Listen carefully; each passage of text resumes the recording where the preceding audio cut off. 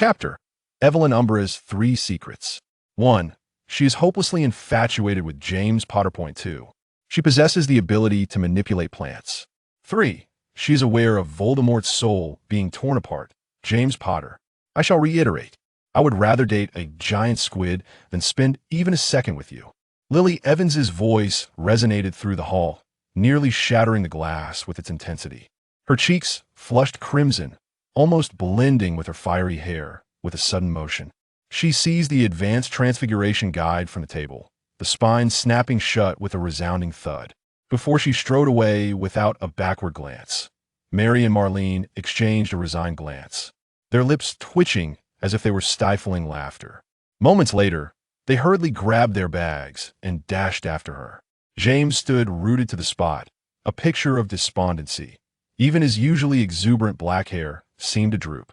But in the next instant, Sirius Black languidly draped an arm over his shoulder, leaning in to whisper something. James's eyes instantly sparkled, his lips curving into that familiar, confident smile, as if the recent blow had never occurred.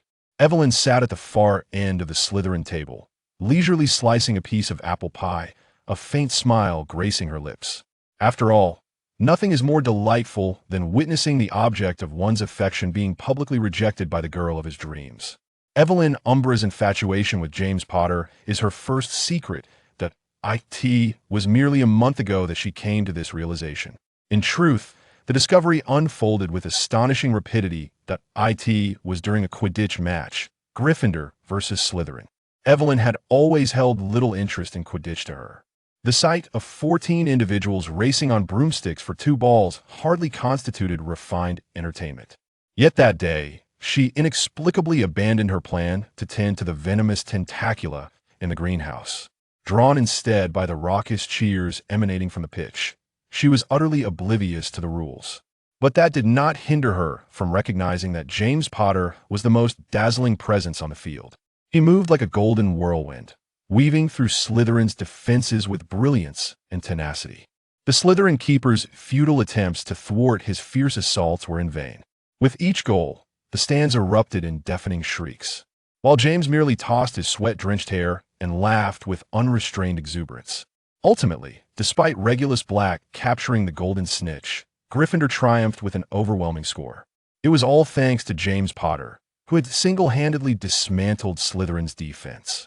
As the final whistle blew, James performed a flip on his broomstick, and Gryffindor's cheers nearly shook the stadium to its core. He soared towards the stands, leaning down to high-five Sirius Black, their smiles gleaming in the sunlight. The sun that day was blinding, yet it paled in comparison to the brilliance of his smile. Evelyn remained seated in the Slytherin stands, her gaze fixed intently on that figure. She had always been enamored with the resplendent, the glimmering jewels, the starry expanse of the midnight sky. And now, her list had grown to include one more item: James Potter, the boy radiating brilliance on the green field. Within 2 minutes, her heartbeat spiraled out of control. Within 3 minutes, she calmly accepted this truth. In a total of 5 minutes, Evelyn Umbra confirmed her feelings for James Potter. This was perhaps the most efficient moment of self-awareness in her life. Her second secret was something she had discerned from a young age. Her mother, Ichare Umbra, was a half-blood witch navigating the world of pure-blood families. With her remarkable beauty and sharp intellect, she thrived in the pure blood circles of the French magical community. Evelyn had long lost count of the number of estates she had resided in or the various uncles she had encountered. Some were generous, others indifferent, but invariably, they would politely invite her and her mother to leave once their interest in Ichare waned. Ichare had casually informed Evelyn that her birth was a spurofemant mistake. That nameless father was merely a fleeting romance from a ball, his visage blurred in her memory. During her pregnancy, perhaps influenced by hormones, Ichare briefly experienced a flicker of maternal instinct, deciding to keep the child. Yet her maternal love extended only to the mere act of keeping. From infancy, Evelyn was entrusted to the care of the house elf, Raffi. Within Raffi's petite frame resided boundless patience. He would narrate stories to Evelyn in a trembling voice, using magic to coax small flowers to bloom by her cradle to lull her to sleep. And from an early age, Evelyn understood the whispers of those plants, Initially, it was merely a vague sensation. Roses lamented the gardener's pruning of their thorns. Wisteria discreetly gossiped about their mistress's new suitor. As she matured, she discovered not only could she comprehend them, but she could also manipulate them, even siphoning their vitality. At the age of 4, she stumbled upon a dying gardenia in the flower bed of Morpheus Manor. Its leaves were yellowed and curled, emitting faint whimpers in the wind. Compelled by an inexplicable urge, Evelyn reached out to touch it, feeling a warm current surge from her fingertips. The next day, the gardenia miraculously revived, its pure white blossoms trembling in the morning dew as if to express gratitude. She named it Little Gardenia, and uncovered an even more astonishing truth. She could not only take life, but also bestow it.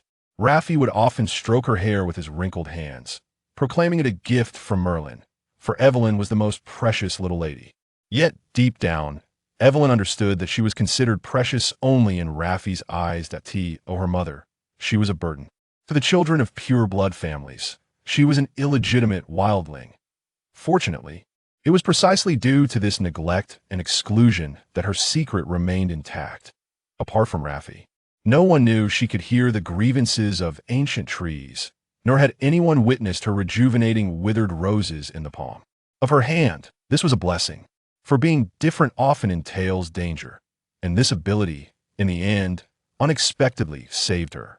When Evelyn turned 15, Ichari became enamored with Abraxas Malfoy at a soiree in France and subsequently relocated to England.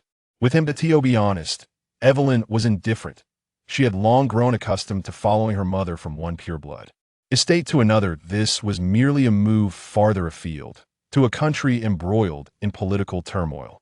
Voldemort, often referred to as the Dark Lord or the Mysterious Man, espouses the doctrine of blood purity and glorifies the malevolent use of dark magic. His Death Eaters spread like a plague in the shadows of the magical realm. It was only upon her arrival in England that Evelyn fully grasped the gravity of the situation. The Malfoy family was not merely a faction of Voldemort's followers. They were among his most trusted confidants. Evelyn, perhaps due to her innate ability to communicate with plants, harbored an instinctive aversion to violence and dark magic. The flora tainted by dark magic emitted heart-wrenching screams, their agony coursing through her nerves, robbing her of sleep. Consequently, she regarded Voldemort's ideology with disdain. Especially after witnessing the shocking reports in the Daily Prophet, she resolved to sever all ties with this dark reality. This determination erupted with full force upon discovering that Abraxas Malfoy intended to offer her to the Lestrange family. What chilled her to the bone was that Ahira seemed to agree with this plan. Sensing Abraxas Malfoy's intentions, she discreetly concealed a small leaf of gardenia in her study. This gardenia, which she had rescued from Morpheus Manor, had now become her most loyal spy. Evelyn had initially planned to flee outright. Yet, she was destitute and had not yet graduated from Hogwarts. In the wizarding world, lacking both galleons and connections rendered her powerless. She knew almost nothing of the Muggle world, and escaping there would be akin to courting death. However, remaining in the magical realm, with the Malfoy and Lestrange families wielding such influence, would render her capture effortless. Yet, Evelyn would rather gamble everything than be entangled with that foolish Lestrange, his deranged wife. And the intricacies of their Death Eater network. The third chilling secret originated from a moonlight plant. The Malfoy family had cultivated this rare magical flora in their study to showcase their taste, believing it could purify the taint of dark magic. Ironically, it was this haughty moonlight plant that revealed everything to her. Voldemort had bestowed upon the Malfoy family a diary of dark magic as a reward, much to Lucius Malfoy's chagrin, as the Dark Lord had given the Hufflepuff cup to the Lestranges. The diary contained fragments of a soul. The whispers of the moonlight plant echoed in her ears, filling her with revulsion. Initially, Evelyn did not comprehend the implications of this.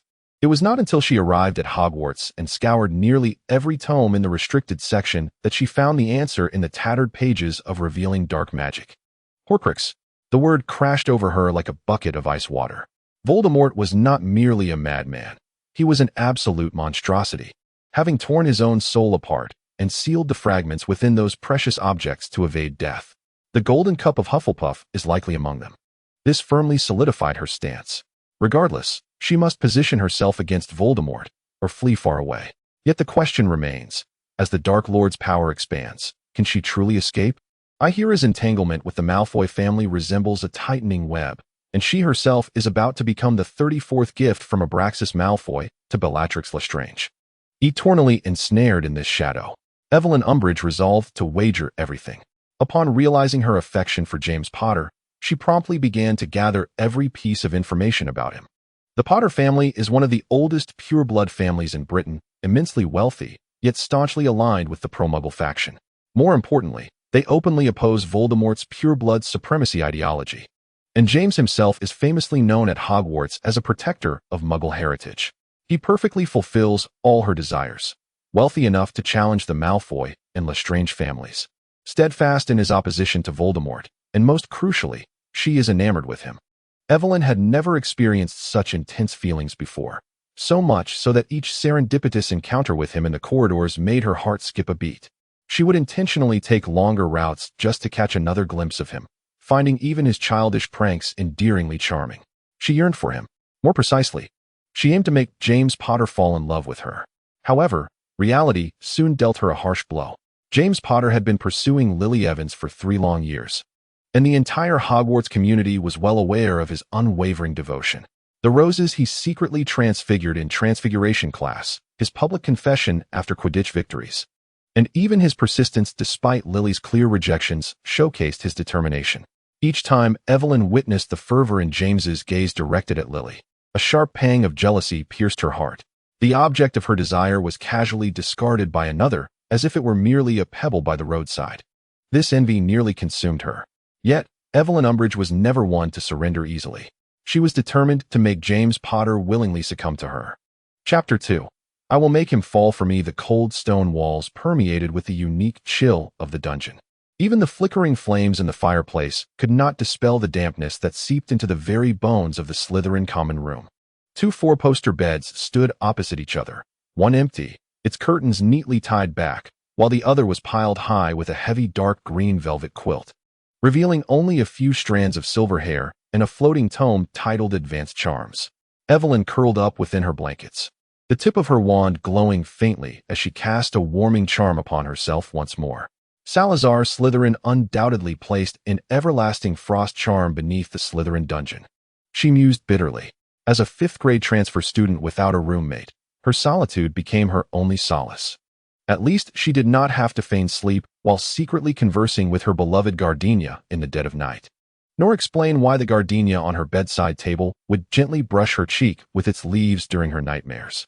At this moment, the gardenia was unfurling its petals under the moonlight, its pristine blossoms resembling a gown adorned with stars, while its sweet fragrance dominantly enveloped the entire room. Are you truly intent on pursuing James Potter? Came the childlike voice of her gardenia, tinged with innocence. A petal fell onto Evelyn's pages, as if silently protesting. She caressed the petal with her fingertips, a smile unconsciously blossoming on her lips. The gardenia, which she had rescued from the brink of wilting when she was merely 4 years old, understood her better than any human ever could. When her mother flitted between the estates of various lovers, it was the gardenia's roots and leaves that twined around her fingers, whispering, "I am here." When pure-blood children mocked her as a nameless wildling, it was the gardenia that built a fragrant barrier around her. Indeed, she closed her book, "I like him." Her voice dipped lower.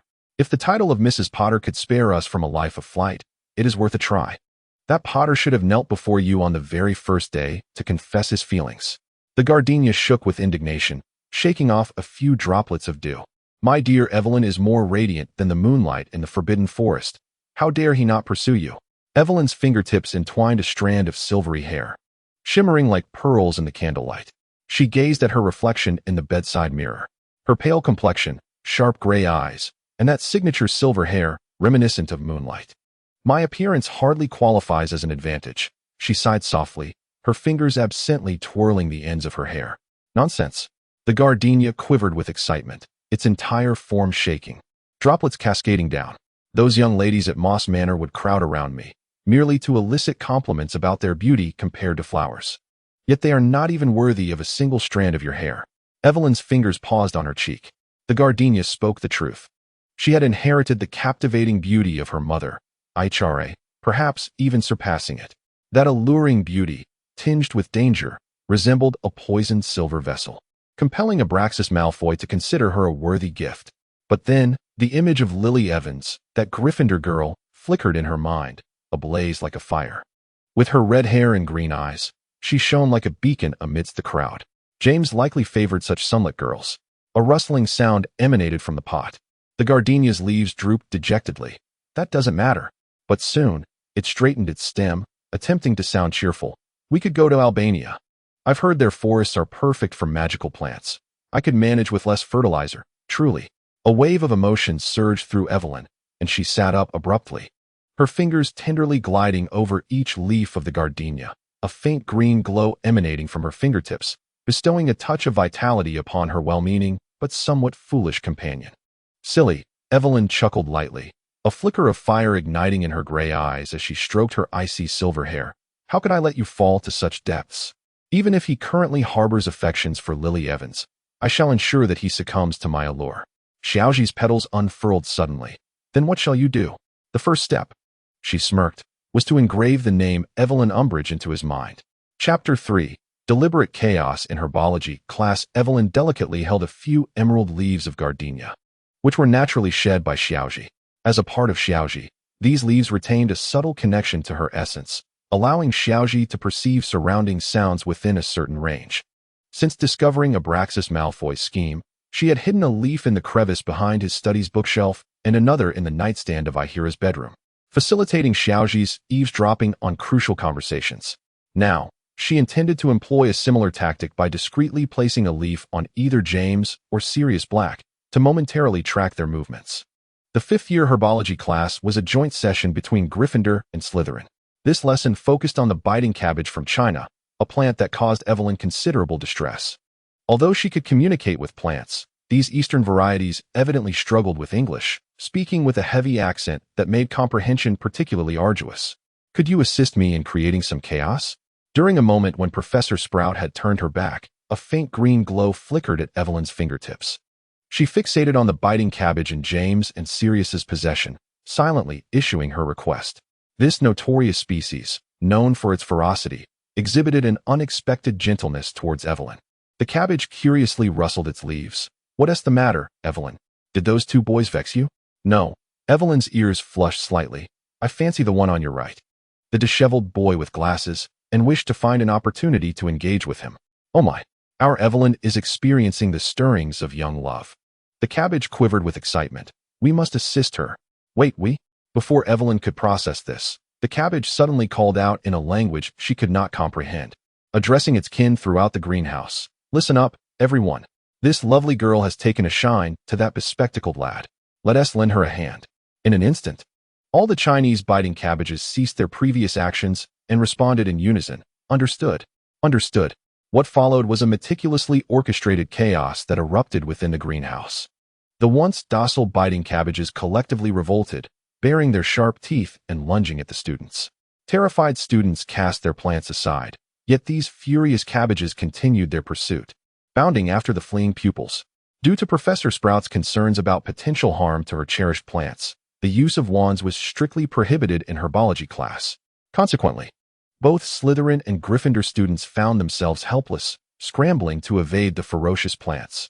Get that oily, foppish one. Clearly up to no good. The curly-haired one ran faster than a rabbit. Don't run away, don't run away. I might break my roots. Ugh, what kind of stench is clinging to that child in the black robe? It smells like a mop. Evelyn, unable to bear it any longer, closed her eyes. She witnessed Snape's long robe being firmly clutched by a cabbage, causing him to crash heavily to the ground. Peter Pettigrew, one of the Marauders, was viciously bitten on the calf, letting out a scream akin to that of a slaughtered pig. Almost everyone was in a state of disarray. Some had their hair caught. Others suffered injuries to their noses, and some nearly toppled a whole pod of dangerous mandrakes in their panicked flight. Potter. Black.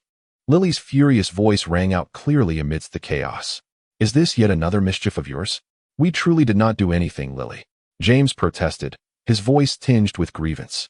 While deftly evading two relentless cabbages, he attempted to explain. Look, they are chasing me, and Bigfoot too. Perhaps it is indeed your doing, which incites them to pursue you so fervently. Mulciber spat, as he struggled to shake off a cabbage that had latched onto his wrist while dodging another's attack. Huh. Maybe it is your fault that they are so madly chasing after me and Fork. Sirius nimbly leaped onto a workbench, retorting. His movements were graceful and swift.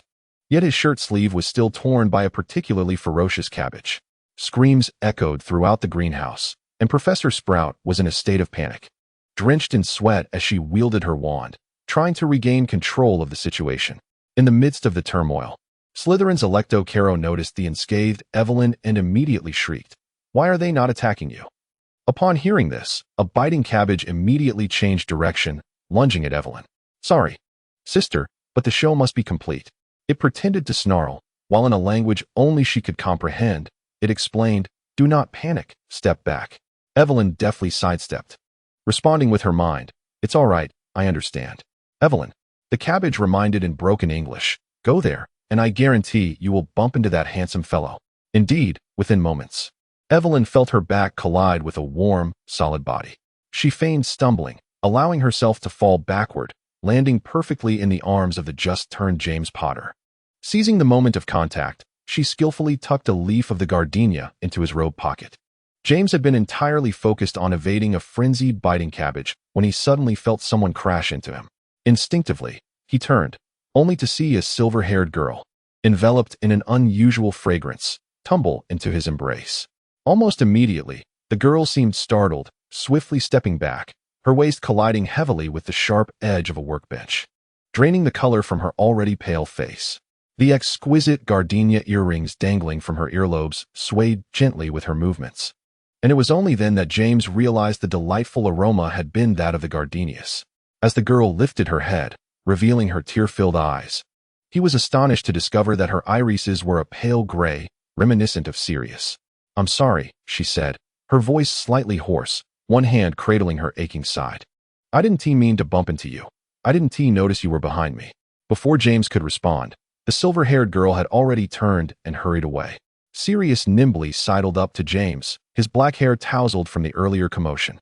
"Are you all right, mate? What did that Slytherin do to you?" "Wait, she is a Slytherin?" James's gaze lingered on the retreating, silver-haired figure. "I've never seen her before. This class is either full of Slytherins or Gryffindors." Sirius shrugged casually, brushing off the dirt from his robe. "But honestly, she didn't do much." James redirected his gaze, pointing at the sharp corner of the table. "I just accidentally bumped into her. It seemed like she hit it pretty hard while trying to dodge." Sirius followed his gaze and inhaled sharply. "Merlin, that corner looks painful." He raised an eyebrow, reverting to his usual nonchalant demeanor. "But since she is a Slytherin, I'd say it's quite commendable that I managed not to laugh." James shrugged noncommittally, soon distracted by other matters. At that moment, the previously rowdy biting cabbages suddenly fell eerily silent, as if the earlier chaos had never transpired. Students exchanged bewildered glances, and Professor Sprout, equally puzzled, adjusted her glasses before instructing everyone to return the plants to their places.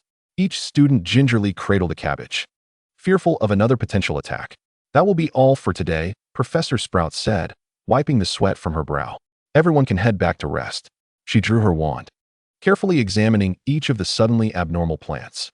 Evelyn intentionally slowed her pace, falling to the back. As the professor turned her back, a soft green luminescence flickered at her fingertips, gently channeling life force to the helpful biting cabbages. One mischievous plant nudged her fingers, whispering in a language only she could comprehend, "Make sure to call on us again." Chapter 4. What is your name? Ouch, that hurts. Evelyn clutched her left side, gasping in pain. She had certainly been reckless, deliberately angling herself to collide with the sharp corner of the table as she panicked and retreated from James's embrace. The impact burned fiercely, and she knew without looking that a bruise was already forming. "Shall I? Are you okay?" G's anxious voice echoed in her ear, the preserved gardenia bud trembling gently. "You should hurry back to the dormitory and tend to that." Evelyn shook her head resolutely. "No, I need to keep this bruise. Tonight, when they go on their nighttime escapade, I want to bring this injury to the hospital wing for a chance encounter." Evelyn was all too familiar with the Raiders' nocturnal habits. As one of the night wanderers, she had encountered countless bizarre scenes in the depths of the night. The head of Gryffindor, Remus Lupin, always spoke to the air while patrolling the corridors alone. It wasn't until one occasion, when she hid behind a suit of armor, that she distinctly heard the boisterous laughter of James, the lazy banter of Sirius, and the high-pitched agreement of Peter. Evelyn suddenly realized that they must possess a magical item akin to an invisibility cloak. This also explained why pranks aimed at Slytherin were executed with such stealth. Yet, Xiaoji's voice was filled with confusion. Did you not successfully make contact with him earlier? Why not simply reveal your name? Evelyn gently pressed her earring, a glimmer of cunning flashing in her gray eyes. That would be far too deliberate, she replied, slowly making her way toward the basement. Each step tugged at her waist injury, yet her smile deepened. I must cultivate an image entirely distinct from Lily Evans in his mind. I aim to plant a seed within him. If Lily Evans is the blazing, radiant sun, then I shall be the lingering moonlight at his window in the depths of night. James had never anticipated that tonight's nocturnal escapade would lead him to encounter the two Slytherin scoundrels, Mulciber and Avery. It was meant to be an utterly ordinary evening. The castle corridors were enveloped in serene darkness, with only a few beams of moonlight streaming through high windows, casting quivering shadows upon the stone walls. He and Sirius tiptoed out of the Gryffindor common room, the portrait of the fat lady gently closing behind them, leaving only a barely audible sigh. They had intended to fetch some sweets from the kitchen for Peter, who was currently curled up in his four-poster bed, pitifully groaning after having been bitten by a biting cabbage during herbology class. Shall we take a detour to the trophy room? Sirius suggested in a hushed tone, a mischievous smirk playing at the corner of his mouth. James nodded in understanding. They could certainly leave Filch a delightful surprise. Perhaps they could make a few trophies suddenly begin to tap dance or arrange the medals in the shape of an old weasel. However, as they stealthily traversed the third-floor corridor, a peculiar whispering floated from an empty classroom. It was not ordinary conversation, but rather an excited, trembling murmur, akin to the rustling of a serpent weaving through the grass. James and Sirius simultaneously halted, exchanging a wary glance. Without a word, their fingers slipped towards the wands hidden in their sleeves, the tips glimmering faintly in the darkness. James silently cast an unlocking charm. The lock clicked softly, and he cautiously pushed the door ajar. A cold gust of air, tinged with a metallic scent, rushed toward him. The sight before him froze his blood. Mulciber and Avery stood with their backs to the entrance, hunched over like two vulture-like creatures, greedily peering down at the podium. The tips of their wands glowed ominously red, illuminating a bloody mass on the table. It was twitching feebly, each convulsion causing more dark crimson liquid to seep along the wooden grain. James spent a full 3 seconds discerning that it was a rabbit, if it could still be referred to as such. Its once snow-white fur was nearly soaked in blood, strands matted together like shredded cotton.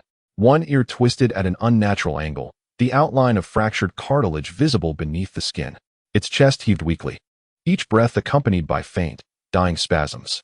A small pool of dark red liquid gathered on the table, its edges beginning to congeal, resembling a thin layer of darkened syrup. What are you doing? James's voice was as cold as ice, each syllable laced with piercing fury.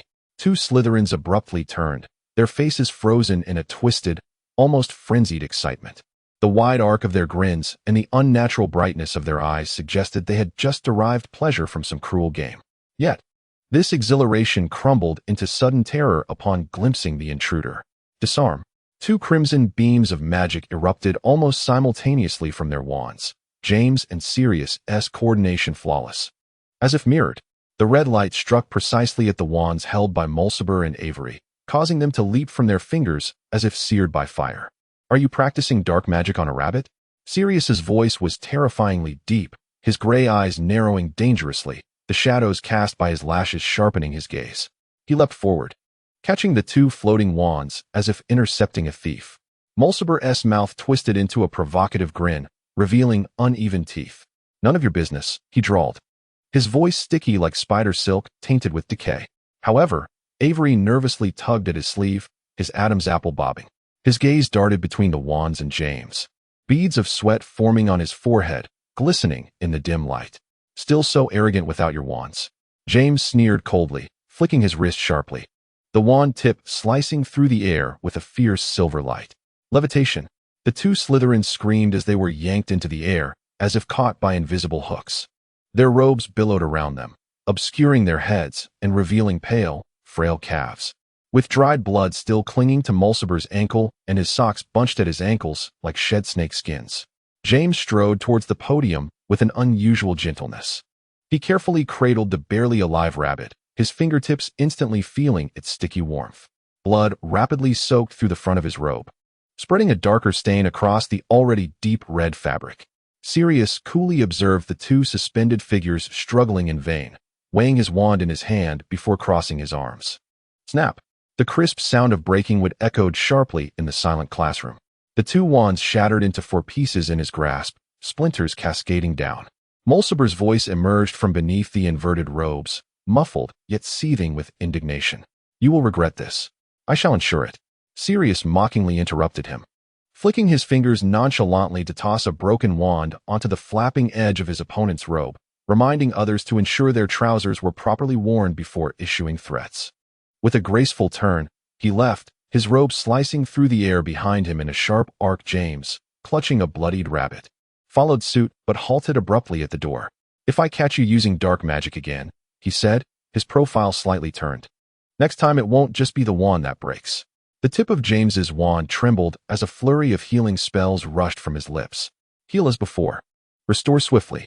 Golden specks of light erupted from the wand, showering the rabbit's mangled body, yet they vanished like raindrops falling into a parched desert. The small creature continued to lose warmth, its soft belly no longer rising and falling. "Is there no hope for recovery?" Sirius asked, frowning. Unyielding, James waved his wand once more, his incantation tinged with desperation. However, when the last flicker of magic dissipated, he could only nod weakly, his throat constricting. "Then let us take it outside and bury it." Sirius straightened up, patting his friend's shoulder.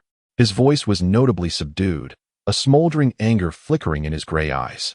James nodded in silence, using the levitation charm to suspend the rabbit in the air. A translucent magical aura enveloped it, bestowing a final semblance of dignity upon the tormented little life. The two boys walked under the moonlight towards the castle. Just as they turned a corner, the sound of delicate footsteps suddenly echoed from the end of the corridor. Instantly, both tensed, their wands aimed at the source of the sound. A silver-haired girl halted a few paces away, her wand already drawn. Moonlight cascaded through the stained glass behind her, casting a hazy silver halo around her figure.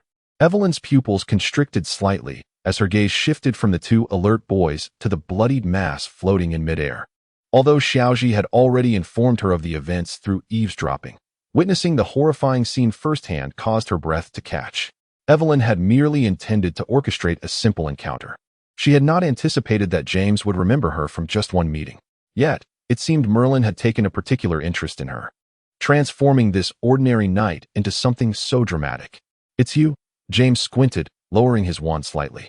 In the moonlight, he recognized the distinctive silver hair of the girl he had bumped into during herbology class. At that moment, her light-colored eyes were filled with vigilance, her wand firmly aimed at them, poised like a duelist ready for battle. "You are abusing a rabbit?" The girl's voice was icy, her fingers white-knuckled around her wand. It was only then that James and Sirius grasped how easily the scene could be misinterpreted. Two boys out at night, a bloodied rabbit, and their wands primed for action. Merlin's beard. "It's not us," James hurriedly clarified, instinctively stepping forward, only to find the girl's wand immediately trained on his throat. He raised his hands in retreat. "It's you Slytherins Mulciber and Avery. We're merely looking for a place to bury it. If you do not believe me, you may ascend to the 3rd floor's empty classroom to take a look. Those two rascals should still be hanging upside down within. What is a Slytherin like you doing here instead of lurking in the dungeons?" Sirius squinted, his tone laced with palpable hostility. Evelyn did not respond immediately. The moonlight streamed through the corridor's stained glass, casting fragmented shadows upon her silver lashes. She raised her chin slightly. "What are you doing here then?" "Night wandering," James replied with a sense of entitlement, noticing the girl's eyes widen slightly at his response. "I sustained an injury in herbology class today." Evelyn recounted her prepared explanation slowly, initially thinking it was not serious, but it grew increasingly painful as the evening wore on. She furrowed her brow at the opportune moment, revealing a hint of distress, hence the visit to Madame Pomfrey in the hospital wing. "Do you remember?" James elbowed Sirius, indicating. "She is the Slytherin who collided with me today." Sirius raised an eyebrow in sudden realization. "Oh, it's her." He elongated the sound, a sly smile curling at the corners of his mouth. "That must have been quite a collision." The atmosphere subtly eased. The three of them instinctively sheathed their wands. "Is it dead?" Evelyn's gaze fell upon the floating rabbit, her voice unconsciously softening. In the moonlight, the rabbit's fur was matted with blood, appearing particularly tragic. I tried numerous healing spells on it, James murmured, but to no avail. Evelyn stepped forward. James sniffed, the rich yet delicate fragrance of gardenias enveloping him once more, even clearer than during the day. Yet, beneath the floral aroma lingered a hint of bitterness from the healing potion. He inhaled deeply. Evelyn leaned in to observe, keenly noting the faintest rise and fall of the rabbit's chest. Give it to me. She pressed her lips together and extended her hands. You want to experiment with dark magic on it, will you? James blurted out, instantly regretting his words. The girl's expression turned icy in an instant. Evelyn remained silent, her gaze fixed unwaveringly on him. Her pale gray eyes, almost translucent in the moonlight, seemed capable of piercing one's soul. James felt an uncomfortable shiver run down his spine, instinctively retreating 2 steps. Evelyn reached out to take the floating rabbit, cradling it gently in her arms. The ivory front of her gown quickly blossomed into a shocking crimson, stark against the moonlit backdrop. Blood trickled down the folds of her dress, staining the stone floor with dark little blooms, prompting James and Sirius to frown in unison. Yet, Evelyn seemed oblivious. Her slender fingers delicately untangled the rabbit's blood-matted fur, her touch tender as if caressing a precious treasure, skillfully avoiding the gruesome wounds. Out of James and Sirius's line of sight, a few flickering green lights seeped through her fingers, vanishing into the rabbit's body before they could disperse. The rabbit's trembling miraculously subsided, its previously faint breaths now steady and rhythmic. Evelyn adjusted her embrace, slightly turning to allow the moonlight to cascade upon her cheek. She had experimented numerous times, discovering that this angle rendered her silver hair in the softest hues, while the shadows cast by her lashes were perfectly balanced. After confirming the rabbit's condition was stable, she turned away without hesitation, silently counting 1, 2, 3. Just as anticipated, the voice of James pierced the silence, inquiring about her name. Evelyn, with her back to them, allowed a subtle smile to grace her lips. She hesitated before turning around, feigning confusion as she blinked. Evelyn Umbridge. How come we haven't met you before? Sirius probed curiously. Evelyn lowered her gaze, focusing intently on the rabbit nestled in her arms. I just transferred from Buxbaton this year, she replied deliberately, her English tinged with a hint of a French accent. I am James Potter, and this is Sirius Black. James introduced himself, scratching the back of his head, his eyes awkwardly drifting elsewhere. The introduction felt abrupt and clumsy, eliciting an eyebrow raise from Sirius. I know, a faint smile played on Evelyn's lips. You are quite renowned. In every sense of the word. She cast a pointed glance at their disheveled robes and dust-laden boots. James spoke earnestly, take good care of it. His tone was uncharacteristically serious. Evelyn offered no reply, merely tightening her hold on the rabbit. The blood-soaked fur pressed against her heart, leaving a deeper stain on her pristine dress. She did not even attempt to use a cleaning spell, as if those bloodstains were badges of honor. Is there anything else? The silver-haired girl cast one last glance at them. Her posture remained straight as she walked towards the Slytherin dungeon, the sound of her footsteps gradually fading at the stone corridor's end. Evelyn Umbridge, Sirius repeated slowly, what a peculiar Slytherin. James nodded thoughtfully in the direction she vanished. Chapter 5. Capturing James Potter's attention. Once out of James and Sirius's line of sight, Evelyn immediately intensified her healing magic. Her fingertips glowed with a vibrant green light, brighter than before, enveloping the rabbit's wounds with warmth and gentleness. She cradled its trembling body with care, feeling its faint heartbeat gradually strengthen. Upon returning to her dormitory, the once near-lifeless rabbit was now wriggling restlessly in her arms, its ears twitching and eyes warily surveying its surroundings. The small plant nearby shook violently, producing a rustling sound as if expressing its astonishment. It noticed the extensive area of Evelyn's skirt stained red, the dark crimson mark stark against the light silk. Merlin's beard, little AI. The plant's voice quivered with concern. That's the silk dress you just bought last week. You could have used the levitation spell. Evelyn drew her wand, giving her wrist a gentle flick, expertly casting several cleaning charms. A silver light glimmered from the tip of her wand, and the bloodstains seemed to be absorbed by an invisible sponge, restoring the dress to its pristine state and rendering the rabbit's fluffy fur clean and soft once more. I observed that James's robe and hands were stained with blood. He must have cradled the rabbit. A slight smile graced her lips. If one is to cultivate an image, Every detail must be meticulously attended to. Embracing an injured creature, bloodied and forlorn, serves to illustrate my kindness, does it not? You have expended precious vitality to heal it. Is that not benevolence enough? The petals of the little G folded inward, her voice tinged with concern, for your complexion appeared rather pallid. Do not fret, Evelyn reassured, extending her hand to gently caress the petals of the little G, their texture soft and cool. In a few days, I shall venture into the forbidden forest to borrow some vitality from the ancient trees. For them, such consumption is but a trifle. She turned her gaze toward the crystal vial upon the bedside, noting that only a shallow layer of dew remained, glimmering faintly like silver in the candlelight. Just enough to replenish you. Evelyn had devoted herself to nurturing the little G. This plant, originally from a non-magical realm, had once clumsily swayed its leaves, responding only in simple affirmations or negations. Yet since she began to care for it, nourishing it daily with pure vitality, administering the finest magical fertilizers, and watering it with dew collected under the moonlight, the little G had not only grown increasingly intelligent, but had also acquired the ability to eavesdrop. Splendid. Little AI is the best. The little G joyfully quivered its petals, exuding a sweet fragrance.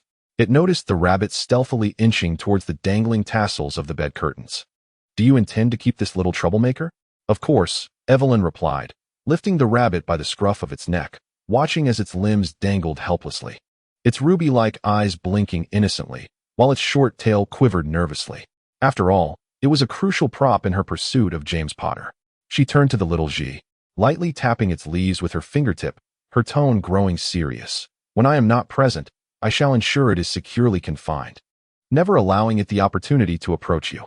I am not afraid of this foolish rabbit, the little G declared proudly, shaking its stem. Suddenly, its leaves quivered slightly, as if receiving some message. Wait, little AI. It seems James has discovered that leaf. He has discarded it. That is of little consequence. A subtle smile graced Evelyn's lips as she flicked her wand, conjuring an exquisite wicker cage to contain the rabbit. Achieving this effect tonight is already commendable. Now, we must proceed to the second phase of the plan. And what is the second phase? The little G inquired curiously, tilting its petals to capture the attention of James Potter. Chapter 6. A serendipitous encounter in the Forbidden Forest. Once again, an unremarkable night enveloped Hogwarts Castle in the stillness of winter. The flames in the hearth had long since extinguished, leaving only faint embers that emitted a lingering warmth. James, feeling listless, flipped through the compendium of curses and counter-curses, only to suddenly close the book with a grin. With nothing else to occupy his time, he decided to drag Sirius and the others for a nocturnal adventure in the Forbidden Forest. He still recalled glimpsing a pregnant unicorn at the forest's edge a few weeks prior. Its silvery mane shimmered under the moonlight, radiating a pearlescent glow, and its gentle eyes seemed capable of seeing into the depths of one's soul. He was eager to ascertain whether the unicorn had successfully given birth. Sirius almost leapt up the moment James proposed the idea, excitement gleaming in his eyes. Finally, some amusement. He languidly stretched his arms, a familiar sardonic smile gracing his lips. He did not wish to spend the entire evening poring over those tedious papers. Remus furrowed his brow, evidently weighing the risks. The Forbidden Forest concealed too many unknown dangers.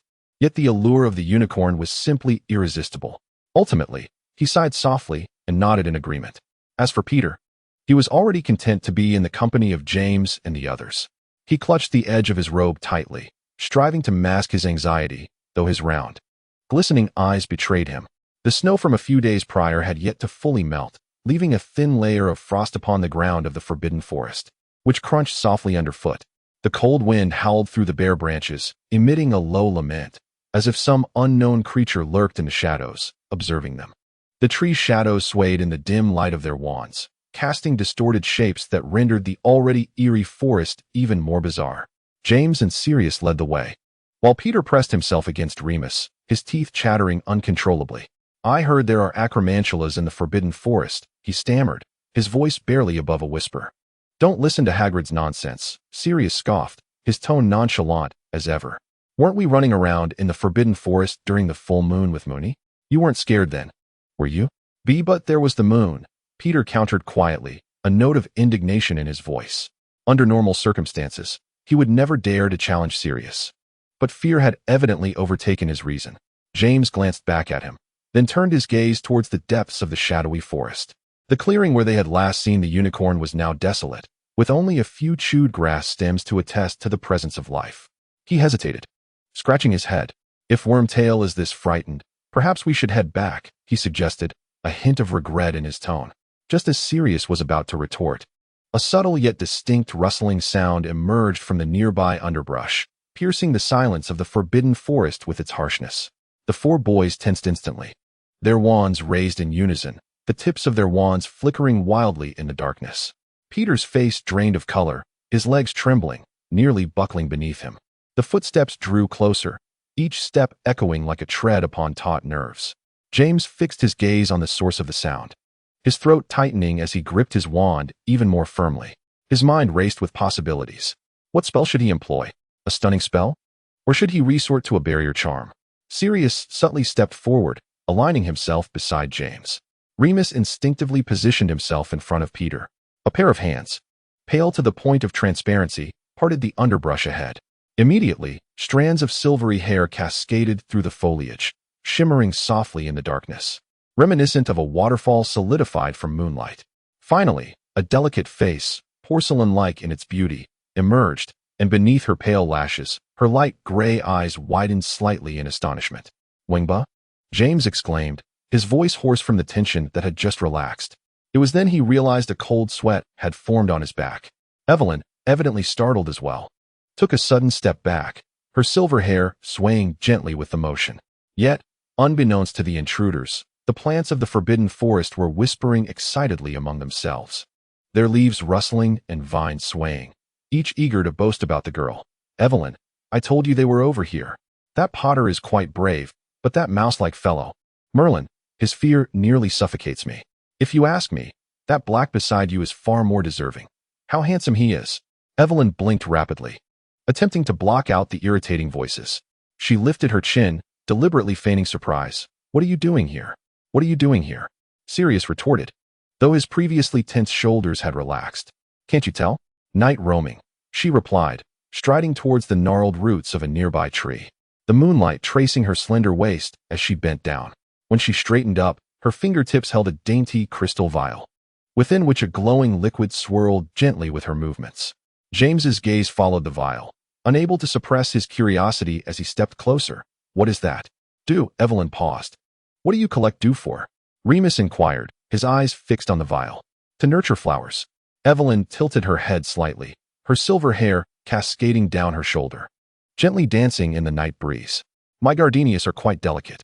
Her tone was earnest. Sirius raised an eyebrow. "Gardenias are delicate?" His gaze darted between her and the glass vial, searching for any inconsistency in the words of this Slytherin girl. A barely noticeable smile curved Evelyn's lips. "She is my flower, hence she is precious."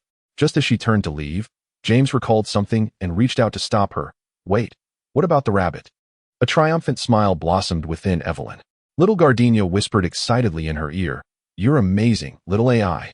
No wonder you've been avoiding them for the past 2 weeks." James must have wanted to inquire for quite some time. "I kept her in the dormitory." She quickly masked her expression, focusing warily on James. "What do you want?" "It survived?" James's voice brimmed with disbelief, vividly recalling the rabbit's near-death state. Evelyn nodded slowly. "It has survived." Her gaze swept across the faces of the four, delivering an undeniable warning. "But it is now my rabbit, so do not think of taking it." Before James could speak again, she gracefully turned away, her silver hair tracing a luminous arc through the darkness, swiftly engulfed by the shadows of the forbidden forest. "Is this the peculiar Slytherin you mentioned last time?" Remus pondered, gazing thoughtfully in the direction she had vanished.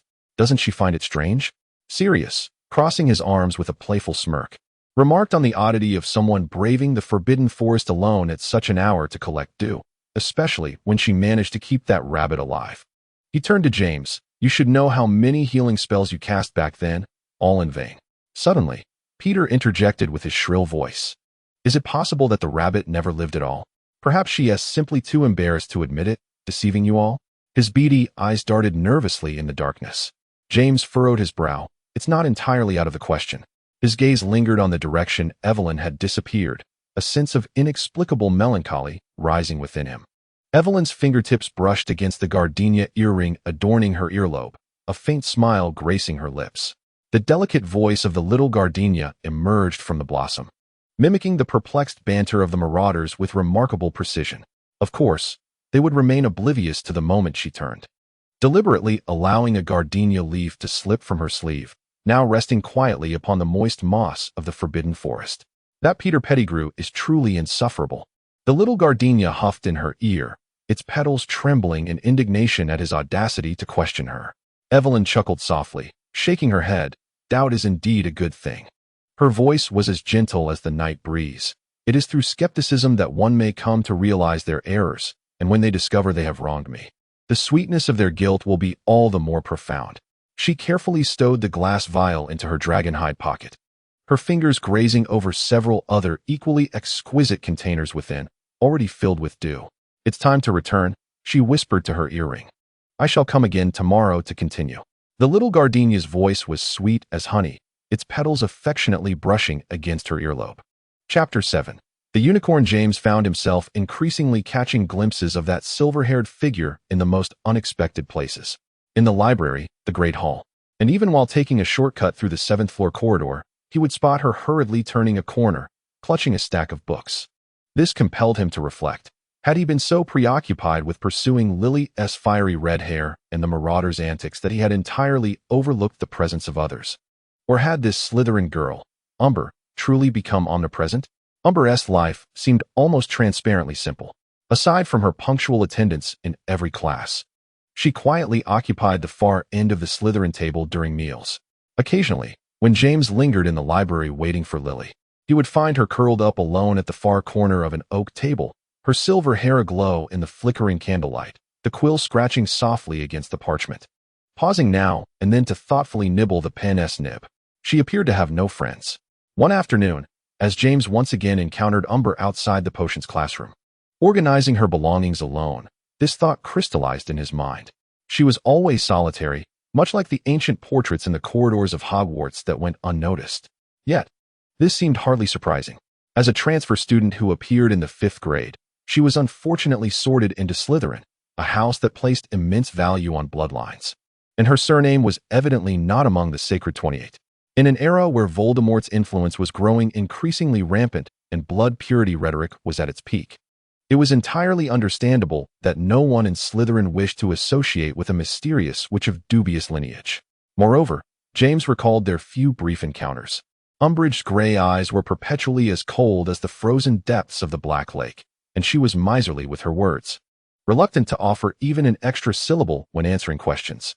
However, to James, Umbridge was merely an inconsequential footnote in the narrative of his life. At this moment, his thoughts were wholly consumed by another matter. Lily's birthday was fast approaching. He had heard Mary mention that Lily was currently studying an exceedingly complex potion, one for which even the ingredients were difficult to procure, particularly unicorn hair. Initially, James had contemplated ordering it directly from the potion shop, but the rarity of the item made it scarce, with orders extending as far as 2 years into the future. Thus, he resolved to venture into the Forbidden Forest himself to obtain unicorn hair. Since their last expedition into the forest, Peter had adamantly refused to set foot in the dark woods again. Remus, as a prefect, had nightly patrols to attend to, and while Sirius had accompanied him on a few occasions, they returned empty-handed each time. Gradually, James was on the verge of giving up. Yet, on the eve of Lily's birthday, he lay in bed, staring at the swaying shadows cast by the 4-poster bed curtains, tossing and turning, unable to find slumber. The moonlight streamed through the window, tracing a silver streak upon the floor.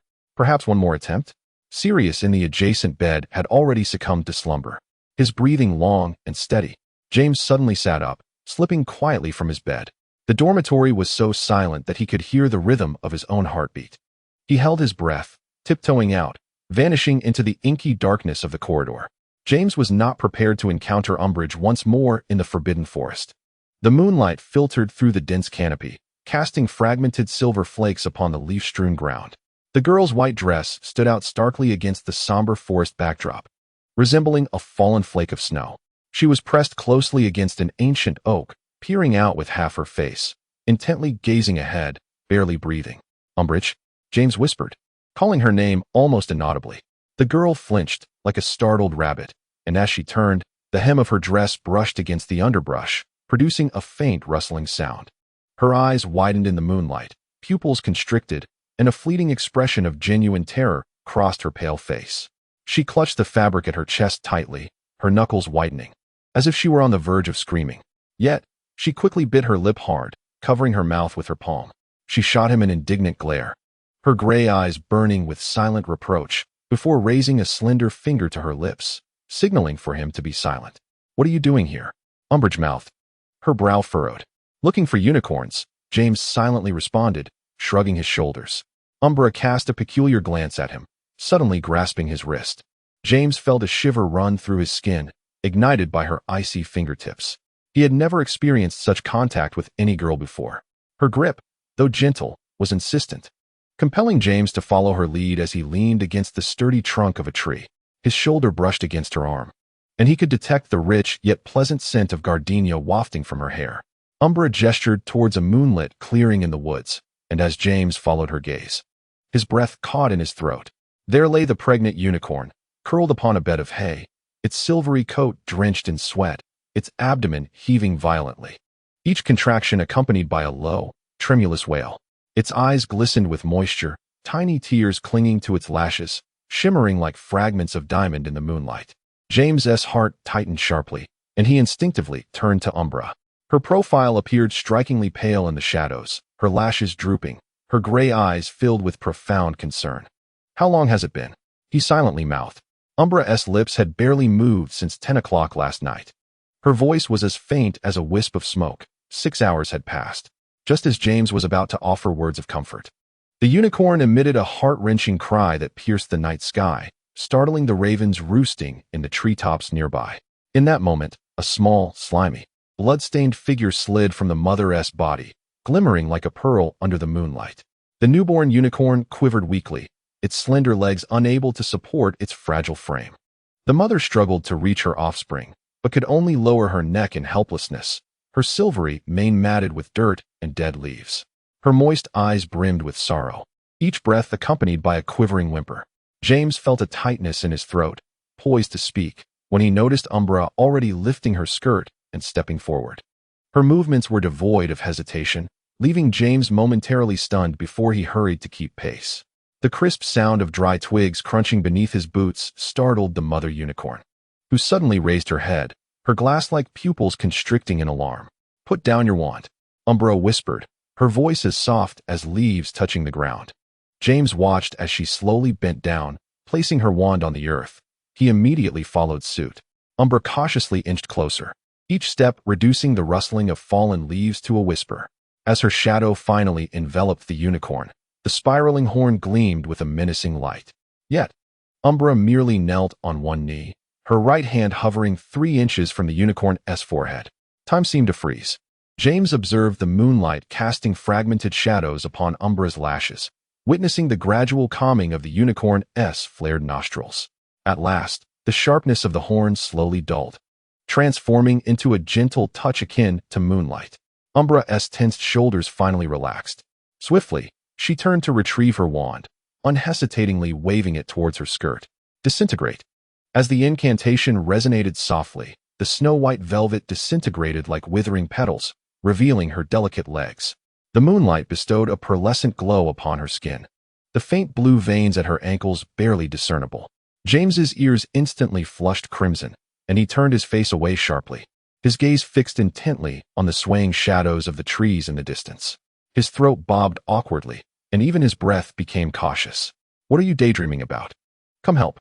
Umbra's voice, laced with annoyance, pressed a stack of soft fabric into his stiff palm. It was only then that James seemed to awaken from a trance. Clumsily accepting the warm cloth, his fingertips accidentally brushing against her icy knuckles, an electric sensation that nearly caused him to drop the fabric. Together they knelt before the fragile new life. Umbra's movements were tender, akin to unwrapping a precious gift, as her fingers delicately peeled away the amniotic membrane. The tiny unicorn emitted a faint, kitten-like whimper, its damp lashes trembling. Mimicking her, James gently wiped the creature's golden fur, the hue reminiscent of captured dawn. With each stroke, the unicorn's coat began to shimmer with a satin-like sheen. When Umbra cradled the little one, the typically wary unicorn foal nuzzled its moist nose into her embrace, its slender legs affectionately entwining her wrist. A light ignited in Umbra's gray eyes that James had never witnessed before, her smile bringing her face to life. "Would you like to touch it?" she asked, tilting her head. The little unicorn purred contentedly in her arms, seemingly accepting the invitation. James held his breath as his index finger gently glided across the warm, golden fluff. The sensation surpassed even the finest velvet, and the creature's warmth seeped through his fingertips, igniting an unusual warmth in his chest, as if someone had submerged his heart in tepid water. Umbra cautiously leaned down, placing a soft kiss atop the little unicorn's fuzzy head before gently returning it beside its mother. The unicorn mother affectionately nudged the girl's arm in gratitude. Umbra cast a lingering glance at them, bent to retrieve the wand that had been forgotten on the ground, and then gently tugged at James's sleeve, signaling him to leave together. Chapter 8. You share the same birthday as her? Goodness, how exhilarating. James clutched his chest, his heart racing as if it might leap from his throat at any moment. Not only did we witness the birth of a unicorn baby today, but we also touched it. By Merlin's beard, its fur is softer than silk. Umbra's lips curled into a slight smile, the moonlight illuminating her profile and casting a gentle outline. She turned her head, curiosity sparkling in her eyes. "What brings you to seek out unicorns?" James, vexed, slapped his forehead, tousling his hair into a disarray. "What do you think are the chances of us finding a unicorn hair on the ground if we return now? Today is Lily's birthday, and I wanted to gift this to her." His voice brimmed with youthful fervor. "You might not know yet since you're new to Hogwarts. Lily Evans. She's the girl I fancy, with the most beautiful red hair, dazzling like flames, and a pair of green eyes clearer than the lake." Evelyn had to admit that even though she was already aware of this fact, when James uttered it before her, her heart felt as if it were being tightly grasped by an invisible hand, causing her almost to suffocate with pain. She quickly adjusted her breathing, her lashes lowered, casting a small shadow beneath her eyes, as she forced a melancholic smile that she had rehearsed countless times. Then, she slowly retrieved a handkerchief embroidered with gardenias from her sleeve and handed it to James. He received it with a look of bewilderment, carefully unfolding it, revealing glimmering strands of unicorn hair wrapped within, flowing like a river of stars in the night. "Merlin!" James exclaimed, his eyes widening as if he had stumbled upon the most precious treasure in the world. "Take it and give it to her." Evelyn's voice was like a whisper of the night breeze, so faint it was almost inaudible. "After all, I picked it up merely for amusement." "Thank you so much, Evelyn," James cried out excitedly, his face lighting up with a radiant smile, as if he had been illuminated from within. Evelyn noticed that he now addressed her as Evelyn instead of Umbra. James held the shimmering unicorn hair in his hands, gently caressing its silky texture. Yet a slight frown creased his brow. He lifted his gaze, his expression earnest. "But I cannot accept this for free. I know unicorn hair is quite valuable in the market. I can pay you the market price, as if I were purchasing it from you." Evelyn shook her head, the night breeze stirring the wisps of hair at her temples, gently swaying beside her pale cheeks. "No need." Her voice was resolute yet tinged with a hint of disappointment that James could not fathom. "Consider it my blessing for classmate Evans." James scratched his head in distress. Then suddenly his eyes brightened. "How about this? I will give you a birthday gift when your birthday comes." He leaned in closer, excitement radiating from him. "When is your birthday?" Under the moonlight, Evelyn's lashes fluttered slightly. James noticed her giving him that peculiar look again. But this time her eyes were filled with a deeper sense of loss. "What's wrong?" he asked, tilting his head, his shadow stretching long on the grass. "My birthday is also today." James's eyes widened in shock, his mouth slightly agape. The moonlight illuminated his astonished face, rendering it quite comical. "Oh my goodness," he murmured. "You share a birthday with Lily." Evelyn nodded gently. She saw the moonlight casting fragmented spots on James's round-framed glasses, observed the movement of his Adam's apple, and noted the complex expression of guilt, surprise, and bewilderment that flickered across his face. "Happy birthday, Evelyn," James said earnestly, gazing at her. His hazel eyes sparkled, as if filled with stars from the entire galaxy. "Even though I just found out, I promise to keep my word." He flashed a brilliant smile. "I will surely make it up to you with the best birthday gift." Evelyn feigned indifference, shaking her head lightly, her slender fingers brushing over the folds of her robe. As she turned away, a subtle smile played at the corners of her lips, barely noticeable, yet full of meaning. "A week ago, She unexpectedly discovered that she shared her birthday with Lily Evans. The revelation left her momentarily stunned, followed by an involuntary bitter smile. How ironic fate can be. Who would share a birthday with their rival? Yet, soon, a plan began to quietly take shape in her mind. She noticed that James had been mysteriously dragging Sirius into the Forbidden Forest, so she discreetly inquired about the flora within. The delicate leaves and whispering vines informed her that James had been searching for unicorns, intending to gift their hair to Evans. Alas, he had come up empty-handed for several days. Evelyn knew James too well. He would never easily surrender. Thus, that night, she cloaked herself in the darkness and stealthily entered the Forbidden Forest, silently awaiting among the dim shadows of the trees. Initially, she intended to merely feign a chance encounter, casually revealing that she too was in search of unicorns. To her surprise, the forest's flora provided her with unexpected news. A pregnant unicorn was struggling to give birth deep within the woods. The ensuing events unfolded naturally. She deliberately displayed a look of disappointment in front of James. Even if he did not inquire at that moment, soon enough, he would inadvertently uncover the reason for her dismay. With this thought, a broader smile graced Evelyn's lips. Her mother excelled at such tactics of feigned indifference, leading those proud pure-blood wizards to willingly succumb to her charms. Little did her mother know that the daughter who appeared indifferent before her had mastered these strategies with finesse. However, Evelyn had no interest in mingling among the masses like her mother did. Her singular goal was to capture the heart of James Potter. The biting cold wind, accompanied by the remnants of snowflakes yet to melt, brushed against Evelyn's bare calves, eliciting a subtle shiver. For this evening's encounter, she had donned a newly tailored white velvet gown, the hem artfully cut short to barely cover her thighs, revealing expanse of pale skin. She feigned a casual shiver, wrapping her arms around herself, her fingertips gently caressing the crook of her elbows. Indeed, within moments, a coat imbued with the scent of pine fell over her shoulders. The warmth still held traces of youthful heat, compelling her to take a discreet breath of its comforting essence. Evelyn feigned confusion as she lifted her gaze, locking eyes with James, whose gaze hastily darted away. His eyes flickered briefly over her bare legs before he flushed a vivid crimson, the color starkly illuminated by the moonlight. Evelyn inwardly reveled in her triumph. Your dress. James's voice was slightly strained, his throat visibly tightening. You should wear it. You might catch a cold. As he spoke, he clumsily unfastened his robe and handed it to her. You can use this to cover yourself. As Evelyn reached out to accept it, she deliberately allowed her icy fingertips to graze his palm. She noticed his pupils dilate slightly, akin to a startled fawn. Thank you, she said, lowering her gaze to adjust the robe still warm from his body, her thick lashes casting delicate shadows on her cheeks. I will return it washed by breakfast. James glanced at his watch. There was no need to rush. His voice regained its usual cheerfulness. Tomorrow, both our houses will attend the defense against the dark arts class together. Just remind me then. Evelyn nodded gently, a barely perceptible smile gracing her lips.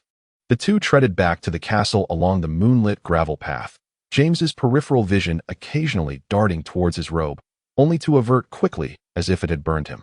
Chapter 9. The robe. Upon returning to the dormitory, James quietly closed the door, wary of disturbing his slumbering roommates. Moonlight filtered through the canopy of his four-poster bed, casting dappled shadows on the oak floor.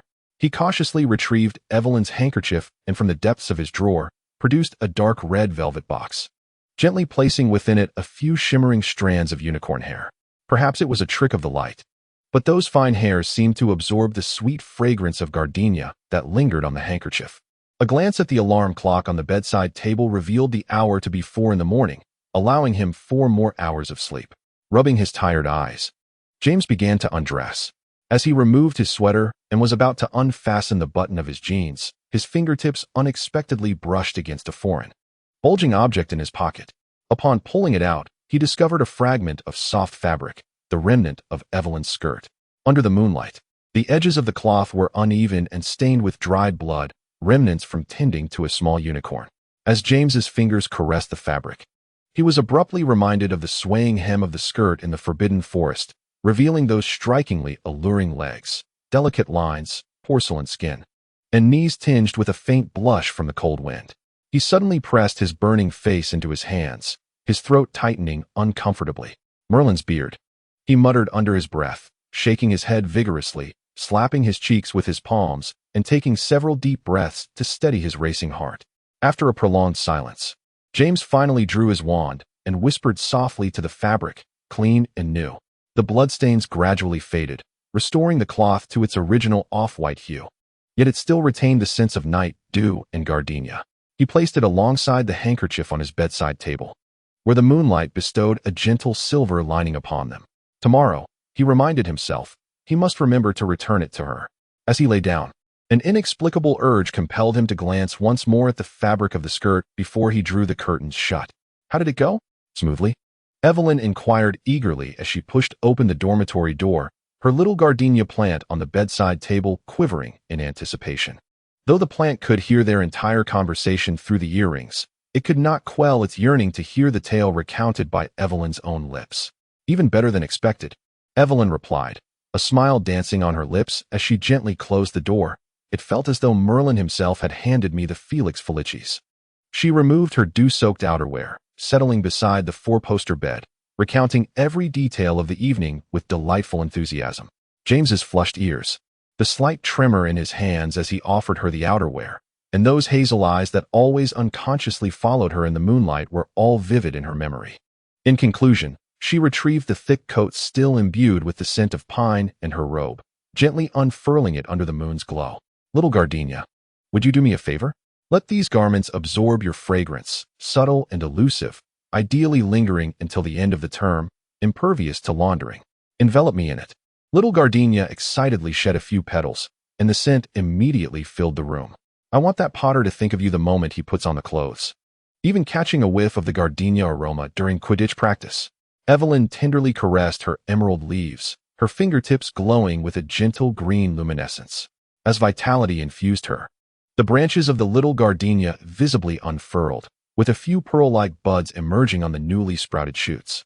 Evelyn meticulously hung James's garments at the head of the bed, watching as the essence of the gardenia gradually seeped into the fabric fibers. Tomorrow, during Defense Against the Dark Arts class, when James dons this coat again, he will inhale her unique gardenia scent. She intended for him to be imbued with her essence. Lily held the gift, her expression fraught with conflict. James discerned the struggle in her eyes. The unicorn hair was far too precious, making her hesitate to accept such a lavish present. Don't overthink it. James shrugged, striving to sound nonchalant, claiming he had simply found it during a late-night excursion in the Forbidden Forest. He deliberately omitted the details of that night, avoiding mention of the moonlit silver hair. Finally, Lily nodded and carefully tucked the gift box into the pocket of her robe. Thank you. Her voice was soft, yet it made James's heart skip a beat. Once Lily departed the common room, James immediately seized Sirius's sleeve, exclaiming eagerly, Bigfoot, did you hear that? Lily just thanked me. Indeed, indeed. Sirius drawled, his eyes glinting with mischief. Next, she'll be kissing you beneath the mistletoe. He lowered his voice, adding, but seriously. We scoured the Forbidden Forest that day and found no unicorns. Where did you procure that hair? I thought you would end up giving her that ruby necklace instead. Memories of the previous night surged forth like a tide. The silver glimmering hem of a dress, fragments of cotton stained with blood. James's throat tightened, his fingers instinctively reaching for something in the pocket of his robe. Unable to sleep, he had wandered, avoiding his friend's probing gaze. Lucky enough to find it on the ground. Suddenly, he seemed to recall something significant, hastily extracting parchment and a quill from his bag. Sirius leaned in. Writing a love poem for Lily? Need help with the rhymes? No. James instinctively retorted, I want to order a gift. The other Marauders exchanged puzzled glances. Remus gently inquired, for whom? The name caught in James's throat, and the image of a pair of disappointed gray eyes flashed before him. A secret, he finally mumbled. After a moment, he lifted his head, somewhat uncertain. What do you think is a suitable birthday gift for a girl? Peter squeaked. Are you already preparing for Lily's birthday gift next year? Not Lily. James's voice tightened. It was someone he wasn't particularly close to. But I promised to give her a gift. The three exchanged glances once more, Sirius's eyebrows nearly soaring to his hairline. Remus cautiously inquired, what does she enjoy? The scent of jasmine stirred within the recesses of memory. James abruptly leapt to his feet. What a splendid idea. I have it, he exclaimed, nearly bolting towards the dormitory, leaving his three friends in a state of perplexity. As James penned his letter and prepared to don his robes for the Great Hall, he found himself frozen in place. The wardrobe stood empty, save for a few solitary casual garments hanging forlornly. It dawned on him that the robe he had lent to Evelyn yesterday was indeed his last. Counting on his fingers, he recalled his original 3 robes, one left behind during the Christmas holidays, another tragically torn into tatters by a cutting curse during a rather amicable exchange with Snape, impervious even to the repairing charm. And now, he was faced with Professor McGonagall's Transfiguration class, devoid of a robe. James raked his already disheveled black hair in frustration. He suddenly regretted declining Evelyn's offer to return the robe at breakfast, but then recalled, based on his previous casual observations, that Evelyn rarely graced the breakfast table, likely preferring to catch up on sleep in the dormitory. They had returned from the Forbidden Forest just shy of 4 in the morning, and Evelyn had mentioned she had been there since 10 o'clock the previous night. At this thought, a wave of inexplicable satisfaction washed over James. His suggestion had indeed been considerate, allowing Evelyn a bit more rest, with the intention of returning his robe after defense against the dark arts class. Yet, this very decision had now ensnared him in an embarrassing predicament. Professor McGonagall's gaze swept across the classroom like a searchlight, finally resting upon James. Her slightly raised eyebrow instinctively made him shrink his neck. Though this stern Transfiguration professor was often lenient with him, she was unwaveringly meticulous in enforcing school regulations. "Mr. Potter, where is your robe?" The classroom fell silent, the scratching of quills on parchment ceasing abruptly. James felt his ears begin to burn, and he awkwardly tugged at the collar of his sweater. "I apologize, Professor. My robe is still drying after being washed." This clumsy excuse made McGonagall's lips tighten further. Her wand lightly tapped the podium, producing a crisp sound. "Assuming you are aware of your status as a wizard, Mr. Potter, I would expect you to have mastered the drying charm by your 2nd year." A ripple of good-natured laughter erupted from the Gryffindors. Even the usually serious Ravenclaws could not suppress a chuckle. "In the next class, I expect to see you in a complete robe," Professor McGonagall finally relented, though her eyes remained fixed on him with a warning intensity. James nodded as if granted a reprieve, hastily sitting down, and before he could settle, Sirius leaned in. "What's the matter, mate?" "I lent it to someone," James replied vaguely. Sirius furrowed his brow. "Who did you lend it to?" "Don't ask right now," James hurriedly interjected, shifting the topic. "I was up late last night. I need to catch up on some sleep." He rested his flushed cheek upon his arm on the desk, under the scrutinizing gaze of Sirius and the contemplative look of Remus. In the pocket of her trousers, a fragment of cotton and a handkerchief inexplicably grew warm. As Evelyn hastily made her way to the defense against the dark arts classroom, the clock's hands indicated that only 3 minutes remained until class commenced. Clutching a bag containing James' clothing, her hair was slightly disheveled from her hurried pace. The moment she pushed open the door, a familiar figure sprang up from his seat. James Potter's eyes sparkled with joy upon seeing her. The young man rushed towards her, his tall silhouette casting a shadow in the sunlight streaming through the corridor. Evelyn found herself looking up slightly. The sunlight adorned his outline with a golden hue, and his eyelashes cast delicate shadows upon his cheeks. Her heart skipped a beat. "Wonderful," James exclaimed, unceremoniously grasping her wrist, the warmth of his touch seeping through her sleeve. As he pulled her outside, he lowered his voice, requesting a moment to converse. Through James' shoulder, Evelyn noticed the entire classroom's gaze fixated upon them. Gryffindor students gaped, with Sirius dramatically rubbing his eyes. Meanwhile, a few girls from Slytherin whispered among themselves, their eyes sparkling with intrigue. Chapter 10. Is it not suspicious in the least? In the corridor, James eagerly took the bag from her, deftly donning his school robe. His movements were imbued with the agility characteristic of a Quidditch player, the tips of his hair gently swaying with his haste. "Thank goodness you brought this," he remarked while fastening the buttons. "It's my last school robe." Professor McGonagall might be lenient, but if that old scoundrel, Picardy, catches wind of this. James noticed a flicker of guilt in Evelyn's eyes. Her slender fingers unconsciously tightened around the drawstring of the bag. "I'm sorry, I should have delivered it at breakfast." "Don't worry about it."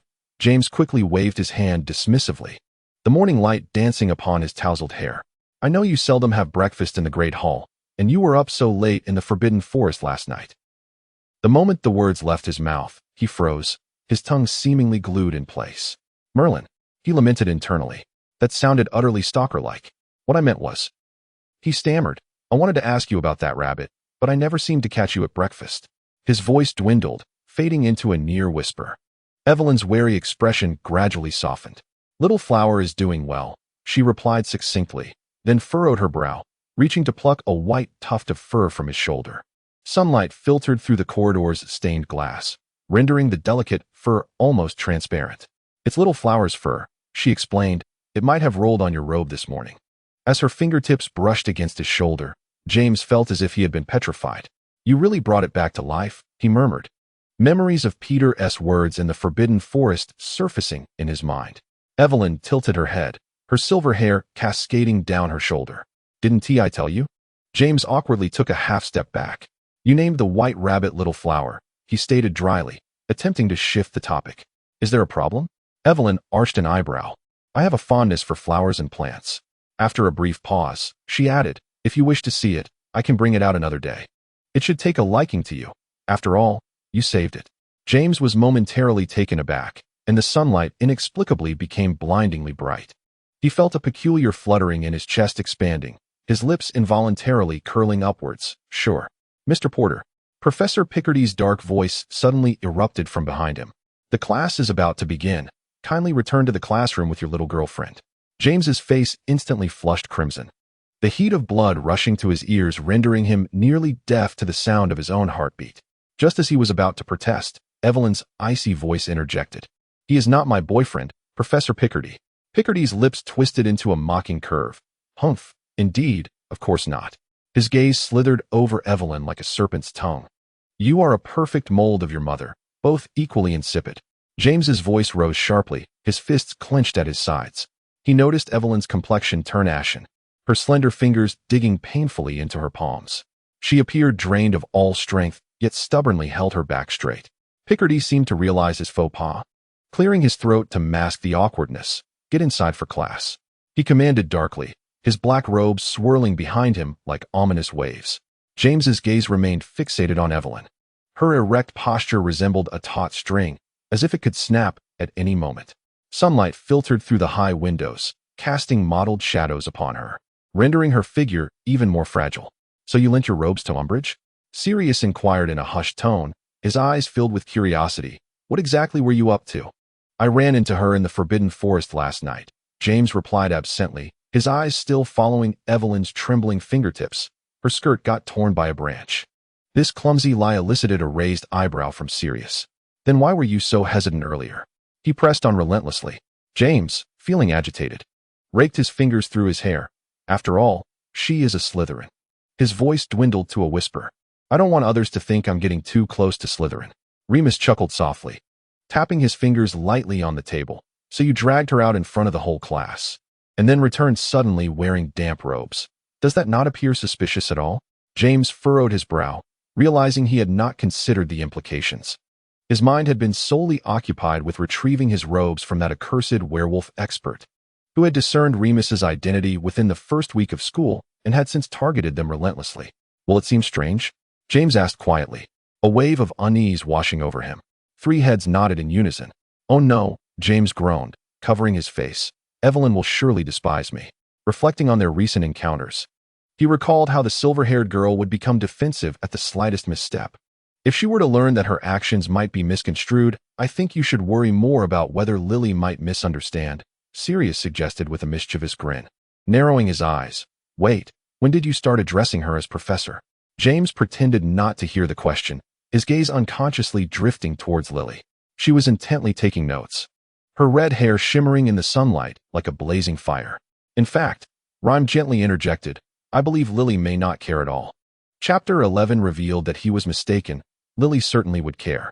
Evelyn thought with delight, her lips involuntarily curling into a cheerful arc. Compared to those boys with emotional intelligence akin to a mere teaspoon, who could hardly fathom the complexities of a girl's heart, she was acutely aware of Lily Evans' feelings for James. Beneath the layers of irritation lay a concern that even Lily herself might not entirely recognize. Long before she began to harbor secret affections for James, she had inadvertently overheard Lily and her two friends whispering complaints about James Potter's various foolish antics in a corner of the library. At that time, Evelyn found it amusing, even somewhat poignant. The thoughts of youth are often like this. The more vehemently one denies, the more they reveal their true feelings. If Lily Evans truly despised James to such an extent, How could she possess the patience to remember every foolish thing he had done? Nevertheless, Evelyn was not surprised.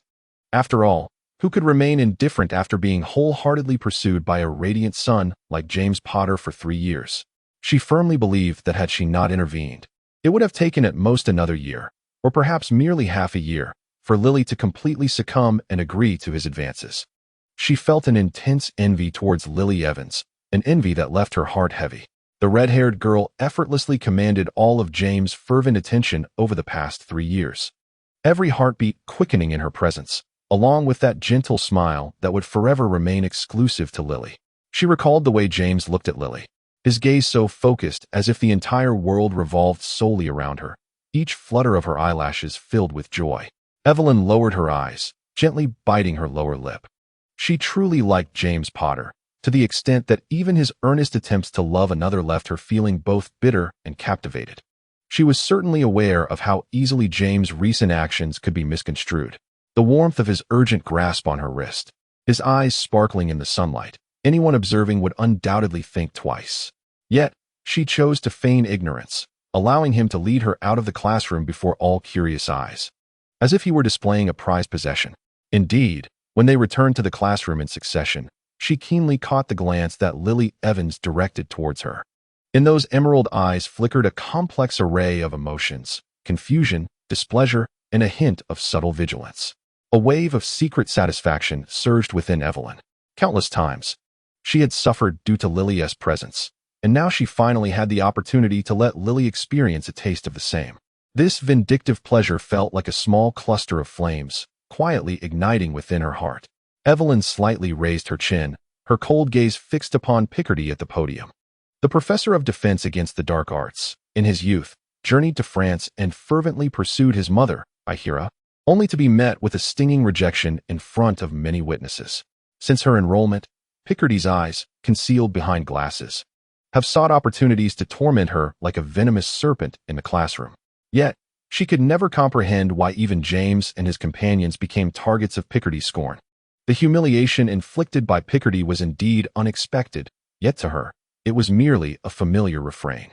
From the moment she could recall, the label of promiscuity had clung to her like a second surname. She could have easily scoffed in indifference, yet in a flash of resolve, she altered her course. Discreetly, she dug her nails into her palm until the pain coaxed physiological tears to well in her eyes, coupled with her slightly trembling lips, presenting an image of someone enduring a heavy blow while maintaining composure. Indeed, from the corner of her eye, she noticed James's gaze shadowing her every move. When Picardy turned to scribble on the blackboard, Evelyn lowered her head slightly, allowing her silvery hair to cascade and obscure her profile.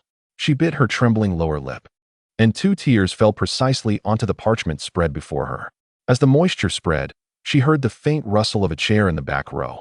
He noticed. Evelyn was certain that every meticulously crafted display of her vulnerability had pierced his heart with precision. Chapter 12. She was probably alone again. James forced himself to tear his gaze away from Lily's fiery red hair, redirecting it aimlessly towards Evelyn. As Professor Picardy turned to scribble hastily on the blackboard, he observed that the girl who had maintained her posture and feigned nonchalance slightly recoiled, quickly lowering her head. Several crystalline tears fell silently, darkening the surface of the table. She was weeping. This realization struck James like a blunt force against his chest, tightening his stomach and making his breath feel searing.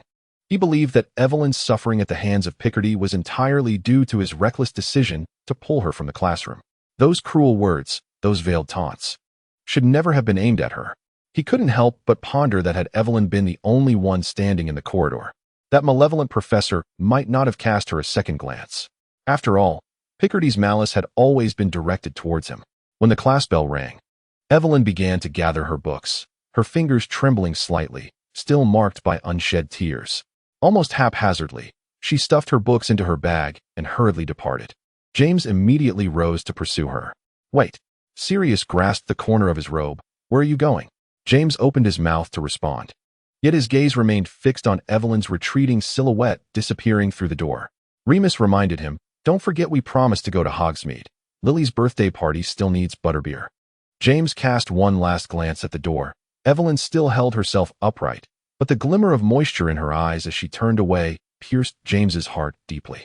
He mechanically nodded and followed his friends into the secret passage, yet his thoughts lingered on the tear that had fallen onto the parchment. That scoundrel Potter didn't he even chase after me?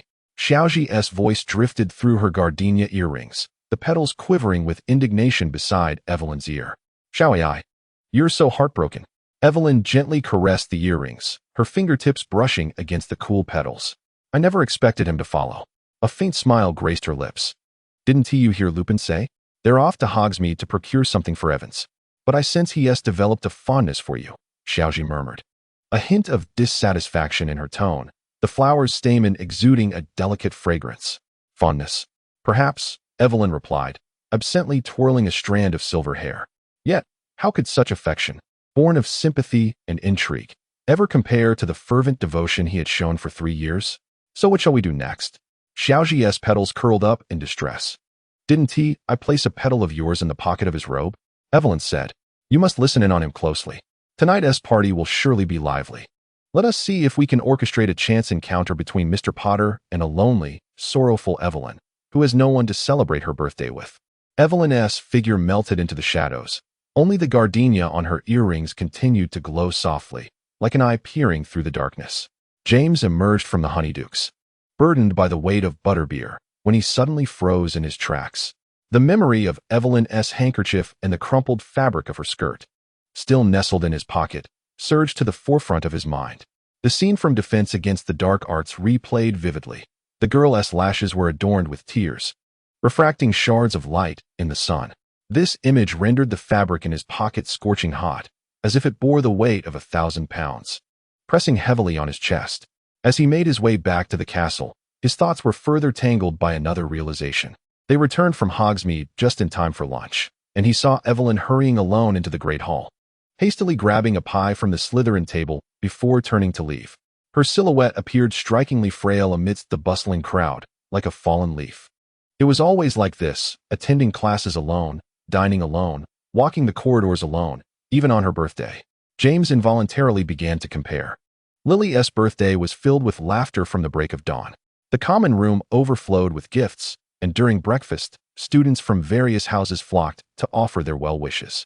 Even the perpetually glum Snape had made an effort, presenting her with a beautifully bound potions book. And tonight, a party was specially arranged in her honor.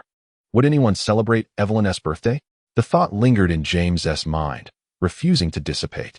Yet, deep down, the answer tightened his throat. He knew she would likely be alone again. Chapter 13. Absent-mindedness. The Gryffindor common room was teeming with students. Nearly the entire house gathered to celebrate Lily's birthday. James had long been aware that, aside from her usual cold demeanor towards him, Lily was always gentle and kind to others. He cherished her not solely for her emerald-like eyes and fiery red hair, but rather for her heart of gold. She would clandestinely tutor younger students after curfew and ardently cheer for every member during Quidditch matches, never uttering a harsh word towards even the Slytherin students. James leaned against the fireplace, the amber glow of the fire whiskey in his hand shimmering under the light. His gaze unconsciously followed Lily, who was nestled in a corner armchair whispering with Dorcas, the candlelight casting a rosy hue upon her fair cheeks. The drink was surreptitiously brought in from the Hog's Head. Although Aberforth had been sternly reluctant to sell to their rowdy group, the peculiar old man relented with a grunt when Sirius produced a handful of double galleons. James took a sip, the spicy liquid searing his throat, causing him to wrinkle his nose in response. This concoction paled in comparison to the sweet and smooth allure of butterbeer, yet Sirius and several seventh-year students savored it with delight. Under Sirius's encouragement, nearly everyone now held a cup. Even the usually well-behaved Remus had been coaxed into consuming nearly half a glass. The alcohol rendered the air in the common room stifling. Yet amidst the cacophony, James detected a faint hint of gardenia perfume. That delicate fragrance wafted from his robes, intertwining with the potent aroma of fire whiskey, making him suddenly regret not changing into a different outfit for the gathering. Just as he became lost in thought, a rapid series of knocks at the window disrupted the revelry. James's gaze traversed the crowd, catching sight of his owl, Phil, flapping its wings outside. A small parcel tied with a ribbon hanging from its beak. The alcohol dulled his senses, and he stared at the package for several moments before springing up from the sofa. Make way. He pushed through the dancing throng, nearly stumbling as he rushed to the window. When his fingers brushed against the cold latch, he realized his heart was racing uncontrollably. His fingers trembled slightly, and he hastily tore away the outer wrapping. The pure white jewelry box revealed itself in his palm, the exquisite gardenia pattern on its surface glimmering with a pearlescent sheen in the candlelight. Wow! The rising chorus of cheers jolted him back to reality. It was then that James noticed the entire common room's attention had inexplicably focused on him. His ears flushed with warmth as he hurriedly stuffed the jewelry box into the inner pocket of his robe, the velvety texture inexplicably emanating heat against his fingertips. Hadn't he just gifted Lily something that morning? Weatherby, leaning against the fireplace, squinted his eyes mischievously. Dorcas peeked from beside Lily. Is our Quidditch star preparing a double surprise? James waved his hand dismissively, utterly oblivious to Lily's slight forward lean and inquisitive gaze. This is for someone else, he stammered, feeling a thin layer of sweat form at the nape of his neck. Wait. Marlene raised an eyebrow. I saw it. It's a jewelry box, right? For a girl? Who else could he be gifting it to besides Lily? Her deliberately elongated tone incited a chorus of suggestive whistles from those around. James tightened his grip on his pocket, the fabric crumpling in his palm. He owed someone a favor. He spoke ambiguously, suddenly feeling the fire in the hearth burning too fiercely. It was a bit stifling in here. I need to step outside for some fresh air. The alcohol coursed through his veins, yet it could not extinguish a thought that was becoming increasingly vivid. He had to find Evelyn before midnight. This urge was so intense that even Lily's birthday party seemed somewhat trivial. Hey, Fork. Sirius's voice called from behind. Is this from the sofa yours? James turned abruptly, his blood running cold. There, prominently displayed on the red velvet sofa, lay a handkerchief embroidered with gardenias and the hem of a white dress. It must have slipped from his jeans pocket when he got up too hastily. Just as Sirius's fingers were about to touch the fabric, James darted forward. It's mine. He snatched the material quickly, creating a gust of air in his wake. Sirius stroked his chin thoughtfully. How peculiar. When did you start carrying a handkerchief? Especially one like this? James remained silent, clutching the soft fabric as he exited the lounge, the laughter behind him muffled by the heavy oak door. The cold wind of the corridor rushed towards him, dispersing the heat from his face. He couldn't help but smirk at his own folly. He glanced down at the jewelry box in his hand, his fingertips unconsciously tracing the exquisite patterns on its surface. How foolish, he muttered quietly to himself, realizing he had considered running to the Slytherin dungeon without his invisibility cloak. Given his notorious reputation in Slytherin, he would likely be met with curses from at least 3 different year groups before he even approached the entrance to the common room. What a daft idea, he thought, shaking his head in self-mockery. The night breeze swirled around him, and the distant sounds of the party echoed faintly, yet he had no inclination to return. He even seriously contemplated transforming into a stag and frolicking in the Forbidden Forest. Perhaps he might encounter Evelyn there. The astronomy tower? James realized he had unwittingly arrived at this place. He looked up at the spiraling staircase, moonlight cascading through the arched windows. Damn, I should be heading to the Forbidden Forest, he murmured to himself, yet he still ascended the steps. The cold wind at the tower's summit struck him, and James took a deep breath, feeling his chaotic mind clear somewhat. The warmth of the fire whiskey was gradually carried away by the night breeze, leaving only the lingering spiciness on his tongue as a reminder of his earlier indulgence. Leaning against the stone railing, he sought the position of Sirius in the sky. The tip of his wand glowed faintly, moving slowly across the star map. Just then, a soft rustle broke the silence. The sound of fabric brushing against the stone steps, accompanied by the faint scent of gardenias, made James's heart skip a beat. He whipped around. In the moonlight, Evelyn stood at the foot of the stairs, a silvery glow enveloping her in an ethereal outline. She was slightly out of breath, a few strands of silver hair clinging to her neck from a light sheen of sweat, glistening like pearls in the moonlight. Evelyn, what are you doing here? What a coincidence. James's voice brimmed with surprise, echoing clearly in the vastness of the astronomy tower. Evelyn's eyes widened slightly. Potter? Her voice carried just the right amount of confusion. What are you doing here? Chapter 14. I am your friend. Goodness gracious. Evelyn silently rolled her eyes. The report from Xiaoji seemed to echo in her ears. He's gone to the observatory. She had sprinted from the cellar to the observatory, racing up hundreds of steps for this unexpected encounter. Now her heart raced so fervently it felt as though it might burst from her chest, compelling her to discreetly cast 3 cooling charms to temper the heat rising in her cheeks. How she wished the Slytherin common room had been situated in the tower. She cursed Salazar Slytherin's choice of location for the umpteenth time in her mind. Evelyn wrinkled her nose slightly, instinctively stepping back as the scent of alcohol wafted through the air. In the moonlight, a flicker of displeasure crossed her eyes. She truly detested the smell of alcohol. Almost instantly, a childhood shadow regarding alcohol took form in her mind. I came out for some fresh air. James's voice rang with the unmistakable clarity of youth. Even in a slightly inebriated state, his hazel eyes sparkled with an astonishing brightness. I was just about to look for you. The gift has arrived. I made sure they expedited it. He shook the jewelry box in his hand. I may not be the first to give you a gift, but at least I haven't missed midnight. Evelyn stood momentarily stunned, gazing at James. In that moment, she found it hard to discern whether she was performing or responding genuinely. As the boy stood against the light, his hair glimmering with starlight as he smiled at her, the tumult of emotions within her was so palpable it took her breath away. She need not speak. Her voice trembled. A promise is a promise. James eagerly interjected, the alcohol lending a softness to his tone. As he stepped forward, he stumbled over the hem of his robe, nearly losing his balance, yet stubbornly extended the box toward her. Evelyn felt something warm glide across her cheek. She stared in astonishment at the tear that had fallen onto her hand. An unexpected turn of events. Evelyn. James became flustered. The moonlight illuminated the tears cascading down her face, resembling scattered pearls. He fumbled to retrieve a handkerchief from his pocket. The very one she had given him that morning, its edges slightly crumpled from use. The returned silk still retained the warmth of his palm. Evelyn clutched it, a light laugh escaping her lips. You are the first. It seemed as if she sighed. He was not merely the first to offer her a birthday gift today, but in her entire life.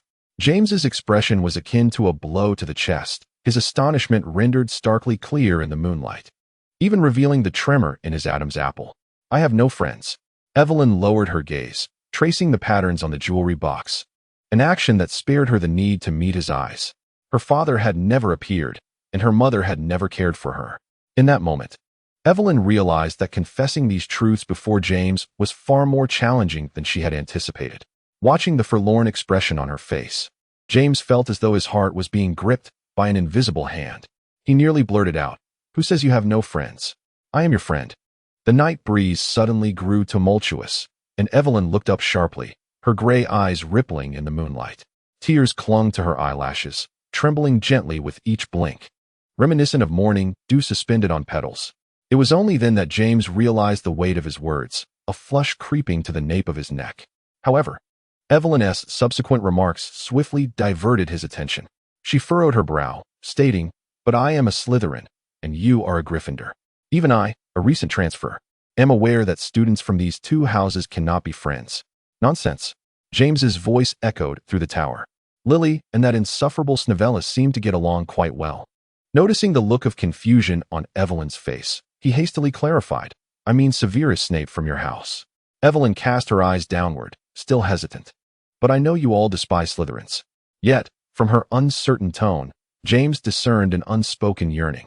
He stepped closer, their shadows merging on the stone floor. "Have you ever used dark magic? Do you believe in that pureblood nonsense? Have you harmed the innocent?" As he posed these questions, he felt a sheen of sweat forming in his palms. The possibility of an affirmative answer loomed large, but Evelyn merely shook her head in confusion. "Then we are friends," James declared, a wave of relief washing over him, his smile brighter than any gem Evelyn had ever seen. He solemnly presented a jewelry box to her, the ribbon fluttering gently in the breeze. "Here, this is a birthday gift from your friend, James Potter, to Evelyn Umbridge." His voice resonated with youthful exuberance, yet bore an undeniable seriousness. Evelyn's fingertips trembled slightly as she lifted the lid, a flash of silver catching her eye. Inside lay a necklace adorned with a blooming gardenia, its petals embellished with glistening crystal droplets that shimmered softly in the moonlight. Her fingers hovered above the necklace, as if afraid to disturb a beautiful dream. When she finally raised her gaze, James felt his heart skip a beat. Those misty gray eyes sparkled with an astonishing brilliance, reflecting the stars outside and his own awestruck visage. The curve of her lips illuminated the astronomical tower, as if the very essence of moonlight had been shattered and sprinkled upon her. "Merlin's beard," James silently exclaimed. Euphemia had spoken the truth. The moonlight spirits from Muggle fairy tales truly existed. "Thank you, James," Evelyn said, her voice imbued with a conviction he had never encountered before. The night breeze tousled her long hair, and the fragrance of gardenias lingered between them. Pressing the box close to her heart, she concealed the tumultuous emotions swirling within her, silently vowing to Merlin. This radiant boy, glowing like the sun, was destined to become her possession. She would ensnare James Potter willingly within her intricately woven web, much like a moth drawn to the most fervent flame. Chapter 15. Heartbeats. The midnight chime resonated through the castle, and only then did they realize how swiftly time had passed. "Let me walk you back," James offered, ruffling his somewhat disheveled hair. Evelyn nodded gently in agreement. They descended the spiral staircase, with James's footsteps echoing distinctly in the silent corridor, heavier than hers. Consequently, he turned around and nearly collided with Evelyn, who was trailing behind. "What brings you to the observatory?" he whispered, his eyes glinting with a mischievous light. "Strictly speaking, this is a nocturnal excursion." Evelyn blinked. "I often partake in such nighttime adventures." Noticing James's eyes widen in surprise, a subtle smile danced upon her lips. "I'm not in the best of moods tonight. I just wanted to gaze at the stars." "Is it because of Picardy's remarks?" James blurted out, only to immediately bite his tongue. Merlin, he should have been more tactful. Yet, Evelyn simply nodded calmly, the moonlight illuminating her profile to near transparency. In that moment, James realized that this girl, who would venture into the forbidden forest at midnight to collect dew for a flower, would offer the purest sincerity once he were deemed a friend. This revelation filled him with an inexplicable warmth. Indeed, once categorized as a friend, one could witness her unguarded self. There was no need for speculation or interpretation. Akin to reading an open book, this unvarnished honesty stirred a joyful thrill within him, lightening his steps considerably. Evelyn observed the brightness that enveloped the youth's expression, silently curving her lips into a smile. This was her meticulously crafted narrative of friendship. A reclusive yet sincere Slytherin would shed all pretense for those they considered friends. A forthright Gryffindor like James would be particularly susceptible to such directness. Who could refuse the allure of being someone special, especially for a boy like James Potter? Brimming with heroic ideals, the chance to rescue a lonely soul and become the sole ray of sunshine in a dark existence was undeniably enticing. The night breeze wafted through the arched windows of the corridor, stirring Evelyn's silvery hair like a delicate veil dancing under the moonlight. Her voice, soft yet clear, reached James's ears. "In truth, Professor Picardy is not entirely wrong. He speaks nonsense." James interjected abruptly, instinctively reaching for Evelyn's shoulder, only to halt mid-motion. "He takes out his displeasure towards me on you." "No." Evelyn lifted her gaze, her face pale. "It is because my mother, long ago, rejected his pursuit in France." Her nails dug deep into her palm, lending a tremor to her voice, as she chose to become Victor Montague's lover. With difficulty, Evelyn continued, each word seeming to slice through her. "I came to England to be Abraxas Malfoy's mistress." She grasped James's sleeve and quickly released it, as if burned. "If you mind, we can. That is not your fault." James interrupted, fervently. "Regardless of your mother's choices, they do not reflect upon you. That bastard Picardy has no right to insult you." Evelyn gazed at him quietly, a gentle laugh escaping her lips. Although she had anticipated his reaction, witnessing his resolute defense of her caused her heart to flutter unexpectedly. James observed the icy facade in her eyes gradually thaw, revealing a shimmering glimmer beneath that he had never encountered before. The Slytherin girl, typically as cold as ice, now appeared before him like a gentle stream in early spring, beginning to flow softly. "Thank you," she said. These simple 3 words sent a peculiar wave of dizziness through James. The rhythm of his heartbeat was so loud it felt as if the entire corridor could hear it. It must be the heat. How could it be so warm before spring even arrived? A faint meow shattered the stillness of the hallway. "Oh no, it's Filch." James cursed under his breath, instinctively grasping Evelyn's slender wrist and darting towards the nearest statue. He tapped the base of the statue thrice with his wand, and the hidden door slid open silently, revealing a cramped space barely large enough for 2 to stand. The passage was even more constricted than he had anticipated. James had to press himself against the wall to avoid their legs colliding. Yet, the fragrance of gardenias emanating from Evelyn intensified in this enclosed space, wrapping around his senses like an invisible thread. "Fortunately, I have already familiarized myself with the secret passages of Hogwarts." James attempted to ease the tension, but his voice caught in his throat. Evelyn was trembling slightly. "What's wrong?" he whispered, Are you afraid of the dark? Her voice was barely audible. Have you been drinking? It was only then that James realized his breath still carried the scent of fire whiskey, under the veil of floral fragrance. He had nearly forgotten about it. I had a bit at Lily's party, he said, scratching his head awkwardly. What's the matter?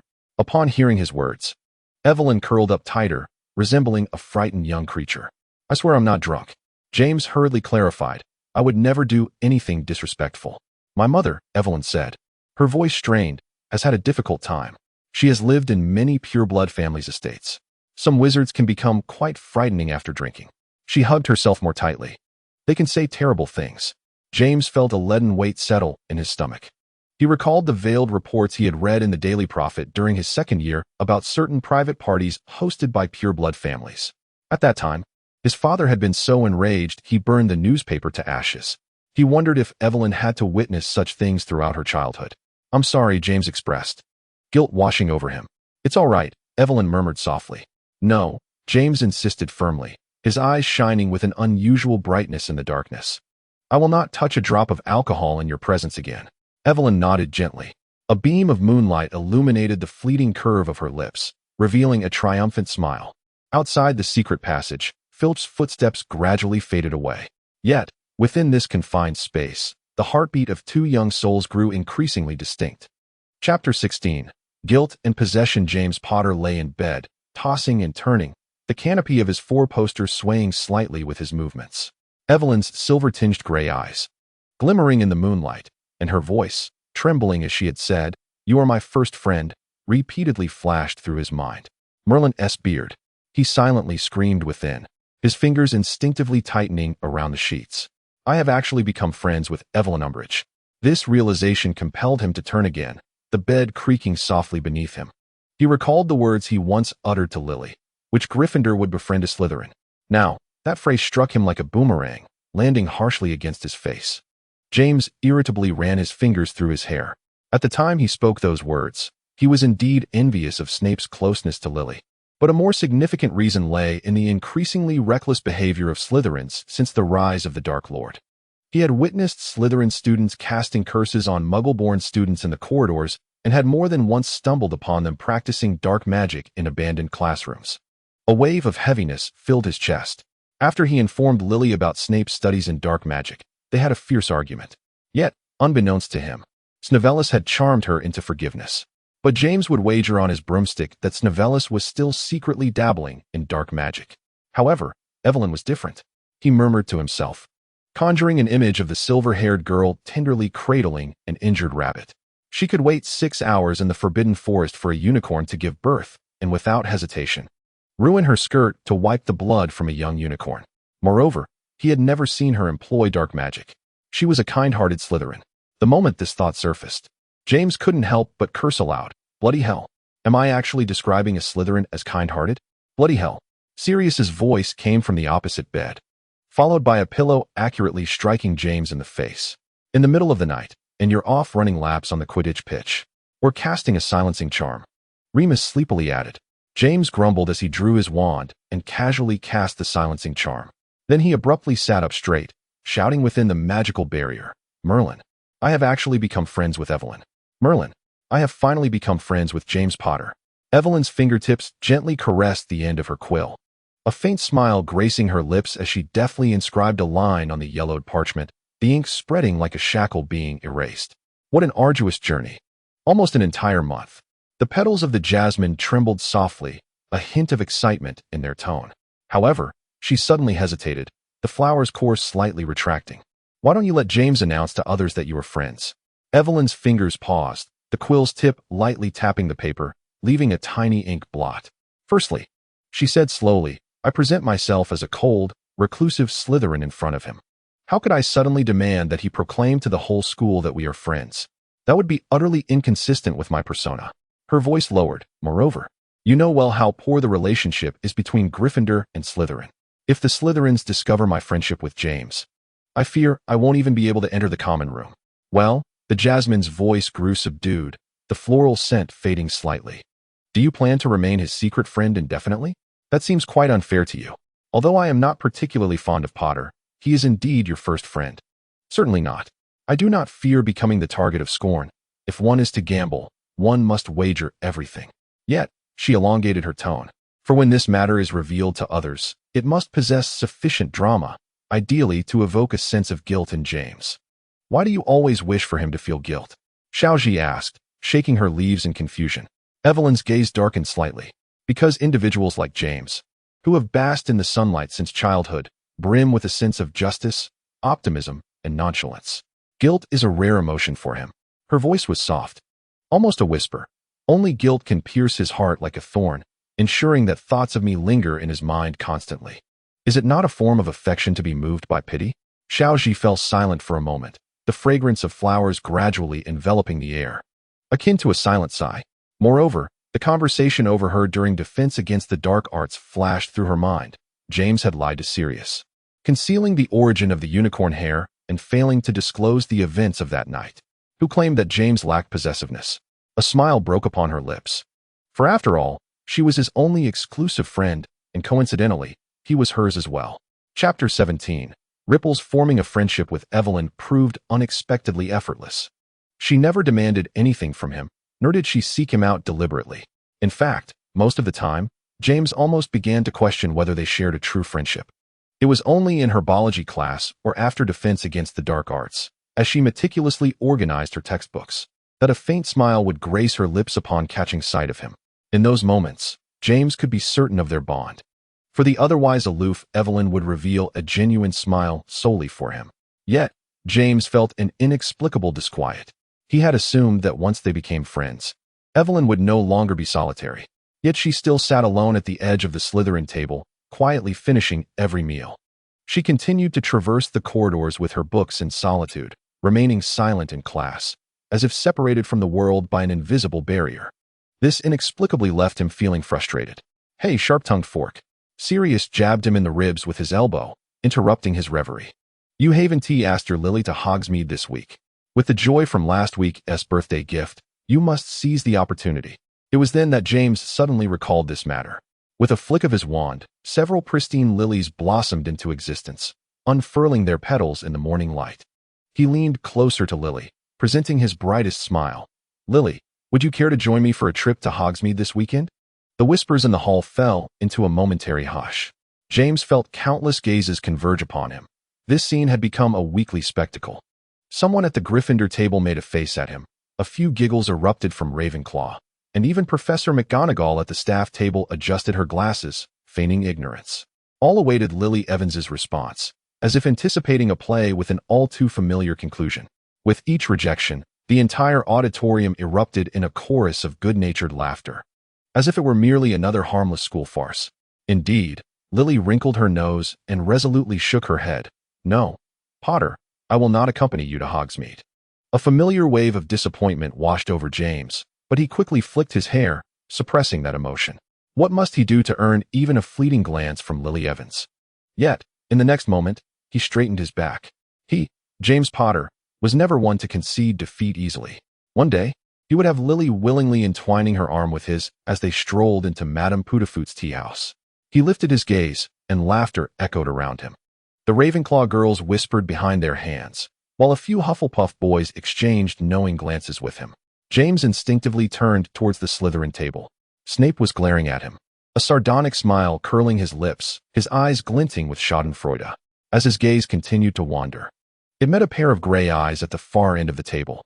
Evelyn was watching him intently, her brow slightly furrowed, her eyes filled with genuine concern.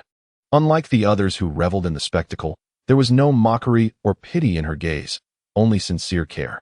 Evelyn gripped her knife tightly, feeling a fiery urge to glare at Lily, yet secretly relieved. Good, let her continue to refuse him. She scoffed inwardly, just a few more rejections, and I can ensure James will be completely disheartened by you. When she noticed James's gaze sweeping towards her, Evelyn quickly averted her eyes, and when she looked up again, the jealousy had vanished, replaced by an appropriately measured concern. Indeed, she caught a fleeting moment of vulnerability on James's face. In his always bright hazel eyes, ripples of emotion stirred for her. Chapter 18. Concern. As night fell, James removed his sweat-drenched goggles and rubbed his aching neck. With the Hufflepuff match looming, the memory of last year's narrow defeat still weighed heavily on the team's hearts. Dorcas's almost rigorous training had left each of them utterly exhausted. In the locker room, James leisurely changed his clothes. Sirius had not come to watch him practice today. He had stayed in the dormitory with Remus. Thinking of Remus's increasingly pale complexion, James hesitated in fastening his buttons. With the full moon approaching, that gentle roommate was once again enduring unimaginable torment. When he finally pushed open the locker room door, the pitch was already deserted. The night breeze, laced with chill, brushed against his cheek. Just as James intended to return to the castle, a familiar scent of gardenia wafted into his nostrils. Unlike the subtle fragrance lingering on his robes, this aroma was rich and almost tangible, as if soft petals were gently caressing his cheek. James spun around abruptly. Evelyn. His voice betrayed an uncontainable surprise. Under the moonlight, the slithering girl appeared utterly unprepared to be discovered, her eyes wide with astonishment. I was certain I had muted my footsteps, she murmured softly. You know, James teased, you'll never make it as an Auror. You'll certainly fail your stealth class. The fragrance surrounding you is akin to that of a walking perfume bottle. He inhaled deeply, his features relaxing. But honestly, I have never found gardenias to be so delightful. He tugged at the hem of his robe. You've only borrowed this garment once, and I've washed it twice, yet the scent lingers. Of course, a petulant voice echoed from Evelyn's earring. This is my floral essence. Even if you were to boil it for 3 days and nights, it would not dissipate. Evelyn stifled a laugh. How have you been today? She inquired, tilting her face slightly, genuine concern etched in her expression. Huh. James was momentarily taken aback. I'm good, really. I meant, Evelyn hesitated. When you were turned down in the Great Hall today. Her voice grew softer, as though fearing to inflict pain. Oh, that, James chuckled, revealing a perfect set of teeth. You might not know, but I've been pursuing Lily for 3 years, and I get rejected weekly. I've grown accustomed to it. Evelyn's brow furrowed ever so slightly. Well, she pursed her lips and stated plainly, I don't particularly like her. Why? James exclaimed, looking at her in surprise, defending Lily. She's a wonderful person. Because she always makes you sad, Evelyn replied matter-of-factly, the moonlight casting a gentle glow upon her. I dislike seeing you in that state of rejection. James found it difficult to articulate his feelings. Yet, by Merlin, no one had ever defended him so candidly, not for mockery, nor for jest, but simply out of genuine concern for his feelings. In truth, his ears had turned a subtle shade of crimson. Mary and the others claimed it was primarily due to his own obliviousness, that his methods of courting were rather foolish. Exactly, Evelyn silently agreed. But as a friend, you're remarkable, she whispered, though I lack many friends to compare. Those words fell upon James like a cold shower. He dejectedly kicked a pebble at his feet. Really? I feel quite inadequate. After becoming friends with me, it seems you are still alone. Nothing appears to have changed. But I've always been alone. Evelyn tilted her head, looking at him quizzically. That's different. James grew animated, gesticulating with his hands. Friends should do many things together. But you are Slytherin, and I am Gryffindor. His voice trailed off. I don't want you to face exclusion because of me. Evelyn nodded thoughtfully. You mentioned that friends should accompany one another, right? Of course. James puffed out his chest proudly. She then took a small step forward, her voice imbued with a hint of secret anticipation. Would you accompany me to the Forbidden Forest tonight? I wish to collect some dew, and perhaps we might encounter that little unicorn again. Without hesitation, James nodded vigorously. Absolutely. He had not anticipated the chance to encounter that little unicorn once more. It has shed most of its golden baby fur, revealing a silvery new coat that glimmers with a pearlescent sheen under the moonlight, exuding an exquisite elegance. Unlike the haughty adult unicorns, it affectionately nudges against their legs, as if recalling their familiarity. After emerging from the Forbidden Forest, James pulled Evelyn to sit on a large stone at the edge, plucking the unicorn hairs that clung to their robes one by one in the moonlight. Imagine how many galleons we could fetch if we sold these to the potion shop, he remarked half-jokingly. Evelyn chuckled and shook her head, her fingertips gently brushing against a strand of hair on James's sleeve. We should collect as much as we can now. Once it grows up, these hairs will be as elusive as moonlight. Do you often come out at midnight to gather dew? James inquired with interest. Well, Evelyn gazed into the depths of the Forbidden Forest. The dew during the full moon is the best, infused with the magic of moonlight. No. James abruptly grasped her wrist, his grip firm enough to cause Evelyn to frown slightly. Realizing his rudeness, he quickly released her, yet his tone remained urgent. I've heard that werewolves roam on full moon nights. It's far too dangerous. Evelyn studied James's unusual anxiety thoughtfully, ultimately nodding in agreement. After escorting Evelyn to the cellar door, James returned to Gryffindor Tower just before midnight. Sirius lifted his head from the four-poster bed like a vigilant hound. "Where on earth have you been?" The skepticism in his gray eyes was palpable. "Don't tell me you've been practicing on the Quidditch pitch until curfew. It was just a stroll with a friend." As James removed his robe, a rich fragrance of gardenias instantly filled the air. It was then he realized that his entire robe was steeped in Evelyn's scent. Sirius narrowed his eyes. "Which friend would keep you out all night? And you didn't even bring your invisibility cloak." "I'm tired." James raised his voice, ignoring Sirius's inquiry, and leapt onto his bed in 3 swift strides, pulling the curtains shut with a swish. Sirius exchanged a puzzled glance with Remus, while Peter snored thunderously in the corner. "Remember, the full moon is the day after tomorrow," Sirius reminded him. "I know," came the muffled reply from behind the curtains. The boy stared at the unicorn hair in his hands, yet the image of those gray eyes reflecting moonlight lingered in his mind. Chapter 19. Strategizing. James realized that he had not visited Honeyduke's in quite some time. The candy shop, which had once been a weekly haunt, now seemed devoid of allure. After all, each time he accompanied Evelyn to the edge of the Forbidden Forest to gather morning dew or to visit the increasingly robust little unicorn, his pockets would invariably be filled with an assortment of sweets. They were all gifts from the boys, as Evelyn casually handed him beautifully wrapped candies, saying, "I don't like sweets, you take them." James was aware that Evelyn was quite popular at Hogwarts, although she often kept to herself, like a wary silver cat. It was undeniable that her beauty was striking, the kind that radiated an exotic delicacy, shimmering even in the dimly lit defense against the dark arts classroom. Only after becoming familiar with her did James vaguely recall that at the beginning of the term, Mary had indeed excitedly gossiped in the auditorium about a French transfer student in Slytherin, whose beauty was simply mesmerizing. At that time, he was preoccupied with glancing in Lily's direction and instinctively repelled by anything associated with Slytherin, so he had naturally dismissed the news. Now, reflecting on it, the enchanting French beauty who had captivated the Hogwarts boys, showered with sweets, was none other than Evelyn, who was currently crouched by the bushes, carefully collecting dewdrops. With so many admirers, haven't you agreed to accompany someone to Hogsmeade? James couldn't help but inquire, popping a honeycomb sweet into his mouth. Evelyn lowered her eyes slightly, a trace of self-deprecating amusement gracing her lips. "I dislike this attention. Perhaps it's due to my mother. I am quite averse to them. Moreover, I do not believe in love." She lifted her gaze, looking calmly into the distance. "They don't even know me. How could they truly care for me?" James was taken aback. He had sensed Evelyn's aloofness toward boys, but he had anticipated that her mother's influence had led her to lose faith in love entirely. He opened his mouth, momentarily at a loss for words. However, Evelyn evidently misinterpreted his silence. "I am not questioning your feelings for Lily," she quickly added, her tone tinged with a rare fluster. "I merely feel that I will never experience such love." "Evelyn," James quickly shook his head, gazing at her earnestly, "one day, you will encounter someone who truly understands you and loves you wholeheartedly." Evelyn merely smiled, her smile beautiful yet fleeting. James realized she did not believe his words. However, "If you need assistance," she winked, her tone lightening once more, "I could help you pursue Lily. After all, I am a girl and know her better than you and your predator friends do." James's eyes brightened instantly. He became increasingly convinced that befriending Evelyn was the wisest decision he had ever made. Prior to this, he had never considered how arduous his pursuit of Lily had been, perhaps precisely because his social circle consisted entirely of boys. They excelled in Quidditch tactics and prank spells, yet were utterly clueless about the sentiments of girls.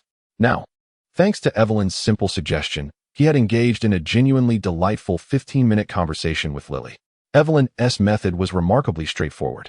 She advised James to approach Lily with inquiries about the Muggle world, insisting that he must appear sincere and curious rather than overly ingratiating. More importantly, Evelyn cautioned him never to overextend the conversation by probing into Lily's preferences or abruptly suggesting a date, as that would only arouse her suspicion and make future interactions more difficult. James followed her advice.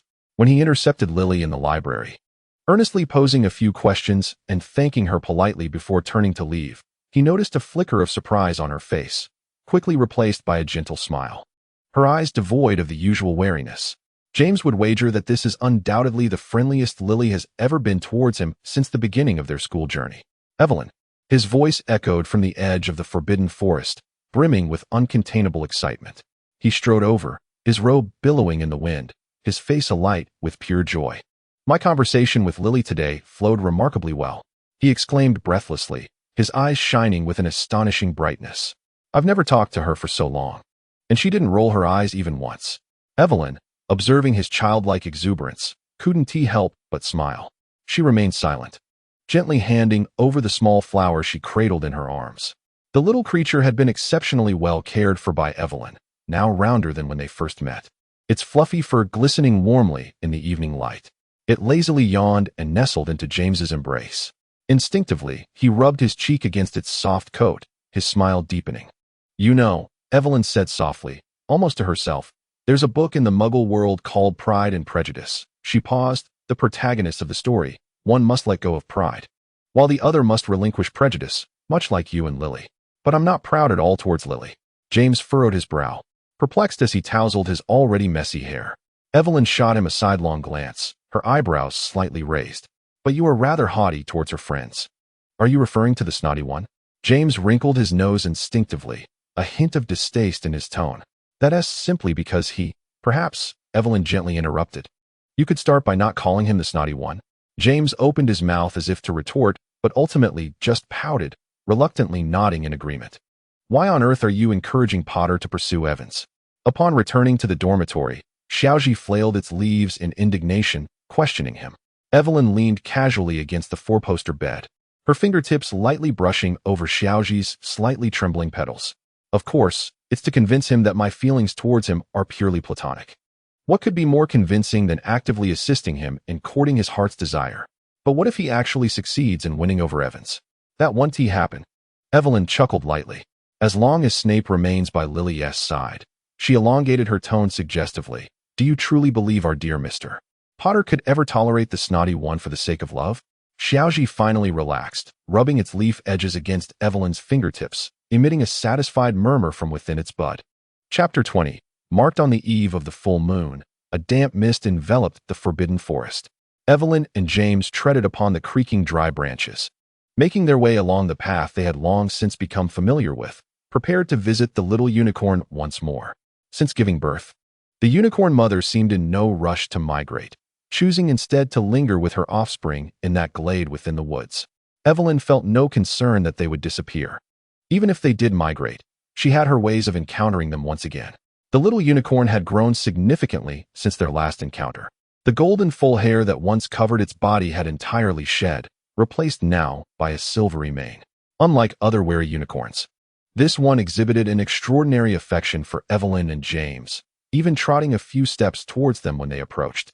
To their surprise, this little creature had a particular fondness for pumpkin pie, which delighted James for several days, as it was indeed his favorite delicacy. Recently, James had been accompanying Evelyn into the forbidden forest at dawn almost every other day, collecting morning dew while exploring the woods and paying a visit to their little friend. The optimal time for gathering dew was often before dawn, hence James would stealthily slip out of the castle once his roommates were soundly asleep, following their nocturnal escapades. His frequent appearances made Evelyn feel somewhat guilty. She would at least take a brief nap before setting off, and since Slytherin's classes were seldom scheduled for the first period, she always managed to find time to rest. It's all right. James nonchalantly waved his hand, wearing his usual grin. I can sleep anywhere, and those classes are ridiculously easy. Evelyn refrained from further comment. It seemed that James was naturally favored by Merlin. His talent was the most astonishing she had ever witnessed. Perhaps only Sirius Black could rival him, for that fellow was undoubtedly a genius as well. Suddenly, a rustling sound emerged from the nearby bushes. The crack of a breaking twig piercing the silence of the forbidden forest. James reacted with remarkable swiftness, seizing Evelyn's wrist and pulling her sharply behind him, while his other hand drew out his wand, the tip steady and aimed towards the source of the noise. His back was rigid, even his breathing had quieted, his entire being poised for action. A few moments later, a plump hedgehog leisurely rolled out from the underbrush, its back still adorned with a few desiccated leaves. James's tense shoulders finally relaxed, yet his hand remained encircled around Evelyn's wrist, his fingertip unconsciously brushing against her cool skin. Evelyn couldn't help but stifle a smile. During their recent nocturnal excursions in the Forbidden Forest, Evelyn had successfully accustomed James to physical contact with her. Initially, he would instinctively shield her, like a dutiful guardian. Thus, Evelyn began to feign fear. She would bite her lip, allowing her breath to quicken, and even discreetly pinch her thigh to coax a hint of moisture to the corners of her eyes. After a few instances, James became aware of her pretense of fear. He began to hold her wrist reassuringly even after the danger had passed, which eventually evolved into an unconscious habit. Sometimes, it would only dawn on him after they had walked a considerable distance that his fingers were still encircling her delicate wrist. Evelyn's gradual approach to intimacy was progressing well. Now, when they walked, their shoulders would naturally brush against one another, their robes entwining. What made her particularly proud was the incident from last week.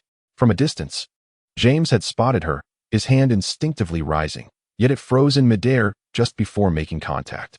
Under the moonlight, his ears flushed a conspicuous red, while Evelyn merely blinked innocently, pretending not to notice. "Why venture out a day early?" Evelyn seemingly asked in a casual manner. "I recall you have transfiguration class first thing tomorrow morning." Under her subtle guidance, the two had already memorized each other's schedules. I have a personal matter tomorrow," James replied ambiguously. Evelyn's pale gray eyes narrowed slightly as she pretended to ponder for a moment before cheerfully exclaiming, "Oh, tomorrow is the full moon." After saying that, she continued walking nonchalantly. However, James stood frozen in place as if petrified, inadvertently clutching at Evelyn's sleeve. "What's wrong?" Evelyn turned back, looking at him with curiosity. "What about the full moon?" James's voice was somewhat strained. Evelyn tilted her head, displaying an expression that seemed to say, "Isn't it obvious? Lupin transforms every month, shouldn't you, as his friends, be there to support him?" "Wait." James's voice suddenly rose, then quickly lowered again. "How do you know Mooney is a werewolf?" Evelyn calmly took the conversation. Counting on her fingers, is it really that hard to guess? The scar on Lupin's face, his pale complexion before and after each full moon, and the nickname you all use for him, Mooney. James's eyes widened gradually, his mouth opening and closing as he struggled to regain his voice. "Then why didn't you ask sooner? Or do you not mind?" "Why should I mind?" Evelyn looked at him earnestly, her gaze clear. "Lupin is simply Lupin. He just has a few." She slightly furrowed her brow, searching for the right words. "Furry little issues." The two spoke in unison. James gazed at the girl before him in astonishment. He had never imagined that anyone, aside from him and Sirius, would accept Remus's secret so naturally. Even Peter had taken 2 months to come to terms with it. Even more astonishing was the fact that the phrasing she used to describe Remus was identical to the playful remark he had made in their second year. "Furry little issues." This phrase acted like a key, unlocking a long-buried memory. James recalled that day in the hospital wing when Remus had panicked over his identity being revealed. He had used this very phrase to break the heavy atmosphere. At that moment, Sirius had laughed so hard he nearly fell over. And even Remus couldn't help but smile slightly. Evelyn seemed taken aback by his reaction, her gray eyes widening slightly before breaking into a warm smile. "Are you copying my idea?" "Clearly, you are the one copying me." James finally regained his voice, the corners of his mouth involuntarily lifting. "I started saying this in second year." Moonlight filtered through the gaps in the leaves, casting dappled shadows on Evelyn's surprised face. "It seems we truly have a remarkable connection." James nodded, a peculiar sense of resonance swelling within him. "Not at all," Evelyn silently rebutted in her mind. This so-called connection was entirely due to little G. Recently, in her attempt to monitor James's every move, the poor little G had nearly gone bald. To avoid raising James's suspicions, she had to transfigure G's petals and leaves into those of other plants, and then place them on James. Through G's relaying, Evelyn had long been aware of Remus's secret. The initial shock was swiftly replaced by a dawning realization. Those conspicuous scars and the regular monthly absences finally found their justifiable explanations.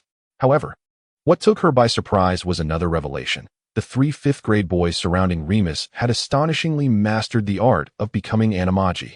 James transforming into a stag and Sirius into a black dog were anticipated, yet the fact that Peter Pettigrew, who often lingered behind the others, could metamorphose into a mouse was truly unexpected. This revelation compelled Evelyn to reassess the unassuming boy. Perhaps, within the ranks of the Marauders, each individual was not as straightforward as they appeared. Nonetheless, Evelyn had no intention of revealing her awareness of these secrets. After all, Disclosing too much at once would raise suspicions. Later, when James recounted this to the ever-suspicious Sirius Black, it was certain that if that perceptive individual sensed something amiss, his protective instincts towards James would kick in, much like a wolf catching the scent of blood. Remus would be pleased to hear you say that. James's voice was soft. Evelyn merely smiled wistfully. Perhaps. Maybe you Marauders will reconsider your views on a cunning Slytherin? You are not cunning, James retorted almost instinctively, adding, even the unicorns in the Forbidden Forest adore you. Merlin knows how discerning they are. Evelyn chuckled lightly. Come on, if we dawdle any longer, the little unicorns will be waiting impatiently. James nodded, naturally taking hold of her wrist as they moved forward.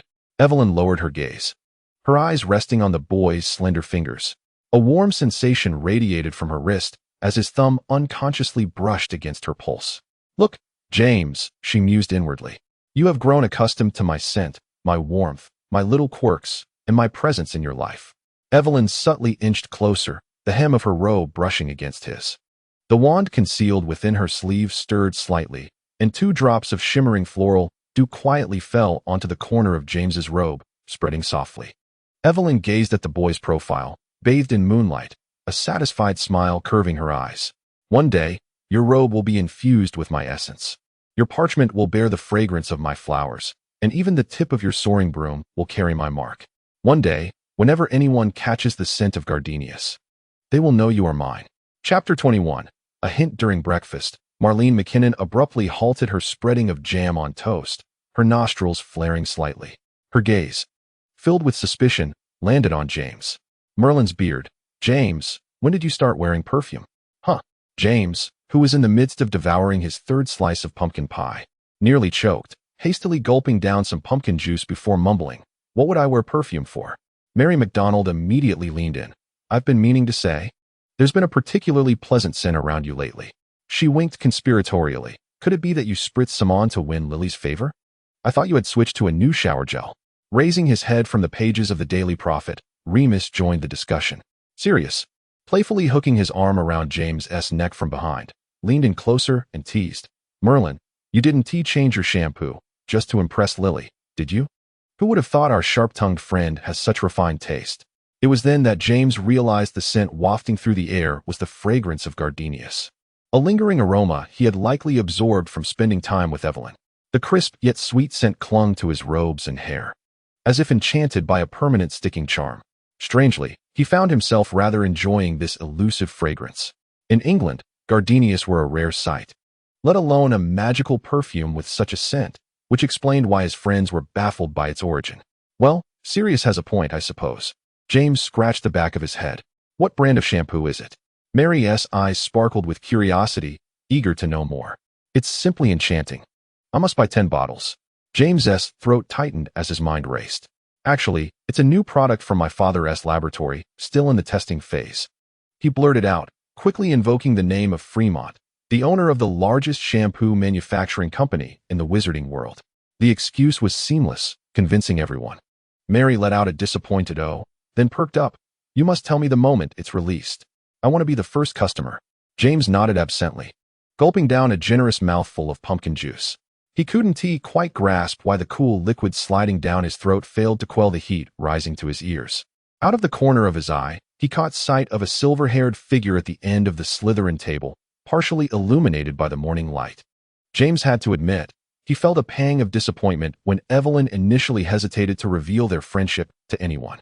To him, friendship should be as bold and vibrant as the Gryffindor banner, openly displayed in the sunlight for all to see, just like his camaraderie with Sirius and the others.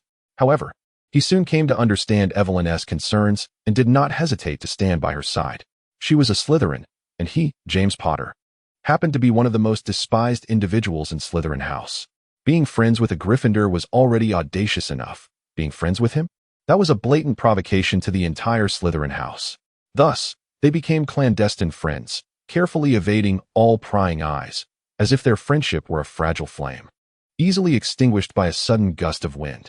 Yet gradually, James discovered a profound affection for this secretive way of being together. They would sneak into the Forbidden Forest under the cover of night, with moonlight draping over Evelyn's shoulders like silver gauze, illuminating her graceful and precise movements. Her manner of collecting dew was always so elegant, as if she were not merely gathering droplets, but weaving some silent magic.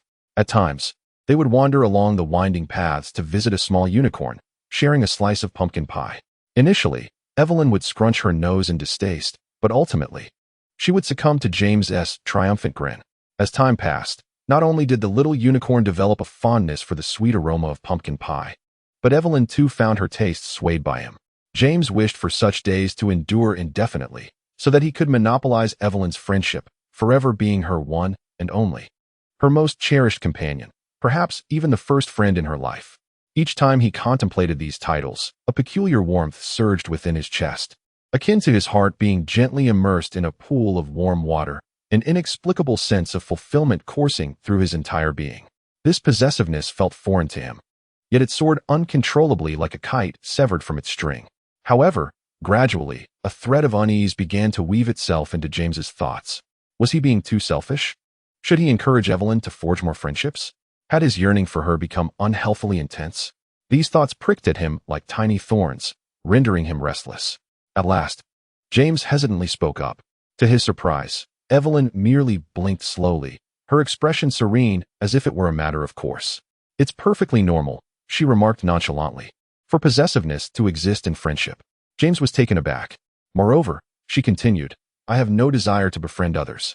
Those boys have insincere intentions, and those girls have already formed their own circles, of which I cannot become a part." She paused, lifting her enchanting gray eyes to meet his. "More importantly, I don't believe they genuinely wish to be my friends. But I trust you. You are sincere. Having you is enough. No one could surpass you." James felt as if he were submerged in warm butterbeer, sweet and effervescent, nearly melting into her words. He had never so vividly sensed that someone wholeheartedly needed him, that he was an irreplaceable presence in someone else's world. "Why?" His voice trembled slightly, his throat tightening as he quietly inquired, "Why do you trust me so?" Evelyn suddenly smiled. The smile was faint, yet it animated her features, like spring water surging beneath a frozen surface. "It's simple." She tilted her head, her hair gently swaying in the night breeze. "Just as you once told me, even unicorns adore you." James found himself rendered speechless. He felt as though something within his chest had collapsed, transforming into a soft ruin. Thus, they continued to maintain their clandestine friendship, never revealing it to others. Although Evelyn had once earnestly told him it was acceptable to inform the Marauders or his trusted Gryffindors, as long as Slytherin remained unaware.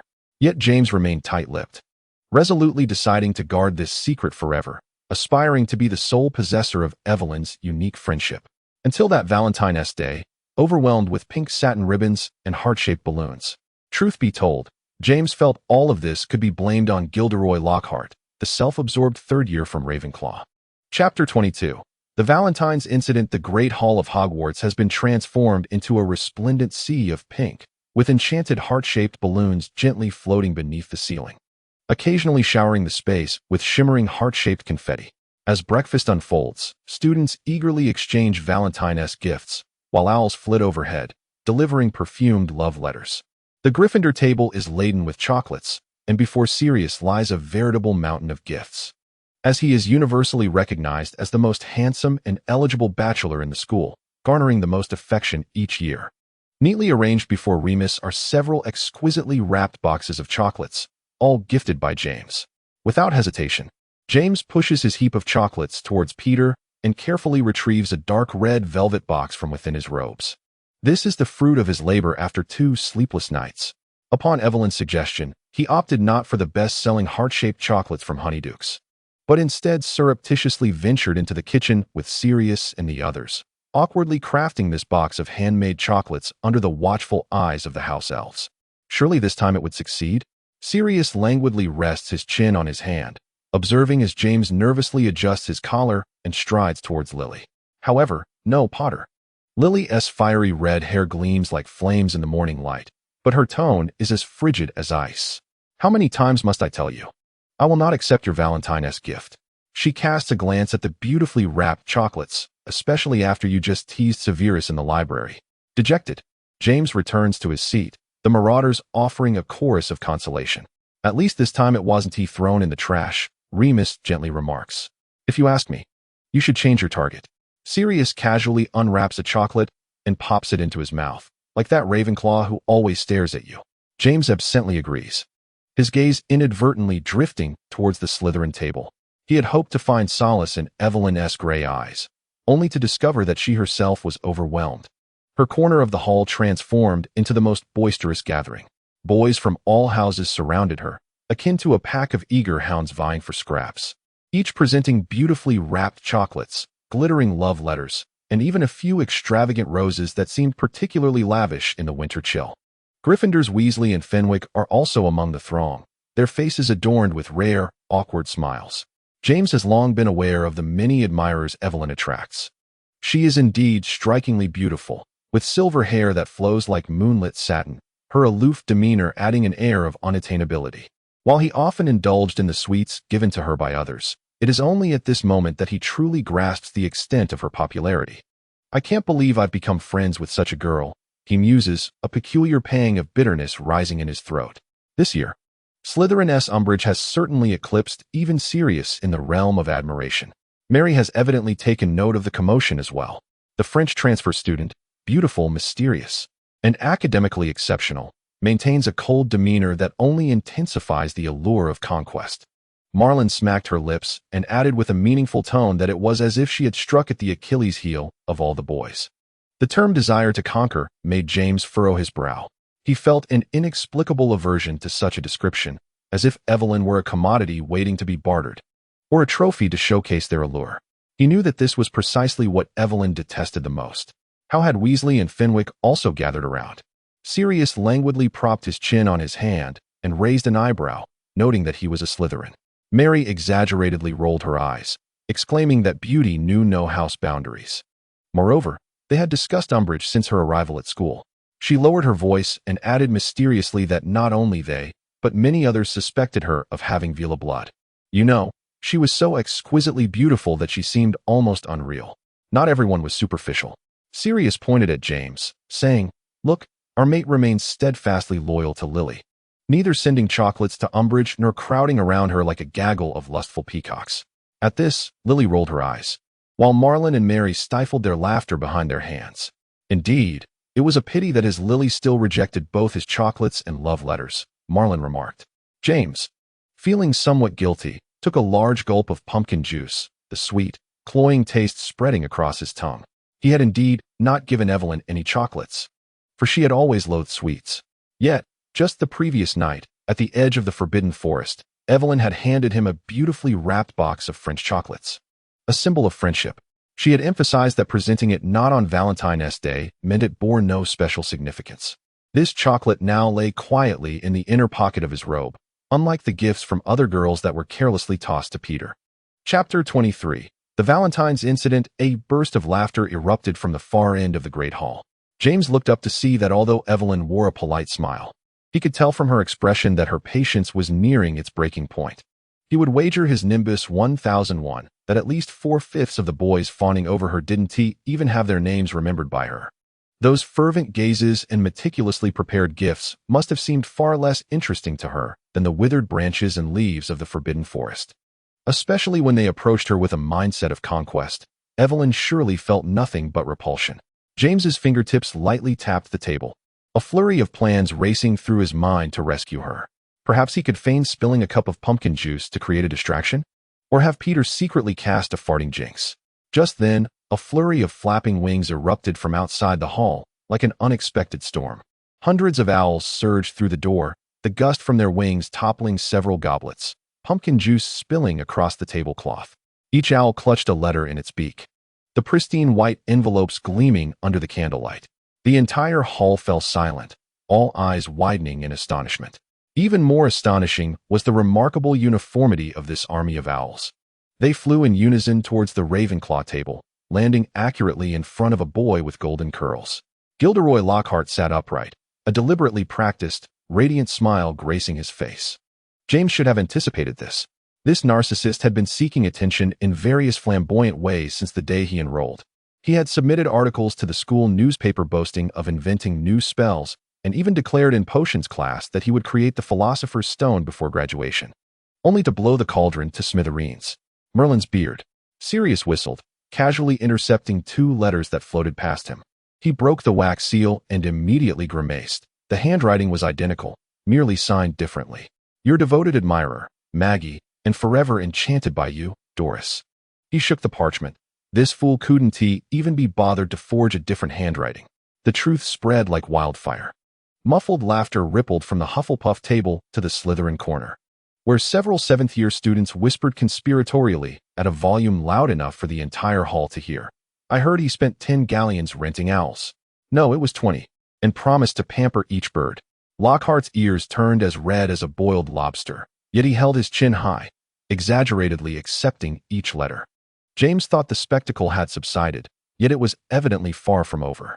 The owls did not soar away as anticipated. Instead, they circled beneath the dome, their wings beating in chaotic disarray. They darted about, feathers raining down like snowflakes, their droppings plummeting onto the long tables and floor like raindrops. The air thick with a pungent odor. Nearly all the students screamed, ducking for cover. Someone spilled pumpkin juice, the viscous liquid splattering onto robes. One individual crawled beneath the table, only to slip on a fallen pie and crash to the ground.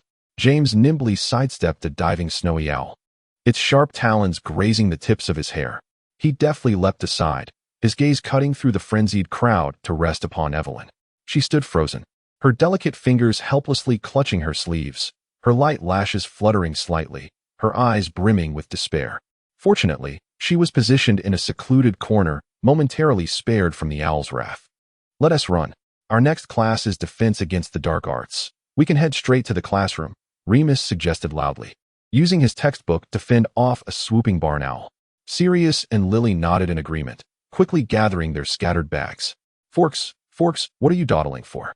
Sirius frowned, waving his hand in front of his friend's eyes, only to find James's gaze still fixed in the distance.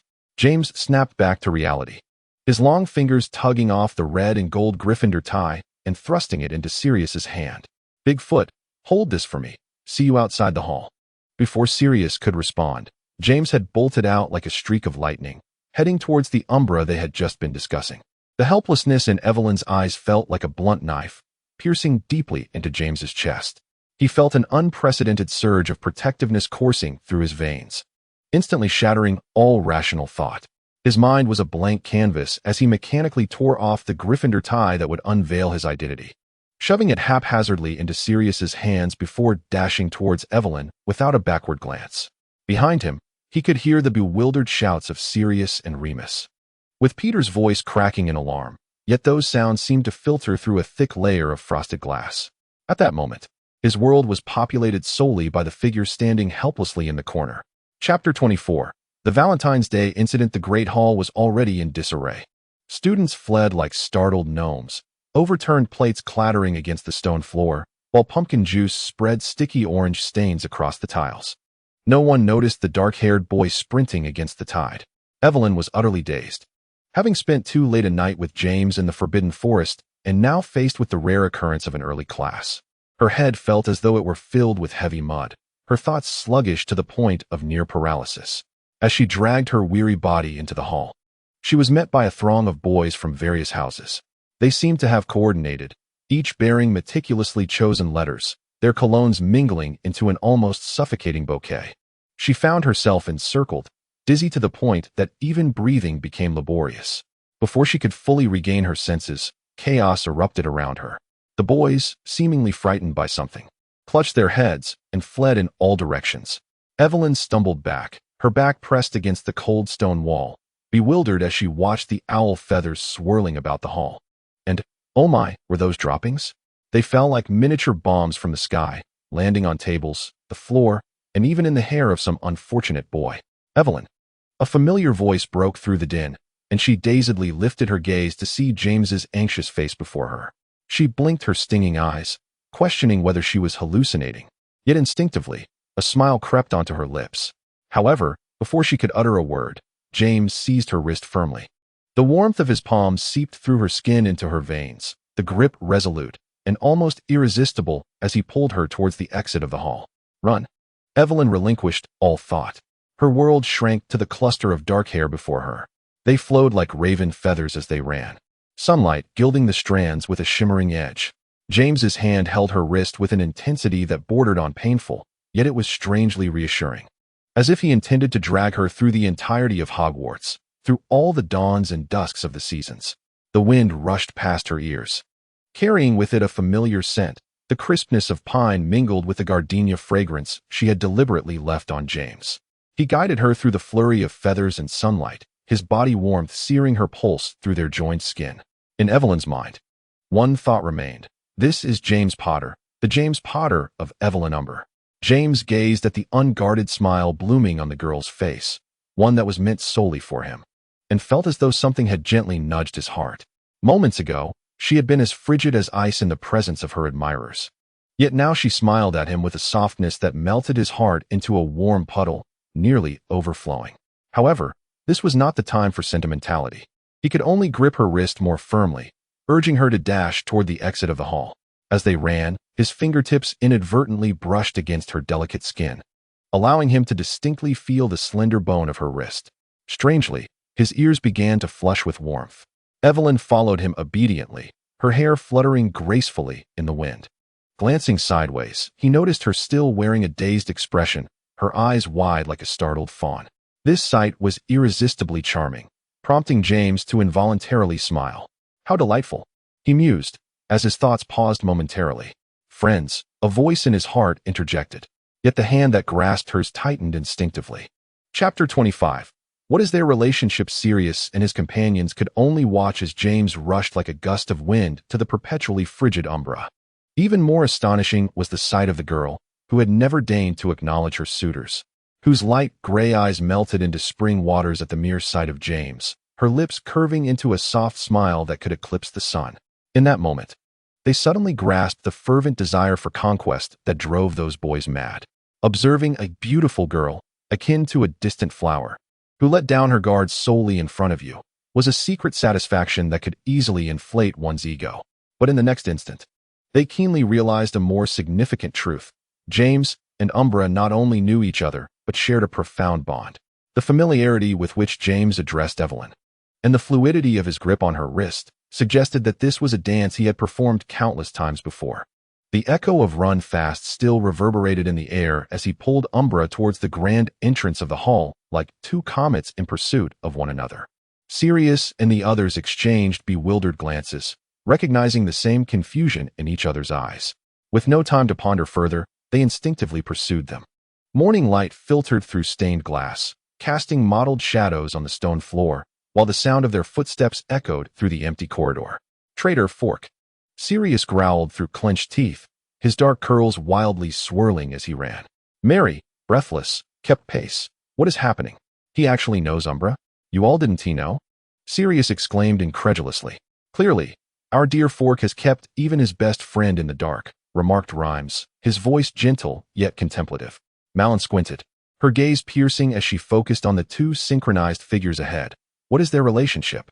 James is ignoring Lily and taking off with Umbra? Her tone brimmed with disbelief. Lily ran silently, her emerald eyes swirling with emotions, unconsciously clutching the textbook in her hands. We were unaware that Peter's high-pitched voice was fragmented by their frantic pace, his round face glistening with beads of sweat. Merlin, they were running too fast. A gust of wind swept through the corridor, carrying with it a faint, elusive fragrance that brushed against everyone's nostrils. The scent was crisp with a hint of warmth, rich yet not cloying, lingering in the morning breeze. Mary abruptly halted. "Wait," she exclaimed, her eyes widening as if she had discovered a new world, taking a deep breath. The aroma emanating from James was not from shampoo. Her voice pierced the air, filled with shock. It was the scent of Umbridge's perfume. "Merlin." Sirius inhaled sharply, turning to exchange a glance with Remus. In that instant, they mutually comprehended the astonishment reflected in each other's eyes.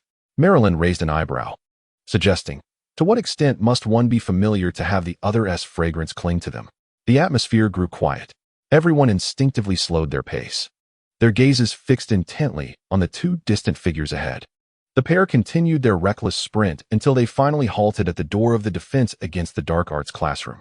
The lengthy journey from the Great Hall to the fourth floor left Evelyn's eyes glistening with unshed tears, her chest heaving violently, as strands of silvery hair clung to her flushed cheeks. Her slender fingers rested on her knees, each breath feeling as if it could fill her entire lungs. Meanwhile, the cause of her distress, James, appeared entirely unfazed. Aside from his already unruly black hair becoming more disheveled, his breathing remained calm and steady. Only then did he notice Evelyn's disheveled state, instinctively using one hand to gently stroke her back, while the other remained firmly grasping hers. This position allowed Evelyn to almost entirely sink into James's embrace. The lingering scent of gardenia on him, mixed with the warmth of their exertion, enveloped her. Yet, she was aware that James was oblivious to the suggestive proximity they shared. After all, such closeness had become customary during their nights in the Forbidden Forest. Distant footsteps echoed, and without drawing attention, Evelyn leaned closer into James's arms, allowing their shadows to merge completely under the flickering candlelight of the corridor. When Sirius and his companions finally caught up, the sight before them froze them in their tracks. James was enveloping Evelyn in his arms, concern evident in his eyes. One hand firmly held her delicate wrist, while the other tenderly traced along her slender back, his fingers occasionally brushing against her cascading silver hair. Through her peripheral vision, Evelyn savored the varied expressions of the onlookers, particularly the complex emotions flickering in Lily's eyes. She deliberately rested her forehead against James's shoulder, relishing the sight of Lily tightening her grip on her book. In that moment, the thrill of victory was more intoxicating than anything else. Chapter 26. Quite familiar indeed. James's attention was entirely consumed by Evelyn. He leaned slightly forward, fixated on the girl still catching her breath. A look of guilt etched across his features. It was all my fault. I shouldn't have pulled you into such a hurried pace. His voice was notably lower than usual.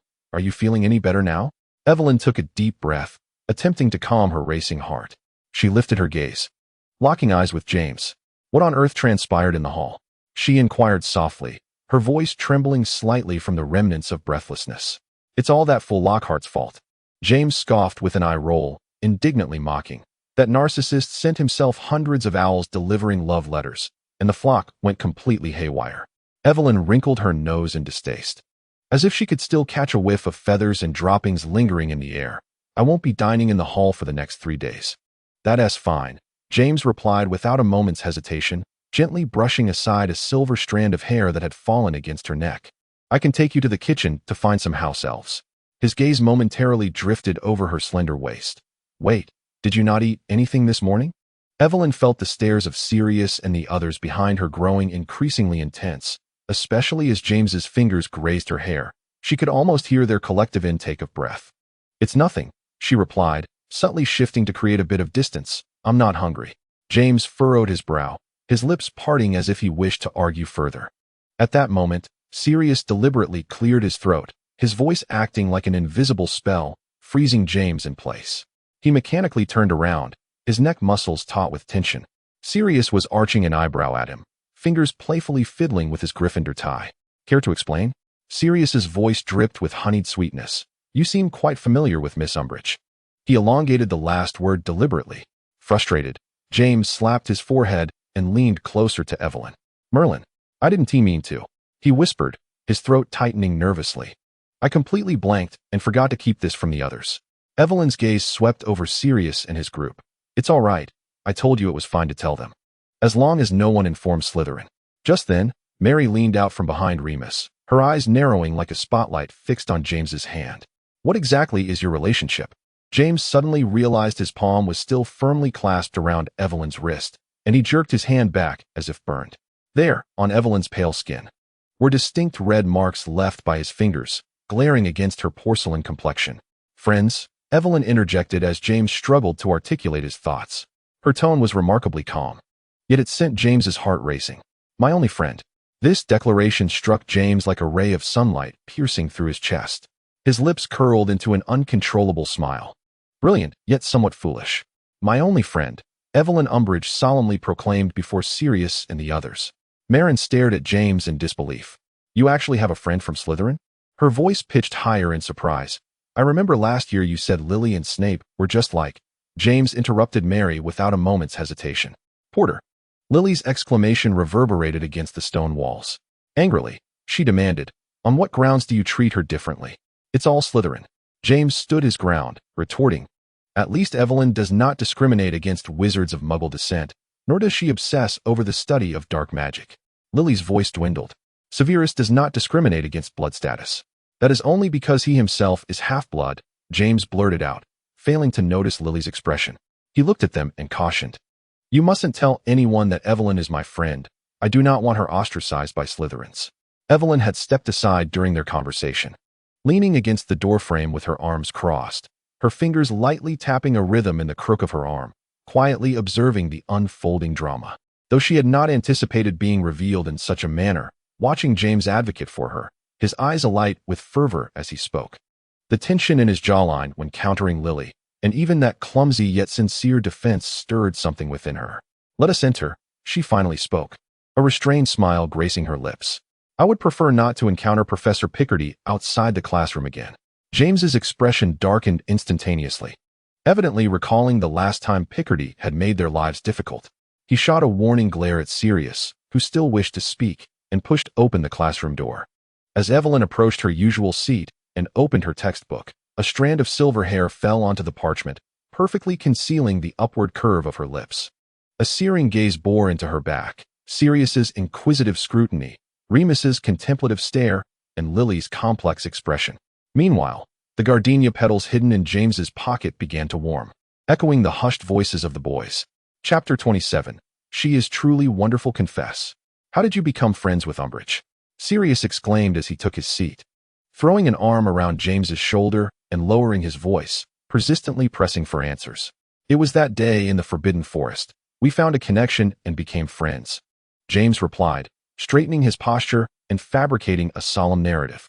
However, before he could finish, Sirius jabbed him sharply with his elbow in the ribs. Ouch! James yelped, rubbing his side and glaring at Sirius in annoyance. I can't say more. Just know that she is a good person. He pursed his lips, his gaze drifting elsewhere. Revealing the story of how he and Evelyn became friends would inevitably involve her family and those secrets she wished to keep hidden. That was her privacy, and he would never betray it. Are you truly just friends? Mary from the front row turned around, her eyebrows raised in skepticism. What else could it be? James looked at her, puzzled. Yet Marlene rolled her eyes beside her, her nostrils slightly flaring. You reek of her perfume. Remember Macmillan from 6th year? You used to mock him for smelling entirely of his girlfriend's fragrance. Now you are exactly like him. Evelyn is not my girlfriend. James's voice shot up suddenly, only to abruptly halt as he cast a swift, guilty glance in Evelyn's direction, fearful that she might overhear. The girl by the window was deeply engrossed in her textbook, seemingly oblivious to the conversation nearby. He immediately recoiled, lowering his voice in a hurried whisper. You all know I have feelings for Lily. And for heaven's sake, do not mention this in front of Evelyn. She detests discussions about romance. As he spoke, his fingers anxiously drummed against the table. Besides, that was not even the scent of perfume. He grasped the collar of his robe and inhaled. The faint, sweet fragrance of gardenias lingered in the fabric, a scent imparted by the flowers she tended. This aroma was far more pleasant than the cheap cologne that clung to Macmillan. Merlin, do you not think it seems as if he doused himself in every fragrance from the perfumery? Wait, Remus straightened up. You spend all your time with us. When do you find the opportunity to meet her? James's body stiffened noticeably. Well, sometimes in the early hours, while you all are asleep. I accompany her into the Forbidden Forest to collect dew. His voice dwindled, the last few words barely escaping his lips. What are you doing with her? Sneaking around behind our backs, like you're having an affair. Sirius leaned in abruptly, his eyes narrowing dangerously. The Forbidden Forest is perilous. And we are friends. Isn't that perfectly normal? James retorted, his neck craning defiantly. I still find it hard to believe. Sirius crossed his arms, shaking his head. You would choose to befriend a Slytherin behind our backs. Remus intervened tactfully. All right, Bigfoot, Umbridge is indeed different from the other Slytherins. He turned to James, a faint smile gracing his lips. Moreover, she is a transfer student. It never hurts to be friendly. Sirius huffed through his nose, reluctantly allowing the matter to rest for the time being. The defense against the dark arts classroom was permeated with an air of tension and anticipation. Professor Picardy waved his wand, and silver mist traced the runes of the Patronus charm in the air. Today, we shall learn the Patronus charm, a spell that requires you to summon your happiest memory. His gaze swept across the classroom. Remember, emotion is key. Evelyn had heard of this profound spell before, but witnessing it firsthand was an entirely different experience. Admittedly, aside from Peter Pettigrew, the Marauders were exceptionally gifted. After only a few attempts, the tips of their wands began to shimmer with silver light. James's wand tip was the first to reveal a hazy outline of a horned creature, the elegant lines clearly depicting a deer. Evelyn's pupils dilated slightly. Was this his animagus form? Expecto Patronum. James's voice rang out, resonating off the stone walls. In the next moment, a majestic silver stag leaped forth from the tip of his wand, its antlers glistening with radiant light as they caught the sun streaming through the high windows. The stag strode proudly around the classroom, each step leaving a trail of shimmering silver stars, its demeanor mirroring that of its master. Sirius, unwilling to be overshadowed, gave his wand a vigorous shake. Expecto Patronum. A robust black dog bounded joyfully from his wand, playfully circling the stag, its tail wagging with remarkable exuberance. Evelyn's lips involuntarily curved upwards. It seemed that Sirius's animagus form truly resembled this. Professor Picardi's expression fluctuated between stormy and serene, his jaw clenched tightly as he awarded 20 points to Gryffindor, the muscles in his face twitching as if struck by a jinx. At that moment, Evelyn keenly observed an anomaly. The tip of Remus's wand had coalesced into a distinct silver mist, faintly revealing a wolf-like silhouette. Yet, suddenly, his complexion turned ghostly pale, and with a sharp flick of his wrist, he abruptly interrupted the incantation. James and Sirius immediately cast worried glances his way, instinctively stepping closer to Remus in unison. Evelyn furrowed her brow, shifting her gaze from Remus's ashen face to the podium, where Professor Picardi scrutinized Remus with a look of disdain, as if regarding something vile. It then dawned on her that Picardi was a master of werewolf studies and had authored a book titled The Corruption of the Law, Why Werewolves Do Not Deserve to Exist. The title exploded in her mind, causing her to grip her wand tightly. So that was it. She finally understood why James and the others faced Picardi's scrutiny as she did. This hypocritical professor not only knew Remus's secret, but also transformed his deep-seated hatred for werewolves into cold violence within the classroom. Evelyn turned to James, her gray eyes filled with silent inquiry. James's jawline was taut, and he subtly shook his head. Did you inform Umbridge about the Mooney situation? Sirius noticed their exchange and whispered the question. Remus's face drained of color, his eyes anxiously darting towards Evelyn. She had pieced it together herself. James. I didn't tell her anything, he quickly clarified. Peter piped up. Then why hasn't she said anything at all? His voice trailed off, abruptly silenced as he registered the petrified expressions of his three friends. Evelyn, of course, had overheard this exchange through the small gap. She cast a reassuring smile towards Remus. In any case, Evelyn is truly all right, James reiterated, his voice resolute enough to pierce through the collective doubt. He placed a hand on Sirius's shoulder, urging, don't view her as you would any other Slytherin. Sirius's expression finally softened, and he glanced at Evelyn with a contemplative look, the wariness in his eyes gradually dissipating, replaced by a burgeoning, subtle curiosity. Chapter 28. Jealousy. Evelyn's wand tip struggled to emit a few feeble silver strands, akin to sparks that flickered on the verge of extinguishment. She bit down hard on her lip until she tasted blood, the wand handle burning in her palm. Yet the searing heat could not dispel the chill that spread through her heart. This was utterly absurd. She had always excelled in spells. Yet her mind felt a desolate void at this moment. Every joyful memory she could conjure failed to support her in summoning a Patronus. The wand trembled in a defiant manner, as if mocking her helplessness. Her gaze drifted uncontrollably towards Gryffindor's side. Lily Evans' fiery red hair shimmered in the sunlight like a blazing flame, the silver light dancing at the tip of her wand coalescing into a blurred silhouette that unmistakably resembled a beautiful doe. A sudden pang of anguish twisted in Evelyn's stomach. The ancient rumor resurfaced in her mind. Only soul-bound wizards would have their patron uses manifest as pairs. Merlin, could it be that even magic was proclaiming their destined union? She felt something within her chest burn with an almost unbearable intensity, as if it might tear through her ribs. No, she scoffed inwardly, her nails digging deeply into her palm. James Potter was fated to belong to me.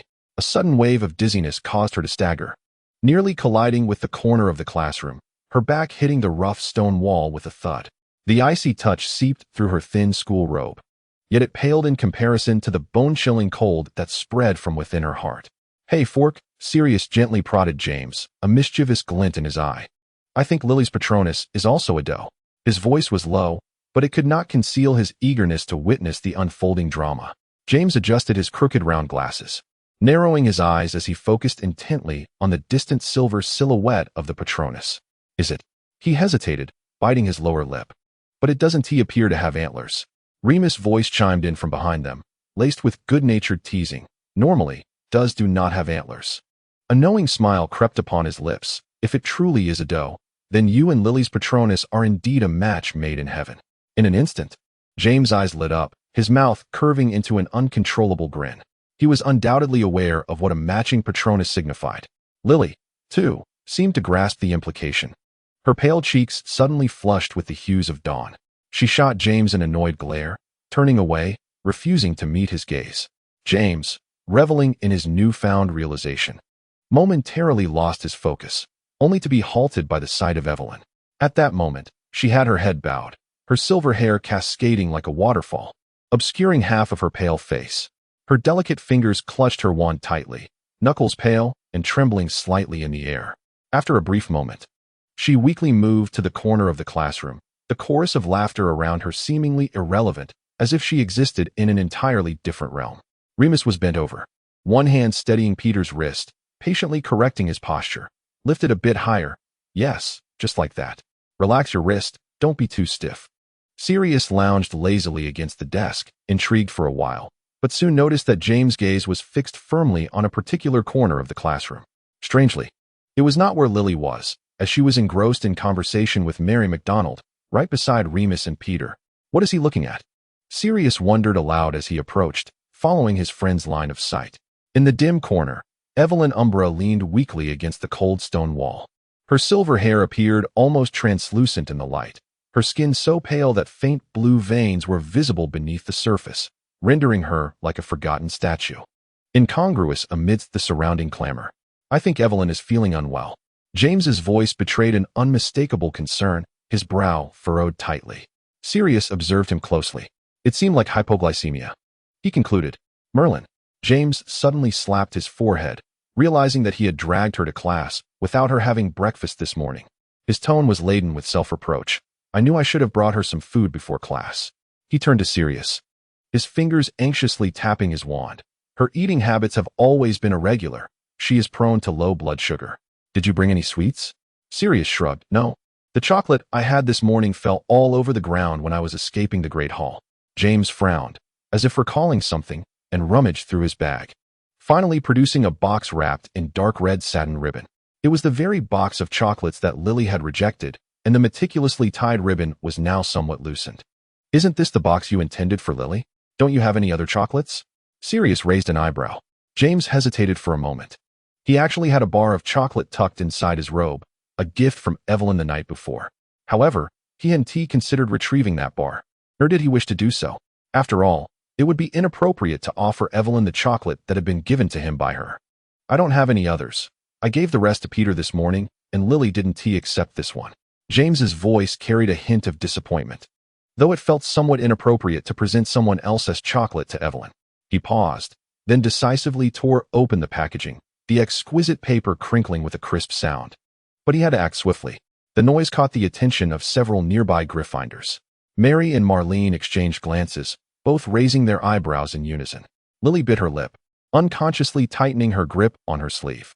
Are you hungry, James? Remus looked up from his guidance of Peter. No, James mumbled vaguely, breaking off a third of the chocolate bar with ease. The uneven, dark brown surface of the chocolate exuded a rich sweetness. Clutching the piece, he strode confidently towards the corner of the classroom. Chapter 29, Fainting Xiao AI. That Potter and Black think you have low blood sugar. Xiaoji's voice rang urgently in her ears, as Potter prepared to give you the chocolate meant for Evans. Evelyn's body stiffened imperceptibly, concealed by her hair. She caught a glimpse of James striding towards her, clutching something in his hand. She had not anticipated that James would go to such lengths.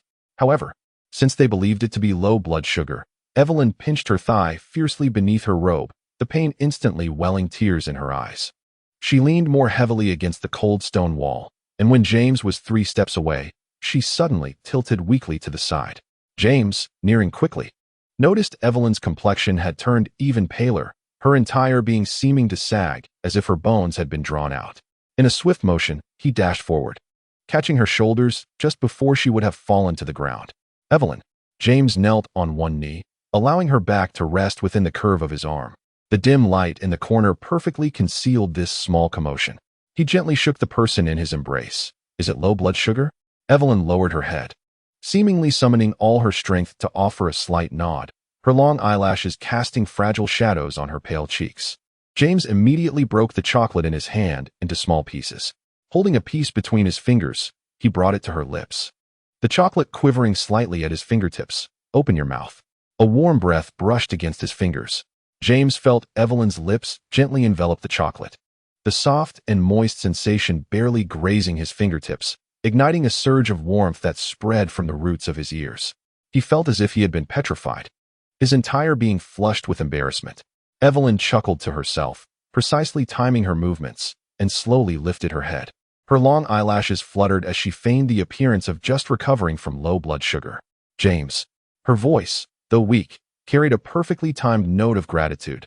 Thank you. She paused, tilting her head slightly. Are you all right? Why is your face so red? The tips of James's ears felt as though they might bleed. I'm fine. His voice involuntarily rose. Then he hurriedly lowered it. You really need to watch your diet. I know you don't care for sweets, but at least carry some candy with you. Evelyn nodded obediently. The chocolate you gave me was delicious, she inquired, feigning curiosity. What brand is it? I'd like to stock up. Really? James straightened his back, his eyes shining with excitement. I made it. It was originally meant for Lily. His voice abruptly halted as he frantically waved his hands. I didn't mean to give you something unwanted. I just saw you were unwell. Evelyn blinked, her delicate fingers taking the remaining chocolate from his hand. At the moment their fingertips brushed, James recoiled as if scalded. It's all right. She gently broke off a small piece and placed it in her mouth, the corners of her lips curving into a soft smile. You have quite the talent. This remark seemed to cast a spell of joy upon James, his smile nearly stretching to the roots of his ears. If you like it, I can make it for you often. You can carry it with you, and then you won't suffer from low blood sugar. Sunlight streamed through the high windows, cascading between the two. Evelyn squinted her eyes, revealing a sincere smile. Thank you so much, James. Chapter 30. The attack of the Death Eaters. The following day was Saturday, and as dawn broke, James opened his eyes. The sound of rain pattered outside. Heavy clouds hung low, as if they might descend at any moment. He rolled over and jumped down from his four-poster bed, the bed curtains shaking violently from his abrupt movement.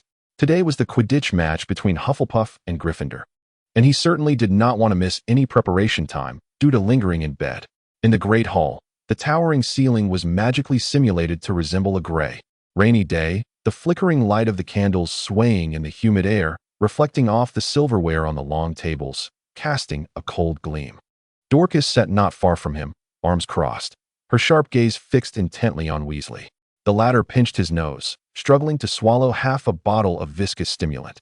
The liquid slid down his throat with a gurgle, and his face contorted as if he had ingested an entire toad. If you fail to intercept the quaffle today due to drowsiness, I shall treat you as the quaffle once the match concludes. Weatherby's shoulders jerked suddenly, nearly spilling the remaining half of the stimulant onto his robes. He swallowed hard and nodded rapidly. James stuffed a generous piece of buttered toast into his mouth and washed it down with a gulp of pumpkin juice. Outside, the torrential downpour showed no signs of abating, raindrops pounding against the castle's glass windows. He knew that the upcoming match would be anything but easy. The howling winds, the rain, and the slick broom handle, each element was sufficient to complicate the contest tremendously. The atmosphere in the Great Hall was initially quite relaxed, with younger students chattering animatedly about who would emerge victorious, while older students huddled in small groups exchanging tactical suggestions. However, this tranquility was soon shattered. Owls, braving the storm, burst into the hall, the sound of their flapping wings mingling with the dampness of the rain, instantly rendering the space chaotic. Phil, James's owl, a tawny long-eared owl, was drenched, looking particularly disheveled as it wobbled over to drop a sodden copy of the Daily Prophet onto his plate, nearly toppling his pumpkin juice. Thanks, mate, James said, wiping the rainwater splashed on his face. He shook the newspaper to rid it of excess moisture, relieved to find that the waterproof charm had preserved the ink's clarity. The Great Hall fell into a profound silence. The sounds of rain, clattering cutlery, and conversation vanished in an instant, as if the very air had solidified. On the front page of the Daily Prophet, a stark black headline caught the eye: Death Eater's Night Raid on Muggle Community, 2 Wizards Slain. Below the article was a magical photograph depicting a once cozy Muggle residence now reduced to a charred ruin, tendrils of black smoke still rising amidst the debris. Hovering above the wreckage was a massive dark mark, the sickly green serpent-like skull flickering ominously against the bleak sky, as if mockingly rotating. The names of the victims were glaringly printed below: Roger Wells, an employee of the Department for the Regulation and Control of Magical Creatures, a wizard of Muggle descent. He and his wife, Clara, had perished in last night's attack. Suddenly, a stifled sob echoed from the Hufflepuff table, reminiscent of someone biting down hard on their lip, but still unable to contain their anguish. James belatedly grasped the gravity of the situation, his heart sinking heavily. He recognized the surname Wells. Wasn't he the Hufflepuff seeker named Thomas Wells? He whirled around to face the Hufflepuff table.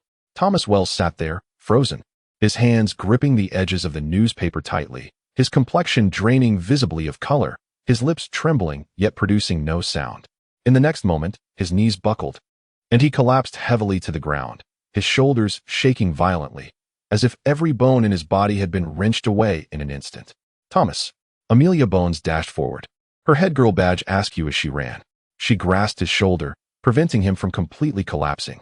Her face was etched with shock and sorrow, yet she maintained her composure, whispering soothing words into his ear.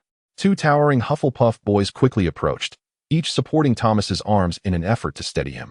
However, Thomas's legs seemed to have lost all sensation, allowing them to half-drag, half-hold him upright.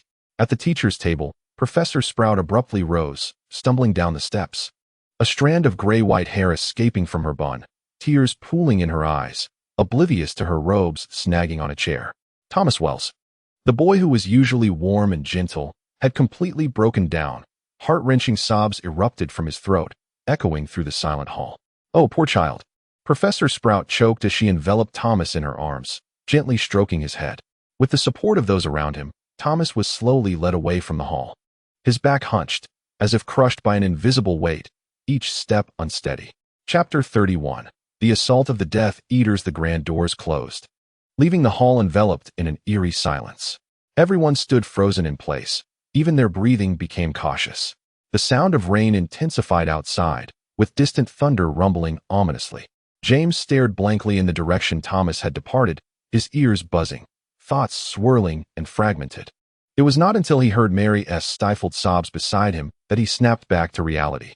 The stillness of the hall shattered, replaced by a rising murmur of whispers, terrified, trembling, and tinged with cries. Many younger students appeared pale, while several Muggle-born students could no longer contain their tears.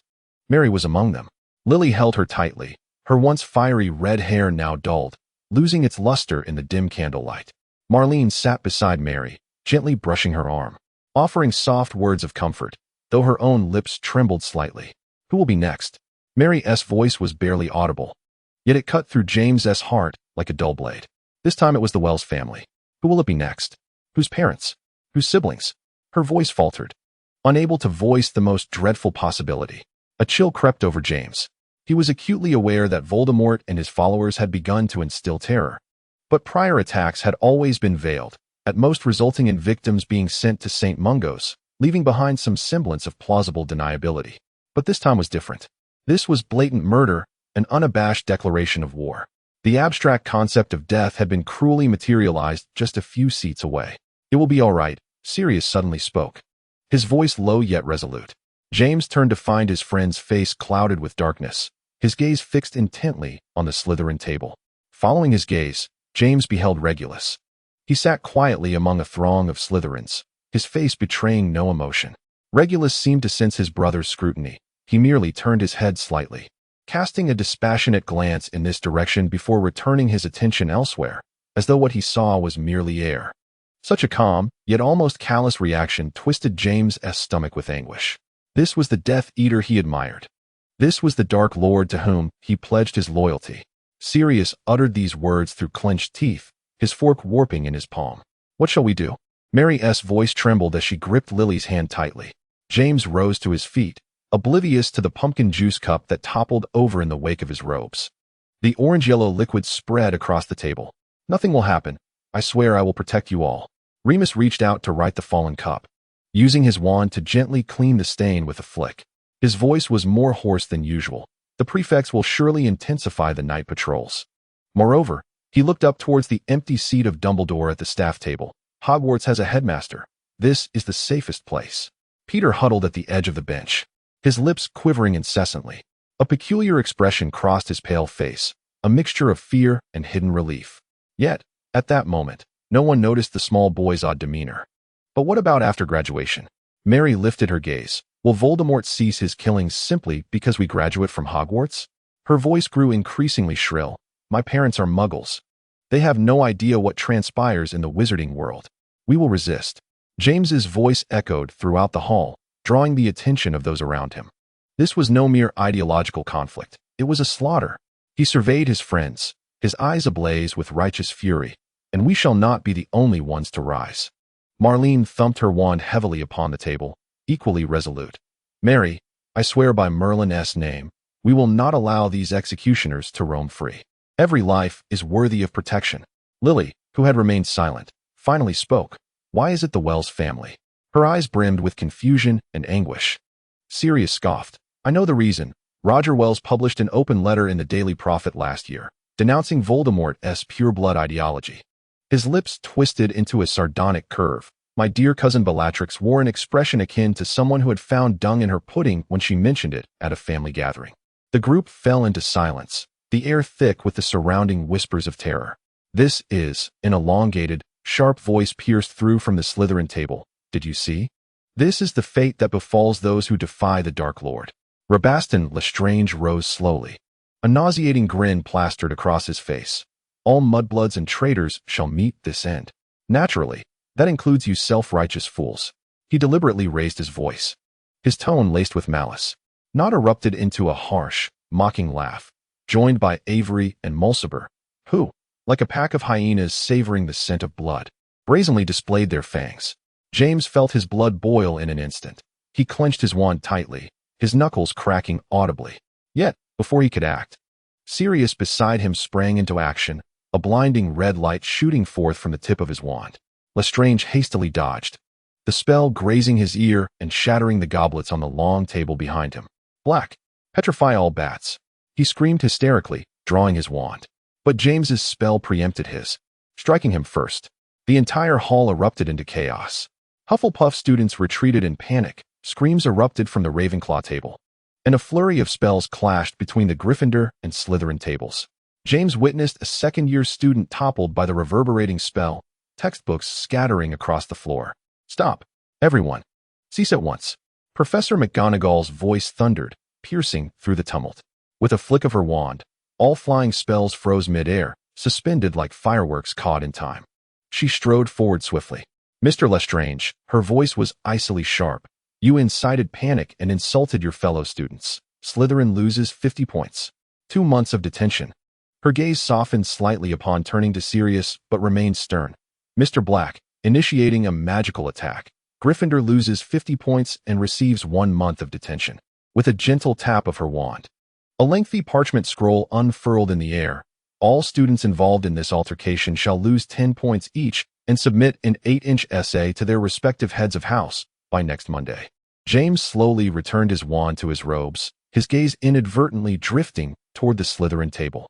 Evelyn had not come for breakfast, likely having overslept. Remembering her promise to attend the match, he could almost picture her hurriedly grabbing her coat to dash to the pitch. He had never been more grateful for her erratic sleeping schedule. At least this time, she was not ensnared in this ugly conflict. Yet another thought crept into his mind. How would she react upon learning of the tragedy that befell the Wells family?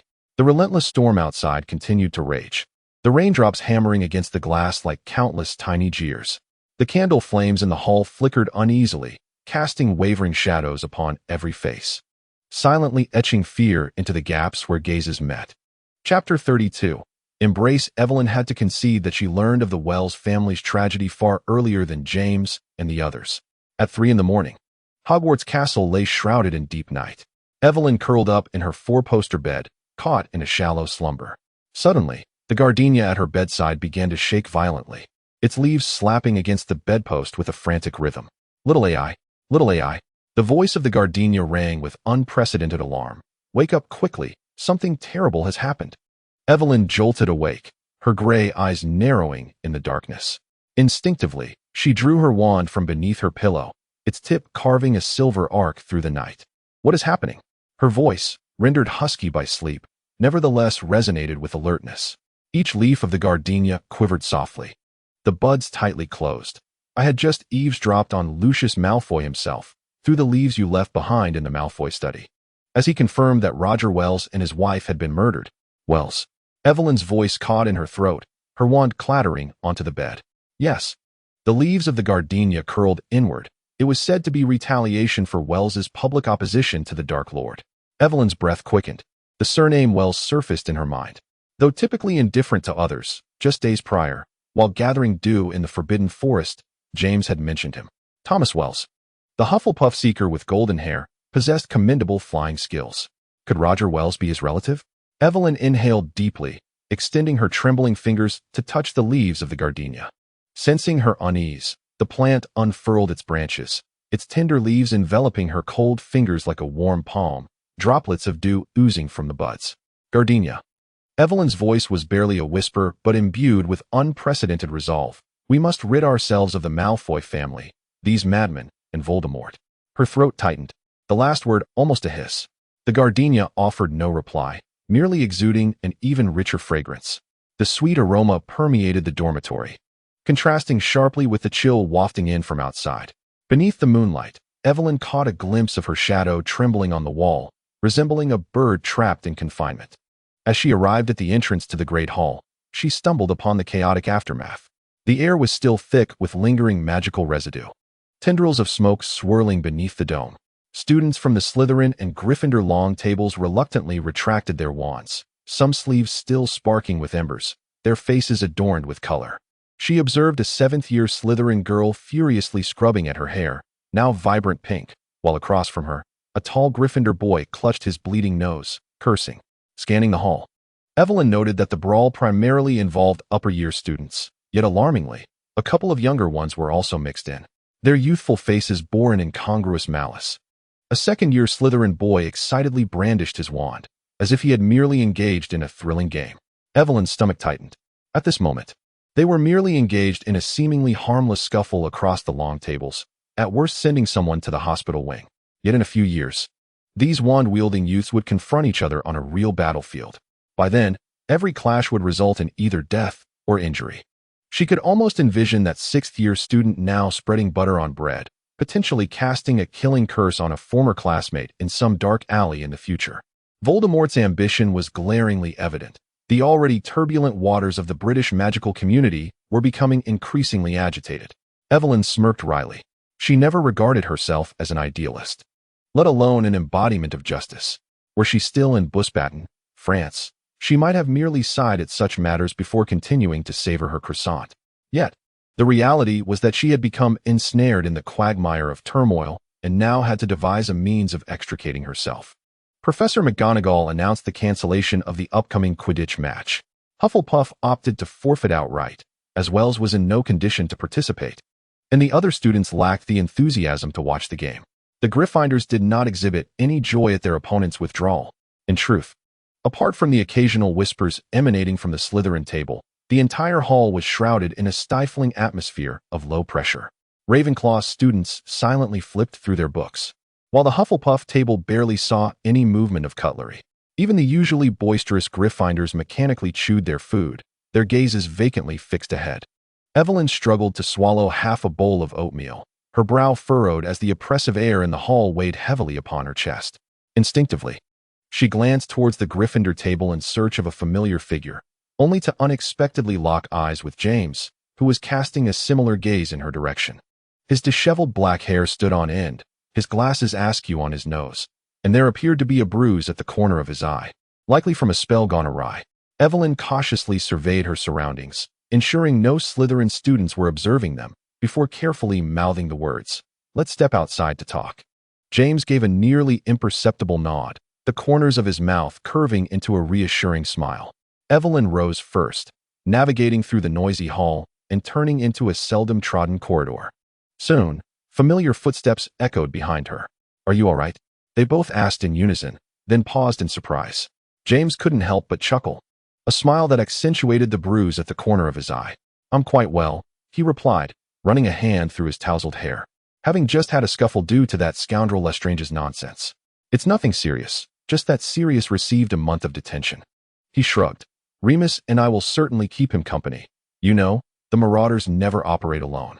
As he spoke, he leaned in closer. His hazel eyes filled with concern. But you, why do you look so dreadful? Did you not sleep well? His gaze swept over the dark circles under her eyes and the slight tremor of her fingers. Evelyn stared at the boy before her, his unabashed concern illuminating her troubled heart like a ray of sunlight. The repressed emotions that had been building since the previous night suddenly burst forth, and she caught a glimpse of her reflection in James's glasses. Her lips quivered uncontrollably. I am terrified. The words finally broke through the dam of her rationality. Her voice was barely audible, yet it bore the weight of profound fear. Fear of being ensnared in this mire. Fear of that dreadful secret. Fear of the future. Every semblance of calm crumbled in that moment. If Voldemort truly forged multiple Horcruxes and attained a near-immortal existence, what would those valiant souls who dare to defy him, this boy who perpetually wears a smile, do? Where lies the hope of victory? James's gaze followed the crystalline tear as it cascaded down Evelyn's pale cheek, lingering momentarily at her chin before falling onto the front of her robes, leaving a darkened mark. His fingers seemed to possess a will of their own as they gently brushed against her damp face. The warmth that radiated from his touch sent a tremor through his heart. I wish to escape Malfoy Manor. Evelyn's voice quivered with suppressed sobs, each word squeezed from between clenched teeth. You know, Malfoy is Voldemort's right hand. She shivered at the mere utterance of that name, the very mention of him chilling her to the bone. James felt his throat constrict. He had never witnessed this fragile side of Evelyn before. It's all right. I'm here, he said instinctively, the conviction in his tone surprising even himself. If you wish to flee, I will help you. Those words seemed to unlock a dam, and Evelyn's tears flowed uncontrollably. Her slender shoulders trembled violently as her fingers gripped James's sleeve tightly.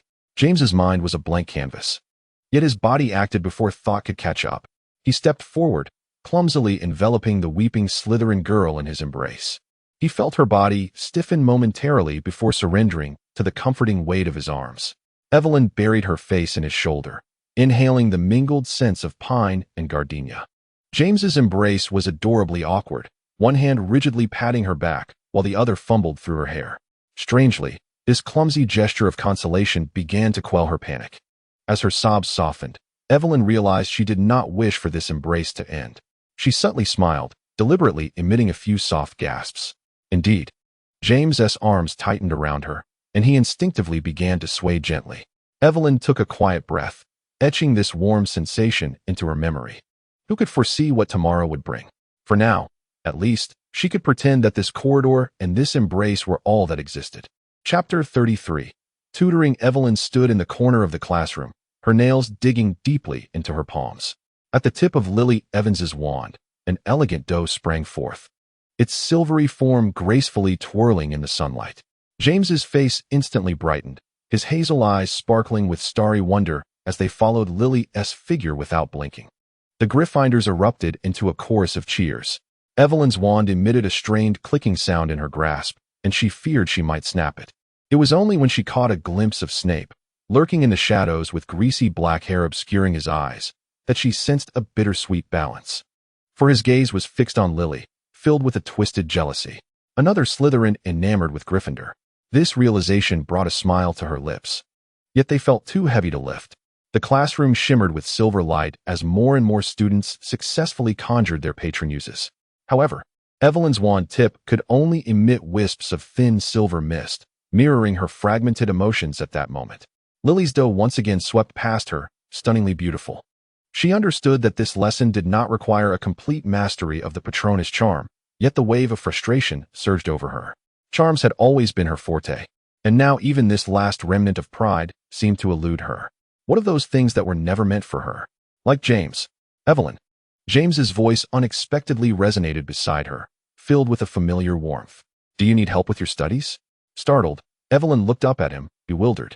She was certain she had displayed no signs of weakness, no trembling fingers, no reddened eyes, not even a rehearsed excuse. Why was he approaching her? James scratched his unruly black hair, beaming radiantly. I mean, your Patronus charm just needs a bit more work. The tail end is lacking. But the moon-faced and big-footed ones are guiding him. His voice trailed off, seemingly uncomfortable under her gaze. So I thought perhaps you could use some assistance? Why? Evelyn heard her voice emerge dryly. James paused, his eyes widening slightly. After a moment of silence, he offered a somewhat puzzled smile. As if he had never contemplated the question. Evelyn sensed her expression had betrayed something, for James's gaze softened, his beautiful hazel eyes brimming with emotions she could not decipher. Because we're friends, he answered matter-of-factly, as if friendship inherently demanded such gestures. I know a place.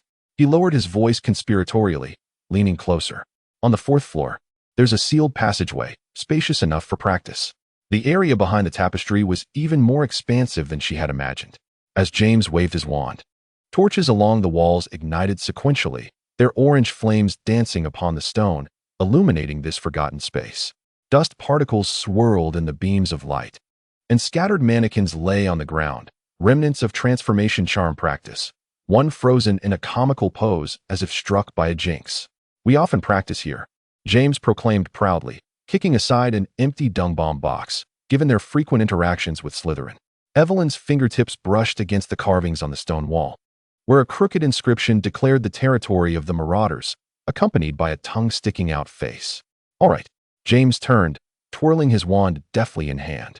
The key to the Patronus charm is to summon your happiest memories. His expression turned serious. You must strive to recall them and then recite the incantation. Evelyn closed her eyes.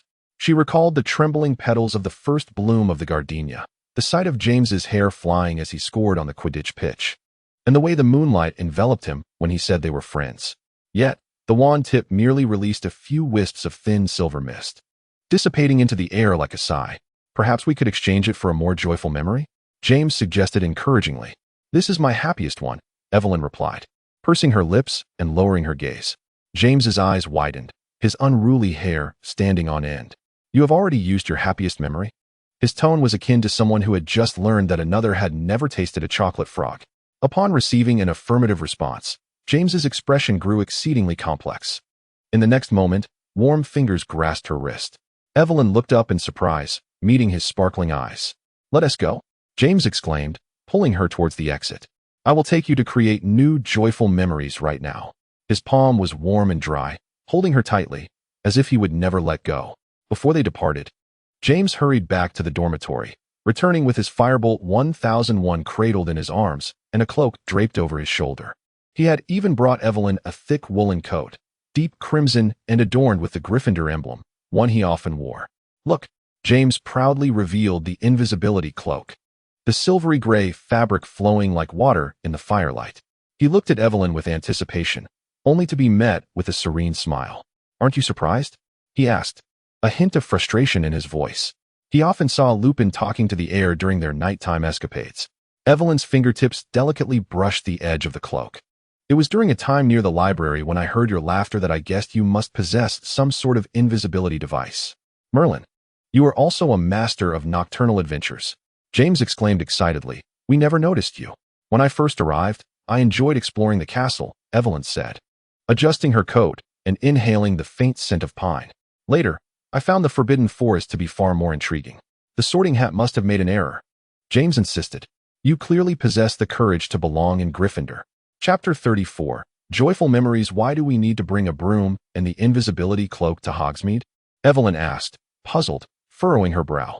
James deftly pushed open the trapdoor to Honeydook's cellar, turning to extend his hand towards her, his palm glowing warmly in the dim light. Come. Evelyn placed her hand in his, feeling the calluses on his palm, a testament to his long hours of gripping a broom.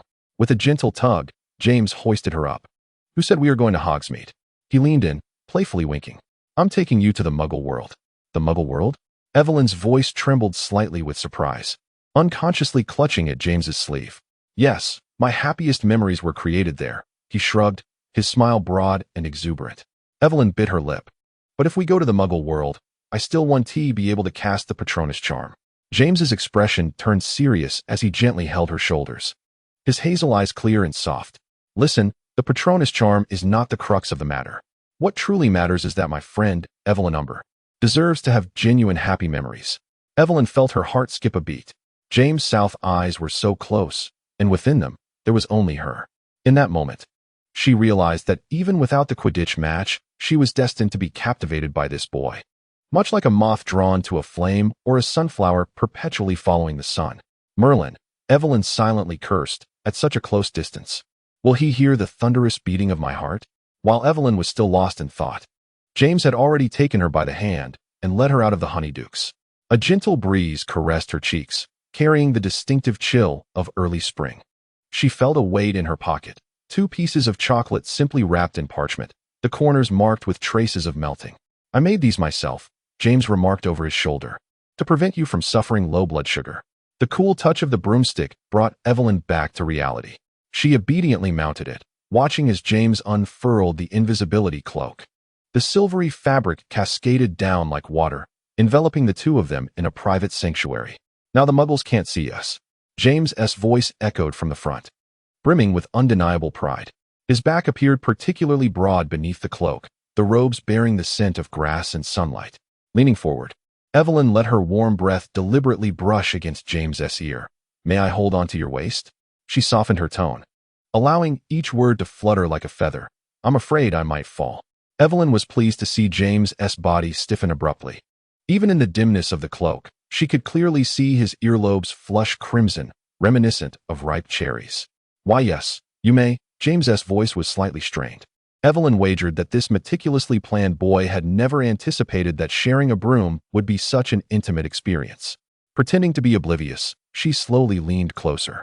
Through the layers of their robes, she could feel the tautness of James's back muscles and the rapidity of his heartbeat.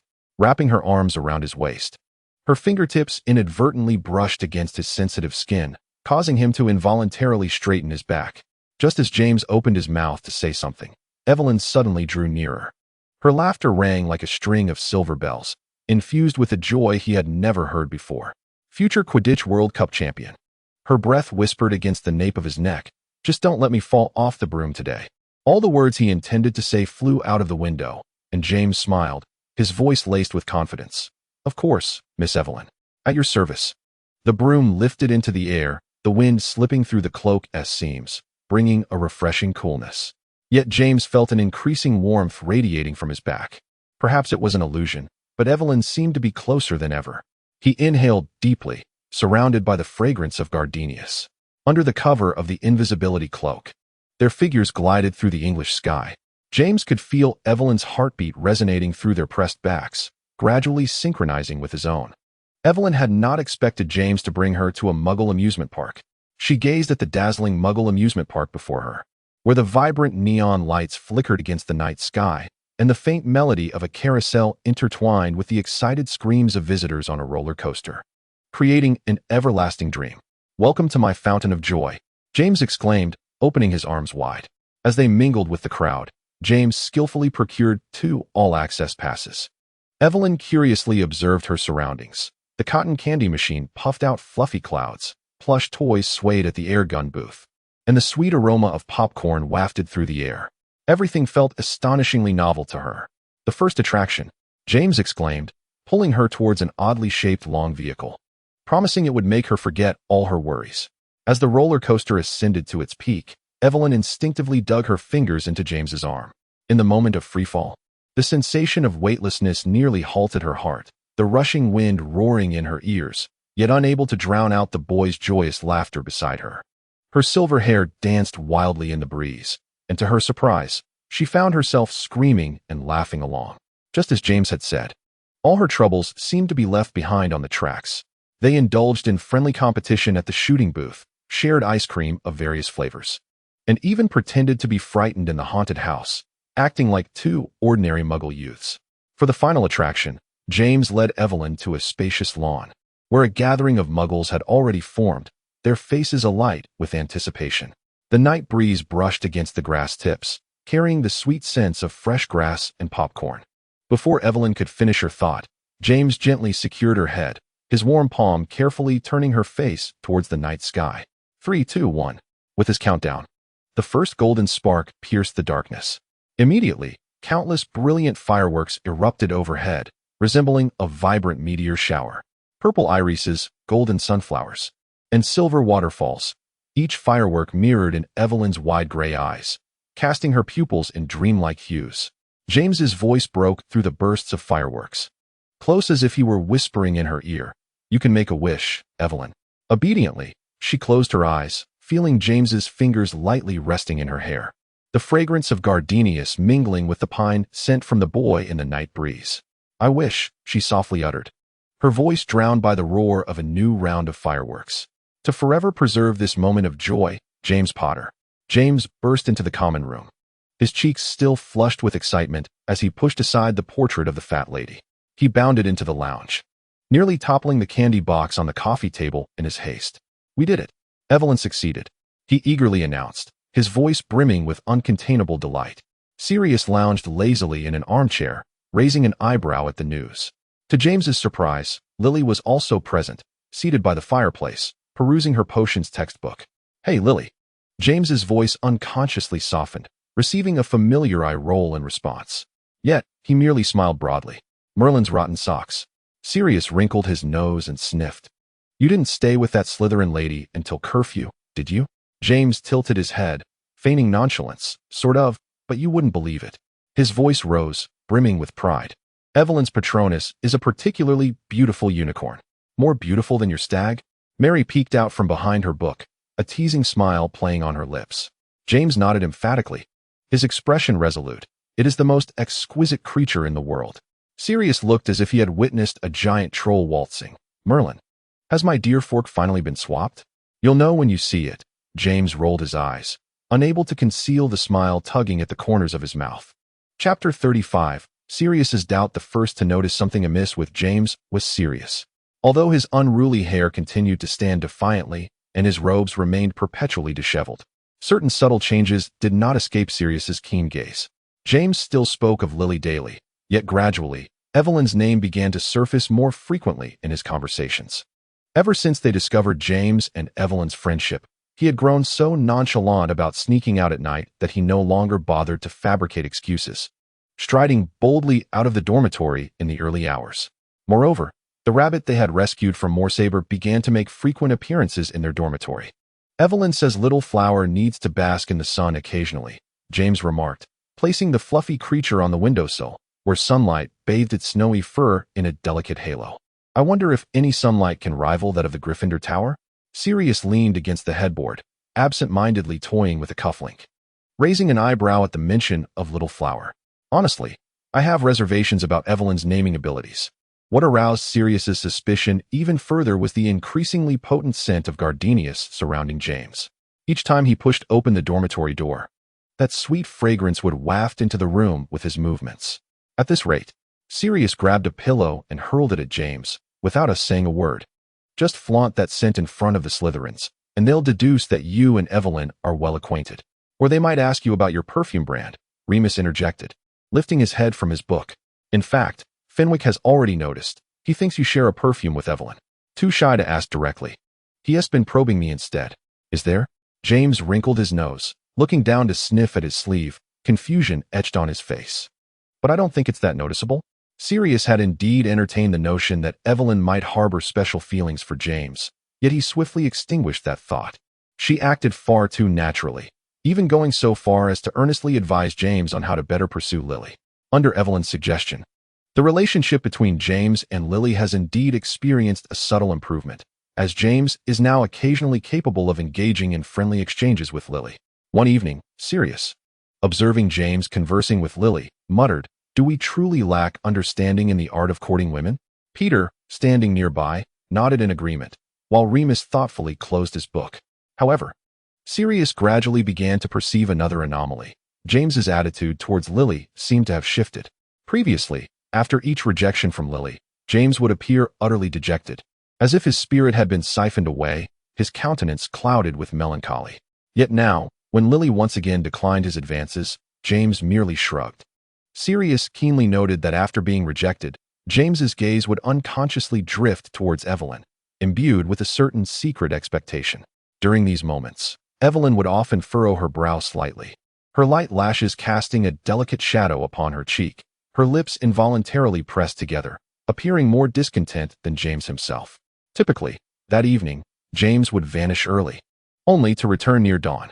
The more Sirius contemplated, the more he sensed something amiss. He began to suspect that James's recent invitations to Lily were not as straightforward as they seemed. Was he deliberately seeking rejection in front of Evelyn to evoke her sympathy, hoping to secure her promise to accompany him on outings? Yet paradoxically, when James spoke of Lily, his eyes still sparkled with delight, and the exuberance and yearning in his tone were undeniably genuine. This dissonance plunged Sirius into an unprecedented state of confusion. He anxiously ran his fingers through his hair, for the first time uncertain of how to confront his closest friend. Recently, Evelyn had noticed an intriguing phenomenon. Sirius Black consistently regarded her with a contemplative gaze during meals in the Great Hall. He would often absent-mindedly fiddle with his fork while squinting. At times, he would furrow his brow in confusion, only to shift his attention to James, who was eagerly stuffing his face with Yorkshire pudding, revealing a rare expression of inner turmoil. Nevertheless, Evelyn did not dwell on it too much. Over the past few days, her relationship with James had been quietly undergoing subtle changes. She observed that James was mentioning Lily less frequently, diminishing from the initial fervent remarks about Lily's exceptional performance in Transfiguration to days where the name of the red-haired girl scarcely graced the air. Moreover, when he sought her counsel on matters of courtship, the once vibrant eagerness in his hazel eyes seemed to be gradually supplanted by a gentler glow. A commotion erupted at the Slytherin long table. Without needing to look, Evelyn knew it was likely yet another unfortunate soul who had fallen victim to one of James's pranks. Since the Death Eater incident, the atmosphere at Hogwarts had become tense, with students from the other three houses increasingly choosing to distance themselves from Slytherin. Within this intangible barrier, only Lily Evans continues to unabashedly associate with Severus Snape, who always regards anyone approaching Lily with a gaze full of hostility.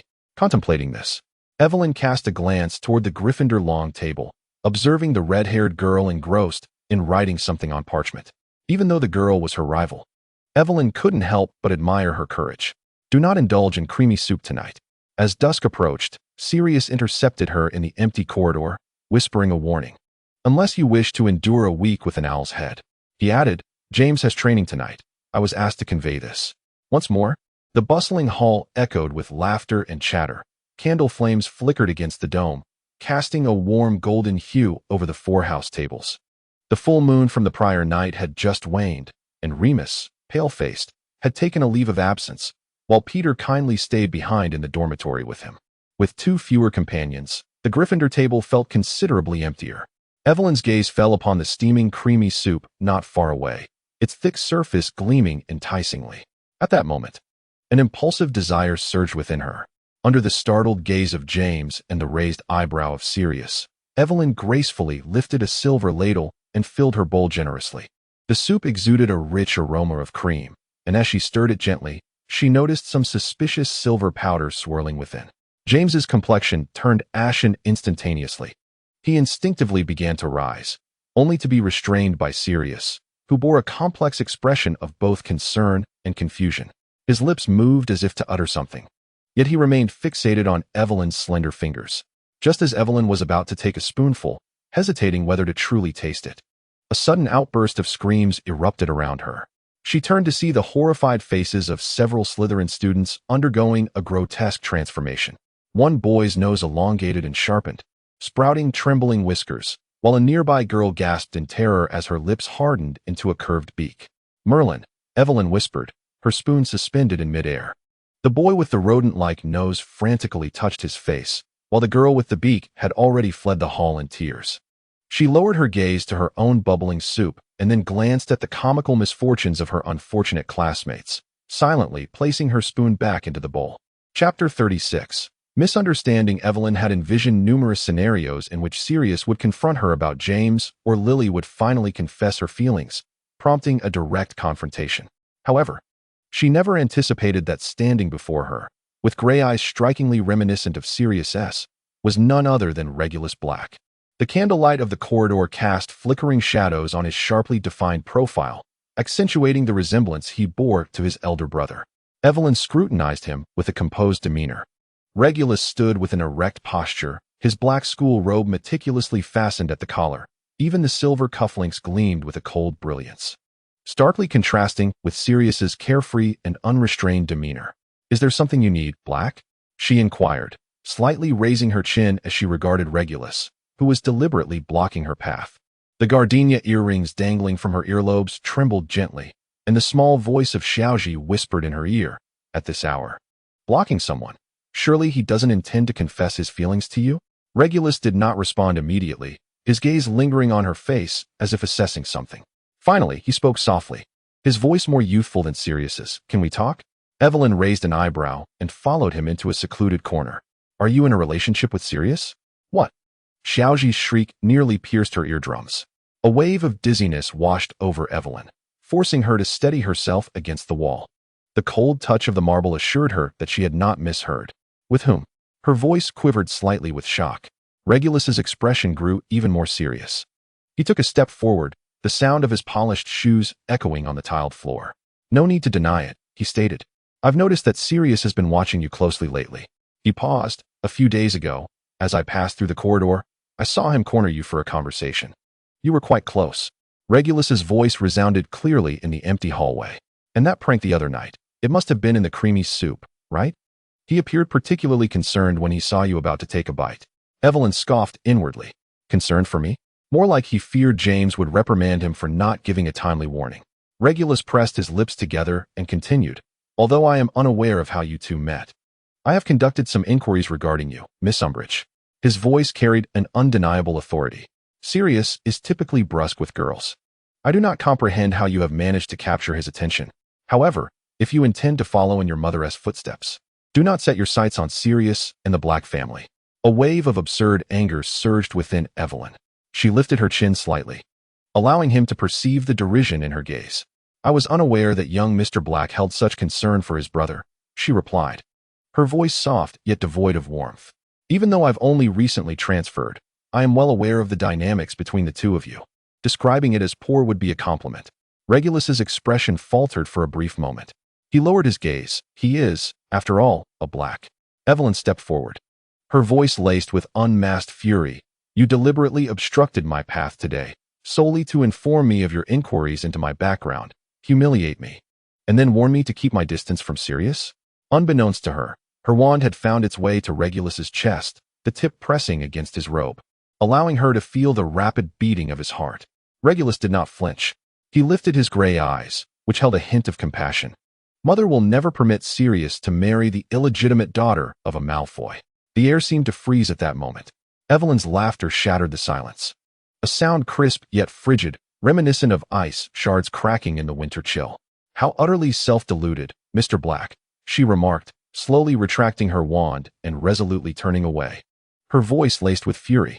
"I harbor no feelings for Sirius Black. We are not in a romantic relationship. Instead of harassing me here, perhaps you should inquire with your dear brother about his own shortcomings." Regulus stood rooted to the spot, watching her silhouette vanish around the corridor's bend, with only the lingering fragrance of gardenias in the air to attest that their exchange had not been a mere figment of imagination. Evelyn was clearly not herself, a fact James could discern. The forbidden forest at dawn was shrouded in a thin mist as she walked ahead, her shoulders slumped more than usual. He deliberately stumbled, exaggeratedly flailing his arms like a clumsy giant colliding with a tree trunk, a ploy that had previously elicited her melodic laughter, often followed by an equally amusing grimace in return. Yet today, Evelyn merely cast a fleeting glance over her shoulder, her lips curling barely into a semblance of a smile before she returned to her silent task of collecting dew. It was not until he broached the subject of the previous night that her pace faltered. "You scared both me and Bigfoot last night," he feigned nonchalance, kicking a pebble aside. "I thought you had forgotten not to drink that soup. Did you not see Lestrange this morning sporting those pig ears?" Evelyn halted, her gaze fixed on the ground, fingers tightly gripping the neck of her crystal vial, knuckles turning white. A droplet of water struck the vial, followed by another, then a third. James paused momentarily, realizing that it was not dew but tears cascading down her cheeks, forming tiny pearls at her chin. "What's wrong?" he asked, his voice suddenly anxious, his fingers floundering in the air as if he wished to comfort her shoulder but hesitated for fear of overstepping. He had always struggled with a girl's tears, especially those of Evelyn. "Did I upset you?" He ventured cautiously, his tone softening instinctively. Evelyn gently shook her head. her hair swaying slightly with the movement. A tear fell into the grass, vanishing among the moss. What is it then? James furrowed his brow, striving to recall his previous words.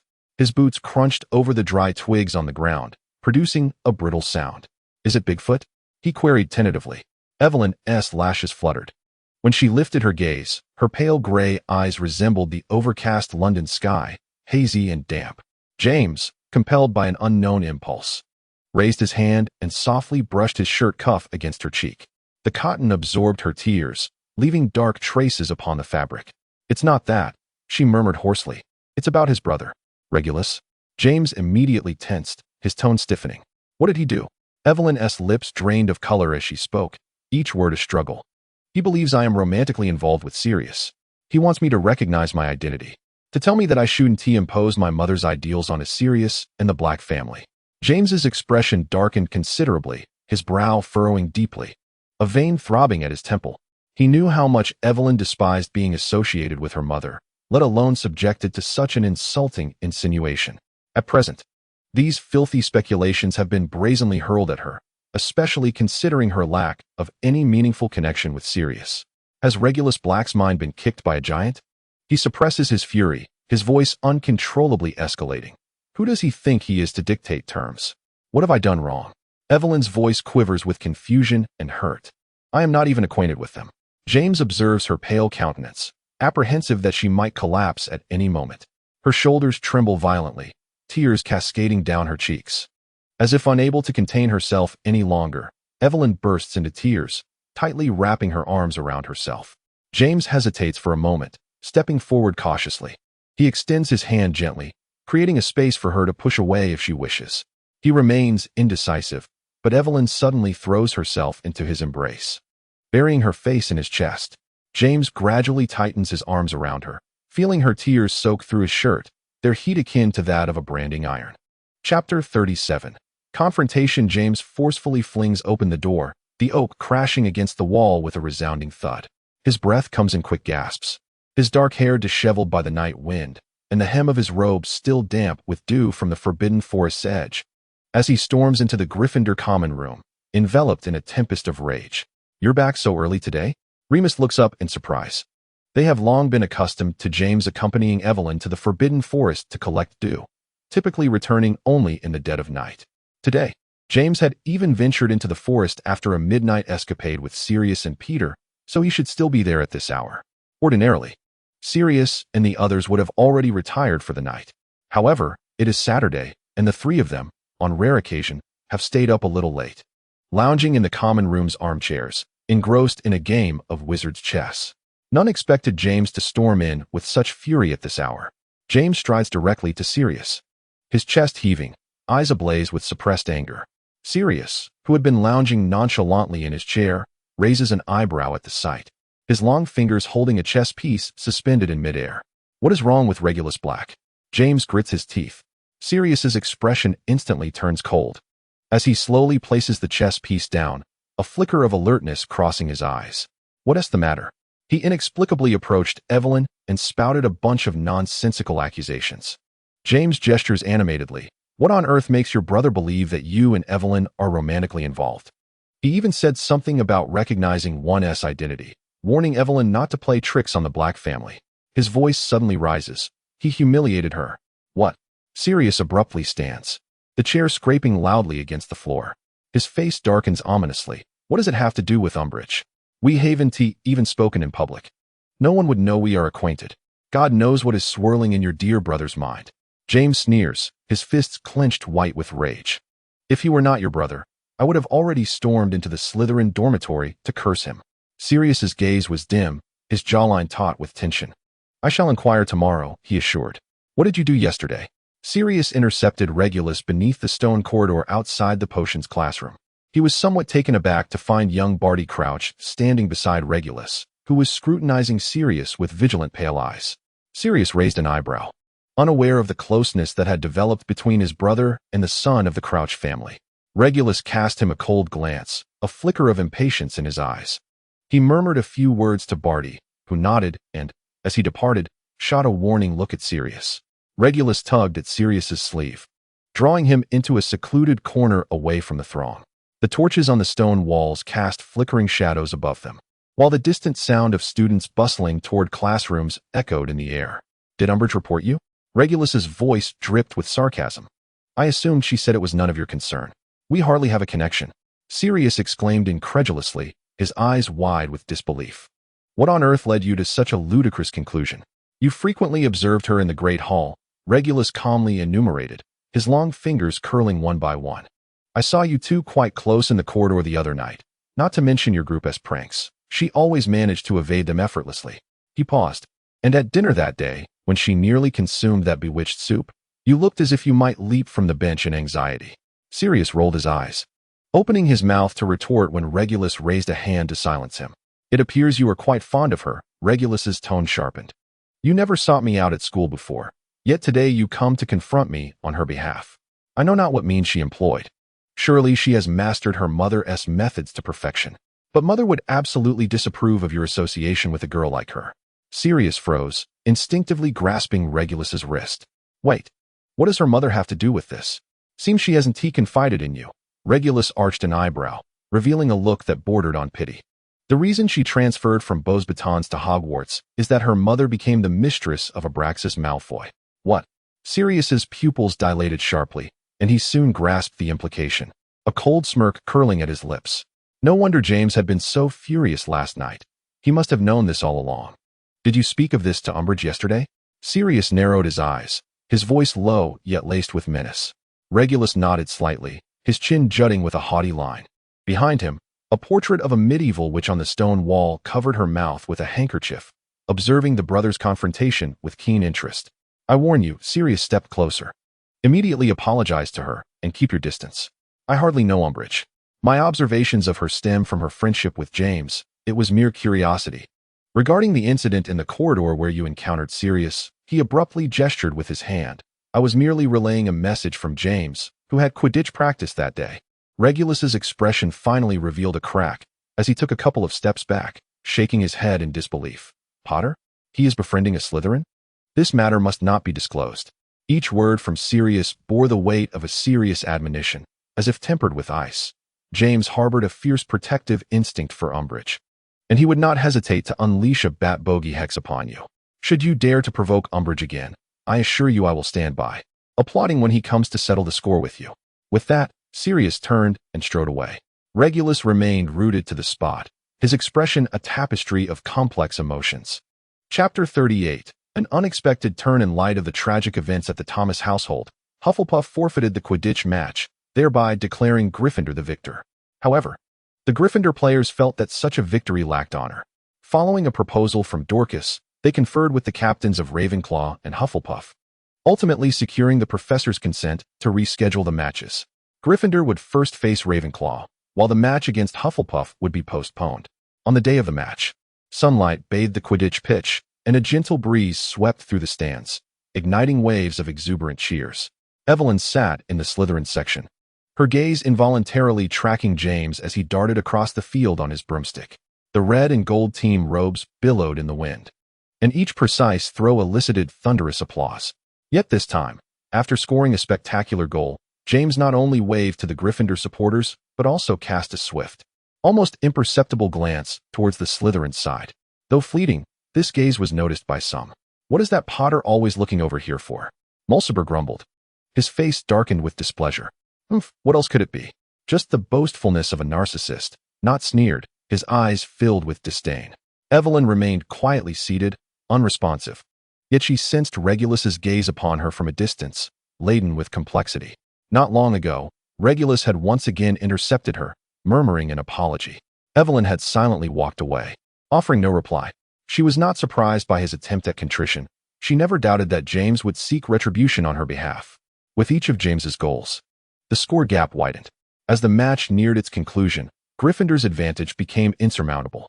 Ultimately, Gryffindor's seeker, Camberfield, seized the golden snitch, securing victory for Gryffindor. The stands erupted in a cacophony of jubilant cheers, the sound surging like a tidal wave across the pitch, even reverberating through the Slytherin section. Evelyn instinctively covered her ears. Yet she could not help but be swept away by the fervent atmosphere, her heart racing uncontrollably. As the hero of the victory, James exuberantly circled the field on his broom, basking in the adulation of the crowd. He lifted his chin, a triumphant grin adorning his face, characteristic of a victor. Previously, when soaring past the Slytherin stands, James often accelerated dismissively. However, this time, as his broom swept over the Slytherin section, he deliberately slowed down, his gaze scanning the crowd for something. Evelyn looked up, locking eyes with him, her hazel orbs brimming with radiant joy. How marvelous! She silently mouthed a smile at him. The grin on James's face broadened instantly, as if he had received a reward more precious than victory itself. Why is Potter smiling at us? Selwyn's voice emerged nearby, tinged with uncertainty. Has he discovered our intentions? Evelyn's spine tensed, her grip tightening around her wand. How could that be? Not scoffed. His tone filled with the arrogance of assured victory. No one will suspect our involvement. Today, that insufferable Potter must learn a lesson. Before Evelyn could ponder further, a piercing sound sliced through the celebratory atmosphere. The previously motionless bludger suddenly surged, hurtling toward James with astonishing speed. James's pupils dilated, yet his body instinctively reacted.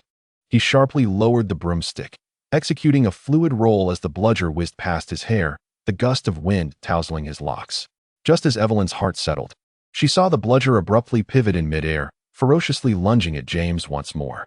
Gasps erupted from the stands, with some spectators even rising to their feet. Yet James remained unfazed, a hint of defiance curling at the corners of his mouth, skillfully maneuvering his broom to carve graceful arcs through the air. Each evasion so precise it left the onlookers breathless. On the opposite side of the stands, Sirius and Remus had drawn their wands. Boom! Several stunning spells whizzed past the bludger, not only missing their mark, but nearly grazing James, causing the two to recoil in fear, their faces drained of color. Damn Potter! How can he evade so effortlessly? Not cursed vehemently, his expression twisted with rage, his volume unabashedly loud. Selwyn's eyes glinted with malice. Then let us target that Evans.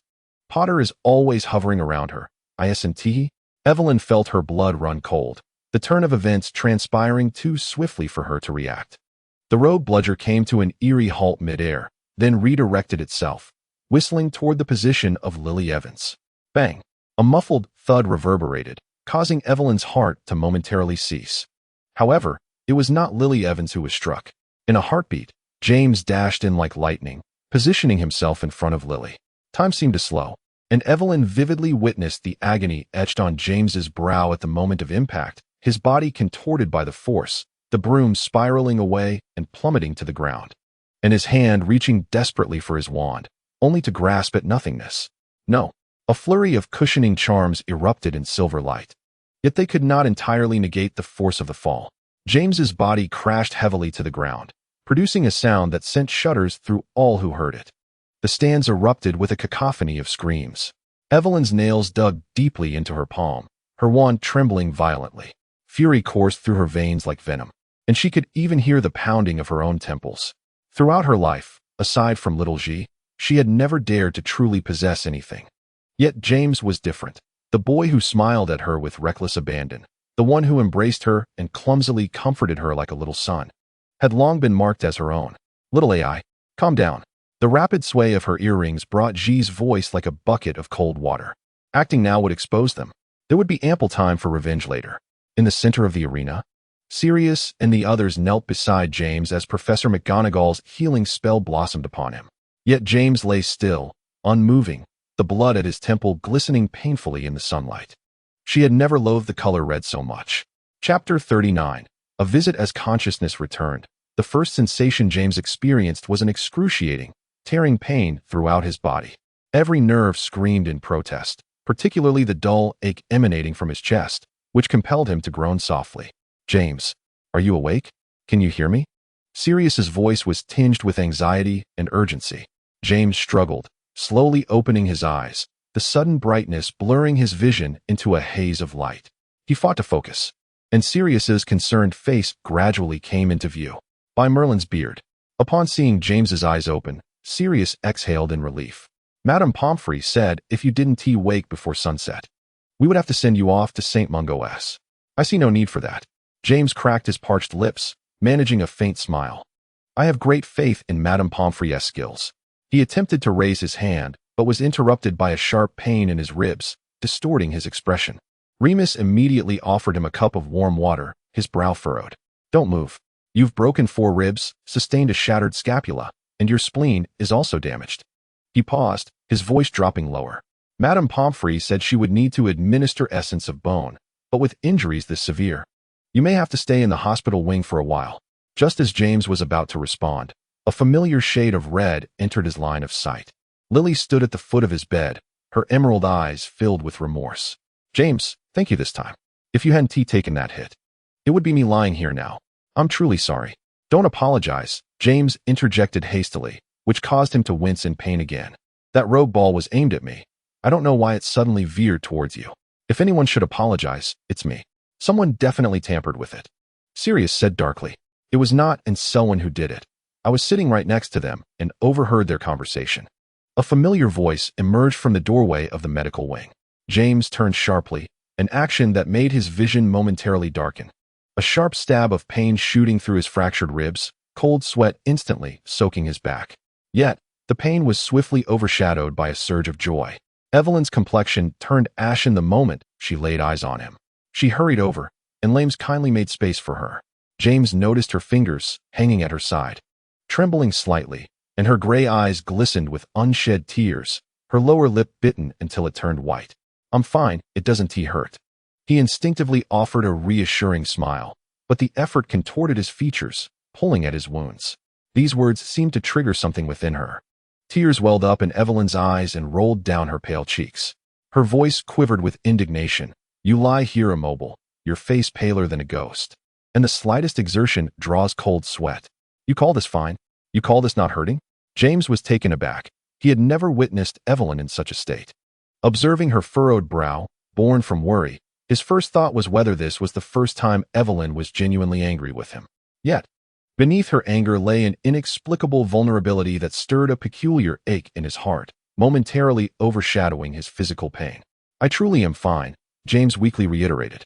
Evelyn dismissed his words entirely and turned to Lames, who, with a knowing glance, quietly enumerated his injuries. For fractured ribs, a comminuted fracture of the right scapula, and minor splenic hemorrhage.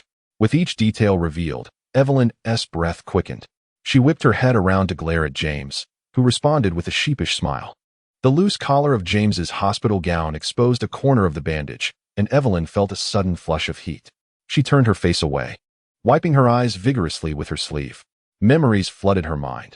James's selfless silhouette shielding Lily in midair, the image of him falling. The man she cherished was injured while attempting to save others.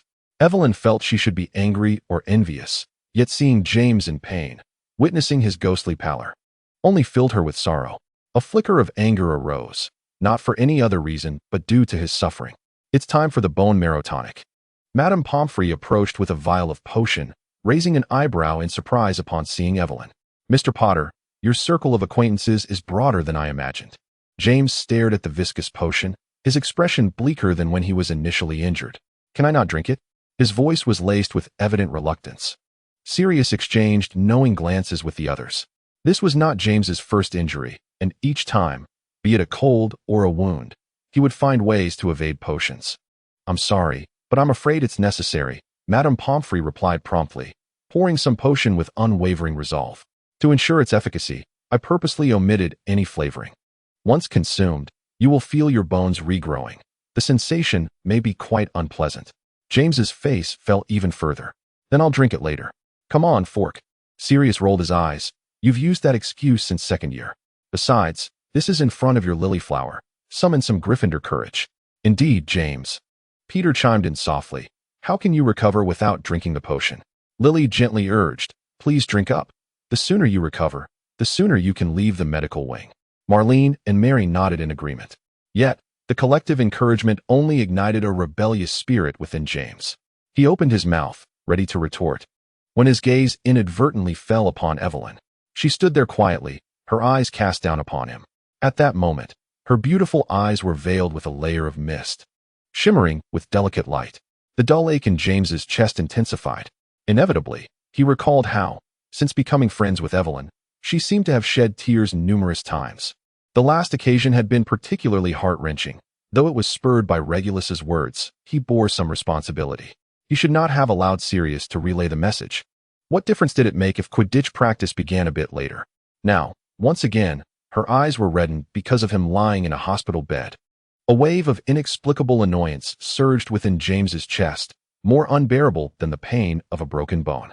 He could not bear to witness Evelyn's tears, nor did he wish that her lovely eyes be clouded by anyone's sorrow. This thought struck him with sudden intensity, leaving him confused. "Don't cry.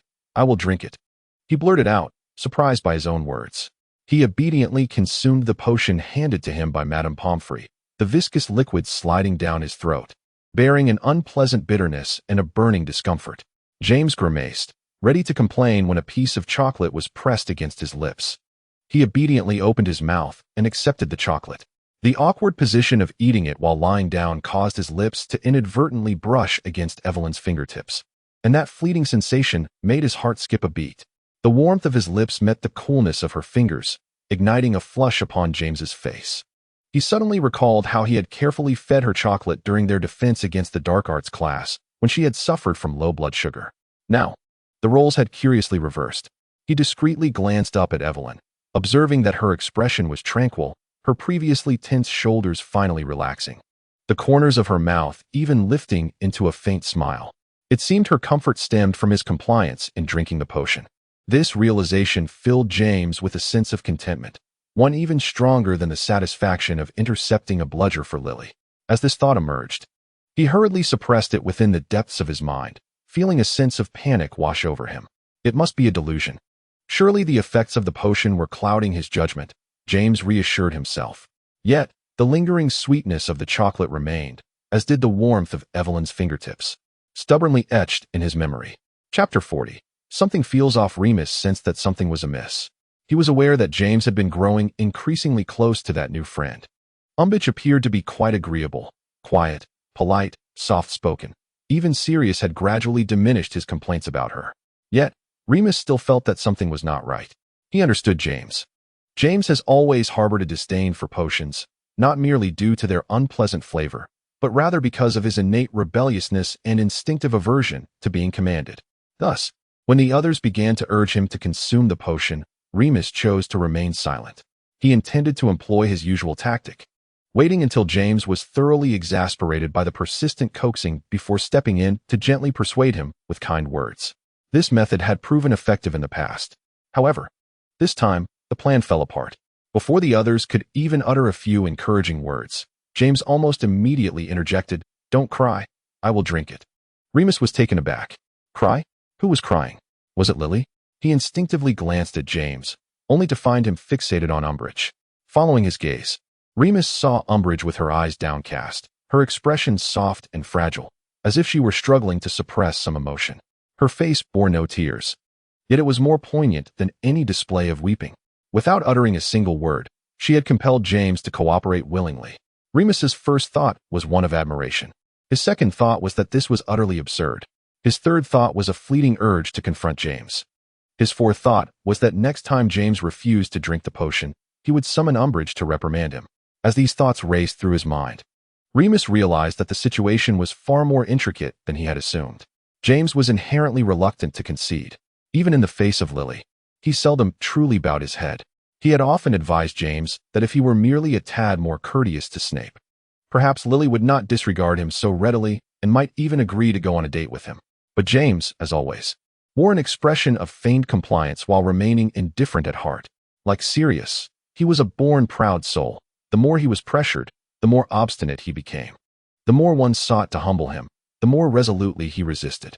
Yet just moments ago, he had willingly agreed to take the potion out of fear of Umbridge's tears. Remus's gaze subtly shifted to Sirius, who was also watching him with a meaningful expression. They exchanged a brief glance, and Remus raised an eyebrow nonchalantly. It then dawned on him why Sirius had been quietly observing Umbridge of late. This girl's influence over James surpassed their expectations by far. His gaze drifted to the others. Lily's expression was subtly inscrutable, while Mary and Marlene exchanged glances, the atmosphere growing increasingly peculiar. This oddity intensified when Evelyn produced a piece of chocolate, placing it near James's lips, casually stating it was something he had made for her. In that instant, the atmosphere grew even more bizarre. The expressions of those present were akin to being choked by the chocolate, their incredulity almost palpable on their faces. He had been aware that James had been mysteriously sneaking into the kitchen lately, always returning with the scent of chocolate. Yet he had assumed it was James's new strategy to win Lily over.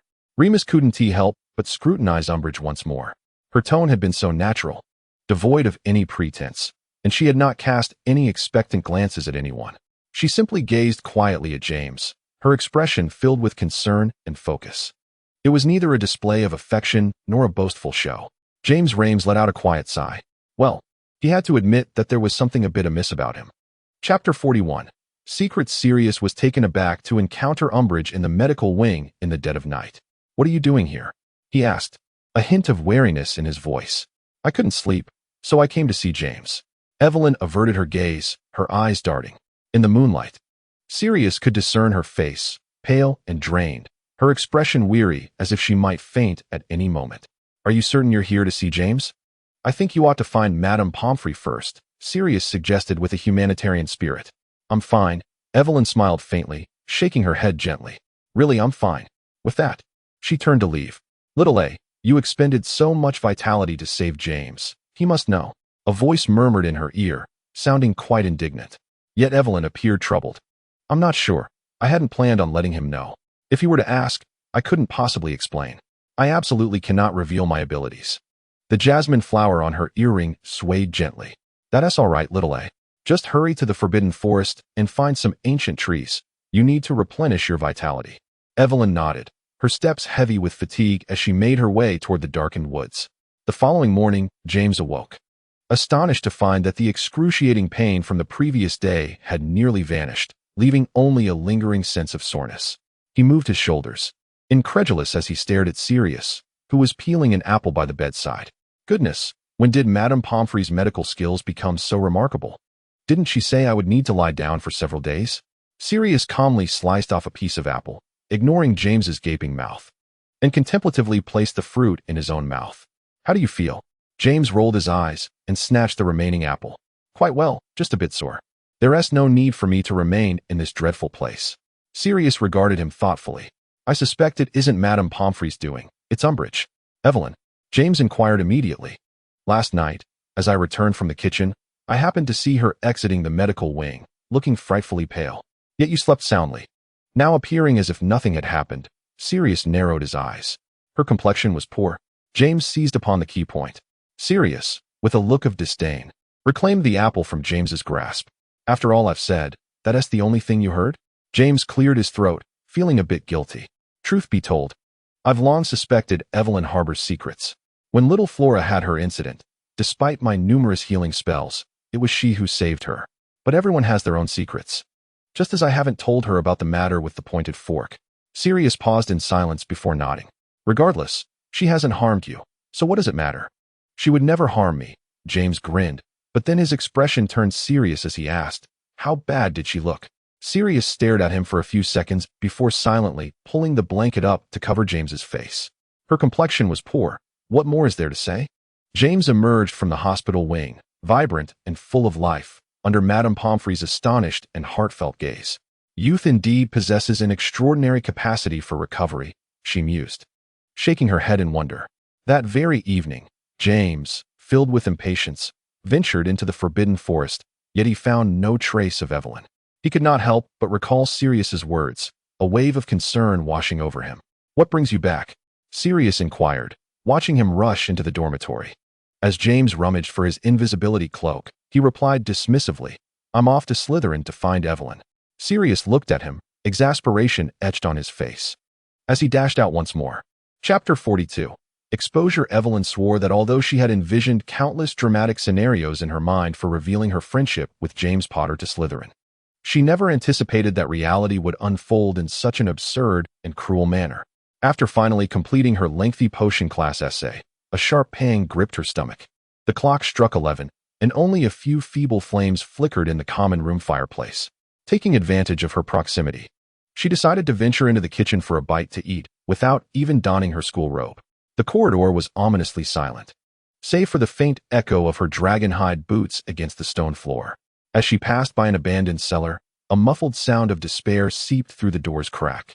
Evelyn instinctively softened her footsteps, assuming it was merely a girl grappling alone with the trials of adolescence, until she heard two familiar male voices. "Look at this mudblood," suddenly silent about her lineage. Mulsaber's voice slithered like a serpent, accompanied by the sharp crack of a wand striking the table. Avery followed with a piercing laugh. "Hurry. Etch your filthy bloodline on your other arm, too." Evelyn's fingertips turned icy in an instant. She silently approached the door, attempting to use Alohomora, only to discover the lock had been bewitched against such attempts. Furthermore, the door shimmered with a pearlescent glow, reinforced by protective charms. "MacDonald, didn't you claim to take pride in your bloodline? What of it now? Still proud?" Mary MacDonald. Evelyn's pupils constricted sharply. The Gryffindor girl who always trailed after Lily Evans, revealing her small canines when she smiled. The one who would toss her golden curls in dazzling waves while cheering for Gryffindor during Quidditch matches. Evelyn's nails dug painfully into her palm, yet she felt no pain. Never had she loathed her own powerlessness so intensely. Professor Slughorn was absent from the school on weekends. Where were the prefects who should be patrolling? Her vision blurred with rage, a buzzing filling her ears. "Little AI, go find James and the others," Xiaoji urged. "James is throwing a party in Gryffindor Tower right now." Evelyn had never run so desperately in her life. At that moment, she cursed the kitchen for being situated in the cold, dank cellar and despised Gryffindor Tower for its lofty perch within the castle, each spiral staircase seeming an endless torment. Her legs had grown weak and numb, the air slicing through her throat like a knife, her lungs feeling as if they were stuffed with a searing iron. Every breath laced with the taste of blood, yet she dared not pause, not even for a fleeting second. The anguished cries of Mary seemed to echo relentlessly in her ears. Upon finally stumbling to the 8th floor, her knees crashed heavily against the stone steps before the portrait of the fat lady. Sweat dripped from her hair, staining the cold ground with dark traces. "Please, open the door," she gasped, her voice hoarse and barely recognizable. The fat lady frowned disapprovingly. "Rules are rules, my dear. Without the password, not even Dumbledore could gain entry." "Forget that wretched rule," Evelyn shouted, slamming her palm against the frame. "MacDonald is being tormented by Mulciber and the others." The woman in the portrait stubbornly shook her head. Evelyn's trembling fingers tightened around her wand. "I'm sorry." She gritted her teeth and waved her wand. Shatter. A blinding red light burst forth, and the fat lady emitted a shriek that could shatter glass. She fled in a panic into the adjacent frame, rousing the portraits along the corridor. A wizard in a nightcap cursed angrily while a medieval lady in a gown scurried about, clutching her skirts in alarm. Evelyn paid no heed to the cacophony of curses, forcefully shouldering the oak door open. The warm air that greeted her was laden with the scent of butterbeer, the cloying sweetness of Honeyduke's candies, and the spicy aroma of fire whiskey. Over 20 astonished faces turned toward her in unison. "Merlin's beard," exclaimed a girl with a ponytail, spilling her drink, the amber liquid spreading across the woolen carpet. In the corner, Peter Pettigrew choked in fright, pounding his chest. Meanwhile, Remus Lupin instinctively reached for his wand. Her gaze cut through the noisy crowd, zeroing in on James, who was laughing heartily. He and Sirius lounged on the largest sofa, surrounded by empty boxes of chocolate frogs. James had never expected to see such an Evelyn in Gryffindor Tower. Clad only in a thin silvery nightgown, the silk fabric clung to her heaving chest, drenched in sweat. Moonlight streamed through the arched window, illuminating her wet silver hair as if it were frosted, making her appear as though she had just emerged from the Black Lake. Trembling uncontrollably, "Evelyn," his voice caught in his throat. Tears streamed from her pale gray eyes, leaving glistening trails on her wan cheeks. Her slender fingers clutched the doorframe tightly, displaying a sickly pallor. "James," her voice, tinged with desperation, shattered the silence of the common room. "Quick, to the cellar. MacDonald is being tortured by Mulciber. Damn it, we need more people. At least 3 or 4 blasting curses to break down the door." James's mind exploded with chaos. He instinctively grabbed his wand. In his peripheral vision, he saw Sirius and Remus springing to their feet, wands at the ready. Soon, nearly the entire Gryffindor common room was standing. Mary said she was going to the kitchen for something to eat. Lily's voice trembled, gripping Marlene's sleeve tightly. "I found her on my way to the kitchen." Evelyn nearly screamed, her voice laced with a breakdown that James had never heard before. She appeared on the verge of collapse. James rushed forward with a determined stride, grasping her icy wrist, feeling the pulse racing perilously beneath his touch. "Lead the way," he instructed succinctly, his fingertips caressing the prominent bone of her wrist in an attempt to soothe her. Evelyn nodded gravely. As the head girl, Dorcas Meadows immediately raised her arm to block the advancing Gryffindors. Everyone stay in the common room. Her voice was cold and firm. Head girls, follow me. Potter, Black, McKinnon. You come too. Chapter 43. Exposure. The thunderous footsteps of several individuals racing down the corridor echoed like a tempest. And James could hear the frantic pounding of his own heart, louder than the commotion around him. As they approached the derelict classroom, the venomous curses of Mulciber pierced through the heavy door. Damn it, which meddlesome wretch tipped them off? Sirius's face darkened ominously as he swiftly drew his wand. Alohomora. Yet, the door remained impervious, emitting only a few sparks. I told you, it's useless, Evelyn's voice trembled. You need to use the blasting curse and so forth. Suddenly, she turned, a pained expression etched across her pale face. Who gave the robes to Mary? Lily had already unfastened the Gryffindor robe's buttons, while Marlene had torn off her own outer garment. The anger igniting in the girl's eyes was a fury James had never witnessed before. Boom. The blasting curse from Sirius and the others obliterated the door into splinters. Amidst the flying debris, James beheld a scene that would be etched into his memory forever. Mary McDonald huddled in the corner of the classroom, her golden curls matted with sweat against her face, her robe shredded and bloodied. She mechanically repeated the motion of slicing her left arm with a dagger, crimson droplets cascading down her pale arm, pooling into a dark red puddle on the stone floor. McDonald, stop! Evelyn rushed forward, tightly wrapping Mary's trembling body in Lily's robe. Marlene and Lily immediately joined her, both hands pressing down on Mary's arm. Gripping the dagger. It's the Cruciatus curse. Lily's voice was laced with desperation. Mary, look at me. It's me. A surge of unprecedented fury coursed through James from his toes to the crown of his head. He could scarcely recall the incantation he uttered. Perhaps it was a stunning spell or something more sinister.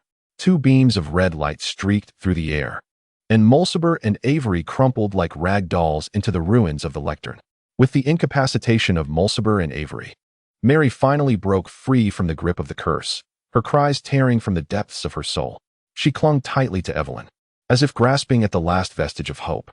Lily and Marlene enveloped them, their foreheads of golden, red, brown, and silver hair intertwining, tears binding them to one another. James unwittingly caught sight of Mary's exposed arm, where the blade had carved a jagged inscription into her skin, each letter oozing blood. A mix of butterbeer and bile surged up his throat, causing him to stagger and lean against the wall for support. The tip of Sirius's wand gleamed with a dangerous red light. I am going to kill them, he uttered in a voice so soft it was chilling. Go find Professor McGonagall. James firmly grasped his friend's shoulder, feeling the tremors coursing through Sirius's entire body. A murderous intent burned in Sirius's dull eyes as his lips twitched, struggling to articulate something. Remus and Weatherby flanked Sirius, half dragging him from the blood-soaked room. Evelyn's thoughts were in disarray, a buzzing filling her ears. She had always known that the British wizarding community was divided by blood purity ideologies and was aware that most Slytherins and the Malfoy family were ardent supporters of the pure-blood doctrine. Yet, it was only at this moment that those abstract concepts transformed into the gruesome scars etched upon Mary's arms, achingly real and suffocating. She had thought the rivalry between the houses was trivial, but the Cruciatus curse and dark magic were anything but. Evelyn tightly shut her eyes, her nails digging painfully into her palms. She absolutely must not become a wretched creature like Morcisber, her soul corroded by dark magic. She had to escape, to sever all ties with the Malfoy family and the minions of the Dark Lord. Mary trembled, clinging to her like a drowning person, and Evelyn felt the warm blood seeping through her robes onto her nightgown. She mechanically patted Mary's back, her movements gentle as if soothing a frightened chick. Out of the corner of her eye, she caught sight of the ghastly wounds on Mary's exposed skin, her thighs and right arm marred with malicious inscriptions, the edges of the cuts curling like gaping, bloody maws. She needed Madame Pomfrey. Evelyn turned to James, her silver nightgown stained a dark crimson, the ends besmirched with congealed blood. Dorcas had already gone for help.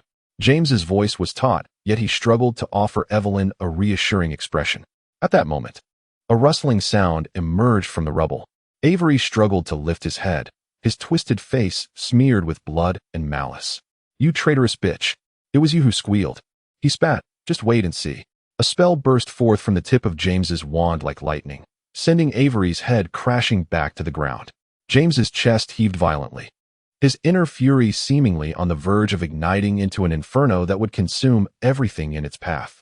Lily and Marlene flinched, casting worried glances toward Evelyn. Yet, Evelyn merely lowered her eyelids, continuing to gently pat Mary's back, seemingly oblivious to the earlier threats. Little AI, what should we do? Wildeji's voice trembled through the earring. Evelyn closed her eyes, responding with her thoughts. Do not worry. She subtly glanced at the boy beside her, his jawline set with a sharp tension. This was an opportune moment. James would not stand idly by. Besides, had he forgotten her capabilities? The earring swayed slightly. As if reassured, rapid footsteps echoed from the end of the corridor. Professor McGonagall was the first to arrive, her plaid shawl askew, swaying violently with her hurried pace. Following her were the patrolling prefects and the head of the student council, their faces etched with shock. Upon seeing the bloodstains and debris scattered across the floor, Evelyn distinctly heard the gasps of horror that filled the air. Professor McGonagall's lips trembled, her eyes glistening with tears. Dorcas swiftly arrived with Madame Pomfrey.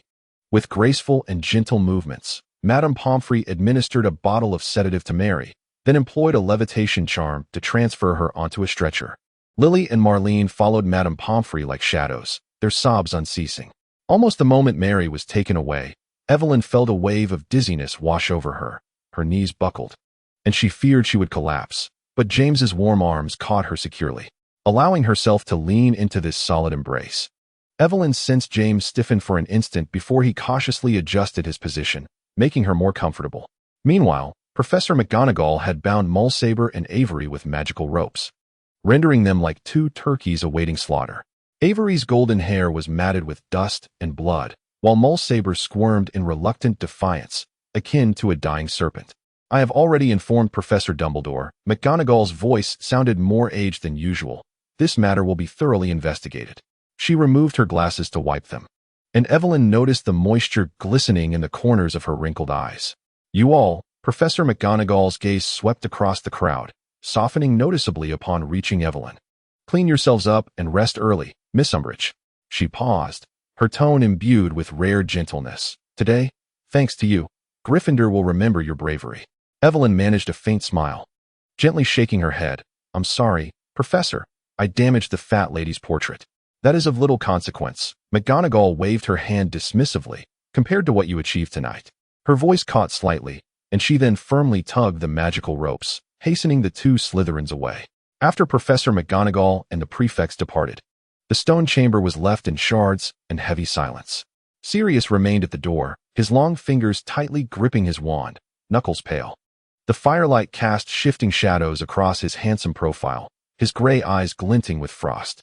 James carefully removed his robe and draped it over Evelyn's shoulders. Suddenly, he froze, a hint of annoyance in his voice. I apologize for the smell of alcohol. Evelyn shook her head. No one expected. Her words trailed off, caught in her throat as if stifled by an unseen force. Silence enveloped them like an intangible fog. I wish to go to the kitchen for something to eat. Evelyn broke the silence, recalling her original intention for coming out this evening. Chapter 44. Aftermath. What will happen to Mulsaber? Sirius suddenly spoke, mechanically sipping his pumpkin juice, his gaze hollow as he stared into the flickering flames of the fireplace. Remus's eyes were filled with worry, his voice hesitant, according to school regulations. Using an unforgivable curse against a fellow student should result in expulsion. He ought to be imprisoned in Azkaban. Sirius slammed his cup onto the table. He isn't even 17. James murmured, his fingers entangled deeply in his unruly black hair, appearing utterly defeated. Sirius let out a suppressed curse. Evelyn mechanically nibbled on her sandwich, but felt as though the bread was like grit lodged in her throat. A sharp cramp coursed through her abdomen, prompting her to set aside her meal and carelessly wipe her fingers on the napkin. Not eating anymore? James inquired, his gaze fixed on the untouched sandwich with concern. I feel nauseous, Evelyn replied softly, pushing her plate away. She wrapped herself tightly in her robe, which still held the warmth of James's body and a faint scent of pine. Sirius turned to her, the icy veneer in his eyes thawing somewhat. Thank you for today, Evelyn, he said earnestly for the first time, addressing her by her title. Thank you for coming to inform us. Remus added quietly, his brown eyes brimming with genuine gratitude. James scrutinized Evelyn's pale profile, his voice resolute. Do not worry, I will never allow Morcerber's threats to come to fruition. Evelyn lowered her gaze, gently shaking her head, a self-mocking smile gracing her lips. After all, I am just a pureblood. They can at most isolate me. I have no friends in Slytherin anyway. Her voice faltered momentarily. But you should be more cautious, Lily and Mary. No, James is right, Sirius interjected, his jaw tightening. We will protect Lily and the others. But you cannot fathom the depths of depravity those Slytherins can reach. Remus frowned. You should seriously consider moving to Gryffindor. Evelyn tucked a strand of silver hair behind her ear, sighing. It's all right, let's discuss it later. Her shoulders slightly shrank beneath her robe. Moreover, my mother would never agree to it. Sirius and James exchanged a glance, but James merely shook his head slowly. Sirius's brow furrowed suddenly, swallowing the words that had risen to the tip of his tongue. Morcerber and Avery had undergone scrutiny by the school and the Ministry of Magic. The wand examination revealed that only Morcerber's wand bore traces of the Cruciatus curse. Ultimately, Morcerber was expelled, while Avery was sentenced to daily confinement until the semester's end as a precautionary measure, prohibited from using his wand outside of class. Under Madame Pomfrey's attentive care, Mary's wounds healed swiftly. Though the insulting marks etched upon her skin faded, the psychological scars lingered painfully. James informed Evelyn that Mary had not attended classes for several weeks, isolating herself in the dormitory. Lily and Marlene reported that she would awaken each night from nightmares, her screams often startling all the girls in the dormitory. The entire Hogwarts community felt a pervasive sense of fear in the wake of the attack, particularly among the Muggle-born students. Meanwhile, James and his friends took on a protective role for those from Muggle backgrounds. Simultaneously, Evelyn sensed the isolation imposed upon her by Slytherin. To say she was isolated would be a gross understatement. She was, in fact, being bullied by the entirety of the Slytherin house. Chapter 45. Bullying. The cold light from the Black Lake streamed through the glass windows of the Slytherin common room, casting a ghastly green hue on everyone's faces. The moment Evelyn pushed open the oak door, a bucket of putrid black ink cascaded down from above the doorframe. The viscous ink cascaded down her hair, with droplets splattering into her eyes, causing a sharp sting. She could detect the acrid odor of the ink, reminiscent of the putrid juice of deceased squid. The ink dripped from her chin onto her chest, tarnishing the silver-green emblem into a murky black. Evelyn's nails dug deeply into her palms. She felt the ink flowing down her back, saturating her shirt, clinging to her skin with a sticky embrace. Ah, our little traitor has returned. Why don't you just scurry away from Slytherin? Avery drawled, languidly reclining on the serpentine-carved sofa, the tip of his wand poking at a piece of moldy cake. Care for a taste of Gryffindor's delicacies?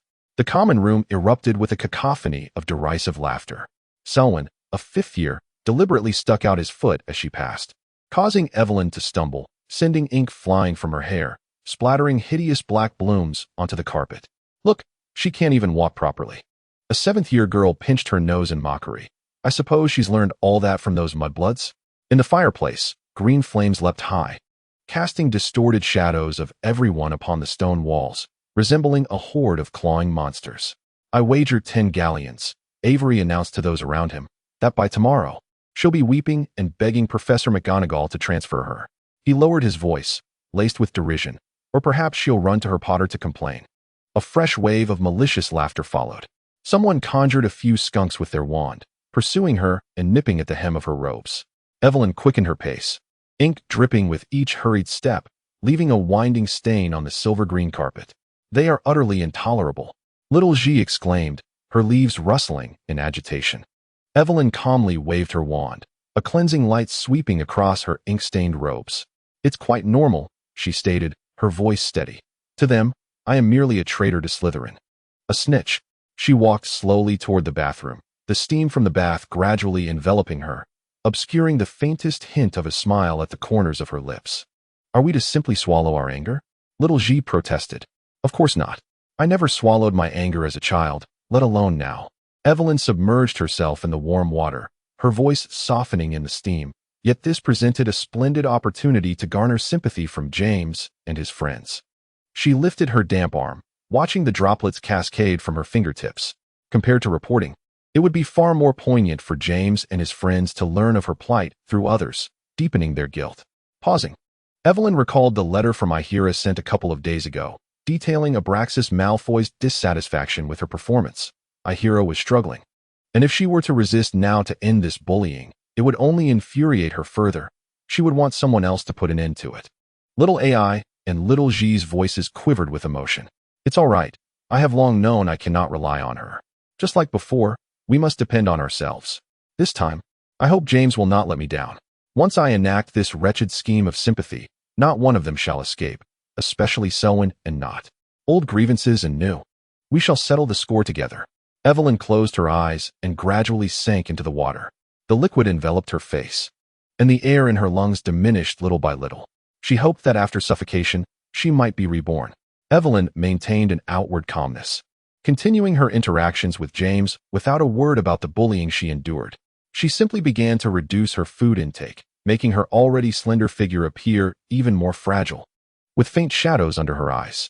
The plans she had made with James to collect dew from the Forbidden Forest were all declined under the pretext of preparing for exams. Each time she was cornered and taught a lesson by the Slytherins, Evelyn would deliberately pass by Shafik. She would slow her pace, allowing the Slytherin prefect to clearly see the torn edges of her robe, her disheveled silver hair, and the bruises barely visible beneath her collar. More conspicuously, her figure was growing increasingly gaunt. Her school robe hung loosely from her shoulders, and the bones of her wrists were distinctly visible.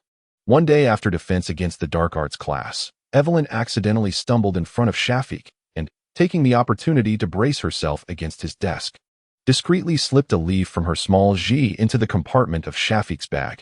That weekend, Evelyn astonishingly did not appear in the library until after curfew. When G excitedly whispered in her ear, "Shafik finally talked to Lupin about you. Merlin, that blockhead has finally come to his senses."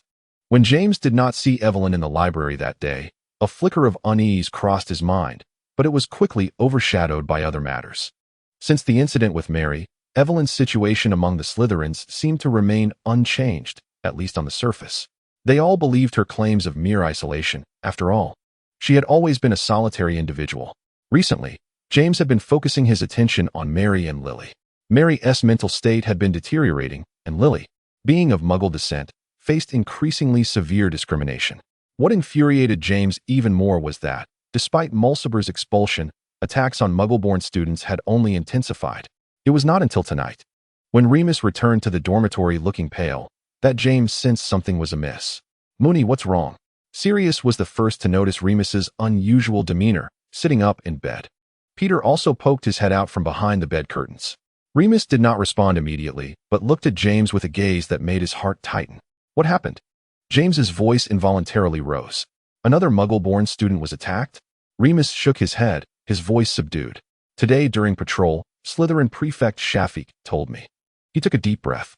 Since the Mulciber incident, Evelyn has been bullied by the Slytherins. A chill ran up James's spine. "Bullied? What do you mean?" Remus grimaced with compassion. "Shafik said the situation is dire. They are throwing dirt on her and shaming her with vicious words. Last night, she was locked out of the common room for most of the night, and it was only Shafik who secretly let her in." His voice dropped lower. "And she always bears injuries." The dormitory fell into a chilling silence. Sirius's countenance was ominously dark, instilling terror even in Peter, who instinctively covered his mouth. James felt an intense, seething rage surge to his head as his mind replayed the details he had previously overlooked. Evelyn's increasingly pallid complexion, her nearly untouched plate claiming a lack of appetite, the invitations to the Forbidden Forest that she had consistently declined, her silvery hair perpetually damp as if freshly washed, and the small flowers that arrived regularly. Yesterday she had even mentioned bringing her gardenia out to bask in the sun for a couple of days. Each anomaly pierced his heart like a dagger. An unprecedented sense of guilt nearly engulfed him. He had never felt so tormented, even when Lily had publicly rejected him. Evelyn had risked herself to assist Mary, and as a friend of Slytherin's most despised marauder, she had inevitably become a target. Yet he had foolishly clung to the illusion of tranquility, preoccupied with worries for Mary and Lily, completely oblivious to the suffering of those around him. Did she not confide in you, Forks? Beneath Sirius's tightly furrowed brow, a storm brewed in his gray eyes. James's mind was a blank slate. He could only mechanically shake his head. By the time he regained his senses, Remus had tightly grasped his waist, and his wand was clutched in his hand, its tip ominously glowing red. Forks, calm down. Sirius stepped forward, firmly placing a hand on his shoulder, while Peter stood helplessly by, watching them. I will make those Slytherin bastards pay. James nearly shouted in fury. James. Remus raised his voice, a rarity for him. She put herself in danger to help Mary. James wrenched himself free, his eyes reddening. She could have remained an onlooker. And Merlin, I am her only friend, yet she dared not seek my assistance. His voice faltered, as if burned by his own wrath. Sirius's hand pressed heavily on his shoulder. They will regret this, but not now. Charging in like this will yield nothing but detention, and will only worsen Evelyn's situation. James despondently sank back onto the edge of the bed, his fingers tangled deeply in his already disheveled dark hair. I must help her. His voice was faint, almost a whisper. I am her only friend. Chapter 46. The setup. Evelyn gazed down at the delicate golden marigold pollen nestled within her handkerchief, the sunlight illuminating the tiny particles as they twinkled like fragments of gold. Soon, this pollen would be used against Avery, her meticulously chosen prey, ensnared in a carefully crafted trap. When the curtain fell on this act, Avery would undoubtedly slink away from Hogwarts in disgrace.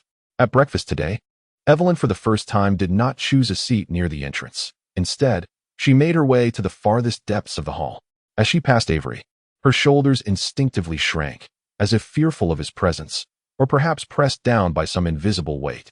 The wide sleeves of her robe fluttered slightly with her motion, causing the pollen to fall silently and adhere discreetly to Avery's dark cloak.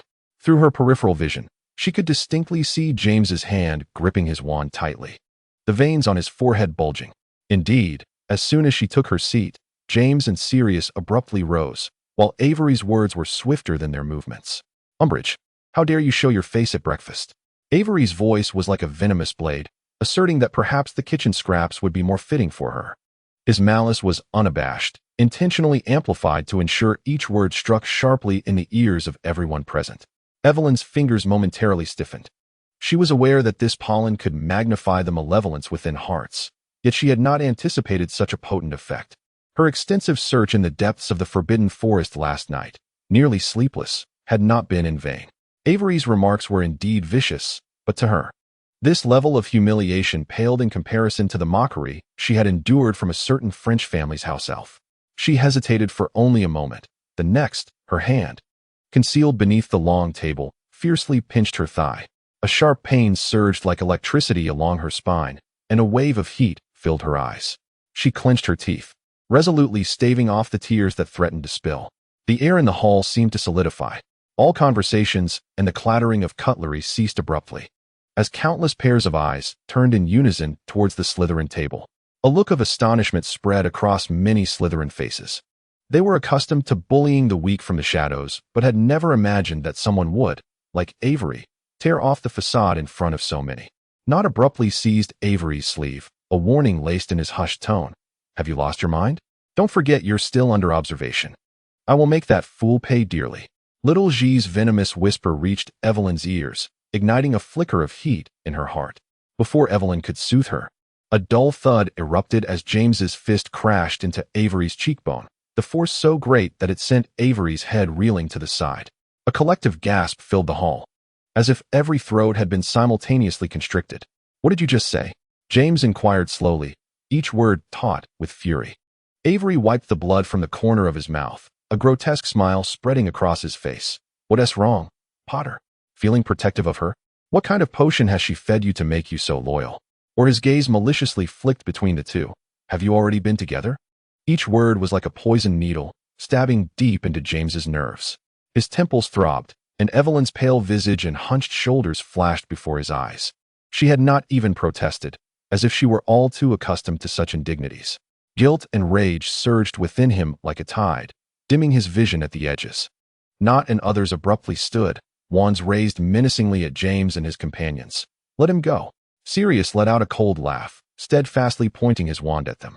Remus, brow furrowed, also drew his wand with determination. Meanwhile, Pettigrew appeared somewhat reluctant.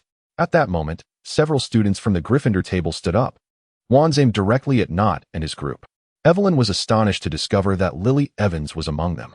With her hair ablaze like fire and her eyes brimming with fury, a peculiar warmth surged within Evelyn's heart.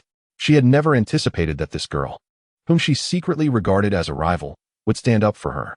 In that fleeting moment, Evelyn felt that Lily's eyes resembled exquisite green tourmalines. Chapter 47. The atmosphere seemed ignited, heralding the imminent outbreak of chaos. As James swung his fist, Dorcas silently slipped away, hastening towards the hall's exit. Evelyn surmised she was off to find Professor McGonagall. The voices of Xia Ai and Xia Ji echoed in her ears, tinged with urgency. Through the petals you left in the corridor, I heard the conversation between Professor McGonagall and Dorcas. They are on their way now. Evelyn's eyelashes fluttered as she promptly rose and approached James. She grasped his sleeve, trembling slightly. James, please, don't fight. It truly doesn't matter. Doesn't matter? James abruptly turned, his voice rising sharply, piercing the silence of the hall. Must I wait until he uses the unforgivable curse on you for it to be deemed serious? However, as James noticed the bruise beneath her eyes and the tears welling in her gaze, his tone inadvertently softened. Why didn't you come tell me? Evelyn pressed her pale lips together, her fingers gently flicking, causing another cluster of golden pollen to silently fall upon Avery's collar. She lowered her gaze. A single tear poised precariously on her lashes, as if suspended in time. James felt a pang of regret, wondering if his tone had been too harsh. At that moment, Avery, who had been subdued, suddenly erupted. He violently broke free, seizing James's wand and pointing its tip directly at Evelyn. James's pupils dilated, instinctively pulling Evelyn into his embrace. His back tensed, preparing to absorb the impact of a spell, when suddenly, he heard a familiar set of footsteps. Mr. Avery. Professor McGonagall's voice thundered like a clap of thunder. Her wand emitted a flash of light, accurately disarming Avery and sending his wand flying through the air in an arc before it landed with a thud on the ground. To openly commit violence during observation and insult a fellow student. Professor McGonagall's face paled, her eyes blazing with icy fury. Now, immediately, come with me to the headmaster's office. Her gaze swept across the silent hall, her voice resonating like a clarion call. Regarding the bullying endured by Miss Evelyn Umber, should there be any further incidents, those involved will face severe consequences. Avery stood frozen, his face ashen, incredulous as he looked down at his trembling hands, unable to believe what he had just done. James's arms encircled Evelyn like an iron clasp, shielding her protectively against his chest. Evelyn feigned fear, clutching his sleeve, prompting James to tighten his embrace, almost rendering her breathless. As she pretended to sob, she slightly turned her face, locking eyes with the scowling Avery. In a moment unseen by others, a fleeting smile curled at the corners of Evelyn's lips. Everly, do you see who just exited Slytherin first? Let us depart. James's voice was hoarse as he pulled Evelyn out of the hall, his grip fervent and his palms searing, leaving her certain that her wrist had turned crimson. In the familiar, secluded corridor, Evelyn lowered her head, evading James's gaze. Why didn't you come to find me? James exclaimed, agitation evident in his tone. How long were you planning to keep this from me? Evelyn furrowed her brow slightly. Haven't you been rather busy lately? Furthermore, Mary and Lily require you more than I do. Her voice diminished to a whisper. Besides, they haven't done anything excessively wrong compared to others. My matters aren't as significant. Are you still hiding this from me? James exclaimed, tearing off his tie as if that would alleviate the constriction in his chest. Shafik couldn't bear to watch it any longer. He specifically informed Remus of what transpired. You are being bullied, do you understand? He expected to see panic in Evelyn's eyes, yet he was met with her astonished gaze. You are angry about this? The sunlight suddenly became blinding. James stood frozen, all his prepared questions lodged in his throat. Don't be upset. Evelyn gently patted his shoulder in a soothing manner. It's really all right. I have been accustomed to this since childhood. She tilted her head and smiled, her tone casual, as if she genuinely believed her words could comfort him. In that moment, James heard the thunderous pulse of his own blood. The girl's face, illuminated in the halo of light, appeared almost translucent. He could count the unspent tears upon her lashes and discern the fading bruises along her neck. A sharp pain erupted from his heart, coursing through his veins to every extremity. It became evident that when one is consumed by rage, words can indeed elude them. You. James's throat constricted as he spoke. What they are doing is wrong. Evelyn nodded, nonchalantly adjusting his crumpled cuff. I know, but I have always endured it. It will pass. James felt an overwhelming force swelling within his chest, nearly fracturing his ribs. He could not discern whether this searing emotion was directed at the Slytherins. the indifferent girl before him, or the oblivious version of himself. You can come to me, he insisted, grasping her shoulders to compel her to meet his gaze. His voice was raspy, barely above a whisper. You can come to me for anything. If someone bullies you, if you need to practice spells, if you wish to go out, or even if you simply seek companionship in boredom. His words quickened. The phrase "because we are friends" lodged inexplicably in his throat. The sunlight danced in Evelyn's eyes, akin to a shattered moon. You are significant to me, thus your affairs are of utmost importance. He finally articulated. Evelyn was taken aback. Important? She was indeed important. Well, she had never anticipated James would express such sentiments. She knew he would feel guilt and self-reproach, yet his reaction exceeded her expectations, as if he were the one being bullied. In that moment, Evelyn could not help but wonder if James truly preferred to be the one bullied instead. Silence enveloped the two of them. From a distance, the sharp laughter of Peeves echoed, yet in this sun-drenched corner, time seemed to stand still. I'm sorry. James broke the silence, his voice trembling and fragmented, his fingers unconsciously tightening. I have neglected you lately. I'm such a fool. It's all my fault. I should have noticed that I needed to pay more attention. I know you would never ask for help, and I should have sought you out more often. That's not true. Evelyn hastily waved her hand, the wide sleeves slipping down to reveal her slender wrist. There, a scar that Evelyn had intentionally left stood out starkly. James's gaze immediately fixated on that mark. His breath caught in his throat, his expression morphing into one of deeper anguish. I promise. Evelyn looked into his eyes, and James felt an inexplicable warmth wash over him. In the future, I will definitely come to you first when I have something to discuss, all right? All right, James heard himself reply. However, his eyes remained glued to the scar on her wrist, his throat tightening. I need to seek her out more often. Every day? Chapter 48. Retribution amidst James and his friend's frenzied retaliation, Professor McGonagall's stern intervention, and the series of bizarre occurrences plaguing Slytherin House. The bullying directed at Evelyn finally subsided. Avery, having bullied classmates again during the observation period and attempted to attack others, was summarily expelled from Hogwarts. However, life had become rather tumultuous for the students of Slytherin. Every night, the common room and dormitory windows were besieged by incessant tapping sounds, which even earplugs could not muffle. Strangely, the source of the noise turned out to be clusters of the Black Lake's kelp wildly slapping against the windows. We didn't do this, James vehemently assured. Although the dung bombs and biting chairs in the Slytherin common room were indeed their works of revenge, these kelp incidents were entirely unrelated to him. After all, on those nights, he was mostly out with Evelyn, wandering the Forbidden Forest. He had neither the time nor inclination to meddle with Slytherin's common room. Yet, the peculiar events did not end there. In the recent herbology class, the plants seemed to have collectively gone mad, frequently attacking students, and all the victims were Slytherins. Fortunately, these assaults were mostly minor.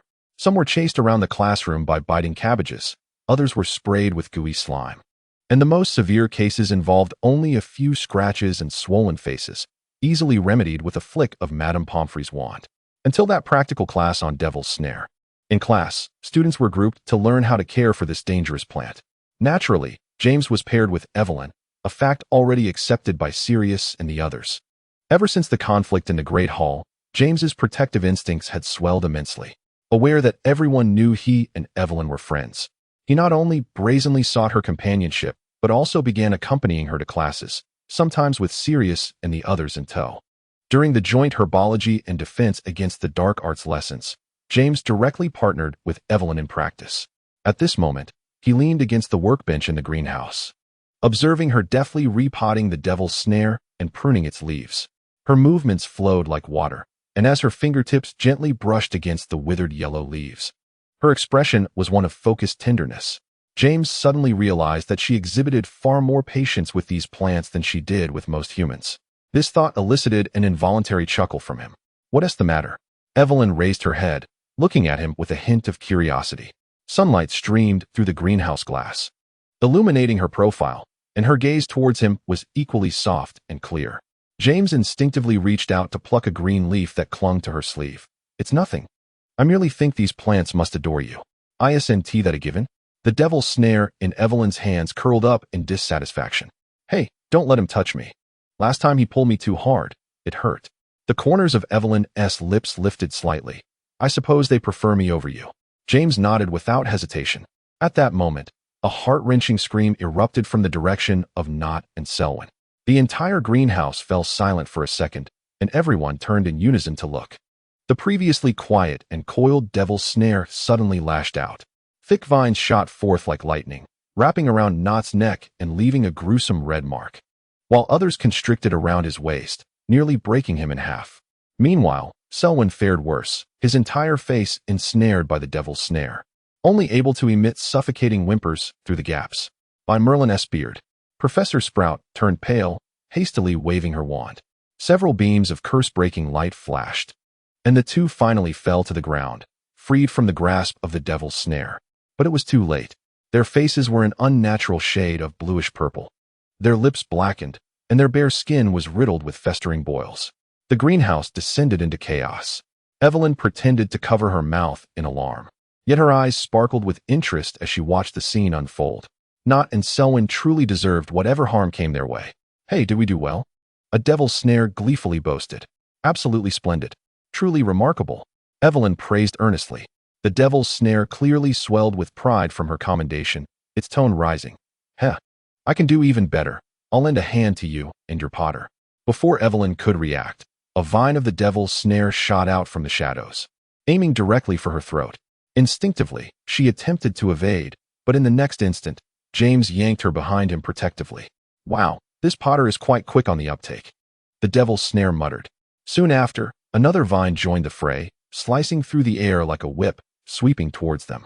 While the commotion from Nott and Selwyn piqued James's interest, his peripheral vision remained fixed on Evelyn. When he saw the devil's snare suddenly change direction towards her, his heart nearly stopped. He seized Evelyn's arm, pulling her back behind him with urgency. Evelyn appeared to be startled by the sudden assault, her cool and delicate fingers gripping his hand tightly, the sensation momentarily disorienting James. However, the onslaught of the venomous tendrils grew increasingly frenzied, the vines surging forth like a relentless tide. "James!" The calls from Sirius and Remus echoed from a distance, but he had no time to respond. He retreated swiftly, shielding Evelyn, yet a tendril still struck like lightning, coiling around his ankle. "James!" This time, it was Evelyn who called out to him. He sensed her attempt to break free from his protective grasp, wishing to take the blow for him. Without hesitation, he clasped her waist and pulled her back with force. Their momentum collided, and in an instant, it was uncertain who stumbled over whom, and they both fell to the ground. In the final moment before their descent, James managed to protect the back of Evelyn's head with one hand while bracing himself with the other, barely supporting his weight to avoid crushing her entirely. Yet, their legs inevitably tangled together, the fabric of their clothing brushing against one another, eliciting a subtle shiver. James's gaze uncontrollably fell upon Evelyn. Her eyes were wide with surprise, her fingers clutching the fabric of his shirt. Silver hair spread like moonlight across the ground, shimmering softly in the dim light of the herb greenhouse. James was utterly entranced. He and Evelyn had never been this close before. Her exquisite features were mere inches away, her gray eyes resembling water-soaked jewels, breathtakingly unreal. In that fleeting moment of locked gazes, James instinctively held his breath. Evelyn's warm breath brushed gently against the side of his neck, a tantalizing whisper that sent waves of delicate tingles through him. The warmth seemed to sear through his veins to his very heart, causing his pulse to spiral out of control. At that moment, the once frenzied tendrils inexplicably ceased their assault. Evelyn tilted her head slightly beneath him, her eyelashes fluttering as she averted her gaze. She pressed her hand against James's chest with a gentle force, her voice barely above a whisper. "You're fine now. Shall we get up?" Her final words nearly dissolved into the air, yet they ignited a fiery blush across his face. In a fluster, James propped himself up and hastily pulled Evelyn to her feet. "Are you both all right?" Sirius and the others hurriedly approached. Evelyn was brushing dust off her robe, shaking her head slightly in response. James feigned nonchalance, shrugging his shoulders, yet his gaze dared not drift towards Evelyn. It was strange. Why had the venomous tendrils suddenly gone berserk? Those once menacing tendrils now lay docile, coiled within their pots, as if the earlier tumult had never occurred. Remus furrowed his brow, scrutinizing the now tranquil plants, his gaze shifting towards Nott and Selwyn, who were being escorted away by Professor Sprout and some Slytherin students.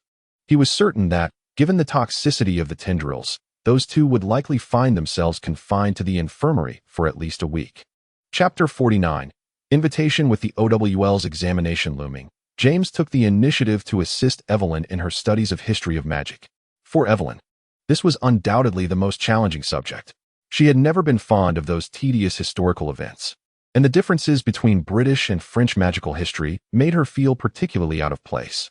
The establishment of this act unfolded as James, with a quill in hand, meticulously annotated Evelyn's textbook, explaining with remarkable patience. To facilitate his writing, the young lad rested his left hand on the back of Evelyn's chair, leaning closer to her. From behind, it appeared as though he enveloped her entirely in his embrace. Evelyn nodded along, though her gaze wandered to the pristine copy of his own magical history textbook resting beside her. Although his book was newer than hers, the pages he was explaining were filled with extensive notes, and Evelyn wagered that those markings hadn't been there when she had perused it the day prior. "Do you understand now?" James inquired softly, tilting his head towards her. Evelyn offered a gentle smile, playfully responding, "I understand, Professor Potter." At her words, James beamed with pride, then turned the page of the textbook.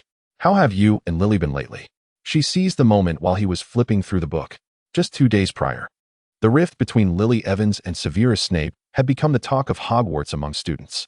That evening, James had recounted the events, and Evelyn had indeed been taken aback by Snape's harsh words to Lily. She recognized that the friendship between Snape and Lily had irrevocably crumbled. This incident stirred a sense of unease within Evelyn. She had always understood that a significant part of the stagnation in James and Lily's relationship was due to Snape's presence.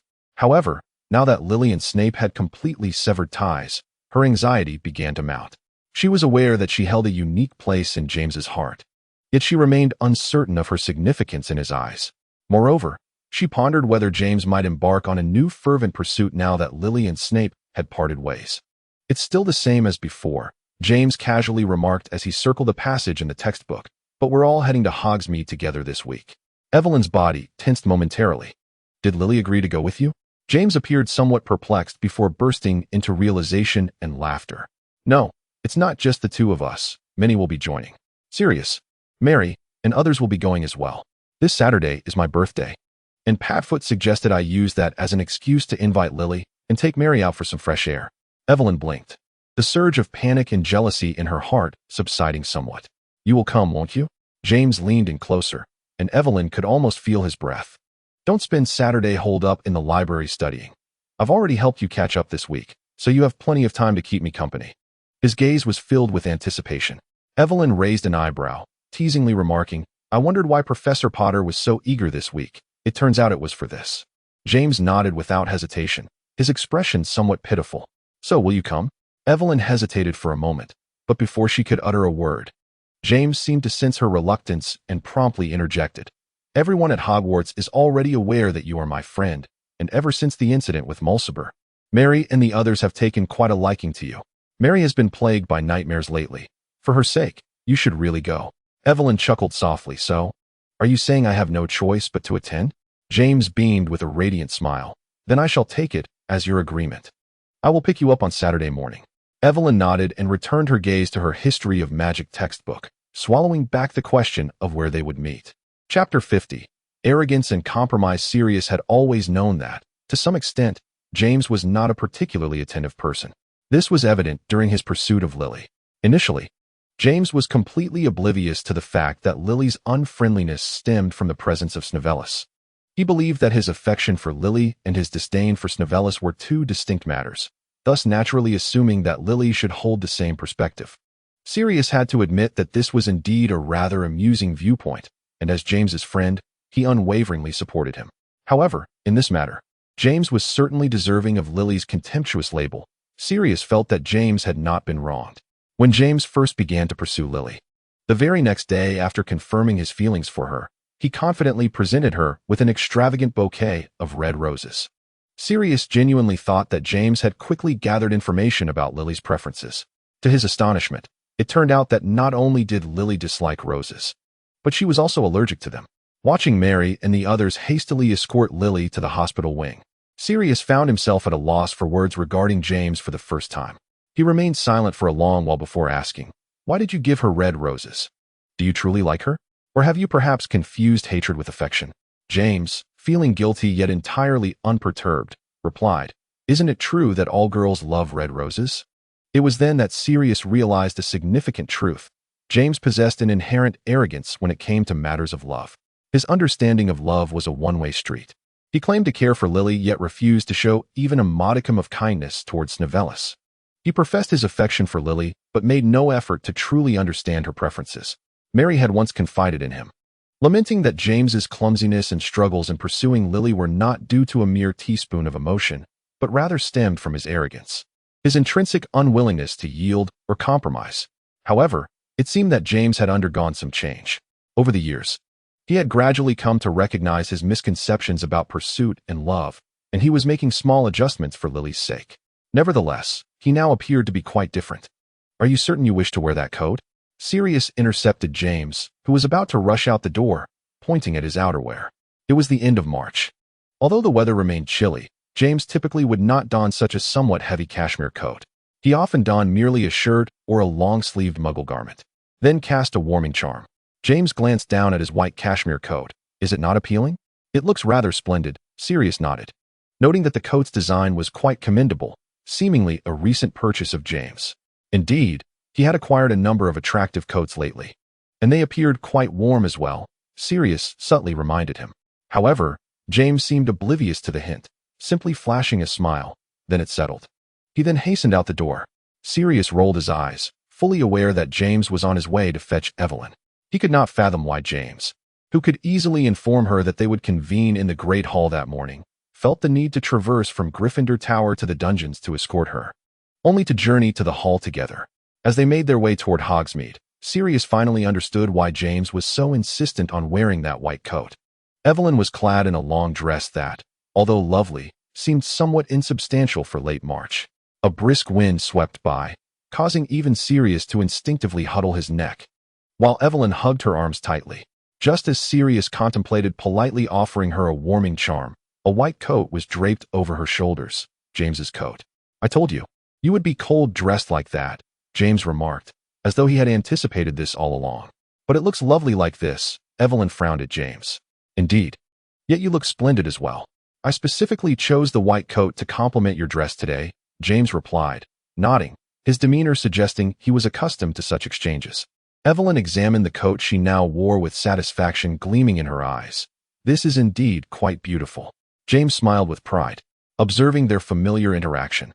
Sirius was struck by a bold hypothesis. Perhaps James's recent spree of acquiring thick, stylish coats was to ensure he could lend them to Evelyn whenever needed. Judging by her demeanor, it seemed she would not wear anything unattractive. Furthermore, James had purposely worn an outer garment today, knowing Evelyn would dress lightly for the sake of beauty. Thus, was this coat, in fact, meant for her? Sirius was momentarily startled by his audacious speculation, uncertain of its validity. However, a subsequent series of events would affirm his suspicions. James exhibited a profound understanding of Evelyn Umber, showing her great care and patience. While at the Three Broomsticks, he notably refrained from ordering butterbeer, opting instead for a glass of orange juice, mirroring Evelyn's choice. "What's the matter with you today?" Sirius could not help but inquire. "Huh?" James raised his head in confusion, seemingly unaware of the reason for the question. Sirius gestured toward his glass. "Why have you started drinking juice?" "Oh," James replied nonchalantly. "Evelyn dislikes the taste of alcohol." "But there is hardly any alcohol in butterbeer," Sirius retorted, somewhat exasperated. "Yet there is some," James shrugged. As James accompanied a few young ladies to browse the elegant wizard costume store, he excitedly pointed at a long dress, directing his enthusiasm towards Evelyn. "Look, that dress is bound to be to your liking." Sirius, glancing at Evelyn, nodded in surprise, prompting a store attendant to retrieve the dress for her to try on. "Which one do you think Lily would prefer?" Sirius inquired cautiously. "That red dress." James hesitated slightly. Meanwhile, Lily picked up a yellow dress nearby and entered the fitting room. "Lily never wears red. She believes it clashes with her hair," Remus remarked quietly. James nodded thoughtfully. "I'll remember that." Yet, Sirius felt certain that James would not retain this information. Strangely, Sirius found himself increasingly perplexed by James. While his words and actions still suggested a pursuit of Lily, why was he willing to set aside his pride and compromise for Evelyn? Chapter 51. A gift. Evelyn stared at the bracelet made of small gardenia petals in her hand, caught in a web of conflicting emotions. Had this been shortly after her initial acquaintance with James, she would have unhesitatingly presented this birthday gift to him, feeling justified in monitoring his every move. After all, she needed to control his actions to ensure he would never slip from her sight.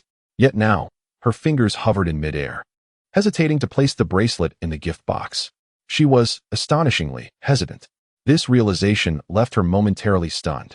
She had never felt guilt for keeping tabs on James. She had always regarded it as her due right. She needed to know what he was doing, whom he was speaking with, and whether he mentioned her. She even relished the clandestine sense of control, as if James were her possession, and she had the right to know everything about him. But in this moment, gazing at the bracelet, tainted with ulterior motives, she suddenly felt its impurity. This gift should not carry the weight of surveillance. She no longer wished to continue in this manner. This thought swiftly spread through her mind, bringing forth an unfamiliar pang of bitterness. She found herself feeling guilty. Yes, guilty.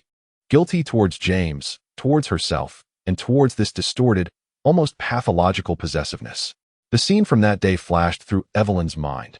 James, clad in an invisibility cloak, had recklessly appeared in the Slytherin common room, whisking her away. "Are you all right?" He had grasped her wrist, not pausing for her to steady herself before hastily speaking. His eyes filled with concern. "Sirius said you looked dreadful last night. What did he say to you?" Evelyn's voice was taut with anxiety. James merely shrugged. "Everything. He speculated that my swift recovery had something to do with you." A sudden heaviness settled in Evelyn's stomach. She knew that Black was unervingly perceptive, but she hadn't anticipated that he would connect the dots to such an extent and directly inform James. Evelyn opened her mouth, attempting to articulate something. "Hey, it's all right."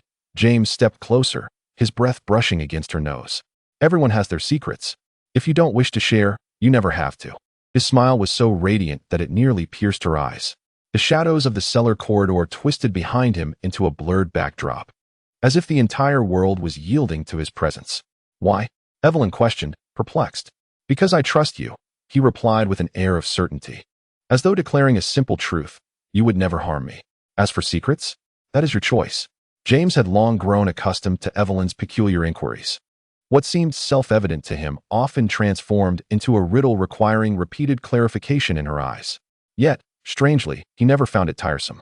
"Actually, I have a secret too," he said, lowering his voice mysteriously. "I will tell you on my birthday." "Why would you share your secret with me on your birthday?" Evelyn furrowed her brow slightly, her confusion deepening. "Because I want to share this secret with you. It is one of my birthday wishes." James couldn't help but reach out to tousle her hair. It was soft, reminiscent of Evelyn herself. On the night of James's birthday, he had just transformed back into his human form, with the tips of his hair still adorned with blades of grass. Evelyn produced 2 bracelets. One was set with her favorite gemstone, and the other was the gardenia bracelet. "Choose one," she said softly, "but I must warn you, the gardenia bracelet has listening capabilities." James laughed as he took the gardenia bracelet. "Have you learned to joke?" "I am not joking," Evelyn warned. "Oh, all right then. But it really doesn't matter. I am not afraid of you eavesdropping." James made a playful face at her.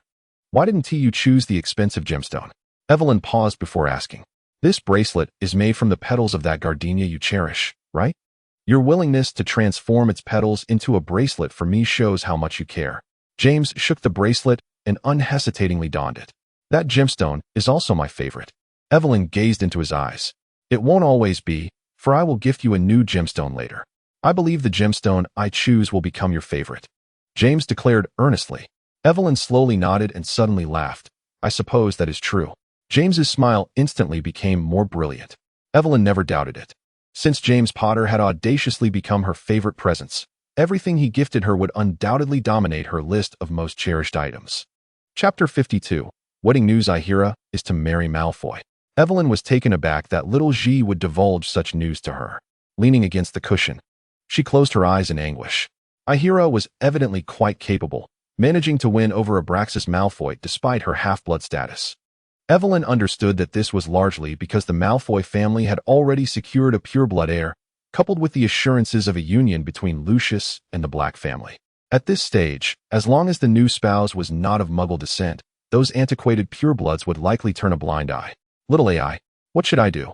They have conspired to arrange your engagement with Rabaston Lestrange." Little G's voice turned anxious, her leaves curling. Evelyn froze for a moment, then scoffed, barely containing her anger. Should I be grateful? They wish to transform me from Rodolphus's lover into Rabastin's wife. Do they perceive this as a gift? Abraxas Malfoy mentioned that it was Rabastin's suggestion. Little G said he had subtly broached the subject with the head of the Lestrange family regarding your initial proposal, which Rodolphus seems entirely indifferent to. However, Rabastin expressed a fondness for you and desires to marry you. Evelyn paused, rummaging through her memories for information about Rabastin. A sixth-year Slytherin, he had perhaps sent her sweets once or twice. She had hardly paid him any mind, barely recalling his appearance. Yet, at that moment, a wave of intense nausea surged within her. The term proposal that little G cautiously employed struck Evelyn with profound irony. She felt like an object to be traded, devoid of control over her own fate. Those lofty, pureblood families casually regarded her life as something they could arrange at will. Her stomach churned violently, and Evelyn rushed to the washroom, retching uncontrollably. The sensation of being belittled and manipulated left her breathless. It was her life. How dare they presume to make decisions for her? They didn't even bother to inform her in advance, intending merely to haughtily announce the outcome afterward. Little AI, go find James. Little G urged, shaking her leaves anxiously. Seek his assistance. He will surely help you. It's not the right time yet. Evelyn emerged from the washroom, having washed up and picked up the glass of water from her bedside table. I cannot be certain. Malfoy and the others have already made their decisions. What is there to be uncertain about? Little G's voice grew more urgent, her leaves rustling. I still cannot ascertain James's feelings. Evelyn lowered her gaze. If I approach him, he will undoubtedly assist me. But, little G, did you not witness what happened to Ichare? If my dear mother taught me anything throughout my life, it is this: always allow others to act on your behalf. Once you speak first, you lose the upper hand. I do not wish for James to assist me out of mere friendship. He must understand that if he helps me, it is because he harbors feelings for me. Then it ceases to be assistance and becomes the fulfillment of his own desires. But I feel that James has begun to like you. Little G's voice wavered slightly. Yes, I can see that, but just how much does he like me? Evelyn gazed out at the lake, pondering. When he liked Lily, it was sincere. So now, how does his affection for me compare to what he felt for Lily? Silence enveloped the room. Little G silently unfurled her petals, releasing a subtle fragrance. She was merely a gardenia, unable to discern the complexities of human emotions. Yet, she wondered if James truly still harbored feelings for Lily. How much of his expressed affection and pursuit was genuine, and how much was simply habitual? Chapter 53. The choice. It was merely an ordinary weekend prior to the examinations. James once again persuaded Evelyn to accompany him to Hogsmeade, and as before, Lily was also present. However, Mary and Marlene were absent this time. Ever since Mary gradually emerged from the shadows of the attack, she belatedly recognized that the OWLs were looming, and was now engrossed in her studies at the library with Marlene. To James's surprise, Lily readily accepted the invitation. Perhaps it was the overwhelming pressure of the impending exams, or perhaps the unresolved turmoil following her rift with Snape. But when James proposed another trip to Hogsmeade, she enthusiastically agreed. James's excitement was palpable, and even Sirius's quizzical gaze failed to dampen his spirits. Are you thrilled to go to Hogsmeade with Lily, or is it Evelyn that excites you? Sirius finally inquired before their departure. Of course it's Evelyn. James paused momentarily, then clarified. I merely misspoke when I mentioned Evelyn's name. He added, besides, I've been to Hogsmeade with Evelyn numerous times. There's nothing particularly thrilling about it. Remus tilted his head slightly, locking eyes with Sirius, who nodded in understanding. And together they turned their attention to James, who was eagerly selecting his attire. Lily doesn't particularly favor white, Remus reminded, observing as James donned a white shirt. James's movements faltered for just a second, but he quickly resumed, buttoning up. But this is the only lightweight one I have. Remus raised an eyebrow at this, glancing at the array of shirts hanging in the wardrobe, yet he merely shrugged, feigning ignorance. It was true that James had recently acquired an abundance of white clothing. Oddly enough, he had previously loathed wearing white, believing it difficult to maintain, especially considering the frequency with which he and Sirius ventured out at night. However, ever since Evelyn complimented him on how well he looked in white, his wardrobe had undergone a startling transformation, rapidly filling with garments of that hue. He had come to wish he could wear white every day, much to the chagrin of the house elves, who found their workload significantly increased. James had crafted a well-thought-out plan. He knew that Evelyn had been excessively anxious about the OWLs lately. Even without her voicing the reasons, he could surmise them. Though she still sought his company for nighttime escapades or study sessions, her smiles had become increasingly scarce, hinting at a troubled mind, which concerned James deeply. Thus, he intended to seize the opportunity of the weekend to whisk her away to Hogsmeade for a respite. His inquiry to Lily about joining was merely a casual suggestion prompted by Peter's offhand remark. James had not held out much hope for her acquiescence, yet to his astonishment, she agreed. "I'm taking you out to relax," James sighed at Evelyn, unable to resist poking her forehead gently. Evelyn picked up 2 quills, comparing them before smoothly etching a few lines on the nearby parchment. How is selecting stationery not considered relaxation? James was about to respond when Evelyn interrupted. "Which one do you think is better?" James leaned in closely, scrutinizing for a prolonged moment, before pointing to the one on the right. "This one." Evelyn nodded in agreement, setting down the feather quill on her right, leaving the one on the left. "Hey!" James exclaimed, his eyes widening with discontent. Evelyn flashed him a smile, leisurely returning to the quill on the right. James pouted in displeasure, but as Evelyn turned to select ink, he stealthily retrieved the quill she had originally chosen, placing it into his own shopping basket. Lily was also by Evelyn's side, assisting her in selecting ink. Following the incident with Mary's assault and their previous outing, James sensed a growing closeness between Evelyn and Lily, which inexplicably left him feeling somewhat forlorn. Sirius, having overheard his thoughts, merely rolled his eyes. "James, you control freak. Allow Evelyn to have a few female friends." The atmosphere in the quill shop was suffused with the sense of parchment and ink. With Sirius and the others scattered throughout the store, a rare tranquility enveloped everyone.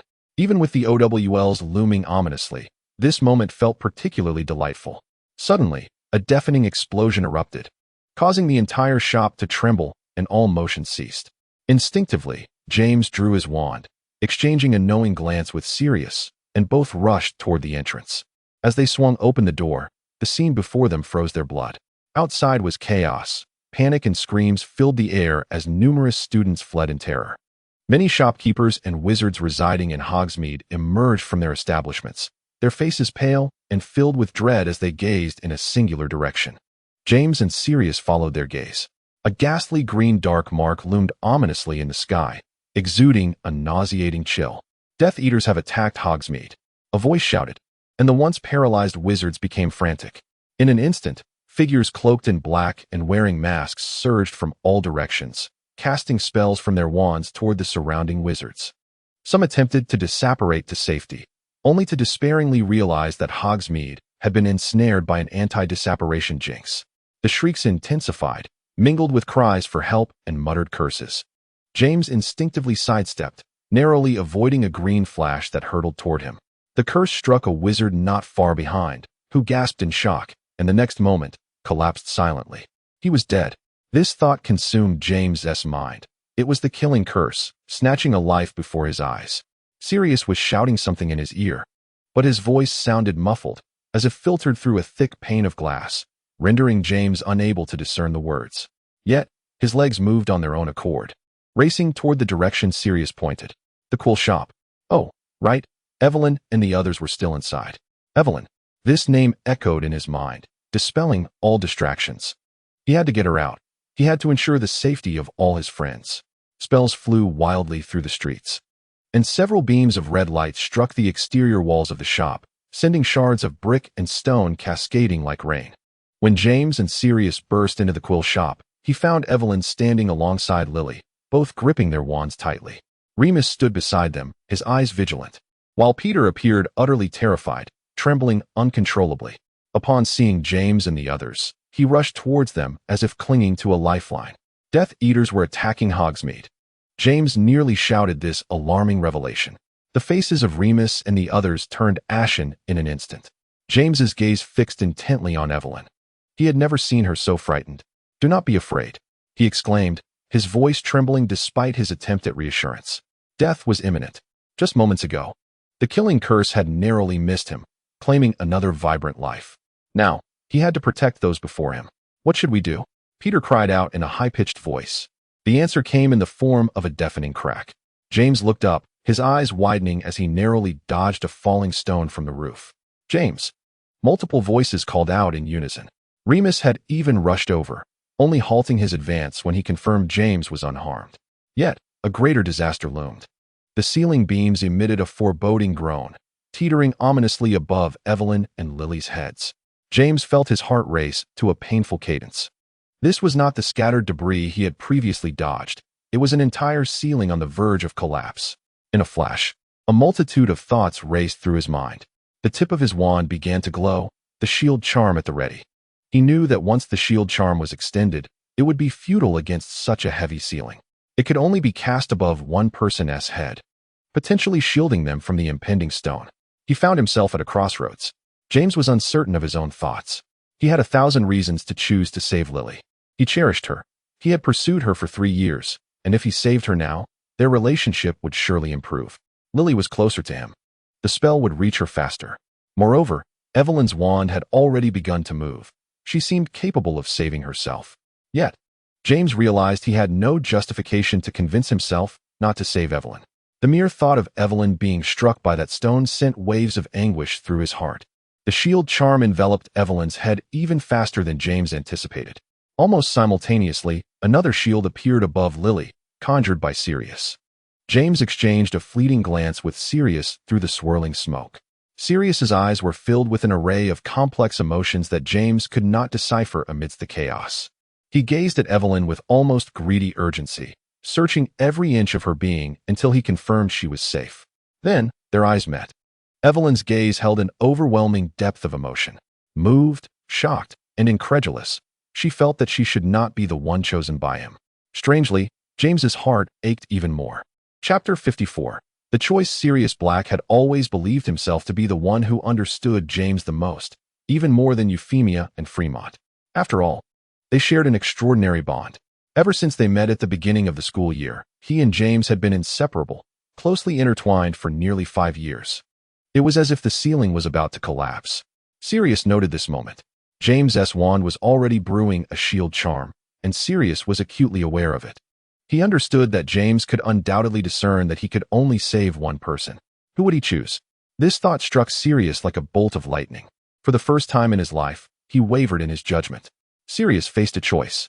He needed to rescue another person, someone who had not been chosen by James.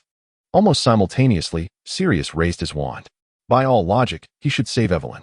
By all logic, James would undoubtedly choose Lily. It was such an obvious choice. 3 years of unwavering pursuit. A perfect opportunity for heroism. No girl could remain indifferent to that. James would save Lily, Sirius thought. Yet, at the moment the incantation escaped his lips, his wand inexplicably veered towards Lily's direction. The silvery shield charm unfurled above Lily's head, the only protection. Meanwhile, James's spell had already deflected the deadly boulder aimed at Evelyn. Sirius turned his head, words caught in his throat. He had countless questions. Why didn't you save Lily? Do you realize what a splendid opportunity that was? Why did you choose to save Evelyn? What were you thinking? Do you regret not saving Lily? So many questions. An overwhelming tide of uncertainty surged through his mind. Yet in the instant their gazes met, they dissipated into nothingness. In those familiar eyes, there was no confusion, no helplessness, only fear, only concern. James's gaze quickly shifted, fixated on Evelyn, as he unhesitatingly approached her, enveloped in unrelenting dread. James chose Evelyn. It was not a careless mistake born of tension, nor a hesitant decision, nor a compromise reached after deliberation. It was resolute, clear, and unwavering, just like the stride he took towards Evelyn in that moment. Sirius smiled. He truly was the person who understood James Potter better than anyone else in the world. For in the instant James made his choice, he too had anticipated it. Evelyn had never expected anyone to come to her rescue. When the ominous sound of cracking echoed above her, her first instinct was to raise her wand. But a glance at Lily beside her caused her to hesitate. Could a shield charm protect 2 individuals simultaneously? Evelyn did not know the answer, but instinctively, she wished to conjure a shield strong enough to extend over both of them. Her wand was more suited for casting spells, enabling her to perform incantations instantaneously, without any gestures or words. However, Lily feared that time was not on her side.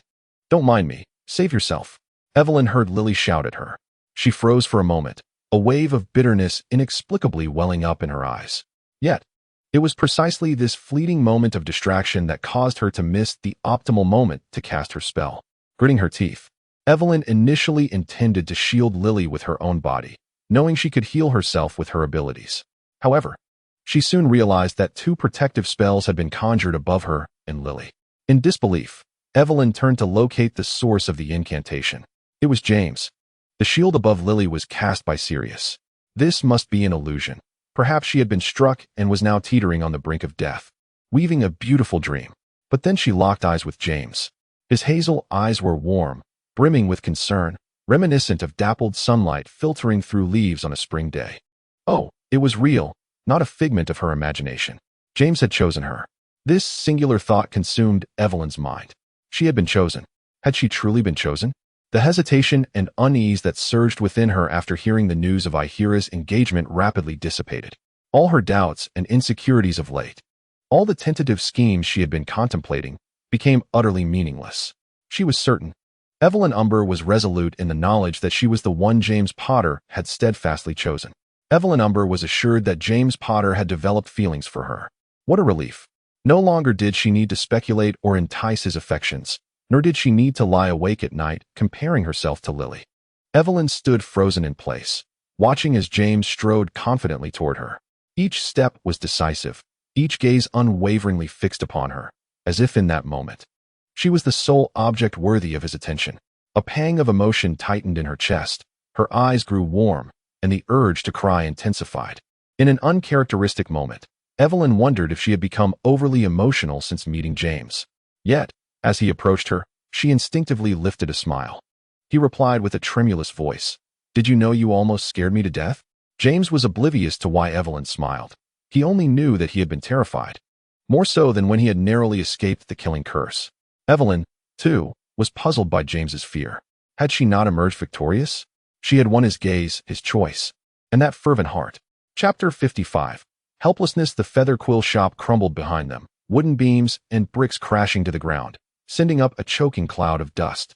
James gripped Evelyn's wrist tightly, nearly dragging her out of the precarious shop. Sirius and the others followed closely.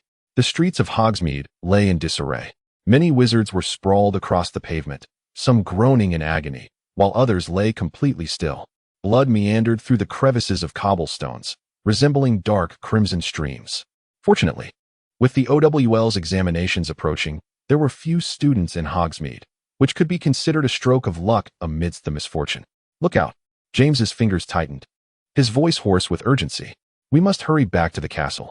The Aurors finally arrived. The foremost, a one-eyed Auror, stood out distinctly, his remaining eye ablaze with terrifying fury as he simultaneously subdued 3 Death Eaters with a flick of his wand. Further away, a pair of red-haired twins stood back to back, their spells bursting forth like fireworks, sending Death Eaters tumbling to the ground. "James, quickly take them away," a tall Auror with a round face shouted, deflecting a curse aimed at them with a wave of his wand. "Thanks, Frank," James called out, pulling Evelyn along to quicken their pace. Hogsmeade's main street had devolved into a battlefield. Spells of various hues intertwined in the air, weaving a deadly web, as buildings trembled and teetered under the force of explosions. Evelyn caught sight of a few other Hogwarts students retreating toward the castle under the protection of the Aurors. The situation was deteriorating rapidly. More and more Death Eaters surged from the side alleys, and the Aurors were gradually losing their strength. James and his companions had to run while remaining vigilant against the curses flying at them from all directions. "Watch out." Evelyn cast a shield charm just in time to protect Remus. Before she could catch her breath, James wrapped his arm around her waist, pulling her backward as a red light whizzed past her hair. "Why are the Death Eaters attacking Hogsmeade?" Peter asked, his voice quavering. "Look at the position of the Dark Mark," Sirius replied while fending off spells. "It's aimed at that repair shop owner.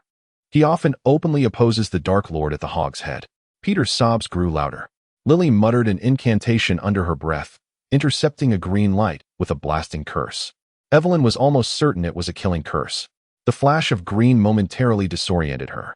It reminded her of the vibrant green light she had seen when transferring life force.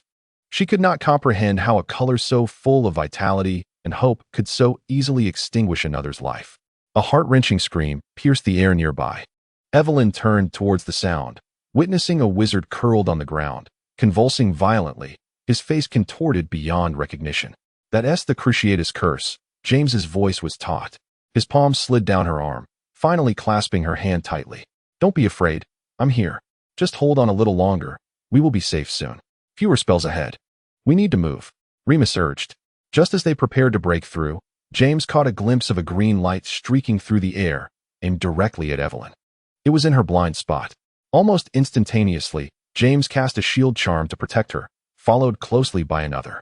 However, unexpectedly, the green spell pierced through the shield charm's barrier, not even dimming in brightness.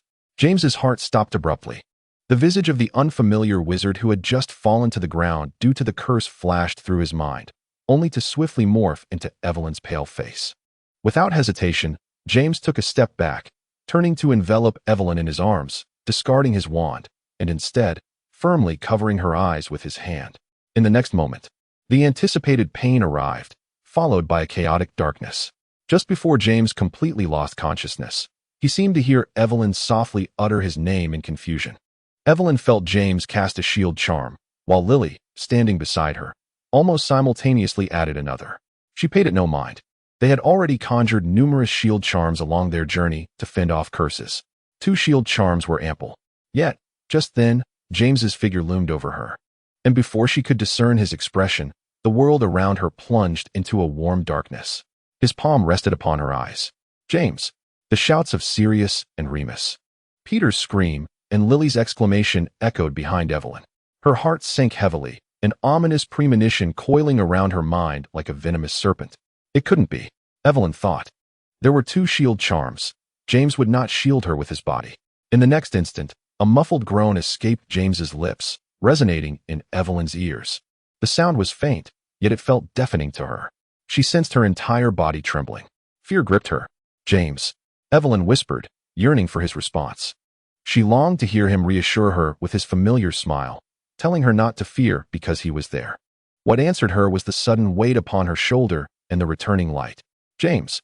The cacophony of calls erupted in her ears. Yet Evelyn felt as though she were submerged underwater, all sounds becoming indistinct. Was that the killing curse? Impossible. The killing curse could be deflected by a shield charm. These thoughts sliced through her nerves like a dull blade. Evelyn felt the world spin around her, her knees crashing heavily against the gravel, yet she felt no pain. She was suffocating. Sirius and Remus promptly caught her and James. But all she could see was Sirius's pale face, his trembling fingers reaching for James's breath. He was still alive. Evelyn finally regained her ability to breathe. She dared to examine James earnestly. His eyes were tightly shut, his lips pale, as though he were in great agony. Yet, his chest still rose and fell. He was alive. It was all right, as long as he lived. No matter how severe the wounds, she could save him. Evelyn nearly lunged forward, the last remnants of her sanity guiding her to use her coat as a shield to touch James's hand. She generously poured her life force into him. But it felt as if it encountered an impenetrable barrier, unable to seep into his body. In disbelief, Evelyn tried once more. Sirius looked at her with hopeful eyes. Aside from James, he was the only one who vaguely knew of her healing abilities. Evelyn's voice trembled, fragmented, as she urged, quickly, take him to the medical wing. It was the first time she felt so utterly powerless. Chapter 56. The choice. James slowly opened his eyes, and the first thing he saw was Evelyn's exquisite face. So close. He shut his eyes again and let out a deep sigh. What's wrong? Are you feeling unwell? Evelyn's voice grew anxious. This time, it was not Sirius's face that greeted him. James's voice was somewhat hoarse, and despite his handsome appearance, he remarked, "You're still more beautiful." Evelyn was taken aback, clearly not expecting him to joke in such a moment. She bit her lip and replied, "Sirius just left to get some food." James opened one eye, tilting his head to look at her, a hint of grievance in his demeanor. "You didn't even smile. You used to laugh when I complimented you." Evelyn stared at him, her expression serious. "Why are you trying to shield me? Do you realize how fortunate you are? You were hit by the nightmare curse. If you had any terrible memories, you might not have woken up." "Oh, so it's the nightmare curse. No wonder the ironclad charm couldn't protect against it. Soul spells can indeed bypass protective enchantments," James pondered, nodding thoughtfully. "What did you think it was? The killing curse?" Evelyn's voice shook as she instinctively raised her tone. She assumed James had blocked that curse for her, recognizing it was not the killing curse. "At first, I thought it was. But I realized before I lost consciousness that it might not be," James admitted candidly. "Are you an idiot? The killing curse is even harder to block." Evelyn glared at him in frustration. "It's even more crucial to block it. I assent it?" James wrinkled his nose and made a face. Do you expect me to just watch you get hurt? Don't be so serious. It's not like anything bad happened, James said, reaching out to gently tug at her sleeve with an amiable smile. Besides, it was I who insisted on taking you to Hogsmeade. I naturally had to ensure your safe return. How else would you take your OWLs? The Auror department would be losing a future elite. I know you've been anxious about the exam lately. Don't worry, you'll do just fine. Evelyn Umbach is destined to be a great Auror. Evelyn was stunned, gazing at James in surprise. How do you know? James grinned widely. A few days ago, I remembered that one day I went with Sirius to borrow some potion ingredients from Slughorn's office, and I saw your career planning form. He paused for a moment, then suddenly grew serious. I wanted to find a chance to tell you. What I said before was thoughtless nonsense, so please don't take it to heart. You will undoubtedly become an Auror. Even if you don't pass your stealth class, your performance in other subjects is more than enough. You'll be far more impressive than those Aurors we see today. Evelyn gazed at him silently, her eyes filled with a complex array of emotions.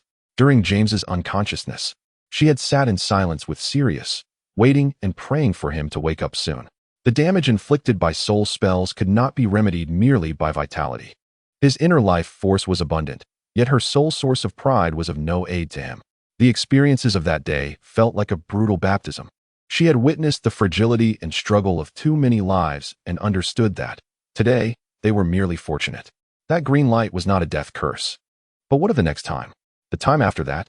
Eventually, a true death curse would surely descend upon them, and innocent lives would vanish within the green light. Evelyn realized that merely escaping the grasp of Malfoy and Lestrange was insufficient. She must resist, she must fight, she must obliterate that madman who had torn her soul asunder. She would not permit her future with James to remain forever shrouded in the ominous shadow of the green light's terror. Suddenly, Evelyn recalled the day she submitted her career plan. At that time, she had only recently learned of Malfoy's scheme and had just stumbled upon the secrets of Voldemort's Horcruxes in the restricted section of the library. She had always detested bloodshed and conflict. Perhaps it was a result of her uncertainty about the future, perhaps it stemmed from her yearning for freedom, or perhaps it arose from her fear of darkness. But she had inexplicably written down the profession of an Auror. Professor Slughorn had subtly cautioned her that applying for such a position was quite challenging, and that female Aurors were exceedingly rare. However, Evelyn had paid little heed to his words. That piece of paper was merely a half-hearted jest.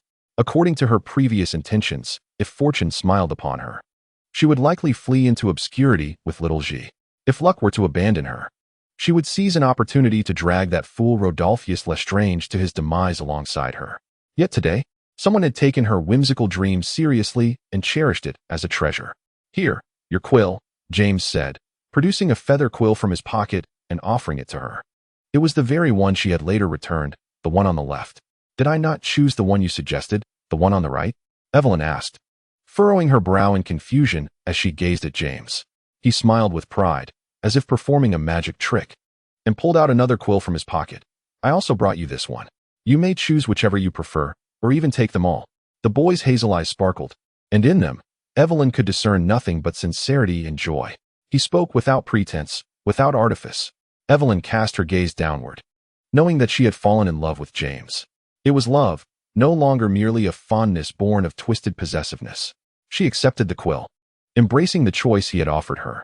The midnight chimes echoed throughout the castle. In the span of a single day, Evelyn Umbra had attained that which she had long sought for the past 16 years. James Potter had unhesitatingly chosen to offer her the very agency she craved. Evelyn was uncertain if James was even aware of his own feelings. Yet she no longer doubted whether her son would shine upon her. After all, this was indeed her son. Where on earth has Slughorn stashed the skin of the African tree snake? James complained, kicking aside a jar filled with pufferfish eyes. I swear this place is more terrifying than the Forbidden Forest. Sirius disdainfully lifted a wriggling leech with 2 fingers. At least the 8-eyed giant spiders aren't slimy. Shall we try the levitation charm? Remus suggested. Then, shall I smear my face with a myriad of repulsive potion ingredients? Sirius made a grimacing expression, declaring that he would rather embrace death. Alas, we must hasten our actions. Tomorrow, James has a Quidditch match against Slytherin. Remus sighed. Look, there's a career plan from a Slytherin student that lists Auror, Peter exclaimed, pointing at a page on Professor Slughorn's desk. Sirius and Remus exchanged incredulous glances. That person must be deranged. Sirius scoffed, a Slytherin as an Auror. I thought they would rather blow the Auror office to smithereens. Curiously, James leaned closer. The neatly pinned words on the parchment catching his eye, Evelyn Umbridge. The script was rather elegant, though he had no recollection of the name. She must be quite brave, James murmured softly. Fork, come over, I found it. Sirius urged, handing over the cursed snake skin to you. I'm allergic to snakes. Coming, your lordship. James shook his head and hurried over. The name lay forgotten in the depths of memory. Little did James realize that one day he would recall that name, and its owner would become an integral part of his life. Chapter 57. Longing. James Potter was uncertain about his recent sentiments, but he found himself missing Evelyn. For the first time, he felt the summer break was unbearably long. During the holidays, Evelyn was to stay at Malfoy Manor, her mother forbidding her to go out. James wrote to her, but her replies were infrequent. She mentioned being busy, yet she wouldn't divulge the nature of her busyness. He had grown accustomed to accompanying Evelyn into the Forbidden Forest to collect dew every couple of nights. He was also used to sneaking into the Slytherin common room under the invisibility cloak to chat with her, and to attending classes together, sharing the day's happenings.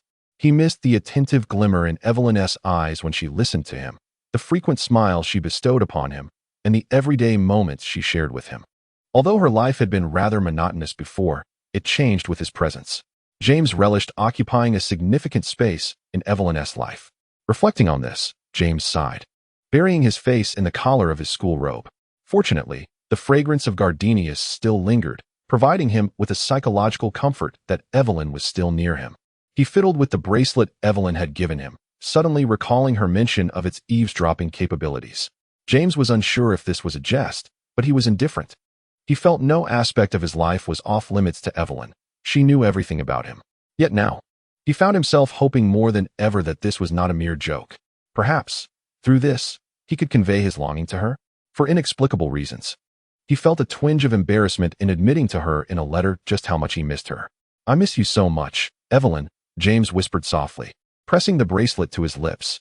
The essence of longing is indeed a paradoxical affair. One fears to disturb the other, yet is equally anxious that their heartfelt sentiments remain unexpressed.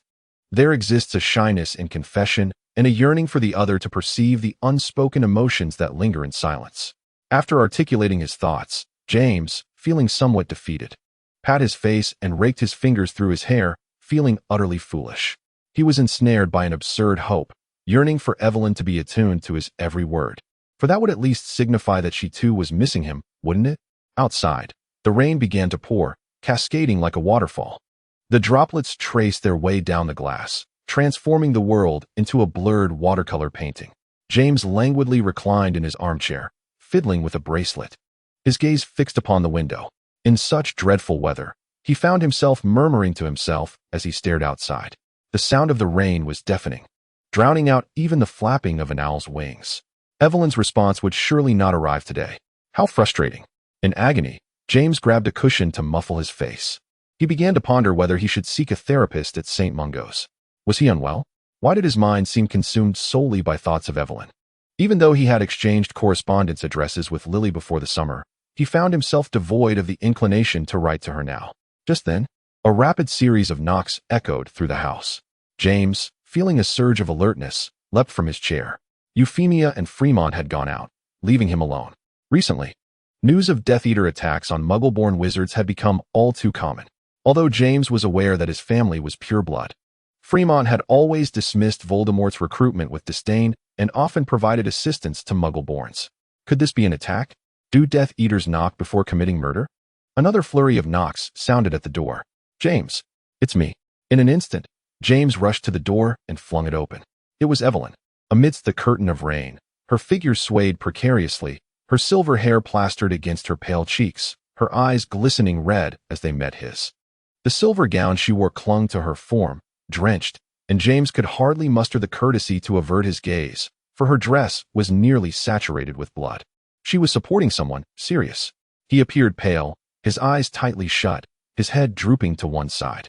A wave of sheer panic engulfed James.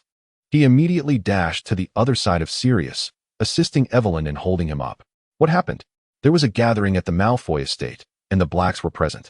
Sirius spoke about Voldemort at the gathering and was cursed by Walburga, confined to a room. I managed to sneak him out, Evelyn explained, her voice quivering. I've treated him, but he has lost too much blood and just fainted. Do you have any blood replenishing potion? He needs to drink some. After settling Sirius onto the sofa, James hurried to retrieve the potion, administering 2 vials to him. As Evelyn prepared to leave, she said, "Take care of Sirius. I must go. They are unaware that I brought him out, and I need to return quickly, or they will find out." "Wait, are you all right?" James called after her. The girl appeared particularly haggard, dark circles framing her eyes, as if she had not enjoyed a restful night in quite some time. What could possibly keep someone so occupied that they scarcely had a moment to sleep? Evelyn managed a strained smile at him, assuring him, "I'm perfectly fine, don't worry."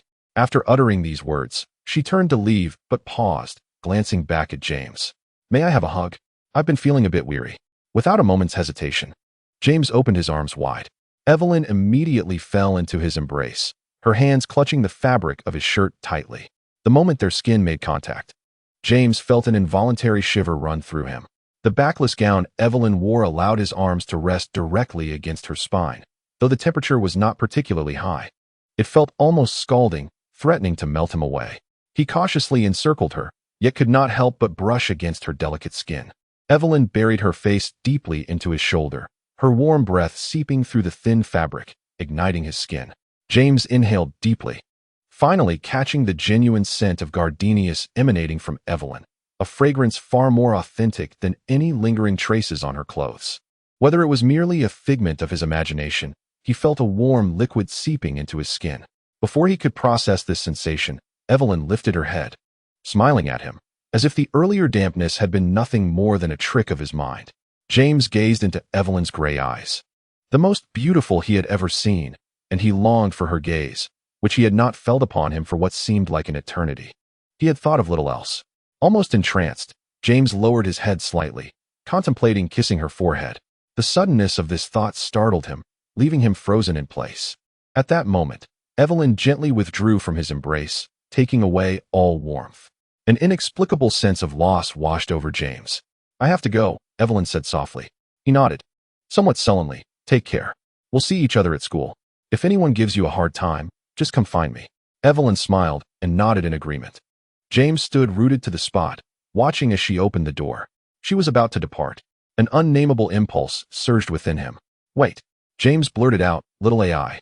I've missed you so much this summer." Evelyn halted, turning slightly to look back at him, a gentle smile gracing her lips. "Me too, James." The silhouette of the girl faded into the curtain of rain, and James, somewhat belatedly, realized he should have fetched an umbrella for her. Just as he contemplated rushing out, he froze. He glanced at his shoulder, where a wet patch had formed. It was no illusion. Evelyn had truly been crying. Evelyn meticulously cleaned the bloodstains off her gown. Little G grumbled in her ear, "Why not just tell Potter about Rabaston directly?" "It's fine," Evelyn replied lightly, raising her wand to summon the night bus. "Trust me. Sirius will inform him." Chapter 58. Escape. Sirius detested attending gatherings of pureblood families. The fact that this particular soiree was hosted by the Malfoy family, relatives of the Blacks, made his disdain even more profound. Sirius was utterly indifferent to the purpose of this gathering. In his eyes, the reason was inconsequential. He attended such events solely to await their conclusion. However, he was taken aback to see Evelyn standing beside Rabaston Lestrange, and that scoundrel had the audacity to attempt to embrace her waist. Evelyn appeared exceedingly reluctant, as if coerced into the situation. Merlin. Thank goodness James did not witness this scene. This singular thought consumed Sirius's mind, and in the next moment, he stepped forward to pull Evelyn away from Rabaston, shielding her behind him. "If you no longer desire your hand, I can assist you in removing it," Sirius coldly stated, disregarding the astonished look that Evelyn directed at him. "Are you out of your mind, Sirius Black?" Rabaston replied, seething with anger. "What is wrong with me holding my fiancée's waist? I am aware she has been getting along splendidly with you Gryffindors at Hogwarts, but this is truly meddlesome." "Fiancé?" Sirius exclaimed in disbelief, turning to Evelyn, who frowned and shook her head in response. Only then did Sirius realize that Evelyn appeared thoroughly worn, as though she had not enjoyed a proper rest in quite some time. "I care not for your so-called fiancée. She is coming with me," Sirius proclaimed, suppressing his curiosity and lifting his chin with an air of arrogance. Without heeding Rabaston's curses, he gently grasped Evelyn's arm and led her around a corner. "What is going on?" As soon as they halted, Sirius eagerly inquired, Fiancé? You and Rabaston? Have you lost your mind? That fellow is so unattractive even trolls would feel superior. And what about James? Evelyn seemed momentarily dazed by this barrage of questions. She blinked in confusion, gazing at Sirius. What does James have to do with this? Sirius, in frustration, tugged at his tie. He should have foreseen it. That emotionally oblivious idiot James had yet to recognize his own feelings, but he had assumed at the very least Evelyn would be aware. And now, it appeared two emotionally inept individuals were paired together. Merlin's foul socks. Perhaps it was the sheer innocence and bewilderment in Evelyn's gaze that suddenly made Sirius realize another crucial issue. Did Evelyn have feelings for James? Sirius recalled James mentioning that Evelyn seemed averse to intimate relationships. This was disastrous. A foreboding sensation washed over Sirius. James's feelings, which even he had not anticipated, were bound to be far more challenging and tumultuous than his pursuit of Lily. What I mean is, Sirius awkwardly shifted the topic. Could you first clarify your situation with Rabaston? Evelyn's expression instantly cooled as she offered a self-deprecating smile. Well, my mother has remarried Abraxas Malfoy, and they wish for me to marry Rabaston under the Malfoy name. I was only informed of this during the summer. Did you agree? Do you have feelings for him?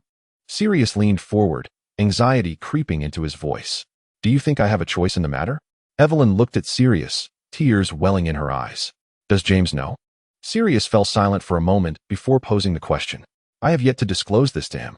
Evelyn averted her gaze from Sirius, initially intending to voice her thoughts, yet found such matters difficult to articulate. This was unlike the previous bullying incident, and James would be of no assistance. Even if she confided in him, it would merely add to the burden of worry for another. James had mentioned to her that her correspondence with Sirius had been sparse during the holidays. Sirius's keen eyes narrowed perceptively each time she responded to his letters. She yearned to broach the subject, but the words transformed into trivialities once inscribed on parchment. She did not wish to keep secrets from him, yet inexplicably, she had managed to do so until now. Evelyn sighed deeply. Christmas was approaching, and she was to be engaged to Lestrange, having spent the entire summer preparing for it. Preparing? Preparing for what? Sirius pressed for clarification. For instance, cultivating feelings, she replied hesitantly, her eyelashes fluttering, revealing her inner turmoil. Falsehood. Evelyn rolled her eyes inwardly. Recently, she had indeed grown closer to Rabaston, even uttering words that inflated his ego. That fool, with a mere nudge from her, had eagerly proposed to take her to the Lestrange family's vault in Gringotts for a grand tour. If all went according to plan, she would acquire the Hufflepuff Cup the day after tomorrow. Evelyn was indeed occupied this holiday, immersed in practicing transfiguration and permanent duplication charms. She needed to flawlessly replicate both the diary and the cup, ensuring that before she could escape the Malfoy family, they remained oblivious to the fact that the diary and cup were forgeries. This endeavor was perilous, yet Evelyn was confident in her ability to avoid detection. After all, the Malfoys and Lestranges believed these items were mere rewards from Voldemort, completely unaware that they were, in fact, crucial Horcruxes. Evelyn currently lacked the means to destroy them and dared not attempt it, uncertain if Voldemort would notice. At the very least, she could temporarily acquire them. Borrow them, so to speak. Knowing Sirius would attend the gathering that evening, Evelyn meticulously applied makeup to create the illusion of weariness, albeit subtly concealed. She endeavored to portray her plight so that Sirius Black might vividly relay her struggles to James. She was certain that Sirius would do just that. He could undoubtedly discern James's feelings towards her. Cultivating feelings? Sirius's voice involuntarily escalated. Are you suggesting that the insipid Rabaston, inferior even to a troll, should lay hands upon you? Evelyn abruptly turned her face away, her slight shoulders trembling, her entire being teetering on the edge of collapse. It was then that Sirius realized he had perhaps gone too far. What I meant was, you are not entirely wrong. Yet, Black, we are both ensnared in circumstances beyond our control. Evelyn gazed deeply at him, lifted her skirts, and turned to leave, only to pause at the end of the corridor. Please, do not tell James about this. I beg you. Please let him know swiftly. Small G whispered fervently in Evelyn's ear, her earrings gently swaying. Unable to suppress a light chuckle, Evelyn reassured, rest assured, he most certainly will. However, Evelyn had not anticipated that before alerting Sirius. She first needed to rescue him from Malfoy Manor. Although she was tempted to applaud Sirius for his scathing remarks about Voldemort, she managed to restrain herself. After all, Should she and Sirius fall victim to Voldemort's malevolent curse, they would truly become kindred souls in misfortune, with no hope of escaping Malfoy Manor. Evelyn stealthily made her way into the attic of Malfoy Manor, where Sirius was imprisoned, awaiting his departure with Voldemort after the conclusion of the gathering. Sirius Black lay unconscious on the bed, having lost a considerable amount of blood. With a resigned sigh, Evelyn began to administer healing to him. Initially, she intended to merely stop the bleeding. Just as she prepared to cease her efforts, a whisper from her ear interrupted her. "Little AI, Potter just said he misses you." Evelyn paused, closing her eyes momentarily. "Consider yourself fortunate, Black." The vitality in her hands continued to flow, aiding in Sirius's recovery. As his condition improved, Sirius gradually regained consciousness. He looked at Evelyn with a hint of surprise. "What are you doing here?" "To save your life and then help you escape from this place," Evelyn replied, lifting her gaze to meet his. "Congratulations, Sirius, you are about to be free." Sirius was taken aback, his gaze fixed on Evelyn's gray eyes that mirrored his own. As if in that moment, he glimpsed a reflection of himself. "And what about you, Evelyn? When will you be free?" he asked, his voice distant. Evelyn remained silent, merely offering a faint smile. "Laffy," she spoke. A soft pop resonated in the air as a house elf adorned in a pristine white towel materialized before them. His aged skin was lined with wrinkles, yet his large, tennis ball-like eyes sparkled with tears of joy. "Missy has finally summoned Laffy," the elf exclaimed excitedly. Laffy, the house elf who had cared for her since childhood, had just been purchased by her during the holiday. To redeem Laffy's freedom, Evelyn had nearly exhausted her savings, even selling the precious unicorn hairs she had painstakingly collected last semester. Evelyn recited the well-remembered address while draping Sirius's arm over her shoulder. Laffy immediately understood, extending his frail fingers to lightly touch the sleeves of their garments. A sensation of pressure enveloped them as they disapparated, causing Sirius to lose consciousness once more due to blood loss. Evelyn stumbled but steadied herself, straining to support his heavy form. Laffy bowed deeply, and with another pop, the elderly elf vanished. Evelyn exerted all her strength to hold up Sirius's weight, struggling to move toward the door. She lifted her trembling hand and gently knocked on the door. Evelyn could feel Sirius's faint breath against her neck, while her heart raced uncontrollably. For in that moment, she realized that she too missed James. Chapter 59, No One But Him Would Do. The Hogwarts Express sped along the tracks, the scenery outside blurring into a haze. James whirled through the compartments like a tempest, forcefully yanking open door after door, startling a group of younger students who nearly toppled the snacks in their hands. "Sorry," he shouted without looking back, his voice tinged with urgency. The news delivered by Sirius after awakening felt like a dull blade, slowly carving into his heart each day, every breath accompanied by a subtle ache. James felt an overwhelming sense of injustice. Throughout the summer, he had been yearning for Evelyn, eagerly anticipating her reply, while she busied herself with the engagement to that fool, Rabaston. What was worse, she had not even confided in him, keeping it all hidden. This thought seeped into his heart like poison, igniting a burning numbness throughout his being. He could not help but wonder if, during those foolish days of waiting for a response, Evelyn was being forced to sit at the long table of the Lestrange household, compelled to smile and accept their insincere congratulations.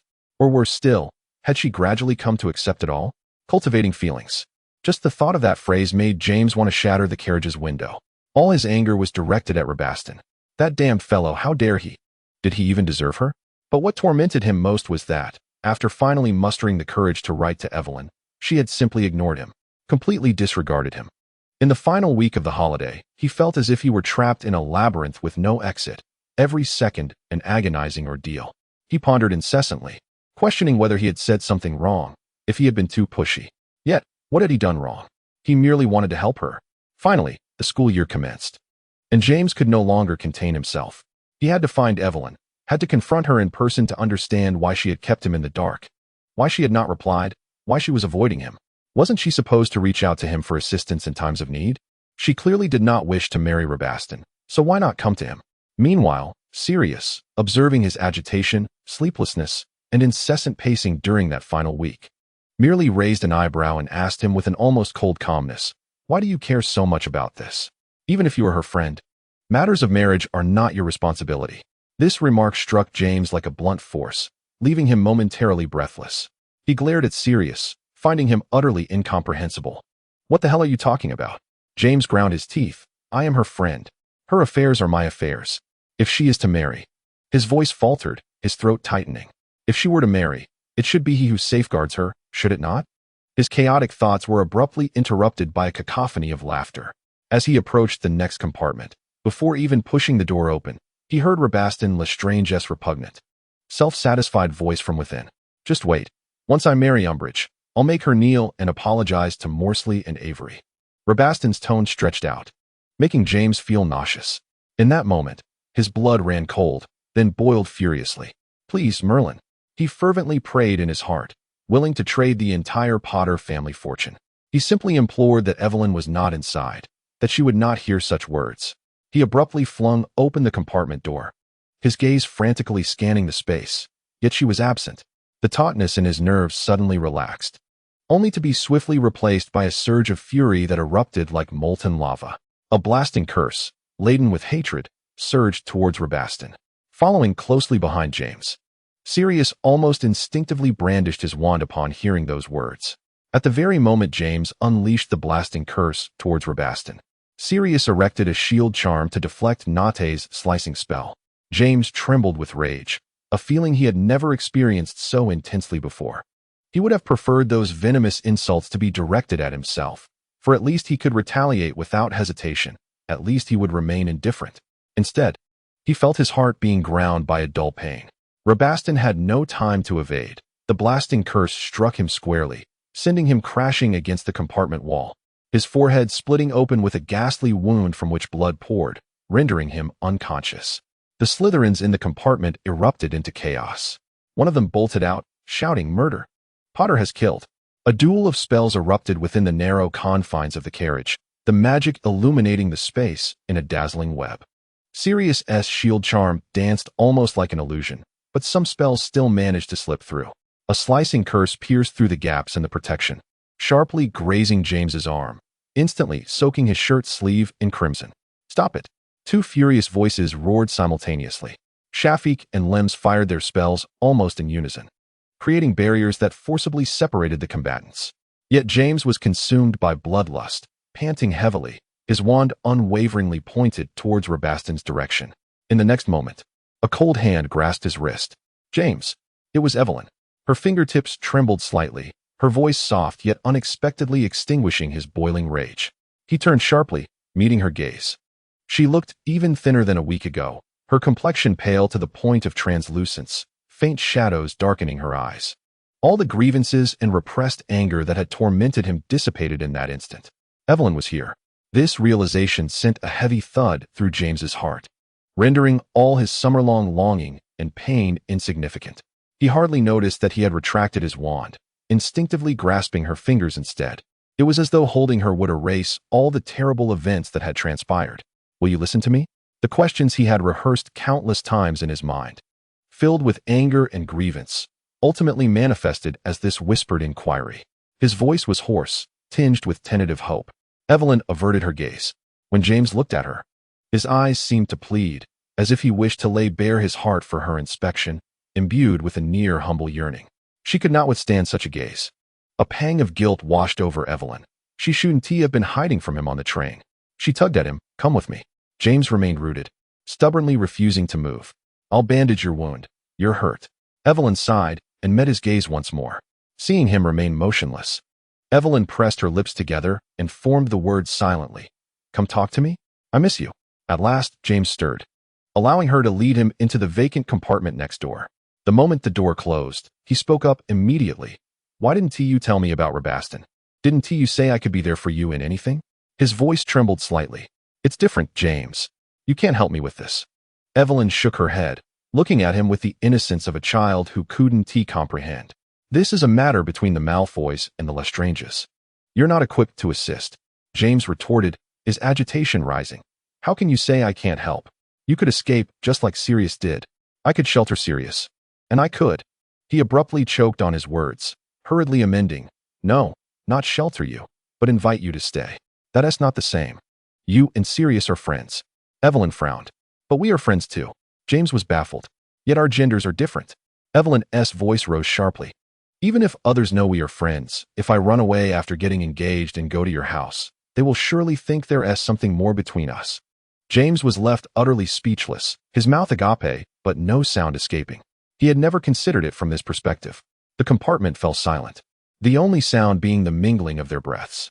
After a long pause, Evelyn finally spoke, her tone imbued with a weary tenderness. James, you are very important to me. You are my closest friend. I have grown accustomed to various rumors, but I do not wish for you to become entangled in them. James wanted to assert that he was unafraid, that he was indifferent to the gossip. Yet another question surged forth from his throat first. Am I no longer your only friend? He saw Evelyn freeze, her lashes fluttering as if caught off guard by his inquiry. Bitterness suddenly spread through his mouth, akin to biting into a lemon seed, the sourness searing its way to his heart. Lily, Sirius, Remus, too many had appeared in her life. He wasn't even the first to learn of her engagement. Sirius had found out before him. He had lost that singular position. The pain was excruciating. Why must it hurt so much? A profound sense of loss washed over James, making even the act of breathing feel laborious. You still hold the top position. Evelyn reassured him with her gaze. Just the top position? No, that is far from sufficient. Deep within, James condemned his own greed, yet he yearned for more. He desired an irreplaceable, eternal, singular place by Evelyn's side. Just like Rabaston. If you go and confront Rabaston like that, Professor McGonagall will surely impose a detention upon you when you return to Hogwarts. I know you detest Rabaston. I despise him too. However, even if you were to take his life, the Malfoy family would merely place me in the arms of another pureblood family that supports Voldemort. You would end up in Azkaban. James, my life is over, yet your future remains bright. Please, do not continue to act for my sake. Marrying into another pureblood family? James could hardly contain his laughter and anger. That scoundrel Rabaston does not deserve to stand beside her. Nor do those other wretched pureblood families. A surge of unnameable fury ignited within him, causing his temples to throb. But in the next instant, an even more dreadful thought struck him. He could not bear the idea of anyone, even as a fiancé or husband, standing beside her. Not even Sirius or Remus. This realization rendered him utterly rigid. Sirius was his closest brother, and Remus was his most trusted friend. Yet, the mere thought of either of them holding Evelyn's hand filled him with an almost violent restlessness. They did not know her favorite color, her tastes, her little habits, her tendency to cry, or the softness of her heart. They were oblivious to her need for a comforting embrace when weary or in tears. None of them could, none but him. This thought struck him like a bolt of lightning, cleaving through his chaotic mind. James abruptly withdrew his arm, his eyes wide with disbelief as he gazed at Evelyn. What is it? Look, the wound has reopened. Evelyn halted her unfinished sentence, furrowing her brow in confusion. I'm fine. I have things to attend to. James stammered as he stepped back. His mind was in a tumult, emotions bubbling and swirling within. But he could not, absolutely could not, voice those absurd thoughts to Evelyn. Under her increasingly perplexed gaze, James fled in disarray, until his figure disappeared completely. Evelyn's expression transformed into one of barely contained laughter. She covered her mouth, yet could not stifle a light chuckle, her entire being quaking with mirth. Little AI, what are you laughing at? Xiaoji inquired curiously. Just the wheel of fortune turning, Evelyn replied with a smile. Chapter 60. The Potion of Infatuation. Evelyn knew that James had fled in haste, yet she did not expect to not see him even at the opening feast.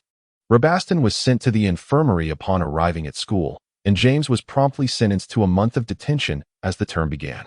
Professor McGonagall searched for James for quite some time, but was unable to locate him, ultimately relying on Remus to convey the news of his detention. Where has James gone? Evelyn inquired curiously of Xiaoji. I have no idea. Ever since he left the compartment, he has said nothing but sighed about Merlin. Xiaoji's voice betrayed her own confusion. Meanwhile, James had abandoned Sirius and the others the moment he stepped off the Hogwarts Express, heading alone to Slughorn's office. James's mind was a tumultuous mess. He found himself perplexed by the nature of his own thoughts. He yearned to be Evelyn's fiancé, even her husband. Was it an irrational, overwhelming possessiveness that drove him? Or did he comprehend the profound significance of that identity? Unique. Evelyn's fiancé, her husband. This role would occupy the most special place in her life, an irreplaceable position. And he, James Potter, aspired to be that person. With familiarity, James reached for the storage cabinet, his fingertips gliding over a row of labeled glass vials, ultimately resting upon a bottle containing a lustrous, pearlescent pink liquid. The potion of infatuation. He had encountered such a concoction during his second year while exploring Slughorn's office with Sirius and the others. At that time, he had inhaled the scent of freshly cut grass from the Quidditch pitch, the aroma of warm pumpkin pasties, and a faint, elusive hint of Lily. When he expressed what he perceived, Sirius had looked at him quizzically, asking if he had a particular fondness for lilies. James had been bewildered. He didn't particularly favor any flowers, nor was he enamored with their fragrances. "Oh, you must fancy Lily," Sirius had remarked, explaining that the potion would evoke the scent of something one cherished, and that Lily adored wearing lily-scented perfume. Those words became a spell, defining the course of James's pursuit for 3 years. Did he truly have feelings for Lily? He clutched the vial of infatuation tightly, pondering this question. Perhaps he did? Lily embodied every fantasy he had harbored since childhood regarding the object of his affection. She was radiant, like a blazing flame, her fiery red hair dazzling. Her chin perpetually held high, and even the glimmer in her green eyes when she was angry captivated him. Throughout his life, Euphemia and Fremont had never scolded him harshly. His friends had always placed him on a pedestal, and Peter's gaze was forever tinged with admiration. Yet only Lily had the audacity to point a finger at him and chastise him for his arrogant vanity. Strangely, rather than feeling anger, James experienced a sense of novelty. It was the first time someone had addressed him so, and he discovered that even in her reprimands, Lily's eyes sparkled with light. She resembled the sun. He mused, not the delicate, tender plants in the Hogwarts greenhouse that required meticulous care, but rather the fierce sun hanging in the sky. Its radiance so intense it almost hurt his eyes.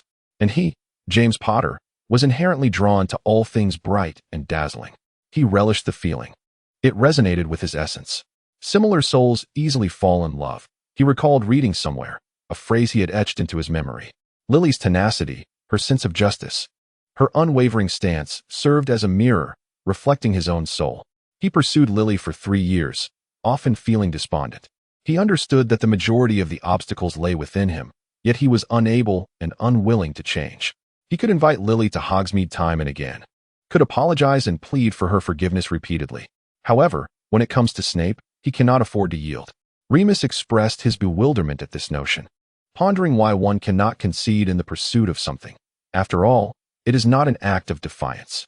Yet this matter diverges from others. Much like Lily, who was acutely aware of Snape's pursuits but only delineated her boundaries at the very last moment. This transcends mere concerns about Snape. It is a silent contest between two equally proud souls. The one who concedes first forfeits the right to regard the other as an equal. James is unwilling to bow down. He concedes, albeit reluctantly, that he is arrogant and self-important, disinclined to relent before anyone, save for Evelyn. As he closed his eyes, he unexpectedly realized that he had been yielding to Evelyn all along.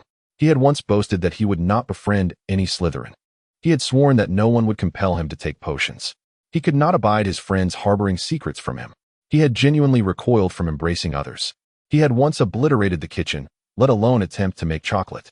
The notion of concealment, even masked under the guise of benevolence, had been utterly intolerable to him. The principles and boundaries he had staunchly upheld had gradually eroded in the presence of Evelyn. All his convictions crumbled before her, and astonishingly, he found it pleasurable.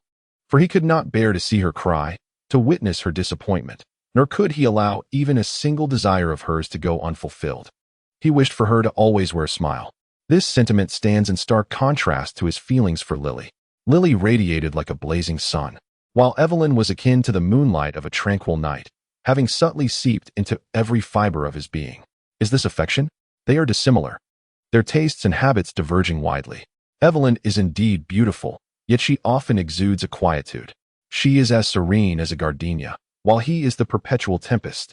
Strangely, when he intrudes into her world, he does not encounter annoyance, but rather the gentle upward curve of her lips. James relished this sensation, as if the tempest had quieted. Softly caressing the bloom, his heart raced within his chest, and a dawning realization began to take shape. James tremulously unscrewed the cap of the potion. A rich fragrance of gardenia enveloped him. For a fleeting moment, he believed it to be gardenia perfume, even more potent than what he had inhaled from Evelyn. There was a subtle undertone of grass and pumpkin. James came to a conclusion. He perceived his unusual possessiveness, those fervent yearnings, the restless nights. The ire and jealousy towards Rabaston, the impulse to kiss her forehead, and the desire for her perpetual happiness. All of it made sense. He was not mad, nor was he abnormal. He simply liked Evelyn. In truth, it was a sentiment even more profound. He loved Evelyn. James Potter was in love with Evelyn Umbridge. Chapter 61. Apology. James sat by the Black Lake for an extended period, finally untangling all his thoughts. A profound sense of ease enveloped him, washing away the lingering confusion and anxiety. Yet, he understood that there remained a vital task he must undertake without delay. He sensed that ever since the rift between Lily and Snape, she had gradually begun to embrace her true self. He needed to apologize, to seek out Lily and clarify everything. His heart belonged to Evelyn, but before he could confess his feelings to her, he had to lay bare the truth to Lily. Evelyn deserved a fresh and sincere beginning. While everything felt somewhat disjointed, he knew that he could not allow Evelyn to bear the weight of his turmoil. It was his fault. He had changed his heart. Even though he and Lily were never together, and despite her rejections over the past 3 years, his fervent pursuit had nonetheless left an indelible mark on others, causing Lily distress. Before taking action with Evelyn, he must clarify to everyone that this was his dilemma. James hurried back to the Gryffindor common room. Upon opening the door, he discovered a gathering around the sofas, predominantly 6th and 7th year students. "You're finally back," exclaimed Weasley, jumping to his feet and handing him a mug of butterbeer. "I was just saying that Sirius and the others should go look for you. You lot always seem to find each other." But he wouldn't budge. James shrugged, accepting the butterbeer and taking a sip before turning to Lily. "Lily, may I speak with you privately?" Weasley raised an eyebrow with a hint of gossip. "What's this? Another confession? Why the secrecy this time? You've always declared your feelings in front of all of Hogwarts before." James offered no reply to him, only casting a pleading glance at Lily. "This is truly important. It's not a confession. I have something to discuss with you." Lily regarded him with a puzzled expression but eventually stood up and accompanied him into the corridor outside the common room. "I am a fool," James admitted. Lily frowned at him. "That's quite a self-assessment. But why the sudden revelation?" "I wish to apologize for the distress my pursuits over the past 3 years have caused you," James said earnestly, meeting her gaze. "Moreover, I have come to realize that my feelings for you have changed. You were right. I have been an arrogant and self-centered fool. I began pursuing you in 2nd year. And I cannot say for certain whether it was genuine affection or merely fascination with someone as unique as you, the only person who dared to challenge me. I found you captivating, always drawing my attention. Now I understand that it was merely the unfamiliarity of rejection that intrigued me. In the time that followed, I have come to appreciate your many admirable qualities. You are kind, confident, and compassionate.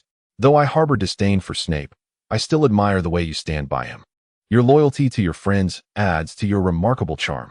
You are a genuinely wonderful person, and the fault lies with me. I am the idiot, the fool. It is possible that I began to change my feelings in 5th year, but I was too foolish to recognize the distress I had caused you over these 3 years. I am willing to make amends in any way possible." James spoke rapidly, pouring out his heart, and then anxiously awaited Lily's response. Lily paused for a moment, then let out a soft laugh. "In truth, I am not particularly surprised. After all, this summer, you scarcely reached out to me. In the past, you would have written to me every single day. James, we are remarkably alike. You possess your own arrogance, and I mine. We are so similar that, in essence, the sun could burn us both. Although your pursuits often vex me, your fervent emotions do not evoke my disdain." James felt a pang of guilt. "I am truly sorry. It has been my fortune to have liked you. To have been cherished by you is my honor." Lily smiled gently, her tone resolute. "There is nothing to amend. I do not mind. After all, we were never truly together, merely sharing 2 outings that hardly qualify as dates. We can still remain friends, and being your friend should be a source of happiness." James sighed in relief, yet hesitated. "You truly do not mind?" "If you do, I genuinely do not mind. I have consumed a truth serum and cannot utter falsehoods." Lily nodded affirmatively. "Truth serum? Why would you drink that?" James blinked, momentarily perplexed. "Oh, right, you are unaware. You also partook in it, within the butterbeer we just had. Mary introduced us to a new muggle game, Truth or Dare. Sirius insisted that if we were to play, we must do so sincerely. The truths revealed under the influence of the serum are the most reliable. He and Remus borrowed a bit from Professor Slughorn." Lily shrugged, her tone light. Before James could respond, Lily inquired once more. However, I am quite curious. What changed your mind? Do you have someone you fancy? James covered his mouth, nearly revealing Evelyn's name. Just then, a gentle voice interrupted them. James? Turning around, James saw Evelyn standing beneath the torchlight in the corridor, the flames illuminating her beautiful silver hair and exquisite profile. I noticed you didn't attend the school's feast tonight, and I was a bit worried. So I came to find you. Evelyn hesitated, biting her lip. Am I interrupting something? Chapter 62. Truth or Dare. Evelyn never anticipated that events would unfold in such a manner. Initially, her concern for James was genuine. She merely wished to check on his well-being. However, on her way, she overheard the conversation between James and Lily. She truly did not foresee that James would confess everything to Lily so swiftly. In her mind, he would struggle for a few more days, perhaps tossing and turning, wrestling with his thoughts before reluctantly accepting reality. Yet, unexpectedly, he not only came to terms with it earlier than she had imagined, but he also acted with such decisiveness. Devoid of any hesitation, Evelyn felt a tightening in her breath, an indescribable emotion welling within her chest. Strangely, she found herself somewhat flustered. Despite having eagerly anticipated James's declaration for quite some time, she now inexplicably feared that he might actually utter those words. Perhaps it was witnessing Ihira being fervently pursued by countless admirers, only to repeatedly encounter betrayal. Subconsciously, she remained on edge, terrified that James might also become one of those who would betray her. She dared not gamble, nor could she allow herself to harbor excessive expectations. Thus, upon overhearing the conversation between James and Lily approaching a pivotal moment, she instinctively interrupted them. Subsequently, events began to unfold in a manner beyond her control. Lily and her friends enthusiastically beckoned her to join, and she found herself unwittingly drawn into a game of truth or dare. Everything spiraled out of control. James's self-reconciliation and his candidness towards Lily did not proceed at the rhythm she had anticipated. Furthermore, this unexpected game escalated the chaos to its zenith. The only silver lining was that the truth serum was mixed into the butterbeer, and James resolutely prevented Weasley from bringing that cup anywhere near her.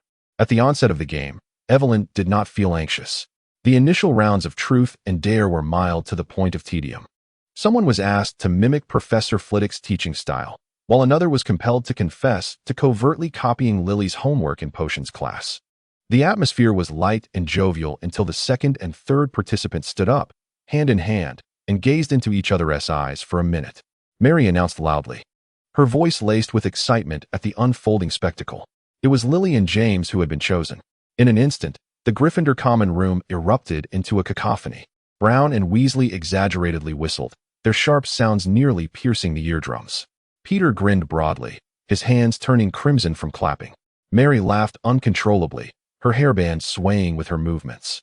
Sirius did not join in the ruckus. Instead, he merely raised an eyebrow, contemplating as he glanced at James. Meanwhile, Remus's gaze flitted between Sirius and James, gently nudging Sirius's arm in silent inquiry. This is not good. Can't we just abstain? James furrowed his brow, his fingers restlessly tugging at his hair. What are you being coy about, James? Mary exclaimed, her eyes wide as if she had heard something preposterous. And for heaven's sake, adhere to the rules of the game. Indeed, Fenwick deliberately shook the butterbeer in his hand, proclaiming that refusing to participate would result in drinking. However, since Evelyn's arrival, he had not dared to touch a drop. You either drink or hastily complete the task. Weasley immediately nodded in agreement, exchanging a knowing glance with Fenwick. Ever since they learned of James's close relationship with Evelyn, Fenwick and Weasley had taken to provoking him. James guarded Evelyn like a treasure, allowing neither to approach her nor disclosing any details about her. Fenwick was particularly resentful, having privately complained that James was insufferably stingy, refusing even to divulge the brand of perfume Evelyn used. James instinctively turned to look at Evelyn. Perhaps due to the drinking around them, her shoulder nearly brushed against his arm, the warmth of her presence seeping through his robes, rendering him acutely tense. Ultimately, James sighed, casting a resigned glance towards Lily. Lily promptly rose to her feet, effortlessly tucking her cascading red hair behind her ear, her tone light and cheerful. Let's forego holding hands. James and I aren't quite at that stage yet. Before anyone could voice their objections, she seized James by the wrist, pulling him to the forefront. From this vantage point, James's gaze could just traverse over Lily's shoulder, landing upon Evelyn seated on the sofa.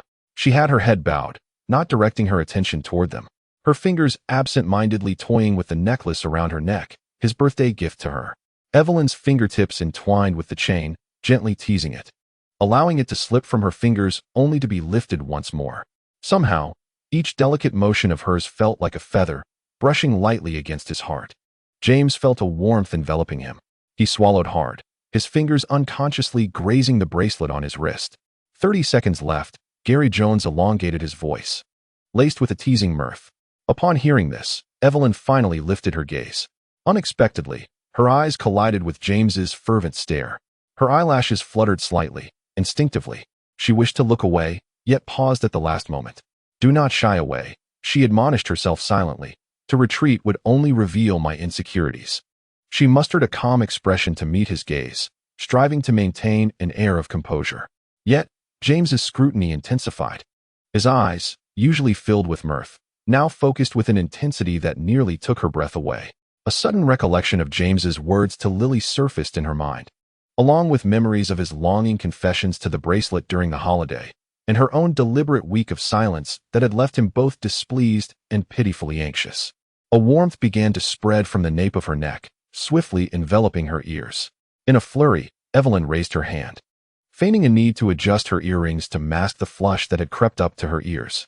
As her fingers brushed her earlobes, she felt the unusual heat radiating from her skin.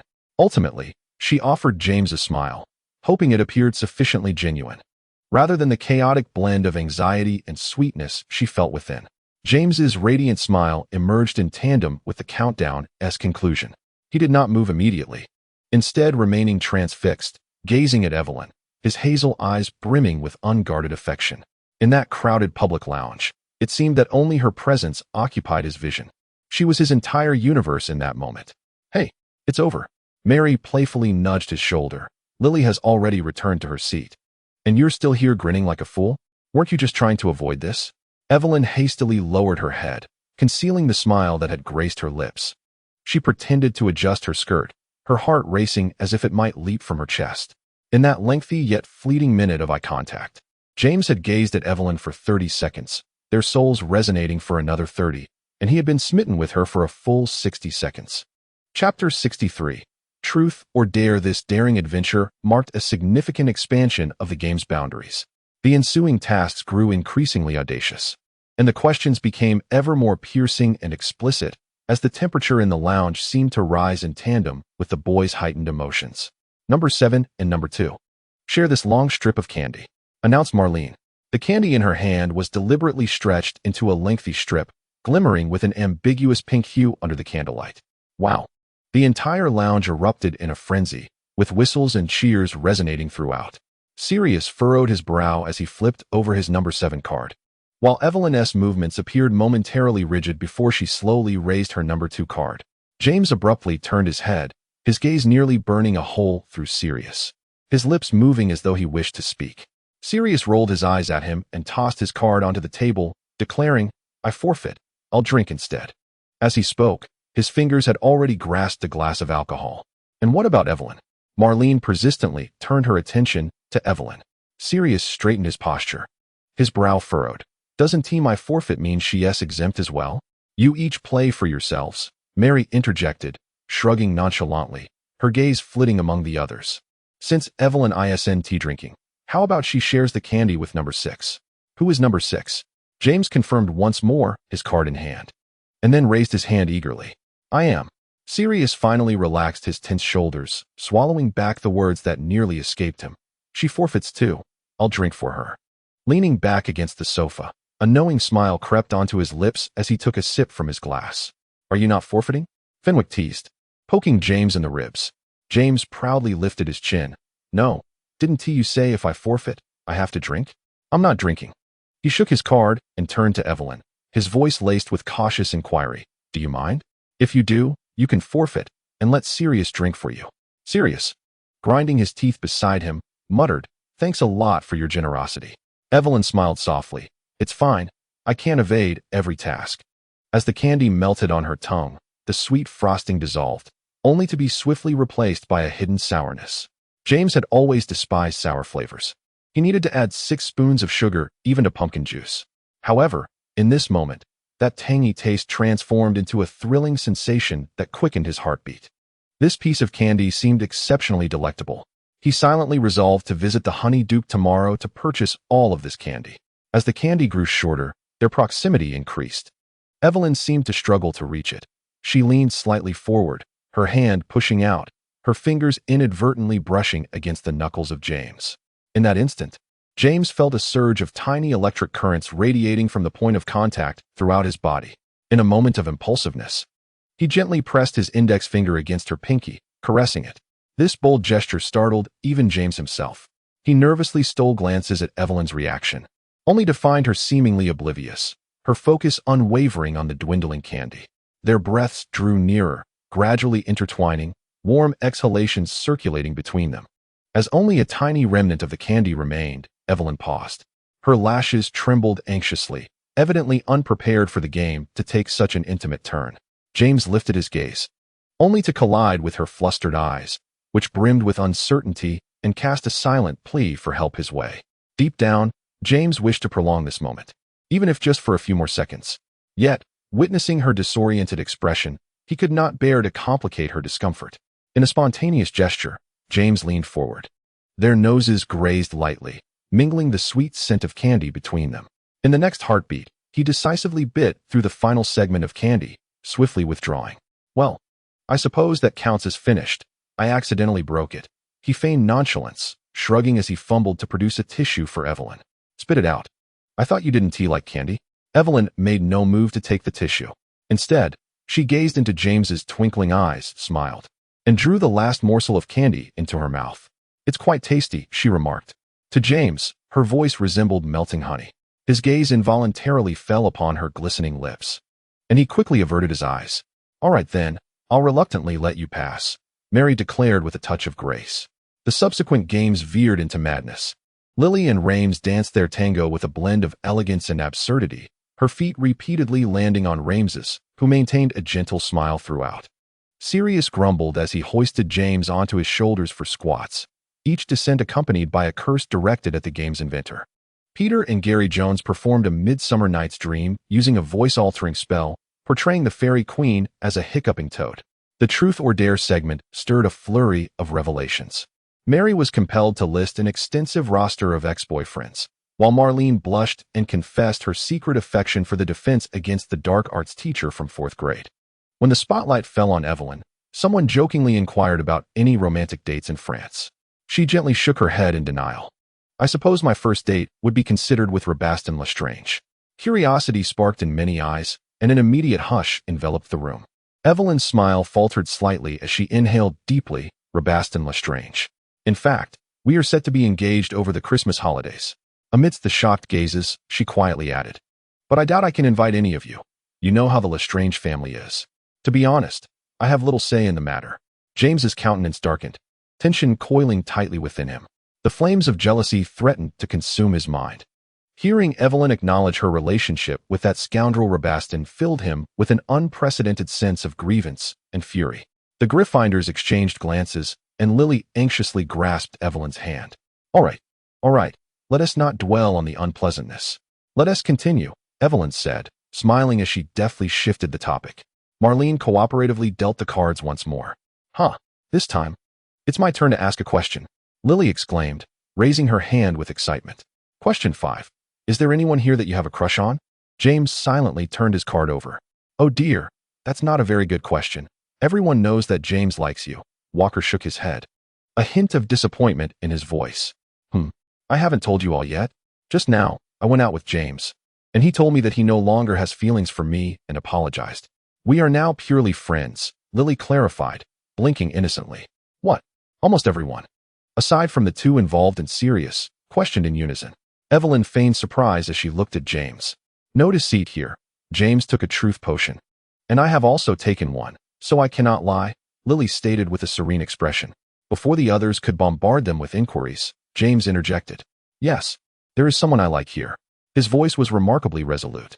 Now even Lily's eyes widened in astonishment as she covered her mouth in shock. The expressions on the faces of the others were completely unrestrained, as if they were being overwhelmed by the cascade of revelations. Only Sirius raised an eyebrow, reclining with his arms crossed on the sofa. Who? Peter trembled as he posed the question. Everyone nodded in unison, and the Gryffindor common room fell into a profound silence. Even the sound of breathing softened, as all eyes fixated on James. He felt that had he not just learned about Rabaston's date with Evelyn, he would not have spoken so soon. But he could no longer hold back. When Evelyn had mentioned that matter, she had appeared so resigned. It seemed she had accepted the reality of an engagement and marrying Rabaston. What an invitation. He had no desire to attend that wretched, foolish, utterly unjustifiable engagement ceremony that truly deserved a curse. He would not allow Evelyn to become engaged to Rabaston, the most wretched, hideously unattractive, and dim-witted fool in existence. He turned to look at Evelyn, who seemed to sense his gaze, and widened her eyes. James was oblivious to what would happen once he spoke these words. But he could no longer conceal his feelings. He could not stifle his affection for her and watch helplessly as someone else occupied the space beside her. He gazed intently into her eyes. In her gray irises, he could only see his own reflection, the image of a disheveled fool with a heart racing uncontrollably. I selfishly, despicably shattered the trust she bestowed upon me. Without her permission, I audaciously transformed our friendship into admiration. The person I like is Evelyn. I, James Potter, am in love with Evelyn Umbridge. Chapter 64. Truth or Dare. The surrounding Gryffindors erupted in a chorus of gasps, their voices escalating in pitch. Fenwick and Weasley exchanged glances, their eyes fixated on James as if he were a criminal awaiting judgment. Sirius merely raised an eyebrow in mild amusement, while Remus, though somewhat surprised, wore an expression that suggested he had anticipated this outcome. The look of astonishment on Lily's face was soon supplanted by a subtle understanding. A cacophony of questions, raucous cheers, and the clattering of chairs and tables surged toward James like a tidal wave, only to recede and fade away in his ears.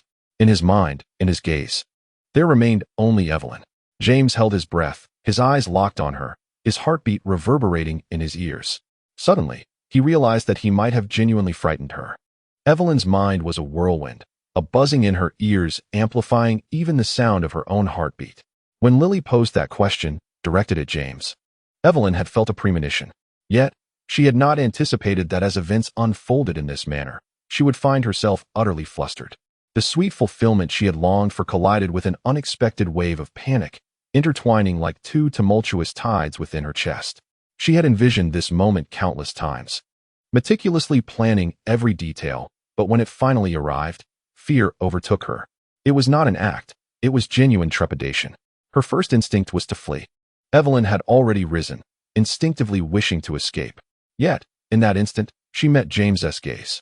In his eyes, she found only clumsy sincerity and remorse. He looked at her like a child who had misbehaved, his expression rife with apology, disappointment, and a sense of injustice that laid bare her own feelings of guilt.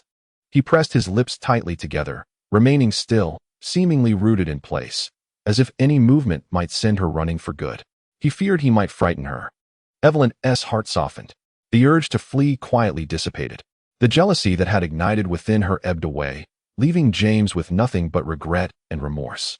In that fleeting moment, he had acted on impulse, choosing the most ill-timed opportunity to express his feelings to Evelyn. How could he have spoken so carelessly, in front of so many, without first considering her thoughts? He was acutely aware that Evelyn had few friends, even though he was no longer her sole companion.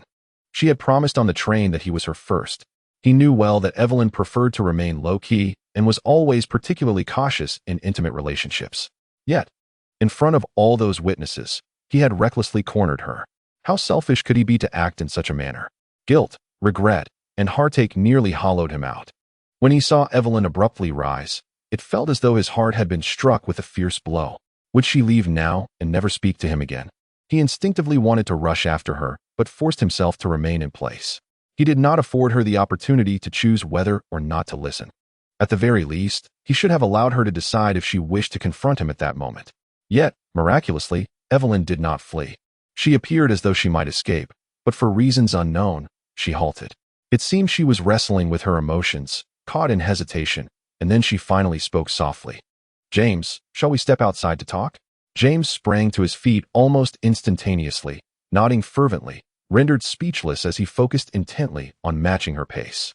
After they departed from the bustling lounge, the previously raucous atmosphere fell into a hush.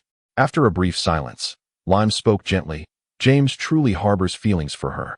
He paused and added, almost as if to himself, perhaps it is more than mere affection. How did you discern that? Peter inquired, puzzled. If this were the old James. After confessing, his next words would undoubtedly have been, will you be my girlfriend? Lily interjected, a trace of astonishment crossing her face. That's quite typical of him. He always preferred to take the lead in matters of the heart. And now? Marlene instinctively chimed in. Now, he is willingly relinquishing control. Mary scoffed, incredulous. Goodness. I should have seen this coming. I assumed you would run away. Why didn't you stop me? The two spoke almost simultaneously, and then fell into silence. A stillness, akin to the night, enveloped them. I merely did not wish to frighten you further. You appeared genuinely terrified by me tonight, James said, lowering his gaze. His voice laden with remorse. I am aware you have always regarded me as a friend, and my behavior tonight was utterly despicable. Declaring such words in front of so many. He lifted his head to meet her eyes, his voice trembling yet earnest. But every word I spoke was heartfelt. He tentatively leaned forward a step, their shadows merging upon the stone wall. A flicker of unease crossed Evelyn's countenance. James, she murmured, perhaps you have misconstrued the situation. You do not genuinely love me. It is merely that we have spent too much time together, leading you to develop a false impression, or perhaps the possessiveness inherent in friendship has clouded your judgment, causing you to mistake it for affection. Or maybe our proximity has misled you regarding the nature of our relationship. She paused, her voice growing ever more resolute. But this is a mistake, James. You should not love me. You ought not to, absolutely not. James interjected almost instinctively, his tone imbued with a fervent defiance. It is not a mere illusion, nor possessiveness, nor a misunderstanding. I love you, truly love you. This is no error. He inhaled deeply. During the banquet, I deliberately sought out an aphrodisiac. Upon uncorking the vial, the scent of gardenias enveloped me. That is your fragrance, Evelyn. I have adored you for quite some time, though I was previously too oblivious, or perhaps too frightened to acknowledge it. Yet, I have always known that you occupy a unique place in my heart. His voice grew softer yet increasingly resolute. Throughout the entire summer, I sat at my desk, waiting for your reply, waiting like a fool. I truly wish that the bracelet could eavesdrop as you mentioned. I have spoken to it repeatedly, expressing my longing for you in a manner that borders on madness. Yes, possessiveness has indeed ignited something within me. Yet, it was not this that made me fall in love with you. Rather, it illuminated the truth that I had loved you all along. Evelyn, my feelings for you were merely discovered late, not newly arisen. He gazed at her, the intensity in his eyes nearly blinding. The sincerity of the youth laid bare before her, exposed to the evening breeze, the moonlight, and the flickering flames. Evelyn observed him in silence, her lips sealed. She had always perceived herself as a daring gambler. Over the past few months, she had wagered on James falling in love with her. She won that bet. Initially, she did not care whether James would love her eternally. She instinctively believed that even a fleeting affection, akin to that of Ihira, would suffice, as long as she could savor his love and have him aid her in escaping her turmoil. Yet, for the remainder of her life, she desired to gamble once more. She wished to bet that James would love her forever, and she would not allow herself to lose. She firmly believed in the truth. Only by actively striving and enduring repeated failures could one truly learn to cherish. And now, James, I have pursued you for quite some time, each emotion intricately entwined with you. Shouldn't it be your turn to experience this bittersweet torment? Can you grant me a chance? James implored. I know you may not believe me, but at the very least, grant me this opportunity, will you? After a prolonged silence, Evelyn finally spoke. James, I am to be engaged to Rabaston. This matter is quite complex, and I sincerely do not wish for you to become entangled in it. I am sorry. James yearned to say something more, but was gently silenced by her hand. It is already quite late, she said softly. So much has transpired today. Let us rest well tonight, shall we? As she spoke, she reached out to adjust his crooked collar, as she had done countless times before.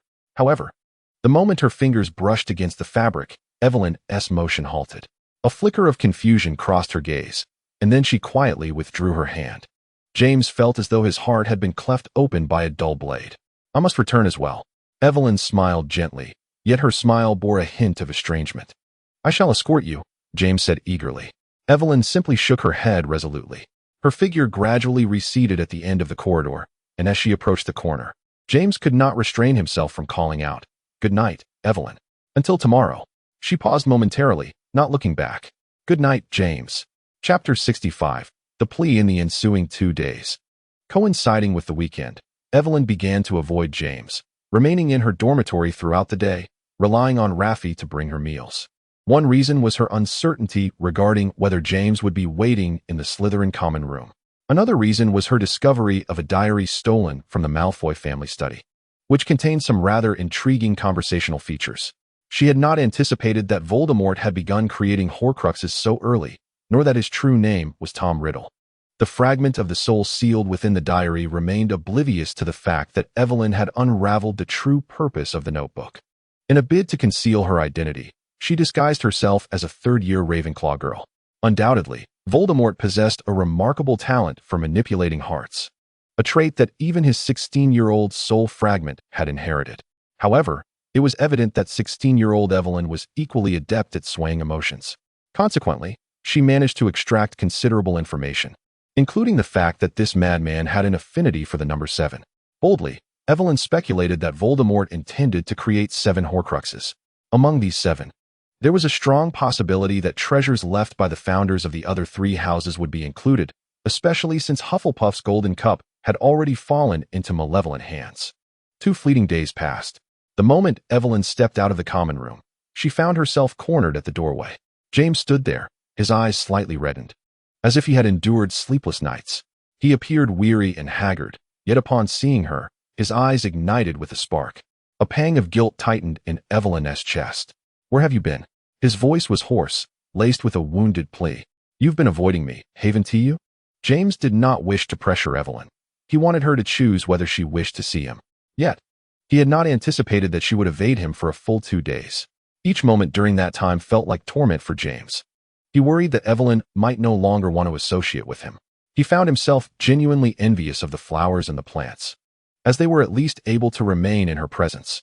But he could not force her to meet him. He could only implore her to grant him a moment of her time.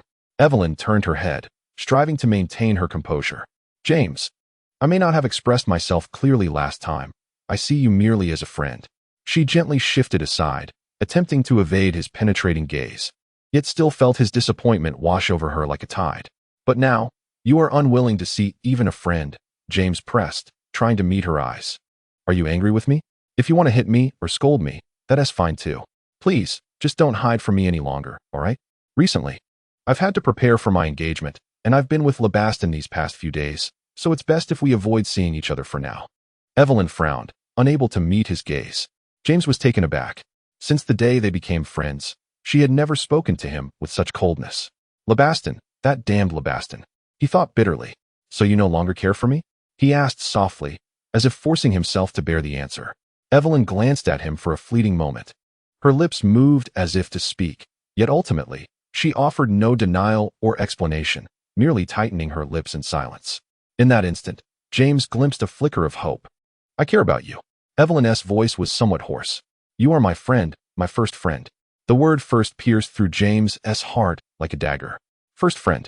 Meanwhile, Lebaston was her first romantic interest. What had she been doing with him these days? What would they say to one another?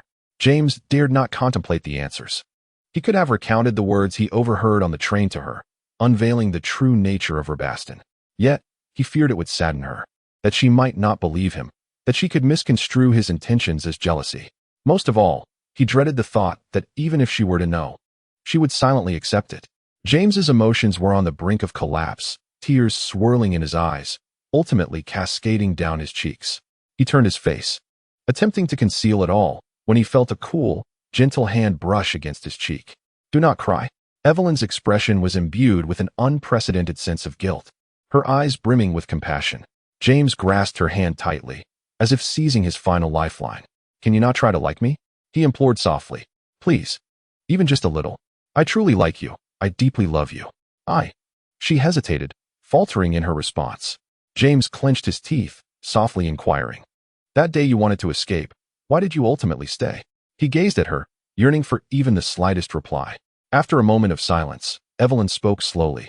"I did not wish to see you so distressed. Yet it seems I have still caused you pain. No, James quickly shook his head. You would never hurt me. Not ever. The fact that she still cared for him was sufficient.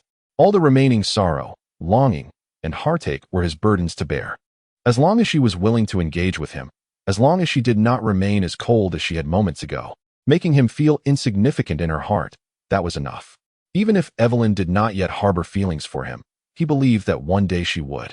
In James Potter's lexicon, the word give up did not exist, especially regarding Evelyn Amber. Chapter 66. Out of control once again, it was a weekend. Evelyn and Rabaston ventured to the elegant wizarding attire shop in Hogsmeade to commission dresses for the forthcoming Christmas engagement ceremony. Just 2 days prior, the Lestrange family and the Malfoy family jointly announced their engagement in the Daily Prophet, declaring it to the entire wizarding world.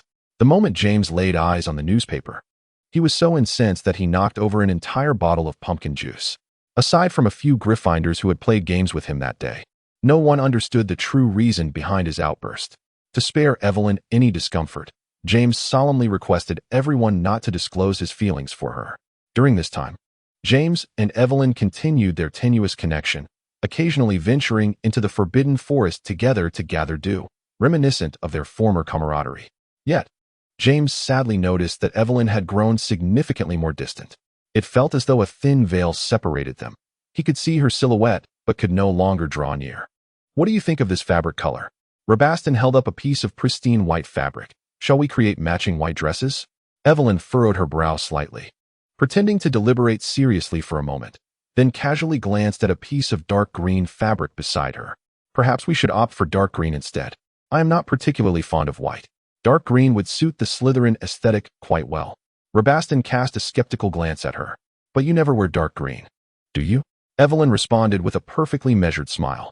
Yet I often see you in it, and I believe you must have a fondness for this color. I, too, wish to don the hues you cherish.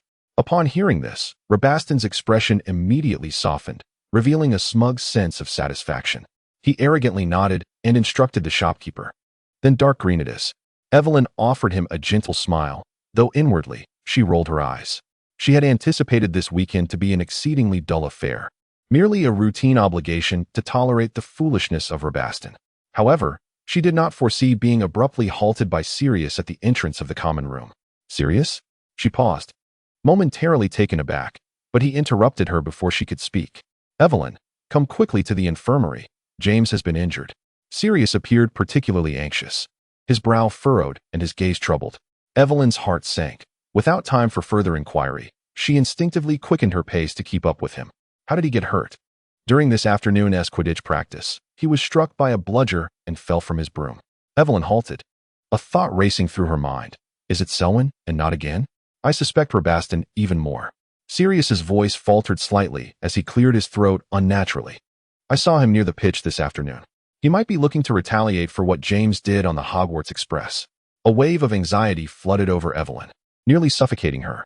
Little AI, she thought she heard a voice attempting to interject, but she was too preoccupied to discern it. Is he gravely injured? More so than last time, Sirius replied gravely. Although the fall wasn't from a great height, no one had time to cast a cushioning charm. Evelyn's mind was consumed with thoughts of James. Restlessness, worry, and heartache engulfed her.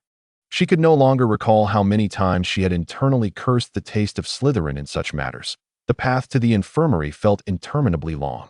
When Evelyn finally burst into the infirmary, the first sight that greeted her was James, pale and leaning against the bed, his eyes half closed, brow furrowed, and his lips faintly tinged with white, as though he were battling against pain. Sirius gently nudged her. You take care of him first. I'll fetch something to eat. Evelyn nodded absently, not fully comprehending Sirius's words, as her entire focus was consumed by James. She nearly sprinted to his bedside. As she drew near, James slowly opened his eyes. Initially, he appeared somewhat dazed, but upon recognizing her presence, his eyes sparkled with brightness, and a radiant smile broke across his face. Little AI, you're here. James. Evelyn's voice trembled. You cannot keep doing this to me.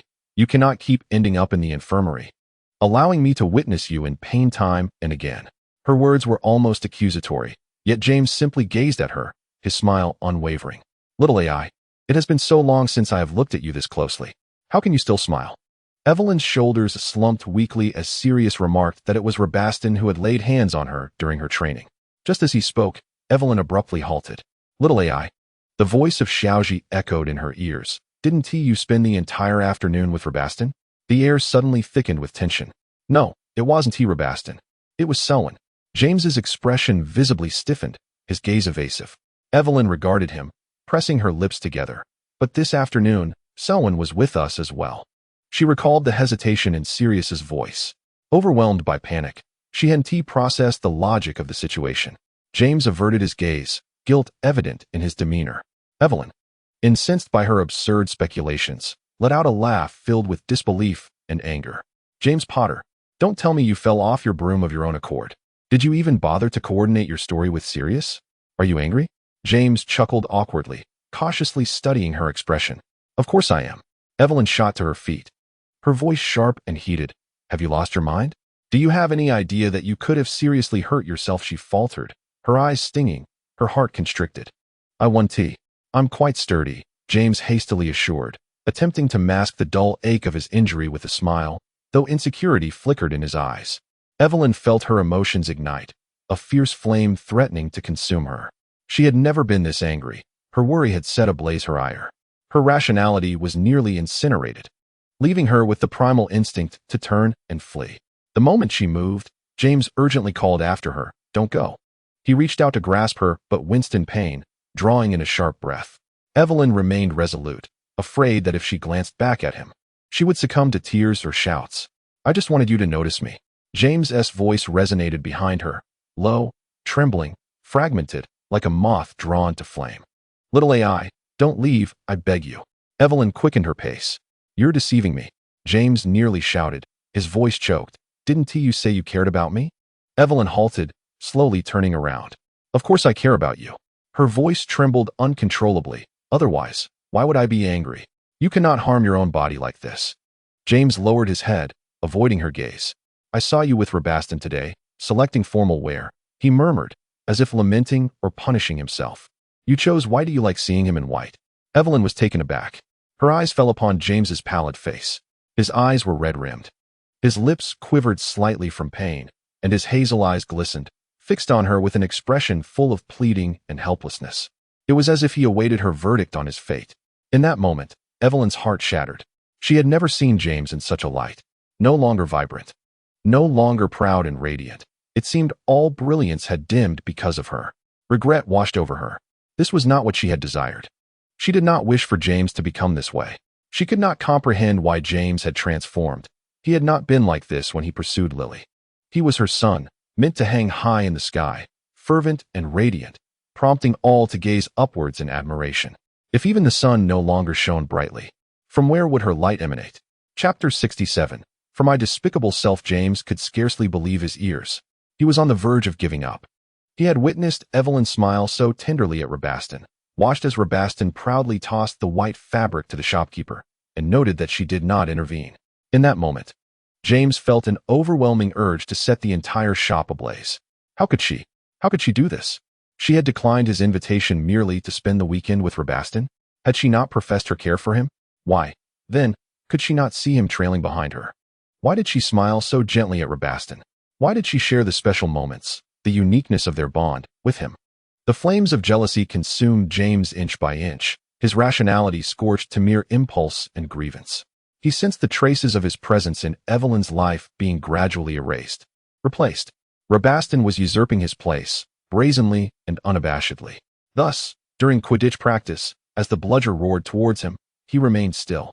James knew precisely how to maneuver the broom to evade it, yet he merely tightened his grip and allowed the bludger to collide with him. Was this enough to capture your attention, my dear Evelyn? Evelyn indeed arrived, her expression fraught with worry, her beautiful gray eyes finally focused solely on him. How wonderful it was. It had been so long since it had been this way. I did not let him choose the white dress, Evelyn spoke softly, drawing closer to James and sitting at his bedside. I had him change it to a deep green. She lifted her gaze, her eyes resolute as they bore into his. James, I truly adore white. Yet, I always feel that only you look best in it. At that moment, James felt as though someone had loosened the noose around his neck. God had retracted the instruments of punishment, and Merlin had lifted his shackles. James's heart surged, nearly bringing him to tears. You care for me, he affirmed, gripping her hand tightly, murmuring repeatedly, you truly care for me. I do care for you, Evelyn assured him. I was terribly frightened. I was truly terrified. James, I cannot bear to imagine the possibility of anything happening to you, which is why I was so angry. The layer of hurt and fear in her eyes made James feel as though someone had grasped his heart, a pain more profound than the bludger's impact. Evelyn's eyes glistened with unshed tears, brimming with deep remorse as she gazed at him. James had never regretted this ploy of self-inflicted pain, yet at this moment, he began to waver. I have also been tormented during this time. Evelyn spoke with deliberate clarity. I truly miss you. Every minute spent with you, every moment shared, brings me joy. Her voice was so soft it seemed on the verge of breaking. James interjected, laced with a hint of anticipation and carefulness. So, would you grant me the opportunity to pursue you? Evelyn lowered her gaze, her eyelashes casting a delicate, trembling shadow. I am not as wonderful as you perceive. I harbor dark corners within me, filled with numerous fears, and I struggle to love. Perhaps, in this journey, you will discover that I am rather dull. Perhaps even unworthy of your affection. You deserve better. James replied resolutely. No, I have already fallen for you. As long as you are Evelyn Amber. Regardless of the secrets you hold or the flaws you possess, I shall love you. Do not paint yourself as so unworthy. While I may be foolish, I am aware that at your core lies kindness. But what if my kindness is ulterior? Evelyn gazed into his eyes, cautiously peeling away her facade, revealing her authentic, perilous self piece by piece. So what? James did not waver, his gaze unwavering. At least you chose kindness over malice, even if it was intentional. That speaks volumes. You need not force yourself to learn how to love. His voice softened with certainty. I understand that no one has ever truly taught you how to love. But that is of no consequence. You need not learn. For I have an abundance of love to share with you, an urgent need to share it. My love is ample enough to sustain the bond between us. All I ask is for you to grant me this chance, will you? Evelyn paused in contemplation. I am still betrothed to Lebaston. Allowing you to pursue me would be both ignoble and unfair to you. Then I sincerely, earnestly, and willingly beseech you to allow me this one act of dishonor. James spoke softly, yet with unwavering resolve. Evelyn fell silent, merely gazing at him. They shared a quiet moment, their eyes locked, as if time had come to a standstill. James's eyes gradually dimmed, a wave of self-mockery washing over him. He was merely indulging in a fanciful notion. Just as he was on the brink of surrender, Evelyn gently nodded. James froze, disbelief etching his features as joy surged within him. He had never felt such happiness before. The torment and anxiety that had plagued him for days dissipated in that singular moment, heralding his redemption. Though he had recently taken the potion for his bones, every inch of his body ached fiercely, yet those pains were rendered insignificant. He instinctively yearned to embrace the girl before him, but halted just as he was about to extend his arms. May I embrace you? James inquired softly. Evelyn smiled at him and nodded. Could you give me a hug? Without hesitation, James tightened his arms and enveloped her in his embrace. He could feel Evelyn's body first stiffen slightly, then gently clutching the fabric of his shirt behind him with her fingertips, as if seeking support. The pain in his body lingered, yet the joy blossoming in his heart nearly made him forget the ache. James rested his chin among Evelyn's hair, inhaling the familiar fragrance of gardenias. This was his heart's desire. I love you, he whispered softly. The girl in his arms nodded slowly. I love you too. More than you can feel, earlier than you can love. Chapter 68. Night stroll. Sirius stepped once more into the infirmary, only to find James Potter sitting on the bed, grinning like a fool. Before he could utter a word, James eagerly proclaimed, Evelyn has agreed to let me pursue her. Sirius couldn't help but roll his eyes, exhaling a long sigh. Seeing you smile like an idiot, I thought she had agreed to be your girlfriend. It's only a matter of time, James insisted with unwavering confidence. Sirius pressed his hand against his throbbing temple, his tone laced with exasperation. You nearly killed yourself to get her to relent. I can't even imagine how badly you would suffer in your quest to win her over. See, you believe I can win her over too. James grinned proudly. Merlin, save me from this fool. Sirius covered his ears, turning away in disdain, unwilling to look at him. This time, James spent a full 3 days in the infirmary. Evelyn had initially planned to secretly treat him, but he was too vigilant in preventing her. No way. Although I do not know how you treat. Your face looks dreadful every time. Therefore, absolutely not. James resolutely declined her offer. Evelyn opened her mouth, but ultimately swallowed her words. She was not yet ready to fully reveal her abilities to James. However, she soon realized that James seemed to relish this recuperative phase. Every day, when she came to keep him company, he wore a look of utter contentment. When Madame Pomfrey informed him that he could be discharged the next day, his expression appeared filled with reluctance. "Do you enjoy being in the infirmary so much?" Evelyn couldn't help but tease him, feigning confusion as she tilted her head to gaze at him. "Not at all. I detest potions. I loathe being injured. But I adore you," James replied without hesitation, his voice light and candid. "While I am here, you come to accompany me for a long time each day. I enjoy being with you." He leaned slightly forward, his gaze fixed intently upon her, his eyes sparkling like shards of sunlight. Evelyn's breath hitched, her cheeks suddenly ablaze. She struggled to maintain a facade of nonchalance, blinking gently as she turned her head aside to avoid James's gaze. James immediately bent down, leaning closer to her, his voice tinged with a hint of grievance. "Why are you suddenly ignoring me? What have I done to upset you?" "You haven't upset me." Evelyn, cornered by his persistence, decided to abandon all pretense and turn to face him. Observing the rosy hue of her ears and cheeks, James's initially anxious expression transformed into one of delight, and he couldn't resist drawing even closer. "Are you happy? Do you like it when I say this? Then I shall say it more often." Evelyn abruptly rose, her head bowed as she discreetly adjusted the hem of her garment. I must take my leave now. Please rest well, and I shall see you tomorrow." James, quick-witted, grasped her sleeve, his fingers delicately curling around the fabric as he tilted his face towards hers, filled with a pleading expression. "Must you depart so soon? The curfew is approaching." Evelyn cast a glance at the clock on the wall. With a reluctant pout, James released his hold, his fingertips grazing her sleeve. "Very well. But do take care." Suddenly, he straightened, a spark of anticipation igniting in his voice. "Or perhaps Mr. Potter would be interested in accompanying me for a nocturnal adventure?" The thought of exploring the night with James was undeniably exhilarating. "I vow, next time I shall carry an invisibility cloak with me at all times." As they sprinted together, James assured her loudly of his resolve. A spiral staircase appeared before them, and without hesitation, James pulled her up the steps.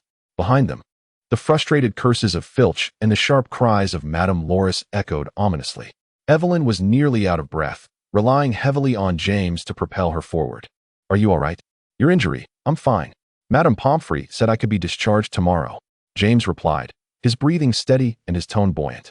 Evelyn couldn't help but envy his stamina. "But why are we running to the 8th floor? What if we are cornered?" she gasped. James paused, a flicker of uncertainty crossing his face as he glanced back at her. I didn't think that far ahead. I just saw the stairs and went for it." Chapter 69. Indulgence. The two raced through the dimly lit corridor, the sound of Filch's footsteps and the clatter of the oil lamp drawing nearer. Instinctively, James shielded Evelyn behind him. She leaned against the cold stone wall, one hand bracing herself while the other clutched his sleeve tightly. Suddenly, she felt a void behind her, and her body lurched backwards. In that fleeting moment of weightlessness, Evelyn instinctively grasped James, who was inadvertently pulled down with her. Ouch! They tumbled together, robes entangled, arms intertwined. As the dizziness began to subside, Evelyn realized she was nearly enveloped in James's embrace. The darkness was thick as spilled ink, obscuring even his face from her view. She instinctively attempted to rise, only to find her left hand resting against his chest, feeling the rhythm of his strong heartbeat through the thin fabric of his shirt. In a flurry of panic, she tried to push herself up but inadvertently pressed against the hem of his robe.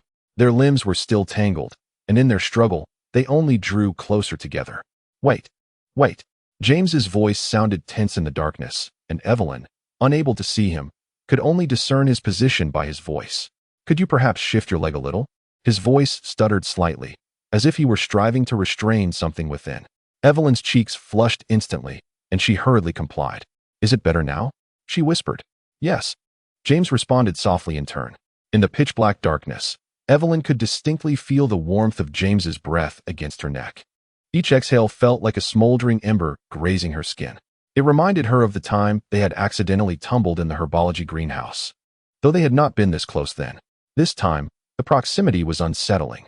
James's breath grew more fervent, almost searing her nerves. "Where are you, James?" Evelyn ventured cautiously, her voice laced with trepidation as she slowly extended her other hand, seeking to trace the contours of his face. The first thing her fingers encountered was his soft, tousled hair. Instinctively, she ruffled it, as if performing a tender gesture of comfort. Realizing what she was doing, her fingers hesitated, wavering on whether to withdraw. James remained silent, his breaths growing heavier, seemingly suppressing something. His scorching breath lingered by her neck, close to leaving a mark. Evelyn sensed his unease and restraint, and that moment of doubt was swiftly replaced by an odd sense of gratification. She feigned innocence and continued her exploration, her fingertips gliding gently across his forehead, down the bridge of his nose, and lingering momentarily by his lips. In that fleeting instant, she felt the tautness of James's breath. A triumphant smile graced Evelyn's lips. Gradually, her fingers descended, tracing his jawline before resting lightly against the warmth of his neck, feeling the subtle tremor of his pulse. "James," she whispered, laced with curiosity. "Why aren't you speaking?" As she spoke, she inched closer, her voice and breath mingling by his ear. At that moment, James found himself utterly speechless, his body frozen in place. Evelyn was so close that he nearly forgot how to breathe. They had embraced before, yet this time felt different. He could sense their bodies fitting together without a sliver of space, their breaths entwined, as if the entire world was filled with their intimacy. Her voice whispered softly in his ear, delicate and gentle enough to almost seep into his very veins. As she spoke, a faint tremor resonated from her throat. James could distinctly feel that vibration penetrating his skin, striking his nerves. He had intended to respond to Evelyn's query. Yet, in that moment, a soft hand had quietly settled in his hair. It was Evelyn's hand. He felt like a snowman basking in the sunlight, slowly melting under his own warmth. But that was not what truly shattered him. Evelyn's fingertips began to glide downwards, tracing the contours of his face with a tantalizing intimacy, occasionally brushing against his skin with a delicacy akin to a whispering breeze, yet heavy with the force of his racing heartbeat echoing within his chest. The sensation was almost torturous. Each touch felt as if he were submerged in scalding water, and every withdrawal brought forth an unbearable emptiness. A tumult of satisfaction and disappointment surged within him, his heart pounding violently, a cacophony of sound. Where Evelyn's fingers had traversed, it was as if a trail of embers had been ignited, leaving behind indelible warmth and memories. Even after she had moved away, he could vividly recall the path her fingertips had taken, that elusive touch still entwined around him. Then, her hand hesitated at the side of his neck, gently resting there. In that moment, James felt on the verge of madness. He abruptly lifted his other hand, which had not been supporting his weight, hesitantly resting it upon hers. His palm pressed against her skin. He sensed Evelyn's momentary stillness, followed by a gradual relaxation, as if granting silent permission for his gesture. James's breath trembled as his fingers tightened, gripping her more firmly. At that moment, Evelyn's left hand remained against James's chest. She could distinctly feel his heart beating like a drum beneath her palm, thundering as if it might leap forth at any moment. "Your heart beats so quickly," she whispered softly. James tilted his head slightly, his tousled hair brushing against her chin and neck, eliciting a shiver that caused Evelyn to instinctively draw back. "My heart beats for you," James murmured, his voice low and husky. He paused, lowering his voice further. "What about yours, little AI?" In the shadows, a smile crept onto Evelyn's lips, unguarded. She softened her tone, laced with a hint of seduction. I don't know. If you're truly curious, you might listen for yourself." James's breath hitched. He had braced himself for Evelyn's rejection or a cold, dismissive response. She was indulging him. Suddenly, he recalled a remark made by Sirius during the days when Evelyn had deliberately distanced herself from him. "Did you not say that Evelyn shuns intimacy? Yet, she did not flee upon hearing your confession. Instead, she continued to be your friend. James, she is indulging you. Even if your actions contradict her accustomed ways, she is striving to accept and indulge you." "I can't hear anything. I am too far from your heart," James mumbled, his voice muffled, adding, "and I can barely stand the noise of my own heartbeat." Evelyn laughed at his words. "Then you might as well try to measure my pulse." "Any method will do?" James inquired cautiously. Evelyn responded lightly, seemingly indifferent. James slowly lowered his head. In the enveloping darkness, he could see nothing, relying solely on his instincts to inch closer. Step by step, he approached her with a tentative yet secretive intent, until his lips gently brushed against the delicate skin of her neck. A fleeting touch, and then he withdrew. It was a warmth imbued with the familiar fragrance of gardenias. He could feel her pulse beneath his lips, rapid, distinct, mirroring his own. Evelyn's heartbeat resonated in harmony with his. He was uncertain whether this synchrony stemmed from the remnants of their recent dash, or if, perhaps, she was genuinely beginning to harbor a flicker of affection for him. James exhaled softly, his breath reminiscent of a sigh, almost akin to a prayer. I truly like you. Evelyn offered no reply. She merely allowed the corners of her mouth to curve into a subtle smile. Chapter 70. The paramour. Evelyn was now convinced that Voldemort was an unadulterated, egotistical fool. Not only did he relish transforming objects of profound significance into his grotesque horcruxes, but he also brazenly discarded one of them within the hallowed halls of Hogwarts. She pondered his motives for placing one of his horcruxes within the room of requirement, yet, having fortuitously stumbled upon the chamber alongside James, and having witnessed that diadem ostentatiously adorning a statue of a witch, she received it without hesitation. As for his other horcruxes, Evelyn had her own ideas. In Hogwarts, the flora and fauna had existed far longer than these stone walls. Each blade of grass and every tree, relentless in their growth, served as silent witnesses. They quietly catalogued every wizard, every footstep, every secret hidden within the castle's embrace. This included a ring once adorned by Marvolo Gaunt and subsequently possessed by Tom Riddle. The morning following their exit from the infirmary, James swaggered into the Slytherin table alongside Sirius and others, drawing the astonished gazes of the Slytherins as he seized Rabaston, who was seated beside Evelyn, and pulled him away. Potter, are you mad? What do you think you're doing? Rabaston's furious shout resonated throughout the hall, capturing not only the attention of the Slytherins, but nearly the entire student body, many rising from their seats to peer over. Just so you know, I intend to pursue Evelyn, James declared, plopping down next to her with a self-satisfied arch of his brow directed at Rabaston. We are to be engaged. Rabaston wore an expression of incredulity, which soon shifted to one of realization. Ah, so that's why you attacked me on the train. Pursuing her? You must have already been involved with this harlot. Weren't you enamored with Evans? I knew it. What friends, this is all a deliberate ruse, isn't it? You two have been secretly entangled. Before Rabaston could finish his tirade, Sirius cast a bat bogey hex at his face, prompting a cacophony of screams from those around, followed by Professor McGonagall's stern reprimand from the staff table. Sirius merely shrugged it off with indifference. Evelyn remained seated, observing Rabaston's distress with keen interest, her demeanor calm and composed. James turned his gaze toward Evelyn, noting her apparent nonchalance, as if she had grown accustomed to Rabaston's vile insinuations. A tumult of concern and anger surged within James's chest. After all, was it not his own predicament that lay at the heart of this turmoil?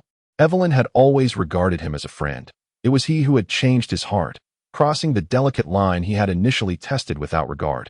Evelyn was merely deceived and pushed into accepting this new reality. He, taking advantage of her tenderness and indulgence, managed to avoid being completely cast aside. Despite the fact that all of this was his fault, why did the malicious speculations of others converge upon Evelyn? This world is exceedingly unfair to her. James glared fiercely at Rabaston, proclaiming, "Dispose of that filthy and sordid mind of yours. My pursuit of Evelyn is my own affair. It is I who have fallen for her. She is simply too wonderful. I cherish her. I love her. It is my own desire to adore her and to pursue her. She has done nothing wrong. She has genuinely treated me as a friend. You may call me despicable and shameless for approaching her with impure intentions, but do not project your vile, malicious thoughts onto her." James's voice resonated loudly, echoing throughout the hall, laying bare the unmasked sentiments of youth for all to see. Evelyn gazed at James in astonishment. The world is harsh towards women. When a boy pursues a girl he admires, he is often lauded for his bravery and deep affection. Conversely, if the roles are reversed, he is frequently met with disdain and contempt. Yet she, in this scenario, bears the brunt of even greater unfounded assumptions. This was precisely what she desired. She longed for James to publicly acknowledge that it was he who had first developed feelings. She wished for him to pursue her relentlessly in front of all, to bear the weight of societal scrutiny alongside her. Those peculiar glances and thoughts were burdensome. Even though she had grown accustomed to them, they could still suffocate her. "Not far away," Nort scoffed, "huh? Potter, how naive you are. You have no idea what kind of person Umbridge's mother is. I find your father, old Nort, a fool. And I suspect you are no different." James unhesitatingly interrupted him. "Huh? Spare me your nonsense. Potter is truly mad. The news of the Malfoy and Lestrange union has already been published, and no amount of struggle or pursuit on his part will yield any result. Selwyn rolled his eyes nearby, while Rabaston, having recovered from the earlier jibe, let out a derisive laugh. James's expression darkened. I will pursue Evelyn at all costs, even if she ultimately chooses not to abandon that repulsive engagement. He paused momentarily. I will strive to move her, to earn the role of her lover. He cast a defiant glance at Rabaston, his tone calm and resolute, showing no sign of shame or discomfort in declaring his intention to be a paramour before the crowd. Evelyn had never anticipated James would utter such heretical words. She struggled to contain her astonishment as she turned her gaze toward him, as if sensing her scrutiny. James suddenly turned his head. The morning light streamed through the high windows, casting a golden halo around his tousled black hair. Tilting his head, he beamed at her with a bright smile, infused with the unique exuberance of youth. The youth's expression was sincere and relaxed, seemingly unperturbed by the notion of confessing his desire to be her lover, as if it were a matter devoid of embarrassment or degradation of status. Would you concur? James made a gesture towards her, deliberately pouting his lips, displaying a pitiful, pleading expression. Evelyn immediately turned her face away, yet felt her ears flush slightly. Recently, James had proven to be exceedingly cunning. He had clearly discerned that she could not withstand his pitiful demeanor, always deliberately gazing at her with those moist eyes, causing her heart to soften. Everyone around was astonished, witnessing James, with gasps echoing in the air. Sirius, standing nearby, whistled lazily and clapped mockingly, while said, "Fork, I support your ambition to become the most audacious lover in all of England." Noticing Evelyn's lack of response, James displayed a look of disappointment. Have you been enchanted by Umbra? You, the sole heir of the Potter family, aspire to be a lover? Not incredulously questioned, his tone sharp. If Evelyn consents. It would be a dream come true, James asserted, lifting his chin. Sirius, observing Rabaston's furious expression, scoffed. What are you pretending to be high and mighty for? Your brother Rodolphus's mistresses could form a Quidditch team.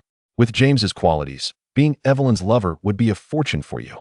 This remark elicited laughter from many. Rabaston's face twisted in rage. Fueled by a desire for revenge, he blurted out, "You are still unaware, Potter.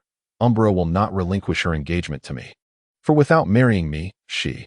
Regulus interrupted him, his face serious. "Show some respect towards your fiancé, Rabaston." Chapter 71, Absolutely not. James turned to look at Evelyn, whose complexion had paled, clearly aware of what Rabaston was about to reveal. "Little AI?" James inquired, puzzled. Evelyn scanned the faces around her and pulled James out of the hall. What was Rabaston about to say? James, having just settled, eagerly questioned. "Why did you say that?" Evelyn did not answer him, but posed another question. "You agreed to my pursuit of you." James replied, somewhat anxious. "I wasn't referring to that. I meant the lover business." Evelyn hesitated. James noticed her anxious gaze and carefully scrutinized her. "You need not go to such lengths for me. Those remarks about lovers were excessive. I am serious." James interrupted her, his gaze unwavering. "I have been contemplating this matter for days. You refuse to tell me why you are engaged to Rabaston, whenever I inquire. You say it is too complicated, and I do not wish to press you. After all, you do not fancy Rabaston, do you? If you must marry him, I shall strive to become your lover. As long as I am with you, any title is inconsequential to me. I truly do not care." But what was Rabaston about to say? Can you tell me? I implore you. I truly need to know what burdens you so. What compels you to choose to marry that fool Rabaston? Evelyn averted her gaze with a hint of embarrassment, murmuring that it was nothing. The atmosphere fell into a heavy silence. James was on the verge of abandoning his inquiry. The answer was significant, yet ensuring Evelyn's comfort took precedence. Just as he was about to speak, Evelyn grasped his sleeve. Her lashes trembled as if she were compelling herself to acknowledge a painful truth. Abraza Chris Malfoy initially intended for her to become Rodolphus Lestrange's mistress, akin to what Sirius had just described. James abruptly seized her hand. "You previously mentioned that things were complicated. I never anticipated this. I've consistently urged you not to marry Rabaston. Little Evelyn, will you allow me to help you escape? Did you not express a desire to flee the Malfoy family? I promised I would assist you. Now, I implore you, let me help." He discerned a struggle and vulnerability in Evelyn's eyes, yet she gently withdrew her hand. "James, I cannot be so selfish. I cannot exploit you. James, I have not even contemplated whether I would be with you. This is merely about helping you escape. With no strings attached. You need not carry any emotional burden regarding this, even if you ultimately decline my affections. It is my wish to do this. I yearn for you to break free. I desire your liberation more than you can imagine. But what comes after that? They will ostracize me in the wizarding world, and I could be captured at any moment. Evelyn's eyes brimmed with tears as she gazed at him. I learned of this news long ago, James. I have certainly considered fleeing, yet reality presents too many constraints. I can assist you. The Potter family is formidable enough to confront them. You could marry me, even if just temporarily. You could annul the marriage later if you wish. I want you to be free, Evelyn. I long for your liberation. Tears cascaded down Evelyn's cheeks, and instinctively, James reached out with trembling fingers to wipe them away. That droplet felt as cold as his heart upon discovering the truth. He dared not contemplate how long Evelyn had been aware of this news, how such a humiliating demand could be placed upon her. How long had she feigned indifference? How long had she borne this fear alone? Upon learning of her impending betrothal to Rabaston, did she feel a more profound humiliation or a flicker of relief? James understood that Evelyn had always been deeply affected by her mother's actions. How could they compel her to choose between an unhappy marriage and a path her mother had tread? And why would she not confide in him? Why must she endure this alone? Suddenly, a look of guilt crossed Evelyn's face as she extended her hand and delicately traced his cheek. I'm sorry, she whispered softly. I've caused you pain. At that moment, James realized he, too, was crying. Yet Evelyn's apology only deepened the ache in his heart. He felt as though his heart was becoming numb from pain. Please, do not say you're sorry. Never utter apologies to me again, nor to anyone else. Little Evelyn, I believe the world owes you far more. Evelyn suddenly smiled, a smile of exquisite beauty that left James utterly captivated. James, she said, do you know? After you confessed your feelings to me, amid the confusion and fear, I realized that I felt a flicker of happiness. You truly are wonderful. During our time together, I may not have been fully aware of the feelings stirring within me. Thus, even though I harbor an aversion to intimacy, I find it difficult to sever ties with you after your confession. James's expression brightened, tinged with disbelief. I know that if I lay everything bare before you, you would undoubtedly help me. I have never doubted that. But I am terrified, James. I do not wish to drag you into my turmoil. I lack a sense of security. I yearn to trust you, to believe in your sincerity, yet I find it challenging to do so. A voice in my mind incessantly warns me not to trust anyone, for fear of disappointment. If that person is you, my trepidation deepens. You are the sole beacon of light in my painful existence, and I dare not gamble on the possibility of that light extinguishing. Thus, I would rather become engaged to Lestrange, as he was rotten from the start, someone I should keep at a distance from you. However, when you asked me to give you a chance, I found myself unable to refuse, even knowing how selfish that was. This is not selfish, it is what I desire. James countered passionately. I truly like you, I love you. Evelyn fell silent, merely tilting her face up to gaze at him. Sunlight filtered through her long lashes, casting delicate shadows upon her pale cheeks. Her smile was as gentle as melting snow, yet James could detect the subtle tremor at the corners of her lips, revealing her discontent. Suddenly, she stepped closer, and before James could react, her cool hands covered his eyes, Evelyn's hands. He instinctively scolded himself for having rushed out of the hall without grabbing a coat for her. In the next moment, a feather-soft touch graced his left cheek, like a butterfly lingering for an instant. When his vision cleared, Evelyn was smiling up at him. The faint blush at the corners of her eyes shaped them into crescent moons. She took his frostbitten right hand and gently pressed it against her left breast. Beneath the thin fabric, he felt the warmth of her skin. Thump, thump, thump. James's heart beat on the right side, synchronizing with the rhythm of Evelyn's heartbeat that flowed through his arm. James, at this moment, my heart beats for you as well. But promise me, let this feeling linger until the Christmas holiday. James wanted to refuse immediately, yet when their gazes locked, every word seemed to lodge in his throat. It was the first time Evelyn had looked at him with such pleading eyes. He could not bring himself to utter a word of denial. All right, he whispered softly. Yet in his heart, he silently added, I do not want that. He wished for this harmonious resonance to exist perpetually, forever undiminished. Chapter 72. Daily life. James's pursuit was as fervent and sincere as his very being. His radiant smile was the first sight upon emerging from the common room in the morning, a precise offering of flavors at the dining table, and an intricate sharing of life's minutiae. Even if they were merely separated by a single class, James would eagerly recount every detail of his lesson upon their reunion, including his grievances to Evelyn about Sirius pilfering his honeyed sweets. "I shall steal every dessert that Euphemia sent you." James feigned indignation, crinkling his nose, yet was satisfied to see the corners of Evelyn's mouth lift in amusement. Recently, he had discerned that Evelyn delighted in his childish antics, and he reveled in displaying his immaturity to charm her. Ever since he had boldly declared his intentions to court Evelyn in front of the entire school, even professing his desire to be her paramour, James had taken to joining her daily at the Slytherin table for meals. Sirius consistently accompanied him with a stoic demeanor, while Remus often dropped by as well. However, Peter Pettigrew rarely partook in this arrangement. He seemed unable to accept James's affection for Evelyn, harboring a palpable aversion towards her. Following the spectacle in the Great Hall, Rabaston had unmasked his true intentions, brazenly revealing his desire to marry Evelyn. In the Slytherin common room, he had erupted in a fit of rage, menacingly threatening that she would pay dearly after their wedding. To this, Evelyn merely feigned fear, fully aware that Rabaston's motives were rooted in vengeance over the Morsesborough incident.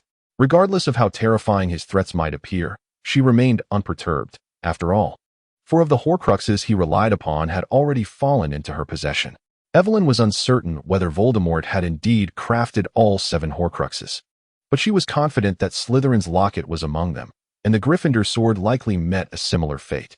After Rabaston had assisted her in acquiring the ring from the Gaunt family, Evelyn had been devising a plan to locate these 2 items. Meanwhile, Rabaston's recent days had been fraught with misfortune.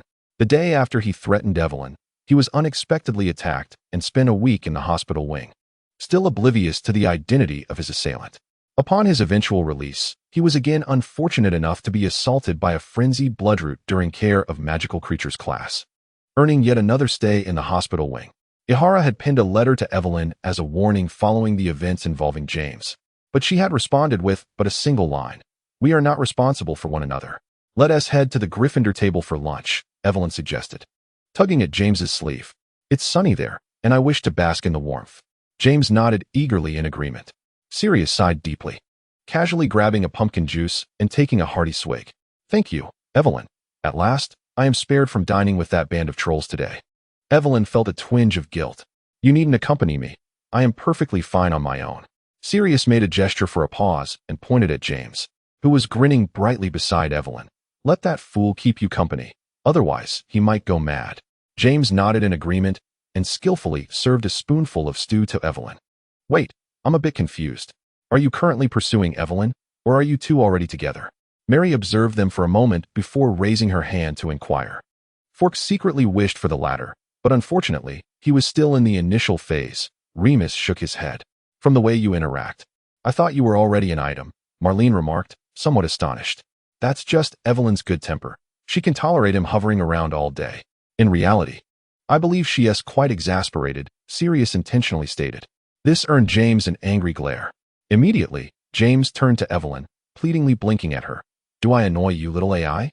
Sirius, seated opposite him, painfully closed his eyes, delivering a sharp kick to his leg beneath the table. Evelyn shook her head with a smile towards James. "You don't annoy me." James beamed with pride and raised an eyebrow at Sirius. At that moment, an owl swooped into the hall, landing gracefully before James and dropping a bulging package. James deftly untied the parcel, revealing a neat array of assorted snack boxes inside. Evelyn noticed that each box was carefully labeled with names: Sirius's, Remus's, Peter's. James quickly rummaged through them and cautiously presented a beautifully wrapped box tied with a silver ribbon to Evelyn. "Little AI, this is from Euphemia for you," James exclaimed, his eyes sparkling as he handed the box to Evelyn. "I specifically asked her to make your favorite flavor." Evelyn accepted the box in surprise. "Mrs. Potter knows me? How could she not know?" Sirius rolled his eyes, looking utterly tormented. "Ever since that game, 2/3 of James's letters to Euphemia have been about you." Evelyn felt an inexplicable flush on her cheeks and nervously glanced at James. "Mrs. Potter doesn't find it bothersome, does she?" "Not at all. She adores you. She even said that at Christmas." James abruptly halted the conversation and exchanged a knowing glance with Sirius.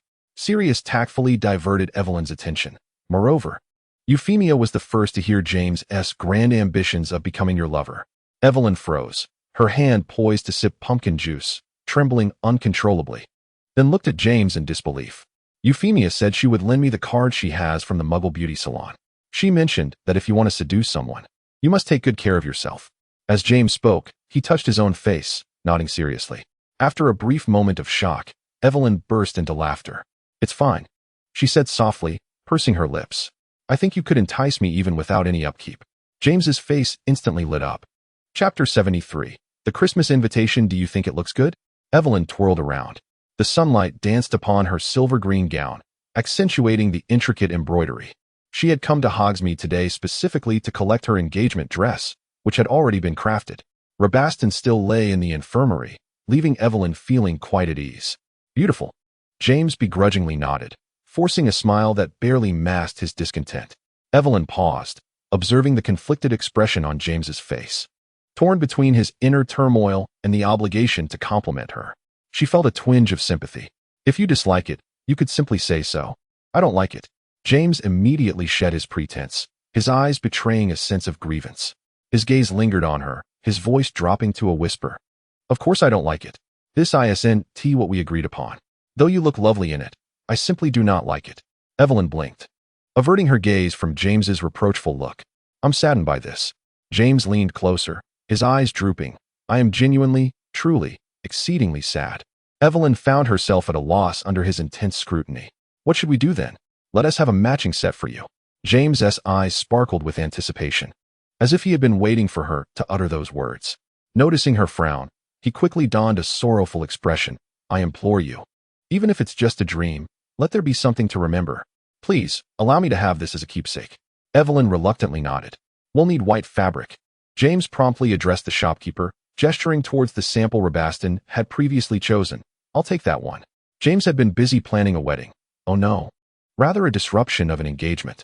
He mentally corrected himself. It was hardly a wedding, merely a trivial engagement. Alpheus had provided substantial assistance, including the venue and layout for the engagement, even kindly outlining an escape route. James was profoundly grateful for his expertise. Sirius remarked that Alpheus was quite the veteran, recalling how he had discreetly helped Andromeda elope with Ted during Sirius's first-year summer. Elope. James frowned at the term. It sounded liberating and carefree, yet it evoked a sense of irony that he found unsettling. He did not wish to associate such a word with Evelyn. It felt as if, should Evelyn run away with him, she would bear his mark forever, hidden away or stripped of her autonomy. Though binding himself to Evelyn was his utmost desire, he yearned for her to wholly belong to herself. He wished for her to choose to bind with him willingly, rather than through coercion. We are not eloping, James corrected firmly. Indeed, you are granting her freedom. Sirius sighed, aligning with James's sentiment. James had prepared extensively, harboring numerous plans. He envisioned himself in the matching white suit they had chosen together, ready for a grand entrance. He had orchestrated various pranks to ensure that the assembled ruffians experienced an unforgettable escapade. Yet, it seemed the plans had spiraled out of control. Beginning the very night before the holiday, Evelyn spoke extensively to him, and James understood her intentions. She wished to establish a clear boundary. She no longer desired to continue their relationship, nor did she want him to suffer the indignity of being a mere lover. Even hoping that he would refrain from contacting her in the future, she preferred to remain in that hellish existence alone. James would have welcomed a complete erasure of memory, a way to forget the heart-wrenching words Evelyn had uttered to him that fateful night. Yet, beyond the heartbreak lay a profound sense of sorrow, a sorrow that compelled James to engrave every word she spoke firmly in his mind. He vividly recalled Evelyn's words from that day. She feared disappointment. James, too, was engulfed in fear. He dreaded the thought of disappointing her. If he were to remember every ounce of her suffering, every tear she shed, every injustice she endured, then his heart would perpetually ache for her. Each pang would serve as a reminder. Love her more than before, and do not let her down. It was as if thorns had been sown in his heart. With every heartbeat, those sharp pricks dug deeper. This pain both tormented and fulfilled him. It was James Potter's most devout vow, a near-obsessive yearning to impose upon himself a curse, to love her eternally. James truly wished for such a curse. Not a blessing, but a curse, for a curse entails punishment, and perhaps that punishment would grant his dear Evelyn peace of mind. The climax of chaos erupted at platform 9 3/4 during their farewell. He caught sight of Abraxas Malfoy, accompanied by a breathtaking witch, Evelyn's mother, Isela. James recognized her instantly, for she bore an uncanny resemblance to Evelyn. Then came the elderly Lestrange couple, scrutinizing Evelyn with an appraising gaze. Rabaston Lestrange stood nearby. A smug and disdainful smile plastered across his face as he watched Evelyn approach him. In that moment, all rationality crumbled. James realized he could not wait any longer. He simply could not endure the thought of being separated from Evelyn for several days leading up to the cursed engagement party. The mere idea of her standing beside Rabaston, of her donning that dark green gown, and of her returning to the Malfoy manor she longed to escape was unbearable. In a frenzy, James hastily thrust his suitcase into Fremont's hands. "I must find her," he declared, turning to sprint in Evelyn's direction. Sirius and the still-present Remus noticed this scene, exchanging a knowing glance before instinctively beginning to rummage through the suitcase for props. Lily and Mary, who were bidding their farewells, had also taken note of the commotion. "What is James up to?" Lily quickly inquired. "Stimulated. He's off to crash the wedding," Sirius replied, not lifting his gaze. As James navigated through the bustling crowd, students gasped and parted to make way for him. His heartbeat thundered, eclipsing even the roar of the steam. "Evelyn!" James shouted. Evelyn paused, turning in surprise to gaze at James, who was running towards her. He halted just a few steps away. In that moment, the clamor of the platform seemed to fade into the background. He looked at her, Evelyn, his moonlight, his flame, the compass of his heart. Countless memories flashed through James's mind. Their first encounter when she accidentally stumbled into his embrace, her dress stained with the crimson of small flowers. Her gentle gaze upon the baby unicorn, her tears on his shoulder. Gradually, he recalled her profile during their nighttime escapades. The soft smile gracing her lips as the breeze tousled her hair, the slight furrow of her brow as she studied her textbooks in the library, and the kiss that landed upon his cheek. James's voice trembled, yet resonated with an unwavering resolve. "Miss Evelyn Umber," he declared, "I wish to invite you to spend Christmas with me at home, not just this year, but for every year to come. Not only Christmas, summer vacations, every holiday after graduation. Even every day, I wish to invite you. Will you accept?" Evelyn remained silent, gazing at James in a daze. She had not anticipated him to speak such words at this moment and in this place. His hair, disheveled from his frantic dash, framed his hazel eyes, which sparkled with an extraordinary brightness. He watched her intently, waiting for her response. "I." Evelyn's breath hitched. At some point, James had stepped closer, his long fingers trembling as they untied the ribbon of a velvet box.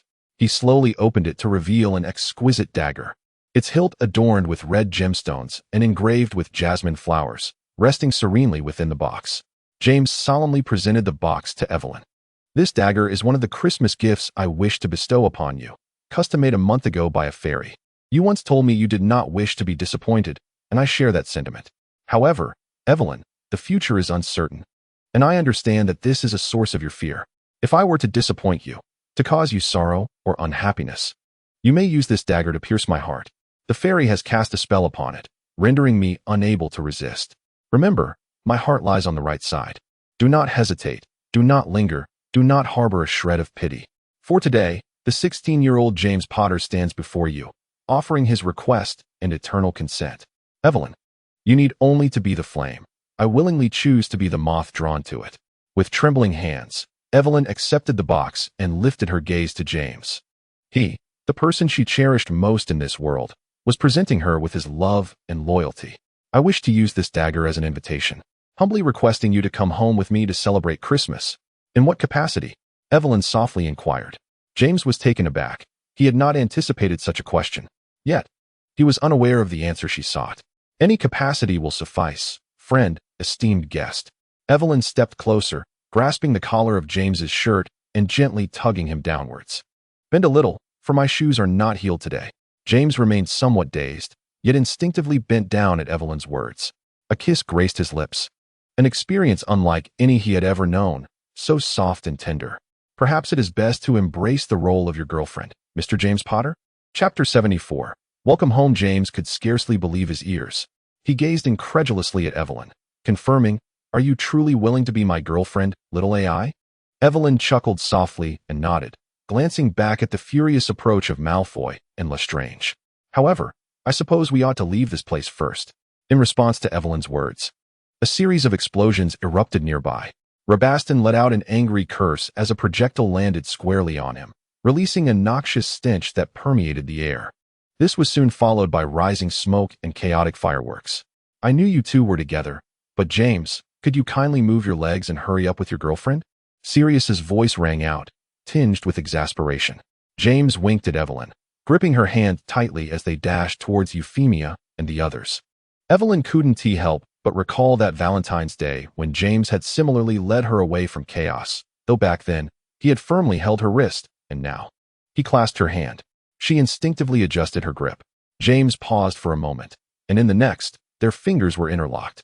Glancing sideways, he noticed Evelyn beaming at him with a joyous smile, as if shedding all burdens, radiating an unforced happiness.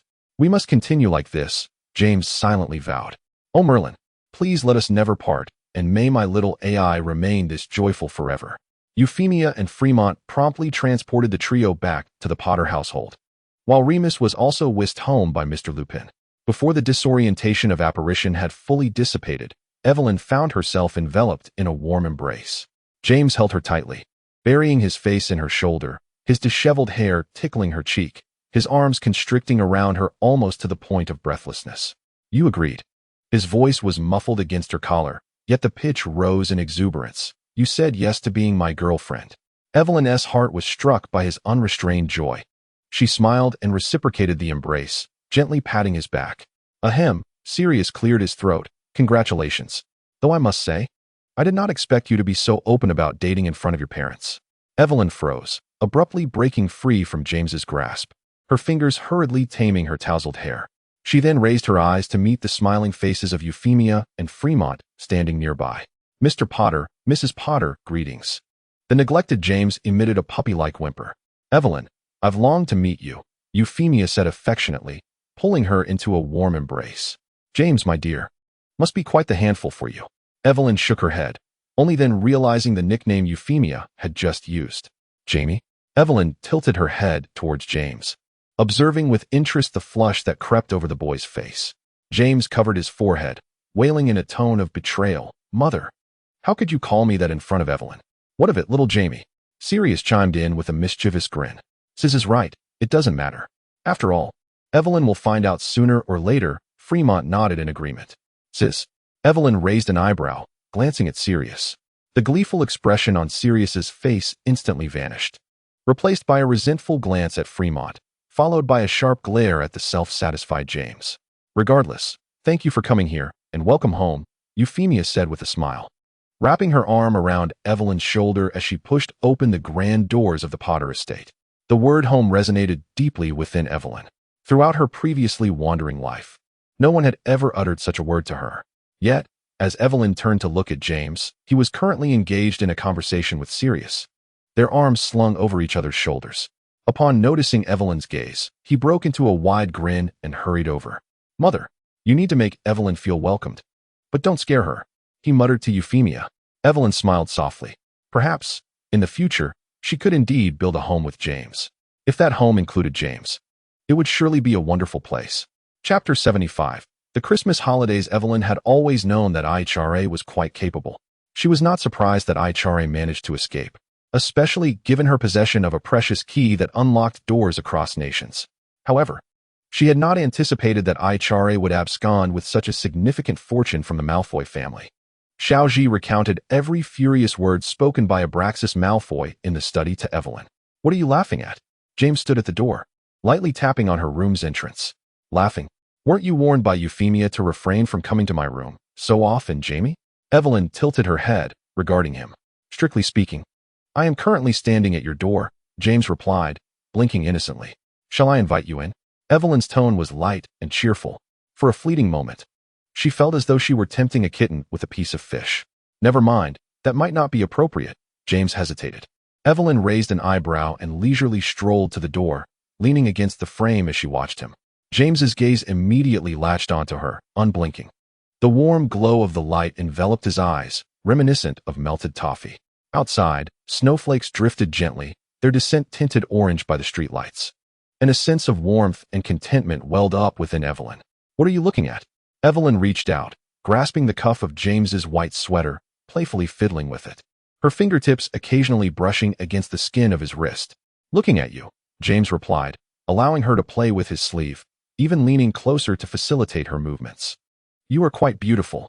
Evelyn's lips curled into a slight smile as she took a step forward, her palm resting against his chest. She tilted her face upward, her eyes locking onto his. "What are you looking at now?" James lowered his head, his youthful voice tinged with a slight rasp. "Observing my boyfriend." She rose on her toes, her arms encircling his neck, and with a gentle pull, drew him closer. The warmth of her breath deliberately brushed against his right ear, and Evelyn watched with satisfaction as James's ears flushed a deep crimson. With the intention of witnessing James's further embarrassment, Evelyn slowly exhaled near his ear. She leaned in closer, her lips nearly grazing the reddened shell of his ear, before gradually descending to place a kiss on the side of his neck. James felt as though he had been ensnared by a petrifying spell. Apart from the area where Evelyn was near him, all other sensations blurred into a haze, while the spot she touched burned with an intense heat. Her breath, her warmth, her almost imperceptible caress became his sole reality. He found himself yearning for more than just her breath against his skin. When Evelyn's lips finally met his skin, he nearly gasped, a wave of satisfaction washing over him in that fleeting moment. Yet, the next second, her withdrawal left that area cold, an overwhelming sense of emptiness flooding in. "Evelyn." James's voice tightened, his hands clenched and relaxed at his sides. "What are you doing?" "Just testing your heartbeat," she replied, stepping back slightly, her fingertips still playfully tugging at his collar. "And the results?" James inquired, his gaze fixed on her, refusing to waver. "Your heart races for me. And that brings me joy." Evelyn smiled at him, her eyes sparkling. "Do I get a reward for that?"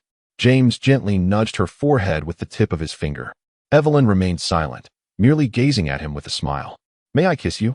James's voice dropped lower, looking at her with a yearning expression. His cautious demeanor elicited a soft laugh from Evelyn, and she nodded gently. With a look of palpable tension, James inched closer to her.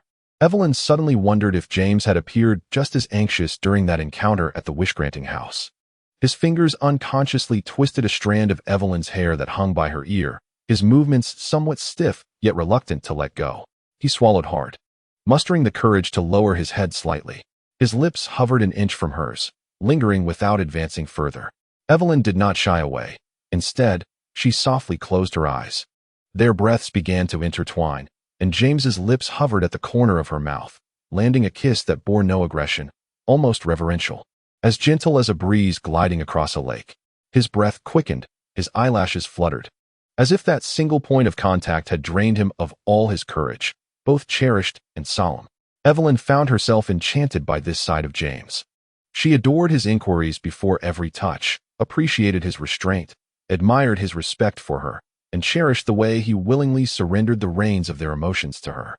Each of James's actions towards her made Evelyn profoundly, unequivocally aware that she was loved by him. With his ears flushed, James attempted to pull back, only to find his sleeve caught by Evelyn's grasp. "What's wrong? Why are you smiling this time?" he asked, a hint of apprehension flickering in his gaze as he observed Evelyn's expression. Evelyn's smile deepened. She extended her other hand to remove James's glasses, playfully waving them at him. "This time, I found myself laughing." James Potter of Gryffindor was quite the coward. Before James could react, Evelyn confidently wrapped her arms around his neck, drawing closer, her breath brushing against his chin, imbued with a fervent and candid invitation. She pressed her lips to his, assertive and certain, tinged with a hint of provocation. He hesitated for a moment, but soon responded, kissing her back with a longing that had been long suppressed. His hands clasped her waist, as if he had finally relinquished the last vestiges of his reason. Their lips intertwined, breath mingling, growing increasingly fervent. The kiss was both innocent and passionate, a careful exploration, a slow exchange of racing heartbeats. They engaged as they typically did, shedding all hardness and inviting each other with their softness. James's lips were soft, like jelly, with an endearing pumpkin flavor. Every move he made was laced with a hesitant reverence, silently seeking Evelyn's consent. When Evelyn took a step back, James immediately froze, looking at her with a pitiful expression. Captivated by his helpless demeanor, Evelyn kissed him again, half pushing, half pulling him into the room. The door gently closed behind them. James leaned against the wall, lowering his head to kiss her, his movements tender. One hand cradled the back of her neck while the other rested against her lower back. his fingertips warm enough to almost burn her. Evelyn's breathing grew increasingly rapid, responding to his every advance, her fingertips gliding over his collarbone and neck. Feeling the slight tremor in his breath caused by her presence, a sense of fulfillment and desire for control enveloped her, and she yearned for him to become even more flustered. She deepened the kiss, igniting James's reason entirely, leaving him disoriented. Evelyn's breath, her subtle indulgence and trust, her body inching closer, along with the scent that surrounded them, which belonged solely to her, made him lose himself. The uncertainties, hesitations, and frustrations of the past days transformed into increasingly uncontrolled movements. He desperately sought to affirm her existence, longing to pour all his admiration, fervor, and affection into this kiss. "I like you," Evelyn murmured as she gently pushed him away. James felt as though he had never received such exalted recognition, the anxieties and dreamlike unreality dissipating. He locked eyes with Evelyn, seeing his reflection in her gray irises. He softly called her name, his voice low and urgent, intertwining with each deep kiss. The world transformed into a swirling mass of golden dust, and amid it all, they surrendered to one another, leaving only the warmth and breath of each other in their universe. Chapter 76, Daily Romance. 1. Sirius felt he required some form of spiritual compensation. "How long are you two planning to embrace?" Sirius crossed his arms, wearing an expression of exasperation as he observed James and Evelyn across from him. At that moment, Evelyn was nestled in James's arms, and James had rested his head on her shoulder. The two individuals were engrossed in the daily prophet held by Evelyn, whose front-page headline chronicled the intricate love-hate saga between them and Rabaston. At that moment, Evelyn playfully nudged James's head and suggested, "Go find Sirius." "No." James vehemently shook his head, tightening his embrace. "Euphemia would return shortly. You cannot treat me this way just because I accidentally exposed you last night." Sirius glared at James, his face a portrait of indignation. James responded with an exaggerated eye roll. "Besides, you couldn't keep it a secret." Evelyn's lips were nearly interrupted by the cushion James hurled at you. "Sirius. Be a bit kinder to Sirius," Evelyn casually remarked, inciting a triumphant laugh from Sirius and a look of accusation from James. "He*s not wrong," Evelyn innocently replied, gazing at James. James leaned closer, his expression pitiful, and pecked her cheek. "I wish to kiss you now." Evelyn set down the newspaper and slightly shifted her body. "Oh, you too, Merlin," Sirius exclaimed in exasperation, covering his eyes. During the Christmas holiday, Evelyn developed a fondness for the chocolate cake crafted by Euphemia, particularly the variant adorned with double marshmallows and chocolate. Curiously, despite her aversion to overly sweet treats, she found this dessert irresistible. James eagerly volunteered to learn the recipe from Euphemia, proclaiming his intention to continue making it for Evelyn once school resumed. Who would have thought a fork would one day bake a cake? Sirius commented incredulously. Had he never attempted it before? Evelyn inquired, observing James's somewhat clumsy movements with curiosity. "Ah, yes, once. At Hogwarts. We aimed to bake a chocolate birthday cake for Moony. But James ended up blowing up the kitchen while preparing the cake batter," Sirius recounted, his smile faltering. He gradually shifted his gaze toward James, who was placing the cake batter into the oven. "Oh no, Euphemia." Sirius suddenly sprang up and dashed toward the kitchen. Just as he reached the doorway, an explosion reverberated through the air. Evelyn instinctively shielded her eyes. When she finally withdrew her hands from her face, she beheld Euphemia, who had conjured a protective charm just in time, alongside James and Sirius, both adorned with flower paste on their faces and hair. "I should never have allowed this fool into the kitchen," Sirius muttered, exasperated, as he waved his wand to clean himself up. James, grinning at Evelyn, held up the successful chocolate he had prepared. "Though the cake batter failed, my chocolate remains as delectable as ever." Evelyn smiled in return, using her wand to tidy him up. "You are the finest chocolatier," she affirmed, approaching him to plant a kiss on his cheek before snatching the piece of chocolate from his hand. Sirius shook his head as he picked up a piece of chocolate, just about to pop it into his mouth when he noticed Evelyn regarding him with a peculiar expression. "What is it?" Sirius queried. "Can you eat chocolate?" Evelyn asked, feigning curiosity. "Why couldn't I eat chocolate?" Sirius replied, puzzled. "Allow me to make a correction. Can pads consume chocolate?" Evelyn expressed herself differently this time. "I truly do not know, but could you keep an eye on James? Do not let him feed the pads. I have no desire to gamble." Evelyn had never been fond of Christmas. To her, it was merely another occasion that underscored her solitude. Typically, she faced two options, either donning elegant attire to accompany Ihira to those loathsome soirees, enduring disdainful or malicious glances from others, or retreating to her room to spend the holiday with little G. However, this Christmas, she found herself quite enchanted. It was lively and warm, graced by the presence of those she cherished. James could hardly wait until Christmas to present her with gifts. He knocked on her door on Christmas Eve.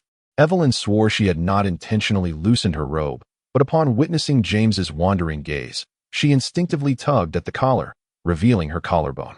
"Did you miss me?" Evelyn raised an eyebrow, glancing at James, enjoying teasing him of late. "I missed you," James replied earnestly, nodding before handing her a small box. "But I am here to play Santa Claus and deliver your Christmas gift. I thought gifts were reserved for the morning." Evelyn accepted the box with a hint of surprise. "Indeed, but I also have another gift for you to unwrap tomorrow morning. I wanted you to have this one tonight." James tilted his head, cracking a joke. "Otherwise, Cesar might get jealous if he sees how many gifts I prepared for you." Evelyn chuckled, accepting his jest. She slowly opened the box, revealing a small collection of colorful gems and a key to the Gringotts vault. Stunned, she lifted her gaze to James, who was watching her with eager anticipation. "Do you like it?" he asked, his eyes sparkling. Evelyn nodded gently, pointing to the key. "What is this?" "This is my Gringotts vault key. All the pocket money Euphemia and the others gave me before I turned 17 is stored there. There should be about 10,000 galleons left. I have transferred the rights to this vault to you. It will now belong to you." "Why would you do that?" "Because I fear you might find yourself short on funds, and I worry you cannot purchase the things you desire. Rest assured, once I turn 17, I will receive a portion of the Fremont Company shares, and I will undoubtedly become the greatest Quidditch player, buying you many beautiful clothes and gems." James spoke naturally, as though he had contemplated this beforehand. "Did you not see that Rita Skeeter claimed in the Daily Prophet that my escape with you was akin to Ihira's scheme to abscond with your family's fortune?" Evelyn felt tears welling up once more. She was a fool. "If you wish for something, you need not scheme. I will gladly give it to you." James furrowed his brow, leaning in closer to scrutinize her. "Why are you about to cry again? Did Skeeter's words upset you?" "No, I am happy. The gems are beautiful." Evelyn sniffed and extracted an orange gem, exclaiming, "This is my favorite, resembling you so much." James smiled with satisfaction, responding, "I knew the gem I gifted you would become your favorite." With a light-hearted tone, he continued, "Do you know what my favorite gem is?" Evelyn gazed at him in confusion, shaking her head. James leaned in, kissing her eyes gently, and whispered, This is my favorite gem. Nothing is more beautiful than this pair of gems. I hope they are forever filled with joy." Chapter 77. The Daily Romance. 2. The Christmas feast was sumptuous, and Euphemia's culinary skills were the finest Evelyn had ever witnessed. James looked on with delight as Evelyn managed to eat so much today. Thus, an idea struck him. "Mom, I want to learn to cook," James declared earnestly. Euphemia remained unfazed. Sirius scoffed. "Can you remind me who just blew up the kitchen twice while attempting to bake a cake, claiming he wants to learn to cook? Zioi, can you cook?" James turned to Evelyn. She honestly shook her head. "You see, that's why I must learn. Otherwise, what shall we eat later?" James looked at Sirius as if it were a matter of course. Sirius, unable to bear it, closed his eyes. After James blew up the kitchen for the 4th time, Sirius could no longer watch. He rushed into the kitchen, risking the blast. "Stop it. You give me a break. I'll learn. Is that not enough? Get out." An hour later, James beheld Sirius, his best friend, whom he believed shared his lack of culinary talent, conjuring an array of delectable dishes with his wand. Euphemia's gaze towards Sirius softened further. "This is unfair." James wore a face of disbelief. "It turns out I am a genius at everything." Sirius arrogantly lifted his chin, sneering at James. "But what good does it do that you learned?" James retorted, visibly upset. "I thought you would at least leave 2 spots for Sirius in the house, 1 room and 1 dog bed." Evelyn remarked casually, "Now the kitchen belongs to him too." "Evelyn, don't go too far." Sirius widened his eyes in shock. "I shall decorate with wallpaper covered in paw prints." James nodded in agreement. Evelyn often experienced nightmares. Her childhood memories were not flawless, and she believed that the traumas she thought she had buried would resurface in her dreams. While at Hogwarts, she would frequently wake from nightmares and head straight to the Forbidden Forest, but now at home, she was at a loss for what to do. Reluctant to sleep again, she decided to open her door and seek the cool breeze on the balcony. To her surprise, she encountered Sirius. "You seem quite at leisure," Evelyn greeted him. The moment she stepped out of her room, Sirius noticed her. Did you have a nightmare as well? Sirius inquired in response. Do I appear to be someone so blissful that nightmares are a foreign concept to me? Evelyn raised an eyebrow, gazing at the lollipop nestled between Sirius's lips. I had thought you were the type who would smoke. James and Remus both detest that flavor. Sirius shrugged. Quite the coincidence. Number 12. Grimmauld Place feels like hell to me as well. A moment of silence enveloped them. I feel we share a certain resemblance. Sirius paused. So when James expressed his desire to pursue you, I surmised he would undoubtedly succeed. Those of us who seldom bask in sunlight cannot help but be captivated by someone like James. Evelyn looked at Sirius and smiled. Congratulations, Evelyn, you are now free. Sirius declared solemnly. He departed swiftly. Evelyn remained leaning against the railing, gazing at the stars and the moon. Suddenly, the door creaked open again, and a warm embrace enveloped her from behind. Why didn't you come to fetch me? James's voice was laced with sleepiness. You were sound asleep. Why would I disturb you? Evelyn tilted her head, allowing James to bury his face in her neck. James pressed a kiss to her neck. Not a disturbance. I yearn to be with you. His arms tightened around her waist. Let us head back. You're freezing. It feels as if you might turn to ice. Indeed, I feel as if I might freeze. Evelyn sighed softly, turning to Nestle against James's chest. He led her back into the house, claiming he would prepare a cup of hot cocoa in the kitchen. Evelyn tugged at him. Mr. Potter, do you know of any remedy more warming than hot cocoa? James gazed at her in confusion. Evelyn kissed his chin and looked up at him. It's a kiss. Chapter 78. The Everyday Romance. 3. The hormones of adolescence are always tumultuous in matters of love, difficult to contain. Evelyn felt that James was like a large dog, wanting to be by her side every moment of the day, glued to her. Yet, she found herself unable to refuse him.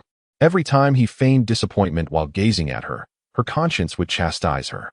James, don't crumple my robe, Evelyn gasped, slightly turning her head to evade his incoming kiss. We still have to meet with Sirius and the others. No, I want tea, James whispered, urgently kissing her again, gently nibbling her lip as he mumbled. I've learned many household spells from Euphemia. Even if it gets wrinkled, I can iron your robe. Ensuring that Sirius and the others wouldn't notice a thing. The youth's body temperature was intensely warm, leaving Evelyn feeling dizzy, her rationality evaporating. Moreover, her affection for James was overwhelming, rendering her utterly defenseless against his increasingly fervent advances. James's kisses gradually descended, traveling from her lips to her neck, ultimately capturing a soft patch of skin on her side, repeatedly licking and carefully nibbling. He deliberately controlled his strength, deriving satisfaction from the soft moan that escaped Evelyn's throat and the way she instinctively clutched his arm. Evelyn's voice wavered, her breath unsteady. James immediately ceased his movements, gazing at her with a look of feigned innocence, his eyes glistening with unshed tears. Is it not permissible? I merely wish to leave a mark. Today, Rabastan was watching you. I wish to gouge out his eyes. He nuzzled her nose gently, his tone soft and pleading. Evelyn sighed, ultimately relenting, granting him permission with a tender peck on his lips. James's face instantly lit up with a radiant smile as he ensnared her lips once more, taking advantage of her acquiescence. Evelyn could feel one of his hands gradually entwining her hair, while the other firmly embraced her waist, restrained yet fervent. Despite the intensity of his passion, his hands remained cautious. Her fingertips glided slowly down his neck, resting upon the buttons of his shirt. With a delicate flick, one button silently loosened. James's movements abruptly halted, his earlier composure vanished. Little AI, what are you doing? His voice was a hoarse whisper. Feigning innocence, Evelyn replied. You've absolutely wrinkled my robe, and your shirt shall not escape unscathed either. James shivered slightly, but did not impede her wandering fingers. As the constraints of his shirt loosened, the warmth of his youthful body enveloped her. Evelyn's fingertips brushed lightly across his chest. One button, two, and more quietly came undone. For a moment, she was taken aback, then chuckled softly, leaning closer to his ear, her warm breath caressing his earlobe. Not bad, Jamie. Do you like it? James turned his head to meet her gaze, kissing her cheek. Indeed, I do. Her eyes bore into his, her voice soft and inviting. Since you were so obedient, shall I reward you? James, entranced, nodded slowly, his eyes fixated on Evelyn's lips. May I leave a mark on you as well? Evelyn kissed his chin, her soft lips gradually descending, tenderly grazing his Adam's apple. Then, she gently bit down. He froze, abruptly grasping her wrist. "Hold on, don't move," he said, pressing his forehead against her shoulder, his breath ragged, enveloped in an unmistakable desire. Evelyn realized the implications and laughed softly. "I didn't intend to startle you. It will be over in a moment. I meant no offense," James explained, his voice muffled. "I know, you just like me too much." She kissed his ear lightly. James covered her eyes with his hand, his voice raspy. "No, you cannot look at me or speak. It is too unfair." After a brief silence, he added in a low tone, "I need even more time now than before. You two are quite transparent, aren't you?" Remus sighed, observing the tardy couple. "You are 20 minutes late." They are not being discreet at all. Sirius rolled his eyes, his gaze landing on the marks adorning Evelyn's neck. They practically want to engrave "We are in love" on their foreheads. That is clearly James's fault, all right? Mary smirked mischievously, interjecting that Rabaston had cast several glances at Evelyn this morning, leaving him quite envious. I half expected him to emerge from the Hufflepuff common room drenched in jealousy. "Speaking of which, has anyone from Slytherin been troubling you lately?" Lily's tone was gentle, her gaze filled with concern as she looked at Evelyn. Evelyn shook her head softly, expressing gratitude towards Rita Skeeter, whose sensationalized writings in the Daily Prophet had led many in Slytherin to believe she wielded some enchanting, advanced magic capable of manipulating their minds, causing them to keep their distance. She paused, furrowing her brow, then turned to Sirius. "However, there have been rumors lately that Regulus has joined the Death Eaters." Sirius's expression darkened instantly, his voice rising involuntarily. "Impossible. He is only in 5th year." Evelyn once again shook her head lightly, choosing not to elaborate further. The atmosphere grew tense for a few seconds. "By the way," James broke the silence, "I've heard that Professor Dumbledore is forming a secret organization to combat Voldemort, called the Order of the Phoenix. Fremont is looking to fund him. I heard from Dorcas that she plans to join." Marlene added, "I wish to participate after graduation as well." "It seems Frank is also planning to join," Remus nodded, adding, "Isn't he already employed at the Auror department?" Lily inquired curiously. "That's not a conflict, and I've heard that the Pruitt brothers and that Mad Eye have also joined," Sirius affirmed. "Will you all join?" Peter's voice was notably high-pitched, his face betraying clear anxiety. "Of course, James and I will," Sirius replied lazily, yet his tone was resolute. He raised an eyebrow at Peter. "What's wrong, Wormtail? Are you afraid?" Peter's gaze shifted towards Remus, seemingly seeking some form of support. Remus looked at him apologetically. "I will join as well, after all. This is an organization spearheaded by Professor Dumbledore. Someone has to stand up against Voldemort. However, Wormtail, if you truly don't wish to, no one will force you." Peter pursed his lips, reluctantly shook his head, his voice rising in pitch and trembling slightly. "No. Since you all are joining, I certainly will as well. We Marauders are united." Evelyn regarded Peter Pettigrew thoughtfully. She did not know him well, but from their very first encounter, she sensed a subtle animosity emanating from him. This hostility, though not intense, almost feeble, was nonetheless palpable. Yet, Evelyn was indifferent. She understood that even among the closest of friends, there exists a hierarchy of intimacy. And Pettigrew was evidently the last choice for James. At times, Evelyn found herself curious about how he came to be part of the Marauders. In that moment, watching Pettigrew appear terrified yet forcing himself to maintain a facade of bravery, her brow furrowed slightly. Something about him felt amiss. "What's wrong?" James quickly noticed her silence, turning to grasp her hand, whispering, "Is it concern? Don't be afraid. It's Professor Dumbledore after all." Evelyn furrowed her brow slightly, yet refrained from voicing her true concerns. Her apprehension stemmed from the fact that the Order of the Phoenix was organized by Dumbledore when she was but a child. Long before Rafi was assigned to care for her, he had worked at New Mongard for many years. No one would concern themselves with what a house elf might know. Yet Rafi shared tales from that time as bedtime stories, imparting them bit by bit to Evelyn. Perhaps due to the passage of time, Rafi had omitted many details. However, one thing Evelyn distinctly remembered was that the motto, "for the greater good," had been proposed by Dumbledore. Evelyn pondered whether a man who once adhered to such a creed would, in the future, sacrifice these young souls in pursuit of a so-called greater good. Regardless of his stance, she could not bring herself to trust him completely. This was why, when she discovered those Horcruxes, she confided in no one, not even the headmaster. Lauded by the world as the greatest white wizard of the century. "Will you join the Order of the Phoenix?" Lily inquired of her. Evelyn paused for a moment before gently shaking her head. I would rather not. James appeared to exhale in relief, but soon furrowed his brow again, looking somewhat uneasy. Would you mind if I joined? Evelyn gazed at him, offering a soft smile. Just as you support my decisions, I shall support yours. James curved his lips into a grin and could not resist leaning down to plant a kiss on her. Evelyn instinctively wrapped her arms around his neck. Yet before the two could proceed further, a cushion struck James squarely on the back of his head. Is there anyone who can manage this nauseatingly sweet couple? Could you perhaps find a room next door? Seriously, how do you two manage to be so affectionate at Hogwarts? Where do you find the space? Remus questioned skeptically. James suddenly appeared somewhat embarrassed. Oh, come on, Sirius exclaimed, bolting upright as if he had uncovered a monumental secret. Glaring at James, you traitor. You discovered a new secret chamber and didn't T-mark it on the Marauders map? No wonder I've been unable to track your movements lately. Chapter 79. The Daily Romance. 4. Since James began courting Evelyn, he had made it a point to be waiting at the entrance of the Slytherin common room every morning without fail. This routine continued even after they became a couple. One morning, Evelyn suddenly felt a pang of guilt. Recently, she had borrowed several psychology books about romantic relationships from Mary, doing so secretly without informing James. She had always believed that she was not particularly adept at maintaining relationships, which led her to diligently study, fearing that she might jeopardize her connection with James. The books suggested that intimacy required mutual effort. Thus, the following morning, Evelyn unexpectedly found herself standing at the entrance of the Gryffindor common room. The moment James emerged and spotted her, his expression was one of sheer delight, as if he had just received the latest model of a broomstick.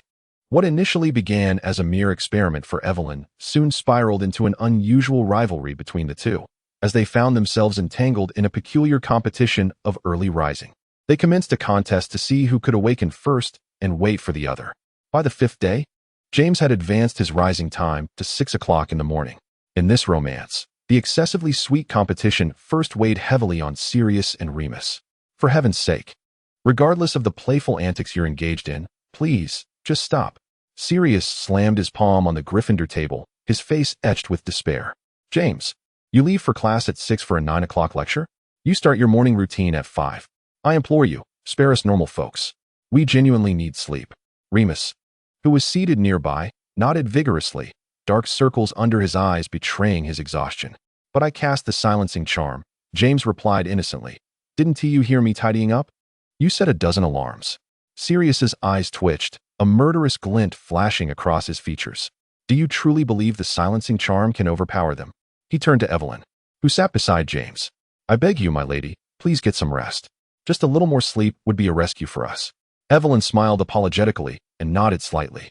Thus, Mary, sipping pumpkin juice, tilted her head in curiosity and asked, What do you do for 3 extra hours before heading out? I don't know. Most of the time we just hang out together, and then it feels like class arrives in the blink of an eye, James shrugged. The infatuation phase. Marlene sighed deeply, shaking her head in reflection. James was preoccupied with a lingering concern. He feared that Evelyn might take offense at his past affection for Lily. He had broached the subject cautiously several times, only to receive her nonchalant responses. It's fine, much like how I almost got engaged to Rabaston. Yet, this only intensified James' unease. He understood the distinction.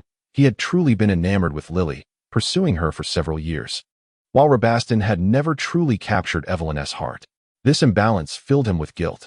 It was not regret over his feelings for Lily. After all, she was indeed a remarkable person, but rather an uncomfortable sensation, wishing for the very best for his dear Evelyn. However, he increasingly realized that he might not be that best. Love breeds anxiety. Sirius concluded this with a decisive shake of his head, proclaiming, I swear, I shall never engage in romance. Just look at that fool Forks. I refuse to be as foolish as he is. Evelyn, too, had noticed the transformation in James. He had grown increasingly clingy. She had thought he was already quite attached. Yet he managed to exceed her expectations. The duration of his embraces lengthened daily, and even during meals, he would sit closely beside her, subconsciously holding her hand while speaking, appearing distracted when he did not. She interpreted a multitude of possibilities from James's recent remarks, yet Evelyn felt that something was amiss. It was not until she gleaned the answer from Sirius that the truth began to unfold. Do you truly not care? Sirius remarked, his tone teasing. Evelyn paused momentarily. She had never genuinely contemplated this question before. To James and the others, she appeared to passively accept his affections. Yet they were unaware that from the very moment she decided to approach James and entice him, she had willingly embraced his past admiration for Lily. She was never a passive recipient of his previous affections. Rather, she actively chose the present version of James, along with all his history. Perhaps, Evelyn murmured softly, her gaze gentle yet resolute. But to me, he is James. I do not seek the best, for he is already my best. Chapter 80. The Daily Romance. 5. James discovered something profoundly distressing. A relentless parade of oblivious individuals continued to pursue his girlfriend. He watched, aghast, as Evelyn approached him, cradling a heap of candies and love letters, her smile abruptly freezing in place.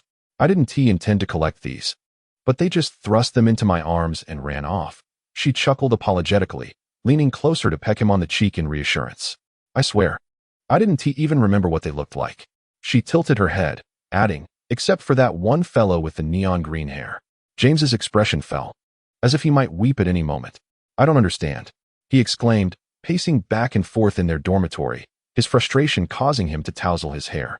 We've been so openly together. How can anyone still be unaware? Remus languidly turned a page of his book without lifting his gaze. I believe they know. They simply do not care. Sirius scoffed, looking at him. Do you recall what you said when Evelyn nearly became engaged to Rabaston? James stiffened. They weren't married. Even if they were, I wouldn't mind. Sirius stared him down and shrugged. Congratulations, it seems they don't mind either.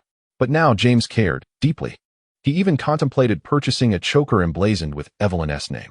Remus had to intervene. I think you've got it all wrong. But I can't have her wear it. James pouted. She looks far better in a gemstone necklace. Remus rubbed his temples. The issue isn't about who wears what. Recently, the Gryffindor boys' dormitory had been saturated with James's anxious emotions, and now it was ensnared by his brooding turmoil. Until Remus could no longer bear it, and brought Evelyn over. Evelyn, smiling, presented him with a guarantee. Guarantee. Evelyn Umbridge exclusively favors James Potter. James eagerly accepted the parchment, gazing intently at Evelyn. I must frame this. Are you planning to pass it down as a family heirloom? Joked Marlene as she walked by. James nodded, as if it were the most natural thing in the world. How childish. Sirius rolled his eyes, high-fiving Remus, who nodded in silent agreement. Well done, Remus. Under the night sky, James lay in bed, tossing and turning as he gazed at the promise he had made. A foolish smile gracing his face. What he felt now was mere affection, yet he was certain it would blossom into profound love. However, before that transformation occurred, James resolved to accomplish one thing. He would eternally be the one who loved Evelyn the most fervently. Evelyn had not anticipated that her birthday would arrive so swiftly. In the past, she regarded the day with indifference. Those birthdays devoid of cake and well wishes were nothing more than arbitrary numbers flipped on the calendar. She had little desire to celebrate, often finding no joy or happiness on such occasions. Yet, after being with James, her days had become so full and sweet that she scarcely recalled the unremarkable past, as every day now brimmed with joy. But James remembered. The moment Evelyn stepped out of the common room, she was enveloped in a warm embrace.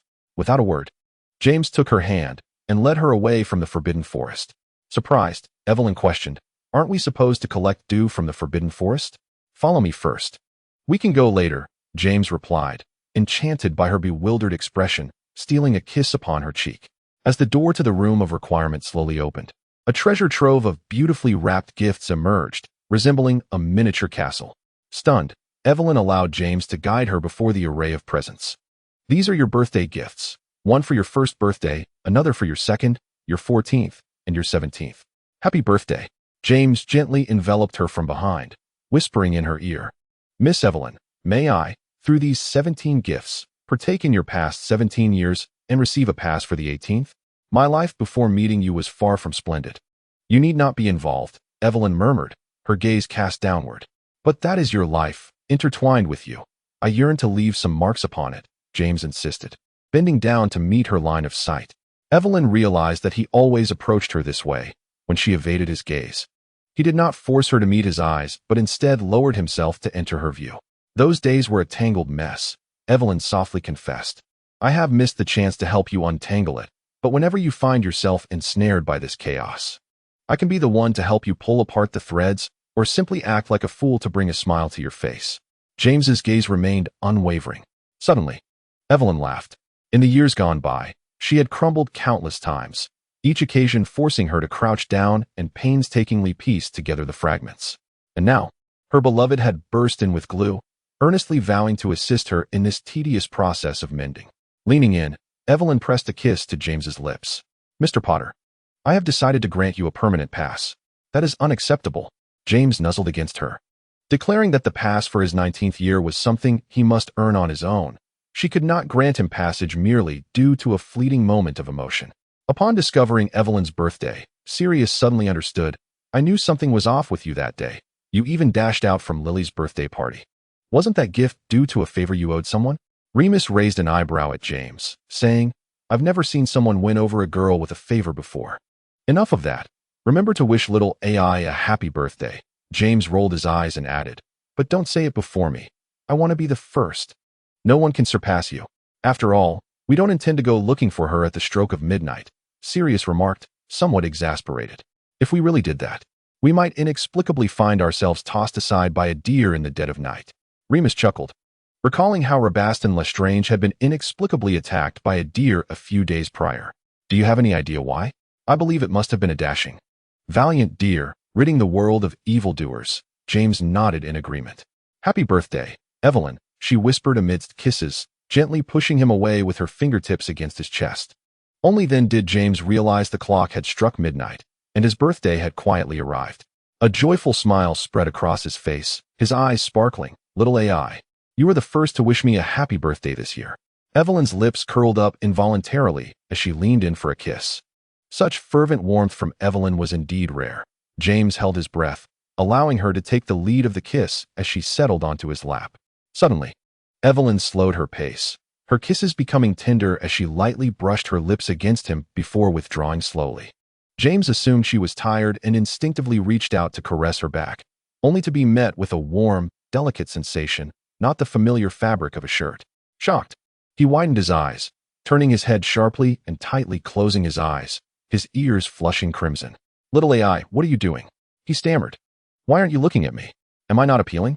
Evelyn's voice was laced with laughter as her arm wrapped around his shoulders, gently encircling his neck while her fingertips traced the nape of his neck, her lips teasingly brushing against his cheek without drawing closer. "You look great." James swallowed hard. "Now that you are of age, don't you desire a coming-of-age gift?" Evelyn's warm breath caressed his ear as she gently took his hand, placing it at her waist. "Don't you want it? I see you struggle to contain yourself each time."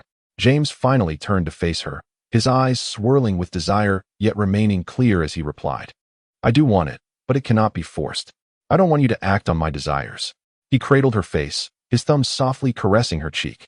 "Your very presence is a gift. I need not ask for more." Evelyn paused for a moment, then smiled gently as she gazed into his eyes. "I really like you, James, very much. I feel the same. I love you." James gently pressed his lips against hers. It was only after countless declarations of love from him that Evelyn realized something profound.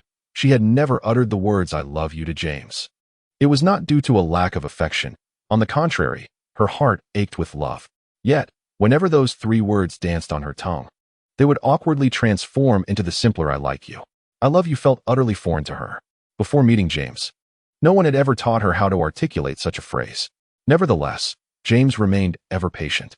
Even when his every "I love you" was met with her timid response of "I like you." Evelyn once inquired if this bothered him. With his radiant smile, James reassured her, "It's perfectly fine. I have enough love to sustain the two of us. I can take on the burden of saying I love you. From now on, I shall say it twice, once for myself and once for you." Chapter 81. The prophecy time passed quietly. The 6th grade concluded with final exams and certificates of proficiency in apparition. The frequent attacks by Death Eaters and their rapid spread continued to instill unease. Yet the sweetness of love managed to alleviate the panic within Evelyn's heart. On the eve of the holiday, Evelyn was once again roused by her friend G. "Little AI, wake up, quickly," G urged, anxiously shaking her. Evelyn opened her eyes warily. "What's wrong? Has another Muggle-born wizard been attacked?" "It is an attack, but not on a Muggle-born." G's voice trembled. "Just now, Lucius Malfoy was in the study with Abraxas Malfoy. discussing how Voldemort is furious and has suddenly dispatched his Death Eaters to search for a wizard named Rafi. They then attacked a wizard named Ratfield Walker. They nearly succeeded, but fortunately, a team of Aurors was nearby on a mission and saved him. That man was severely injured and sent to St. Mungo's. Voldemort was furious to learn of their failure and punished them. Rafi? A chill gripped Evelyn, a foreboding sensation settling in her gut. What could Voldemort want with someone named Rafi? Confusion enveloped her. She had initially thought Voldemort had discovered that one of his Horcruxes had been stolen by Rafi. Yet, he was not searching for a house elf named Rafi, but a wizard instead. What did this have to do with her? Rafi, Evelyn called out. The aged house elf appeared before her in an instant, bowing respectfully. Miss. Without hesitation, Evelyn handed him the bag of galleons she had set aside. I sense something amiss. You should keep your distance for a while. Do not return unless I summon you. Though Rafi appeared puzzled, he accepted the bag with a gentle reverence and vanished. G. Please keep a close watch on any information from that side. I need to understand why Voldemort is frantically searching for someone named Rafi and why he would attack this pureblood wizard. The truth soon revealed itself. Jolted awake by G's frantic screams. Merlin, little AI, we must flee. I understand now. Malfoy and his companions had discovered the truth. It was Trelawney, who was engaged in divination at the Leaky Cauldron. Yesterday, she had made a prophecy in front of a large audience, suggesting that the unique treasure of Rafi had uncovered the darkest and most terrifying secret of the Dark Lord, and would seek revenge at any cost. Evelyn froze in place, a wave of immense panic washing over her. A prophecy, one that pointed directly at her. Little AI, is she predicting you? We must leave at once. What if Voldemort finds out? Do not panic. We are safe for the moment. Evelyn quickly regained her composure. The arrogant Voldemort would undoubtedly assume that Rafi was the name of a wizard, never suspecting it to be a house elf. Moreover, Rafi had only recently arrived from France, having been purchased by her not long ago. I wager that even Ikra would not remember its name. She referred to it as that thing previously. The only one who has seen Rafi is Sirius, but I am uncertain if he remembers its name. Even if he does recall and connects the dots, he would not betray me. Sirius has always been loyal to James. He would never harm me. Xiaoji gradually calmed down, though her voice still carried a hint of distress. What should we do? Evelyn did not answer, as she, too, was uncertain of their next steps. After a pause, she said, we must not act hastily. Chapter 82. Misunderstanding. Evelyn had always felt that the surname Walker sounded particularly familiar, but it wasn't until the following morning at the Gryffindor lawn table that she suddenly remembered. Milran Walker, a seventh-year Gryffindor, had once played Truth or Dare with them. Last night, Professor McGonagall had informed him that his father had been attacked. Milran had intended to rush to St. Mungo's, but Professor McGonagall had disapproved. James whispered to Evelyn. Furthermore, Weasley mentioned that yesterday, Professor Dumbledore had summoned him and asked him numerous questions. Remus added gravely from the side, but why is this happening? Sirius furrowed his brow, his tone harsh. The Walkers are pureblood wizards. Because of this, Marlene raised her hand, holding up a letter. I was just wondering why my family suddenly sent me this letter. She paused and continued reading. Sybil Trelawney made a public prophecy at the Leaky Cauldron, stating that Rafi's treasure had discovered the darkest secret of the Dark Lord and would seek revenge at any cost. Milran's father was named Ratsfield. Remus pondered, then frowned. But I recall Trelawney's reputation at Hogwarts was not good. Everyone said she was a fraud. Can her prophecy be trusted?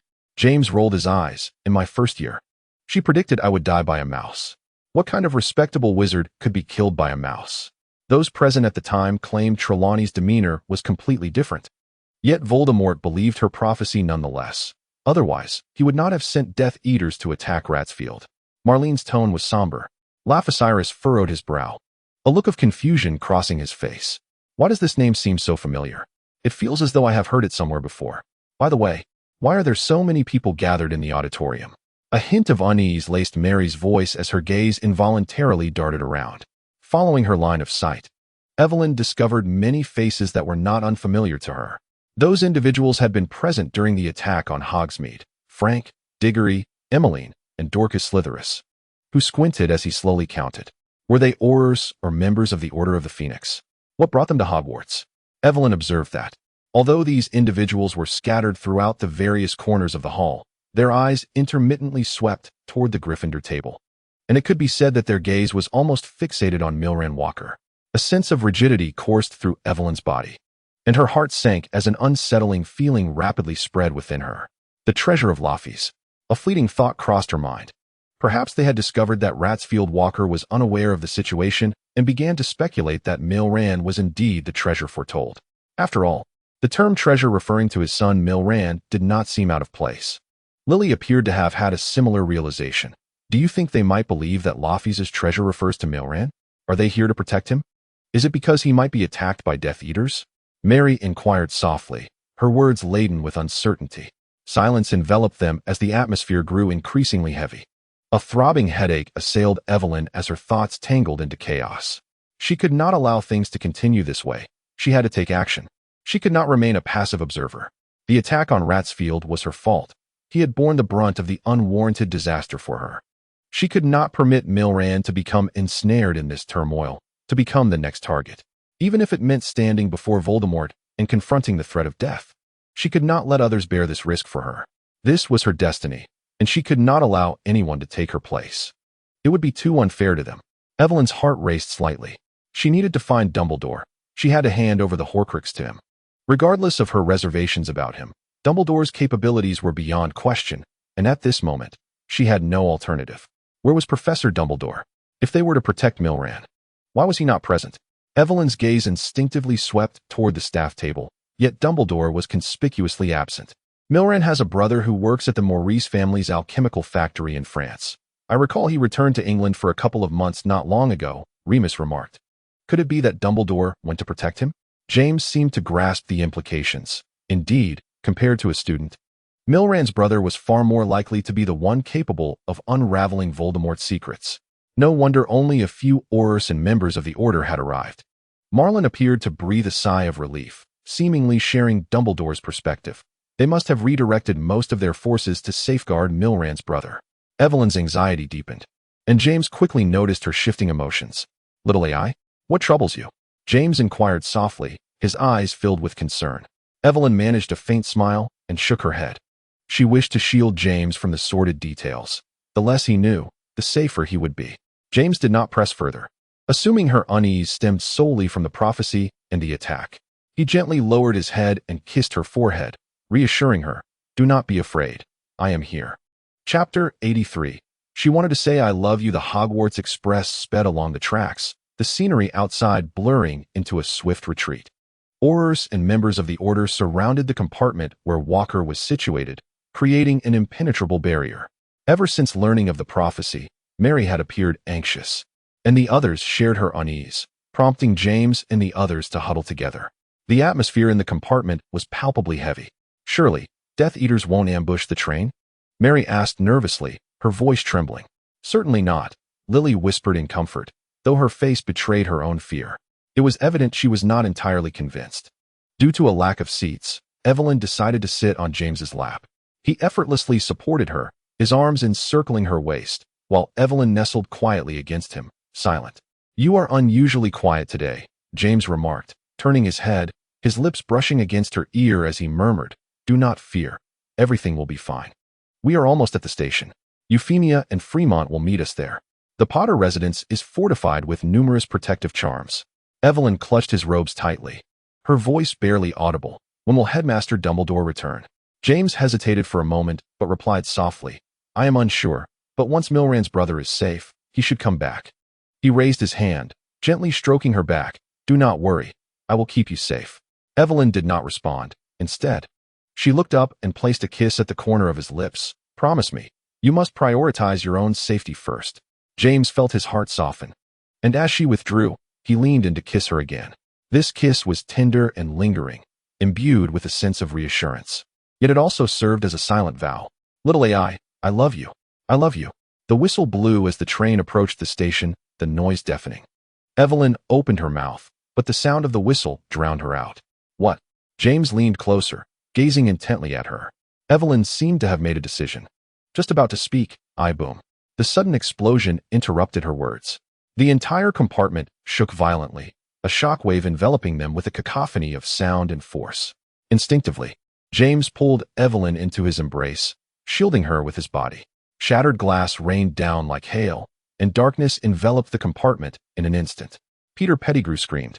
And Lily and the others gasped in shock, the compartment filled with sporadic sounds of breathlessness. As the echoes of the explosion gradually subsided, darkness loomed over them. Are you all right? James cupped Evelyn's face, his expression tense as he scrutinized her. Evelyn shook her head, her face pale but unharmed. Only then did James swiftly scan the others. Mary sat slumped in her seat, her lips trembling, unable to utter a word. Lily and Marlene's fingers turned pale as they gripped their wands, the tips unwaveringly aimed at the doorway. Peter huddled tightly beside Remus, wishing he could shrink into the folds of Remus's robes. Remus, ever mindful of his duties, was about to rise to assess the situation outside when Sirius firmly pressed a hand on his shoulder. Hold on, he whispered, alertly watching the entrance. Still uncertain of what had transpired, James exchanged a knowing glance with him. Sirius cautiously approached the box door, preparing to pull it open when, bang! The door was suddenly yanked open, and a familiar figure burst in. It was Frank Longbottom, blood streaming from a wound on his forehead. The moment he saw James and the others, he visibly relaxed. "Thank goodness, you're all here," he exclaimed, quickly cutting to the chase. "Hurry.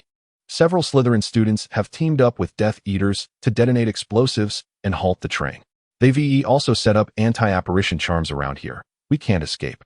We need a few people to impersonate Walker, create chaos, and divert their attention." "I'll do it," Sirius volunteered without hesitation. Remus quickly nodded in agreement. "I can help too." James glanced at Evelyn, his eyes filled with regret. He gently squeezed her hand before turning to Frank. "I'll go as well." Evelyn reached out, wanting to stop him, wishing to say not to go. Yet, she found herself unable to do so. She could not prevent James from being true to himself. This was his choice, one of the reasons she loved him. "Will it be very dangerous?" she asked, her voice trembling. "Not excessively so. Everyone will be accompanied by an Auror," Frank reassured her immediately. "Rest assured, we are all trained. Plus, James and his friends are exceptional. Our task is merely to divert the enemy's attention." James looked at her with unwavering resolve. "That individual is after Walker. As long as we cover you well, you will be safe here." "You can't, Remus," Frank turned to him. "You are the prefect. The train is nearing the platform, and you must be responsible for evacuating the students. The recent explosion affected 2 carriages, and some students are injured while many others are panicking, causing chaos in the corridor." Remus furrowed his brow but nodded, accepting this role. "We still need one more person." Frank glanced anxiously between them. "I'll check next door to see if anyone else is." I'll do it," a faint, trembling voice interjected. The group paused, their gazes shifting to the corner where a figure had been cowering. It was Peter Pettigrew. He straightened up from beside Remus, his face a mask of fear. Yet he stammered, I can manage." Sirius burst into laughter, clapping him on the shoulder. "Well done, Wormtail. I thought you were too scared to move. Truly a Gryffindor." Peter stood momentarily stunned, a newfound glow lighting up his face, buoyed by Sirius's affirmation. "Excellent. You all happen to be Gryffindors, making it convenient for action," Frank nodded, turning to lead the way. "Follow me." Chapter 84 Betrayal. Remus and Lily sprang into action, bolting from the compartment almost in unison, merging into the chaotic corridor of the train. Evelyn also pulled open the door to gaze outside, only to be met with disarray. Students were in a state of panic, crowding the aisle, some weeping with bloodied arms, while others were shoved against the twisted walls of the carriage. Screams and cries echoed, as if the entire carriage was on the brink of collapse. "Nate, have you lost your mind?" Remus's furious roar pierced through the clamor. Just 5 meters away in the aisle, he stood back to back with 3 other upperclassmen, forming a defensive formation. Nate, accompanied by several Slytherin students, grinned maliciously, the tip of his wand emitting a sickly green light that illuminated his grotesquely contorted face.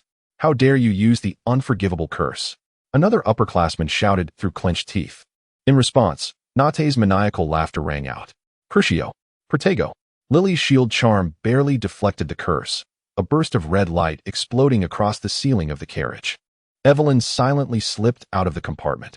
As Nate raised his wand once more, her silent Petrificus Totalis struck him squarely in the back. Nate's twisted grin froze instantly, and he crumpled to the ground like a marionette with severed strings. Without a moment's hesitation, Evelyn swiftly cast a series of spells at the nearby Slytherin students, toppling or temporarily incapacitating them all. "Quick, evacuate the students from the train." Evelyn called back to Remus and the others. The train had arrived at the station, where parents could help protect them. The train doors had been severely deformed by the explosion and were only barely forced open by the combined efforts of several upperclassmen casting blasting spells. No one dared to exit through the wrecked carriage. The stench of blood wafting from outside was nauseating, and one could easily envision the horrifying scene without even looking. Increasing numbers of students began to rush toward the platform. Yet the Death Eaters did not relent in their pursuit. Curses of red and yellow light whizzed through the air, sweeping toward the students. The upperclassmen fought valiantly to fend them off, but still, some fell victim to the curses, their agonized screams piercing the air.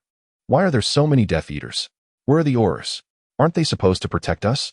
Mary's voice trembled on the brink of collapse, tears welling in her eyes. Yet she clutched her wand tightly.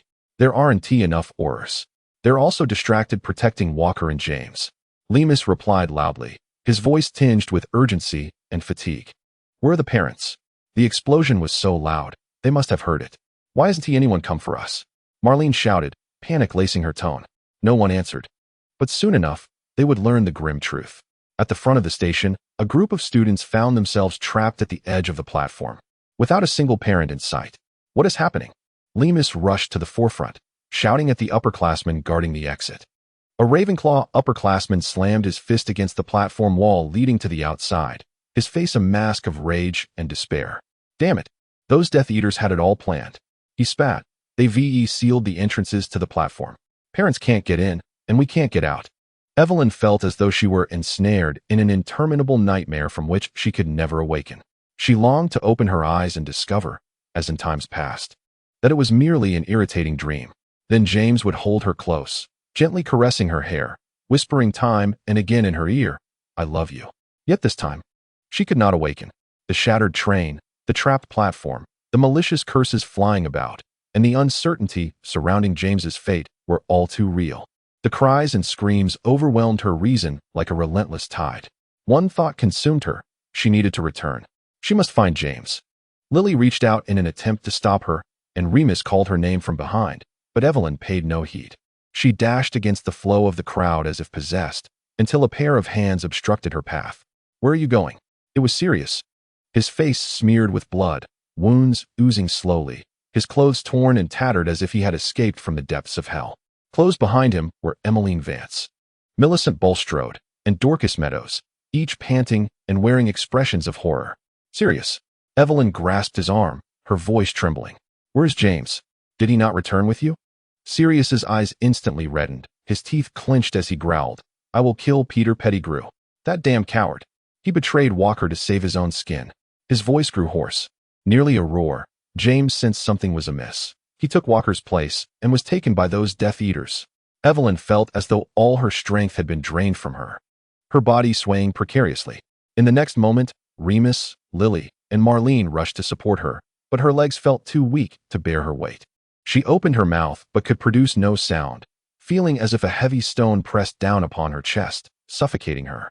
She saw Sirius still speaking, animatedly shouting something at Remus. Remus's expression shifted from shock to fury, then to one of devastation. Meanwhile, Evelyn felt as though she were trapped within a transparent glass dome. The sounds of voices, cries, spells, and explosions all muted from her. Each breath she took echoed hollowly, reverberating painfully within her. She stared blankly in Sirius's direction, her gaze vacant and lost. Sirius finally noticed her state, his expression changing as he shook his head at Remus, then hurried to her side. Evelyn, he said softly, Frank and the others are still battling those Death Eaters. They will surely rescue James. But Evelyn could no longer comprehend his words. Her world seemed to revert to her childhood, to that helpless, naive self who endured bullying in silence, waiting for salvation that never came, merely hoping for the storm to pass. Yet this time was far worse than before. James was in danger. A part of her very being might never return. Evelyn felt as though her soul was on the brink of being torn asunder. Chapter 85. I Love You, Part 1. The howls grew ever closer. Evelyn beheld them, a group of Death Eaters clad in black cloaks, their silver masks glinting ominously as they advanced from the distance. Amidst them, a few upperclassmen from Slytherin mingled. Nearly all Slytherin students chose to conceal themselves behind the Death Eaters, escaping unscathed. Longbottom and his companions were forced into retreat, heading towards the station. The students finally recognized the peril and a cacophony of frantic screams erupted like a tidal wave. The prefects and upperclassmen endeavored to shield the younger students. Remus swiftly raised his wand and shouted with an amplification charm, his voice piercing through the tumultuous crowd. Yet, before anyone could react, several fierce green beams of light shot forth from the wands of the Death Eaters, hurtling directly towards the students standing in the front. It was the killing curse. Evelyn instinctively raised her wand, successfully deflecting one of the spells. Beside her, Sirius, Remus, Lily, and Marlene also sprang into action, their spells intertwining in the air to form a luminous web. However, the Death Eaters' curses continued to pour forth, their murderous intent and roars saturating the entire platform. As the curses drew closer, in a moment of dire urgency, boom! A thunderous explosion resonated from the station's connecting passage. Amidst the swirling dust, an outraged Auror charged in, followed by a well-trained squad of Aurors. Almost simultaneously, they raised their wands, conjuring a defensive barrier woven from protective and shield charms before the students. The green killing curses struck the magical barrier, dissipating instantly without a sound. It was Mad-Eye Moody and his team. Frank turned back in surprise, spotting Alastair Moody's figure, and exclaimed with excitement. Moody, brandishing his wand as he rushed to the front lines, roared, "That bastard Voldemort has truly lost his mind. He is attacking in two places simultaneously. We received word and rushed over, but we were still a step too late. Whereas Professor Dumbledore?" Remus asked anxiously. "He is still over there questioning Sturgis. He should be here shortly," Moody replied, before plunging into the fray with his Auror team. Meanwhile, the blocked passage was finally cleared. A multitude of parents surged in from the other side of the station, each face pale, eyes filled with anxiety and fear, desperately seeking their children in the crowd. "Leah, Samuel, where are you? Michelle, don't run, stay here." The shouts, cries, and sounds of running melded into chaos.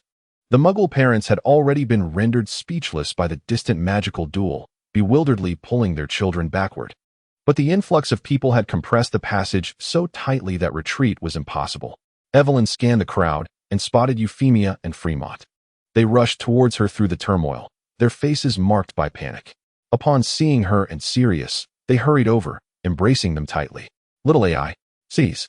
Euphemia held the two closely, kissing their foreheads one by one, relieved to see them unharmed. But she soon noticed something amiss. Her voice trembled, as if struggling against a foreboding sense of dread. "Where is James?" Evelyn found herself unable to answer. In that fleeting moment, she felt as though all support had been yanked away. Slowly, she turned around and buried her face in her palms, tears streaming uncontrollably down her cheeks. She could not utter a sound, nor did she wish to amplify the despair of the moment with her sobs. Meanwhile, Sirius stood beside her, his eyes reddened, struggling to maintain his composure as he intermittently explained James's condition to Euphemia and Fremont. Each word struck like a sharp blade, reopening wounds within Evelyn. Fremont's expression froze, and Euphemia's hands began to tremble. "Enough!" A woman's voice rang out clearly, cold and defiant, slicing through the chaos. The air became still, and everyone paused. Evelyn shot her gaze upward. The voice emanated from the front of the crowd. A female Death Eater, clad in a black cloak, slowly removed her silver mask, revealing a familiar yet deranged visage, Bellatrix Lestrange. That wretched lunatic. Sirius seethed beside her, teeth clenched in fury. In that moment, both Aurors and Death Eaters hesitated, eyeing each other warily, maintaining a tense standoff. With a flick of her wrist, Bella lightly tapped her wand, her expression laced with mockery and a cruel disdain. "We do not seek to unleash a massacre," she declared, her voice rising with fervor.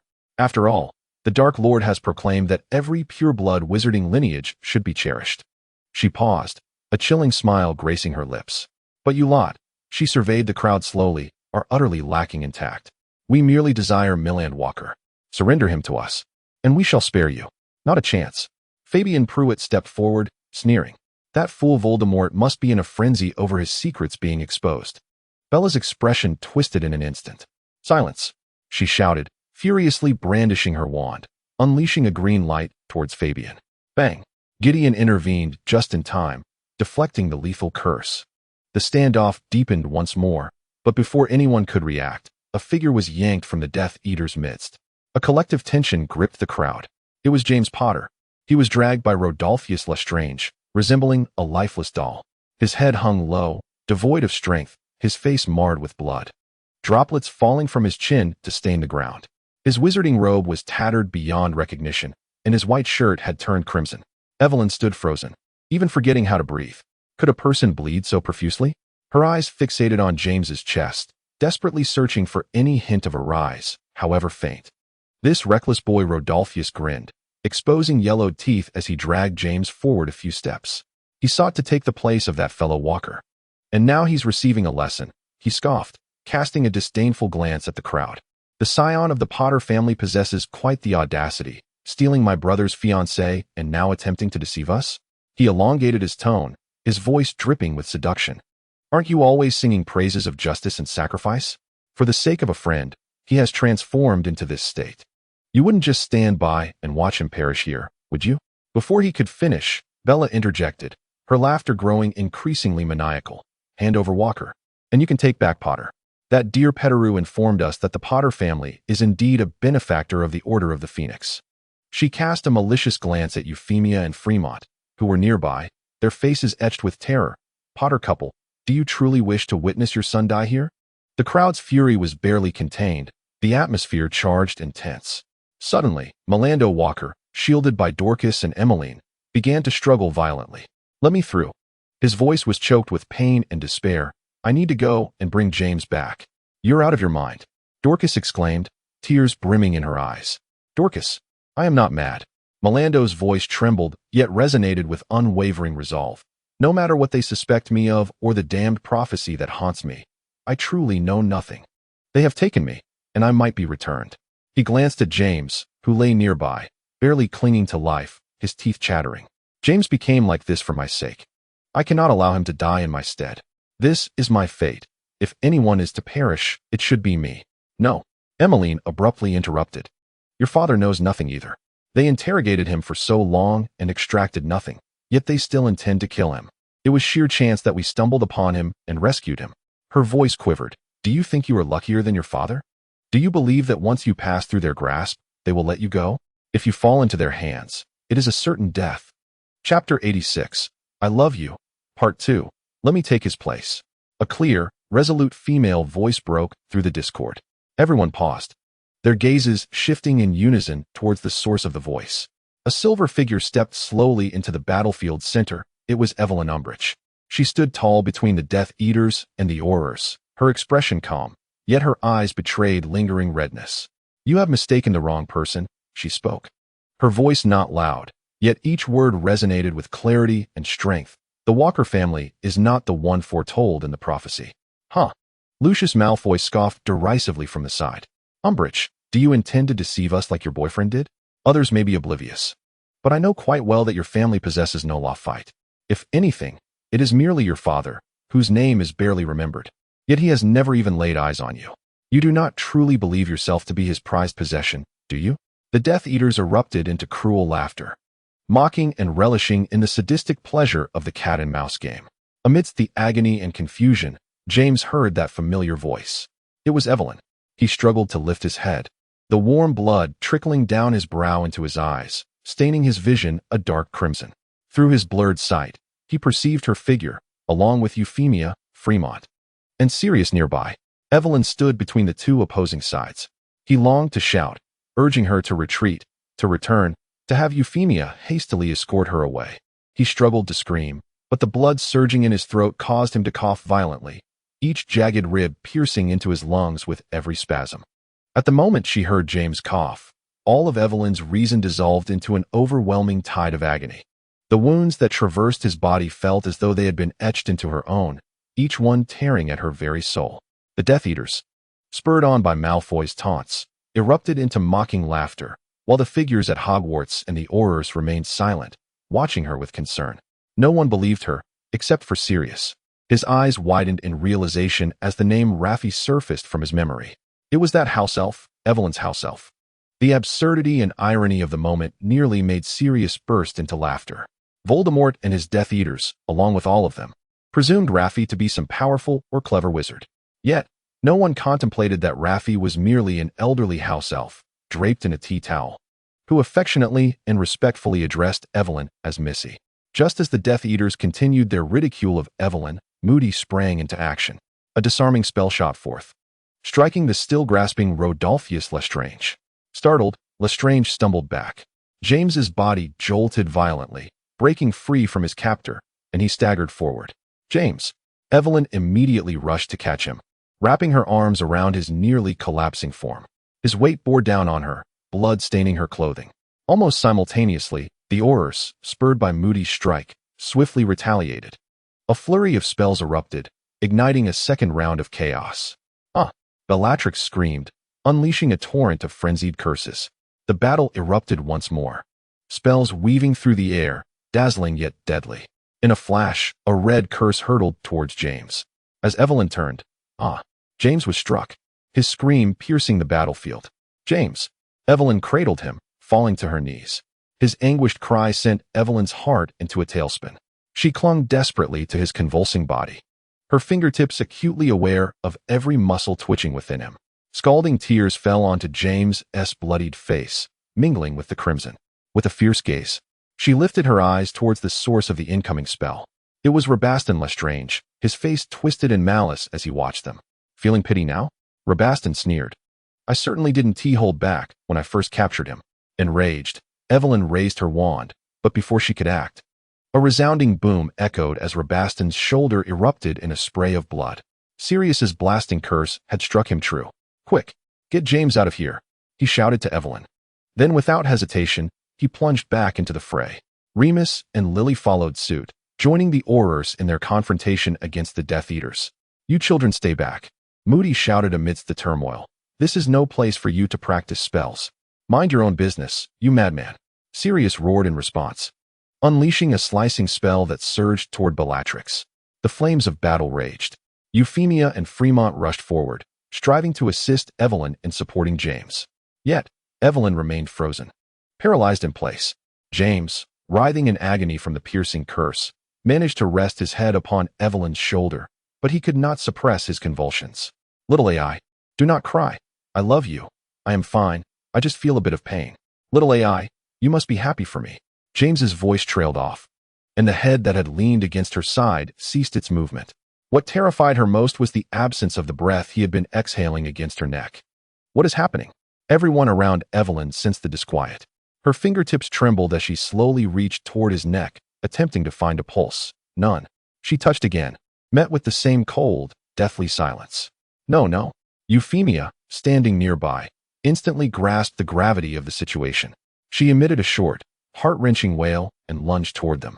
Get him to St. Mungo's. Quickly, to St. Mungo's. Sirius shouted hoarsely, his eyes reddened, as though on the verge of weeping blood. Pain, an unrelenting agony, coursed through James, to the point where he could no longer discern the source of his suffering. He seriously suspected that it was his very soul that ached. He had endured this torment before, during his time of capture and torture, where the fool Rabastan had taken advantage of his plight to settle personal scores. Yet, it seemed less painful now, for his little AI was holding him close. His little AI was crying, so sorrowfully, and he could not bear to witness her distress. James found himself utterly unable to control his limbs. He summoned every ounce of strength to bring his head near her ear. He wished to comfort her, as she appeared frightened by him. Little AI, do not cry. I love you. Another wave of pain surged through him, interrupting his words, which he had intended to repeat. He had promised to say it twice for her. Never mind, I will make up for it later. I am fine, I just feel a bit of pain. Oh, how it hurts, little AI, but please stop crying. Seeing you cry causes me even more anguish. A blinding light began to envelop him. James sensed that something ominous was about to occur, as if something were pulling him away. To be honest, he had never anticipated surviving that torture. He had thought he had truly escaped death. Suddenly, he recalled that they were at the train station. The last time at the station, he had taken his little AI home. Back then, he had made a wish to Merlin. What was it again? Oh, he remembered. James felt that Merlin was about to break his promise. It seemed he and little AI were to be separated. Merlin, you have not fulfilled my first wish. That is fine, but please ensure you grant my second. I implore you, with my life, with my soul, please allow my little AI to be happy forever. I'm sorry, little AI, but I must be cruel once more. Little AI, you must be happy for me. How frustrating it was. He had not finished speaking, still wanting to repeat I love you. Chapter 87. I love you. Part 2. Evelyn felt as though her heart was being repeatedly sliced by a blunt knife, shattered and aching, to the point where she wished for her own demise. She was willing to succumb to death, disregarding the exposure of her abilities. She gently laid James down on the ground and knelt beside him, her forehead pressed against his. A soft, luminous green light began to emanate from her palms, no longer imbued with the aura of death, but instead radiating warmth and hope, reminiscent of tender sprouts in the spring. Evelyn had never before channeled her life force so extensively. She was generous, unhesitating, and unconcerned with the repercussions. All she desired was for him to return to life. Yet, all her efforts proved futile. The green light mended every wound on James's body, yet his chest remained still, his pulse silent and unresponsive. Despair began to creep into her heart. Regret washed over her. She lamented not responding immediately when James first uttered the words, "I love you." Had she spoken in that moment, they could have had more time, exchanged those words countless times. Evelyn leaned close to James's ear, her voice trembling as she softly whispered again and again, "I love you. I love you. I love you. I love you." The metallic taste of blood began to fill her throat, and she realized she was tasting her own essence. But it was not enough, never enough. She discovered that. More than expressing her love for him, she yearned to hear James say once more that he loved her. "James, you are a liar." Evelyn trembled as she spoke, her voice hoarse and mournful. "You should have just told me you loved me. Why did I not hear it?" Her hands continued to pour forth her life force, the green luminescence enveloping them in a gently warming embrace. However, James's body had suffered too much damage. Her efforts were far from sufficient. "Xiaoyai, stop." Xiaoji's voice burst in her ears. Yes, it was time to cease. Continuing like this was in vain. Evelyn suddenly realized that from the very beginning. She had been watching James suffer, witnessing his unconsciousness, and fearing his descent into the abyss of death. And now, she was truly about to witness his demise. It was unbearably unjust. Her movements froze in midair, the green light gradually dimming. "It's all right, child. You have done your utmost." Euphemia trembled as she embraced her, lowering her head to tenderly kiss her forehead, a kiss that felt like the last vestige of maternal comfort in her crumbling world. Sirius quietly approached, attempting to lift her. It was then that Evelyn noticed he was also in tears. A part of her heart was suddenly torn apart. James. There are so many who love him in this world. Euphemia, Fremont, Sirius, Lames, and herself. He should not be the one to perish. He should not leave this world, rich with bonds. Evelyn understood that James had died because of her. The misaligned prophecy, the misguided attack, all the calamities, the spark of disaster was her doing. Ultimately, what truly perished was her James. She could not bear it. She was far too selfish and lacked the courage. The thought of a world devoid of James was insufferable. After all, it was James who embodied the true bravery of Gryffindor, was it not? If someone had to live for both of them, to find joy for both, it should be him. "I do not wish to find joy in your stead. I desire your happiness. Without you, I am bereft of all joy." She abruptly lifted her head, a metallic taste of blood rising in her throat, yet she stood undaunted. "No," she whispered, her eyes tinged with a frenzied obsession. "I can save him." Evelyn broke free from Euphemia's embrace, gazing up at Sirius with a voice soft yet resolute. "When Dumbledore returns, you must tell him to seek out Laffy." She leaned once more beside James, kissing his forehead softly. "I love you. I love you. James, this time, I shall speak for you." She gripped her wand tightly, aiming it steadily at her heart. This was not her limit. She had more to give. She intended to offer every thread of life within her, unreservedly. "Little AI, what are you doing?" Xiaoji screamed frantically in her ear, her voice trembling with fear. "You cannot do this. It is already too late." The wand trembled violently, green light spiraling upwards like tendrils, weaving and entwining, akin to a life force awakening. It was her vitality, symbolizing the last remnants of her life being drawn inch by inch from her body, surging through the wand towards James. The green light danced and swirled upon the wand, both sacred and sorrowful, transcending mere healing to become a sacrifice. This was her first experience in extracting life in such a manner. She could feel a part of herself, slowly and distinctly fading away. Death was encroaching, each breath a struggle across an abyss. The breath of death surged like a tide, gradually engulfing her limbs and consciousness. "Merlin, is this enough? Is it sufficient to bring him back? Is it enough to return my James?" "Little AI, no, stop." Xiaoji cried out, "You will die? What will I do if you perish? James will take good care of you." Evelyn's voice was faint. "He knows what type of fertilizer you like. He will gather dew for you." Her wand continued to extract, the green light dimming, akin to a flickering flame. Sirius lunged forward, desperate to halt her actions. "Evelyn, stop. James wouldn't want you to go this far." Evelyn gently turned her head to look at him. "Black, I am saving our son," she murmured. "Do not make me hate you. Beware, my displeasure may lead to James not even leaving you a kitchen in the future."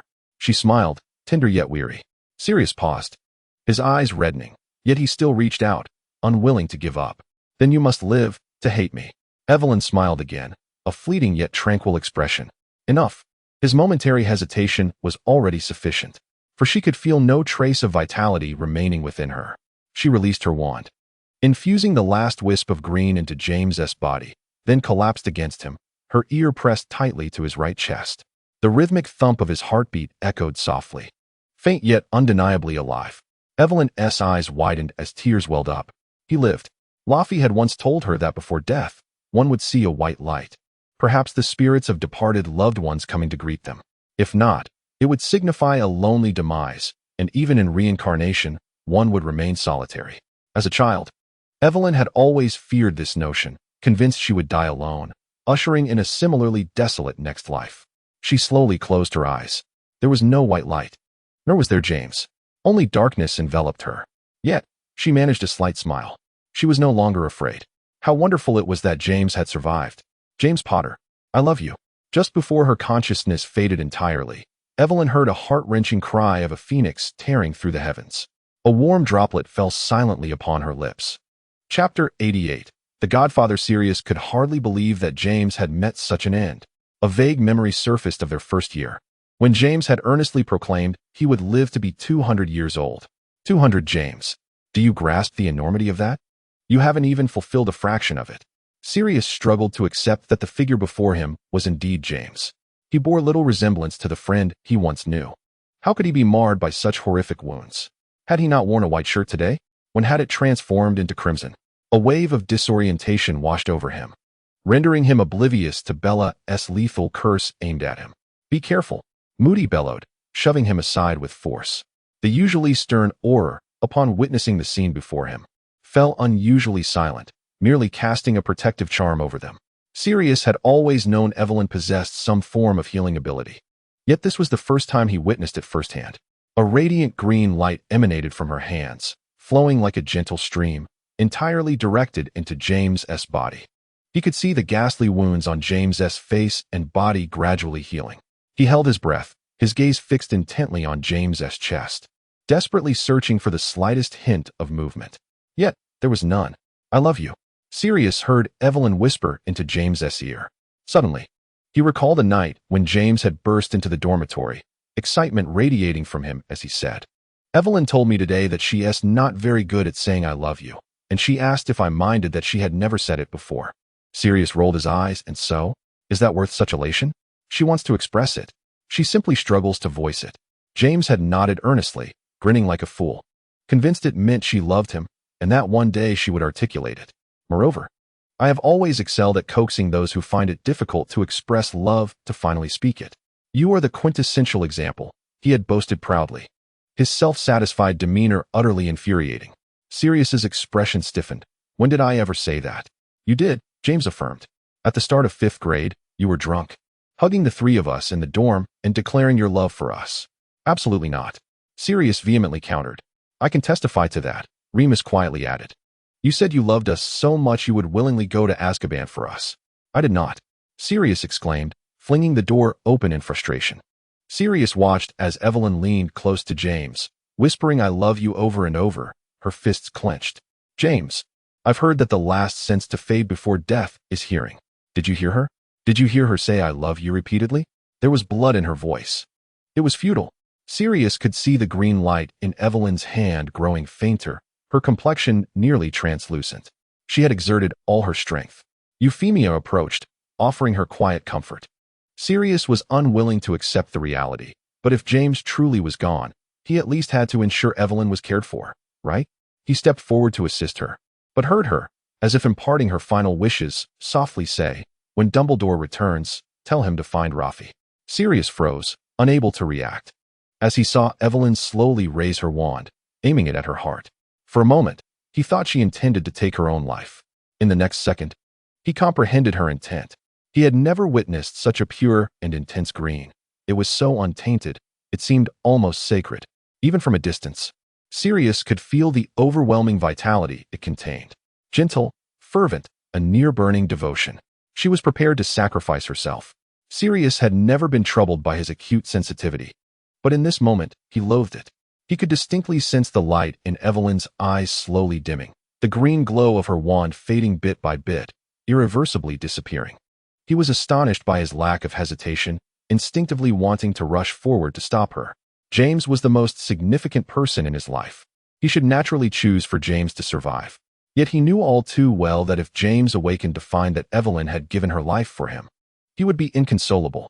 Two pairs of gray eyes locked in a gaze, and Evelyn's voice, weak yet resolute, declared, "I am saving our son."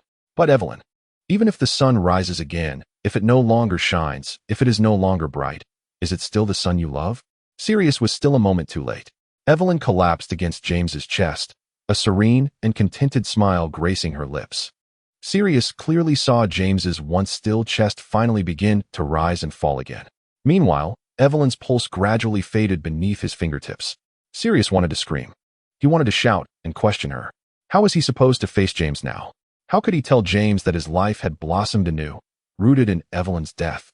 A powerful surge of magical energy suddenly enveloped the battlefield. Sirius looked up to see Dumbledore.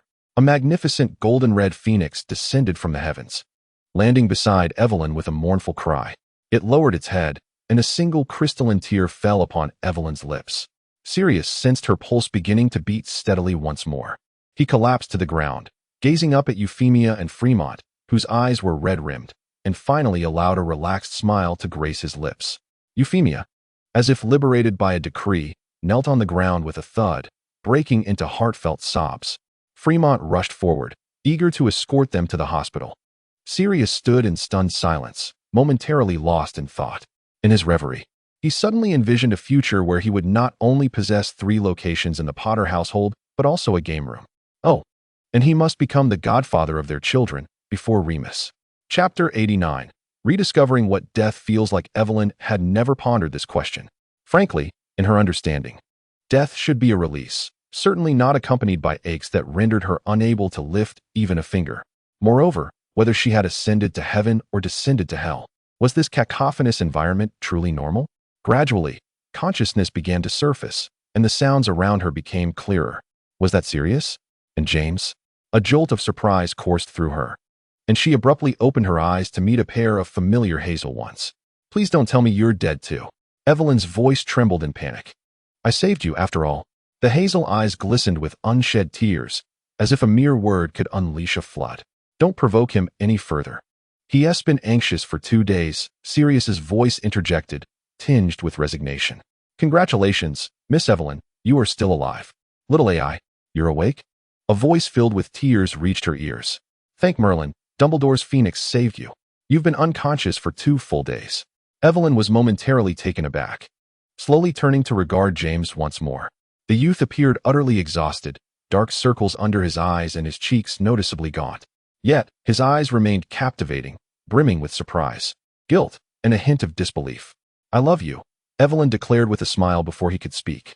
She strained to sit up and gently pressed her lips against his. Tears cascaded down James's cheeks in an instant. He carefully enveloped her in his arms, holding her tightly. I love you, he murmured, his voice choked with emotion. I'm fine.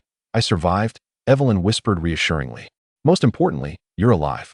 At that moment, a sudden, loud sob broke through the air. Evelyn turned towards the sound and realized she was lying in a large ward, surrounded by several beds occupied by various individuals. Many of their faces seemed familiar. The woman who had just sobbed was a round, gentle figure, now dabbing her tears while smiling at them. Upon noticing Evelyn's gaze, the woman returned her a warm smile and leaned against the shoulder of the man beside her. Oh, my dear, you remind me of the days when Arthur and I were young. If you are referring to the incident when you eloped and angered your mother. Nearby, a man lying on a hospital bed interjected. The lady immediately shot him a fierce glare, yet her eyes sparkled with mirth. Evelyn recognized him as one of the twin Aurors. There were too many injured at the station. Presently, there were no single patient rooms available.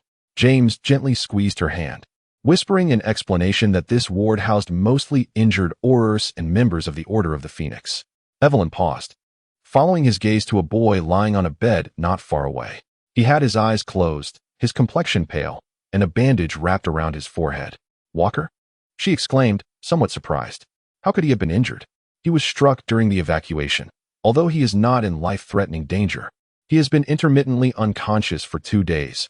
A clear female voice emanated from the doorway of the ward. Everyone turned to see Dorcas entering, accompanied by Professor Dumbledore. The latter bore an unmistakable weariness, as if he had just returned from another battle. During this period, Professor Dumbledore had been trying to converse with him. Dorcas continued, but Merlin has remained incoherent. Death Eaters attempted to breach St. Mungo's to abduct patients. We have thwarted them 4 times already. Currently, the Order of the Phoenix and the Aurors are taking turns to patrol. Just like me, piped up Fabian, raising his hand with a hint of pride. I wasn't injured at the station. I was ambushed in the hospital. Who would be so foolish as to be caught in such an ambush? Gideon, leaning against his bedside, rolled his eyes. The next moment, Fabian gave him a kick on the calf. Dorcas shook her head gently, her expression one of resignation, and then turned to Evelyn, her tone becoming serious. I know you acted to save James, but such prophecies should not be taken lightly. Although Malfoy's words were excessive, they inadvertently saved you. Otherwise, you might already be among Voldemort's targets. At this, James's expression shifted, his brow furrowing as he instinctively tightened his embrace around Evelyn. Evelyn hesitated momentarily, then gently extricated herself from his hold, turning to Sirius with a look of confusion. You didn't tell them? Sirius raised his hands in a gesture of surrender. I wasn't sure if you would wish to speak of it upon waking. He paused, lowering his voice. Moreover, after the incident with Pettigrew, I trust no one but the 3 of you. Evelyn's expression darkened, her voice icy. I certainly intend to inform them. Not just them. I will tell everyone. I will expose Voldemort's most cherished and despicable secret to the world. Furthermore, I will ensure that the entire wizarding community understands that Voldemort is a coward, a half-blood attempting to wield power under the guise of pure blood. Evelyn finally comprehended why the latter half of that prophecy was as it was. She had never understood why she felt compelled to seek vengeance against Voldemort at all costs. But now she realized. Even with James sitting beside her, holding her hand tightly, she knew he had indeed died. She had indeed lost him. Voldemort, you have obliterated everything I held dear. Thus, I shall personally dismantle all that sustains your existence. Wait, what does that mean? Dyge, leaning against another hospital bed, raised his hand, a look of bewilderment etched across his face. Evelyn noted that James, too, gazed at her in confusion, his eyes filled with uncertainty and concern.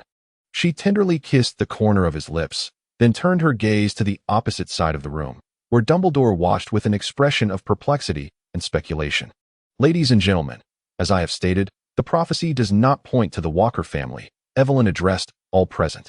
The already tense atmosphere in the hospital room grew even more subdued, and the expressions of those gathered became increasingly perplexed. You lack dramatic effect, Sirius remarked with exasperation, staring at Evelyn. He then cleared his throat and proclaimed melodramatically, Ladies and gentlemen, allow me to reintroduce you. This lady, in beauty rivaling my own, the treasure of Raven, James Potter's girlfriend. Clearly, the intellect of Miss Evelyn surpasses that of everyone present. Upon hearing Sirius's words, Evelyn instantly froze. Amidst the astonished and incredulous gazes of those around her, she slowly covered her face, turning to James with gritted teeth and demanding, Can you not control him? James promptly soothed her with practiced ease, kissing her cheek. Sirius is just being mischievous. Ignore him. Sirius rolled his eyes in dissatisfaction. Hey, just so you know, I intend to be the godfather of your child. Chapter 90, A Thoroughly Slytherin Affair, Part 1. Ducas Marauders had always found Evelyn Umbach to be somewhat of an enigma. Before graduating from Hogwarts, all she knew was that she was a friend of James Potter, possessing considerable courage, and that was the extent of her knowledge. In truth, Ducas was rather curious about her. After all, one must consider, this was James Potter. She had never anticipated that he would one day forge a friendship with a Slytherin. However, the increasingly pronounced scent of gardenias emanating from James seemed to silently convey to everyone that their relationship was deepening.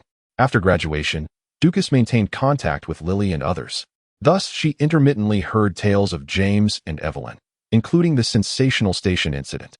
At that time, Rita Skeeter had publicly condemned their elopement, only to be rebutted by the Potter family, stirring quite a controversy. In Ducas's eyes, it was James who loved more fervently and distinctly in this relationship. Evelyn, on the other hand, appeared more like a naive girl, being gently guided by James, step by step, towards him. Did she truly love him? Or was she merely unable to refuse, accommodating James's whims? Ducas had fleetingly pondered such questions. The sudden emergence of the prophecy caught Ducas off guard. Before she could even react, she was urgently dispatched for a protection mission. At that time, everyone unanimously believed that Voldemort would concentrate his main assault on St. Walker.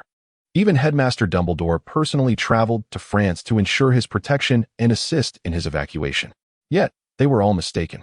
No one can elucidate why Voldemort directed his primary assault towards Mallarn Walker, a mere student. How could he possibly be privy to Voldemort's secrets? The train was ambushed, leaving them with no choice but to find someone to impersonate Walker in order to divert the attention of numerous Death Eaters. And then there was Peter Pettigrew, who betrayed them.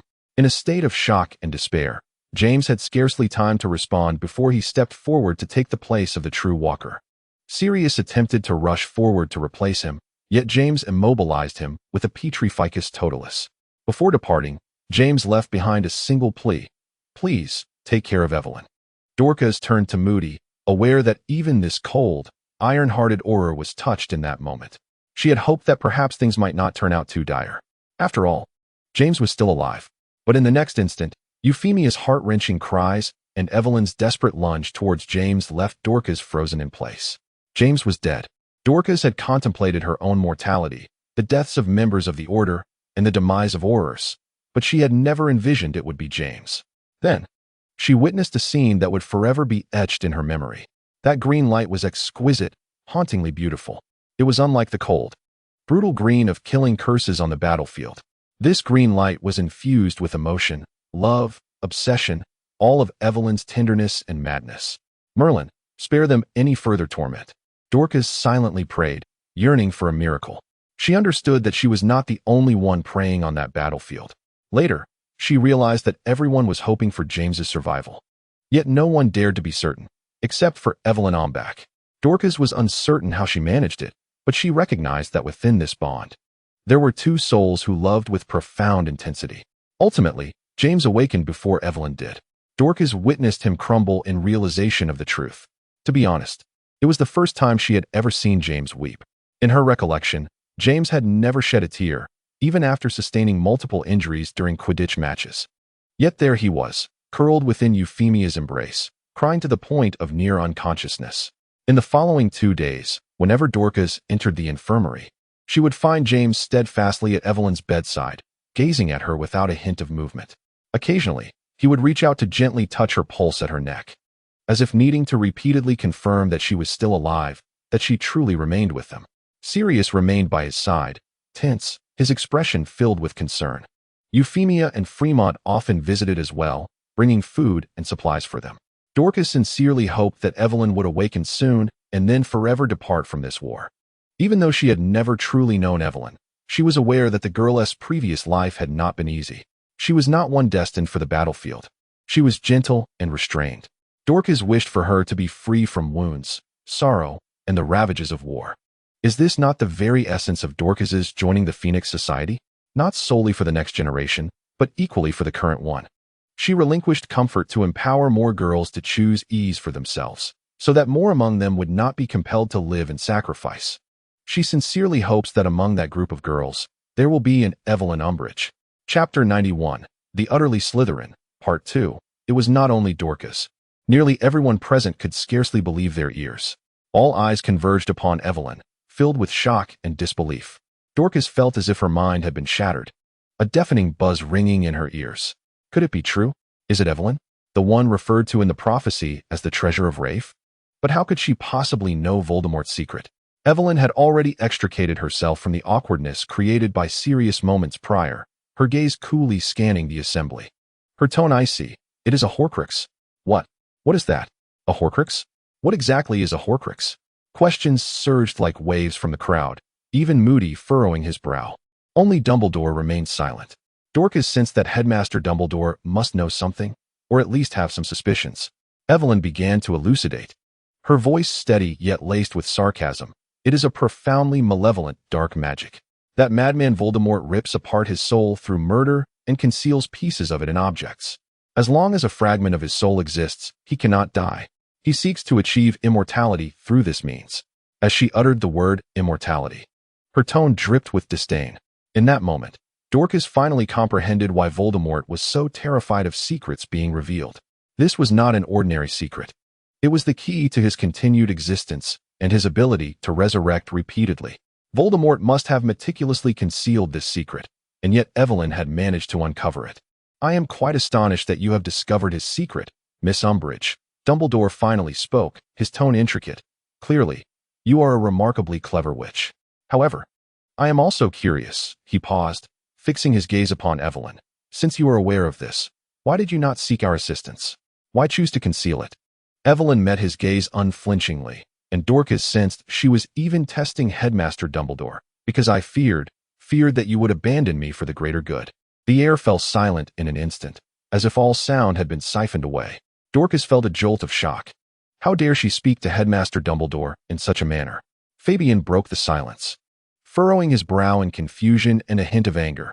How can you use Grindelwald's words to speculate about Headmaster Dumbledore? But Evelyn remained silent, neither retreating from Dumbledore's gaze nor averting her own. Dorcas was astonished to find that it was Dumbledore who first averted his eyes. After a moment of silence, the headmaster spoke slowly, his voice imbued with appreciation and reflection. Miss Umbridge, you possess a greater talent for unearthing secrets than I had anticipated. As Dorcas absorbed Dumbledore's profound remark, she felt utterly bewildered. She cast a furtive glance at the others. Fortunately, she was not alone in her confusion. Nearly every face around her bore the same expression of inquiry and bewilderment. You should have informed Dumbledore sooner, Moody remarked, his brow furrowed and his voice tinged with dissatisfaction. We could have commenced the search for the Horcruxes earlier. If we destroy them, Voldemort will undoubtedly suffer a significant blow. And what good would it do to tell Dumbledore? James interjected almost instinctively, immediately defending Evelyn. How would you even locate them? What if he carries one with him? If I were him, I would surely hide the Horcruxes in the most secure place imaginable. Moody snorted derisively. Carrying one with him would only invite trouble. The issue now, Emmeline Vance spoke up anxiously, is that Voldemort is aware that someone possesses this knowledge. He will undoubtedly conceal each Horcrux more deeply, rendering them even more elusive. We have no advantage. Moreover, Dorcas murmured, we do not even know what his Horcruxes look like. Which items would he choose? Not which, but which ones?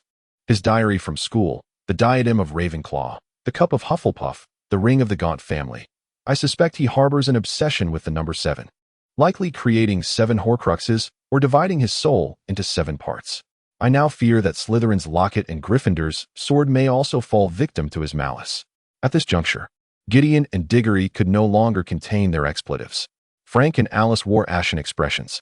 Molly clutched Arthur Weasley's arm tightly, her entire demeanor suggesting she might scream.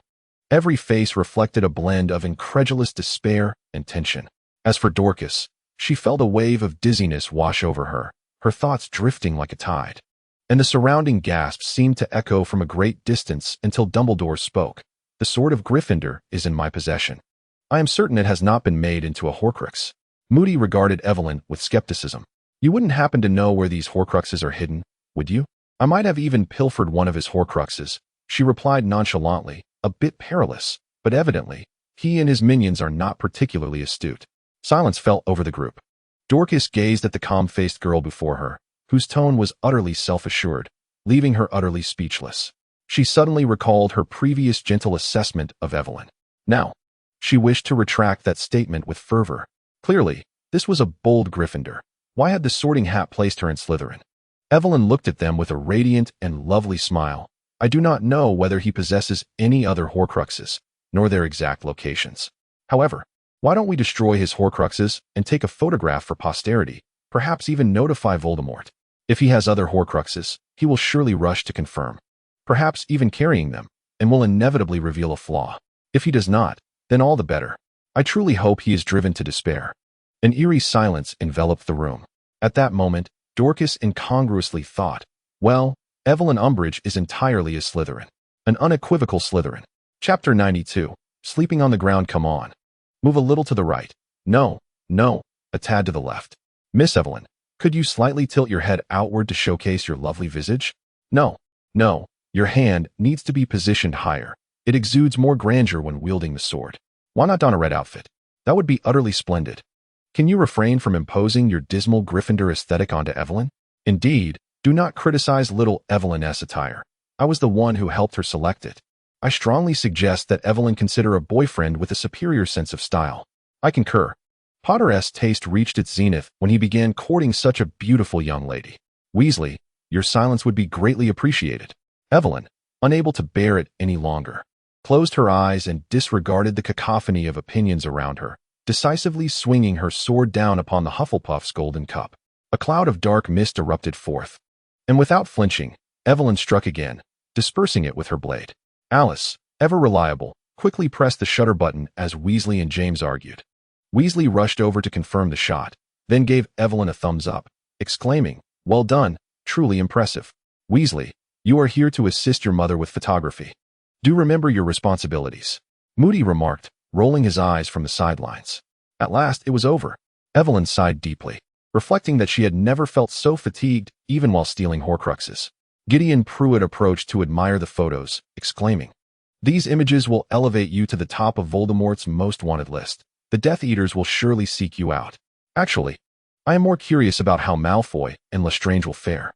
If Voldemort discovers that his most trusted subordinates have misplaced his Horcrux, I dare say they would each receive a killing curse as a reward." Sirius, contentedly peeling an apple nearby, found his bounty snatched by Evelyn before he could take a bite. She bit into it, and then offered a slice to James. He smiled and took it, planting a gentle kiss on her fingertips. "You need not worry. Euphemia and Fremont are already vacationing in Hawaii," James reassured, handing her a freshly arrived letter. Evelyn smiled back and kissed his eyes. "You two not only steal my apple, but also engage in flirtation before my very eyes." Sirius grumbled in disdain. "It is in our presence, indeed," Milrant sighed.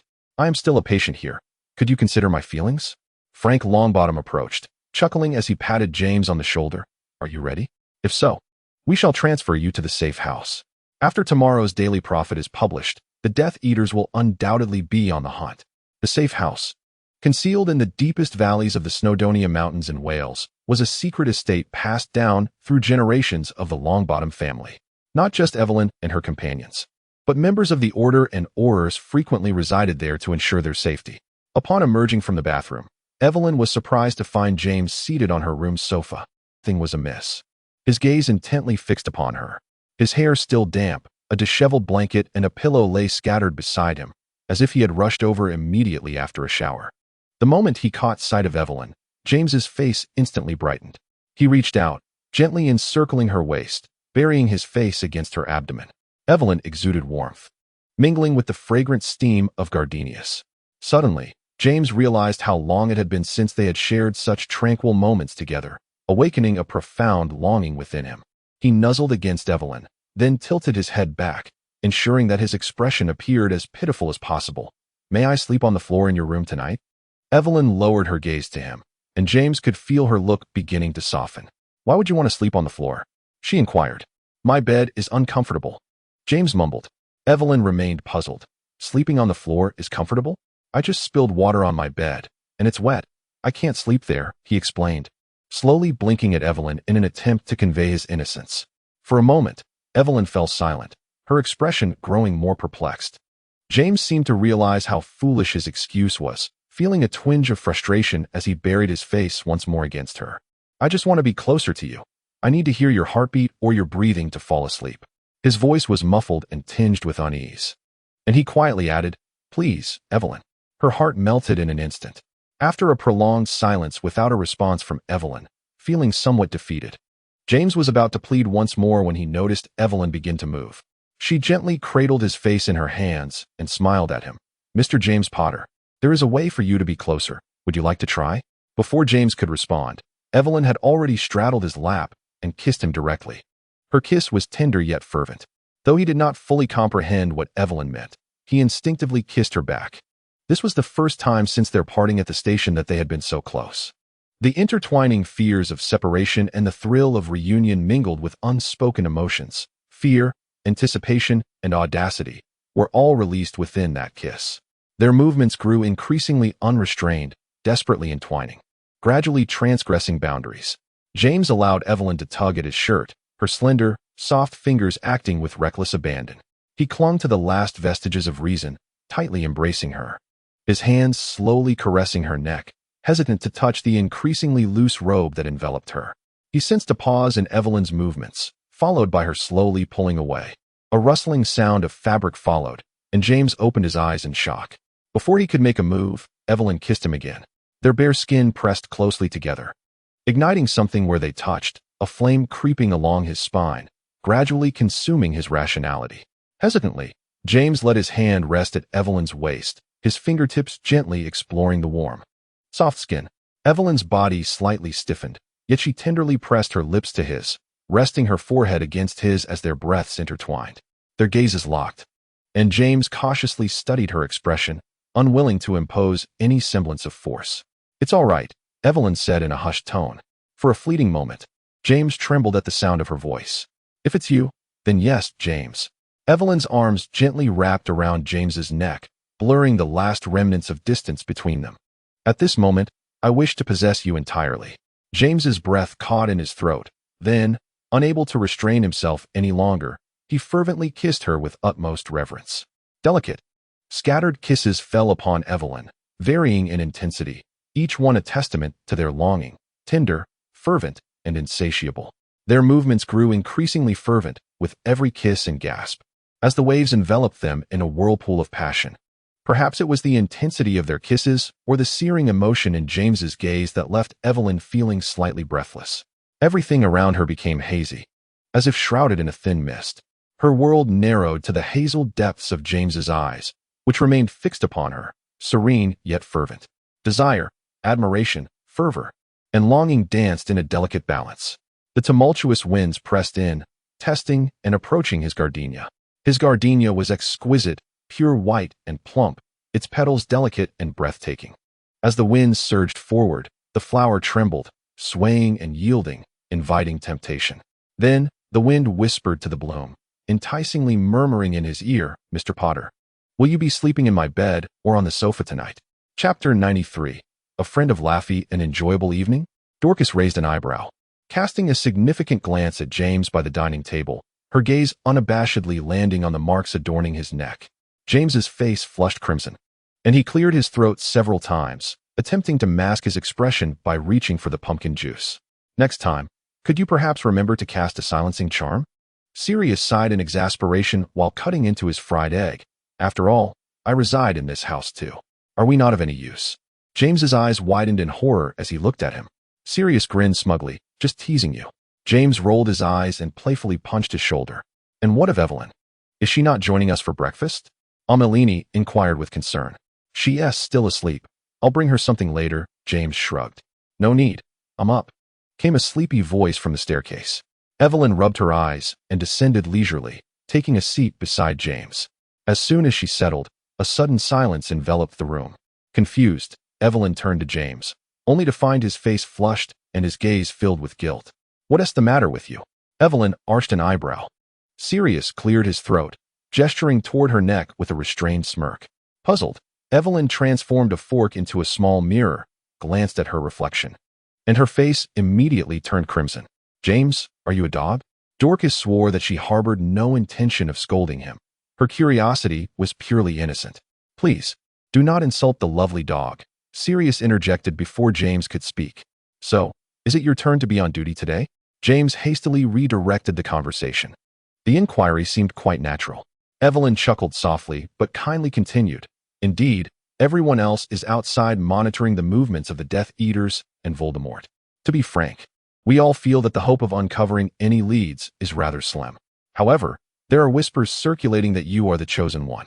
Dorcas flashed a mischievous grin at Evelyn. "The image of you wielding a sword against Horcruxes in the Daily Prophet has left countless witches and wizards utterly captivated." James should be feeling a sense of urgency. "No need for concern. He need not worry," Evelyn replied gently, for my heart belongs solely to him." In an instant, James's expression shifted from one of grievance to wild abandon as he made a face at Dorcas and leaned in to kiss Evelyn on the cheek. "Regardless, you both must remain safely in the hideout for now. The outside world is tumultuous, and the Death Eaters are searching for you." Just as Ameline's words faded, a faint pop echoed in the air. Accompanied by the sound of an explosion, a house elf, wrapped in a tea towel, materialized before them.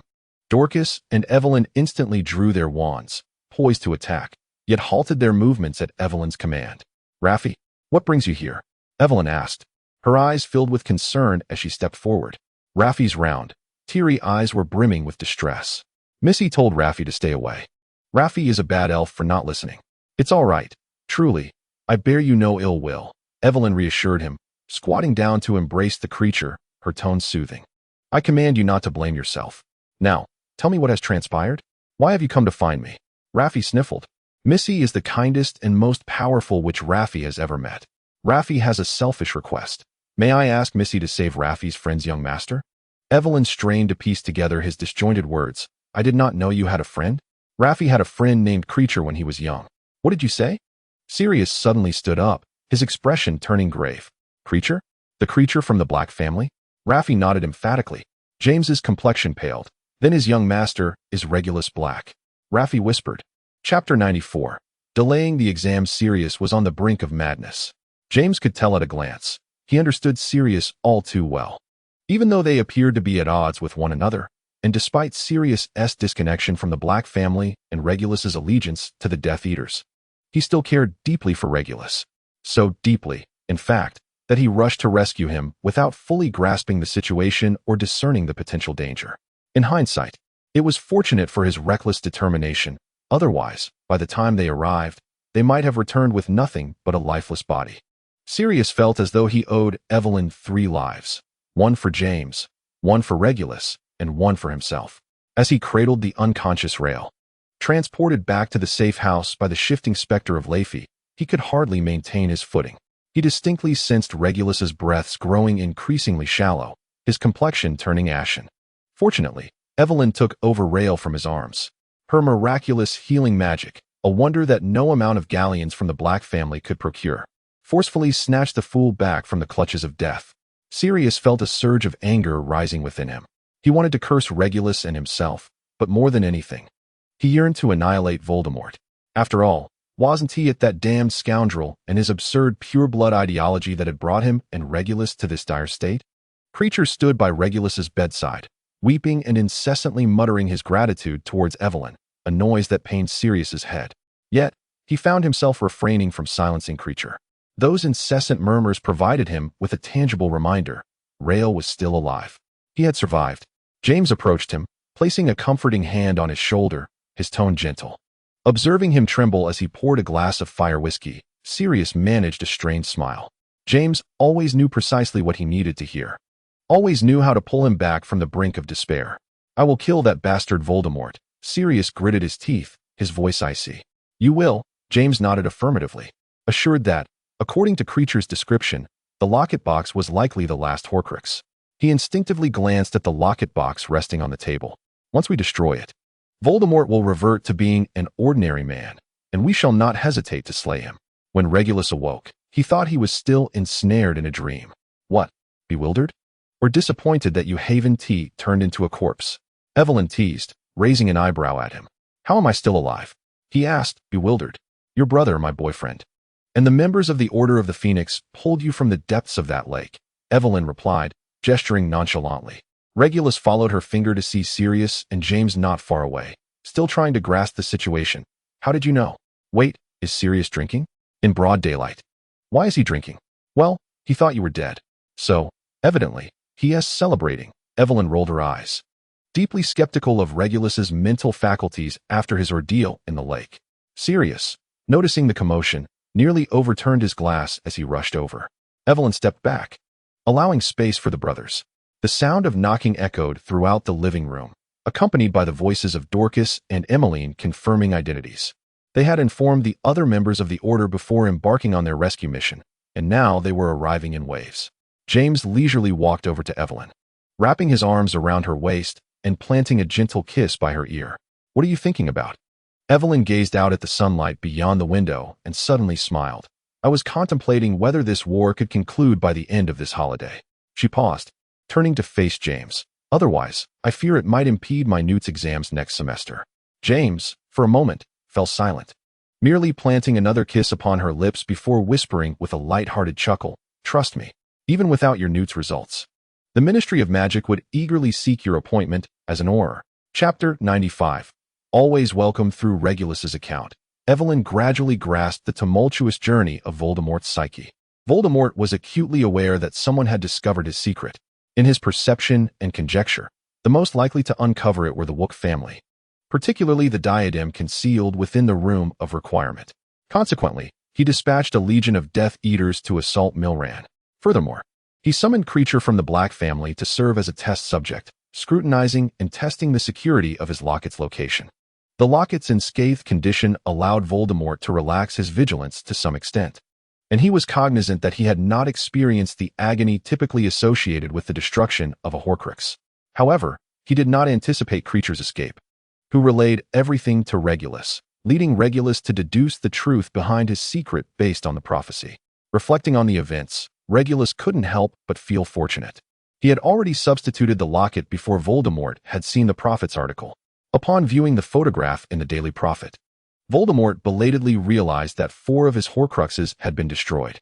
He also discovered that his perception of the Horcruxes was alarmingly feeble, as their destruction did not inflict upon him the anticipated pang of anguish. Meanwhile, Sirius and his companions had just been transported back by 2 house elves via apparition when Voldemort returned to the cave, filled with fury. Fabian sat at the conference table, his expression grim, while Abraxas Malfoy and Rodolphus Lestrange were instantly struck down by the killing curse. Following the revelation of the Horcruxes, many Death Eaters began to approach us to confess. Frank Longbottom interjected. They had not anticipated that their master was a madman. Yet, the dilemma remains. We cannot fully trust them.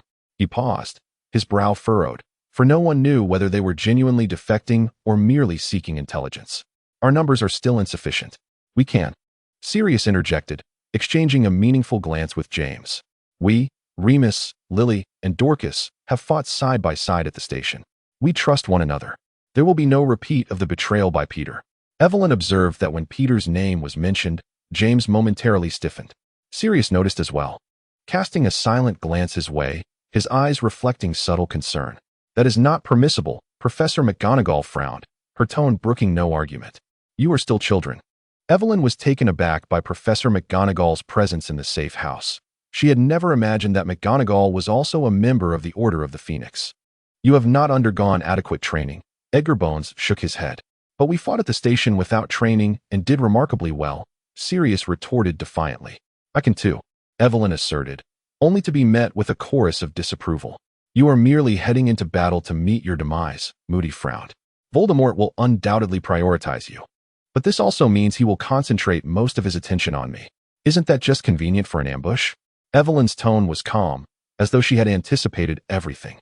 The room fell into silence. The expressions of those present varied. If anyone should be hiding, it ought to be Regulus. Evelyn cast a glance around, shifting the conversation, noting that he not only betrayed Voldemort, but also left behind a mocking note. This elicited a disgruntled complaint from Regulus. I still cannot comprehend your thought process, Sirius sighed, rubbing his temples as he looked at Regulus. How could you act so recklessly? Sometimes people act impulsively, but I only do so on occasion, Regulus rolled his eyes. I suppose it's because I have a reckless brother. I am merely brave, Sirius countered immediately. What he means is, you are indeed courageous, Regulus, James interjected. Are you all right? Evelyn inquired softly, taking James's hand as they returned to the room, willingly nestling into his embrace. James held her as they sat on the sofa, their foreheads gently touching, breaths intertwining. What about Peter Pettigrew? How is he? James hesitated before asking. Ever since regaining consciousness, he had been deliberately avoiding news regarding Pettigrew. He went home with his mother, Sirius stated. Evelyn replied softly, I heard he plans to drop out. James fell silent for a moment, gradually resting his chin on her shoulder. I do not know whether I should hate him. I hate him, Evelyn said without hesitation. He nearly caused your demise. For me, we were never close. There were no feelings involved, so hating him is not difficult. She tenderly stroked James's hair. But you were friends, For 6 years. You laughed together, played together, grew together. If you cannot hate him, then that is entirely understandable. James's voice was muffled against her collar, but Sirius finds it easy to hate him. That is because Sirius is a black. You know their love and hate are both intense, Evelyn chuckled lightly. And you, to him, are paramount. Thus, his hatred is deeper. James remained silent, merely tightening his embrace. If he had only betrayed me, I am not even sure I would genuinely hate him, he murmured. Perhaps he was merely cowardly. Such things might be too much for him. But the issue is, his betrayal was not just nearly fatal for me. James paused, his voice barely audible. It nearly cost you your life in front of me. If it weren't for Fox's timely arrival, I believe I do hate him, he finally admitted. Yet I cannot help but wonder if we overlooked something. Have we, all along, ignored him, forcing him to become this way? Ultimately, it is I who failed to protect you. I am the one who should bear the responsibility. No, Evelyn firmly interrupted him, gently kissing the corner of his mouth. I do not care whether you hate him or not. She gazed into James's eyes. But I hope you do not torment yourself over this matter. You must forgive yourself. All right. James pressed his lips together, offering a weary smile. I may never forgive myself. But that is fine, little AI, she replied. To be unable to forgive means I will never forget the debt I owe you. Evelyn furrowed her brow, poised to retort. Yet was interrupted by a hesitant knock at the door. Are you all occupied at the moment? Came Sirius's voice from outside, tinged with awkwardness. There are plenty of people waiting outside. Of course, it's natural for you to be in a passionate embrace. I have no objections. If you truly are engaged in something, please conclude it swiftly. I'm not intentionally intruding. It was Dorcas and the others who sent me to summon you for dinner. James's face flushed visibly. Unable to contain herself any longer, Evelyn rose from James's embrace and flung open the door. She glared at the smirking Sirius outside and declared without mercy, Black, when it's your turn to date, I shall repay you tenfold. Sirius raised an eyebrow, his grin unwavering, always welcome. Chapter 96, The Great Battle, Part 1. A streak of red light whizzed past Evelyn's hair, prompting her to swiftly sidestep, narrowly evading the malevolent curse that followed. In a fluid motion, she retaliated with a slicing spell directed at her adversary. Watch out, she shouted, simultaneously raising her wand to cast a shield charm on Lily, as a curse collided with the protective barrier, dissipating quietly in midair. Nearby, Sirius's laughter echoed. Well done, James. You're not too shabby either. James called back amidst the fray. You too, focus. We're surrounded by lethal curses. Remus shouted in exasperation. Since the last Horcrux was destroyed and subsequently featured on the front page of the Daily Prophet, Voldemort seemed to have plunged into madness. He commanded his Death Eaters to launch relentless assaults, wave after wave, brutal and unyielding. Countless Muggle-born wizards were injured or even perished in the onslaught. Ironically, regardless of the scale of the attacks, he himself never made an appearance. He lurked in the shadows, directing his remaining followers into battle.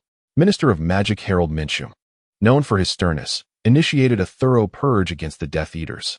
Some who chose to defect, after rigorous scrutiny, were granted temporary trust to partake in a portion of the ministry's defense efforts.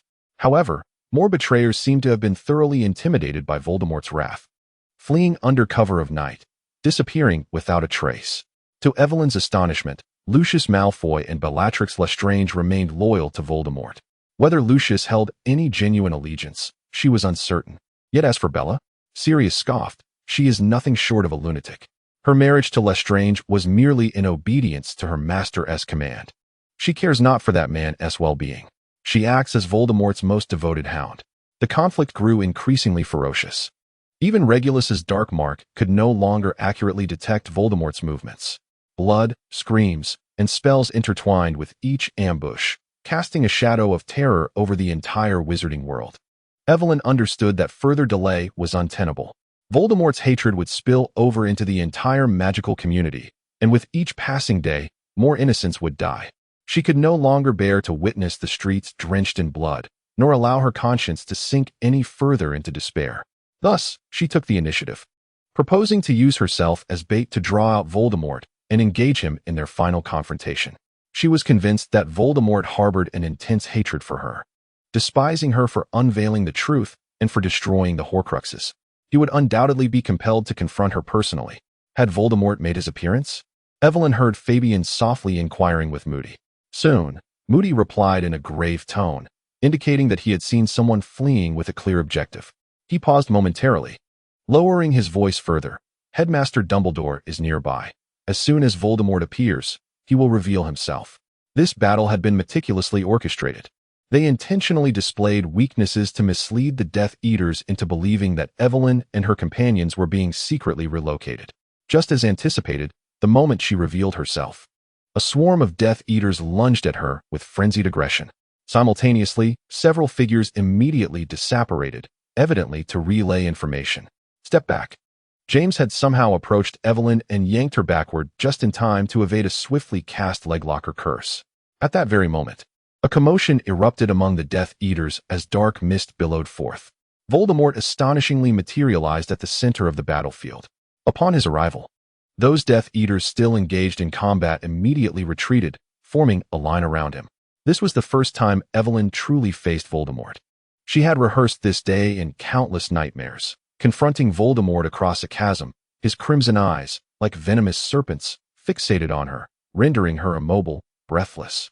Yet in reality, she found herself devoid of fear, standing tall, wand firmly grasped, blood roaring in her ears, a chilling clarity born of anger and hatred coursing through her. She even raised a mocking smile. "Tom Riddle, do you fancy the photograph I published in the Daily Prophet? I suspect you are quite pleased. After all, I am rather lovely, stunning to behold. However, I am not as fortunate as you, burdened with your unspeakable secrets and horcruxes, which have long made me nauseous." Voldemort's face contorted with rage. A jet of emerald green killing curse surged toward her. A brilliant white light intercepted it just in time. Dumbledore had arrived. The white and green lights clashed violently in midair, exploding with brilliance. The battle erupted in that instant. Chapter 97. The Great Battle, Part 2. Countless spells sliced through the air, colors intertwining, violently colliding, the cacophony of magic resonating like thunder. In contrast to the spirited and increasingly emboldened Aurors and members of the Order of the Phoenix, the Death Eaters appeared increasingly disorganized and overwhelmed. Evelyn was engaged in combat with Lucius Malfoy. She quickly discerned that his spells lacked intent to kill, their tempo sluggish, devoid of any true desire to fight. "You despise him as well, don't you?" Evelyn remarked coolly as she raised her hand to deflect the leisurely advancing stunning spell. Lucius, expressionless yet still haughty, replied, "I despise you too. Your mother siphoned off so much wealth. As her daughter, you naturally evoke my disdain. The Malfoy family will not fall due to these galleons.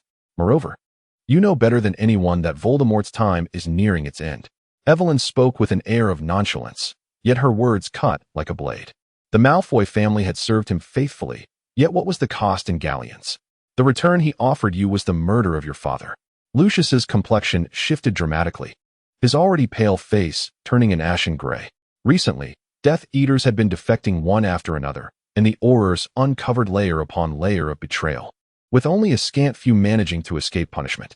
Now, an opportunity lay before you. Lucius scoffed, his gaze turning cold and predatory. "Umbra, you are indeed more adept at manipulating hearts than your mother.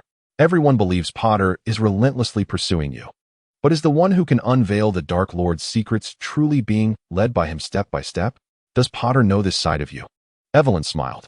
"Thank you for the reminder. It brings to mind that you and your wife share a harmonious relationship, do you not? If you are convicted, she may find it difficult to remain unscathed." Lucius fixed his intense gaze upon her, his eyes flickering. After casting several spells devoid of real potency, he finally murmured, "You have one." Evelyn slightly lifted her lips. "By the way, you need not worry about my love life. I shall be happier than anyone else." Lucius rolled his eyes in disdain. In that moment, their movements abruptly quickened, the previously loose standoff transforming into a sharp and fierce clash, spells intertwining with rapidity. "I am here to assist you." James arrived just in time, positioning himself beside Evelyn. They exchanged a brief glance, and James immediately understood. The three began to fight in unison, one attacking while the others defended, advancing step by step with seamless coordination. As they battled and retreated, they gradually moved towards the confrontation between Dumbledore and Voldemort.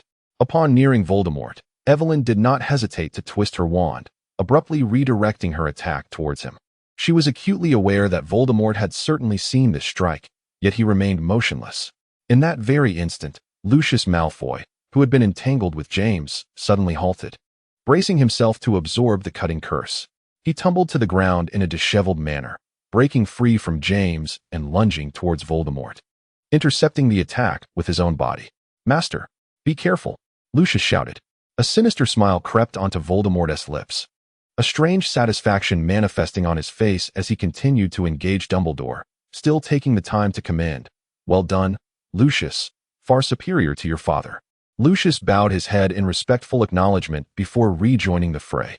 Voldemort's already narrow snake-like eyes narrowed further, fixating on Evelyn, his voice chilling and icy. "Dumbledore has just saved your life, and now you present yourself willingly." No sooner had he spoken than the tip of his wand glimmered with a green hue. However, in the next moment, a red beam struck Voldemort without warning. It was the bone-cutting curse, unleashed by Lucius Malfoy.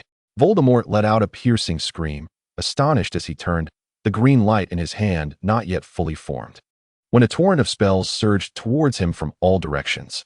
There were too many. An overwhelming swarm of spells rushed at him, and Evelyn felt certain that numerous Death Eater attacks were among them. No one could discern which spell had been pivotal, nor could anyone ascertain whether the interwoven curses had triggered a catastrophic chain reaction. A brilliant light erupted from within Voldemort's body, causing it to splinter and crack as the radiance intensified.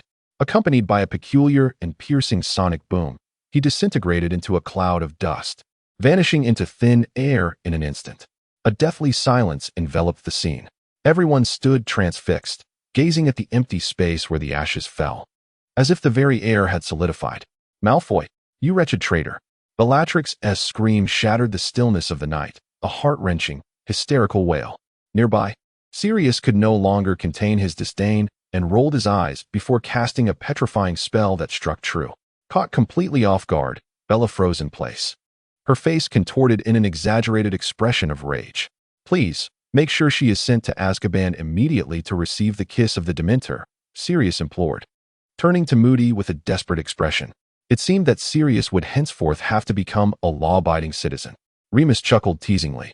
"I believe that living next to Bellatrix would be far more tormenting for him than being in Azkaban itself." Sirius forced a smile in response, clearly struggling to suppress the urge to roll his eyes once more. At that moment, the Aurors and members of the Order of the Phoenix swiftly began to eliminate the remaining Death Eaters. Some attempted to disapparate away, only to be horrified to discover that an anti-disapparition jinx had been cast over the area unbeknownst to them. Evelyn and her companions gathered together, with Marlene still appearing somewhat dazed. "Is it over?" she asked. "It should be," Lily replied with a tired yet relieved smile. James wrapped his arm around Evelyn's waist from behind, resting their heads together and whispering sweet nothings, gently swaying side to side like children. "Is anyone going to stop them?" Marlene observed the couple with exasperation. They were the only ones not single, and their behavior seemed rather impolite. "At least they are showing restraint," Sirius remarked. "At least there are no public displays of affection." "You have no idea what I've endured living with them during this time," he added. "What are we supposed to do now?" Remus blinked in confusion. "School. Take the newts, graduate," Lily counted on her fingers. "By the way, do you think they will award us the Order of Merlin?" "Who knows?" Sirius shrugged. "Perhaps. Though Evelyn and Rael are certainly beyond reproach." "Oh right, speaking of Regulus," Marlene inquired. "Where is he?"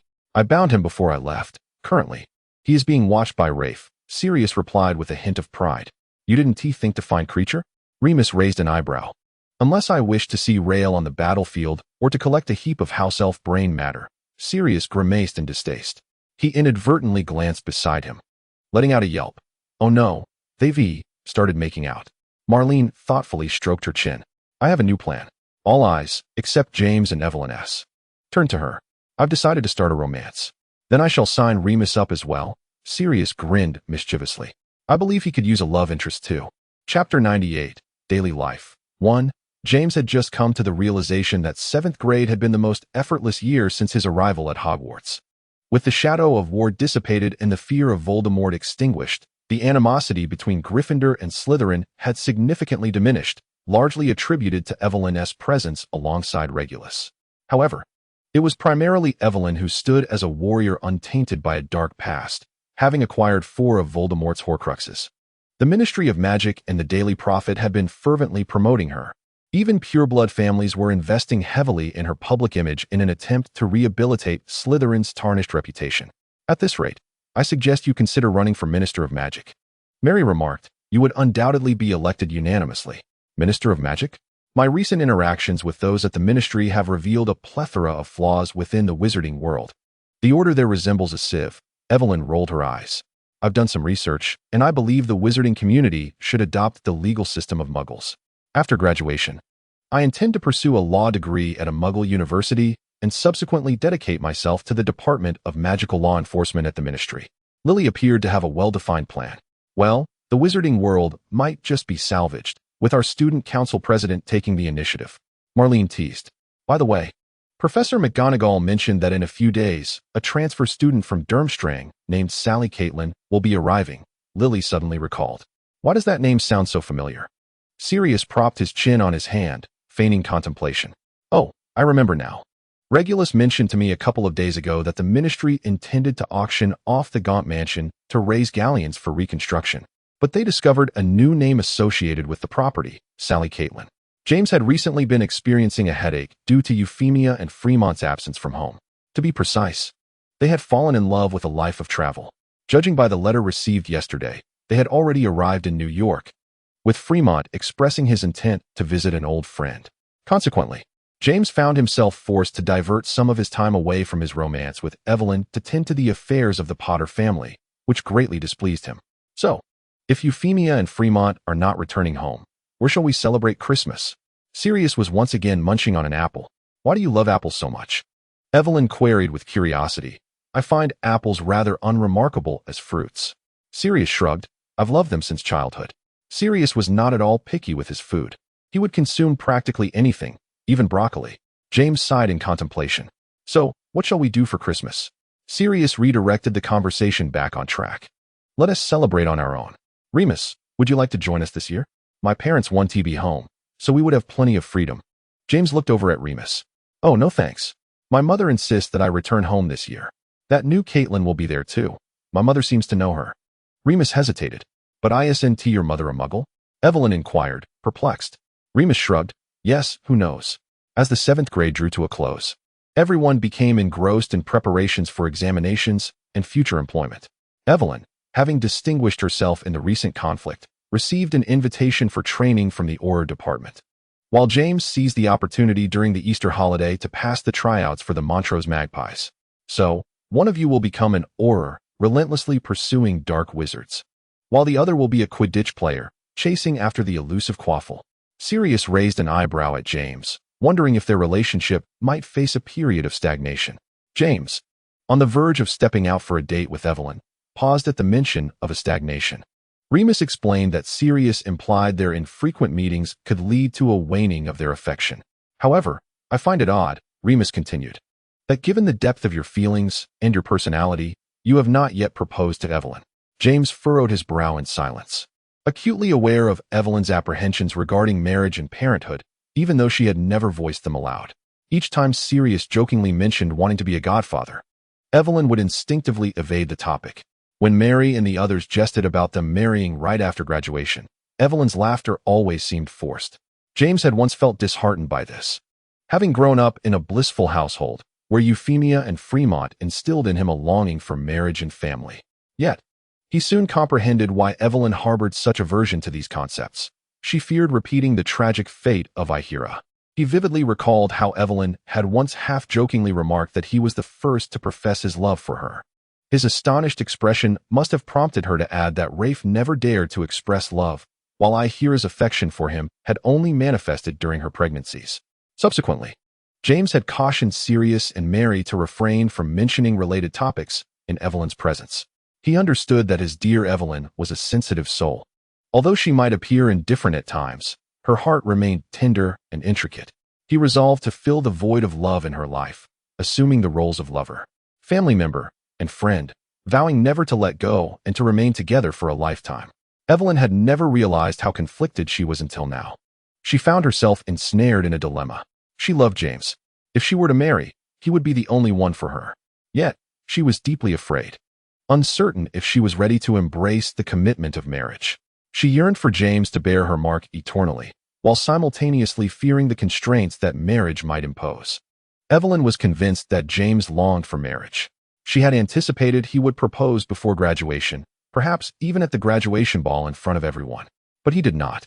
This realization brought her both relief and a subtle sense of disappointment. In truth, she was uncertain of her own desires, even questioning how she might respond if James were to kneel before her with a proposal. Then Evelyn suddenly laughed, for she had come to a realization. She had never doubted that James would propose to her, nor had she ever questioned his desire to spend a lifetime together. Chapter 99, Daily Life. 2. James had left school 2 months prior to graduation, embarking on journeys with his team to participate in competitions. Preparing for the 1978 Quidditch World Cup, Evelyn was compelled to temporarily part ways with him, relying solely on a two-way mirror lent to her by Sirius to maintain their connection. The good news was that James was a prodigy in every aspect. Even before officially graduating, merely a substitute for the Montrose Magpies, he had dazzled everyone during a sudden appearance, swiftly securing a permanent position. Following that, he achieved victory in consecutive matches and ultimately earned a spot on the England Quidditch national team, becoming a member of the roster for the 1978 World Cup. This was accompanied by more intensive training and a busier schedule. James hurried back to Hogwarts only to complete his Newt's examinations before he was to return immediately to the training camp. Time is running short. You must leave. Evelyn gently nudged him, attempting to coax him off the bed. Yet James stubbornly held her close, his voice tinged with grievance as he whispered into her neck. But I truly miss you. It has been far too long since I last saw you. Besides, I even drank a contraceptive potion this morning, which was utterly dreadful. Evelyn's heart softened, and her earlier insistence dissipated. She allowed him to draw near affectionately, gradually responding to his advances. However, a hint of concern lingered in her mind. Won't your coach and teammates scold you? Breathless, James playfully nibbled her earlobe, his voice husky and delighted. Not at all. They will only envy me. After all, my girlfriend is the most beloved witch in the entire wizarding world. Evelyn deliberately arched her back, hearing James stifle a low groan.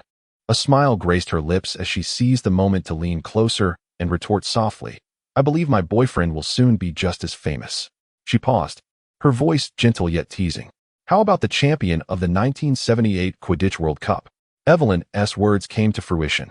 Colorful ribbons soared through the air.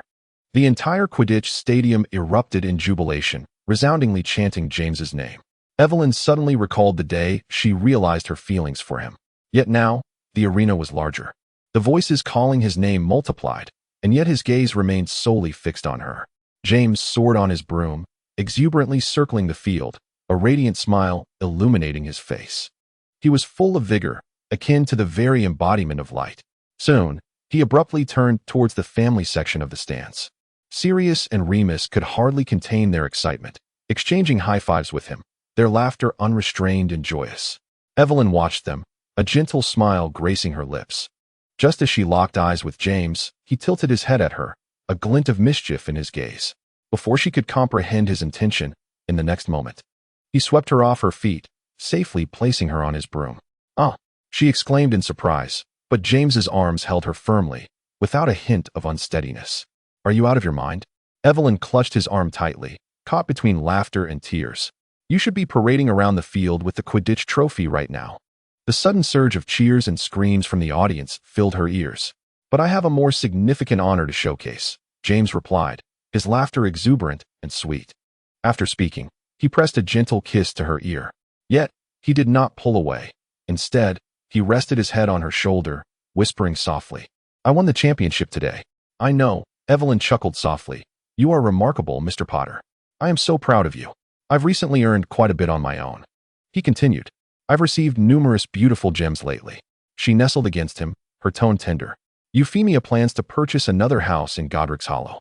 Evelyn was taken aback, turning to him, only to find James presenting her with a key to Gringotts. The team provided this. My salary will be deposited here. Evelyn pressed her lips together slightly, but did not take the key. James lowered his gaze, yet his hand remained outstretched. Evelyn, I realize I can be foolish at times. On one hand, I feel I know you well. On the other, I often cannot fathom what you are thinking. Regardless of what you desire, please do tell me. If you seek a stable marriage, I can propose to you right now.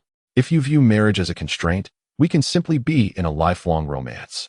This key is yours to command, whether or not there is a formal engagement. I only wish to do all I can to put your mind at ease. I hope that one day, when you look back in old age, you will not regret being with me." Suddenly, Evelyn laughed. "Is this a proposal?" "It is a request. To spend a lifetime together with you," James replied earnestly, gazing into her eyes. At that moment, Evelyn realized that this was exactly what she desired. In the spotlight of the Quidditch pitch, they etched their memories into one another. The uncertainties and hesitations she had harbored about marriage dissipated strangely in that instant. She understood that James had been diligently crafting a space for her where she could feel secure. It was reminiscent of the soft fortress that Rafie had built for her with pillows in her childhood, warm and comforting, making her feel safe. Now, James was using his love to construct a gentle haven that was not suffocating. "I accept your request." Evelyn finally reached out to take the key, smiling as she added, "Provided you give me a beautiful diamond ring." James's eyes lit up, as if ignited, and he joyously confirmed, "What do you mean by that?" Evelyn rolled her eyes playfully, her smile evident. "Mr. Potter, I am making it quite clear. Right now, descend to the Quidditch pitch, retrieve the ring you have prepared, and propose to me. Oh, by the way," she added, "our new home should ideally have a garden. I will purchase a whole field of flowers for you." James kissed her quickly and then maneuvered his broom, diving swiftly toward the ground. "By the way, how did you know I bought a ring?" he inquired during the descent. "Before you graduated, you utilized Euphemia's Gringotts vault, did you not?" Evelyn winked at him, clearly indicating that the goblin had mistaken her for Mrs. Potter and sent the receipt to her. "I must lodge a complaint against them." James fumed. Chapter 100, Daily Life, 3. Concerning patron uses, you two certainly make quite the spectacle. Sirius shook his head while flipping through the Daily Prophet, feeling as though every moment of your courtship was being reported on. Just the other day, Rita Skeeter contacted us, expressing her desire to pen a biography about us. James was at a loss for words, exclaiming, "We are merely 18. What biography could possibly be written?" "I never imagined you would so effortlessly deceive Evelyn into accepting your proposal." Mary sighed, looking at Evelyn with a mixture of disappointment and disbelief. "Couldn't you have kept him hanging a little longer? I wagered he would need to ask at least 7 or 8 times before succeeding." James shot Mary an incredulous glare, brimming with indignation. Then, nervously glancing at Evelyn, he feared she might heed Mary's suggestion and declare his previous proposal null and void.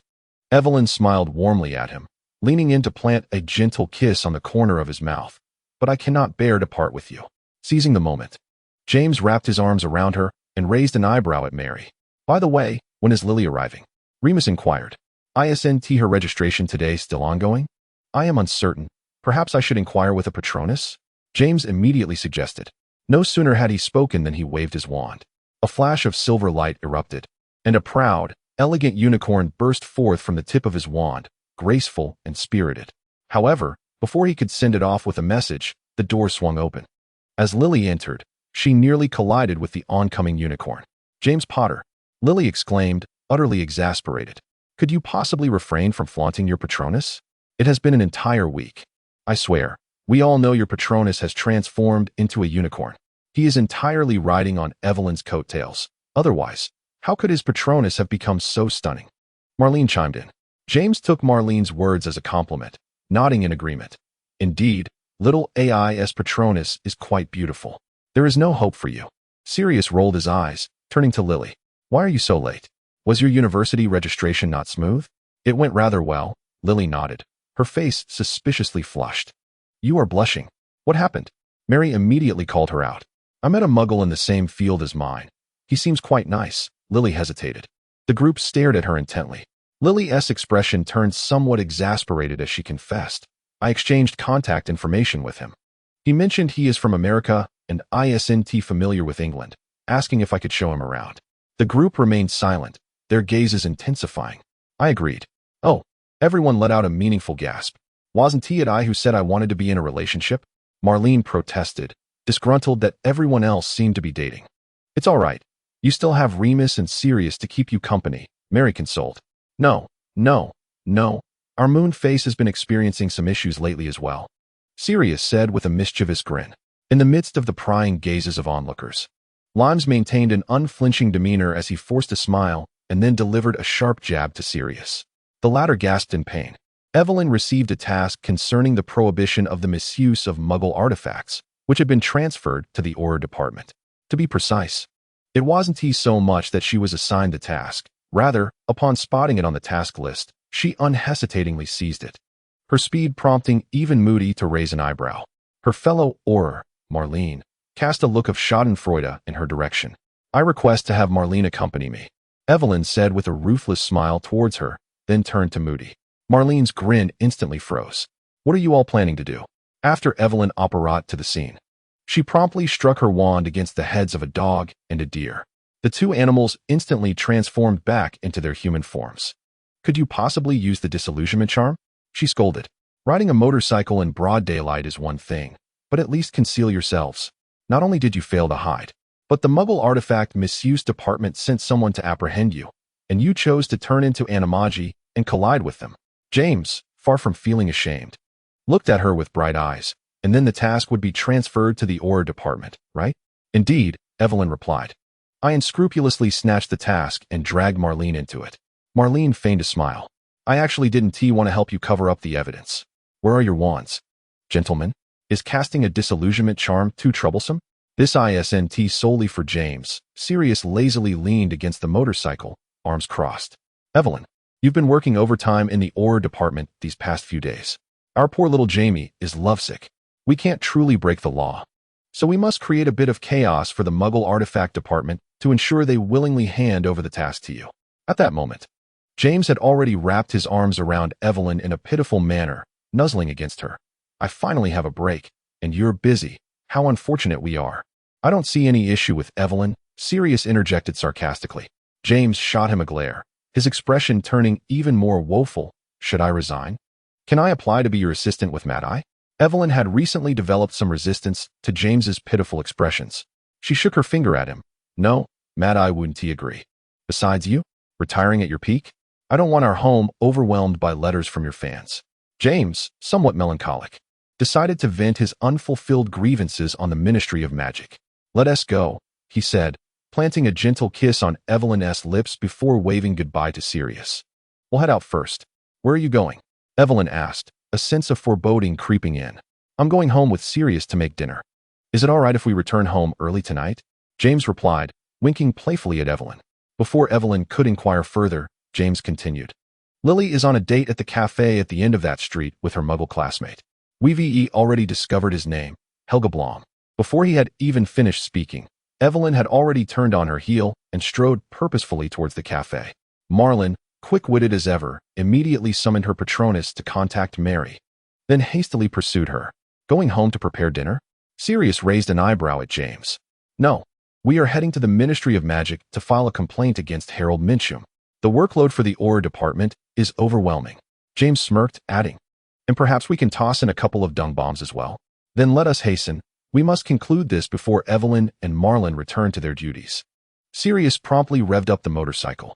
Chapter 101, Daily Life. 4. On engagement, James insisted on hosting a grand engagement ceremony, inviting everyone they knew. "Is this the reason you've dominated the front page of the Daily Prophet for 3 days?" Remus sighed. "I've never seen anyone so ostentatiously announce their engagement." "So, have you chosen your dresses?" Mary inquired curiously. "Indeed. We made arrangements long ago." James nodded vehemently. "We decided back in 6th year." Sirius, meanwhile, scrutinized the venue layout and engagement schedule, perplexed by one particular stipulation. "What does it mean that no emerald green elements are allowed? I personally think a touch of it would look rather splendid." James's expression soured further, prompting Evelyn to shoot Sirius a warning glance. Although bewildered, Sirius quickly amended, "However, white is indeed more beautiful." "By the way," Sally interjected, "Rabaston has entered Azkaban, and according to Rodolphus's will, the assets of the Lestrange family are inherited by Voldemort, who is now deceased. Consequently, this estate is mine. It's quite lovely inside. Have you considered holding the ceremony at Lestrange Manor?" Remus gasped, covering her mouth in horror, while James's face fell completely. Before Evelyn could offer him any comfort, James silently retrieved a piece of parchment and a quill. "What are you doing?" Evelyn instinctively asked. "I need to secure another front page." 09 on Lily. When James secured his second Quidditch championship, Evelyn had successfully been elected as the head of the Aura office. The first female head, renowned for her unparalleled expertise and accuracy in information gathering, could swiftly discern traps from genuine intelligence during investigations and raids against dark wizards. Furthermore, she had, through some unique ability, saved nearly every Auror's life within the department. Has Lily arrived yet? Evelyn asked, a note of concern in her voice as she glanced at Marlin. Marlin shook her head. Not yet. However, she just contacted me through her Patronus. She should be on her way. Pausing, she added softly, Lily hasn't been herself lately. Ever since her breakup with Blom, she seems rather disoriented. Why did they split? Sirius inquired curiously while sifting through documents. Marlin sighed. You're unaware? Several countries in Europe have been in turmoil. Some pureblood families have been reviving old grievances, claiming that wizards should not marry muggles, and many muggle spouses have even faced attacks. There is undoubtedly someone orchestrating this, not only in Britain but also in France, Germany, and even the United States. That Blom is a scoundrel, she concluded.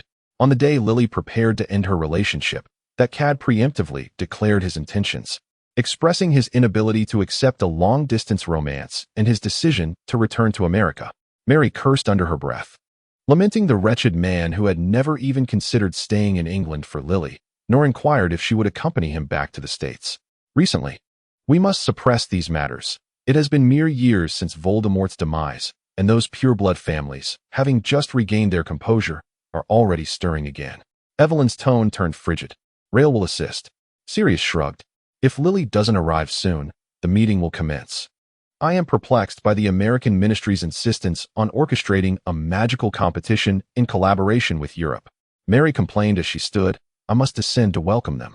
After graduating, Mary had spent 2 years at a Muggle psychological clinic honing her understanding of Muggle psychology. She then returned to the wizarding world, taking a position in the Department of International Magical Cooperation. Just as Mary was about to exit, the office door was flung open with a bang. James burst in, breathless and wide-eyed. Do you know who I just saw on the first floor? The group turned in unison.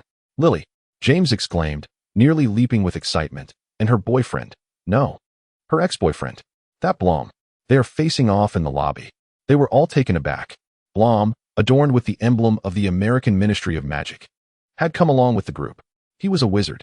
As he spoke, he grasped Evelyn's hand. Come on, little Ivy, you must want to witness this spectacle. Evelyn sprang to her feet, allowing James to pull her along. Sirius promptly sent a message to Remus via Patronus. Don't date Sally.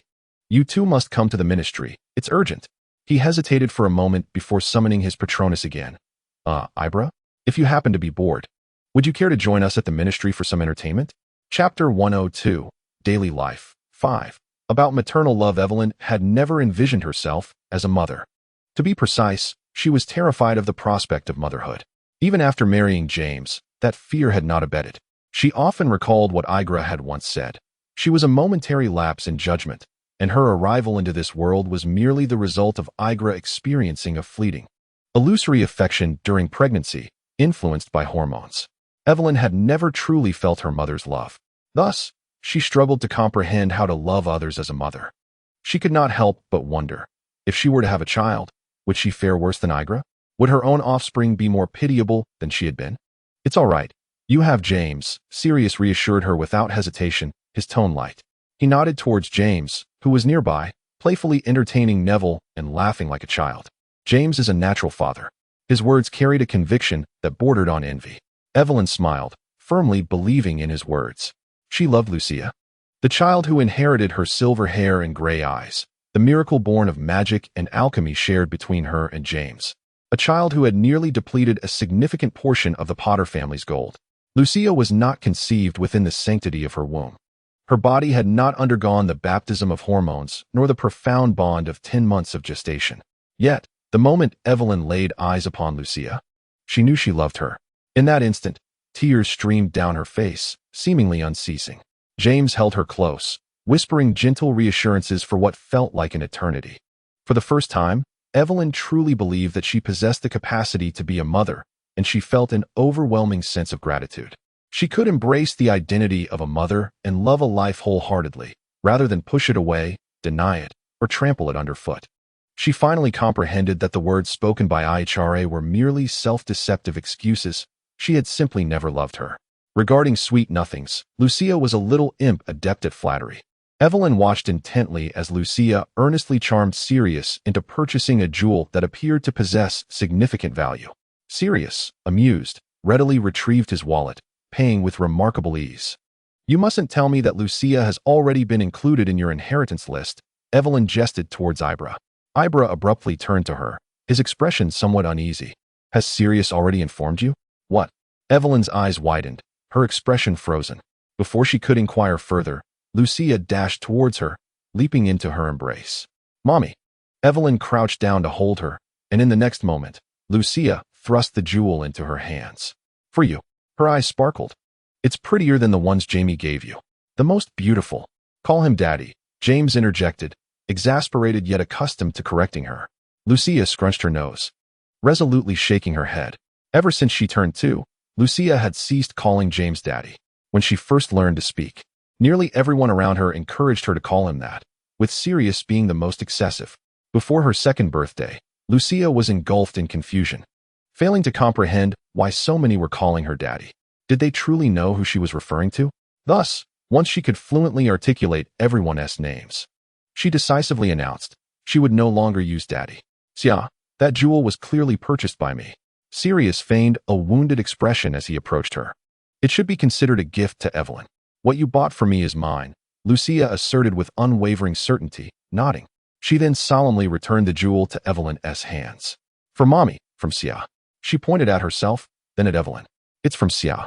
Pausing for a moment, her small hand patted Sirius's thigh, and in a serious tone declared, "Ziz did well. Sia is very pleased. Sia loves you. Keep up the good work." "Keep up the good work at what?" Sirius asked, bewildered. "Keep working so that Sia loves you more," Lucia stated with conviction, her gaze tinged with disdain, as if she couldn't fathom why she needed to explain this to him. Sirius was momentarily speechless, staring at her as if to confirm whether he had heard her correctly. James and Remus were laughing uncontrollably, while Zinedine and Sally unabashedly burst into laughter as well. But why was Evelyn not putting in any effort? What gave her the right to simply take your gem? Sirius lamented. Sia loved her mother. Lucia immediately turned to Evelyn, wearing a charming smile, as Sia's affection for her mother seemed to overflow. Sirius shot an exaggerated eye roll at Evelyn. Evelyn stifled her laughter, trying to fend off Lucia's sweet talk. "Your flattery cannot erase the fact that you yanked so many leaves off Little G yesterday." "Exactly," Little G echoed indignantly in her ear. Lucia widened her eyes, playfully winking at Evelyn. "Mommy, let's go buy fertilizer for Little G now. She would absolutely love it. I want to get her the most expensive one.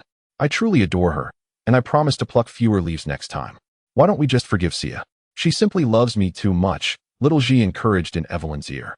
Evelyn sighed, about to speak, when suddenly, the clerk from the earlier shop rushed out, holding a pink backpack.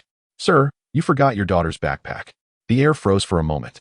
James narrowed his eyes dangerously and slowly turned to Sirius. "Your daughter?" The clerk looked innocently confused. "Did I say something wrong? This gentleman just said it was his daughter." "Sirius Black," James roared. Sirius quickly snatched the backpack and bolted. "So what? Who told Sia to have eyes just like mine? She's my daughter too." James was beside himself with rage. "Oh, there's no helping it. Sia is just too beautiful, looking like me and not you," Sirius provocatively called back. "I swear I'll knock you out." James lunged forward, ready to throw a punch. Jamie, transform into a deer. Use your fork to attack him," Lucia excitedly shouted from the side. Just as James was about to transform, Evelyn grabbed him. "Stop it. We are in a muggle mall." Chapter 1. Come pursue me. Sally Caitlin harbored feelings for Remus Lupin. It was unclear when this sentiment had begun. They had known each other for a decade. Perhaps it was the warm smile Remus had shown her when she was first adopted by Lyle and Hope as their niece. Or maybe it was her fondness for the scent of chocolate, which Remus always carried, providing a sense of comfort. It could also be that during every thunderstorm, regardless of how late it was, he would softly approach her bedside, awkwardly comforting her, and these reassurances gradually became natural and practiced. Perhaps it was the moment he had cradled her face, gazing into her eyes, and earnestly told her, "Do not fear, I will always be by your side." More likely, she was simply a possessive lunatic. After all, such blood flowed through her veins. Yet, regardless of everything, Sally steadfastly believed in one truth. Remus Lupin would undoubtedly belong to her. In whatever capacity, he would forever exclusively belong to her. "Brother," Sally softly called. her gaze fixed upon Remus across the room. Just as Remus rose, he heard her voice, and his movement suddenly froze. "Wishing you a delightful date with Mary," she said with a smile, the corners of her lips curling upward, though the warmth did not reach her eyes. Remus managed a brief smile in return, casting her a glance before turning to approach Mary. Evelyn and I are planning to meet in Hogsmeade later, and Sirius will be joining us. Would you care to join?" James leaned closer, his tone cautious. "But my brother is supposed to have a date with Mary alone, right?" Sally replied in a flat tone, her gaze cooling slightly. James nodded in acknowledgement. "Last week it was Lily, this week it's Mary. Is it going to be Marlene's turn next week?" Sally rose from her seat, muttering that he better hide from her for a lifetime. Evelyn looked at her with a questioning expression, but Sally merely shook her head slightly, saying nothing as she strode out of the hall. As she passed the Slytherin long table, she vaguely overheard Nott and a few others murmuring, "That man has instructed us to search again at Hogwarts," describing a girl with black hair and black eyes, one we've been searching for since our first year. Yet we have yet to find her after all these years. Sally did not pause her stride, her expression unchanged, as she discreetly retrieved a small mirror from her robe pocket. The reflection revealed a girl with red hair and blue eyes, flawless and without a trace of imperfection. She had maintained this facade for a decade. To achieve this, she had concealed the fact that she was a metamorphmagus. The wizarding world was aware that Voldemort was searching for a girl with black hair and black eyes. No one knew her identity, nor her connection to Voldemort, nor the reason for his obsessive pursuit of her. Except for Sally herself. Voldemort, her dear uncle, was on the hunt for her. The very man who had personally taken her mother and father from her when she was 6 years old was now willing to go to any lengths to locate her and the Horcrux she had hidden away.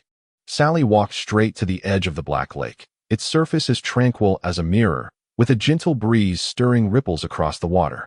Before long, footsteps approached from behind. "Is your brother on a date with MacDonald?" Logan Weasley stood beside her, a hint of schadenfreude in his voice. Since returning from Christmas break, he had been seen with various girls. Those unaware might assume he was trying to escape the fervor of Potter and Evelyn's romance. "He's merely avoiding me," Sally replied with an unusual calmness. "He knows I like him after the incident during the Christmas holiday." She slowly raised her gaze, her eyes locking onto Logan's, which seemed to harbor a brewing storm. "But he promised he would always be there for me." In that instant, Logan felt a chill run down his spine. He instinctively took 2 steps back, raising his hands in a gesture of surrender. "Please, don't look at me like that. The one you should be furious with is your dear brother." "I can't bear to," Sally murmured, gazing into the distance, her voice barely above a whisper. Logan rolled his eyes and urged her, "Then what was the point of hinting for me to come find you? Get to the point. We shouldn't be seen here together." Sally turned her gaze towards him. Logan Weasley was her friend since second year, an exceptionally clever Slytherin. Before Evelyn transferred, almost no one was willing to associate closely with Slytherins, aside from Lily. A serendipitous encounter introduced her to Logan, revealing an unexpected harmony between them. Perhaps it was due to their shared familiarity with existing behind masks. They clandestinely forged a friendship, hidden from the eyes of others. After all, their lack of public connection contrasted sharply with their unspoken understanding in private, which was rather exhilarating, was it not? Over the years, Logan often relied on the intelligence she provided to deftly evade the pranks orchestrated by James and others targeting Slytherin. "You have brown hair and brown eyes too," Sally remarked, her voice light and airy. Logan widened his eyes, instantly on guard. "So what? You're not considering using me as a stand-in for your brother, are you? You do realize I'm gay." "I know," Sally replied with a gentle smile. "As long as no one else finds out, it will be fine." The breeze swept across the lake, tousling her hair, while the rustling leaves behind her whispered secrets. "When Remus rejected me, he said he only saw me as a sister. He insisted he was too dangerous, too scarred, and that I deserved better." Her gaze fell, her smile chillingly tremulous. "But he was mistaken. No one treats me better than he does. He is my best choice. If he wishes to protect me, he must keep me by his side forever." After a moment of silence, Logan spoke. "To be honest, I initially felt sympathy for your brother, but now I find myself feeling more pity for myself." He looked at Sally with a wry smile and asked, "I just want to know, have you considered my safety in your plans?" "Don't worry, with little AI around. You're safe," Sally reassured, raising an eyebrow. "She knows what I intend to do. She won't let you perish. We're only in 6th grade. Please, just let me live to graduate," Logan said, crossing his arms and heaving a deep sigh. So what should I do now? Sally lifted her chin and smiled at him, her tone laced with seduction and determination. Come pursue me, Mr. Logan White. Let them know of your existence. Chapter 2. The setup inside the three broomsticks in Hogsmeade. The warm crackle of the fire filled the air with the aroma of hot butterbeer. In a corner, Remus sat by the window, gently tracing the rim of his cup with his fingers.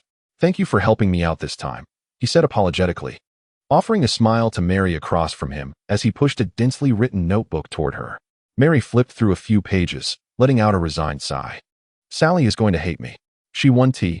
Remus shook his head firmly. She's a kind girl. She'll only be angry with me. Mary raised an eyebrow, her tone sharply candid.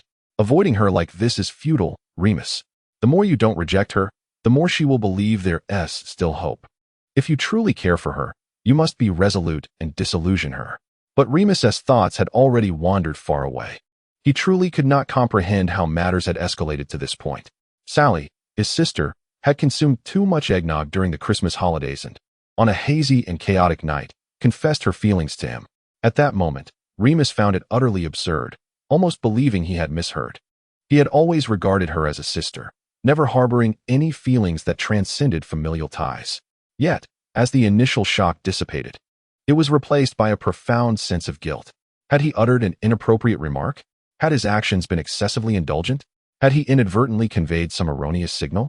He remained oblivious, allowing her emotions to gradually evolve into this current predicament.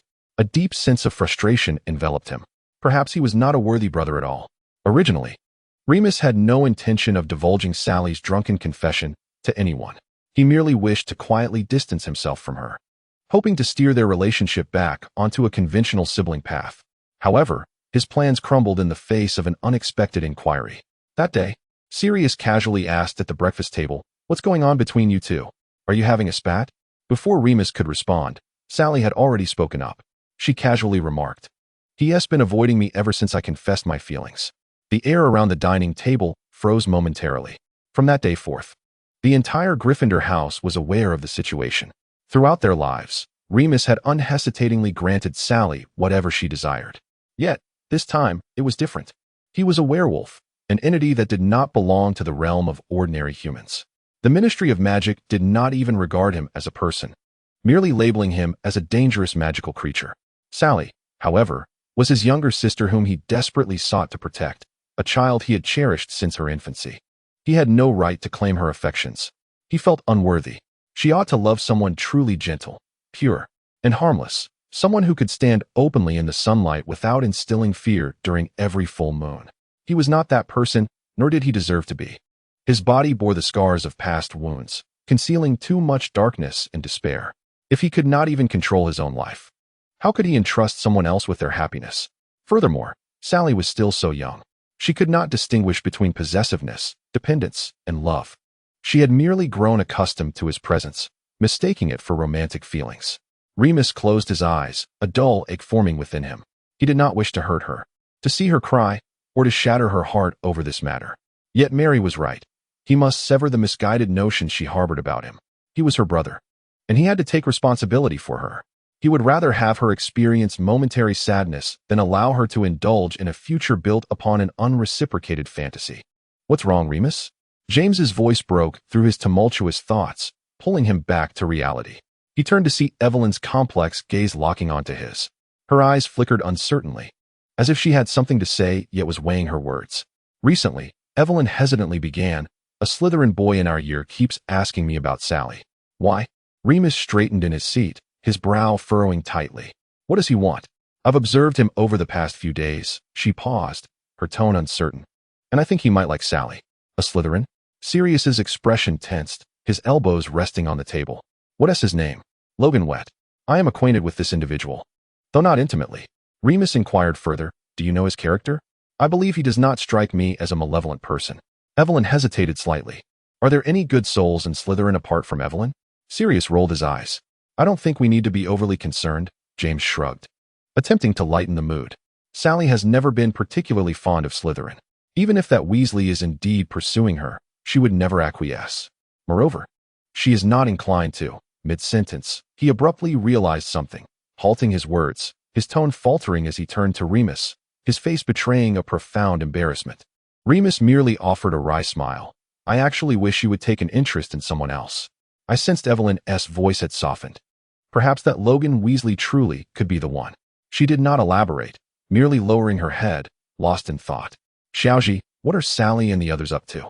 Evelyn inquired with an impassive demeanor. Sally just mentioned something about submerging Logan completely in chocolate sauce. Xiaoji's voice bore a hint of uncertainty. Chapter 3. I hate that you like me after dinner, at the end of the corridor. Are you going to keep avoiding me, brother? Sally stood at the staircase corner, obstructing Remus's path. He halted instinctively, his gaze dropping as he averted her eyes. You dislike that I like you, don't you? Sally's voice trembled, thick with nasality. You would rather enlist Lily and Mary to act with you then? No, Remus interrupted her, his voice clipped, as though he were expending every ounce of his strength. Silence enveloped the air. Remus could hear Sally's breath, rapid, quavering, interspersed with sobs. Sally was crying. His sister was in tears. Remus felt his heart constrict painfully, rendering him nearly breathless. Sally was not one to weep often. Her tears were a rare occurrence. He remembered each instance vividly. Back then, she had yet to call him brother. On that occasion, as Remus approached his first full moon, the excruciating pain and restlessness within him had him on the brink of collapse. Sally, as usual, had been chattering away incessantly, and he, overwhelmed, had snapped at her. You're so loud. Can't you let me have a moment of peace? The 7-year-old Sally had fallen silent, turning away with a look of disappointment and helplessness that pierced Remus's heart like a thorn. He had instantaneously regretted his outburst, but at that age, he too was merely 7, unaware of how to take responsibility for his emotions or how to apologize. That night, a storm descended upon them. Thunder and rain battering the windows, mercilessly pummeling the eaves. The acute hearing of a werewolf made it nearly impossible for Remus to find rest. He lay in bed, hands over his ears, and amidst the cacophony of the tempest, he faintly discerned a sound that did not belong to the storm. It was weeping, intermittent, desperately suppressed sobs. He sat up, hesitated for a moment, and then stealthily exited his room. Approaching Sally's door, the sounds of her crying grew clearer and more tangible. Remus pushed the door open and beheld Sally curled up amidst a pile of blankets and pillows, her covers drawn up so high that they nearly obscured her entire face. The lightning outside cast a ghostly pallor through the curtains, illuminating the stark fear and fragility etched upon her visage. With each thunderclap, she shuddered uncontrollably. Brother, she whispered, her voice hoarse yet imbued with unreserved trust, as if she had entirely forgotten his earlier, cutting words. It was the first time she had called him brother. In that fleeting moment, an unfamiliar sensation surged within Remus, responsibility. It was a heavy burden, yet it grounded him like never before. He was no longer the despised monster at St. Mungo's, nor merely the weight that wore down his parents. A burden that would rend flesh and blood under the full moon. In Sally's eyes, he was her brother. Her brother. I am here, he murmured softly, hastily moving to the bedside, climbing onto the bed, and enveloping her tightly through the blankets. It's all right. He mimicked the way his mother had comforted him after his transformation, awkwardly stroking her hair, his voice gentle. Brother, I'm so scared. Sally's voice quavered, her face buried in his chest, hands pressed tightly against her ears, as if doing so could shield her from the world's terrors. Do not be afraid, I am here. Remus softly repeated, I will always be with you. He did not know if Sally could hear him, yet he kept saying it over and over. I will always be with you. After that night, Sally began to call him brother. From that day forth, Remus never spoke harshly to her again. She was his sister, and he was willing to sacrifice everything for her happiness and smile. And now, Remus closed his eyes, attempting to shield himself from the overwhelming softness that surged within him. He nearly gritted his teeth as he said, I hate that you care for me. I do not hate you. You are my sister. But I despise myself.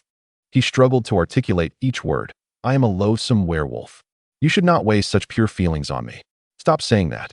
Sally stepped forward, but froze upon witnessing his instinctive retreat. Her steps halted. Do not speak so of yourself. You are not loathsome. You are Remus. You are, but that is the truth. Remus opened his eyes, gazing at her. He forced himself to meet her eyes, those that were swollen and red from weeping. Her cheeks were flushed, as if her heart had just been violently torn apart. Your affection for me makes me feel even more repugnant. His voice trembled, yet he stubbornly finished. What kind of brother would invoke such feelings in his own sister? Your affection makes me feel unworthy of being a brother. Sally's body stiffened. She neither moved nor spoke, her gaze slowly becoming unfocused. Lamus saw the light in her eyes shatter bit by bit. Her body trembled slightly, as if desperately clinging to the last vestiges of dignity and sanity. "I'm sorry, brother," she whispered, her voice as light as the wind. The next moment, she fled, leaving only silence behind. Remus leaned against the wall, his body slumping weakly to the floor, breath erratic, his chest heaving violently. He covered his face with his palm, striving to quell the tumultuous pain within. He wished fervently for everything to revert to its original state. She was his sister, and he was her brother. He longed to protect her, even if it meant incurring her resentment. He was willing to sacrifice everything for her, as long as she could find genuine happiness. Chapter 4. The substitute. After attempting the swelling spell twice and a transformation spell once, only to find the results unsatisfactory, Sally solemnly resolved to weep through the night while clutching an onion. Evelyn had finally managed to escape the clingy James and hurried to the kitchen to assist her. Upon opening the door, she was confronted with an utterly absurd scene. Sally was crouched in the corner of the kitchen, gradually tearing apart the onion, tears cascading uncontrollably down her cheeks. Surrounding her was a circle of house elves, all appearing frantic and helpless, as if they were on the verge of colliding with the walls in search of relief. Meanwhile, Logan leisurely leaned against the counter, cradling a cup of hot chocolate, occasionally rolling his eyes at Sally.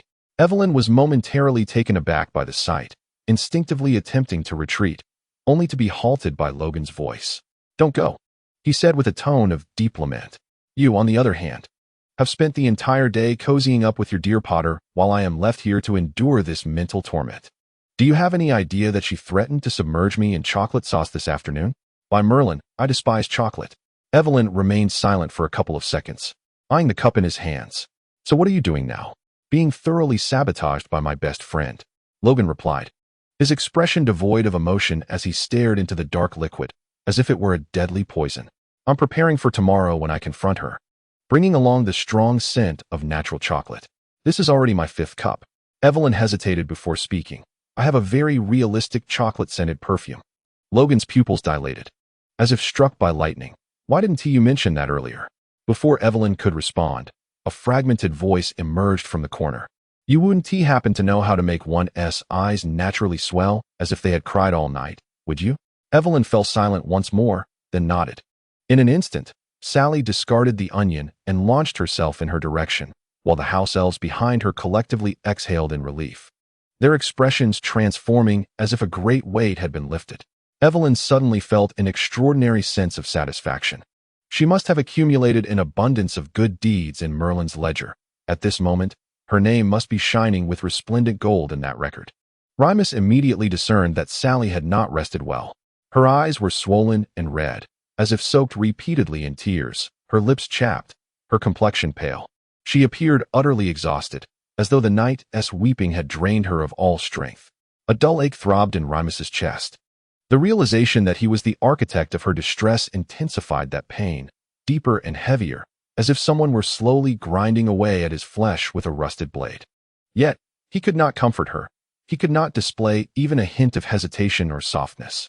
Evelyn seemed to sense something amiss, deliberately choosing to sit beside the Gryffindor long table today, as if to provide Sally with some support. Yet, the atmosphere remained oppressive, with every gaze flitting between Remus and Sally. At that moment, a sound of footsteps broke the silence. Initially, no one paid attention until Sally Caitlin's clear, youthful voice pierced through the stillness, brimming with uncontainable excitement and anticipation. Almost everyone turned their heads, and even Sally snapped out of her reverie to look up. Remus's body instantly stiffened. He recognized the newcomer, Logan Waite, a 6th-year Slytherin student mentioned by Evelyn the previous day. With brown hair, deep brown eyes, and clad in a beige sweater, he emanated an almost cloying scent of chocolate. It wasn't just Remus who felt a shift. James and others also sensed a change, their expressions tinged with unspoken vigilance and scrutiny. "I am Logan Waite," the boy declared, his smile radiant and unabashed, seemingly unfazed by the dozens of inquisitive eyes surrounding him. His gaze was solely fixed on Sally, showing no hint of surprise at her current state of weariness. "I've liked you for quite some time, Sally. May I have the honor of inviting you to Hogsmeade this weekend?" Remus observed as Sally froze. The moment she laid eyes on Waite, she was rendered speechless. He slowly clenched his fists, uncertain whether he hoped for her to decline or accept. He was equally oblivious to what choice she would make. The only thing he knew was that when Sally met his gaze, there was a faint, yearning glimmer of expectation in her eyes. Remus loathed such familiarity, despising his acute awareness of her desires. She wished for him to speak, to intervene on her behalf. Yet Remus merely averted his gaze. He didn't even need to look to envision the disappointment that must have crossed her face. But what right did he have to stop her? By what authority? As the brother who had just rejected her? Very well. Remus distinctly heard Sally's response. His eyes shot up, unexpectedly meeting hers once more. Sally was not looking at Wait, but rather at him, her eyes filled with sorrow and unabashed defiance. She gazed at him, enunciating each word as if to etch them into his eardrums. Wait, you will come to pick me up on Saturday morning, won't you? Of course, Logan Wait replied. His expression as gentle as ever, seemingly indifferent to her demeanor, merely smiling faintly. This time, it was Sally who turned her gaze away first. She looked towards Logan, a hint of a smile playing at her lips. Perhaps you could accompany me for a stroll today? Nothing would please me more. Logan's grin widened, as if he had finally awaited this moment. In the next instant, Sally rose, unhesitatingly walking alongside him. Her departure was so decisive, as if she had never cared about those left behind. Yet Remus caught a glimpse of the tears glistening at the corners of her eyes. My dear brother, perhaps you believe that all my actions are merely a temporary act of defiance, that we shall revert to our former selves, and you will still be my brother. Perhaps you think I am simply heartbroken, casting Logan in the shadow of your memory. Yet you will understand that the one no longer embraced by love is merely a substitute. I refuse to accept that you can only be my brother. You harbor too many reservations to accept me. You have not yet even begun to feel love for me. Nevertheless, it matters not, for I shall compel you. You are left with but one choice, to fall in love with me and to become utterly consumed by that passion. Chapter 5. Upon first laying eyes on Logan Wet, Sirius sensed an unsettling peculiarity. When that rich, almost overpowering aroma of chocolate wafted towards him, he could scarcely doubt that this Wet was attempting to mimic Remus. Aside from Remus, an almost fervent connoisseur of chocolate, Sirius had never encountered anyone exuding such a potent scent of it. Not only was there a similarity in fragrance, but also in hair color, eye color, and fashion sense. Even their physiques bore a striking resemblance. Sirius had to concede that even he, when viewed from behind, would momentarily falter and confuse the two. Curiously, his appearance was highly suspect. It coincided precisely with the day after Sally had been soundly rejected by Remus. Just when she was at her most vulnerable and desperate, intruding into her life with an undeniable array of similarities. Sirius glanced sideways at Remus, whose countenance was darkened, clearly aware of the deliberate nature of this intrusion. Sirius had refrained from overly involving himself in the affairs between Remus and Sally. Remus was his closest friend, while Sally was not only Remus's sister but also someone Sirius had known since their first year, whom he regarded as his own sister. He understood that not only he, but also James, viewed Sally as a sister.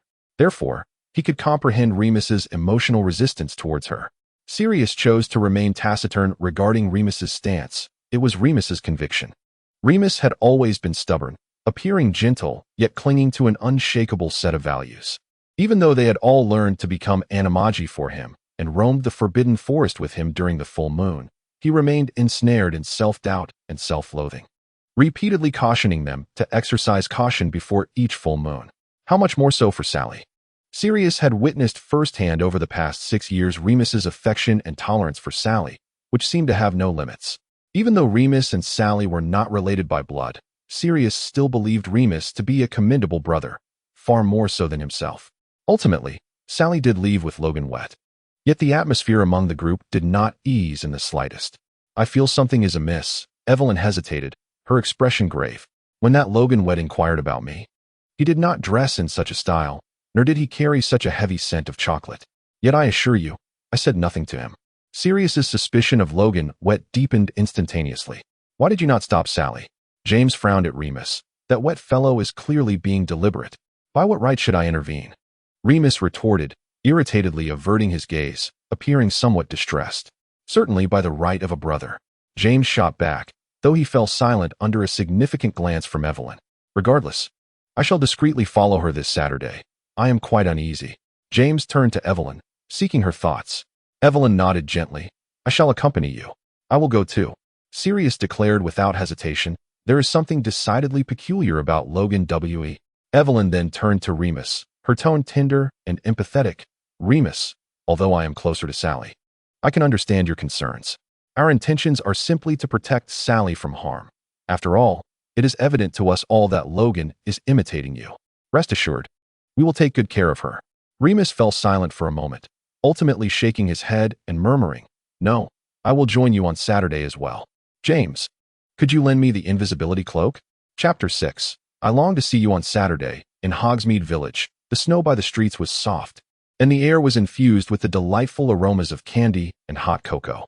James, Evelyn, Sirius, and Remus, concealed beneath the invisibility cloak, trailed at a distance behind Sally and Logan W.T.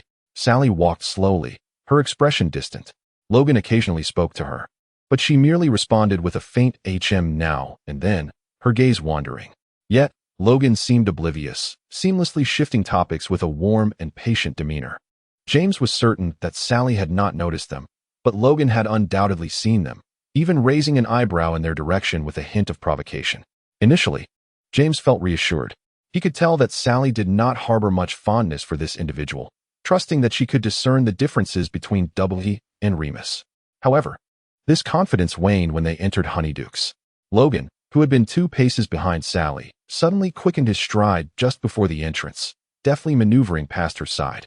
He positioned himself just as she was about to push the door open, holding it for her with one hand while the other instinctively reached for her left hand. The gesture was so natural, reminiscent of how Remus would act. James distinctly observed Sally pause at the threshold for half a second. She did not pull her hand away. Instead, she slightly raised her gaze to Logan, a fleeting moment of confusion flickering in her eyes, as if she were seeking confirmation of something. Sirius was nearly ready to rush forward, but was restrained by Remus, hidden under the cloak. It was not just Sally who was taken aback. James was also stunned. In that instant, he almost believed he was witnessing Remus and Sally together. James and Evelyn boldly entered, while Sirius and Remus stealthily followed behind the cloak. "Sally." Evelyn feigned a chance encounter. "How is your date going?" Sally blinked slightly, as if jolted from a reverie. Her voice was soft, laced with hesitation. Logan, who was picking out sweets, approached, offering the basket to Sally. "Are these candies suitable?" He looked down at her, his gaze resolute. James looked over, falling silent. "I do not particularly enjoy these chocolates," Sally remarked, her fingertips lightly grazing the edge of the basket. "I love them." Logan smiled at her. "What about the others? Are they to your liking?" Sally bit her lip and nodded, her eyes reflecting greater unease. "That is splendid. I was worried I might choose incorrectly." Logan smiled and turned to James, saying meaningfully, "What a coincidence to encounter you here.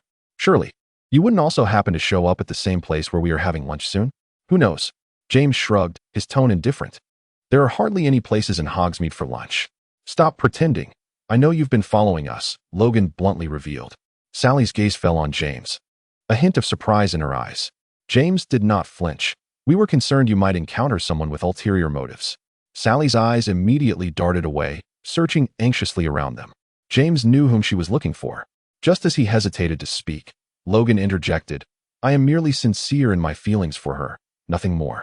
He paused and added, "Even if someone truly meant to keep watch, it wouldn't be your place to do so. Your brother doesn't say anything, so what do you count for?" Sally's face instantly drained of color as she looked at James in disappointment, her voice trembling. "My brother didn't come?" James opened his mouth to respond, but in the next moment, he felt a sharp jab in his back. Sally lowered her head, a self-mocking smile forming at the corners of her lips. "He probably doesn't want to see me now, but I very much want to see you," Logan said, crouching down to meet her gaze, his tone cheerful. "I have been looking forward to this date with you for a long time." He took her hand again and said with a smile, "Let us go settle the bill and then have lunch." James realized that Sally must be thinking of Remus again. Whenever she was unhappy, she would lower her head, and Remus would always crouch down like this to comfort her. "All right," Sally softly replied, gripping Logan's hand in return. Chapter 7. I don't mind. Remus was unsure of the emotions that compelled him to follow Sally on this date. He stood at the street corner, cloaked and concealed within the crowd, observing her walking alongside Logan Wet. The man deliberately mimicked his stride and demeanor. Even the slight tilt of his head while speaking and the unconscious gestures of his fingers bore an eerily familiar resemblance. They seemed to be engaged in conversation. with Wet unable to resist stealing glances at Sally, his gaze imbued with a touch of fervor. Sally's gaze typically lingered momentarily on his face before drifting away slowly. He recognized that look all too well, a slight unfocusing, a vacant expression akin to when Sally would daydream about him before confessing her feelings, only to snap back to reality and smile as if nothing had happened. A peculiar thought crossed Remus's mind. Was Sally thinking of him at that moment? Or perhaps, was she viewing the man before her as a mere shadow of himself? When he saw Logan crouch down to comfort Sally, even taking her hand, an inexplicable emotion surged within Remus. As Sally reciprocated Wet's grip, this feeling reached its zenith, not anger or jealousy, but rather a sense of violation. As if a space that once belonged solely to him was being intrusively occupied by another. Remus distinctly felt that Wet was attempting to replace him.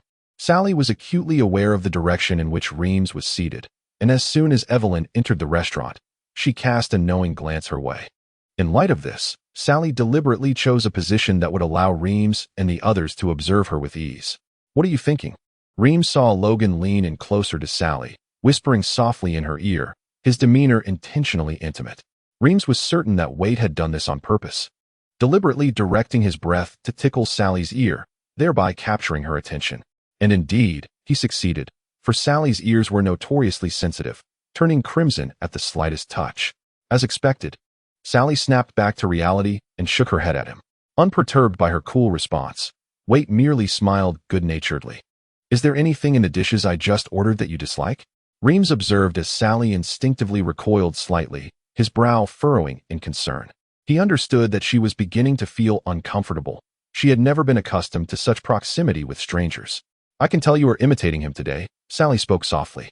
Remus was momentarily taken aback, his breath hitching slightly. James and the others exchanged cryptic glances. "Are you happy about that? Do you like my imitation of Remus Lupin?" Logan Waite replied without hesitation, his tone forthright. Sally regarded him silently, her lips sealed.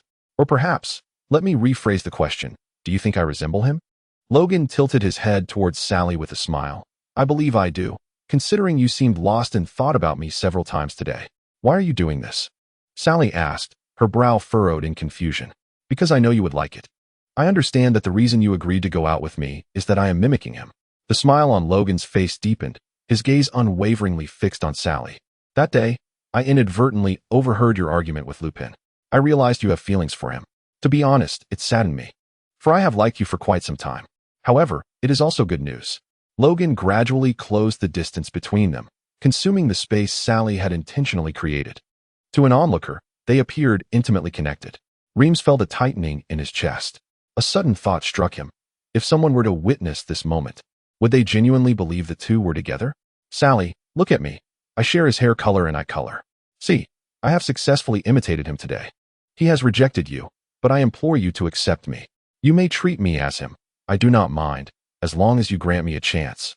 Will you? If you wish, I can forever mimic him in your presence."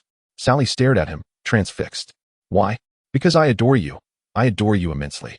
Love renders one humble and allows for tolerance. I understand the agony of unrequited love, which can drive one to madness. You may use me as your outlet." Remus stood frozen, watching Logan Waite's every move, listening to the seductive words he whispered to Sally. Each word pressed heavily upon his chest. He yearned to intervene and halt this entire charade. In the next moment, he realized he had no ground to stand on, no right to interfere. He had already spurned Sally's affections. In what capacity does he intend to intervene? As a brother? Yet, would he not be overstepping his bounds? Would his interference ignite unwarranted hopes within Sally? Would it cause her to once again tumble between hope and despair, plunging her into deeper anguish? Sally refrained from responding to Logan Waite, yet Waite appeared unfazed. He merely reached out, gently tucking a stray lock of hair behind her ear. "Brother," Sally murmured, her voice soft and imbued with habitual dependence. Her utterance detonated in Remus's ears, momentarily leading him to believe he had been unmasked. His heart constricted sharply, instinctively yearning to respond. However, he soon heard another man's voice. "Yes, I am here." Logan's lips curled into a smirk, radiating evident pride. Realizing her inadvertent action, Sally hurriedly whispered, "I'm sorry." "I'm fine." Logan's soothing tone calmed her. "I've told you, as long as you wish, I don't mind." Remus's fists instinctively clenched, his heart heavy with discomfort. He reassured himself that it was merely Sally's habitual response and not a call to Logan wait.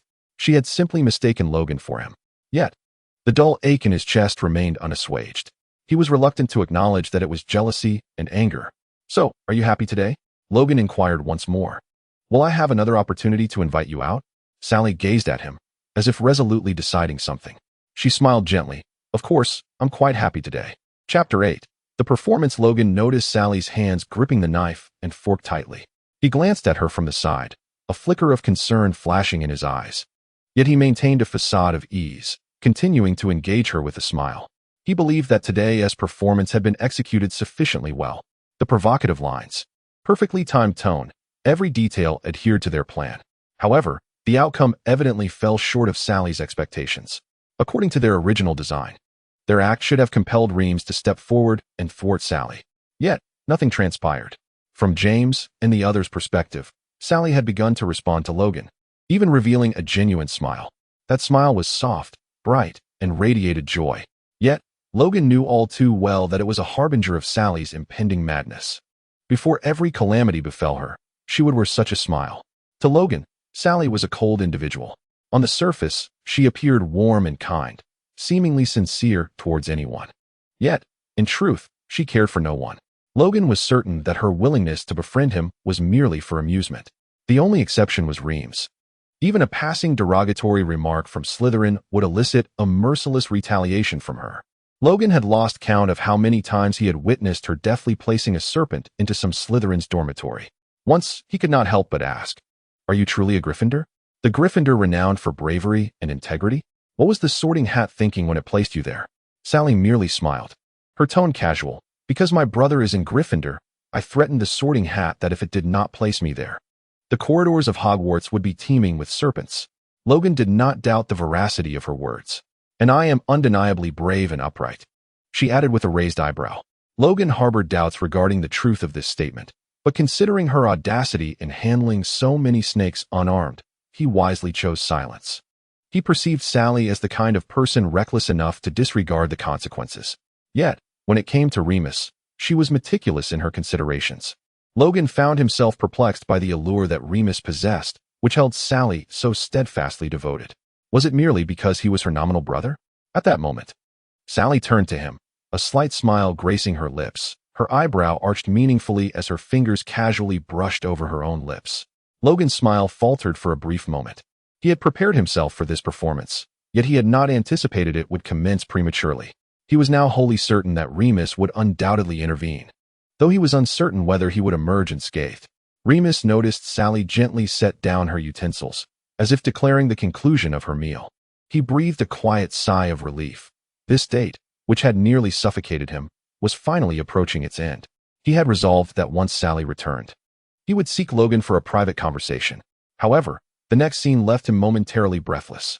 Logan flashed a smile at Sally and shook the paper bag in his hand. "Would you like a piece of candy?" Sally did not refuse, but merely nodded slightly.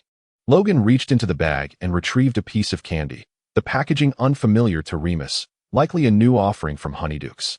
He could see that Sally had intended to take the candy herself, but Logan deftly evaded her grasp the moment she reached for it. Then, while gazing into her eyes, he leisurely unwrapped the candy. The sound of the crinkling wrapper was jarring in the still air. Logan brought the candy to Sally's lips, and she lowered her head to take it in. Remus's brow furrowed slightly. For reasons unknown, Logan's actions stirred a tide of inexplicable annoyance and discomfort within him. "Is it good?" Logan inquired slowly. Sally puffed her cheeks with the candy and nodded. "Unfortunately, I only bought one. I would like to try it too." Remus felt a sudden heaviness in his chest, a sense of foreboding swiftly spreading through him. Sally remained blissfully unaware, looking at Logan with a bewildered expression. "Shall we go buy some more later?" "No need to trouble ourselves," Logan replied, his voice lowered and tinged with a husky undertone. He raised his hand, his fingertips gently grasping Sally's chin. The gesture appeared tender, yet devoid of any semblance of inquiry. The distance between them closed rapidly, their breaths nearly intertwining. Sally was compelled to tilt her face upward to meet his gaze. She blinked, instinctively retreating slightly, her breath becoming slightly erratic. With a sly smile, Logan extended his other hand, pinching Sally's earlobe, his fingertip gently kneading the delicate skin. A flush of red swiftly spread across her ear, and her body trembled slightly. "You may regard me as your brother," said Lames upon hearing Logan's words. Sally stood frozen, her eyelashes fluttering gently before she slowly closed her eyes. As if granting silent permission, she extended a hand and grasped the fabric at Logan's waist. She did not resist, allowing him to draw closer. In that moment, Lames' breath hitched sharply. He could hear James and the others gasp in shock, while Evelyn coughed slightly, choked by the juice. The unmasked possession and pride in Logan's eyes stirred an uncontrollable wave of nausea and disgust within Lames. It felt as if something within him had been abruptly severed, and a fire of rage erupted deep in his heart, scorching every nerve. This was not mere anger. It was a tumultuous surge laced with heartache and instinctive protectiveness, fierce enough to nearly obliterate his thoughts. Reason still struggled in its final throes. "You have no right to intervene. You have already rejected her." Yet in the next instant, as Logan's lips inched closer to envelop Sally's, that shred of rationale was utterly crushed. It was instinctive resistance, quicker than reason and more potent than any hesitation. Lames abruptly flung aside his invisibility cloak, the chair scraping noisily against the floor as he stormed forward, yanking Logan away from Sally with such force that the latter staggered back a few steps. "How dare you?" Lames panted, his gaze sharp and fixed on Logan, as if poised to pounce. "Brother," Sally's voice interrupted him. She stared at Lames, her eyes wide with disbelief. "What are you doing here?" Lames paid no mind to Logan. He struggled to suppress the raging fury within him, deliberately softening his tone to avoid frightening her. "Sally, come with me. We need to talk." Chapter 9. A kiss. Sally had always believed that the Gunter family was innately predisposed to extreme infatuations. Her grandmother was enamored with Riddle, her uncle obsessed with immortality, and her mother fixated on the illusion of a warm family. As for her, she was infatuated with Lames. She never considered this to be wrong. In fact, she perceived it as a healthy and natural form of devotion. In the past, she had been too indifferent to delve deeply into the nature of her feelings. She simply knew that it was love, an enduring love that she believed she could nurture for a lifetime, the very air she needed to survive. Until later, when more people began to surround Lames. James, Sirius, and once, there was even Peter Pettigrew. In her second year, she inadvertently overheard Peter speaking ill of Lames. And under the guise of another reason, she secretly orchestrated a rift between him and Lames. Yet no one instilled in her a sense of urgency, for she was certain that in Lames' heart, she held a special and singular place. Until that Christmas holiday, after they assisted James and Evelyn in their escape at the station, Lames suddenly remarked, "I truly hope to experience such love in the future." A sense of unease began to blossom within Sally. Love. She had never contemplated that Lames would yearn for such a sentiment, an exclusive devotion, being regarded as the center of someone's life. If that person were to appear, what would she do? Thus, emboldened by the influence of alcohol, she confessed her feelings to him. What she yearned for was not merely familial affection or friendship, but the entirety of his emotions. No one else could hold a unique place in his life besides her. She was convinced that Lames would acquiesce, yet he declined. He had never turned her down before. At that moment, Sally felt as though she were on the brink of madness. "Why would you refuse me? Are you to betray the promise you made to me?" "My dear brother?" Lames grasped Sally's arm, gently guiding her into the shadow of a large tree. The instant he halted, Sally abruptly wrenched her arm away, her gaze frigid. "How long have you been watching?" Lames remained silent for a moment before softly conceding. "You used James's invisibility cloak, didn't you?" Sally's lips curled into a self-deprecating smile. "So, what were you following me for?" "I was concerned for you." Lames furrowed his brow, his voice low. "Why didn't you refuse that wet?" The words caught in his throat. He found it impossible to utter the phrase kiss.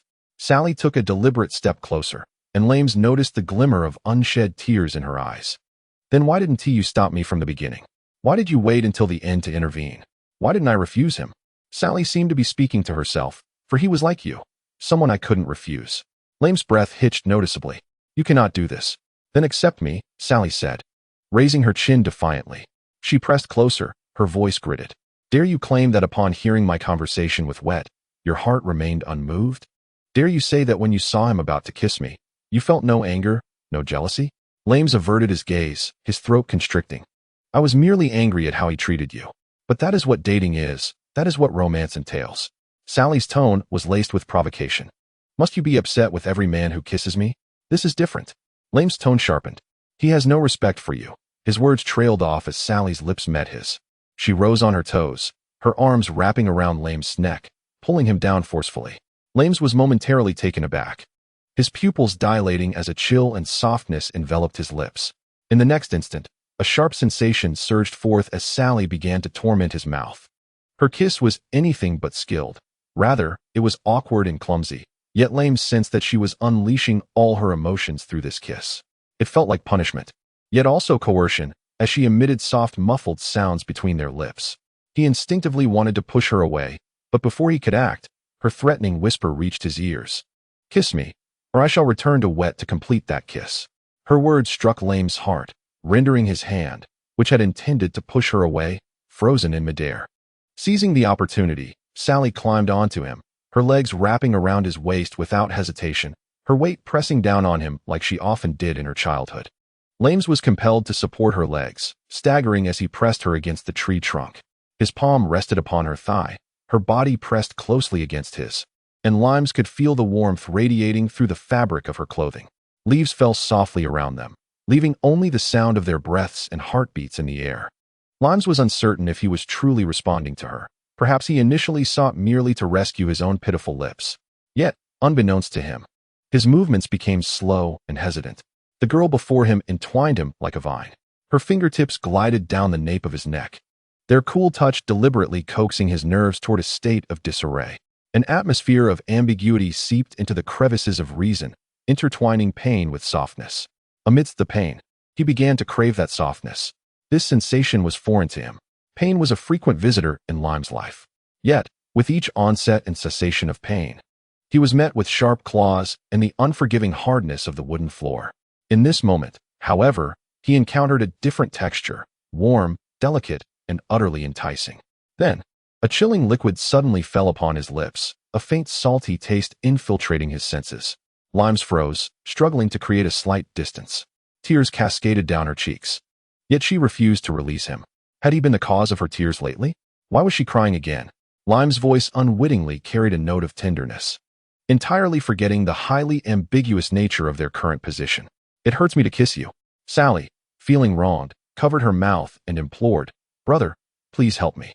Lime's gaze fell upon her lips, slightly swollen, yet still intact.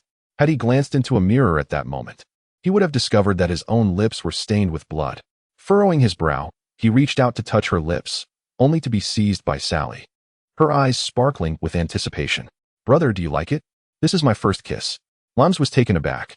Her expression was so pure, almost innocent, as if she truly did not comprehend the implications of a kiss.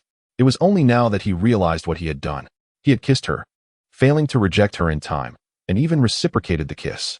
A tremendous wave of guilt washed over him, draining the color from his face. Sally's smile froze in that instant, the expectation in her eyes gradually consumed by disappointment. "You regret it, don't you? You don't like it, do you?" Limes struggled to speak. "I cannot give you what you desire, Sally." "Why can't you?" Sally's voice suddenly rose. "What I want only you can give me." She slid off him angrily, pushing him away. "I want you to be with me forever, to have your love. All of your love. Friendship, familial love, romantic love, all belong to me alone. I won't allow anyone else to occupy your singular place."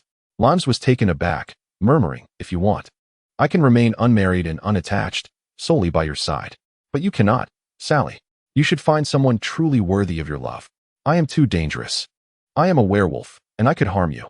Even if I do not hurt you, being with a werewolf will not bring you happiness." Sally felt as though her chest had been brutally carved open. Even though she had anticipated that Remus would say such a thing, the moment she heard it in person, an overwhelming sense of defeat washed over her. "Very well, I shall," she replied coldly, raising an eyebrow as she gazed at him. "Remus Lupin, do you know? I believe Logan Wet is indeed the person you mentioned." Chapter 10, Slytherin, plus 20 points. Almost the entirety of Hogwarts was aware that Logan Wet was romantically involved with Sally Caitlin. This marked the second instance of a cross-house couple between Gryffindor and Slytherin, following the infamous pairing of James Potter and Evelyn Umber. Moreover, this couple was fervently public, showing no signs of discretion. Remus had recognized from the outset that Sally was merely attempting to provoke him. She would stroll with Logan, dine with him, and spend time in the library engaging in activities she once shared with Remus, as if she were simply using Logan as a substitute. However, as time progressed, the situation spiraled out of control. Sally began to mention Logan with increasing frequency and spent more time in his company. Simultaneously, Remus became acutely aware of a heart-wrenching realization. Sally no longer referred to him as brother. At times, she would call him by his name directly, and on other occasions, she would even address him coldly as Lupin. That night, it was Remus's turn to patrol the school. As he rounded the corner of the 7th-floor corridor, he heard faint rustling and hurried breaths. He instantly recognized the sound. Romantic escapades among older students were not uncommon. Driven by hormones, late-night rendezvous and intimacy were quite frequent. Typically, he would pretend not to hear or see such scenes, as addressing them was both awkward and unnecessary. Just as he prepared to walk away, he caught a nearly drowned-out whisper, "Logan, be gentle." Remus froze in place. He was unsure of the emotions that compelled him to kick open the classroom door. But the moment it swung wide, he nearly hurled a curse at Wet. Bathed in the dim moonlight, Sally perched upon the desk, while Logan Wet leaned over her, hands bracing on either side of her body, his face buried in her neck, breathing heavily. From Remus's perspective, the intimacy of their posture was palpable. Sally's arm encircled his neck, and she gasped softly, her cheeks flushed with warmth. At the instant the door burst open, both of their movements abruptly halted. Sally's half-closed eyes slowly opened, locking directly onto Remus's gaze. To be honest, Sally had never seen Remus like this. His expression was filled with fury, a fierceness that chilled her more than his transformation into a werewolf ever could. Yet, a smirk crept upon her lips. She relished this. She delighted in witnessing Remus's emotions surge because of her, in watching the typically courteous individual shed all pretense before her, revealing his long-suppressed nature. He often claimed he was a werewolf, repugnant, dangerous, dark, with blood that was tainted. Yet, her blood was equally sullied. Thus, Remus Lupin, we are a match made in darkness. You dwell in shadows, and I too reside in the dark. We are destined to be intertwined until the end. What are you doing? Remus's voice was deep and icy.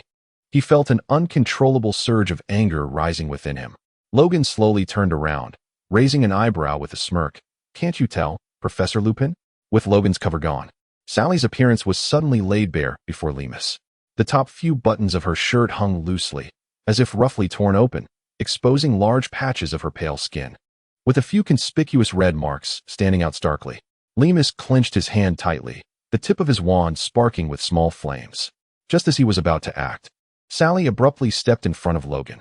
You are not allowed to attack him, she said, her tone protective. Remus stared at her in disbelief. You are still underage. He is deceiving you. So what? Besides, we haven't crossed any lines, Sally replied, rolling her eyes nonchalantly. Anyway, you are not allowed to attack him. In that moment, Remus felt as though his heart might explode.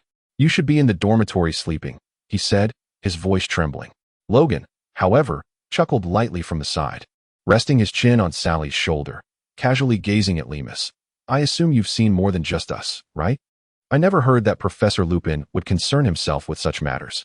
Slytherin, minus 20 points. Remus gritted his teeth, enunciating each word. With that, he stepped forward, forcefully grasping Sally's wrist and pulling her toward him, while carefully draping his school robe over her shoulders. Sally feigned a struggle, lifting her gaze and smiling enigmatically. Are you angry, brother? This address caught Remus off guard. It had been a long time since she had called him that, even knowing she did it on purpose. He found himself yielding. He stared at her for a long while, finally sighing. Be good. Come back to the dormitory and sleep, all right? Sally pursed her lips, looking at him, and gently shook her head. Remus's gaze inadvertently fell upon her slightly swollen lips, igniting that nameless fire in his chest once more. I won't. Unless you restore Slytherin's points first, she said slowly. The air became tense for a moment. Remus fixed his gaze on her, pain constricting his chest, and finally ground out through clenched teeth, Slytherin, plus 20 points. After Remus and Sally left, Logan's legs gave way, and he collapsed to the ground. A flurry of footsteps approached, and without raising his head, Logan covered his face and lamented, Evelyn, my innocence. Stop pretending, you clearly enjoyed it, Evelyn scoffed, kicking his leg. And don't think I don't know, you've gained quite a bit. Your father now believes your orientation is perfectly normal. Logan's expression froze. Damn. How do you always have such inside information? Hone your acting skills. It can satisfy your own twisted interests, and after graduation, you can use your superb acting to compete for your inheritance back in Germany with your half-brother, Evelyn said, slowly kneeling down and smiling at him. First, I have to survive. Do you know what kind of script Sally gave me for what comes next?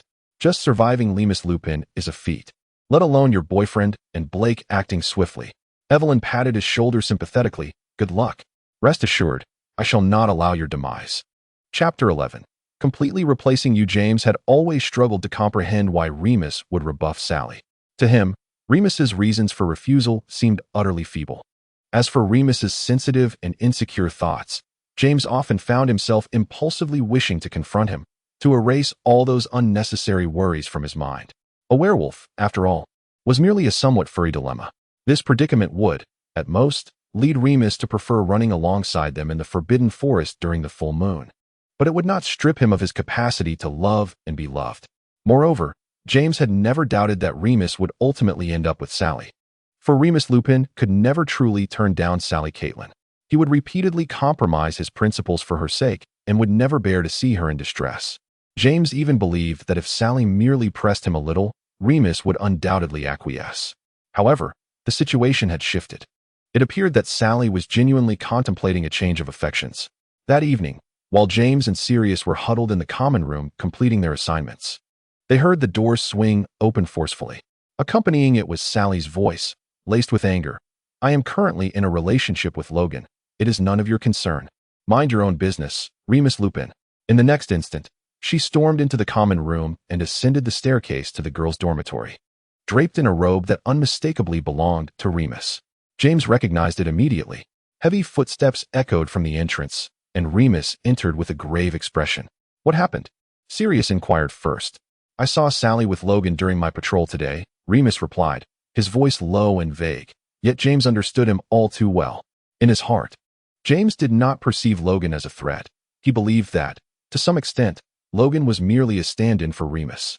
It was not until the following day that James realized Logan might not be just a mere substitute after all. Logan was not surprised to find himself cornered by Remus and the others. In fact, he had been preparing for this confrontation for quite some time. Yet, he felt utterly wronged, for it was Evelyn who had torn at his shirt buttons, and the ambiguous marks were conjured by Evelyn and Sally themselves. Logan quickly composed his expression, donning a mocking smile as he scrutinized the somewhat pale-faced Remus Lupin. Is there something you wish to discuss, Lupin? What is your intention in approaching Sally? Remus asked with a cold demeanor, his voice hoarse, as though he were straining to maintain his composure. Logan seemed oblivious to the threat in his tone, continuing to smirk. I like Sally, which is why I have gone to great lengths to get closer to her. By mimicking me? Remus's voice rose sharply. Indeed, Logan admitted candidly, locking eyes with Remus. Lupin, you are truly fortunate to easily obtain Sally's affection. But I am not. I must fight. I must compete. And I must endure the disgust of imitating you just to earn a chance to date Sally. Remus narrowed his eyes, his breathing quickening as he struggled to restrain a burgeoning emotion within his chest. Regardless of your intentions, keep your distance from my sister and treat her with the respect she deserves. Logan couldn't help but recall the furious visage Remus had displayed towards him the previous night. Remus Lupin, what is it that you truly desire? Did you not reject Sally? Why then are you so incensed? Should I reiterate? I am currently in a romantic relationship with Sally as her boyfriend. If anyone ought to maintain their distance, it should indeed be you, should it not? I merely overheard the latter part of your conversation that day. Weren't you aspiring to be a commendable brother? Let me assure you, your efforts thus far fall short of that standard. I am attempting to alleviate Sally's infatuation with you. All the intimate moments shared between Sally and me are mutually consensual, so how can you unjustly accuse me of disrespecting her? In fact, I should express my gratitude towards you, although I fail to comprehend your reasons for rejecting her. Perhaps you are indeed a noble Gryffindor, possessing a strong moral compass even towards a sister with whom you share no blood ties. Logan's sole intention was to provoke Remus, completely disregarding Sally's prior admonition to refrain from saying anything excessive should he encounter Remus in the coming days. Ignoring the furious glares from Sirius and James, he stepped closer, placing a hand on Remus's shoulder. Instantly, Remus's shoulder tensed. No matter, please do continue to uphold your beliefs and strive to be Sally's true brother. As for me, I shall be her romantic counterpart. Do you not perceive how Sally's affection for me has grown, how she increasingly relies on me? Logan smirked with pride. Activities you once engaged in with her are now mine to share, and those moments you missed, like last night, were spent in my company. Lemus felt himself on the brink of losing control.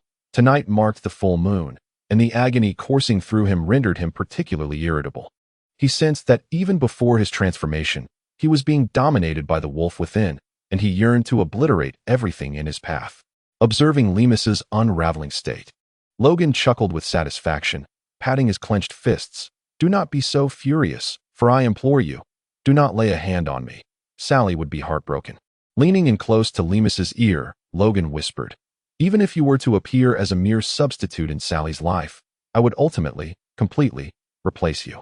Lemus Lupin, ask yourself sincerely, did you confront me today solely out of a brother's concern for his sister? Do you truly harbor no ulterior motives? Without hesitation, Logan turned and departed. Standing beside Lemus, James discerned in his gaze a complexity that transcended mere anger. It was a tumult of confusion and distress that he himself might not fully recognize. Chapter 12.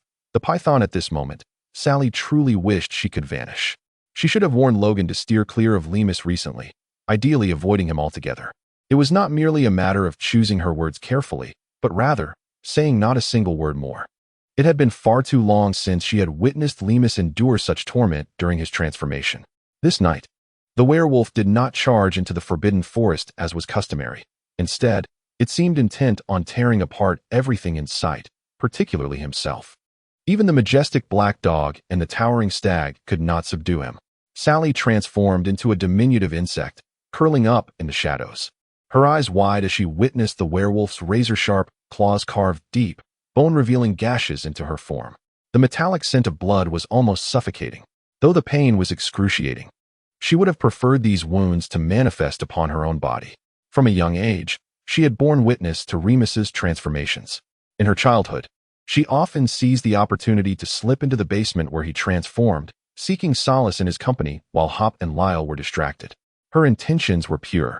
She believed that by becoming a python and entwining herself around him, she could prevent him from inflicting harm upon himself. At that time, this approach proved effective. Everything progressed smoothly until one fateful night when Aunt Hop discovered her absence under the full moon, nearly frightened to death. Subsequently, Uncle Lyle would always cast restraining charms in her room that night, preventing her from sneaking out. After entering Hogwarts, she continued to find ways to clandestinely visit him on full moon nights. Until one morning, Lily half-jokingly inquired at the breakfast table why she had not returned home the previous night. From then on, Remus entrusted Lily with watching over her daily. Later, James and Sirius mastered the art of animagus, concealing it from everyone, including her. Sally suspected that their decision to exclude her from their plans was due to her dismal performance in transfiguration classes. The relentless pursuit by Voldemort escalated, compelling her to feign incompetence in her transfiguration studies, fearing that one day he might connect her to the disguised animagus. She recalled Remus once debating with James and the others whether an animagus form bitten by a werewolf would also transform into one. The argument concluded with James and Sirius assuring that they would not experiment nor allow themselves to be harmed. Yet Sally had long known the answer. It would not happen. Tonight, she had managed to witness Remus's transformation under the pretext of a date with Logan. She was grateful to Lily, who not only expressed no suspicion but also enthusiastically supported her feelings for Logan, even offering to provide her with an alibi. Suddenly, a deep rumble of thunder echoed through the night. The weather was dreadful, and it seemed a torrential downpour was imminent. Even in her insect form, she felt her entire body tremble uncontrollably. She was terrified of thunder, profoundly so. Each thunderclap yanked her back to that fateful night at the age of 6. A night intertwined with blood and light. On that day, she had crouched in the yard, digging a deep hole to plant a cherry tree. Her mother had opposed it, uttering the phrase she had nearly grown weary of hearing. In a fit of anger, she had stubbornly insisted on planting it herself. The air was stiflingly hot, with lightning flashing and thunder rumbling in succession, the scent of rain creeping closer. At that moment, Voldemort burst through their door, seeking the gaunt ring. Overcome with curiosity, she had peered through the window. Her mother handed him the ring without resistance. But when Voldemort laid eyes on her father, fury ignited in his crimson gaze. To this day, Sally vividly remembers his nearly roaring accusation, "Muggle." You dared to fall in love with a muggle, using the same vile tactics as her. Do you wish to be cast aside as well? Do you truly deserve the blood of the Gunther lineage coursing through your veins? In the aftermath, a fierce quarrel erupted, swiftly followed by bloodshed. Thunder rumbled ominously, and green light flickered in the chaos.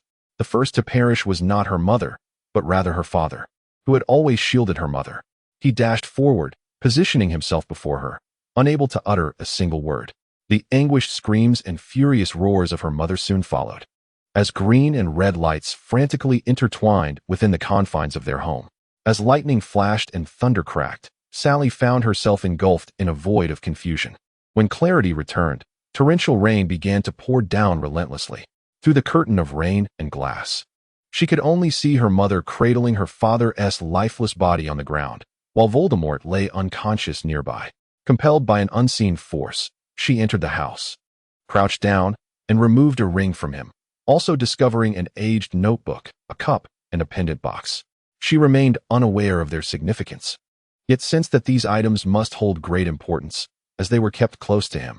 Then, Voldemort awoke, his crimson eyes glinting with a murderous intent, perhaps stunned into silence, or perhaps devoid of fear due to witnessing her parents' demise. She seized a nearby vase and struck it violently against his head. It was only when blood gushed forth that she realized even demons could bleed. She fled the scene. Before departing, she buried those items in a deep pit in the yard, the very spot where a cherry tree was meant to be planted. Fearful that Voldemort might trace her through these belongings, she dared not take them with her. The only refuge she could think of was Aunt Hope's home. Aunt Hope was a longtime friend of her mother, someone she had met during her time at a Muggle university and maintained contact with. Her mother often spoke of her and occasionally wrote letters. Yet, in the past 2 years, correspondence had dwindled to almost nothing, and the envelopes that did arrive bore a rural address. Her mother expressed concern, frequently mentioning her desire to visit. On that fateful day, Sally arrived at Aunt Hope's doorstep, dragging her weary body along. Before stepping inside, she altered her hair and eye color, making subtle adjustments to her appearance. Aunt Hope graciously took her in, but to Sally's surprise, she had married a wizard. Furthermore, she learned the reason for Aunt Hope's move to the countryside. Her son was a werewolf. Initially, Uncle Lyle was reluctant to adopt her. Through the walls, she could hear fragmented words about wizards and werewolves. She had no understanding of what a werewolf entailed, having never encountered one before. However, she grasped one crucial fact: Lyle was a wizard. Thus, she discreetly unleashed a bit of magic, shattering a cup and feigning a loss of control over her powers. With nowhere else to turn, she had to remain. After Aunt Hope's insistence and Uncle Lyle's begrudging consent, she was adopted under the guise of being a niece. They were unaware of her true past. She merely claimed that her parents had perished in a car accident and that she had escaped from being sent to an orphanage. Fortunately, the population census in London was not particularly stringent at that time. In truth, her last name was not Caitlin. The surname was a pseudonym adopted by her mother during her university years, a subconscious alteration of her name to Sally Caitlin. The haunting memories incessantly accompanied her, and the scenes from that fateful day often replayed in her mind. For an extended period, Sally was oblivious to the implications of Voldemort's words concerning her mother. It was only upon her arrival at Hogwarts, after delving into the unforgivable curses, that she comprehended the spell her mother had been reciting over her father. It was the killing curse. How absurd it seemed, for she had spent a considerable time healing herself with memories from before she turned 6, believing her childhood to be blissful. Yet, all of it was illusory. What, then, was real? What would never forsake her? Even the so-called idyllic childhood did not belong to her. What could she possibly cling to? In a self-destructive manner, she repeatedly recalled that night. Voldemort raised his wand, and the killing curse erupted into a vibrant green light. In that moment, when her father lunged towards her mother, was it a heartfelt act of protection, or had her mother ensnared him with the killing curse? Nevertheless, she could empathize with her mother's obsession. Her mother often implored her, "Sally, be obedient and learn to be grateful, for your mother and father have provided you with a warm home." Sally gazed at the frenzied werewolf before her. It was her brother, her Remus. He was the only one who had never deceived her, the sole person who made her feel genuinely alive. She would not permit him to mislead her. Every promise he made must be fulfilled, even if he did not remember. She would be the one to hold on to those memories. Remus was right. She may indeed struggle to distinguish between possessiveness, obsession, and affection. Yet what of it? Witnessing his agony, if given the choice, she would unhesitatingly bear his burdens. She was willing to endure pain for him, to bleed for him, even to use those wounds as proof of her devotion. She would gladly sacrifice her life for him, even if her feelings were merely rooted in possessiveness and obsession. Her love for him surpassed that of anyone else's love for him, deeper and more profound. James and Sirius were valiantly restraining Remus, the air thick with the metallic scent of blood. Sally huddled in the shadows, transforming from a mere insect into a colossal python in the blink of an eye. Without hesitation, she surged forth. James and Sirius stared in astonishment as an enormous snake, seemingly emerging from nowhere, coiled around the rampaging werewolf like a vine.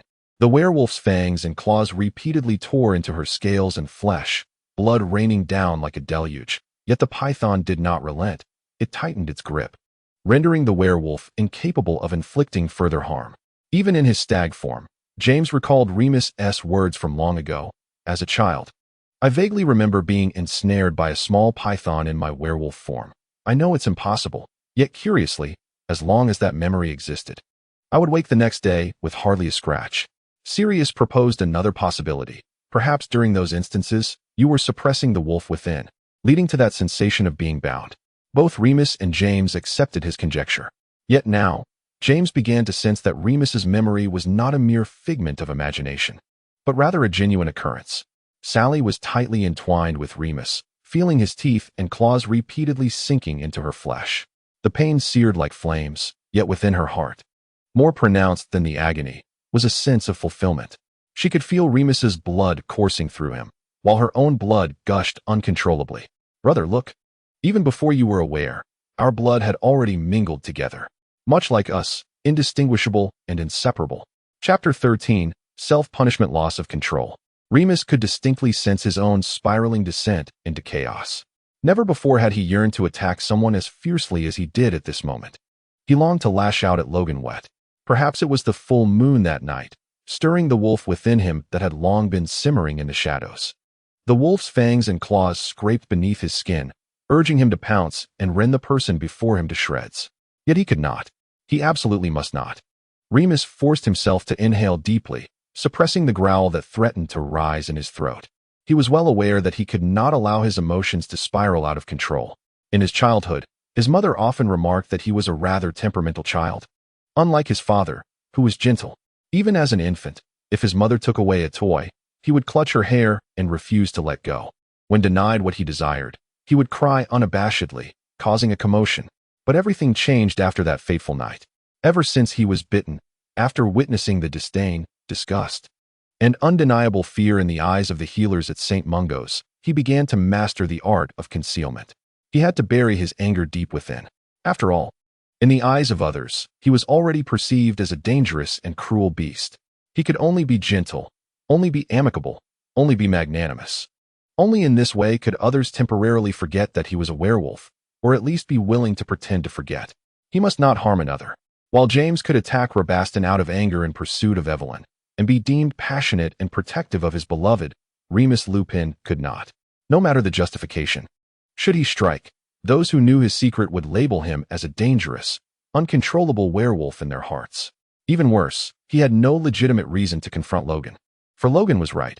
He and Sally were a couple, and he had the right to act as such. Yet Remus found himself devoid of any standing to question. Replacement. Logan Wet was stepping into his shoes, and doing so remarkably well. Remus struggled to discern the source of his anger. Was it the fury of being replaced? Or was it because Logan Wet had reached Sally's attention by mimicking him? Wet's relationship with Sally, her intimacy, her whispered affection, all unfolded upon the foundation that he had established. Logan Wet had no rightful claim. How dare he usurp his place? He had spent 10 years by Sally's side, and she had called him brother for a decade. Why did everything change the moment Logan Wet appeared? Suddenly, Remus became acutely aware of his jealousy. There was no deceiving himself. He harbored jealousy towards Wei Te, for he was not a werewolf. He envied the fact that Wei Te could openly assume the role of Sally's boyfriend, free from any reservations, and could kiss her without a care in the world. He was envious of Wei Te for having taken the position that rightfully belonged to him. Indeed, it was meant to be his. The person who should stand beside Sally ought to be him and him alone. At that very moment, as this thought pierced his heart like a blunt knife. Logan Wei T's question echoed in his ears. Do you truly have no selfish desires? How could he possibly claim to be devoid of selfishness? Before Logan Wei T's arrival, Sally had never dated any boy, although there were always those who sent her love letters and summoned the courage to ask her out. She merely frowned and turned him down one by one, then turned to him with bright eyes. Brother, I have no desire to date them. Would you accompany me to Hogsmeade for candy this weekend? He had secretly rejoiced in his heart at this, for his sister, his Sally, only had room for him. He could see and feel Sally's possessiveness towards him. On Valentine's Day, she would destroy all the chocolates and letters he received. When other girls invited him to Hogsmeade, she would discontentedly refuse on his behalf, and he had never put a stop to it. He allowed her possessiveness to flourish, tacitly endorsing her absolute control over him. He thought that this state of affairs could continue indefinitely, until that day when Sally confessed her feelings to him. In that moment, Remus felt an unprecedented wave of revulsion. He had consistently told himself that it was merely his sister's possessiveness over her brother, even attempting to hypnotize himself into believing it. Yet that fragile barrier was shattered by Sally, forcing him to confront his own dark and pitiful heart, along with the despairing truth. He was a werewolf. Being a werewolf would not prevent him from being a good brother, but it would forever hinder him from becoming a worthy lover. He could not offer her a future, stable employment, a respected identity, a decent life. These were all beyond his grasp. He would face discrimination, be subjected to regular inspections by the Ministry of Magic, and endure the scorn and wariness of society. His future was destined to be barren and bleak. Each time Logan Wei Te assumed the role of prefect, it felt like a reminder. Look, you only possess this modicum of dignity due to the sympathy of your teachers. Your future will not be so dignified. And this could not be altered, for the roots of his suffering were deeply embedded in his very blood, an unending torment. The moonlight enveloped Remus. Anger and despair intertwined to form an impenetrable web, ensnaring him tightly. He had long known that tonight's transformation would be exceptionally painful. As his bones fractured and reshaped, he recalled little Sally from his childhood. Every time he was hurt, she would obediently sit by the bedside, reading to him from those well-worn Muggle storybooks. He remembered Wormtail, the Wild Swans. His Sally had once said to him, "Brother, if I could weave you a shirt of nettles, it would spare you from becoming a werewolf on the night of the full moon and suffering." Sally remarked, "However, I believe that even if the little princess's brother does not return, she would willingly spend her entire life alongside her siblings." So would I? Yet Sally, weaving that garment will repeatedly pierce the little princess's hands until they bleed profusely. But Sally, that is far too painful. It would subject her to endless suffering. He persistently conveyed to Sally, attempting to persuade her and himself, that she could not distinguish between possessiveness and love. Yet, Liams questioned himself anew. What about you, Liams Lupin? Are you truly capable of distinguishing between love and familial affection? Can a brother truly feel jealousy towards his sister's suitor? The agony of transformation engulfed him entirely. His joints felt as though they were being shattered by a hammer, his bones twisted beneath his skin, as if he were being cleaved apart. The air was thick with his labored breaths and suppressed growls, another consciousness clawing its way from within, vying for dominance over his body. Reason was being stripped away inch by inch, yet Liams stubbornly clung to the remnants of clarity, not to suppress the wolf, but to embrace the pain. At the moment when blood surged forth, he felt a semblance of relief in his half-dazed state. Perhaps this blood could serve as a form of atonement, a compensation for the tears shed by Sally. He yearned for pain, a desire to ache to the marrow, seeking to repay that selfishness which ought not to exist. His claws sank deep into his skin as he engaged in self-punishment. Chapter 14. I will remember Sally held a genuine affection for Evelyn, a remarkably intelligent individual who seemed to know countless secrets yet never spoke of them. She was perceptive enough to discern Liam's secret, but chose to accept it naturally rather than broadcast it. Sally sincerely believed that among James's many aesthetic shortcomings, the most commendable was winning Evelyn's heart. Evelyn, in turn, cherished Sally, recognizing her subtle feelings for James, the first and only to do so. Yet Sally remained silent, merely whispering good luck as she passed by one day. Of course, had Sally not knocked on her door in the early hours, drenched in blood, Evelyn would have held her in even higher regard. When Evelyn saw Sally, she paused for a moment in surprise before swiftly stepping aside to let her enter. Before Sally could steady herself, the vibrant green light of life enveloped her. Did you battle the eight-eyed giant spider tonight? Evelyn gazed at her with concern. No. I fought a werewolf instead, Sally replied casually, winking at her. Evelyn, taken aback, leaned closer to Sally, scrutinizing her. James told me that they did not include you in their animagus training. Sally did not respond directly, instead smiling at Evelyn. It seems you've uncovered one of my secrets, haven't you? When Liams regained consciousness, he was acutely aware of the pain coursing through his body. Madame Pomfrey immediately administered a potion, her worried murmurs filling the air. What happened? You were not often injured before. Why this time? Thankfully, it is not too severe. Once Madame Pomfrey departed, Liams turned his gaze to Sirius and James, who were nearby. Last night was quite taxing for you all, and I lost my composure a bit. James and Sirius exchanged glances. And ultimately, it was James who hesitantly spoke up. To be honest, we were on the verge of losing control over you last night, when suddenly a python emerged from nowhere and ensnared you. You fought fiercely, inflicting considerable harm upon the serpent. A python? Remus furrowed his brow, faintly recalling that something had indeed bound him. Did you not mention in your childhood that you felt as though a snake was coiling around you? Could it possibly be the same one? Sirius speculated. Remus was even more perplexed. But how could that be? How did it manage to enter the Shrieking Shack? And even if it did, how could it arrive at Hogwarts? Sirius lowered his head, a hypothesis forming in his mind, yet he dared not voice it. After sending James and Sirius off to rest, Remus gently closed his eyes. He was all too familiar with physical pain, yet at this moment, it was so intense that he struggled to catch his breath. He dimly remembered the thunder from last night. Sally was terrified of thunder whenever it struck. Irrespective of the hour, she would rush to find him. But last night, he had been too dangerous, too helpless. Aside from allowing the wolf to tear him apart, he was powerless to do anything. Had Sally been frightened last night? Had she been alone or with someone else? That someone else could have been Logan, couldn't it? Remus painfully confronted the brutal truth. At his most powerless and despicable moment, Logan was a normal person. He could be there for her. For the first time, Remus felt a flicker of uncertainty. Was Logan's presence truly a misfortune for Sally? Unbeknownst to Sally, after the full moon, Remus became even more evasive around her, exercising greater restraint and distance in his actions.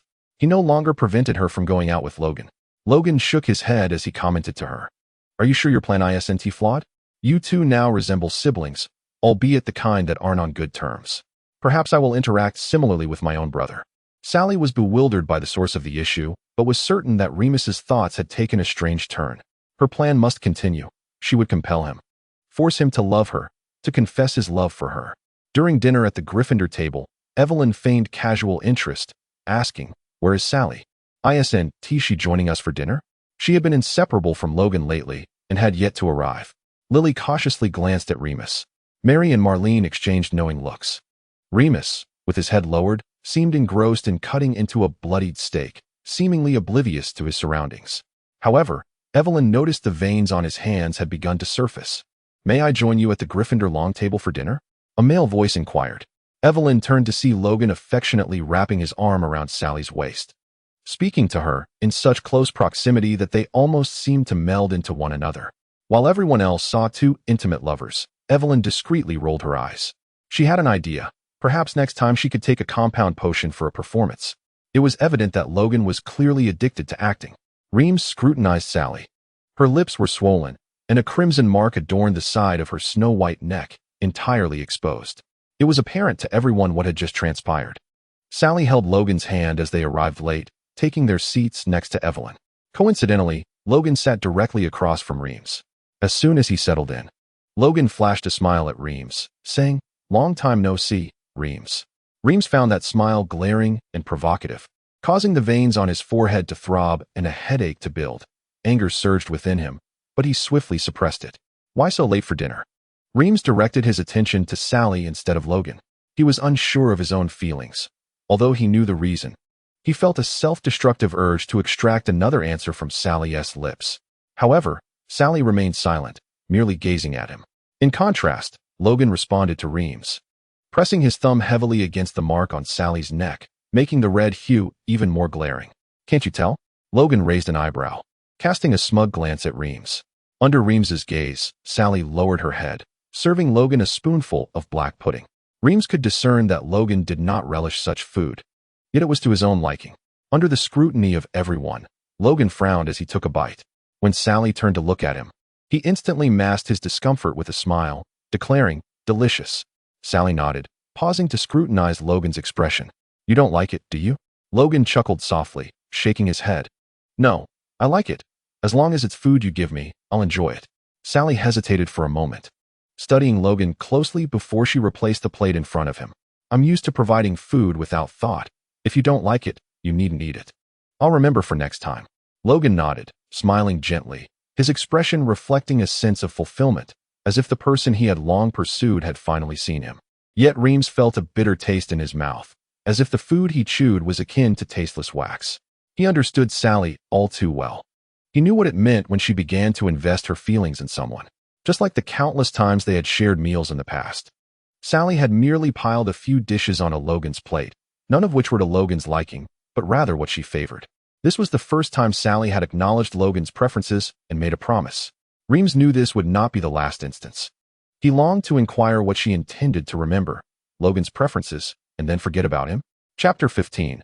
Brother. It seemed that as spring approached, storms became increasingly frequent. Reams slept particularly soundly that night.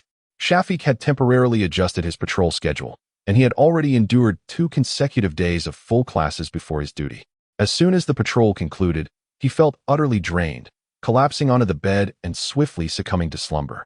A thunderous roar erupted in the distance, jolting Reams from his dreams. As he struggled to open his eyes, a blinding flash of lightning cleaved through the night, illuminating the dormitory as if it were midday. Before he could fully grasp the situation, another rumble of thunder resounded with even greater ferocity. Reams abruptly sat up in bed. Opposite him, Sirius and James had awakened, gazing at him with sleepy eyes. "Another clap of thunder. We were just about to wake you," James mumbled. Reams hastily tightened his robe, ready to dash outside. "Merlin, how could I have slept so soundly and not woken up immediately?" Sirius glanced at the clock on the bedside table. "Aren't you just back from patrol?" Unconcerned with such matters, Reams flung open the dormitory door and strode out. Usually, whenever thunder rumbled, Sally would seek him out. Either he would find her just outside the dormitory or intercept her in the common room. Sirius and James exchanged glances and hurried after him. The thunder grew louder, and Reams nearly sprinted into the common room. At a glance, he spotted a curled figure on the sofa by the fireplace. The firelight deepened the hue of her light red hair. Lily and Mary sat beside her, softly comforting her, occasionally patting her back. With each crack of thunder, Sally's shoulders would tremble subtly but distinctly. Just as Reams was about to call her name, the door was abruptly thrust open. A tall figure clad in black pajamas, haphazardly thrown on with a coat, stood in the doorway, breathless. It was Logan Wet. His hair was disheveled, unlike his usual meticulous appearance. The loose clothes hung off him, and his face was flushed, as if he had raced from the cellar without pause. Logan looked up, his gaze locking onto Reams, who stood in the shadows. He offered a fleeting, meaningful smile, but in the next moment, his full attention shifted to Sally. "Sally, sweetie." His voice was tinged with urgency and concern. Startled, the curled-up Sally immediately sprang up and threw herself into Logan's embrace, her voice laced with tears. "Brother." Logan bent down, tenderly kissing her cheek, holding her tightly. It's all right, I'm here. Little AI?" Sally whispered during the embrace. "Yes." Reams stood frozen in place, unable to move. Sally had genuinely fallen for Logan Wet. Moreover, Logan had indeed supplanted his position, just as he had claimed. "Brother." Sally's address to Logan Wet was not a fleeting misrecognition, but rather an instinctive, profound call for reliance. In her moment of utmost fear, she had uttered a title that had once belonged solely to him, directing it towards another. Despite their long acquaintance, Sally had never referred to anyone else as brother. That title was exclusive, unique, a bond that intertwined them. She had not called him that in a long time. Remus once believed it was merely a consequence of stubbornness and an icy standoff. He thought that if he waited a little longer, she would once again use that endearing term to address him. Yet, that was not to be. He had been utterly and completely replaced. His position was usurped, his title supplanted, and even his unique significance had been overshadowed. He watched as Sally clung tightly to Logan, their bodies pressed together without a hint of space in between. All her attention was directed towards him. Not even a fleeting glance was cast in Remus's direction. A dull ache emerged in his chest, one so profound it made breathing a struggle, far more painful than any transformation under the full moon. He was astonished that his heart continued to beat. Suddenly, Remus felt a sense of deservedness. His avoidance and rejection had led to his abandonment by Sally. She no longer claimed him, no longer controlled him, nor sought his company. He realized she no longer needed him. This had been his desire all along, hoping she would no longer be infatuated with him, wishing she would find someone worthy of her love.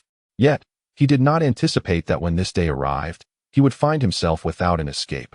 The brotherly role he once held was also gone. So what remained for him? It seemed the only thing left for him was to linger in the shadows and darkness. A solitary wolf, watching her happiness from afar. Logan clearly loved her. He had sprinted from the basement to the Gryffindor common room in the dead of night just to comfort her. Sally trusted him, her posture in his embrace a genuine display of dependence and relaxation. Remus understood her. She appeared warm on the surface but was deeply guarded within. She seldom revealed her vulnerabilities, yet Logan was aware of all her weaknesses. The words from earlier now struck him like a boomerang. Indeed, she had found someone worthy of her love. He should wish her well, yet why did he only desire to obliterate everything before him? Sally buried her face in Logan's shoulder, but her peripheral vision caught the sight of Remus's pale, seemingly wounded expression. A barely perceptible smile graced her lips. "Brother, what are you thinking? Are you pondering whether I have found that person you deem worthy of love? Will you bestow your blessings upon me? Fear not. You will discover it in due time. You will come to know. You push me away under the pretense of shielding me from harm. Yet only beside you do I feel entirely safe. I can hardly wait to witness your regret. My dear Remus, my beloved brother." Chapter 16. Acceptance. Everyone gradually became aware of a singular truth. Sally was genuinely engaged in a romantic relationship with Logan. Remus's disdain for the evening patrols grew increasingly palpable, as he would invariably encounter Sally and Logan walking side by side, whispering and laughing, even sharing moments of intimacy he was loath to scrutinize. Lately, James seemed to be growing restless as well. What to do? What to do? Lily has turned me down for several evening dates, he mumbled, tugging at his hair. Does she find me too bothersome? Sally's birthday was only a week after Remus's. For as long as he could remember, Rames had indulged her whims, sharing birthdays with Sally. Yet this year, the situation was markedly different. "Rames, let us celebrate our birthdays separately this year," Sally stated suddenly during breakfast, her tone as casual as if discussing an ordinary matter. Sirius halted mid-bite, and Mary and Lily exchanged bewildered glances, turning their attention towards them. Rames' hand trembled, nearly spilling the juice in his cup. "Why?" he asked stiffly. "Because I wish to celebrate my birthday with Logan, just the two of us," Sally replied matter-of-factly, oblivious to the subtle shift in Rames' expression. She lowered her gaze, fiddling with the necklace around her neck, then glanced up at Lily with a hint of anxiety. "Lily, do you think this necklace is pretty?" Lily nodded. "It's quite lovely. I remember you made it yourself, right?" The necklace was a serpentine silver piece, exquisitely crafted with a cold, gleaming finish. Rames noticed the faint engraving of Sally's initials on it. "Do you think Logan will like it?" Sally inquired, tilting her head with earnest anticipation. "He probably will," Lily replied hesitantly, her eyes drifting towards Rames. "After all, it's made by you. Of course I will love it." A deep voice interjected, followed by a gentle kiss on Sally's cheek. The group instinctively looked up to see Logan wait seated beside Sally. He spoke with an air of casualness laced with a hint of provocation. "You wouldn't mind if I took her away on her birthday, would you? You've celebrated so many with her over the years, while I have yet to have my chance." As he spoke, he leaned in to take a bite of the bread Sally offered, the intimacy of the gesture palpable. "Would you like some candy?" Sally's eyes sparkled as she produced a chocolate from her pocket and offered it to Logan. "I'm not fond of chocolate." "Oh, then let us buy some of your favorite candies this weekend," she replied effortlessly, discarding the chocolate onto the table. James furrowed his brow, his gaze oscillating between Logan and Rames. Rames remained silent, his expression icy. "I feel a bit unwell," he murmured softly before rising to leave. As he departed, he cast one last glance at Sally, but her attention was wholly fixed on Logan. She was not looking at him. As he walked away, he overheard Logan's voice, laced with amusement. "Did Evelyn not join you for breakfast today, James?" "Mind your own business regarding our little Eve," James retorted with immediate discontent. On her birthday, Sally did not return home that night. Rames was uncertain how long he sat on the sofa. From afternoon until dusk, he stared out the window, watching the light gradually fade, the flames in the fireplace flickering to life only to extinguish in the prolonged silence. He reignited them time and again. In his hand, he clutched a bag of candy, a birthday gift from Sally. He ate one piece after another, none to his liking, all exuding a sourness that was unbearable. They were Logan's favorites, not the chocolates he cherished. He should have been on patrol that night, yet he had deliberately swapped shifts. He was uncertain whether he was evading or waiting, until the door to the communal lounge creaked open gently. Rhyme sprang to his feet, instinctively glancing out the window. The sky was already lightening. Dawn was approaching. In that fleeting moment when their gazes met, Sally paused for a brief instant, then broke into a smile. Up so early? Her voice was husky. Rhyme's fists clenched tightly. He struggled to disregard her appearance, yet the scattered bruises on her neck pierced his eyes like daggers. I've been waiting for you. His voice was dry, nearly inaudible. I couldn't sleep all night. Oh, next time don't wait. Sally bit her lip, about to turn and head back to her dormitory. What did you do last night? Rhyme could not help but call after her. Sally halted, tilting her head to regard him. Can't you tell, brother? She pointed to herself. Rhyme saw clearly, yet he would rather remain oblivious. You're still young. Rhyme's voice trembled. I turned 18 last night. Sally chuckled softly, pivoting towards him and slowly approaching. Step by step, she made his heart race, compelling him to retreat a few paces, until she drew near, gazing up at him. She pouted slightly and unexpectedly wrapped her arms around his waist. Brother, let us reconcile. You continue being my brother, all right? She nuzzled against him, her voice imbued with a long-lost sweetness. Brother, I really like Logan. Her warm breath brushed against his chest. Yet she continued, but I'm still quite unhappy because we're not like we used to be. Rhyme felt stiff, but instinctively he embraced her back. Logan is really great. Can you accept him? Sally lifted her gaze, her eyes filled with a plea. Rhyme's heart tightened abruptly. The last time Sally had looked at him with such eyes was when she confessed to him. Now, she was using the same expression to urge him to accept Logan Waite. He wished to refuse. He had no desire to accept Logan Waite. Yet now, Sally cherished him. They had been at an impasse for too long. It had been ages since Sally had been this close to him. In this moment, as she nestled against him with a familiar affection, Rhyme realized how much he missed her closeness. It felt as if he had regained importance in her heart. If accepting Logan could bring about Sally's affection, then perhaps it was worth it. All right, Rhyme replied softly. Let us sit on the sofa. I'm so tired after a night of tossing and turning. Sally murmured quietly. Rhyme inhaled sharply but gently led her to the sofa. Sally, like when she was a child, found the coziest spot in his embrace, nestling comfortably. She let out a soft yawn, her eyelids gradually drooping. Brother, I really like Logan. She murmured drowsily. At first, I really didn't like him, but later I found out he's truly wonderful. Rhyme responded softly, as if that could suppress the pangs in his heart. Suddenly, Sally wrapped her arms around his neck, her voice hazy. Brother, can I tell you a secret? Lemus was taken aback for a moment, but his heart softened as he gently said, Speak. He understood that Sally was now so exhausted that she was oblivious to her surroundings. His hand fell into her hair, tenderly stroking it, as was his custom. Sally buried her face in the crook of his neck, her warm breath brushing against his skin, causing him to shiver involuntarily. Actually, it hurt a lot last night. She murmured, her voice barely above a whisper. It still hurts now. Lemus's entire body suddenly stiffened. He lowered his gaze, fixing it on the bruises adorning her neck, among which a faintly reddened handprint was discernible. Chapter 17. Will he love me forever? As James and Sirius exited their dormitory, they chanced upon this scene. Sally was curled up, quietly sleeping in Lemus's embrace.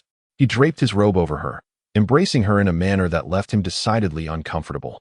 Soft humming reverberated through the tranquil common room, his hand gently patting Sally's back with utmost tenderness. Have you reconciled?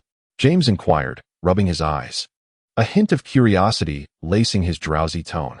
Beside him, Sirius stifled a large yawn and casually asked, It's only 6 o'clock. What time did you return to the dormitory last night? Why are you up so early? This morning, James had an early training session, and Sirius usually accompanied him. Lemus offered no response. He merely lifted his gaze to glance at them briefly before returning his full attention to Sally. James and Sirius exchanged glances, immediately sensing an odd atmosphere.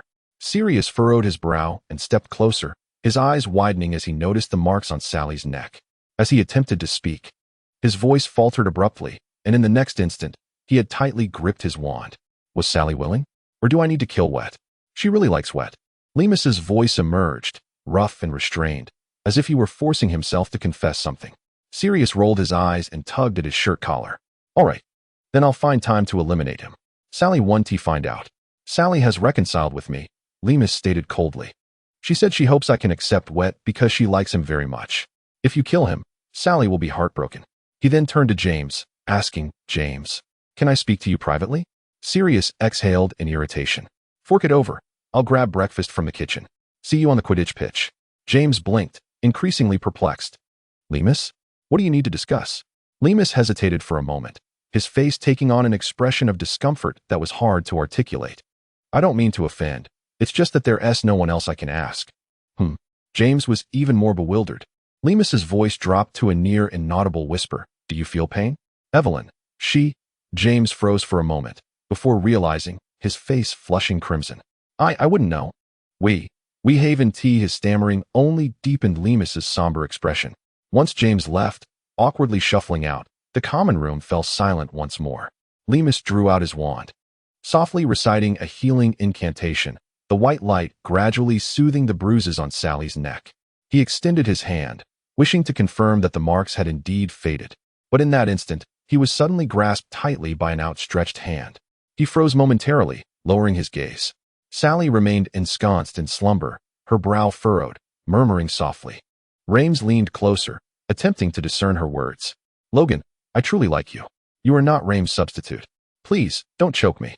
At that moment, Rames felt his blood run cold. His chest contracted violently, causing him pain so intense that he could scarcely breathe. Rames swore that upon hearing Sally's dream talk, he truly felt an overwhelming impulse to end Logan's life. Even though it was not a full moon, the wolf within him howled to break free. His blood surged, and he yearned to tear apart that name. He genuinely doubted Logan's sincerity. Were all those tender gestures and thoughtful acts towards Sally merely a facade? Rames' thoughts were interrupted by Sally, who had awakened. Awake? Return to the dormitory and rest. He managed to force a smile, his voice gentle. It's still early. I will help you take a leave today. Sally languidly nestled against him, her fingers unconsciously brushing her neck. Rames' eyelids twitched, his heart clenched painfully. Yet he could not resist asking, did he choke you? Sally's expression shifted to panic, only to be quickly masked. No, he didn't mean it. She grasped Rames' hand tightly. You must promise you won't confront him. He truly didn't intend to. After saying this, she hurriedly rose, her demeanor flustered. I am still quite tired. I shall return to rest. Sally's movements were abrupt and rigid, and Rames genuinely worried she might trip. Instinctively, he reached out to steady her, only to be gently pushed away. Rames stood frozen, watching her, his arms suspended in midair. Sally lowered her gaze, her face marked with regret. I'm sorry, brother. I shouldn't cling to you like before. Logan is right. After all, we are not blood relatives, and we must maintain our distance. Each word pierced Rames' heart like a dagger. Maintain distance. Logan was right. But what was he right about? Did 10 years of companionship, 10 years of habits, 10 years of tacit understanding all need to be overturned by a few words from Logan? Rames wished to refuse, yet when he met Sally's eyes, he was momentarily captivated. Sally appeared genuinely relieved. It was the first time since the Christmas holiday that she exhibited such a liberated smile. Rames longed to see her smile like that. Yet, he found himself unable to utter any words of affirmation. He did not want this. He missed Sally's embrace. He missed her closeness. He missed her possessiveness over him. He missed the time when he was her special and unique one. His silence was interpreted by Sally as acquiescence. She smiled gently at him and turned towards the staircase. Before she ascended, Sally paused. Rames' eyes brightened suddenly. He almost hoped she would turn back, showing mercy, and retract those heart-wrenching words. Slowly, Sally turned. Her eyes filled with struggle and conflict. Brother, Logan loves me, doesn't he? At that moment, Remus felt a sudden cessation of breath, accompanied by a sharp pain in his chest. He found himself unable to provide her with an answer, for he too was in the dark. Logan would go to any lengths to get close to her, even willing to play the role of a substitute. He would patiently coax her and accompany her on various adventures.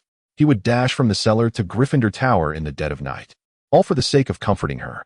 Such actions undeniably resembled love. Yet, if he truly loved Sally, how could he allow her to spend her first night of adulthood away from home?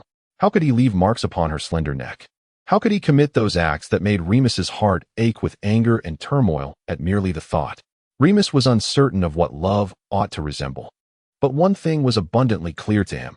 He could not bear the thought of her being hurt, of her bearing marks, or even of her displaying a fleeting expression of fear. If Loganworth had even half the concern for Sally that he did, if he possessed even a fraction of love for her. At this juncture, Remus abruptly realized the nature of his thoughts. He was contemplating his love for Sally. He felt utterly foolish, comparing his feelings to those of Logan. But why should he not? No one in the world understood her better than he did. No one cared for her more deeply. No one loved her more profoundly. Remus's throat tightened as he struggled to articulate his thoughts. I believe he does not love you. I believe he does not respect you enough. You should leave him. Will Logan always love me? Sally inquired once more, her eyes sparkling with hope, tinged with uncertainty and despair, reminiscent of the first time he laid eyes on her. This is your home, were the first words Remus had spoken to Sally. At that time, he was already a werewolf, accustomed to solitude, and had long since ceased to dare dream of anyone remaining by his side. Will you always stay with me? Was the first question she had posed to him, her tone cold, yet unable to conceal the fear and yearning lurking in her gaze. Much like the way she looked at him now. Yes, Remus affirmed, both in the past and in the present. Sally broke into a radiant smile, as she always did. Remus understood that his initial response was heartfelt. He would willingly forego marriage, romance, and progeny for a lifetime, as long as she needed him. He would remain by her side forever. Yet, he could not be certain of his second response. It was not about him, but rather about Loganworth. He could only pray that Logan truly loved her and would continue to love her eternally. If not, that was of little consequence, for he would pay any price to ensure Sally's happiness. This was his penance, the punishment for pushing her away. It felt as though flames were consuming him, scorching every nerve.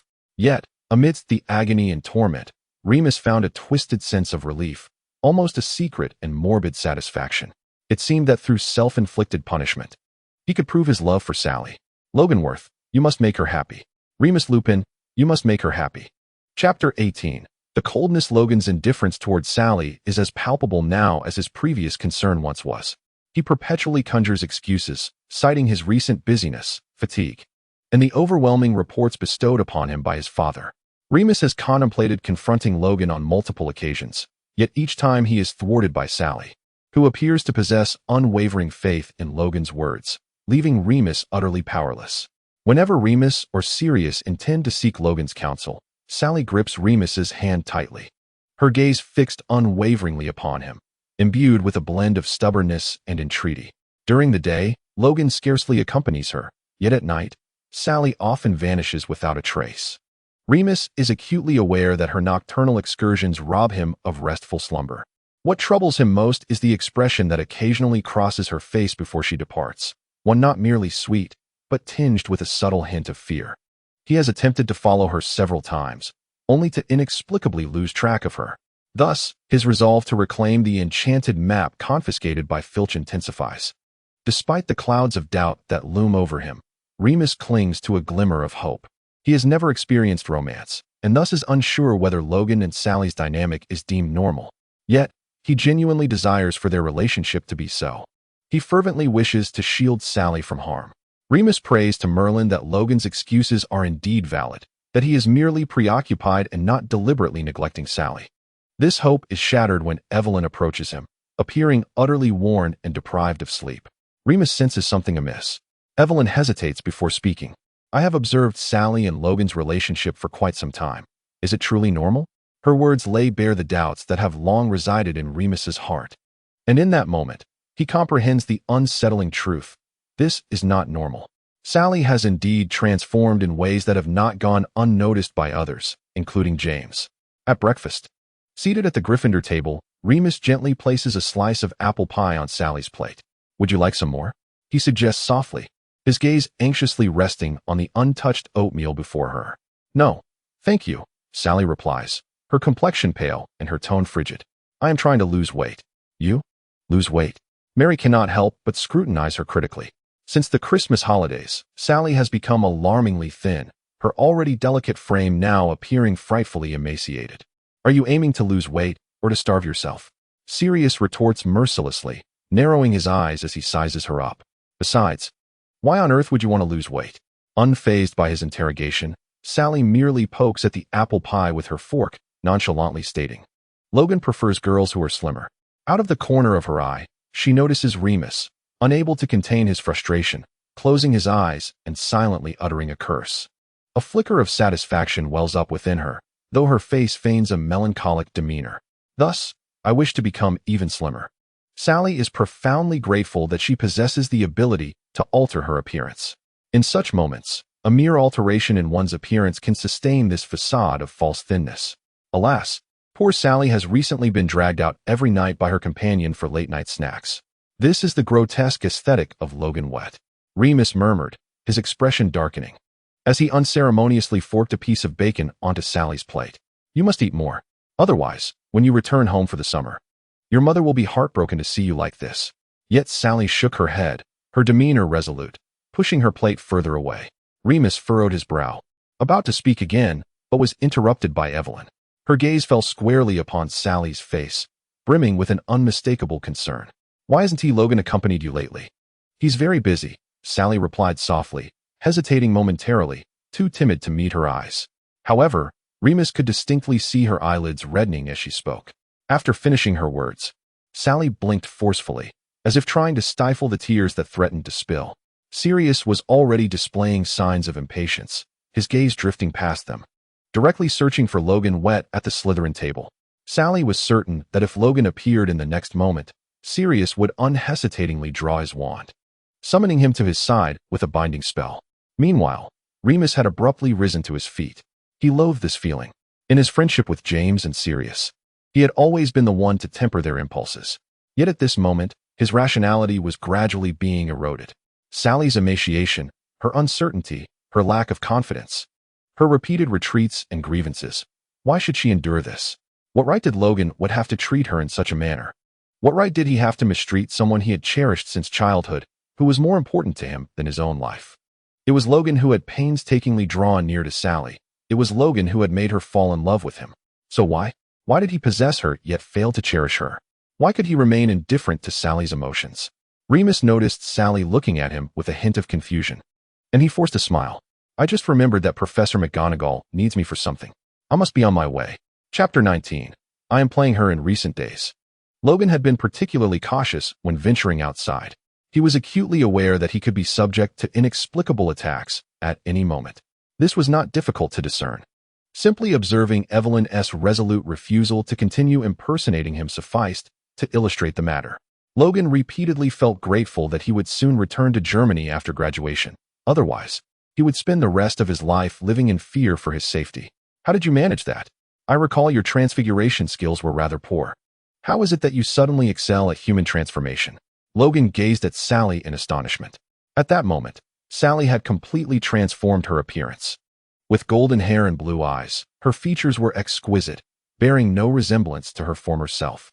Less chatter, Sally rolled her eyes. Remember to stand in front of me. Don't let my brother see my face.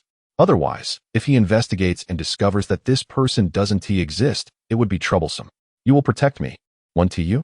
Logan asked, still feeling a twinge of insecurity, seeking reassurance once more. Sally turned her head to glance at him, her voice deliberately soft and tender as she said, Of course. Rest assured, I love you to the depths of my being. So much so that I cannot bear to see you hurt. Logan let out a long sigh, his face a mask of helplessness. I hope so, Merlin. What on earth did I owe you in my past life that I must serve you like a beast of burden in this one? Sally remained unfazed by his exaggerated theatrics and replied coolly, Please, could you act a little better in a moment? With a feigned smile, she patted his cheek. And there's no need to mention past lives. I saved your life in the 2nd grade, and from that moment on, you were meant to be my servant. She quickly calculated the time. According to the route provided by Evelyn, Rhymes had likely made a complete circuit and was nearing their location. Sally immediately shifted into character, leaning slightly closer. You may begin your lines now, Mr. Waite. Rhymes had finally located Logan Waite, thanks to Evelyn, who had sensed the anomaly earlier than anyone else and had been secretly tracking Logan's movements. But when Rhymes stood before him, the seething rage within him nearly consumed his entire being. Upon finding Logan, he was leaning against the railing alongside an unfamiliar blonde girl. Logan's figure conveniently obscured her face. Yet that did not hinder Rhymes from overhearing their conversation. Why haven't you spent time with your little girlfriend these past few days? The girl teased. Too lazy to go. Logan replied nonchalantly, playfully toying with her hair. Besides, I'm spending time with her tonight. Impressive, darling. Just to get back at her for turning you down. You've gone through all this trouble, the girl joked. Rhymes stood frozen, a chill coursing through him as he discreetly drew his wand. Indeed, Logan scoffed, a cruel glint flashing in his eyes. Wasn't she the one who rejected me? Didn't she claim not to like me? Didn't she treat me as a mere substitute? Look at her now. She's still being toyed with like a dog. I thought you truly liked her, the girl replied with a hint of mockery. It seems I'm quite the actor, Logan chuckled, his laughter cold and sardonic. Not only has she believed it, but so have you. No sooner had he spoken than the girl let out a short, sharp scream, pulling Logan aside. A blasting curse crashed down where Logan had just stood, sending debris flying and scorching the ground. The girl screamed and immediately fled in terror. Rhymes had no time to spare for her. The next blasting curse was aimed directly at Logan. Quick as a flash, Logan waved his wand to deflect it, sparks flying in all directions. What did you mean by that? Rhymes demanded, striding forward and gripping Logan's collar, his gaze fierce. He could feel his entire body trembling with rage. Logan anticipated a punch would land any moment, yet he did not flinch. Instead, he locked eyes with Rhymes, a cruel smile gradually forming on his lips. Oh, didn't you hear? I'm playing with your sister, he articulated deliberately, placing particular emphasis on the last words. But don't be too angry with me. Logan provocatively lowered his voice. Had you not relinquished the opportunity yourself, how could I ever have seized it? Rhymes felt a sudden halt in his breath. An overwhelming surge of guilt and anger threatening to tear him apart. Darkness enveloped his vision, and his fist was already raised. Bro, a familiar voice interrupted him. Rhymes turned abruptly. Sally stood not far away, her face a mask of confusion as she gazed at them. What are you doing? The fist Rhymes had raised froze in midair. Aye. His voice was hoarse, yet he found himself unable to utter a single coherent word. He yearned to relay to her every cruel word Logan had just spoken, but those words were too venomous. They had left him breathless with anguish, and he could scarcely fathom how Sally would react upon hearing them. Why not speak? Logan whispered with a cold sneer, leaning closer to his ear. Are you afraid? Or do you fear she simply will not believe you? Rhames's hand tightened suddenly, veins bulging. Yet Logan, undaunted, merely laughed with greater derision and forcefully shrugged off Rhames's hand. It's all right, darling. He turned towards Sally, a gentle smile adorning his features. Your brother thinks I've been a bit distant lately, so I ought to treat you better. He deliberately winked at her, his tone light. I think he's right. How about we go on a date this afternoon? Sally's eyes instantly sparkled with delight. She beamed, her entire demeanor visibly brightening as she replied without hesitation, sure. In that fleeting moment, Rhymes felt as though his chest had been hollowed out. A sense of helplessness washed over him like a tidal wave. He longed to unveil the truth, yet the words eluded him. How could he ever tell Sally that Logan had never loved her and that all his actions were merely acts of revenge? Rhymes genuinely wished for his own demise. He had rejected her in the name of love, only to allow another to approach her with malice. He feared he would harm her. He hoped she would find someone worthy of her affection, someone who would not cause her pain. Yet he was the very source of her suffering. This was his fault. Chapter 20. I will bring her more pain. As evening approached, Rhymes visited Felch's office to retrieve the map of the living points. The parchment unfurled slowly in his palm, his gaze fixating on two names, Sally Caitlin and Logan W. The two names were closely aligned, walking side by side into the castle. During dinner, Rhymes spotted Sally in the hall. This was the happiest he had seen her in days. Did you have fun? Rhymes could not help but ask softly. Sally nodded excitedly and instinctively reached out her hand, as she usually did, to take his arm. But a light cough interrupted her from beside her. It was Logan. Sally's motion halted midair. She froze, her joy instantly eclipsed by unease. She instinctively turned her head, timidly glancing at Logan. Come here. Logan beckoned her slowly, his gaze laden with meaning.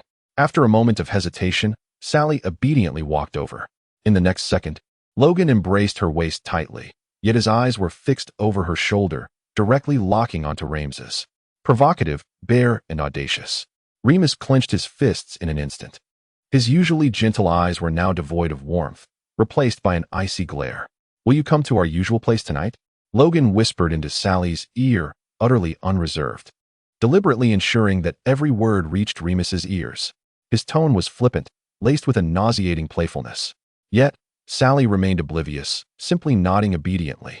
Her gaze filled with affection and adoration as she softly replied, All right. What is the matter? Sirius noticed Remus's unease and gently touched his arm, inquiring quietly. You and James need to keep Sally occupied tonight. Remus gritted through clenched teeth. I need to have a word with Wait. In the dead of night, Remus scrutinized the Marauders' map, observing Logan's name appear in an empty classroom in the cellar, while Sally's remained in the Gryffindor common room. He halted his patrol, inhaling deeply before resolutely making his way to the vacant classroom. Logan lounged casually against a desk, arms crossed, a faint smirk lingering at the corners of his mouth. Upon seeing him, Logan initially looked taken aback, then revealed a semblance of realization and provocation. I remember, I had a date with Sally. He raised an eyebrow. His tone languid. Explain it to her clearly, with a reason that 1T hurt her, and break up with her, Remus stated coldly, his voice low and suppressed. Break up? Logan laughed, as if he had heard something amusing, slowly shaking his head. But I haven't finished playing yet. Logan, wait, you are truly despicable. Rage surged through Remus, and he lunged forward, too enraged to draw his wand, wishing only to land a punch on his face. Yet, Logan did not flinch. Instead, he leaned in slightly closer, his eyes gleaming with malicious excitement. Sally will be coming to find me soon, he said menacingly, if you dare to hit me. I want to be able to keep anything hidden. Remus's fist hung in the air, trembling with suppressed emotions and struggle. Logan felt a wave of panic wash over him. Genuinely alarmed. At such a close distance, he could see the veins bulging on Remus's neck and hear the strained breaths emanating from his chest. The usually gentle and restrained face now bore an exceptionally cold demeanor, the scars crisscrossing his features appearing particularly grotesque under the current expression.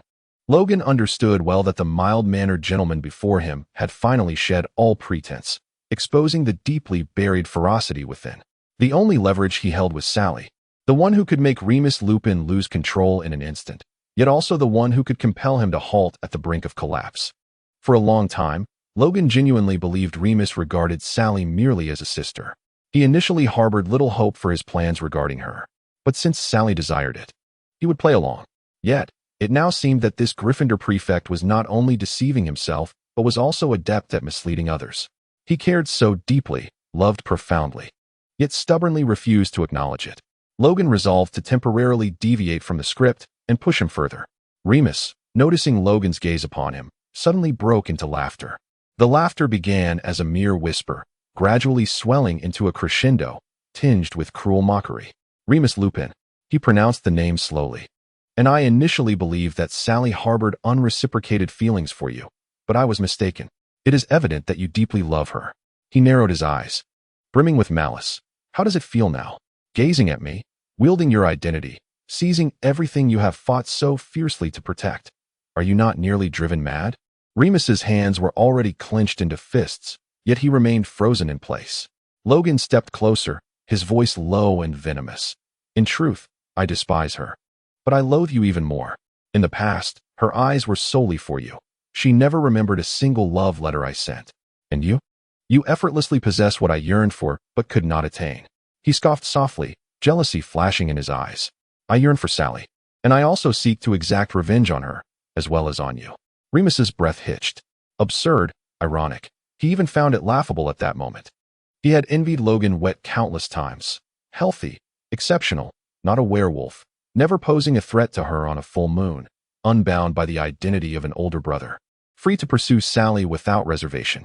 Logan seemingly had it all. Yet, here he was, enviously gazing at himself. I was pondering how best to retaliate against you when Logan continued, his eyes glinting with cold light, but in truth, he had already achieved his revenge. His tone suddenly softened, drawing close to Remus's ear, his voice chilling. You must have seen the marks on her, right? I revel in watching her plead and cry, gasping for breath. That sight is utterly addictive. In the next moment, Logan felt a tightening around his neck. His eyes widened in shock. The sensation of suffocation surged through his mind. Remus's hand was tightly gripping his throat, his gaze blood-red, as if he were about to crush him in an instant. Logan's vision darkened, yet he gritted his teeth, forcing himself to remain composed. He silently thanked his training in silent spells. A petrification spell was unleashed with sudden force. Remus's body instantly stiffened, frozen in place. Logan gasped for air, clutching his throat as he awkwardly broke free. Just stand there obediently. Logan twisted his lips into a mocking smile, lowering his voice menacingly. Rest assured, From here on out, Sally Caitlin will only suffer more. With that, he turned and left without a backward glance. Chapter 21. Mistaken identity. Remus's rigid body gradually regained sensation. The effects of the petrification spell ebbed away. Yet he felt as though his heart had been struck by a blunt instrument, a tumult of anger, regret, and guilt swirling within him. He was wrong. He should not have rejected Sally, should not have pushed her away, should not have given Logan any opportunity. He believed that by distancing himself, she would remain unharmed. Yet reality had dealt him a harsh blow. The world is rife with malice, and the human heart is inscrutable. He would rather die than harm her. Yet he could not guarantee that others would feel the same. Only by his side could she be safe. In the darkness, his eyes remained keenly aware of everything. Logan had deliberately extinguished all the candles before leaving, thinking it would instill fear in him. Just as Remus was about to depart, the door was pushed open and then closed again, accompanied by a faint creak. A familiar figure stood at the doorway. Logan? Sally leaned against the door, her eyes filled with alarm and unease. I'm sorry for being late. I did not mean to. Please do not be angry. If you could, her voice trembled, tinged with a hint of appeasement and fear. Are you there? Please respond to me, will you? Or shall I create some light? I am truly frightened. A tightness gripped Rame's throat. He could scarcely endure the sight of Sally's fearful expression. Almost instinctively, he stepped forward, hastening towards her. Sally, before his words could escape. The sound of fabric rustling startled her. Relief washed over her face as she moved toward the sound. There you are, she murmured softly, only to be abruptly tripped by a chair leg, stumbling slightly. Just before she fell, Rames swiftly reached out, steadying her. Sally instinctively clung to him, her entire being sinking into his embrace. Their breaths intertwined. Why are you silent today? Sally asked softly, or is there something you wish to play? Rames froze. He could hardly believe his ears. She mistook him for Logan. Reason urged him to speak, to refuse, to clarify that he was not Logan.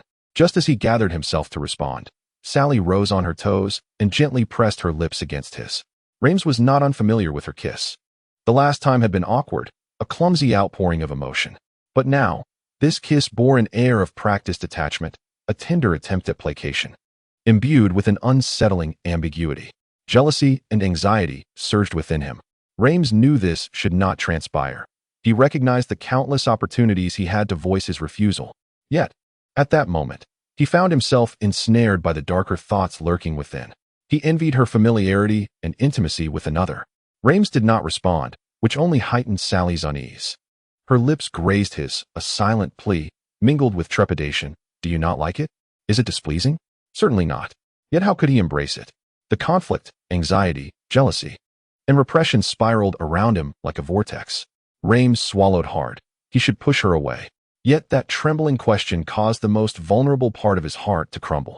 He finally lowered his head, returning the kiss with great restraint, his movements slow and careful, as if fearful of startling her. Sally paused momentarily, then her breath quickened, and she willingly reciprocated. The initial attempt at placation gradually transformed into yearning. She reached up to his shoulder, drawing herself closer. In the darkness, only their hurried breaths filled the space between them. Sally's kisses grew more fervent, imbued with a nearly suffocating dependence. Rames, initially a passive participant, gradually found himself swept away. Her essence, her trembling voice, her warm touch, all enveloped him. Yet, the deeper he sank, the more painful it became. Unbeknownst to her, the figure before her was not Logan at all. He was being kissed in Logan's stead. Jealousy, like a claw, tore at all his reason. Just as he was on the brink of losing himself entirely, Sally suddenly pulled back slightly, her breath rapid, yet her hands did not cease. She deftly unbuttoned her shirt, the fabric sliding down with a soft rustle. In the stillness of the night, that sound shattered Reem's heart completely. She lifted her gaze, her eyes hazy. Did I do well today? Reems felt a tightening in his chest. Before he could respond, she timidly added, Could you please not make it too painful today? She bit her lip, as if fearing rejection. Could you refrain from pinching me today? A wave of anger, jealousy, and guilt surged within him. Reem's fingertips trembled, and a hoarse, pained sound escaped his throat, yet he could find no words to respond. In the next moment, he pulled her closer, resting his forehead against hers, his voice trembling and choked as he whispered, I'm sorry. His tone was low, akin to a plea, almost a form of self-punishment. He kissed her neck with an urgency fueled by long-suppressed emotions, each kiss tender and reverent, as if striving to conceal all the scars of her past wounds. Sally trembled slightly at the kiss, a barely audible whimper escaping her lips. She murmured in his ear, a surprising note of admiration in her voice. "You are truly wonderful today. You used to be so hurried, always hurting me, but today, you're so gentle." Reams felt on the brink of suffocation. Logan had never been gentle, yet she perceived this long-awaited tenderness as a change in Logan. Tears welled in Reams' eyes. If Logan could not provide it, then let him. Even though she no longer belonged to him, even as her heart drifted farther away, he was still willing to please her, if only to earn a moment of her ease and smile. He kissed her lips once more, with restraint, tracing her petals with the utmost gentleness, devoid of any claim. His hand slowly ascended, fingertips trembling as they caressed her cheek, ear, and jaw.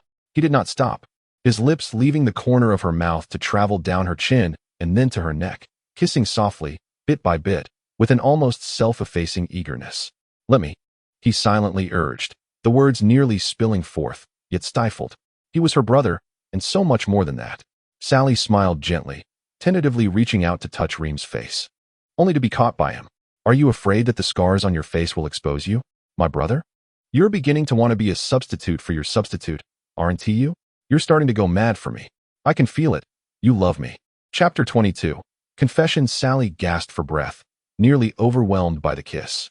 Their lips intertwined. Reams' arms encircled her waist, pulling her tightly into his embrace. Instinctively, she clung to his neck, her breath quick and trembling. Perhaps provoked by her breath, Reams suddenly lifted her, tilting his body slightly as he pushed her against the table behind them. Sally found herself pressed atop the table, instinctively trying to support herself. But Reams' hand was already firmly placed on her waist, ensuring she lay flat.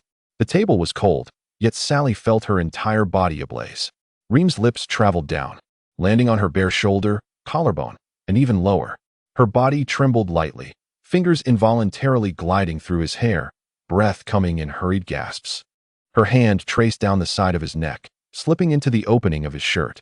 Suddenly, Limes froze. She would come upon his scar, an indelible mark of shame he could never erase. In that instant, she would realize he was not Logan. Almost instinctively, he seized her wrist, pinning her hands together above her head. The force was irresistibly strong, yet not brutal. His thumb gently caressed the bone of her wrist, mindful not to hurt her, cushioning her wrist with his hand between hers and the table. At that moment, Limes abruptly became aware. A dull pain surged in his chest, nearly tearing through his ribs. He was relishing the intimacy of his sister while masquerading under a false identity. She had sincerely given herself to Logan, while he had sunk to the depths of exploiting such deception. A profound sense of shame constricted his throat. Limes felt despicable, unworthy, lacking even the courage to meet her gaze. He gradually released her hand, carefully helping her to redress. His movements were gentle to the point of humility, each button meticulously fastened as if to conceal the earlier loss of control. "Why did you stop?" Sally's gaze was misty, her tone laced with confusion, as she wrapped her legs around Limes's waist once more. Limes's throat felt parched, yet his mouth unconsciously mimicked Logan's tone. "It's too late today, we should head back." She allowed him to arrange her clothes, but a glint of mischief flickered in her lowered eyes.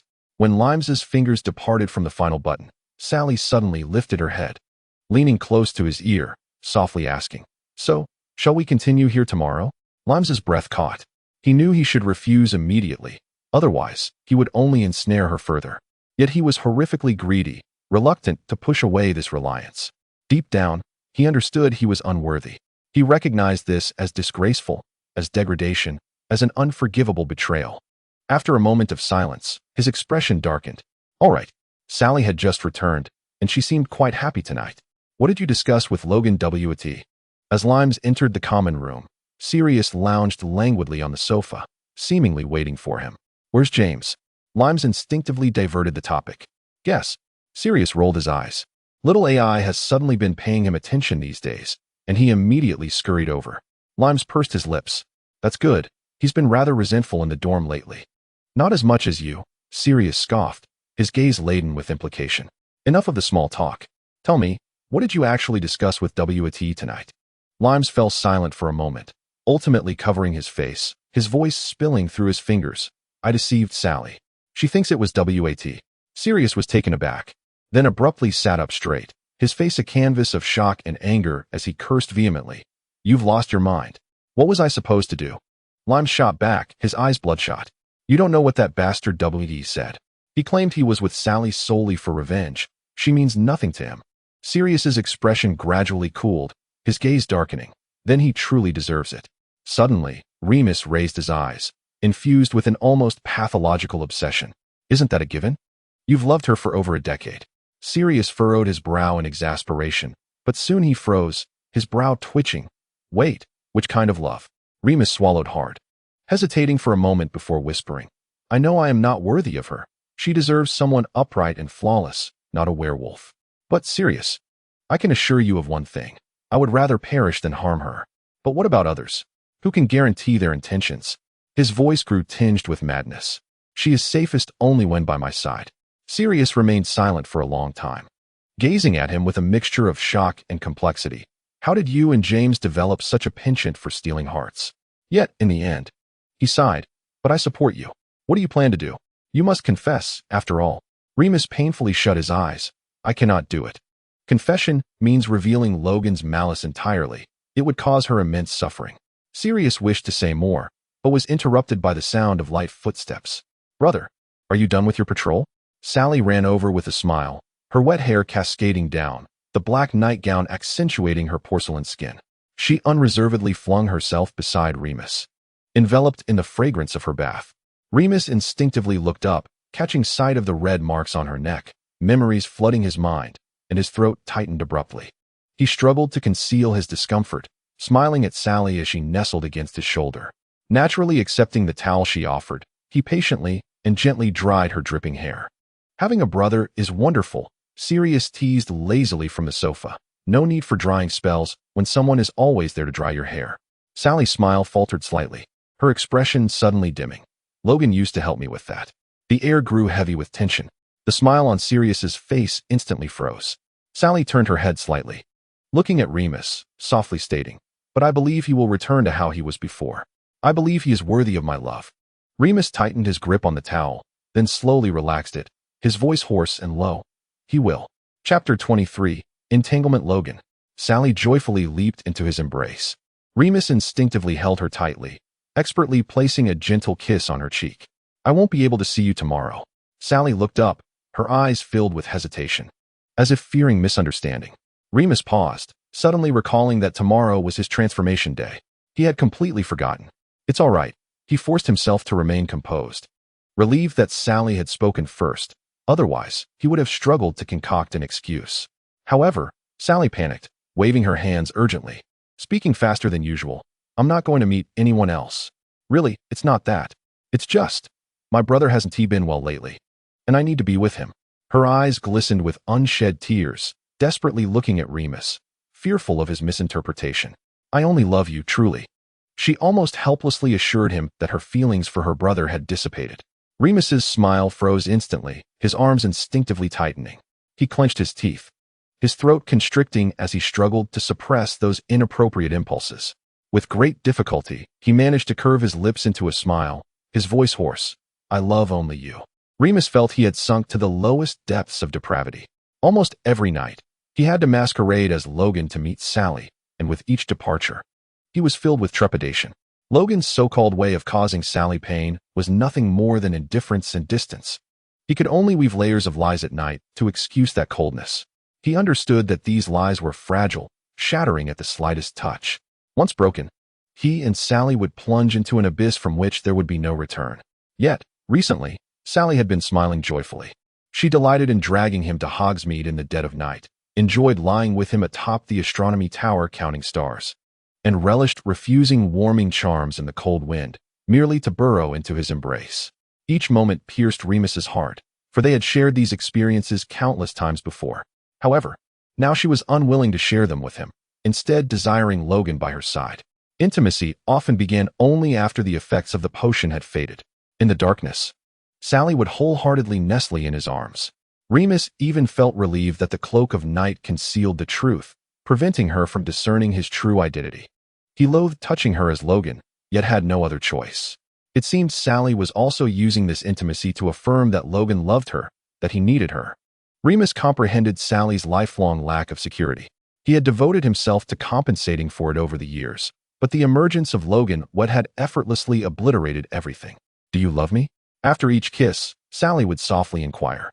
Remus could only respond in Logan's voice, again and again, "I love you. You are wonderful. I truly love you." He whispered in her ear, while his heart gradually tore apart. "No matter what, I will love you. Will you love me forever?" Sally asked with bright anticipation. Remus's throat tightened, unsure whether he should make that vow. He knew Logan could not, but he could. "I will love you forever." Ultimately, he spoke, wagering his very soul. "Do you realize you are dancing on the edge of a knife?" Sirius glared coldly at Remus. James, beside him, wore a furrowed brow, his face filled with concern. "You must be honest with Sally. You have to tell her the truth. This is deceit." Sirius's anger was barely containable. "But she is so happy," Remus instinctively retorted, his voice trembling. "If I pretend to be Logan, she will listen to me, start eating normally. She will no longer be as anxious as before. But once she discovers the truth, she will feel even more humiliated, even more desperate." Sirius growled. "Sally trusts you. When the truth is revealed, she will utterly collapse. How can you make her accept that the two people she has always relied on have been deceiving her?" As the words fell, Remus stood frozen in place. He had contemplated this moment countless times, even envisioning its conclusion in his nightmares. Yet, as long as Sally nestled in his embrace, wearing that contented smile, he dared not delve deeper into his thoughts. Indeed, this all was a cruel deception. Yet it remained his soul-tender illusion. He knew Sirius was right, but he found himself utterly unable to break free. Remus was ensnared in a torment of indecision. However, he soon realized he was no longer entitled to such turmoil. Sally understood him better than anyone else. She had spent so much time with him that no one could fathom his essence more profoundly. Even Aunt Hope only grasped his life before the age of 11. Yet, after that pivotal age, they had been inseparable. She knew better than anyone that Remus would never voluntarily reveal the truth. He was gentle, yet not indecisive. It was simply that he consistently placed himself beneath others, choosing to endure pain rather than resist. Sally relished in Remus's hesitation and conflict. The more one cares, the more one fears loss. This was not the essence of normal love. Yet, for Sally, this was the proof she desired. Words of love were far too easy, insufficient to grant her peace of mind. Only by witnessing Remus repeatedly cornered, suffering for her, wavering for her, could she be assured of his genuine affection. What she intended to do was indeed despicable. Yet, she felt no shame. "Brother, your indecision will wound me. You shall spend a lifetime compensating for it." Chapter 24. The Truth on a Sunday Afternoon. In the Gryffindor common room, the moment Sally stepped through the door, Remus sensed something was amiss. Evelyn was supporting her arm, and Sally appeared to have cried herself to exhaustion, swaying unsteadily. "What's wrong?" Remus abruptly rose from the sofa. James and Sirius immediately ceased their laughter, furrowing their brows as they looked towards them. As Remus approached, Sally collapsed into his arms, her tears quickly soaking through the fabric of his shirt. Evelyn, with a sense of helplessness, spoke on her behalf. Logan White just broke up with her. The common room was not empty. More and more eyes turned toward them. Remus instinctively sheltered Sally within his embrace, murmuring softly, "It's all right. It's all right. Your brother is here." Sally stumbled as Remus guided her into their dormitory, while James and the others remained in the common room. "Brother," Sally choked, her voice fragmented. "He said he doesn't love me. He said he just wants to get back at me." She clung to him so tightly, as if trying to meld herself into his very being. Remus felt his heart being crushed little by little. "But he clearly said he would always love me," Sally continued, her words trailing off. Remus shut his eyes. Guilt threatened to overwhelm him. That promise of eternal love had been spoken by his own lips. The more she wept, the clearer it became to him that he had been the one to push her into the abyss. Why did it have to come to this when everything was so perfect before? She sobbed in his embrace. Remus felt a tightness in his throat, longing to speak, yet found himself unable to utter a word. Once the truth is unveiled, not only will she harbor resentment towards Logan, but her hatred will penetrate to the very depths of her being. Gossary clutched his sleeve, gazing up at him with tear-filled eyes, resembling a helpless child. My heart ached intensely in that moment. Remus found himself pleading for death. In her childhood, whenever she fell and scraped her knees, she would leap into his embrace, uttering, "It hurts." Back then, he always knew how to comfort her. He would dispense a bit of his fragrant ointment for her wounds, offer her a piece of candy, and shower her with praises of her bravery. But what of now? Her pain was inflicted by him. He had become the perpetrator.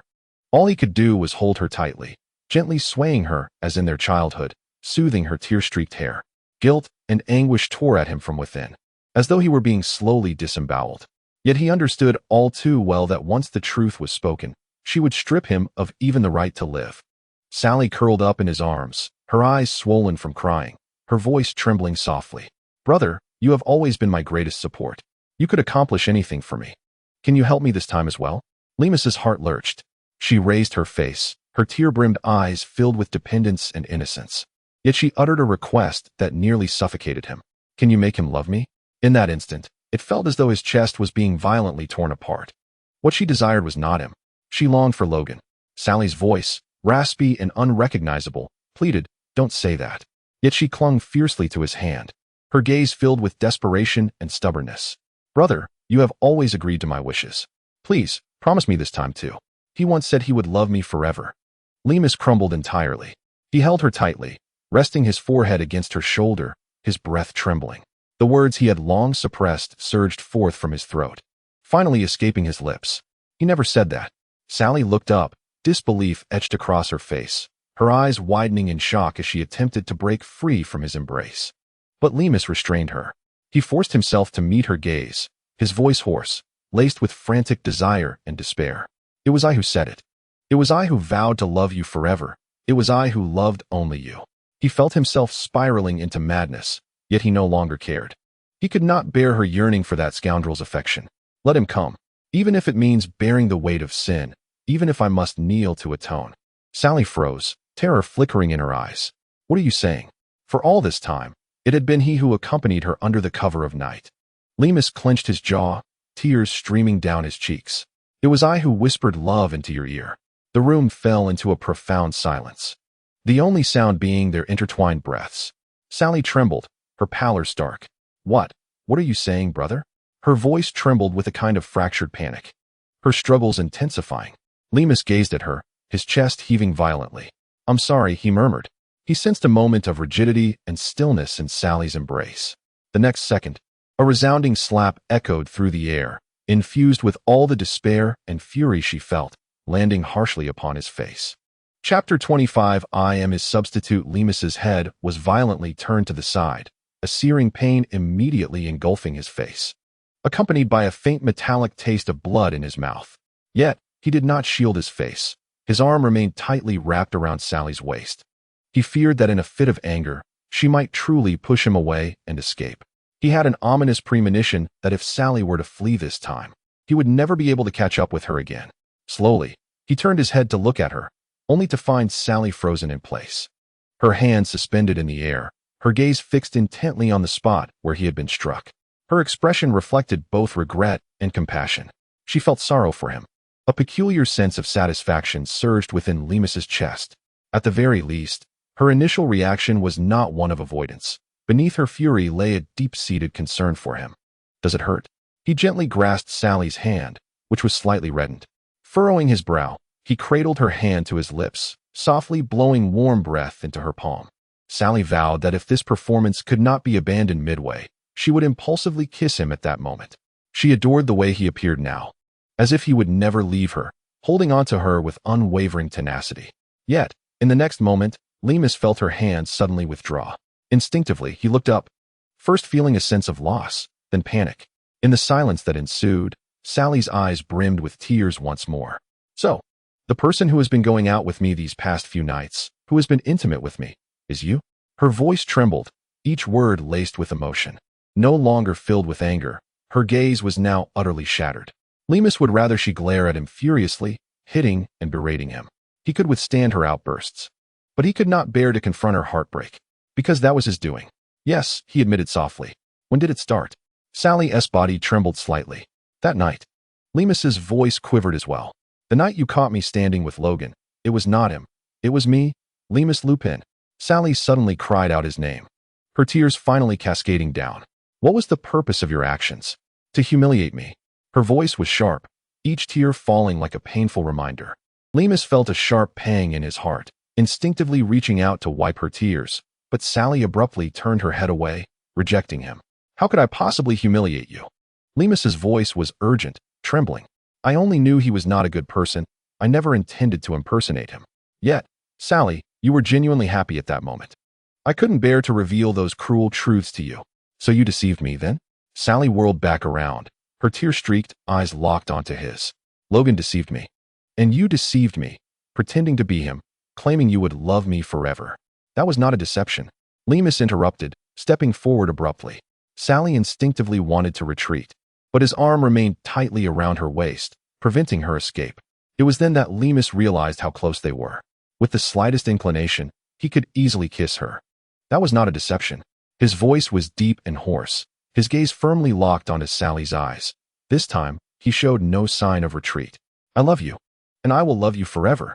Sally paused, a fleeting moment of uncertainty flickering in her eyes, but soon, a sardonic smile graced her lips. Enough. Stop deceiving me. You once said you hoped I would find someone worthy of love. You claimed you were merely my brother. You said you despised my affection for you. She nearly shouted. Lemus felt an emptiness in his chest, experiencing a profound sense of helplessness for the first time. Indeed, every word had been his. He thought that by saying those things, he would ensure her happiness. But what of the present? His Sally often wept, her smiles increasingly rare. The illusion that he had done the right thing was gradually being torn apart. I was wrong, Lemus said, his eyes welling with tears. I was wrong. I desire to be more than just your brother. I love you, not merely with familial and platonic affection, but with romantic love. In a daze, he recalled Sally's tearful admission, yearning for all of his emotions. Kinship, friendship, love. She wanted it all. Now, he had indeed offered everything. Lemus gazed into Sally's eyes, which were filled with shock and confusion. Yet, she no longer needed it. It was too late. You cannot treat me this way. Her expression appeared somewhat dazed, as if her strength had been suddenly siphoned away. In a flurry of panic, Lemus gently lowered her to the ground. You cannot treat me this way, Lemus Lupin. Sally gripped his tie tightly, her eyes reddened, as if they could bleed. You cannot reject me when I love you, only to rush back and profess your love when I have finally managed to let you go. You cannot shroud all the harm you have caused me under the guise of love. Lemus felt an agonizing tightness in his chest, nearly suffocating. He looked at her, his voice hoarse. Sally. In the next moment, she released his tie, collapsing in despair and weeping uncontrollably, curling into a ball, clutching her legs tightly. Lemus stood frozen for a few seconds, realizing that she no longer relied on him. He was no longer the source of her comfort. She was beginning to reject him. But how could this be? Sally, you wanted me to stay with you forever. How could you abandon me first? Don't do this. Lemus lunged forward, disregarding her struggles as he embraced her tightly. Sally's resistance intensified, and he placed one of her hands against his cheek. Do not ignore me. Strike me if you must. Scold me as well. It is my fault. I was wrong. Just do not disregard me. Sally's hand trembled, raised high, yet it never fell. Eventually, that hand slowly descended, not to strike him, but instead wrapped around his neck. Her head buried into his shoulder, sending waves of excruciating pain through him. Sally was biting him. Lemus remained still, even refraining from pulling away. He did not know the strength she exerted, but this pain paled in comparison to the agony he felt when her tears soaked through his clothing. I do not wish to see you. Lemus heard her muffled voice, laced with a finality that seemed to push him away entirely. I love you. Lemus did not falter. Instead, he held her tighter, tilting his head to gently place his lips upon her disheveled strands of hair. Sally's voice, tinged with tears, uttered words that resonated like the most cruel of lies. I love you. Lemus stubbornly reiterated. Logan cannot be by your side, but I can. I can be with you forever. He paused, a hint of self-mockery creeping in. After all, hasn't he been merely a substitute for me in your life? Look, for so long, you have been unable to distinguish between him and me. I could also step into his shoes. He humbly pleaded, caressing her head, softly coaxing. Sally, dear, promise me, will you? With tear-filled eyes, Sally lifted her gaze, fixating on him. Did you use the compound medication back then? Lemus's breath caught in his throat, sensing a tacit acknowledgement. His heart ached as if steeped in vinegar. Yet he would endure this pain as long as it meant she would not drift away. He nodded in response. Sally's expression was a tempest of emotions, anger, derision, and an uncontainable fragility. You have truly exerted yourself to deceive me. For a moment, Lamus found himself speechless, merely observing her, prepared to bear any retribution she might impose. Yet, in the next heartbeat, she suddenly leaned in, throwing herself into his embrace, clinging to him as if he were her last lifeline. "Deceive me once more," she implored, "so my heart may not ache so fiercely." Lamus felt as if his heart were being torn asunder. He could only repeat soft reassurances, kissing away her tears, brushing his lips against her forehead, until her trembling form transitioned from hysteria to silent shivers. With reddened eyes, Sally's fingers nearly embedded themselves into the muscles of his back, desperately demanding, "Hold me tightly," as he once did when he professed his love. Lamus's heart felt as if it were being irrevocably shattered. Guilt, anguish, longing, all these emotions coalesced, nearly suffocating him. Yet, he gently and submissively acquiesced to her request.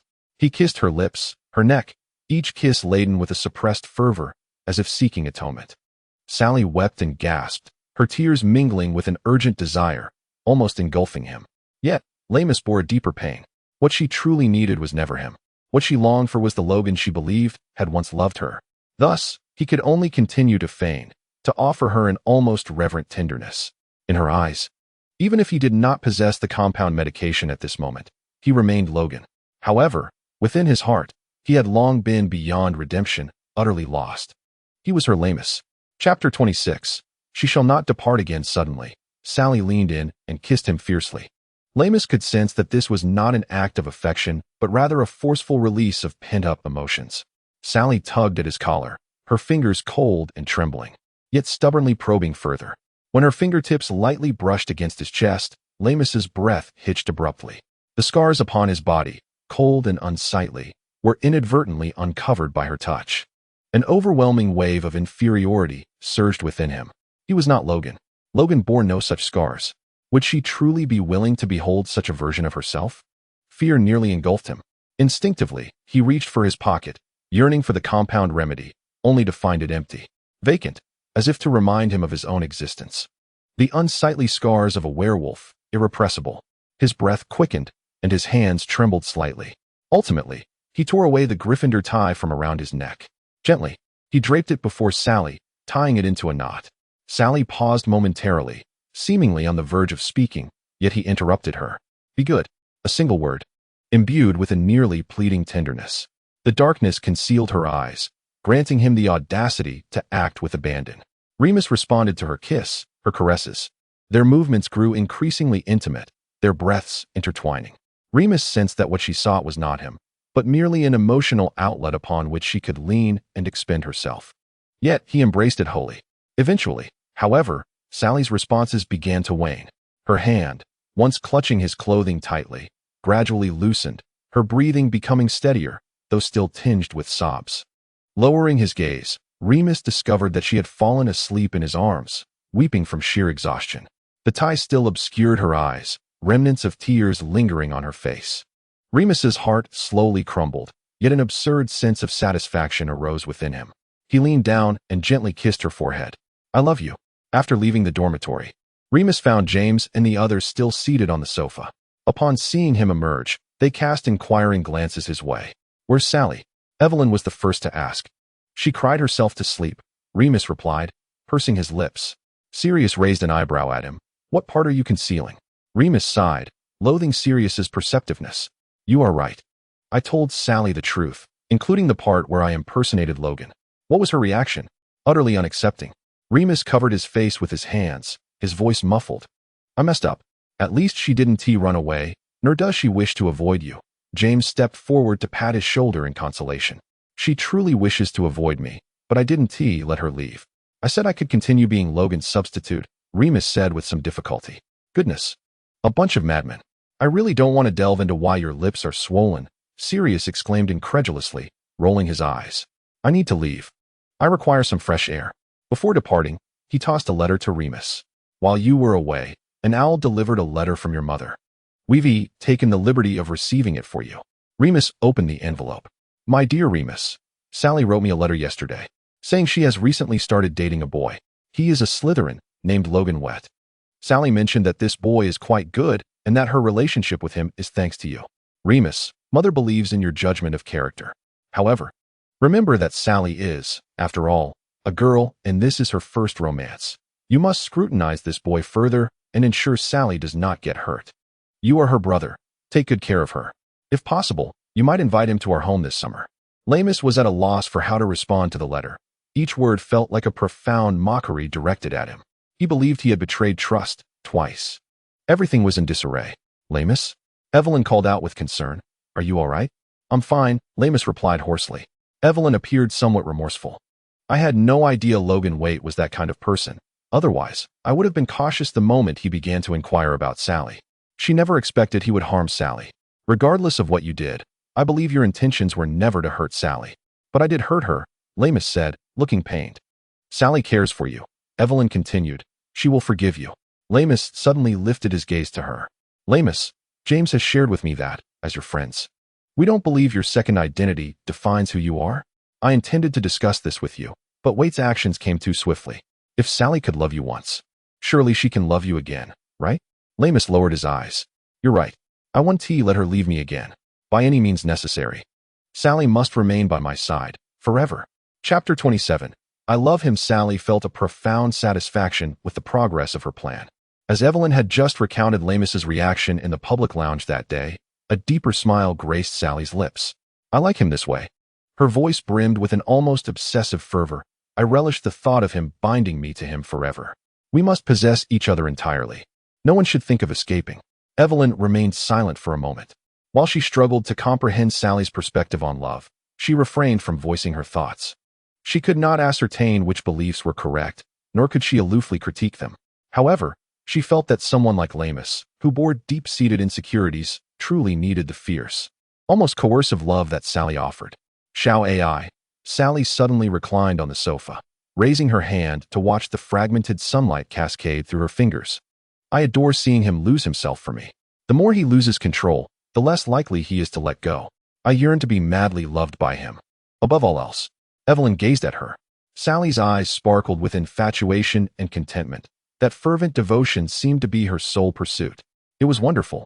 Devoid of any hesitation or confusion, such clarity was happiness in itself. I originally thought that day you would completely bind yourself to him. Evelyn contemplated for a moment before rephrasing her inquiry delicately. Why did you pretend to sleep in the end? I have many scars, Sally replied cheerfully, as if speaking of trivial matters. I had previously used a confusion spell, but that day was too late. I didn't want him to know of their existence. Evelyn was aware of those scars. After the full moon, when Sally sought her help, she had witnessed the crisscrossing wounds firsthand. Many were grotesquely scattered across Sally's body. Yet she appeared entirely unbothered, not distressed by the scars in the slightest. Evelyn believed that Sally was the most deserving of Raim's fervent love, and she felt entirely justified in making such a demand of him. For her affection towards Raim's was equally generous and passionate. Previously, did those wounds not ache? Evelyn could not help but inquire. Sally paused momentarily before responding candidly. Yes, it does. She added with a smile, devoid of any pretense. Often to the point of unbearable pain. Yet, in those moments, I feel as if I can truly empathize with him, although I am aware that his suffering surpasses mine. After Raim's full moon, he seldom complained in front of Aunt Hop, always enduring silently.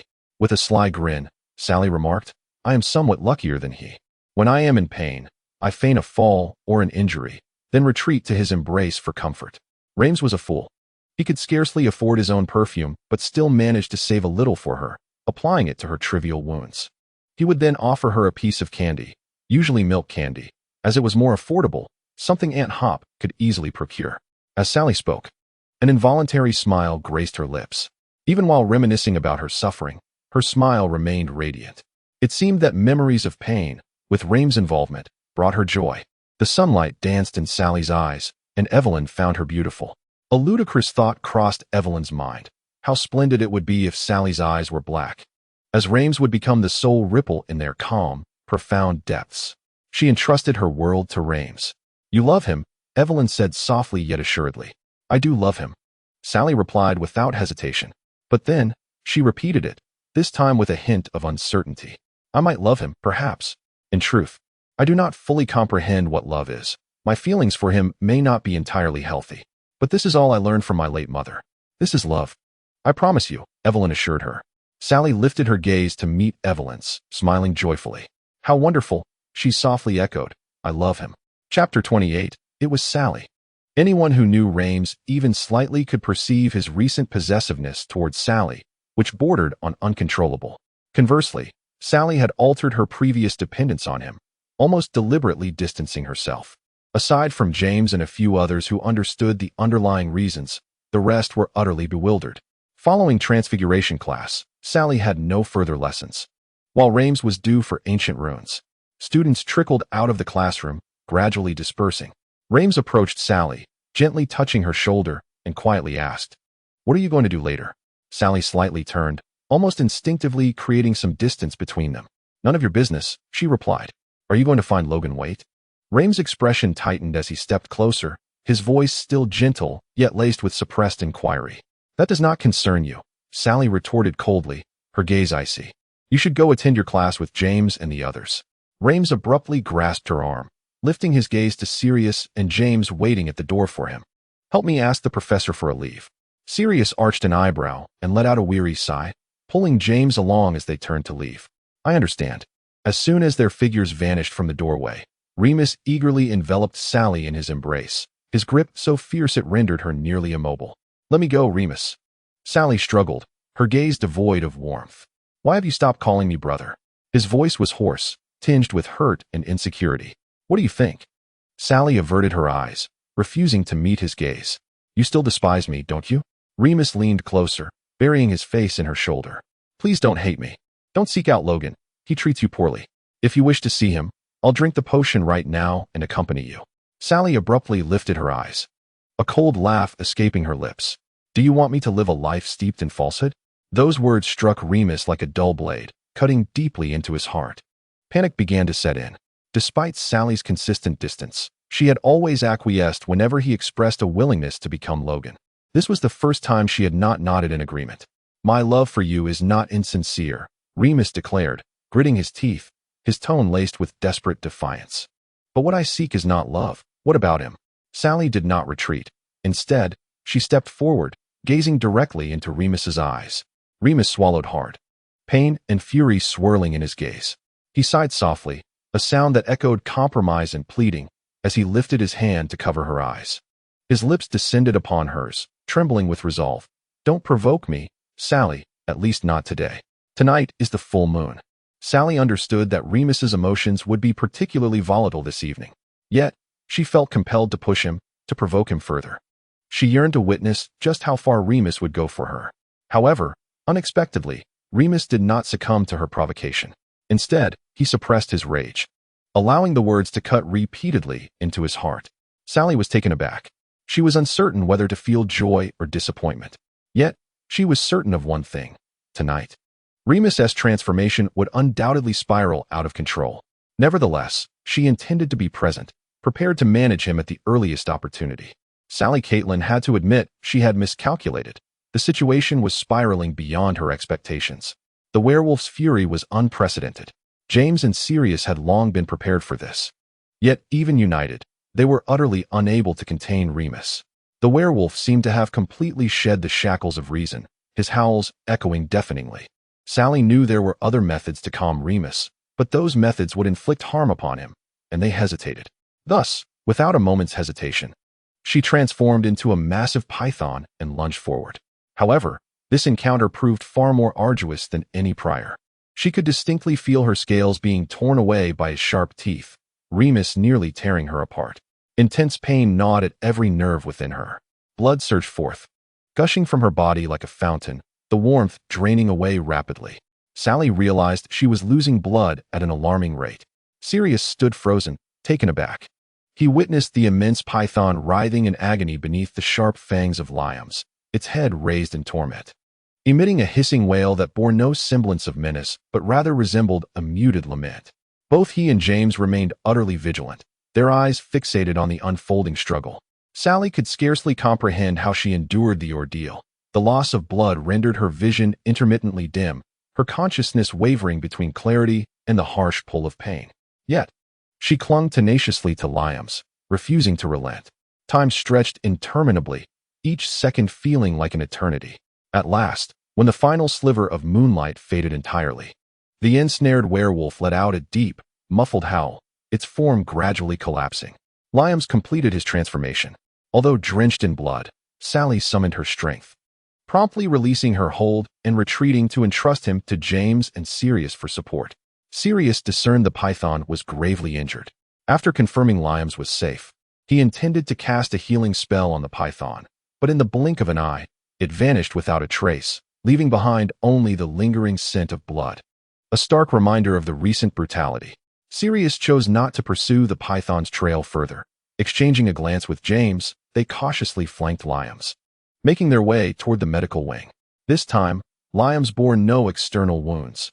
Though his breath was weak, it felt markedly lighter than usual. Sirius believed that with a few bottles of nutrients from Madame Pomfrey, Liams would soon be able to return to the dormitory for rest. Nevertheless, they proceeded slowly, reluctant to disturb him. However, as they neared the castle, Liams gradually opened his eyes. James immediately noted his awakening, leaning down with a smile. "Hey, congratulations. This time a kind python aided you, and you emerged relatively unscathed." "Indeed," Sirius chimed in, "that was the most benevolent serpent I have ever encountered, despite its grievous injuries. It fought valiantly to protect you. Yet, I cannot fathom why." Liams managed a faint smile. "I thought I would have to remain in the medical wing for another couple of days." Just as James was about to respond, he was interrupted by Sirius, who gazed in surprise at the figure before them. "Evelyn, what brings you here?" Liams abruptly lifted his head, his gaze locking onto the girl nearby. Evelyn's complexion was alarmingly pale, her hands trembling, and she appeared on the verge of collapse. James rushed forward, grasping her icy hands, anxiously inquiring, "What happened?" But Evelyn offered no reply, her eyes darting fearfully between them as her voice quivered. "Where is Sally?" "Sally?" Sirius furrowed his brow. "She should be in the dormitory tonight. Could she have gone to find Weasley?" James speculated instinctively. Evelyn's eyes brimmed with tears. "Was there a python that helped you tonight?" The air suddenly thickened with tension. Liams's breath hitched sharply. A chill coursed from his feet to his heart. A dreadful thought flashed through his mind, nearly suffocating him. No, it couldn't be true. Merlin, please let it not be so. He must be mistaken. It had to be a mere illusion. Yes. Sirius's expression also shifted to one of grave concern. Evelyn's voice trembled with sorrow. "That is Sally. We agreed to meet her here, to tend to her wounds. She should have arrived long before you, yet she has not shown up." Remus's world crumbled around him. He longed to scream, but found himself rendered voiceless. His heart felt as if it were pierced by a sharp blade, causing him such agony that he nearly forgot how to breathe. In that moment, Remus fervently wished for Merlin to end his life, pleading for Merlin to do so. Grasping Sirius's collar, his voice rasped. "Did you just say she was gravely injured?" Sirius closed his eyes, his throat constricted as he struggled to utter two words. "Very serious." He paused, his gaze filled with profound anguish. "The blood on you. It all belongs to that serpent." A thunderous realization exploded within Remus's mind. In an instant, he shook off their support and, almost in a frenzy, turned and sprinted into the darkness, his steps chaotic yet desperate as he pursued the shadows. Chapter 29.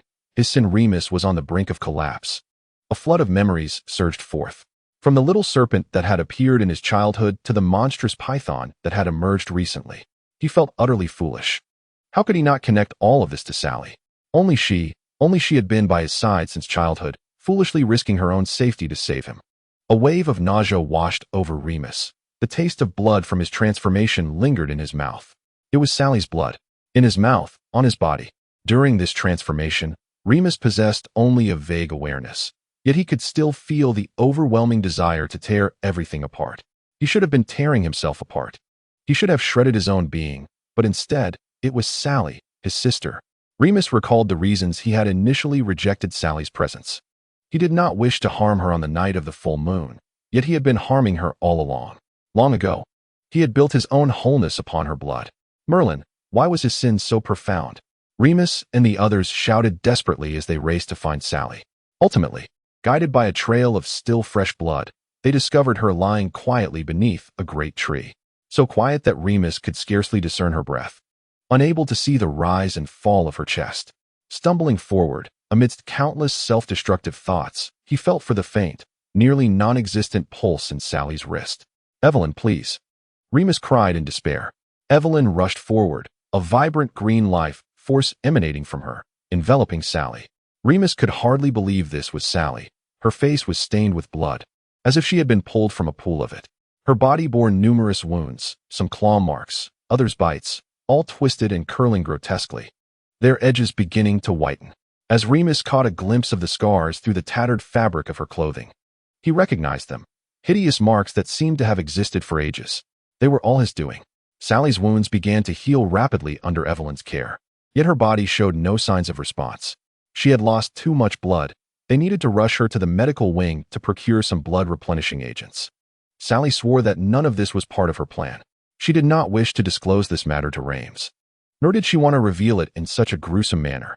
She feared that he would retreat even further, that he would be engulfed by guilt. Yet this was her choice. She had never regretted it, nor did she consider those scars to be a source of shame. However, Remus would surely be devastated. He could crumble for her, but not over this. She despised using her lycanthropy to provoke him.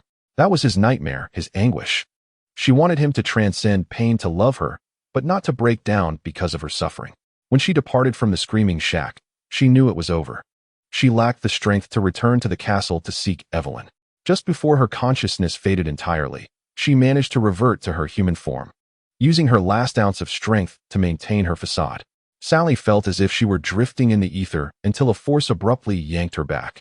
And then she acutely felt her physical frailty and pain. Her awareness ebbed and flowed until she finally regained a semblance of clarity and heard Remus speaking beside her. Evelyn looked at Remus with concern. Sally had been unconscious for a day, and Remus had sat beside her in a daze for the entirety of that time. Besides feeding her water and wiping her face, he simply held her hand and gazed at her. Evelyn and the others were deeply worried but felt powerless to intervene. They vividly recalled Sally's harrowing state, not to mention Remus. He would never find peace. Even if she awakened, he could not be at ease. Eat something, Sirius urged, handing Remus a steak sandwich and a cup of juice, cautioning him not to exhaust himself before Sally awoke. Remus mechanically accepted the food from Sirius, gripping it tightly in his hand. It was not meant for her. She should not have been there. Remus suddenly spoke, his voice hoarse. He looked up at Sirius and the others, evident shadows beneath his eyes, tears streaming down his flushed cheeks. She is still angry with me. She clearly despises me. She had said she did not want to see me. Why did she come? She should not have come. She should not be hurt. It was my full moon transformation that caused this. Why is she the one lying in bed? Sally will never hate you, Evelyn said softly, gazing at Remus. Even when she is upset, she only says she does not want to see you. She cannot even bring herself to say she hates you. Remus, she loves you. Even when you rejected her, she refrained from voicing it to disturb you. You are immensely important to her, which is why, whether she was dating Logan or during your quarrels, she would always come to your aid. We cannot truly comprehend the pain and insecurity you endure as a werewolf. But Remus, Sally can. She feels your pain just as acutely, and she does not care. Remus's tears fell more fiercely, his entire being trembling with sobs. He rarely cried so openly. Regardless of the pain, he usually wept silently, fearing that his cries would only heighten his parents' worries and irritate others. Sally had never heard Remus cry so sorrowfully. She had never heard him weep aloud. She struggled to open her eyes, squinting against the sudden influx of light. Sally felt a dull ache coursing through her body, her limbs devoid of strength, her head clouded with dizziness. She understood that these sensations were the aftermath of excessive blood loss. It's all right, Sally managed to utter with great difficulty. Remus immediately looked at her in surprise, his appearance haggard and worn. It's all right. Brother, don't cry. I'm here. Sally spoke slowly, echoing the words he had once shared with her on that stormy night. Chapter 30. Eternally bound Sally found herself weaving a few fabrications to explain why she had the ability to transform into a python since childhood, not wishing to divulge the matter of the shape-shifting magus to anyone. This was not about trust. It was a perilous risk, particularly since Remus and his companions had resolved to join the Order of the Phoenix after graduation. Sally had once argued fiercely with him over this, hoping that Remus would forever distance himself from Voldemort and from this inevitable war. She was terrified. She feared that Voldemort would take Remus from her just as he had taken her parents. What frightened her even more was the thought that if Remus were to discover her blood relation to Voldemort, he might come to despise her, as would her friends. Yet Remus remained resolute about joining the Order of the Phoenix. Dumbledore has said that Voldemort is recruiting Greyback and his werewolves. Sally, I must stand against Voldemort and Greyback. Sally found herself unable to refuse him any longer.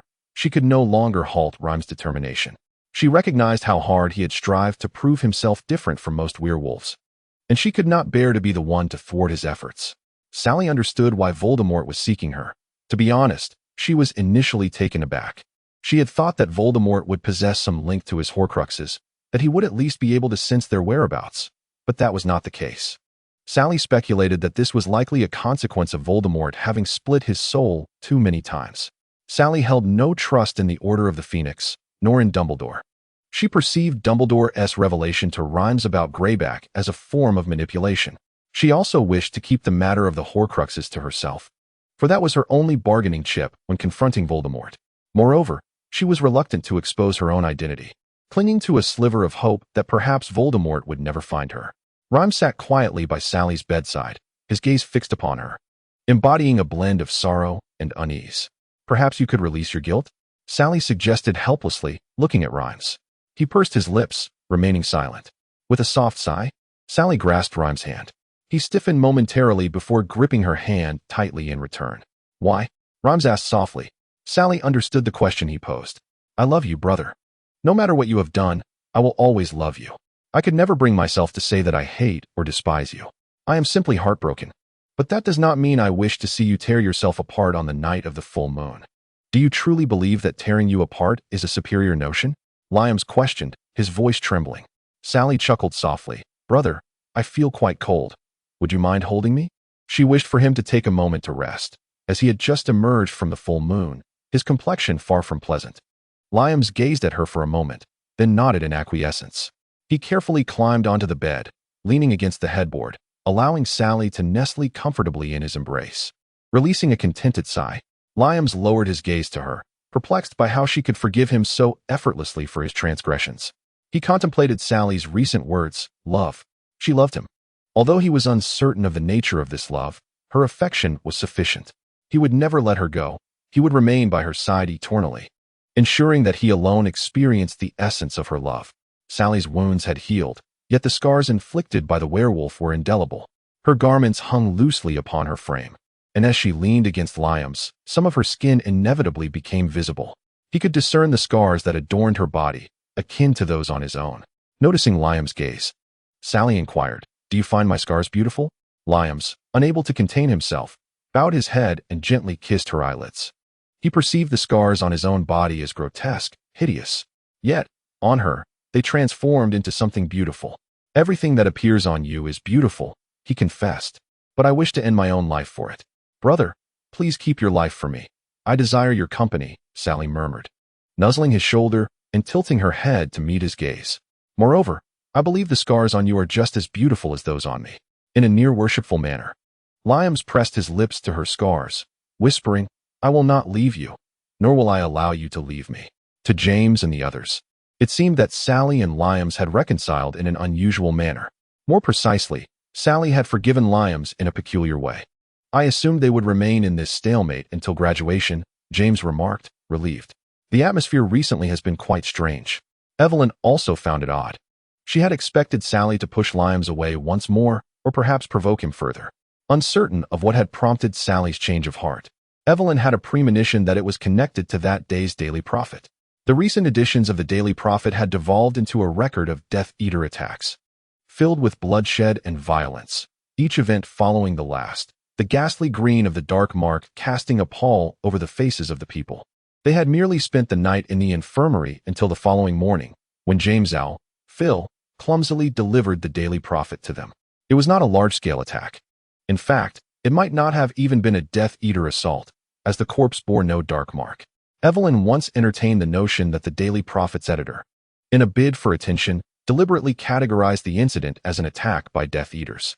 The victim, a girl with raven hair and dark eyes, was of the same year as them and was about to transfer from Durmstrang to Hogwarts. This rumor had circulated for some time, given the rarity of transfer students. However, the girl fell victim to an assault shortly after her arrival in the UK, her visage in the photograph marred by blood, her eyes wide with terror. Fortunately, she survived after being admitted to St. Mungo's, though she remained there for recovery. James sought to alleviate the somber atmosphere by reading aloud from the newspaper. Yet before he could finish, Sally, her face etched with concern, snatched the paper away. After perusing the article, her expression turned ominously grave. Later, they excused themselves. And when Sally was discharged, Evelyn was taken aback to find that Sally had reconciled with Remus. I just feel that tomorrow and unforeseen events are in a race. And I can no longer afford to wait, Sally confided to Evelyn. And that's enough. I know he will be forever intertwined with me. Evelyn harbored no doubts. She understood that Sally and Remus would be bound together eternally, akin to a werewolf and a serpent beneath the full moon's glow.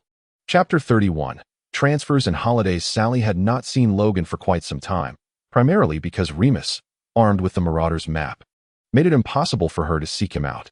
Until today, when she implored Evelyn to find an excuse to borrow the map. But Logan's first utterance left Sally momentarily speechless. I'm transferring. Sally gazed at him in astonishment. I'm transferring to Beaux-Batons to complete my final year in France. The recent spate of attacks here in Britain has been excessive.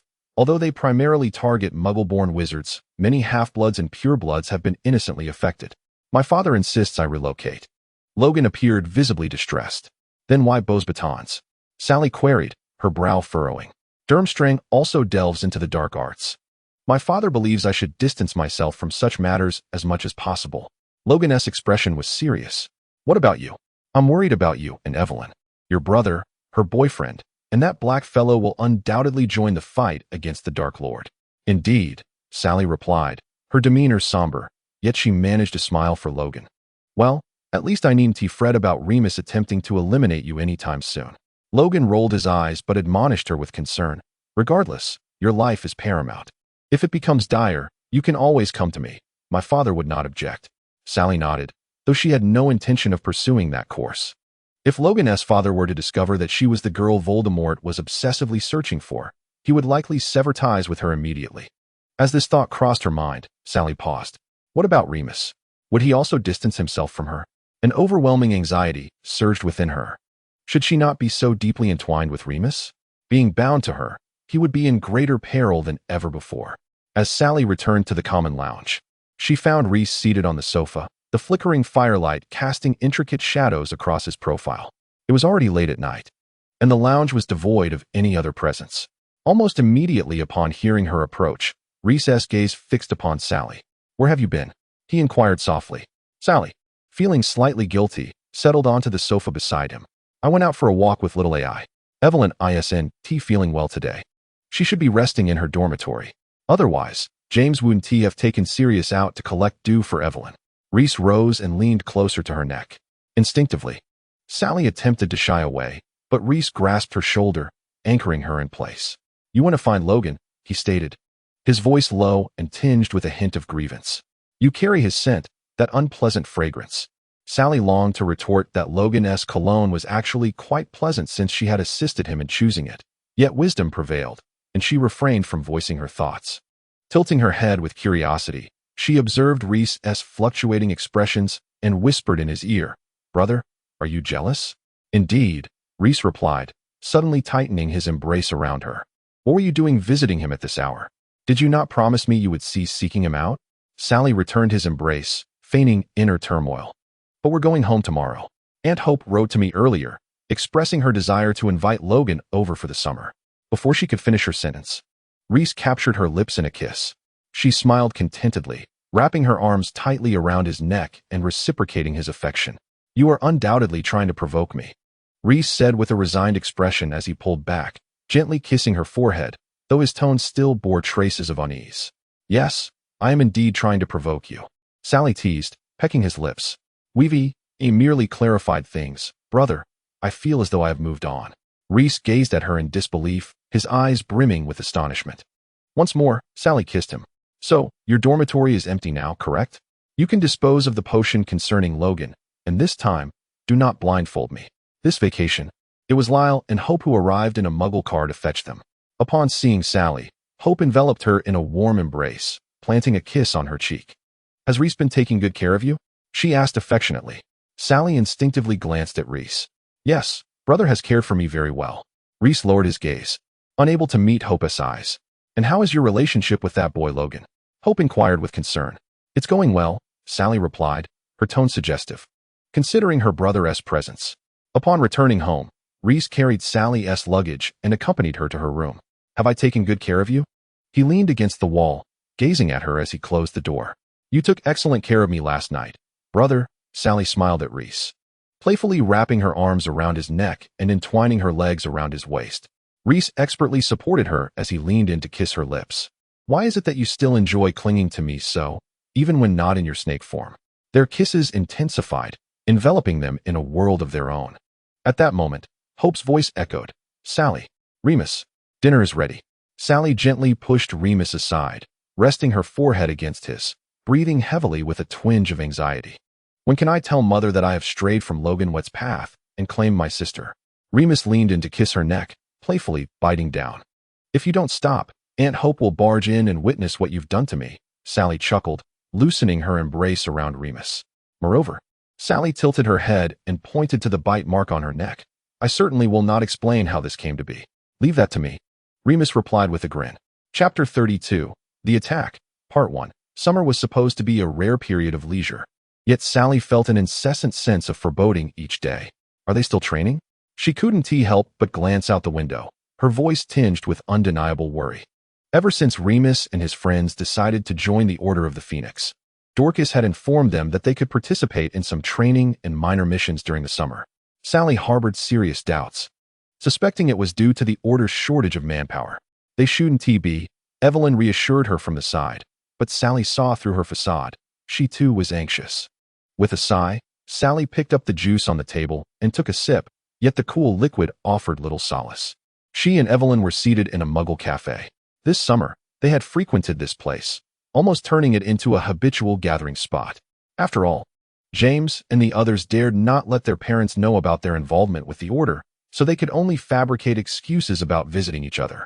Meanwhile, Sally and Evelyn waited in this quiet cafe for the conclusion of their training. Sally understood that their real engagements were not ordinary training sessions, but rather an endeavor to locate the dark-haired, dark-eyed girl before Voldemort could.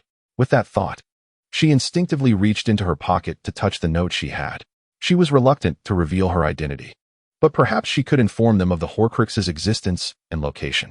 In a corner of the cafe, a small television was broadcasting Muggle news, displaying footage of an incident at a London subway station. Was that the work of Death Eaters? Sally asked softly, her gaze fixed on the screen. Yes, Evelyn affirmed. Sliding the morning's Daily Prophet toward her, the headline featured the subway attack prominently.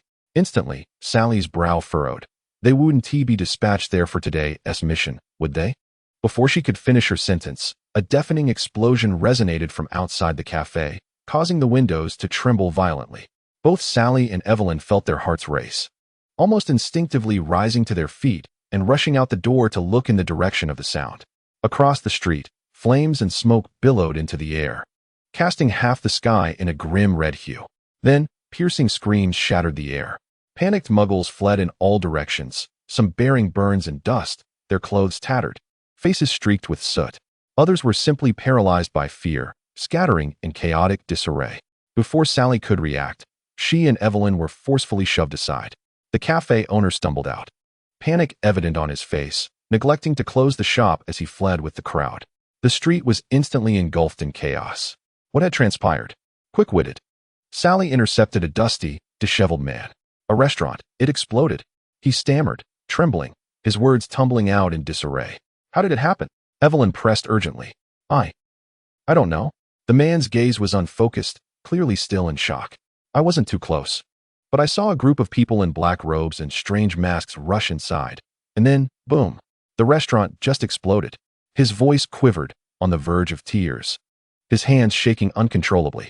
Sally and Evelyn exchanged a knowing glance, choosing silence over words. Sally drew her wand and cast a subtle memory modification charm on the Muggle. His eyes momentarily glazed over, and then he turned blankly, staggering away with the crowd. I must see for myself. Evelyn's voice was cold. The Aurors would not arrive swiftly. I'll accompany you, Sally insisted, grasping her wrist firmly. Evelyn hesitated, initially inclined to refuse. She understood Sally's aversion to such matters. Every time Voldemort and the Death Eaters were mentioned, Sally's expression darkened. Yet, in this moment, Sally was resolute. Evelyn's refusal remained unspoken, and she simply nodded, all right. Upon their arrival, the scene before them nearly induced retching. The acrid scent of charred debris mingled with the pungent smoke of the explosion. Waves of heat still rolling through the air. The ruined restaurant was ablaze, walls blackened and cracked, furniture scattered, while the air was thick with the smell of blood and burnt remnants. Above the restaurant, a colossal dark mark loomed ominously, the sickly green skull twisting slightly amidst the swirling smoke. This was Sally's first close-up encounter with the dark mark, far more palpable and terrifying than any depiction in the newspapers. She felt her blood run cold, her body stiffening to the point of near suffocation. She averted her gaze, yet still caught a glimpse of a charred body draped over a broken sofa, features indistinct, as if still exuding wisps of smoke. Sally's stomach lurched violently. Silence enveloped the area. Even the shadows of the Death Eaters were absent. Had they departed, or had they turned to attack elsewhere? Sally's throat tightened. She hoped for the former, but dared not entertain fantasies. Evelyn's gaze was icy, scanning the vicinity intently. We still cannot apparate here. Sally's heart sank. They had just attempted to apparate, only to fail miserably. Even without any visible Death Eaters at this moment, the protective enchantment against apparition remained firmly in place. They had not yet left. Just then, a faint whimper echoed through the decrepit restaurant. The sound was barely audible, yet it stood out starkly in the oppressive silence that surrounded them. Following that was the sound of suppressed sobs. Sally and Evelyn exchanged a tense glance, their nerves taut. They cautiously gripped their wands and, following the sound, slowly advanced into the restaurant. The source of the sound lay beneath a charred corpse. The body, stiff and contorted, seemed to stretch its arms wide in a desperate final gesture, as though to protect something. Is anyone there? Evelyn whispered cautiously, testing the air. The cries immediately ceased. We mean no harm, Sally quickly added in a soft tone. Do not be afraid. Still, there was no reply. Biting her lip, Sally took a deep breath and gently waved her wand. The scorched body was slowly moved aside, revealing a small, curled figure beneath. It was a girl, seemingly 5 or 6 years old. Her body trembled slightly, her clothes tattered, and her face smeared with dust and blackened debris. The girl emitted a sharp cry, instantly covering her ears with her hands and tightly shutting her eyes. Sally could not deny that upon seeing the girl, a fleeting thought of her own childhood crossed her mind. She reached out to stop Evelyn from advancing, crouching down slowly, her voice gentle. I am not a bad person. Look at me. I am not like those masked villains, am I? The girl remained motionless, her fingertips trembling slightly. Finally, after what felt like an eternity, she cautiously lifted her head. Tears carved 2 trails down her soiled face, her gaze laden with uncertainty. She scrutinized Sally, then furtively glanced at Evelyn, who stood quietly a short distance away. The brightness in her eyes wavered ever so slightly. The little girl nodded, her movement so subtle it was nearly imperceptible. A pang of emotion surged within Sally as she reached out to stroke the girl's hair, now dusted with debris, her voice tender. I will take you away, all right? After a moment of hesitation, the girl timidly extended her arms towards Sally.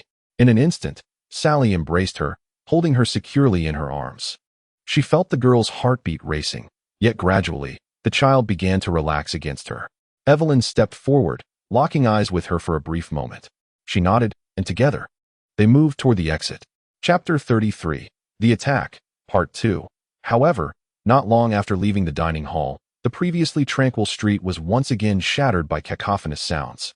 Shouts, screams, and the chaotic clamor of footsteps filled the air. Muggles fled in a panic, glancing back in terror, their faces ashen. Following their gaze, Sally's breath caught in her throat. Several Death Eaters, adorned with silver masks and cloaked in black robes, advanced with menacing strides, their laughter piercing and maniacal.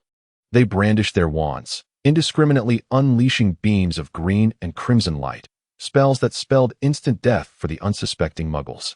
One by one they fell, their screams drowned out by the laughter, the street transforming into a merciless hunting ground. Holding the little girl tightly, Sally felt a wave of nausea rise within her. The laughter slithered into her ears like venomous serpents, coiling around her heart, rendering her cold all over. Confringo. The explosive spell erupted from the tip of Sally's wand with a piercing shriek. A burst of flames ignited, sending one Death Eater hurtling through the air, crashing heavily against the wall with a dull thud. Confringo. Evelyn followed closely behind, casting an explosive curse that accurately struck another Death Eater, sending shockwaves that made him stagger and fall, leaving charred cracks on his mask. The sudden assault immediately drew the attention of all the Death Eaters. Those who had been wantonly slaughtering Muggles redirected their lethal spells, brimming with malicious intent, towards Sally and Evelyn. Seizing this fleeting moment, Sally suddenly bent down, thrusting the little girl in her arms into the hands of a woman clad in Muggle police uniform, her expression frantic. "Take her away. Quickly." The woman, caught off guard, grasped the girl's head tightly, fiercely protecting her as she desperately sprinted into the depths of the crowd. In the next heartbeat, a green light and a red light flew towards them almost simultaneously. Crucio, a Death Eater's Cruciatus curse, originally aimed at Sally, veered off course amidst the chaos and struck a nearby Muggle instead. The man collapsed instantly, his body convulsing as if seized by a cramp. His heart-wrenching screams shattering the street, fading into a silence in mere moments. "Daddy!" The little girl stood frozen, her eyes filled with confusion and terror solidifying into despair, tears streaming down her face. "You cold-blooded monsters!" Sally screamed, her fury threatening to incinerate her very being. Sally harbored a secret. She wielded dark magic with an ease that felt like a hereditary curse flowing through her veins. It was a grotesque and tainted gift in her eyes. Time and again, she had vowed to herself never to resort to it. Each time she read about the Death Eater attacks in the Daily Prophet, her hatred for this power deepened.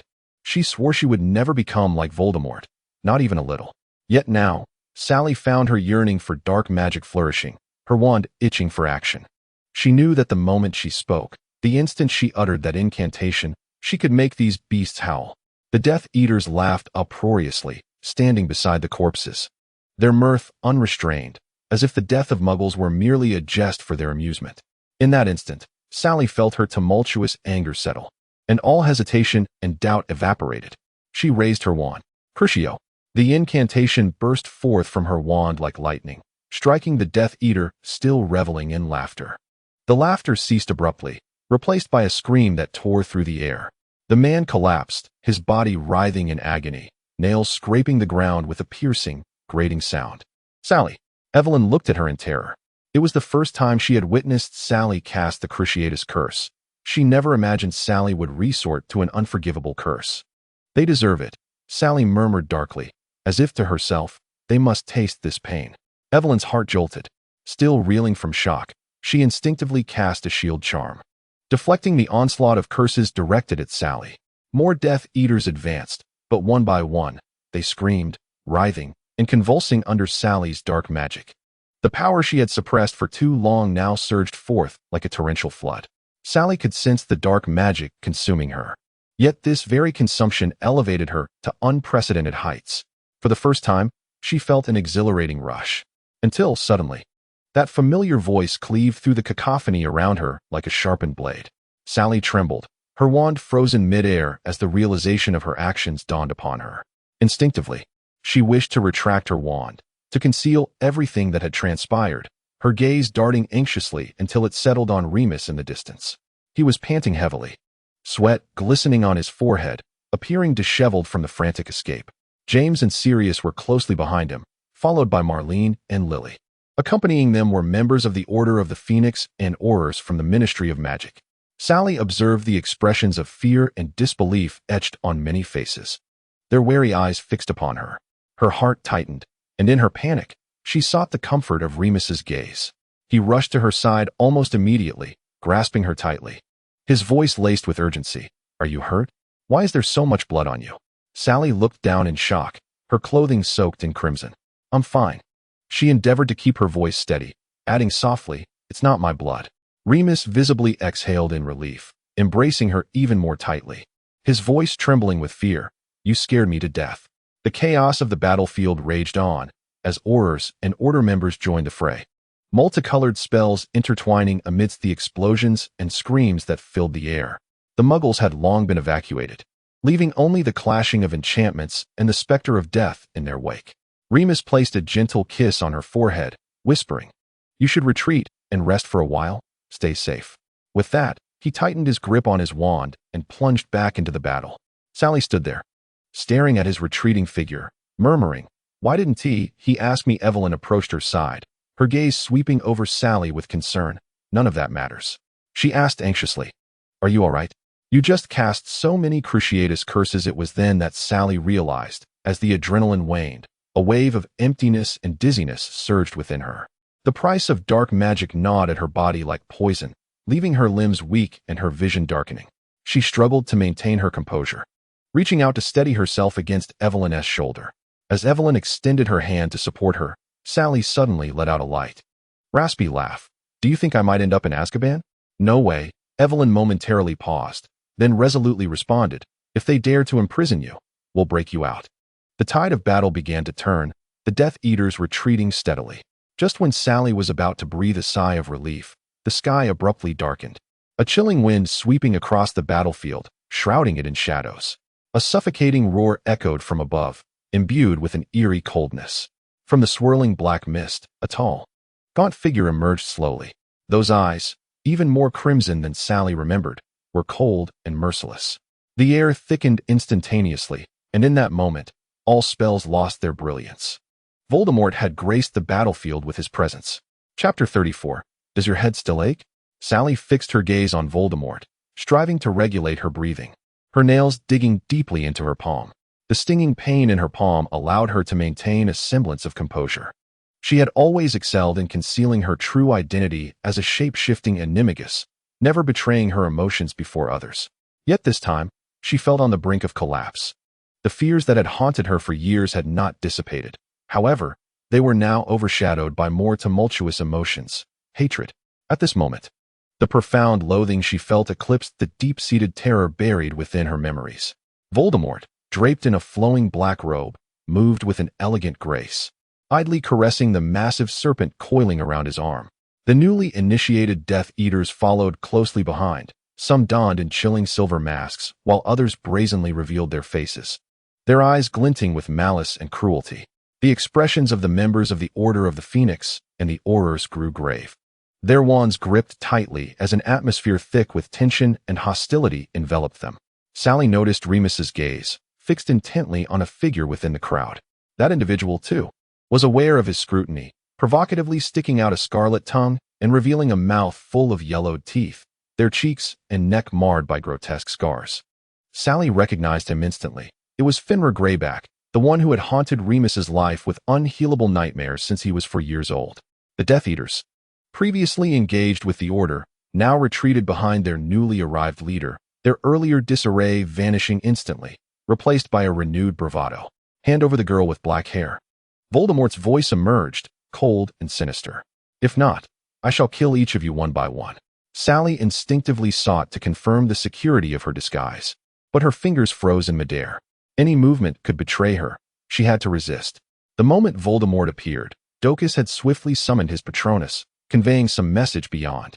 Sally could only pray that he had successfully reached Dumbledore. Moody scoffed derisively, his eyes filled with contempt. "I have no idea what you're talking about." Voldemort's voice suddenly deepened, laced with impatience and menace. "I do not wish to repeat myself. You transported a girl with black hair using a Muggle subway last night, thinking you could elude me?" He continued to stroke the serpent, his tone darkening. "Surrender her voluntarily, or I shall eliminate you all before seeking her myself." A palpable tension gripped the members of the Order and the Aurors.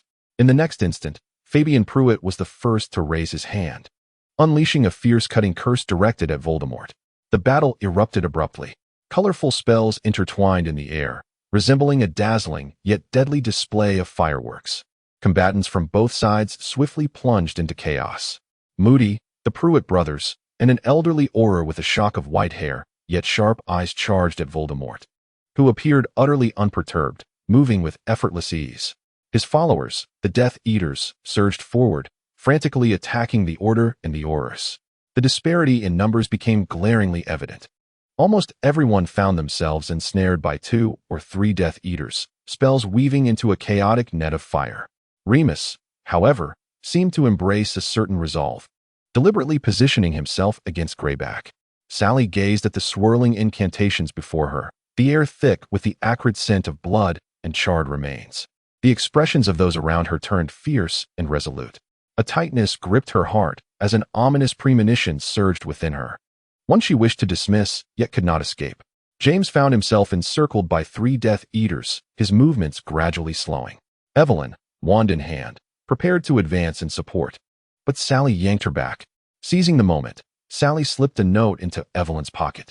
Evelyn paused, her eyes clouded with confusion. "Can we look at this after the battle?" she asked, hoping to unveil a small surprise. Sally managed a strained smile, her voice trembling. Without waiting for Evelyn's questions, she turned and raised her wand. Plunging into the fray, Evelyn clenched her jaw, suppressing her queries, and quickly joined the fray, forming a small defensive circle back-to-back with James and Sirius. They fought with a harmony that provided them a brief respite. Meanwhile, Remus unleashed a powerful blasting curse at Greyback, catching him off guard and forcing him to retreat. Just as Greyback raised his wand to retaliate, Sally's slicing curse tore through the air, blood spraying as it carved a savage gash across Greyback's body. "You filthy bitch!" Greyback roared, his grotesque visage contorting in rage, revealing blood-stained fangs as he lunged for Sally. Yet, before he could reach her, he was struck by two simultaneous curses, crashing heavily to the ground. Remus positioned himself protectively in front of Sally, his chest heaving, eyes locked onto Greyback, brimming with an unprecedented hatred. However, Greyback erupted into maniacal laughter. "Ha ha, little wolf cub, could it be you've taken a liking to this little girl? Ha ha ha, you think you're worthy?" His derisive laughter pierced the air, aimed squarely at Remus. A pallor washed over Remus's face, the blood draining away, yet his gaze remained unwavering, refusing to falter. "Greyback, you are truly pathetic." The laughter ceased abruptly, as if struck to the core. Greyback's eyes ignited with rage. He surged forward, howling as he collided with Remus, the two becoming a violent tangle of limbs. Just as Sally prepared to rush to Remus's aid, a hissing cacophony erupted, accompanied by the rustling of serpents crawling across the ground. Sally whipped around to witness a mass of venomous snakes slithering towards them from all directions, a dark tide moving with astonishing speed. In the blink of an eye, several snakes had coiled around an Auror's ankle. The Auror sensed the danger too late. A snake opened its maw, venomous fangs sinking deep into his flesh. Within moments, his complexion shifted from ashen to a sickly hue, lips turning black, breaths coming in ragged gasps as he staggered. "Beware of those snakes. They are venomous," Moody shouted, his expression grave. Everyone was forced to divert their focus, casting spells at the snakes at their feet, yet the situation grew increasingly dire. The bitten Auror finally succumbed, his body rigid as he fell backward. Remus was nearby and immediately rushed forward to catch him. Yet, in the very moment he moved, the serpent coiled around the Auror suddenly raised its head, arching its body. And in the blink of an eye, it lunged ferociously toward Remus. "Be careful," James shouted in a fit of panic. At that instant, time seemed to elongate. Sally could clearly see the serpent's mouth agape, its glistening fangs drawing perilously closer to Remus. "Stand down," Sally exclaimed, instinctively employing Parseltongue. The serpent froze midair, its body rendered rigid as if all strength had been siphoned from it, before crashing heavily to the ground. Not just one. Every serpent that was assailing the Order of the Phoenix and the Aurors halted in unison, rearing upright, flicking their crimson tongues, their gazes vacant as if awaiting a command. In that fleeting moment, an eerie silence enveloped the battlefield. The Order, the Aurors, and even the Death Eaters stared at Sally in astonishment. Shock, confusion, and skepticism intermingled in their gazes. Sally could distinctly feel a searing stare from the other side. Voldemort was scrutinizing her, his eyes cold and menacing, reminiscent of 11 years ago. Sally's heart constricted abruptly, yet she compelled herself to meet his gaze. In the next instant, she raised her wand with fervor, casting a piercing curse directly at Greyback. A cacophony of anguished screams echoed through the air. The atmosphere seemed to solidify. Bellatrix immediately screamed, raising her wand to strike at Sally, but Voldemort's hand intervened. She hesitated for a moment, then obediently lowered her head and retreated. A glint of determination coursed through Sally's eyes as she once again commanded in Parseltongue, "Attack the Death Eaters, attack them." The serpents on the ground swiftly turned, launching themselves at the ranks of Death Eaters. Several caught unawares screamed as they were bitten, the scent of blood permeating the air instantaneously. The remaining Death Eaters recoiled in panic, chaos erupting around them. "Stop, my children!" Voldemort's voice echoed in Parseltongue. Apart from Sally, none could comprehend his words.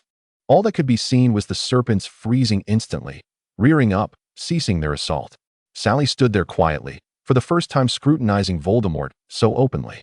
She suddenly realized that beneath that grotesque and twisted visage, he was merely a flesh and blood mortal.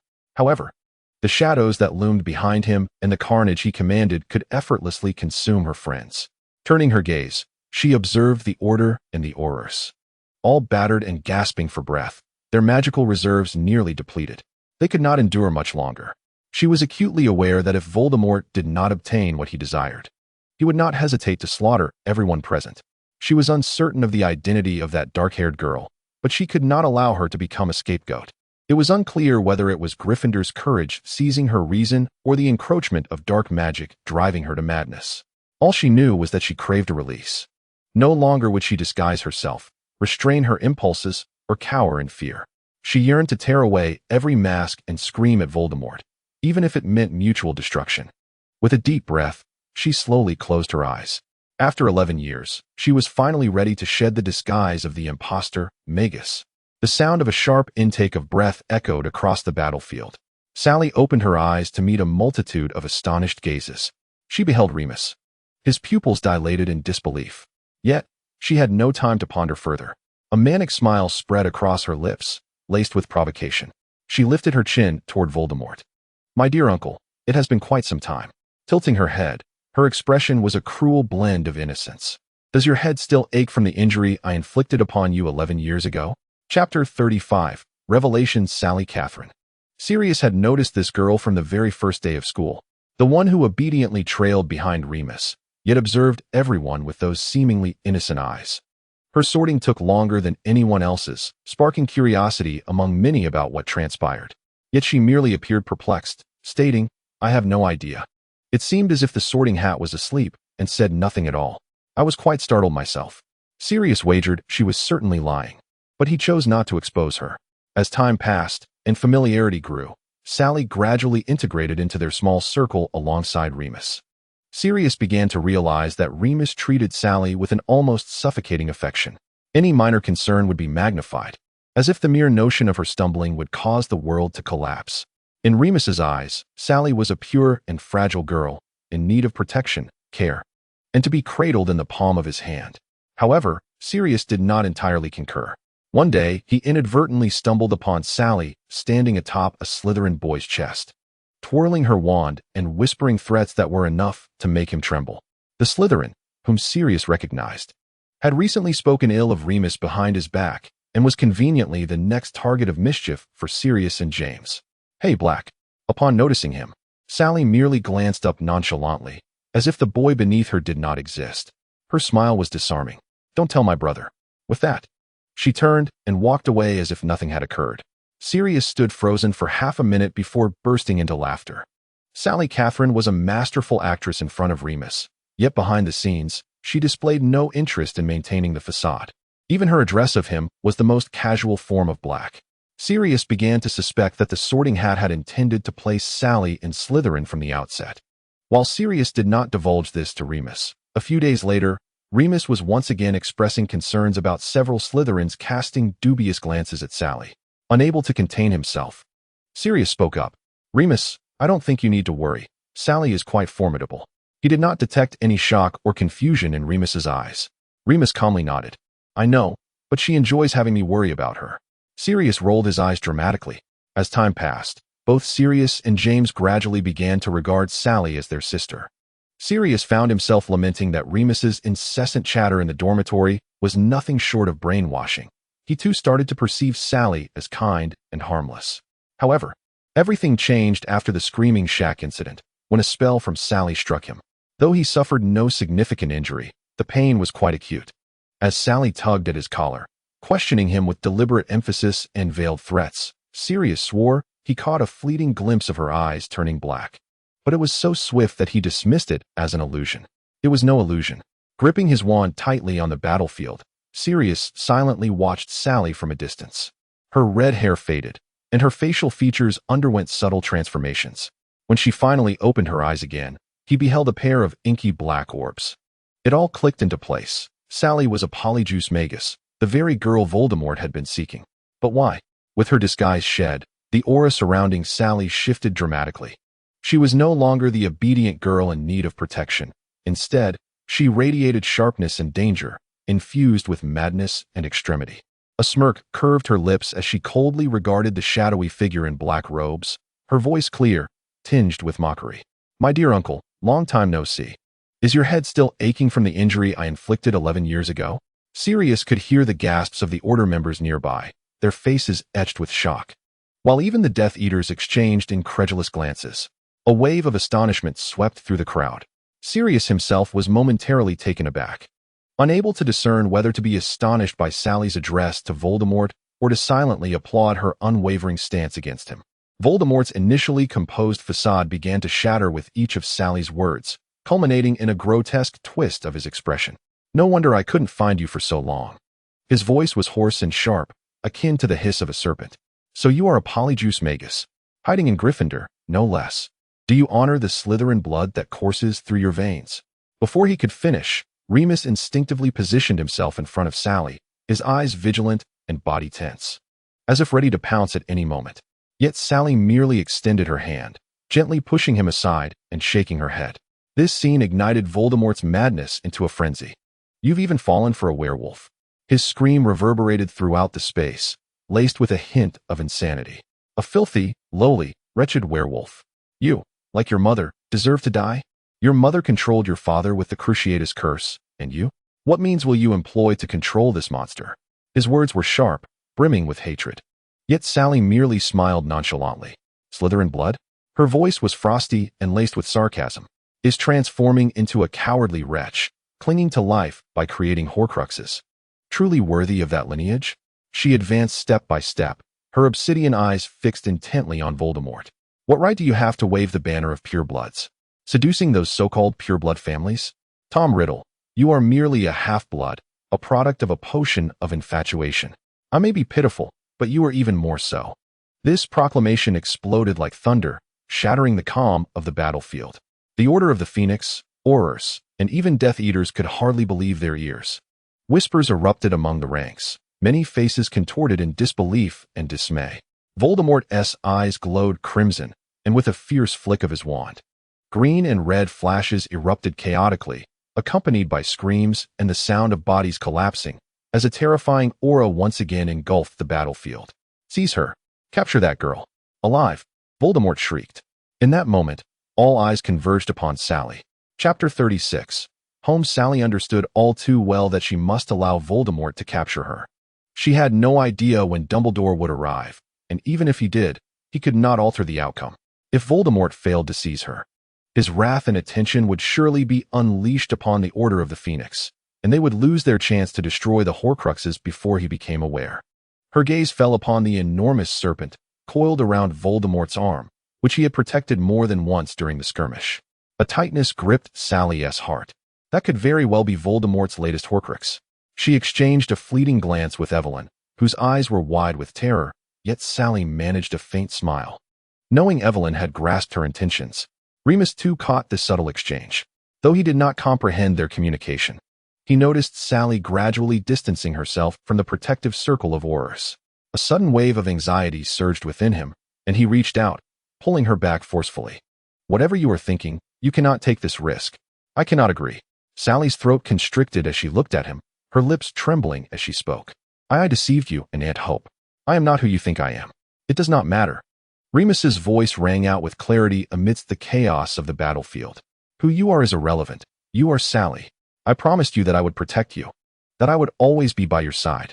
No matter your appearance, no matter your identity, no matter whose blood runs through your veins, I will love you. As he spoke, his wand continued to wave, casting spell after spell that detonated in the air. Sally's vision blurred with tears. She had not cried while facing Voldemort. Yet now, her eyes burned with sorrow.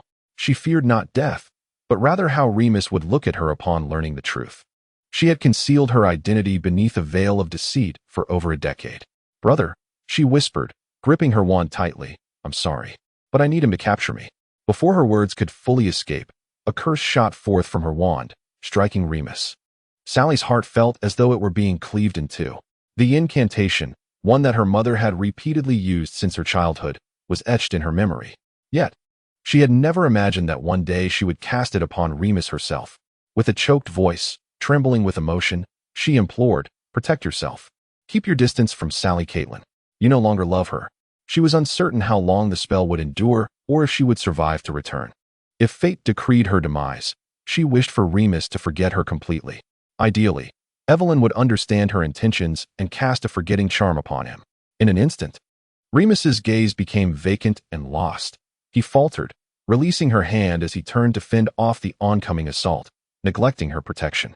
Seizing the opportunity, Sally broke free from the protective circle, only for a Death Eater to swiftly ensnare her with a binding curse. "Master, I've captured her," the Death Eater exclaimed with glee. Voldemort let out a piercing laugh, and more Death Eaters surged forward to shield him from Moody and the others' counterattacks. Sally did not resist. She allowed the chain-like curse to envelop her. "Sally!" Remus's voice erupted suddenly. His eyes widened in disbelief as he stared at her, yearning to rush to her side. "Stop him!" Voldemort commanded coldly. Greyback lunged at Remus, pinning him down with unyielding force. "Kill this werewolf!" Voldemort's frigid order rang out. "You dare!" Sally shouted defiantly. Yet, before she could utter another word, a sharp curse struck her body. Agonizing pain engulfed her consciousness, and the world around her succumbed to darkness. 02 Remus was indeed taken aback by Sally's true identity, but that astonishment quickly settled into a calm understanding. Her identity merely rendered everything more coherent. It explained why Sally could transform into a serpent at such a tender age and dispelled her earlier, clumsy excuses. Yet when he raised his gaze, he noticed the expressions of several aurors had shifted. Doubt and fear flickered in their eyes, accompanied by an instinctive aversion. A surge of heartbreak and fury welled within him. This was unjust. It was truly unfair. His Sally, the girl who would embrace him without hesitation on the darkest of nights, had become someone they felt compelled to avoid. Did her past not hold any weight? Did her kindness, her courage, and her relentless defense of those muggles not outweigh the taint of bloodline? She was undeniably the victim. Her parents had fallen at the hands of her uncle, and she had hidden for years, pursued night after night by the specter of fear. And what of him? A wave of guilt surged within Remus. Had she been living in perpetual dread while he had remained oblivious? There was no time for deep contemplation. Sally's soul-bonding curse struck him. The sensation was both wondrous and alien, as if his thoughts were instantaneously stripped away, leaving a void. Yet, within that emptiness, the only clarity, the only presence, was Sally's voice. "Protect yourself. Keep your distance from Sally Caitlin. You no longer love her." Her voice, trembling yet deeply inscribed upon his soul. The essence of the soul-binding curse lies in its ability to compel unconditioned belief. Thus, he believed her words, believed her commands. Yet, in the very next moment, he beheld a harrowing sight. Sally was being dragged away by Death Eaters. In that instant, a suppressed instinct deep within him erupted with ferocity.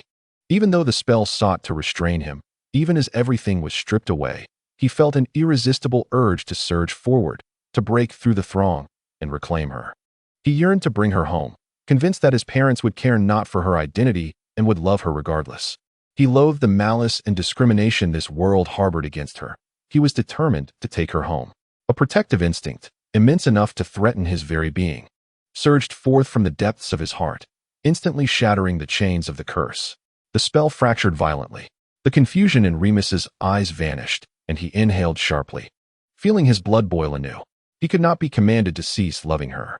But just as he was about to leap into action, a towering shadow barreled towards him. It was Greyback. The beastly grin of the creature loomed close, its fangs glistening with a chilling luminescence. Greyback tackled him, the weight of his body pinning him down, malevolence and lethal intent radiating from him. "You're going nowhere, little creature," Greyback growled, his claws digging mercilessly into Remus's shoulder, tearing through flesh. Remus clenched his teeth, struggling fiercely, a primal growl emanating from the depths of his throat. Voldemort's icy command echoed across the battlefield, "Kill the werewolf." Sally's voice, filled with desperation, pierced the air. "You dare?" A jolt of fear coursed through Remus, and he yearned to respond. But in that very moment, a curse struck Sally. His world was abruptly hollowed out, everything around him collapsing into chaos. He watched helplessly as Sally fell, engulfed by the shadows of the Death Eaters. He had failed to bring her home. Chapter 37.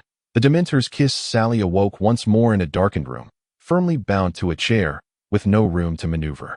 She attempted to transform into any creature to escape, only to discover her abilities seemed stifled. "Still attempting any futile struggles, my dear niece?" A slithery voice echoed, and in the darkness, She discerned a pair of scarlet eyes. "Given your current state, I have no desire to be associated with you," Sally retorted defiantly, though she was uncertain if Voldemort could perceive her expression. Yet in the next heartbeat, she felt the excruciating pang of the Cruciatus curse. A searing pain engulfed her body, her screams reverberating within the desolate room. Her bones felt as though they were being mercilessly twisted, her flesh ablaze. She trembled violently, nearly being torn apart by agony. At that moment, an even more terrifying force surged forth. It was Voldemort's legitimacy. Sally abruptly realized he intended to extract the secrets of the Horcruxes from her mind. She had secretly practiced the art of mental shielding, a necessity for one burdened with so many secrets. Time and again, she forced herself to empty her thoughts, erecting barriers within her mind. Yet she had never truly practiced with anyone. She dared not involve anyone in these terrifying matters, and in truth, she doubted her own endurance. However, now she found herself without choice. Sally gritted her teeth, transforming all her will into a barrier, fiercely resisting the invasive consciousness that threatened to overwhelm her. Voldemort's power slithered into her mind like a venomous serpent, tearing at her memories. Sally struggled with all her might, yet she felt the location of her buried Horcrux being exposed. In that moment, as her memories were being ripped apart, she caught a glimpse of Voldemort. He was impeccably dressed, appearing far more handsome than he did now. He walked down the corridor, and from the surrounding portraits and tapestries, Sally deduced that it was the 8th floor, grateful for the endless after-school labor imposed by James and his friends since their first year. Voldemort stood before a wall, which then magically revealed a door.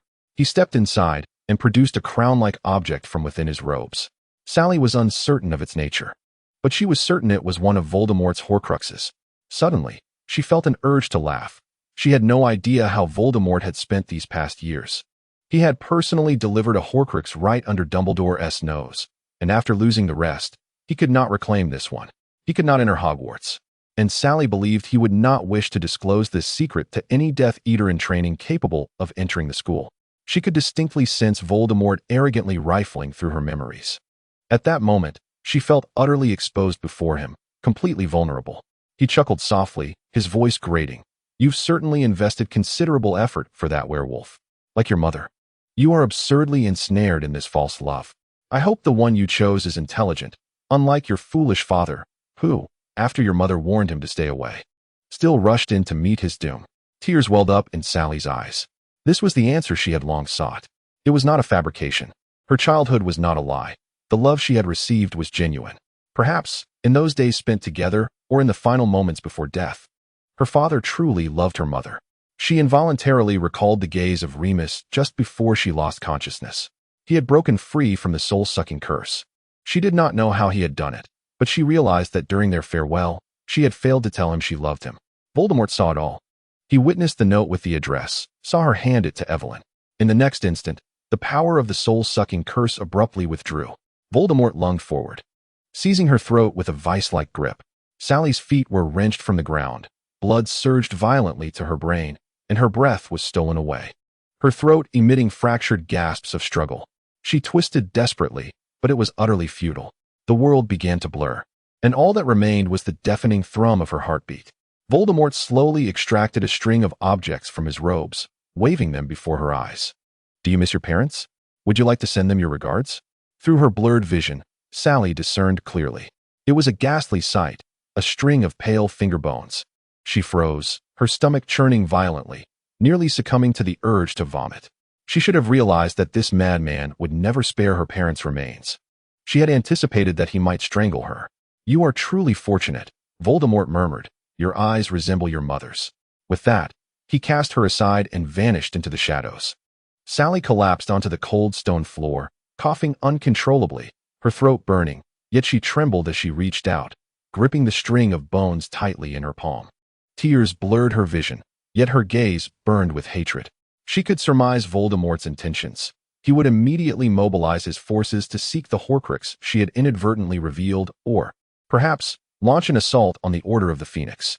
Sally could only pray in her heart that Evelyn and the others would be swift enough to secure the Horcrux before Voldemort could. At that moment, footsteps echoed, accompanied by a few sharp screams and the incantation of a petrification spell. Alohomora. With the sound of a lock turning, the heavy iron door creaked open. A beam of light piercing the darkness of the dungeon. Sally struggled to lift her head and beheld a figure standing in the doorway, Regulus Black. Chapter 38. Destroy him. I must admit, I had intended to come and collect your remains, Regulus said, standing at the threshold, his tone laced with surprise. A smirk crept onto Sally's lips as she rose unsteadily from the ground and staggered towards the entrance. Did you know?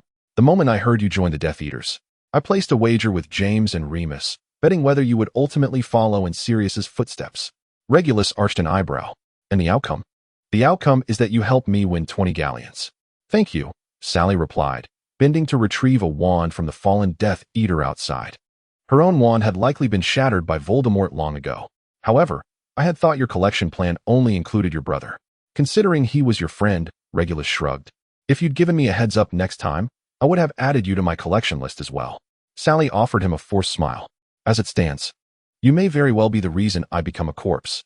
She patted his shoulder reassuringly. Don't worry, I can tell you will live for a long time. They soon emerged from the damp dungeon, and it was then that Sally truly realized her location, Malfoy Manor. Clearly, Bellatrix could hardly wait to demonstrate her loyalty to her master. How long have I been brought here? Sally inquired, glancing at Regulus. About half an hour. Sally attempted to wield the unfamiliar wand to summon her Patronus, but failed.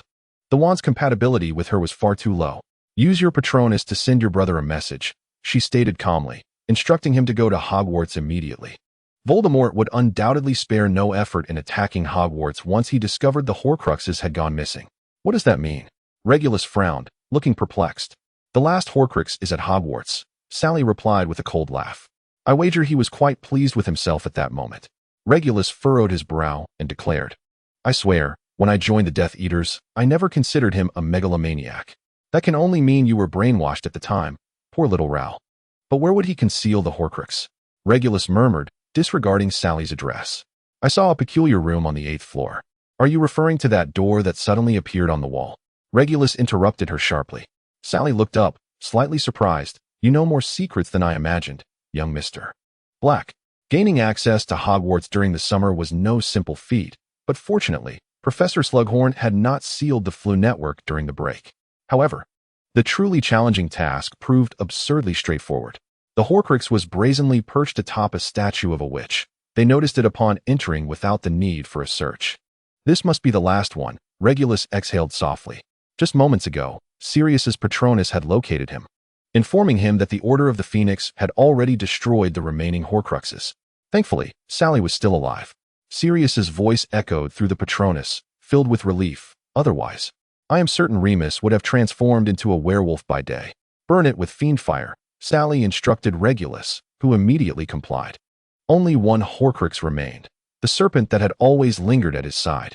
No sooner had he spoken than a deafening crash erupted, shaking the entire castle violently. Regulus nearly lost his footing, eyes wide in disbelief as he stared at Sally. Merlin, do you think the school year will be postponed? After all, it seems Hogwarts is on the brink of destruction during the summer. Wow, Evelyn will certainly be furious, Sally exclaimed, rushing to the window. For she had spent the entire summer preparing for exams. Through the tower's window, she beheld a dark throng confronting one another.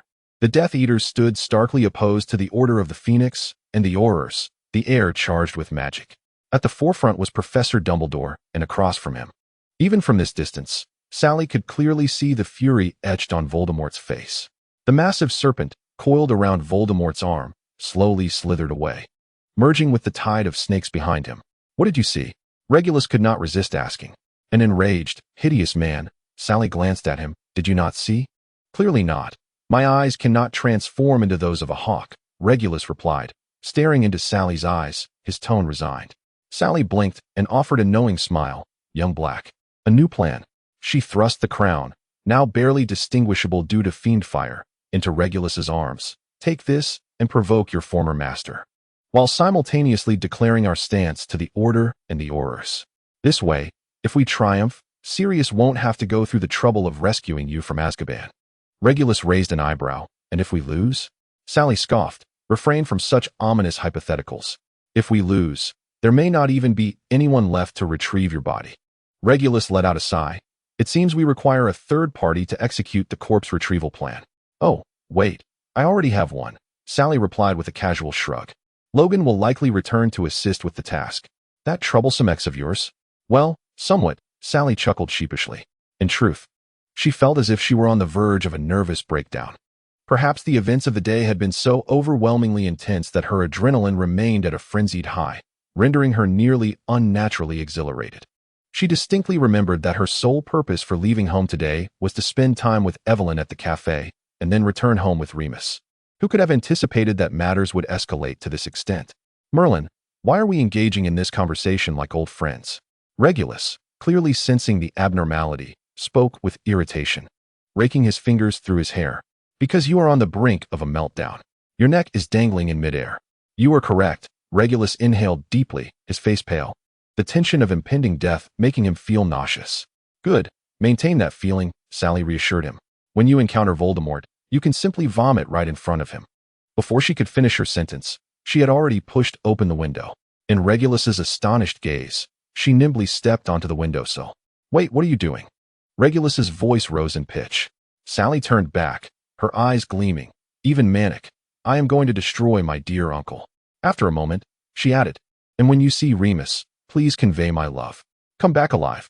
Regulus nearly shouted, but all that answered him was the sound of the wind. Sally did not leap from the windowsill. She transformed into a bird, breaking through the night and soaring towards the battlefield. Chapter 39, Greetings, Part 1. Hogwarts was engulfed in flames and the brilliance of spells. Sally dove through the churning black smoke and flickering enchantments, instinctively holding her breath at the sight before her. In front of Hogwarts Castle, the two factions were sharply delineated.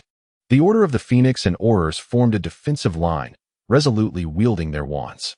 At the forefront, Dumbledore and Voldemort were engaged in a fierce duel. This was no ordinary exchange of spells. Even the air reverberated with a thunderous roar. She circled in the air, spotting familiar figures. Moody wielded his wand with one hand while forcefully pushing aside an Auror who had been struck, shouting, "Don't lose focus." Counterattack. The Pruitt brothers stood back to back, unleashing a barrage of spells that explosively repelled the Death Eaters attempting to break through. James and Sirius stood side by side, James's spells precise and sharp, while Sirius, seemingly frenzied, fearlessly drew fire, creating an opening for James. Remus remained at their side, guarding against ambushes, his gaze focused and cold. Fenwick and Dorcas flanked left and right, compelling several Death Eaters to retreat. A short distance away, Lily fought alongside Marlene and Evelyn. Everyone was ablaze with determination. Everyone was fighting desperately. Sally's heart raced violently. She beheld the furious visage of Voldemort, fully aware that he intended to transform the entire battlefield into a conduit for his wrath. The flames illuminated Sally's wings as she folded them and plunged downward with fervor. The battlefield awaited her descent. I love you. Remus swore that Regulus's declaration was utterly unforeseen. Spells whirled chaotically around them, debris shattered, yet Regulus chose that moment to utter such words. Remus was momentarily rendered speechless.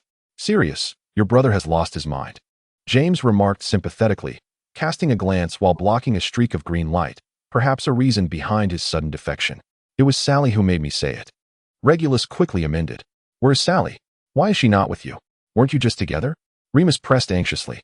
She said she was going to destroy Voldemort. I believe she intends to obliterate his last Horcrux, Regulus revealed, showcasing the mangled artifact in his grasp. Sirius cast a glance, then bellowed, Hey, old bald head. Is this the reason you insisted on storming Hogwarts? Apologies, but it seems we may have preemptively ruined your plans. For a fleeting moment, Regulus yearned to hurl the crown at Sirius's face. The next instant, as Voldemort's enraged voice erupted and an attack hurtled toward him, he acted on that impulse. You have a wonderful brother, Remus smiled at him before swiftly evading. Regulus felt that smile was laden with schadenfreude. Sirius seized Regulus and began to flee. Merlin, why are these brats here? Moody bellowed, unleashing a barrage of spells. Because today is training day? Marlene gasped in response. Sally infiltrated the Serpentine ranks. Amidst the chaos, unnoticed, a bird alighted upon the ruins, only to transform into a serpent in the shadows. Locating Voldemort's Horcrux was not a daunting task. That serpent was the largest and most ferocious. When Sally found it, it was poised to strike at Evelyn, while Lily stood nearby, her face contorted in fear. Unable to intervene as she was restrained by two Death Eaters, Sally lunged, sinking her fangs into the creature, the acrid taste of venom churning her stomach. With a resounding crack of splintering bones, the colossal serpent writhed and collapsed. Sally believed she deserved praise from Evelyn, followed by a heartfelt embrace as a reward for vanquishing the serpent. However, upon reverting to her human form, Evelyn's initial surprise quickly morphed into fury. "Are you serious? Sally Caitlin, your best plan is to scribble a note and then march to your doom." Sally wiped the blood from her mouth, justifying her actions. "You must admit, this indeed afforded us a time advantage, and progress has been smooth. When this is over, I will personally kill you," Evelyn threatened through clenched teeth. Sally flashed her an okay gesture, replying, "Mind lending me a booming voice?" The wand I commandeered barely glimmers. Chapter 40. Greetings, Part 2. Voldemort was engaged in a fierce duel with Dumbledore, their spells erupting in the air, distorting the atmosphere around them. This was precisely why Voldemort had concealed his final trump card within the serpents. They were far more perilous in close proximity. Yet, amidst the chaos of the battlefield, a startlingly loud voice pierced through. "My half-blood uncle, I hope you realize that I have just destroyed your last Horcrux." Voldemort whirled around, his crimson eyes fixated on the source of the voice. Sally stood atop the rubble, wielding a massive, limp snake, even waving at him with a mocking gesture. "This lunatic," Regulus muttered under his breath. "Do you still refuse to surrender?" Sally continued, her tone dripping with derision. "Your master no longer has a chance of resurrection. He is now merely a shattered soul." Her voice resonated clearly across the battlefield, prompting the Order of the Phoenix and the Aurors to notice that the once relentless onslaught of Death Eaters had suddenly faltered, their spells hesitating considerably. "Kill her," Voldemort screeched, his voice hoarse with desperation. In an instant, Sally's form twisted, transforming into a colossal black serpent that lunged at Voldemort. She deftly evaded lethal curses, while the remaining attacks were countered by spells from various directions. Those magical fluctuations were all too familiar to her. Evelyn, Lily, James, Sirius, and Remus, they were all there, shielding her. Voldemort, nearly deranged, unleashed a barrage of killing curses at her, green light exploding around him as he resembled a completely unhinged maniac. Sally clearly saw a spell shoot from Dumbledore's wand, striking Voldemort's body. Simultaneously, she coiled around him, her venomous fangs sinking deep into his pale neck. The pent-up hatred of years erupted in that moment, as the venom surged within him. She could almost sense the emotions that had long been bottled up within her chest being fully released. Reverting to her human form, she drew forth a string of bone-white fingers from her pocket, unhesitatingly driving them into Voldemort's carotid artery. "Mom and Dad say hello," she said. Her gaze locked onto Voldemort's terrified and contorted face, her lips curling into a cruel smile. "You should be more courteous and say hi to them, Tom Riddle." Sally was uncertain whether Voldemort perished from Dumbledore and the Auror's relentless assault, or from the venom she had injected with her bite. But such details had become inconsequential. What truly mattered was that he was dead. In the next moment, she was tightly embraced by Remus, who had rushed forward. "I love you," he murmured, his voice husky with the fear of having survived. "Do not ever issue me a command to stop loving you again." Sally was unsure if she was crying or laughing. Tears streamed down her cheeks, yet her lips were lifted in a smile. "I won T. Next time, with the Imperius curse, I shall command you to love me forever." Remus lowered his head, placing a gentle kiss on her forehead. "You know that the Imperius curse cannot compel someone to do what they genuinely desire. We are meant to be," Sally smiled at Remus. "What? Werewolves and descendants of Slytherin. We are a match made in heaven." Sally gazed at him with crescent-shaped eyes. "I can hardly imagine how much of a headache we will cause the Ministry of Magic." Remus chuckled as he pinched her cheek. Sally wrapped her arms around his neck and initiated a kiss upon his lips. Remus responded instantly, drawing her closer. "Does this imply that our remaining training sessions will conclude prematurely?" James looked at Evelyn with anticipation, suggesting that we would have more time for dates. "This also means that your lies will soon be exposed before your parents." Evelyn smirked mercilessly, while Sally and I remained innocent accomplices, ensnared by your affection. Sirius crossed his arms and fixed his gaze upon her. "Slytherin." Then his eyes shifted to Regulus, reckless Slytherin. Lily, standing nearby, mercilessly pierced through him. Sirius looked positively radiant upon receiving the message from your Patronus. Sirius rolled his eyes dramatically. He glanced at Sally and Remus, still locked in their passionate embrace, with a look of disdain. "I truly wish I had a camera," so I could send this scene to Mrs. Lupin. Marlene displayed a hint of sympathy. You still can't fully accept this, can you? She has always perceived Remus's actions as tinged with an unforgivable hint of abduction. James shrugged. Evelyn nodded impassively. Indeed, that is the truth. Chapter 41. Compassion Malapagant was bestowed with the same name as her mother by her uncle. She had always known she had a twin brother, or perhaps a younger sibling. However, she had not laid eyes on him until she turned 16. Her uncle, Morphingant, would often tell her, "You are so fortunate. You bear a striking resemblance to your mother. Though quite unattractive, I would gladly take you back to raise." Morphingant constantly reminded her that she was merely a diminutive version of her mother, with an unappealing appearance and meager magical prowess. She was forbidden from attending Hogwarts, relegated to staying at home. Morphingant consistently warned her against falling in love with muggles. Malapagant yearned to retort, for she did not comprehend the very essence of love. It was not until that summer when Tom Riddle arrived, committing numerous wrongdoings, yet Malapagant did not intervene. Tom Riddle did not kill her. He merely gazed into her black eyes, which mirrored his own, in silence. Malapagant sensed that he had initially intended to harm her until she said, "Your eyes resemble mine." Morphing said, "My eyes are like Mother S." He spared her, not even claiming that ring. Upon her departure, Malapagant discovered her latent magical abilities, unrestrained and potent. She altered the memories of several muggles, enabling her admission into a muggle university, and she adopted a new name, Catherine, entirely disconnected from her past. There, she befriended a kind and beautiful girl, Hope. They became the best of friends.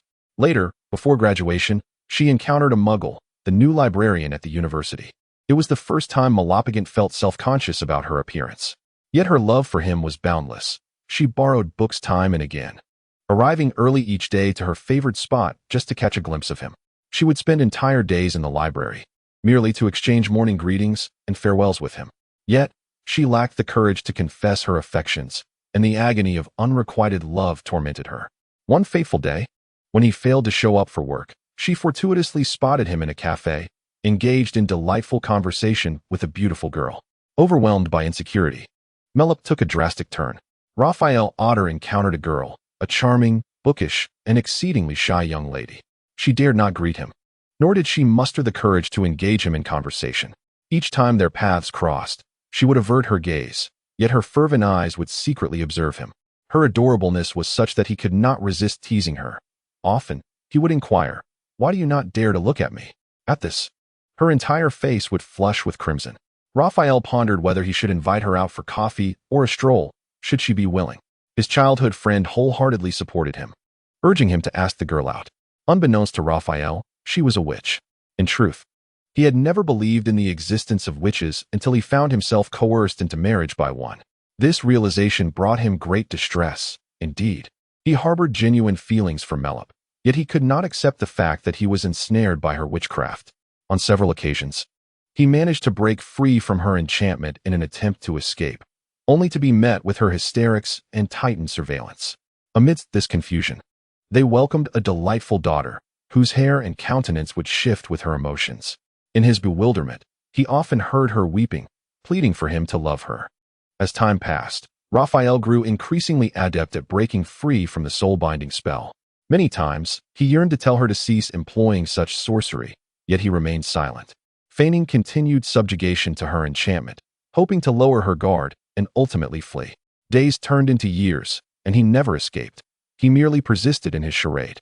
For many years, he pretended, to the point where he shamefully realized he had fallen in love with the very woman who had ensnared him. It was not entirely surprising, was it? Initially, he had indeed found some fondness for her. Raphael was aware of the unhealthiness of their dynamic. He understood that perhaps he should engage her in an open dialogue, revealing that even without the binding spell, he would still choose to share a life with her.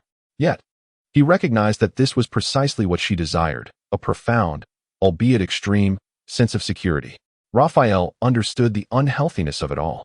Yet perhaps he did not require a wholly healthy relationship. Then, the appearance of another man ignited his fury. Melop instinctively shielded him, commanding him to retreat. In her desperation, she resorted to casting the soul-binding spell once more. This time, Raphael broke free from the enchantment with unprecedented swiftness, a source of pride for him. He positioned himself in front of her, facing away from Voldemort, and declared, I love you. Though it was not his first voluntary confession, it marked the moment she realized his love was genuine and freely given. Melop was completely driven mad, her magic surging recklessly, colliding with Voldemort's. She understood that her actions would undoubtedly lead to her demise. In her final moments, she caught a glimpse of Sally peering in through the window.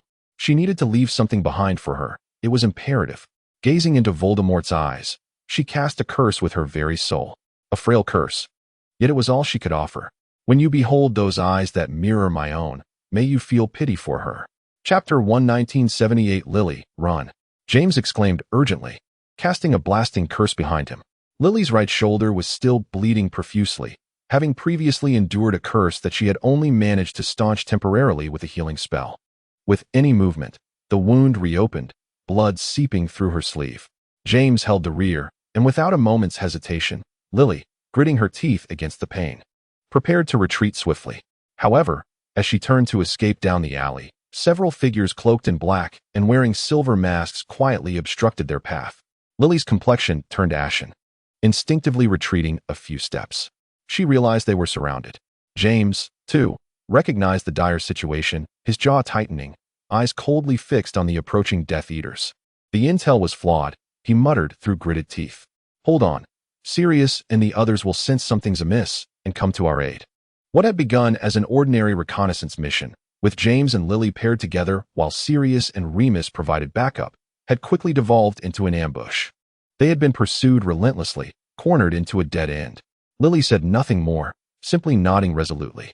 In the deserted alley, the lights of spells flickered and intertwined. James and Lily found themselves increasingly overwhelmed, their spells growing weaker with each incantation. Green killing curses whistled past, narrowly missing their hair. I'll draw them away, you go back, James said, having been knocked back by a spell, staggering to Lily's side, his voice barely above a whisper. Don't be so cruel, James. Lily's eyes brimmed with tears, her voice trembling. I cannot return and tell Evelyn that you are dead. You may not necessarily die, James replied weakly, forcing a bittersweet smile. He raised his wand once more, straining to extract the last remnants of his magic. The glow of the spells dimmed, and he could almost hear the humming of his blood as his magic waned. A leg-locking curse struck suddenly, causing James to stumble and kneel. At that moment, a green light, imbued with the essence of death, surged towards him. He had no time to evade. His depleted magic weighed down his limbs, each movement feeling like it would drain his last breath. James! Lily's pupils dilated as she screamed. James felt a sinking sensation in his chest, closing his eyes in anticipation of death. Yet, contrary to his expectations, neither death nor pain arrived. Instead, a deafening explosion echoed, followed by a heavy thud. James abruptly opened his eyes. The Death Eater who had aimed to kill him now lay slumped against a nearby wall, unconscious. A strikingly deep crater marred the wall, bricks cascading down and burying the man beneath them. Before he could catch his breath, two Death Eaters were hurled through the air, crashing heavily against the wall. One of them faced the unforgiving brick surface, and James could almost envision the disfigured face behind the mask, his features surely distorted from the impact. He couldn't suppress a sigh of relief. Reinforcements had arrived. Sirius and the others had finally caught up. However, as he turned to follow the direction of the attack, he was taken aback. The newcomer was not a familiar ally but a mysterious woman. Her long golden hair shimmered in the light of the setting sun and the magical glow, while her eyes were a rare silver hue. She stood atop the wall, surveying the Death Eaters from her elevated position, her exquisite face taut, a cold smirk playing at the corners of her lips. I've been on leave for merely 3 weeks, and you lot are already eager to prance about? Before her words could fully settle, she leaped down with a graceful precision, landing without a sound. Instantly, spells erupted from her wand, infused with an icy ferocity, targeting the Death Eaters with deadly intent. Lily quickly steadied the swaying James, her eyes wide with shock as she gazed at the enigmatic woman. Who is she? James shook his head, utterly bewildered. He had never witnessed such a reckless style of combat. The woman dared to confront the killing curse head-on, sidestepping at the last possible moment, merely to deliver a more brutal counterattack. She disregarded her own wounds, blood seeping continuously from her injuries, yet she showed no sign of pausing. Her expression as cold as ever, as if she felt no pain at all. The battle concluded swiftly. James even wondered if some of the Death Eaters had been so intimidated by her terrifying killing intent that they had succumbed in utter disarray. The woman moved with decisiveness, subduing the remaining enemies one by one, then seized an unconscious Death Eater by the collar, her wand pressed coldly against his throat. "Who commanded you?" The captive trembled, stuttering. "Master Voldemort." James stared at the scene, unable to comprehend why she posed such a question. Wasn't it obvious? In the next moment, impatience flickered in her eyes, and she delivered a harsh kick to the man. With that motion, blood surged anew from her own wounds. "I'm not inquiring about your former master." The captured Death Eater, pale with fear, stammered, "I am forever loyal to the Dark Lord." Before he could finish, a spell struck him, rendering him unconscious in an instant. "Damn, what a stubborn mouth." Once in the interrogation room, "I shall see how loyal you can remain," the woman muttered under her breath. James instinctively shielded Lily, wary of this sudden apparition. Her gaze shifted to him, and her expression changed. Her brow furrowed deeply, concern etched upon her face. She hurried towards James, urgency and anger radiating from her. "Ron told me you distracted all the Death Eaters alone to buy them time. Harry Potter, are you an idiot?" Before her words had fully left her lips, she raised her wand, a healing charm enveloping James in a soft glow. "Where are you hurt? Is it serious? Why is Ginny here? Is she injured?" James stood in shock. Ron? Ginny? Harry Potter? He did not recognize any of those names. Suppressing the questions swirling in his mind, he quietly urged, "You should first attend to your own wounds. Your situation is worse." The woman rolled her eyes, poised to respond, but was abruptly interrupted by a cold voice. "What are you doing?" James snapped his gaze towards the source of the voice, as Sirius hurriedly approached with Remus and others. Besides them, Dorcas, Marlene, Frank, and the Pruitt brothers had also arrived. Everyone brandished their wands, their expressions tense with vigilance.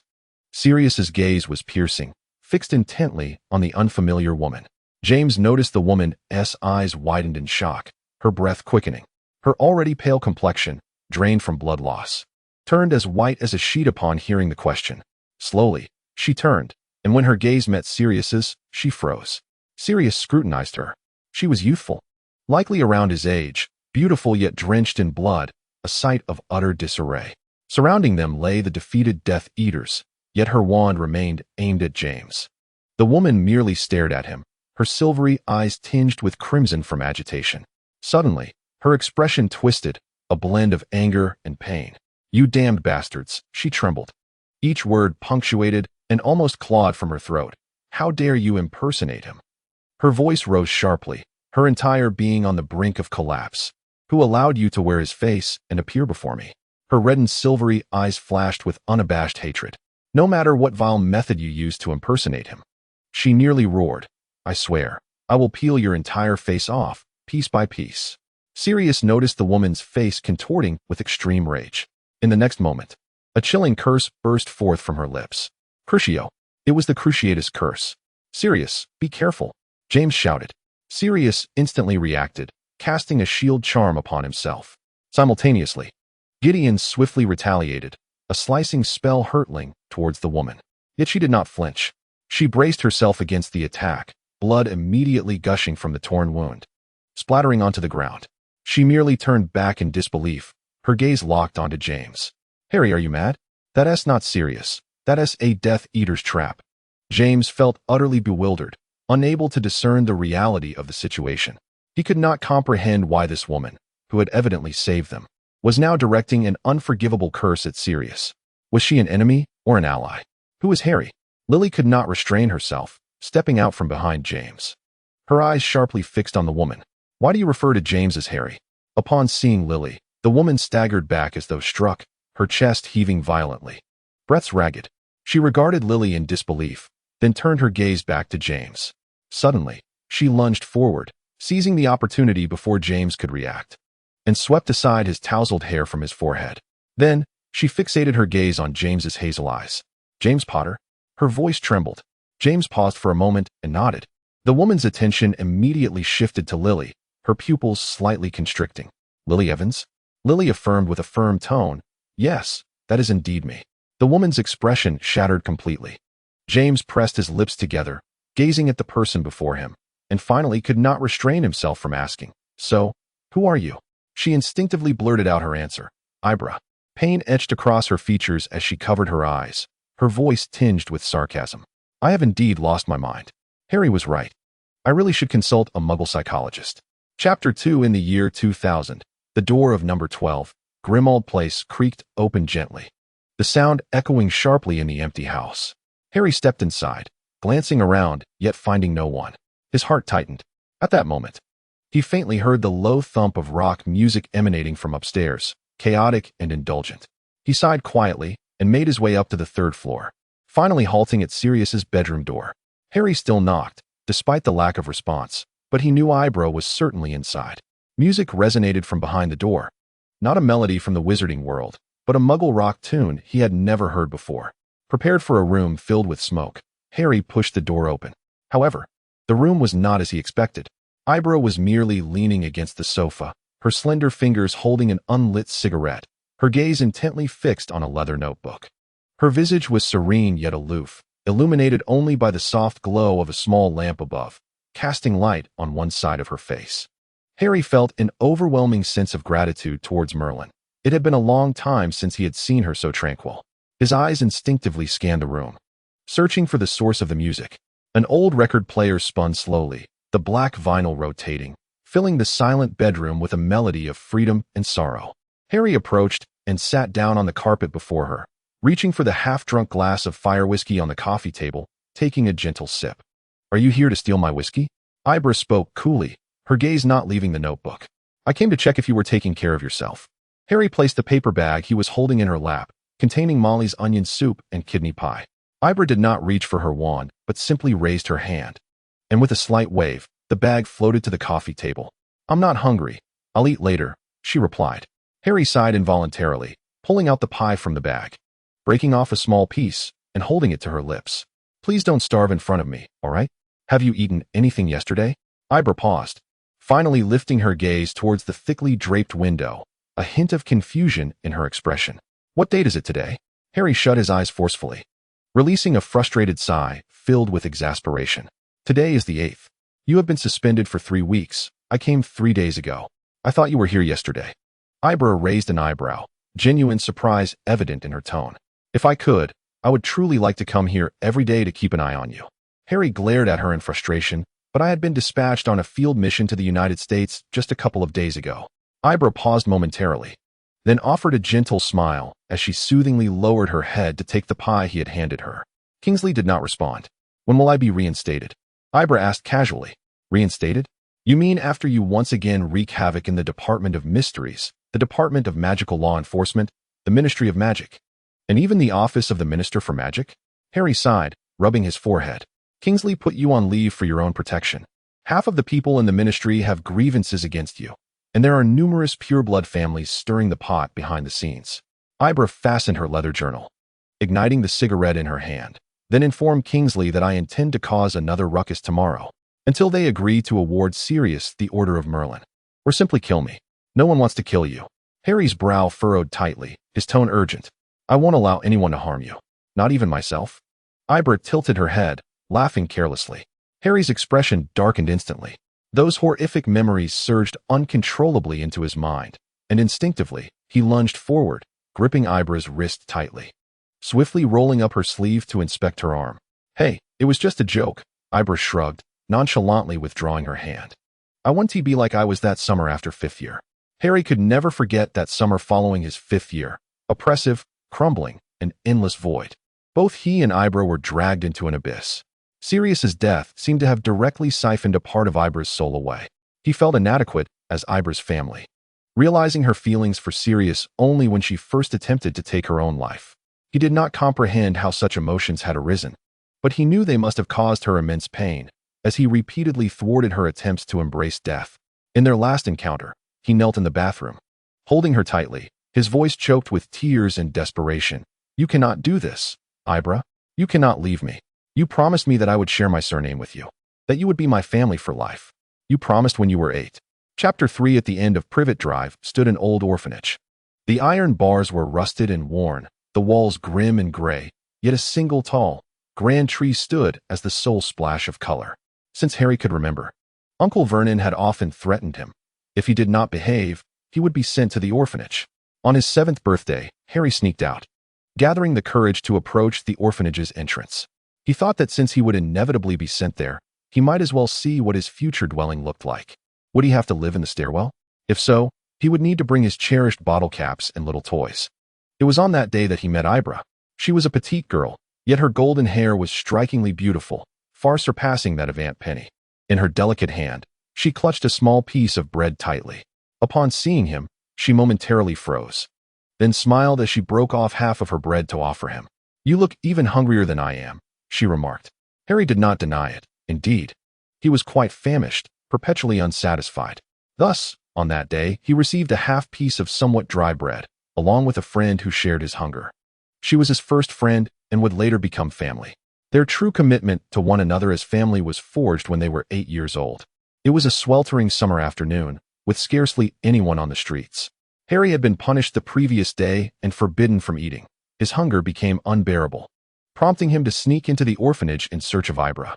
However, Ibra was equally empty-handed. Consequently, she took Harry by the hand and, with an air of mystery, led him into the director's office. They stealthily extracted 2 bottles of milk and 2 small pieces of cake, then concealed themselves among the branches of a great tree. Bursting into laughter, "Will we be discovered?" Harry asked anxiously, savoring his food slowly and with great care. "Don't worry, Potter," Ibra replied with a radiant smile, breaking off another half of her cake and placing it into Harry's hand. "Why do you always call me Potter?" Harry mumbled, his mouth still full of cake, a hint of discontent in his tone. "We are friends. You should call me Harry." "I envy you," Ibra said, swinging her legs, her eyes sparkling with unabashed admiration. "You have a surname, while I do not. The name the director gave me feels odd, both to say and to write."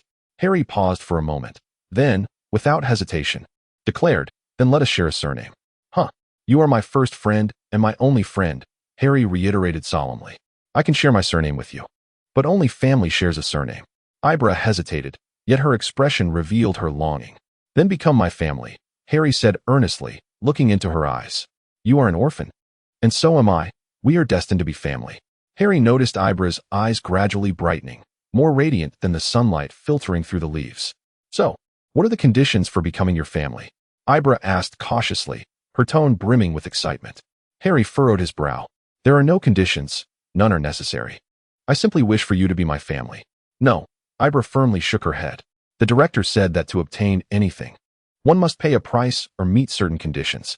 Harry was momentarily taken aback by her insistence, pondering for a long time, until he finally conceived a condition he desired. "Then be my family for life, one who will never abandon me." He paused, as if suddenly recalling something urgent, and added fervently, "And you must promise to be careful when walking and crossing the street. Never let it happen like my parents, being struck by a car and leaving me." Ibra nodded emphatically, joyfully agreeing to his request. Many years later, Harry often considered himself fortunate. In a world filled with countless children, he happened upon Ibra, a young witch born to Muggle parents, who, at the most vulnerable and solitary time of his life, offered him half of her bread and, in turn, bestowed upon him the warmth of family. As they entered Hogwarts together, many gazes were drawn to Ibra. She shared the same surname as Harry, yet no one had ever heard of the savior having a sister or a sibling. Whenever inquiries arose, Harry would proudly straighten his posture and solemnly introduce her. That Hufflepuff Ibra Potter, the girl who always smiled radiantly and extended warmth and kindness to all, was not only his friend but also his family. For Harry, Ibra Potter represented more than just a name. She was the laughter and sustenance that accompanied him through the tormenting years between 7 and 11, sharing in his sorrows. At that age, she embodied all his joy, and the name Ibra was synonymous with bright sunshine. Chapter 4, 2002-3. Harry watched Ibra painfully consume the food before her, a wave of concern washing over him. He could discern that her psychological struggles were beginning to affect her appetite. "You need to see a therapist, Ibra," he urged. Hermione had often mentioned a recommendation, having sought counseling herself after the war. Ibra swallowed with difficulty. The meal prepared by Molly was indeed delightful, yet she felt no hunger nor desire to eat. With Harry's gaze fixed upon her, she was reluctant to drive him to despair. "I don't need to," Ibra countered. "The only psychological issue I have right now is that the Ministry of Magic refuses to award Sirius the Order of Merlin. Their efforts to clear his name are far too slow, and they show him insufficient respect in death." Ibra's voice rose as she shoved the food away and looked at Harry with a wild intensity. Harry, they always say Sirius wouldn't care. They insist that the dead are indifferent. But I care. Even if that metal cannot mend his death or the years of unwarranted suffering, I want him to have it. Ibra trembled uncontrollably. Harry, look at what I'm doing now. I feel like such a failure for having been so close to him, yet failing to hold on to him. Now he is gone, and I cannot even fight for a posthumous honor on his behalf. Harry swallowed hard, extending his arms to embrace Ibra. Instantly, she melted into his embrace like butter. Harry felt at a loss. He could never fully grasp the depth of her anguish nor alleviate her internal suffering. Since Sirius's death, Ibra's demeanor had transformed entirely. She was no longer the girl who radiated sunlight with her laughter, but had grown peculiar and erratic. In her 7th year, she chose not to flee with Harry and the others, but remained at Hogwarts. Bearing the Potter surname, coupled with her Muggle heritage, Ibra endured humiliation and torment that year, resisting valiantly time and again. She had never spoken to Harry about her experiences at that time, yet Neville would occasionally lament her bravery in casual conversation. She truly seemed to be a person unafraid of anything, as Neville often remarked. Harry longed to understand how much of Ibra's fearlessness was, in fact, self-destructive. That courage was wrested from a shattered soul. This often left him with a sense of guilt, feeling she bore some unspeakable pain on his behalf. During his time in hiding, she took on responsibilities that rightly belonged to him at Hogwarts, assisting him in remembering Sirius while he fought desperately for survival. Shortly after the war concluded, Ibra joined Harry and Ron in the Auror department. However, even with Voldemort's demise, the lofty ideals of pureblood supremacy had not been entirely dismantled. Many ancient pureblood families still wielded significant influence within the Ministry of Magic. Not all of them were Death Eaters. Yet there were always those who covertly sheltered the descendants of the guilty. The Aurors often approached arrests with trepidation and hesitation. But Ibra was unfazed. She unabashedly employed the Cruciatus Curse and, on several occasions, resorted to the Killing Curse. Some unrepentant pureblood heirs found themselves imprisoned in Azkaban by her hand, while a few fell victim to her spells. Harry understood that Ibra was not merely enforcing the law. She was also channeling her own rage and hatred through this power. With every attack and ambush, she fought with reckless abandon, seemingly unafraid of death itself. Harry sincerely hoped she did not yearn for it. The war had taken a heavy toll, and most of the Aurors were young recruits. Many of their contemporaries soon fell on the front lines while purging Death Eaters. Yet Ibra, with her almost reckless ferocity, rapidly ascended to become the youngest head of the Auror department. This only fueled the discontent among pureblood families, leading to a barrage of complaints and underhanded schemes against her, until Hermione devised a strategy for Ibra to publicly claim she was Sirius's widow. This was, of course, a tenuous assertion, even age-wise. However, the name Black was sufficient to temper the malice of those pureblood families, as long as she could be begrudgingly included in their ranks. Ibra encountered considerably less resistance. To solidify her position, Harry even transferred the ownership of 12 Grimmauld Place to her name. However, he soon noticed that she was not happy. Not just him, but everyone around them could see it. Hermione had repeatedly told Harry that she believed Ibra exhibited severe signs of post-traumatic stress and depression. She urged Harry to take her to a psychologist. Yet Ibra consistently deflected such suggestions. She poured herself into her duties, often spending several consecutive nights in the Auror office. On the rare occasion of a day off, she would retreat to 12 Grimmauld Place. Ibra would invariably lock herself in Sirius's bedroom, drawing the heavy curtains tightly to prevent even a sliver of light from seeping in. In that profound darkness, she often illuminated a solitary lamp, reclining on the sofa while perusing the Muggle magazines left behind by Sirius, numbing herself with alcohol and tobacco. Harry frequently felt that she was striving to trace the remnants of Sirius. What astounded him further was that he increasingly perceived Sirius's shadow in Ibla, manifesting that same resentment, pride, and a hint of fragmented freedom. "If you are truly in pain," Harry finally whispered, "then seek him out. Do not linger for my sake." Ibla froze, incredulously raising her gaze to Harry. "Did you not covertly exchange that veil 3 years ago?" Harry tilted his head, his expression gentle yet tinged with helplessness. "I have always known. For a time, your gaze upon me was so peculiar that I realized you must have unraveled something. Yet I refrained from broaching the subject because I did not wish to lose you. However, now, no matter what, if it alleviates your suffering, I shall support you." Harry spoke earnestly. Everyone else was gradually emerging from the wounds of war, yet only Ibla continued to shroud her inflamed scars with a confounding spell. After a prolonged silence, Ibla managed a bittersweet smile. In truth, I have only traced part of the origin of this veil, or rather, I once caught a fleeting glimpse of Sirius's soul. But it was ephemeral. Harry, even if I step through the veil, I may not find him.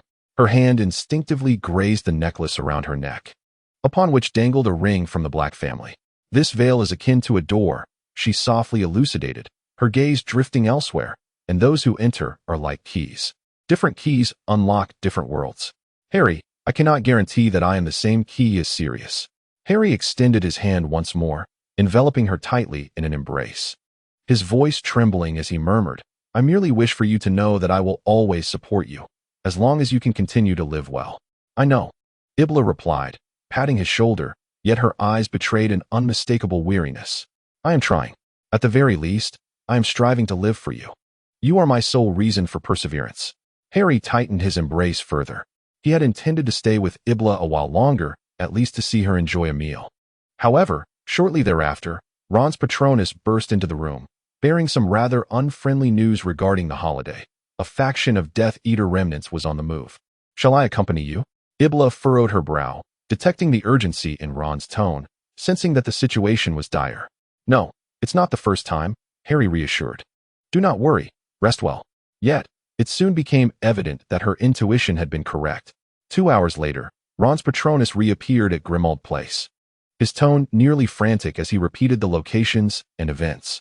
Upon hearing the details, Ibla immediately disapparated, vanishing from the room. Meanwhile, at a Muggle cafe near number 12, Grimmauld Place, a television was broadcasting the news. Just now, we had the privilege of witnessing a total solar eclipse. Reportedly, this was the clearest one in recent years.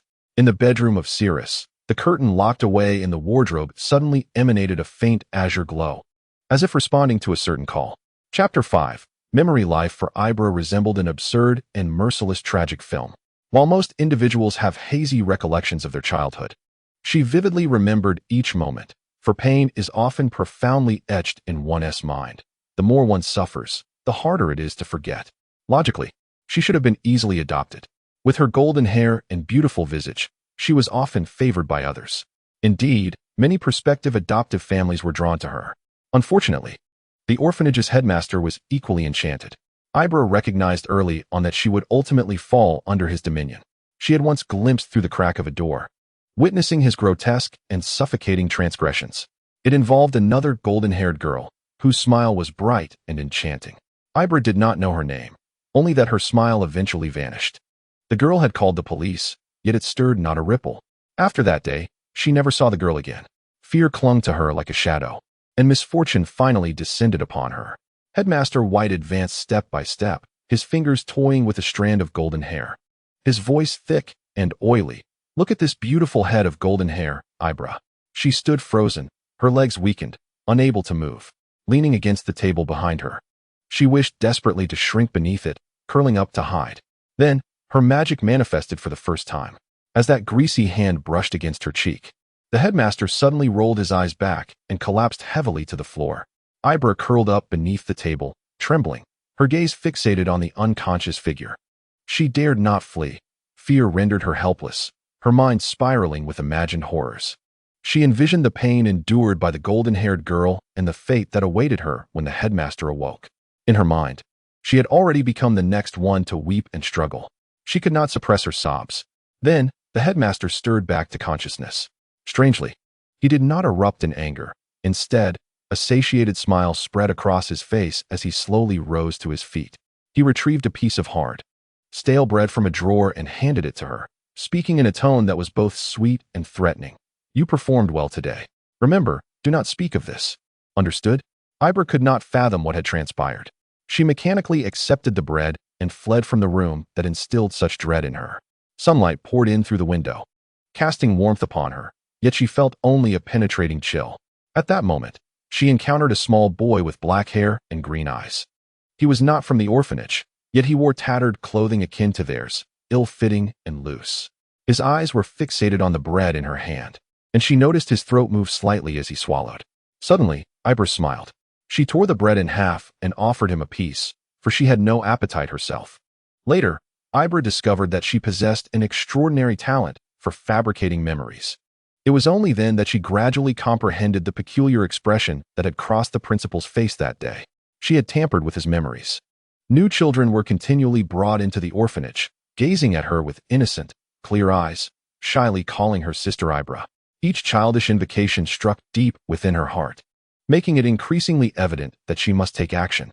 She could not bear to witness these naive children endure such pain and humiliation. She endeavored to erase the principal's perverse inclinations, striving to help him forget all sordid thoughts.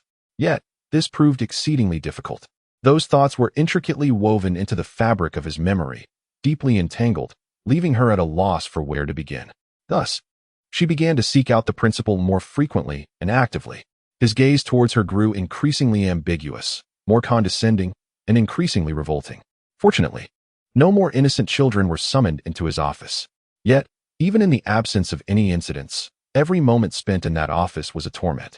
She would instinctively curl up beneath the desk, pressing her back against the cold wall, as this was the only way she could attain a semblance of false security. The snacks the principal offered her were never kept for herself. They either went to the younger children or were quietly saved for Harry. Ibra always wore a smile. She cherished laughter. She had read a phrase in a book: as long as one maintains a smile, life will invariably improve day by day. Indeed, she found that smiling made those painful moments pass just a little more swiftly. Ibra had once believed that this existence would continue until she reached adulthood and departed from the orphanage. However, when she turned 11, a letter of acceptance from Hogwarts shattered this cycle. She finally understood the origin of her peculiar abilities. She should have felt joy. Yet a more overwhelming sense of panic took hold. What would happen to those children if she left? What would they do without her protection? Guilt and anxiety clung to her like a shadow. In truth, Ibra had long harbored a plan, yet she had never dared to commit to it fully. It was not until the eve of the school year that she resolved entirely. The following morning, amidst the chaos and the news of Principal White's tragic demise, she departed from the orphanage clutching her acceptance letter, journeying towards the station bound for Hogwarts. Ibra was unaware of whether the next headmaster would be benevolent or malevolent. She silently wished in her heart, hoping that she had wagered a gentle future for the children. Life at Hogwarts was always joyous. Ibra adored Hufflepuff. She cherished this warm and friendly house. It seemed as though the hurt and anguish could truly dissipate amidst the daily laughter and kindness. It was only upon entering the magical realm that she grasped the significance of the surname Potter. Yet, that was of no consequence. She relished the bond she shared with Harry. They were family to one another. No matter how unfamiliar the world became, they would always rely on each other. In her third year, Sirius Black emerged. Initially, Ibra felt a sense of resistance towards him. He was Harry's godfather, Harry's true family. And what of her? Did Harry still need her? Until that day, all misunderstandings were resolved, and Sirius solemnly promised to provide Harry with a home. Ibra merely followed behind them in silence. Suddenly, Sirius turned and looked at her. Ibra, right? I have heard much about you and Harry from others. You are family to him. If you don't mind, I hope you would allow me to keep a room for you. Could you perhaps consider accepting me? Ibra gazed at Sirius, stunned for quite a while, before smiling and nodding. Sirius smiled back, no longer the frantic figure from the shouting shack, but rather a weary yet sincere grin. He gazed at Ibra and softly remarked, Ibra, you have beautiful golden hair. At his words, Ibra suddenly stiffened, her heart tightening painfully, instinctively recalling nauseating memories of the past. She looked at Sirius in terror. He appeared haggard and gaunt, with deep-set eyes, yet his gaze was remarkably pure. Those eyes were filled with the anguish and melancholy of 12 years in prison, devoid of any lewd desire. He was simply, earnestly complimenting her. You remind me of a friend of mine, Sirius said with a faint smile, his voice tinged with nostalgia. Marlene had golden hair like yours. She was a remarkable witch, very brave. Ibra wanted to object. She did not consider herself brave. In her eyes, she had never been courageous. Yet, when the words hovered on her lips, she merely forced a smile, beaming brightly at him. From that moment on, Ibra often thought of Sirius and recalled his words. Many had praised her hair, but his compliment alone overshadowed the memories that haunted her nights. Chapter 6. Another world beneath a dim sky. Dust swirled as the air was thick with the scent of blood. Several battered Death Eaters huddled on the ground, while nearby, A bloodied woman in a black suit staggered to her feet. Sirius did not anticipate that events would escalate to such a degree, particularly as the woman had just hurled a piercing curse at him in anger. Ibra felt a surge of confusion, a daring hypothesis threatening to tear her apart, if not for Merlin driving her to madness. With great difficulty, she lifted her head, daring not to look at Sirius, instead turning to James and Lily. Her voice trembling. "What year is it?" 1978, came Sirius's voice before James could speak. Ibra felt a sudden sting in her nose. Merely hearing Sirius's voice brought forth a torrent of tears that she could no longer suppress. She mocked herself with a wry smile, believing she had long since exhausted her tears. A burning sensation engulfed her heart, as if a flame were consuming her thoughts in disarray. In the next moment, she realized it was not an illusion. The necklace around her neck was radiating heat. Instinctively, she reached to touch it, but froze just before her fingertips made contact, merely adjusting its position through her clothing. She confirmed one thing: she had found Sirius. Yet, she had never imagined it would be in such a manner. She had once believed that she would find the lingering soul of Sirius in the desolate wilderness, in the depths of the ocean, or in some solitary void. Yet, before her lay another realm, a world that mirrored her own almost indistinguishably. It was the year 1978. Ibra quickly calculated in her mind. In this moment, Sirius was merely 19 years old, spirited and unburdened by the 12 years of imprisonment and shackles that lay ahead. The individuals present were no fools. The query regarding the year had sparked a seed of suspicion within them.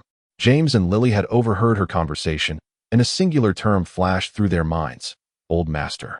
James's eyes widened in shock, while Lily stood speechless, her lips quivering slightly.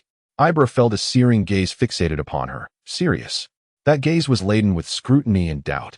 He had already deduced the truth. Ibra was not taken aback. Sirius had always been perceptive, just as he had effortlessly discerned her feelings in the past. "Why do you ask this question?" Sirius's voice bore a hint of testing. The eyes around her were all fixed intently upon her. After a moment of silence, Ibra slowly turned her head to face the group of Death Eaters who had not yet succumbed to unconsciousness. "Are you certain you want me to speak here?" she retorted. The Pruitt brothers and Frank stepped forward first. Ibra quietly assessed them, aligning their faces with memories from photographs. "We'll take them back," Frank stated succinctly, nodding toward Sirius and the others. Gideon wasted no time, swiftly casting a silent spell. "Notify us once you have secured a location." Sirius, with a sidelong glance at Ibra, furrowed his brow. She should be taken to St. Mungo's first, for a healer to staunch the bleeding. Ibra paused, lowering her gaze, forcing her voice to remain composed. "No need. Let us return to headquarters." She tilted her head, observing the varied expressions of those around her, and slowly remarked, "If I am not mistaken, the current headquarters should be in the Snowdonia Valley of Wales, correct?" She was aware of this location due to Sirius's diary. A few months prior, she had stumbled upon those old notebooks in his room. In a state of inebriation, she had found the hidden compartment behind the tea table. She had opened it, finding the pages rife with entrapment and solitude, written by the Sirius confined within number 12, Grimmauld Place. Ibra sensed the vigilance of those around her. Seated quietly at the table of the Order of the Phoenix, she felt the weight of their gazes, some leaning against the walls, others positioned across from her. Every pair of eyes, whether bright or dim, scrutinized her as if ready to draw their wands at any moment. She too observed them. Evelyn Umbridge, James's girlfriend, had just nonchalantly healed all her wounds. At that moment, Ibra truly comprehended. This was not a return to the past, but rather a world that resembled her original one, yet diverged in intricate details. Countless thoughts flickered through her mind. Was Harry safe now? How had she come to be here? Could she return? Did she wish to return? Sirius had been observing her intently. The girl who identified herself as Ibra refused to divulge her surname, yet candidly admitted to hailing from a future. They had promptly contacted Professor Dumbledore and other members of the Order of the Phoenix. Throughout the journey, she remained remarkably silent. Despite being covered in blood, she did not utter a single groan, as if pain were a foreign concept to her. However, Sirius noticed her gaze incessantly scanning her surroundings, leaving no exit or window unchecked. Alert and cautious, she resembled a diminutive version of Moody. Sirius suspected she was likely an Auror in her time. Nevertheless, she consistently avoided one particular direction, deliberately refraining from looking at him. Professor Dumbledore was unable to return in time. It was Mad-Eye Moody who hastily arrived at the Order's headquarters. Almost immediately upon entering, he pointed his wand directly at Ibra. "You claim to come from the future?" His tone was harsh, laced with skepticism and intimidation. This statement, however, was not entirely accurate. Ibra was uncertain whether the trajectory of this world aligned with her memories. Yet she opted not to elaborate. Instead, she fixated on Moody, who appeared significantly younger than she remembered, his scars not yet so pronounced. Truth be told, aside from Sirius and Remus, he was the only person in the room she had genuinely interacted with. "Long time no see, Professor Moody," Ibra nodded at him. "Professor?" Gideon interjected incredulously. "Are you teaching at Hogwarts now?" Moody scrutinized her warily, skepticism etched across his still youthful face. "I trust you even less now, girl. That is not part of my retirement plan. You will incorporate it," Ibra replied in a tone so flat it bordered on dismissive, showing no concern for his insinuations. Moody's eyes narrowed dangerously. He was employing the old Auror methods to interrogate her, and Ibra was acutely aware of it. After all, she had once utilized such techniques herself. "Do you not intend to elaborate further? How do you plan to prove you are not a Death Eater?" The tip of his wand pressed against her throat. Ibra slowly surveyed the faces around her. These visages were both unfamiliar and familiar. She had seen them in old photographs and on the list of sacrifices. "Perhaps the interrogation techniques you are currently employing are the 14th entry in your handbook?" Ibra tilted her head, a faint smile gracing her lips. "What handbook?" Gideon interjected skeptically. Moody fell silent for a moment, his wand gradually lowering. His voice was deep and gravelly. "I am in the process of writing it. It's not finished yet." "Quite effective." Ibra nodded in affirmation. The air suddenly grew still. "Are you an Auror?" Sirius spoke up unexpectedly. Everyone clearly observed how Ibra, who had seemed so at ease in the face of Moody's scrutiny, stiffened the moment she heard Sirius's voice. Her expression tightened unnaturally, and she instinctively lowered her gaze. "Yes." Ibra paused before adding, "I am also the director of the Auror office." Chapter 7. You deserve it. Ibra was unaware of why she had uttered the words regarding the director of Aurors. She had never cared for titles or positions. Yet in that moment, she felt an inexplicable urge to let Sirius know. Sirius had been aware of her feelings since the Christmas holiday of their 5th year. Ironically, she was oblivious to the fact that during that time, Sirius stood perilously close to death. Ibra was accustomed to rising early. However, Harry and the others were still lost in the realm of dreams after a night of Christmas revelry. She did not anticipate encountering Sirius at the kitchen door. He leaned casually against the cupboard, draped in a dark bathrobe, a half-filled glass of wine swaying in his hand. "Hey," he acknowledged her with a slight smile, greeting her casually. "Care for some breakfast?" Ibra nodded. "French toast, how does that sound?" Sirius tilted his head, the open collar of his robe revealing a swath of tattoos. Ibra found herself at a loss for words, merely nodding in response. In truth, she had not expected Sirius to be adept in the kitchen. His movements were surprisingly skilled, and the food tasted unexpectedly delightful. Sensing her astonishment, Sirius chuckled softly. "Back when I just graduated, I lived with James, Remus, and a few others for a time. The only meals I prepared were barely edible."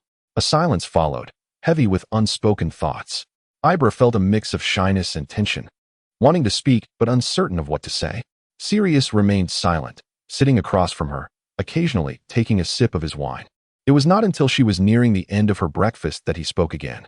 "Kid," his voice was gentle, "you are still quite young. You will grow up and meet better people." Ibra's hand faltered. She raised her gaze to meet Sirius's eyes, which did not waver, their expression calm and clear, tinged with the melancholy of being trapped in Grimmauld Place. "I have no doubt that you will become an exceptional witch. But do not squander your time on someone who is 21 years your senior and a wanted criminal." He paused, lowering his voice. "I am not worthy of your youth." Ibra felt her throat tighten, a wave of indignation threatening to spill over. As a teenager, she was full of aspirations, and reason urged her to deny his words, to laugh it off as a jest to preserve her dignity. Yet, she could not bring herself to utter such denials. She did not wish to negate her feelings for Sirius.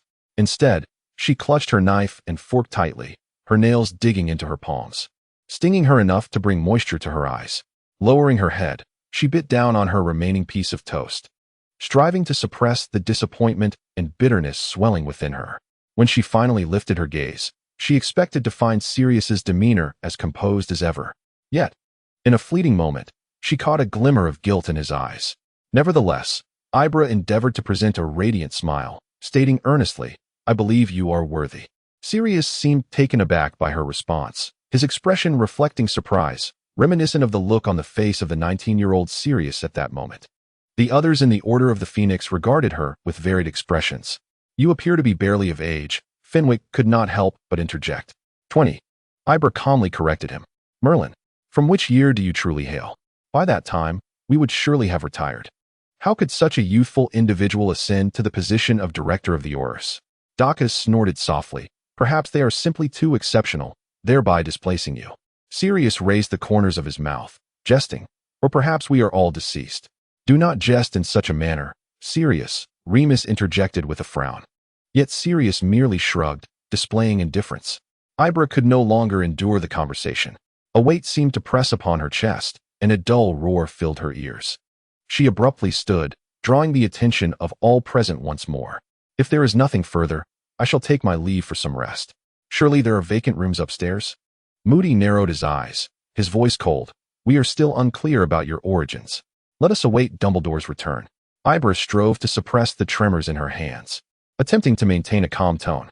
"The innermost room on the second floor is unoccupied," Alice kindly reminded her. Ibra nodded, and as she turned to depart, her peripheral vision caught sight of the bottles of alcohol arranged within the cupboard. She made her way to her room, locked the door, and finally succumbed to despair. She could not even ascertain the source of her anguish. Perhaps it was anger, perhaps the long-repressed joy, or merely the overwhelming impact of her emotions. Sirius Black. He stood before her once more, vibrant, youthful, and unabashedly bold. He could even jest nonchalantly about his own demise. Ibra felt an urge to scream, to shatter every object within the room. It was utterly unjust. She was tormented by his death at every moment, while he now seemed indifferent, effortlessly provoking her to the brink of tears with mere words. The term widow had always resonated with her. To call him a lover felt overly intense, and to refer to him as family felt too intimate. Their connection existed in a hazy, entangled realm. The youthful musings of a teenage girl spread like wildfire, uncontrollable beneath the blazing sun and swirling snow. She had never confided in anyone. While Hermione diligently penned a letter to Krum, Ibra quietly sat beside her, observing each careful stroke, yet her mind incessantly conjured the image of Sirius's face. Inevitably, he was undeniably handsome. Even 12 years of imprisonment could not strip away the allure bestowed upon him by Merlin. However, Ibra never dared to voice such feelings. It felt far too awkward. He was Harry's godfather, willing to accept her due to her connection with Harry. Should she reveal her sentiments, the delicate balance they shared would shatter. Upon Sirius discovering her feelings, Ibra found herself surprisingly untroubled. That unrequited affection had never held any expectations. It was simply a unique blend of bittersweet emotions nestled within her heart. She was indifferent, for they had ample time ahead, at the very least. They could still become family. Yet, Sirius had perished, dying before her eyes, in such close proximity.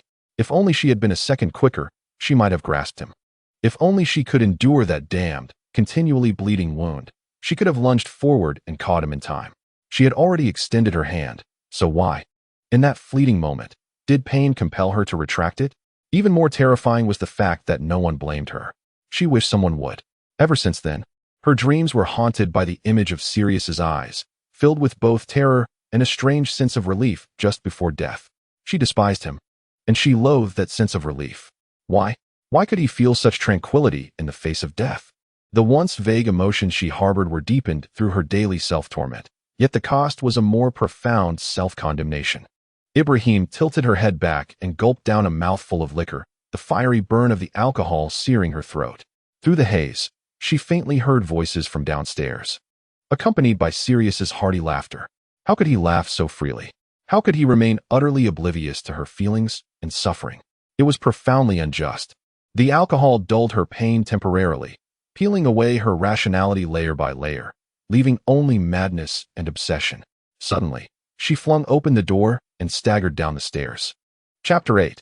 I Miss You. Sirius reclined in his chair, chuckling as a Gadborn reached for a piece of fried fish from Frank Longbottom's plate. Alice was engaged in conversation with Longbottom. She clearly noticed Agat's actions, but made no effort to stop or reveal his intentions. Just as Frank finally caught on, he sharply jabbed Agat's hand with his fork.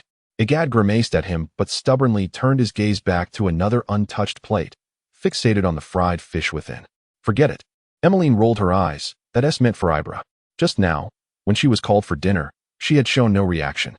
Egad complained, his tone laced with dissatisfaction. She certainly wouldn't eat tonight. Is she going to be all right? Evelyn furrowed her brow, her voice tinged with worry. I saw her take 2 bottles of fire whiskey. She is acting quite strangely, don't you think? Remus observed quietly, his gaze fixed on Sirius. Every time you speak, her expression shifts oddly. She must know you. Initially, she even suspected you were an imposter and used the Cruciatus curse on you. So, in the future, is there no longer a concept of the 3 unforgivable curses? How can an Auror use the Cruciatus curse? Marlene inquired curiously. The group exchanged glances, shaking their heads in unison. No one could provide an answer. Just as Sirius was about to speak, a cacophony of unsteady footsteps echoed from the staircase. The steps stumbled, as if at any moment, the person might tumble down. All eyes turned towards the staircase. Ibra appeared, wrapped in a loose black bathrobe, her cheeks flushed from intoxication, her gaze unfocused yet defiantly lifted. She appeared thoroughly inebriated. Sirius thought she seemed like a true 20-year-old girl at that moment. Hadn't she referred to Voldemort as the former master of the Death Eaters? Surely, the war should have ended by now. Sirius believed that a 20-year-old girl living in an era of peace should not behave as Ibra had previously done. Hey Ibra, would you like some dinner? Lily inquired kindly, her tone gentle. Yet, Ibra seemed oblivious, staggering toward the cupboard and reaching for another bottle of wine. As she neared the cupboard, she clearly stumbled, her body leaning dangerously, nearly toppling over. Goodness! Lily exclaimed, rushing to support her. Ibra, heavily intoxicated, offered no resistance and remained unaware of the assistance, allowing herself to be guided to the chair beside Sirius.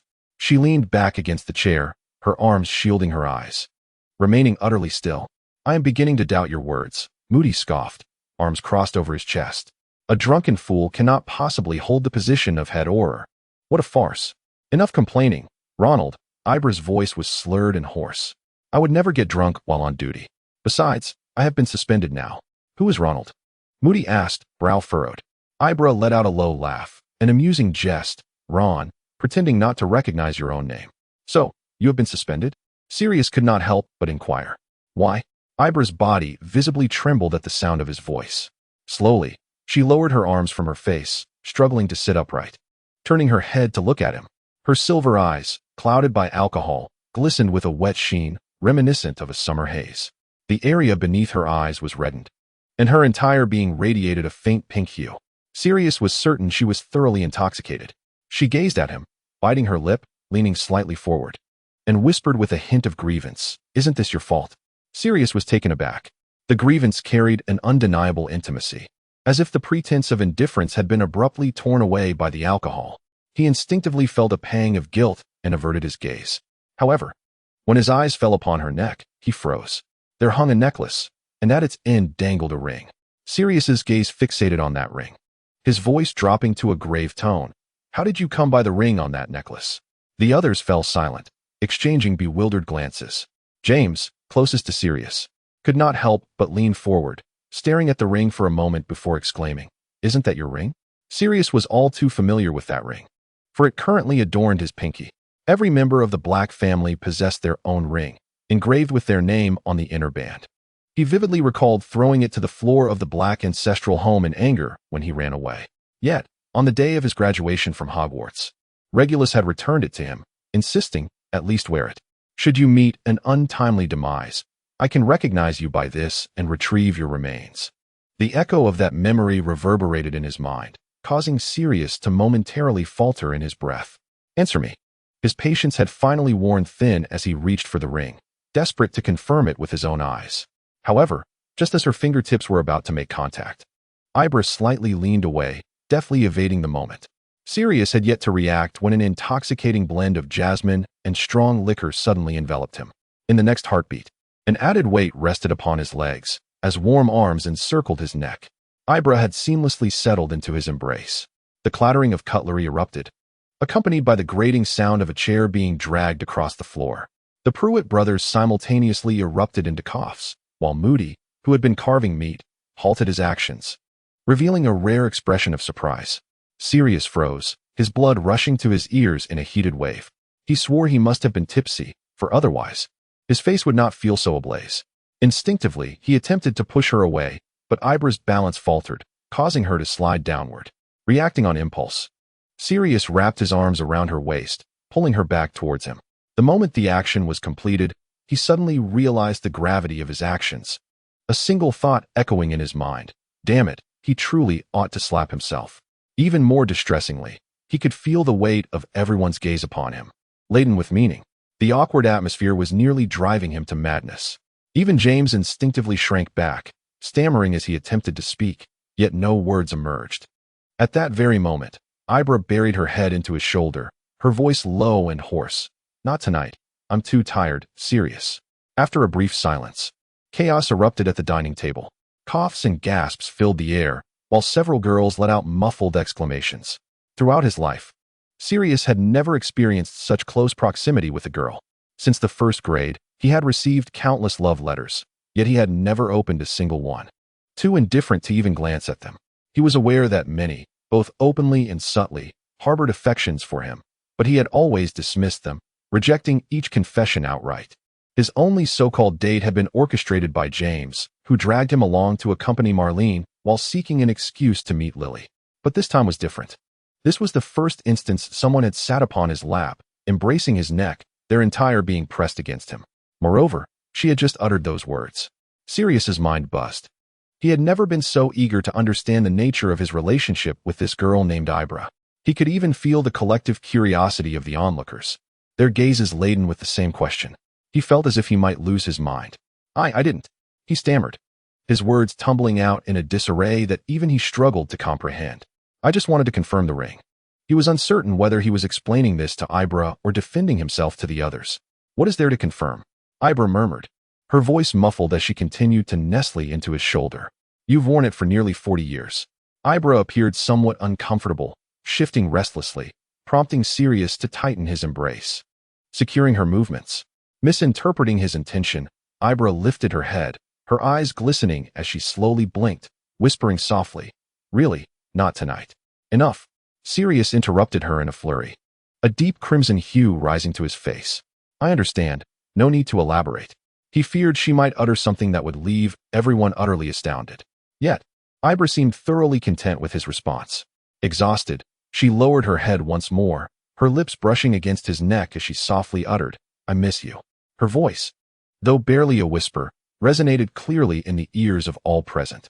Subsequently, her shoulders trembled slightly, and unabashed sobs began to escape her. Scalding tears cascaded down her face, soaking Sirius's neck and collar, leaving his mind in disarray. He dared not push her away, remaining rigidly in place as she wept openly in his embrace.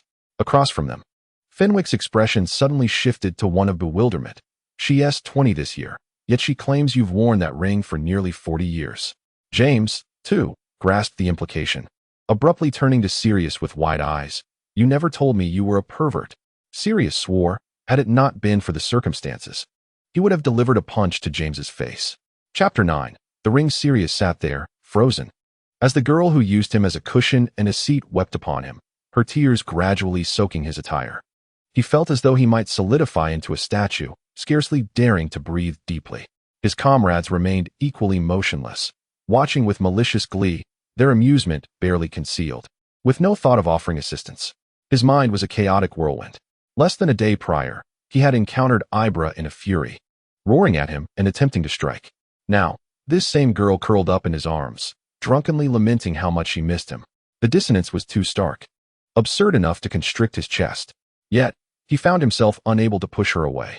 She was inebriated to such an extent that she likely lacked the strength to stand. Gradually, her cries subsided completely. The rhythm of her breathing against his shoulder began to stabilize, her warm breath brushing against his neck. Sirius sighed softly, adjusting his hold to better support her. I shall escort her back to her room, he muttered through clenched teeth to his friends, whose faces were alight with ambiguous smiles. I'll settle the score with you later. Ibra felt weightless, almost unreal. Sirius lifted her effortlessly, only to realize how astonishingly thin she was, even nestled comfortably in his embrace. Her prominent collarbone was strikingly apparent. He recalled the location of her room. Gently, He kicked the door open and laid her upon the bed, then pulled the covers over her. The room was permeated with a potent odor of alcohol, 2 empty bottles of fiery whiskey rolling haphazardly across the floor. Resigned, Sirius bent down to retrieve the bottles, preparing to take them away. As he raised his gaze, he caught sight of something. On the pale arm exposed from beneath her black robe, several horrifying, jagged scars marred her skin. These were not the marks of a duel, but rather deeper, more deliberate wounds, as if someone had relentlessly drawn a blade across her flesh. Sirius stood transfixed, his gaze locked onto her face. Even in slumber, her brow remained furrowed, as if ensnared by unseen torment. An inexplicable impulse compelled him to extend his hand, his fingertips gently brushing through her silken strands. Upon realizing his actions, Sirius abruptly froze and hastily retreated from Ibra's chamber. In the dining hall, no one had departed. All awaited Sirius's return. "What took you so long?" Remus inquired, arching an eyebrow, his tone laced with curiosity. Sirius shook the 2 empty bottles in his grasp, offering a nonchalant response. "Just retrieving a bottle." Merlin, had she consumed both? Ducas gazed incredulously at the bottles, foreseeing her inevitable headache come morning. "So, what exactly is your relationship with Ibra?" Fenwick could no longer contain himself, eagerly pressing for answers. "How should I know?" Sirius reseated himself, his demeanor evidently uneasy, the casual facade on his face appearing to be a strained pretense. "How could you not know? Under what circumstances would you bestow your ring upon a girl?" Lily interjected, rolling her eyes with sharpness. "Merlin, the time traveler from the future is actually Sirius's girlfriend. Perhaps even his wife?" Marlene exclaimed, her eyes widening in disbelief. "I always thought you'd end up a lonely old man, eventually moving into the Potter household. I never imagined you would fall in love. 20 years apart, Sirius. This is quite unbecoming," Egidborn remarked solemnly, though his barely suppressed laughter betrayed him. Bombarded by their barrage of inquiries, Sirius felt his head throb, just as he was about to retort. James unexpectedly interjected on his behalf. Could it not be another kind of relationship? Perhaps she is his daughter? Passing down a ring to one's daughter seems quite reasonable. Evelyn, caught mid-sip, sputtered in shock. James quickly turned, his concern palpable as he offered her assistance. The room fell into an immediate hush, all eyes now fixed on James, their expressions a mixture of anticipation and restraint. Sirius found himself at a loss, unsure whether James was aiding him or pushing him deeper into the pit. He managed a sardonic remark. "Truly helpful, James. If that were the case, it appears I must reserve a cell at Azkaban in advance." Evelyn shot a glare at James. "Have you forgotten what Ibra just said to Sirius?" James paused, momentarily taken aback, his face reddening as he stammered. "I didn't mean it that way." Evelyn's words rekindled everyone's memory of the recent exchange, their gazes towards Sirius growing more intriguing, their laughter unabashed. In agony, Sirius raised a hand to shield his eyes, his tone weary. "Thank you very much, Evelyn. You have been equally helpful." However, Gideon, contemplatively, spoke up. "Why does she not wear the ring, but rather hang it around her neck? Perhaps it is merely inconvenient? After all, she is an Auror," Marlene shrugged. Lily's expression grew increasingly grave. After a moment's hesitation, her gaze settled on Sirius. Noticing her scrutiny, Sirius raised an eyebrow. "What is it? Do you have a secret to share with everyone?" Lily hesitated before speaking, her voice tinged with conflict. In the Muggle world, when someone is widowed, they often remove their wedding ring and wear it around their neck as a necklace. The woman next door is indeed like this. As her words fell, the atmosphere instantly became serene. The previous banter and teasing vanished without a trace. Upon reflection, it seems quite fitting. Frank spoke in a low voice, recalling how she had questioned you, daring to impersonate. Moreover, every time she listened to you speak, her reactions were rather peculiar. Evelyn interjected with a frown. "Just a moment ago, she was embracing you, expressing how much she missed you, and weeping continuously, wasn't she?" Lily pursed her lips, admitting that she initially thought the woman was simply intoxicated and not considering much further. Sirius felt a sudden constriction in his chest. He immediately recalled the scars he had seen on Ibra's arms moments ago. Those grotesque marks resembled self-harm, perhaps even attempts at self-termination. A chill crept up his spine, causing his complexion to pale. Though Sirius had never feared death, being confronted with the undeniable reality of his demise in the future was still a challenge he struggled to accept. Of course, it could also be that Remus was trying to rationalize it. After all, you merely divorced. Sirius pressed his temples heavily, his voice laced with suppressed sarcasm. Splendid. It's either a broken relationship or death. Quite a delightful choice. Why not just ask her tomorrow for clarity? Moody interjected coldly, snorting. If you truly share a connection with her, inquiring about other matters shouldn't be too difficult. This is precisely why you remain single for life, Mad-Eye, Fabian remarked, shaking his head helplessly, giving his shoulder a firm pat. Chapter 10. A panic attack initially. Ibra was not completely intoxicated, yet she could hardly claim to be sober. She was aware of her words, and they were deliberate. She wished to see Sirius flustered and at a loss. A form of retribution for his nonchalant jest about life and death. However, when she truly buried herself in his embrace, tears cascading down, Ibra lost complete control. Her rationality was gradually consumed by the effects of alcohol, leaving only the impulse to weep. Listening to his steady heartbeat, she cried, as if by doing so, she could purge the heavy burdens from her chest. The following morning, she was jolted awake by a splitting headache. Her consciousness was hazy. Everything before her shrouded in a fog, reality and illusion intertwining chaotically. Her throat felt parched, as if ablaze, making even thinking arduous. Stumbling, she instinctively pushed open the door and made her way down the stairs. In retrospect, she always felt this was not entirely her fault. If blame were to be assigned, it could only be directed towards the kitchen layout, which bore an uncanny resemblance to that of 12, Grimmauld Place. Sirius had also spent a sleepless night. More accurately, he was caught in a series of fitful slumbers, plagued by visions of Ibra's tears and the way she looked at him. The intertwining of complexity and sorrow left a heavy ache in his chest. By the time he resolved to abandon rest and rise from his bed, it was nearly 10 o'clock. Moody had mentioned the previous night that Professor Dumbledore would return to headquarters in the afternoon. When Sirius finally made his way downstairs, everyone was already gathered in the common area. The Order of the Phoenix offered little in the way of entertainment. They typically sat around the conference table chatting or playing wizard-esque chess. However, such gatherings were rare, as they often had individual tasks to attend to. Since our last group photo, this gathering has seen the most attendees. However, Wormtail has yet to return. He went home to visit his ailing mother, Mrs. Pettigrew. Yet, from the letter he sent, it seems he will be back this afternoon. The angle of the conference room is rather peculiar, as it is directly connected to the dining area, allowing a clear view of the kitchen's activities. Thus, while Sirius was yawning and preparing breakfast for himself, James swiftly caught sight of him and unceremoniously demanded, "Bring me a portion of breakfast as well." "Did you not eat?"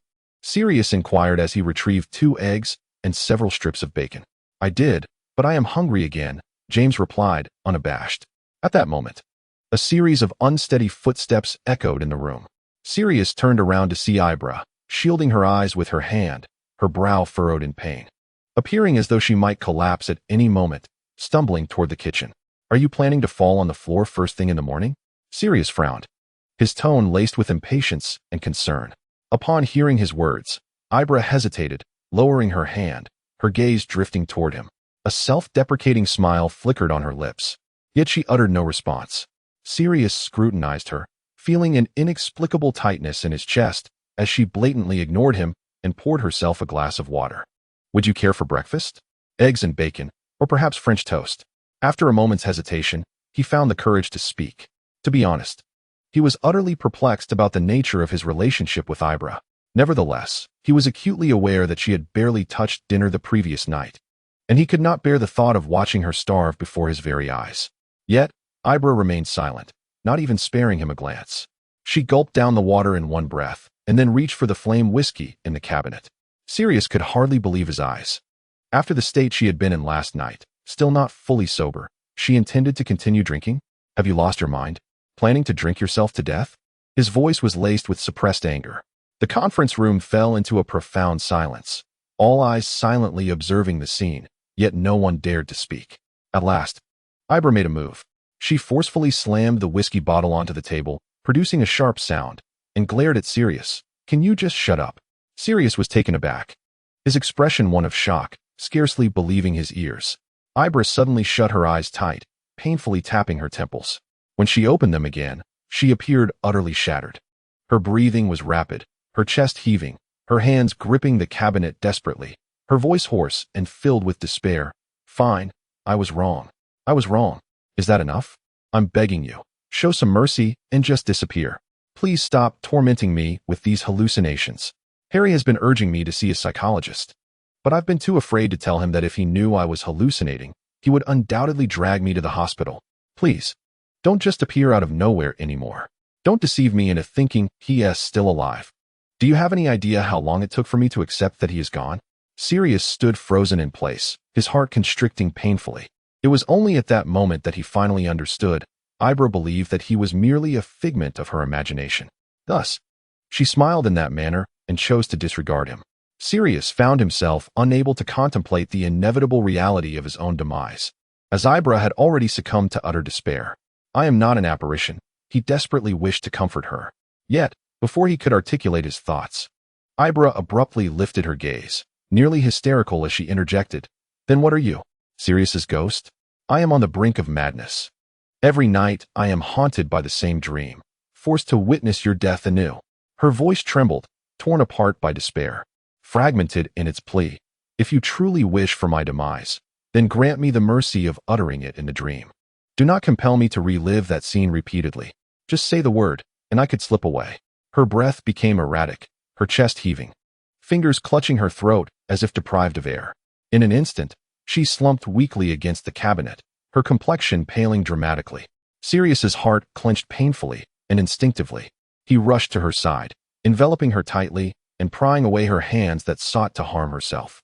"Stay back." He barked at the individuals who burst into the conference room, his tone sharp. "Clear the way, grant her space to breathe." Ibria's gaze flickered unexpectedly, revealing a glimmer of surprise amidst her terror. She grasped Sirius's hand with an intensity akin to a drowning person seizing a piece of driftwood. I can feel you. Sirius, save me." Sirius's heart ached fiercely, a wave of guilt crashing over him. He barely knew her, having only met her the day before. Yet her current state was a direct consequence of his existence. She was succumbing to panic. This was his fault. "Follow my breath, all right? Trust me." His voice strove for calm, imbued with an unprecedented tenderness. He exaggerated his actions, dramatically inhaling and exhaling. Inhale, exhale, once more. Gradually, Ibra matched his rhythm. Though still fraught with disarray, she found a semblance of breath. Sirius settled beside her, enveloping her entirely in his embrace, holding her tightly. For the first time, he was grateful that he had, out of boredom, attended a few mundane psychology classes. It's all right, he murmured softly, over and over. "You are simply experiencing a panic attack. Can you feel it? I am holding you. I am truly here. I am not an illusion. Do you remember? You saw me yesterday. You said you came from the future. You remember, don't you?" The alcohol dulled Ibra's senses, and the panic threatened to engulf her. Yet Sirius's voice served as a guiding light, pulling her from the chaotic turmoil. Her world began to regain its reality. Sirius observed as her breathing gradually steadied, cautiously guiding her. "Can you speak now?" Ibra nodded slightly. "Do you know my name?" "Sirius Black." "Very good," Sirius replied gently. "And do you remember what your name is?" Ibra paused, almost instinctively whispering, "Ibra Potter." The air froze instantly. Sirius's entire being stiffened, and he slowly lifted his gaze, only to meet James's eyes from a short distance away. James's eyes burned with a fierce intensity, a tumult of shock and fury threatening to consume him entirely. Evelyn gasped, instinctively covering her mouth as if to stifle a scream. Remus reacted with remarkable swiftness, instinctively grasping James's arm to prevent him from rushing forward. Sirius felt a tightening in his throat, a singular thought racing through his mind. It was over. He might be on the brink of death. He struggled desperately for one final answer. "What is your connection to James Potter?" Ibrahim's gaze was still somewhat dazed. After a moment of hesitation, he stammered, "He is Harry's father." Sirius gritted his teeth and pressed on. "And what is your relationship with Harry?" Ibrahim's chaotic mind struggled to piece together the fragments of memory. Finally recalling Sirius's earlier words, his voice barely above a whisper, "You said Harry is my brother." "Sirius Black." James shouted furiously at him. Ibrahim trembled in fear, instinctively shrinking back into Sirius's embrace. Remus immediately grasped James's shoulder firmly, covering his mouth with the other hand, shaking his head in caution. Sirius now felt as if he were indeed on the verge of death. Chapter 11, Confrontation, Part 1. In retrospect, James realized there were numerous inconsistencies. Perhaps they should not have taken the fragmented words of a drunken girl as absolute truth. Yet, in that moment, A series of shocks struck him like a tempest, and he felt his reason slipping away. His daughter appeared, battered and bruised, a result of the torment inflicted upon Sirius. Just moments before, he had even thought Sirius was merely a figment of his imagination. How many times had she endured such hallucinations, to become so filled with rage and disappointment, to so humbly plead with the visions to cease their torment? The only clear thought in James's mind was, first, I shall strike Sirius. Sirius had to admit that the information overload of the past few days was overwhelming. His thoughts wandered absurdly. He wished he could leap into the future to confront his 40-year-old self, demanding, "What the hell were you thinking? How dare you act in such a manner?" When Ibrahim finally regained her composure, she found herself seated next to the sofa, while James, almost impatiently, seized Sirius by the collar, seething with rage. "You bastard. Traitor." "Sirius is not a traitor," Ibrahim blurted out. James whirled around, his face a mask of shocked betrayal. "I am your father. You refuse to assist me, yet you choose to aid him? He declares he wishes to be the godfather to my child, and this is how he fulfills that role." Indeed. Gideon crossed his arms, commenting with a smirk, anyone would be enraged in such a situation. "Do not make matters worse, Gideon," Docus warned. Meanwhile, Moody remained at a distance, squinting in amusement at the unfolding drama.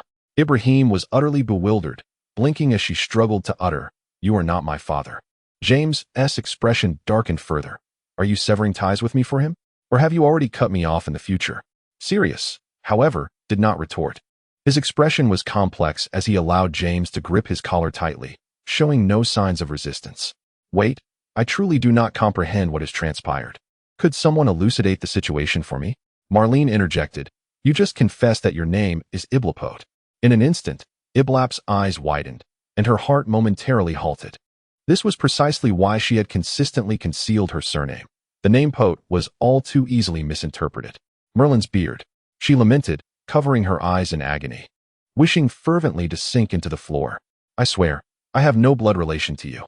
Yet James persisted, his gaze sweeping over her hair, a look of realization dawning upon his face. "Being adopted does not suffice. You have not adopted me at all," Iblap interjected urgently, her voice rising. "In a certain sense, we are not even acquainted." All eyes turned towards her, a tapestry of suspicion, confusion, and scrutiny interwoven in their gazes. Iblap pressed her lips together, struggling to voice her thoughts. "Let us wait for Dumbledore to return. This is not a tale of joy, and I prefer not to recount it twice." Her eyes lingered on Sirius, who was tying on an apron, a hint of awkwardness flickering across his face. The guilty look that suggested he dared not oppose her caused Iblap to involuntarily curve the corners of her lips. "I am hungry. Is there breakfast?" Iblap inquired, faintly recalling that she had just been presented with breakfast options. Sirius glanced at the clock on the wall. "Is lunch acceptable?" Without objection, Iblap nodded gently. Lunch was prepared collaboratively by Sirius, Frank, and Alice, with the Pruitt brothers lending a hand. Iblap was unaware that the Lombard couple could cook. She had only encountered them once, at St. Mungo's. She had been hospitalized due to injuries sustained during a mission, residing in the adjacent ward. In the kitchen, Frank and Alice whispered to each other while preparing the ingredients, their movements imbued with intimacy and harmony. Iblap felt a tightening in her chest. This should have been Neville's childhood, filled with loving parents and a complete family. The brutality and anguish of war filled her with loathing. She despised the conflict and Voldemort. She yearned to discover whether the aspects of Voldemort's existence in this world mirrored those of her own. Casually, she posed several questions to Lily and the others. Aside from Evelyn's appearance, the rest bore no significant differences.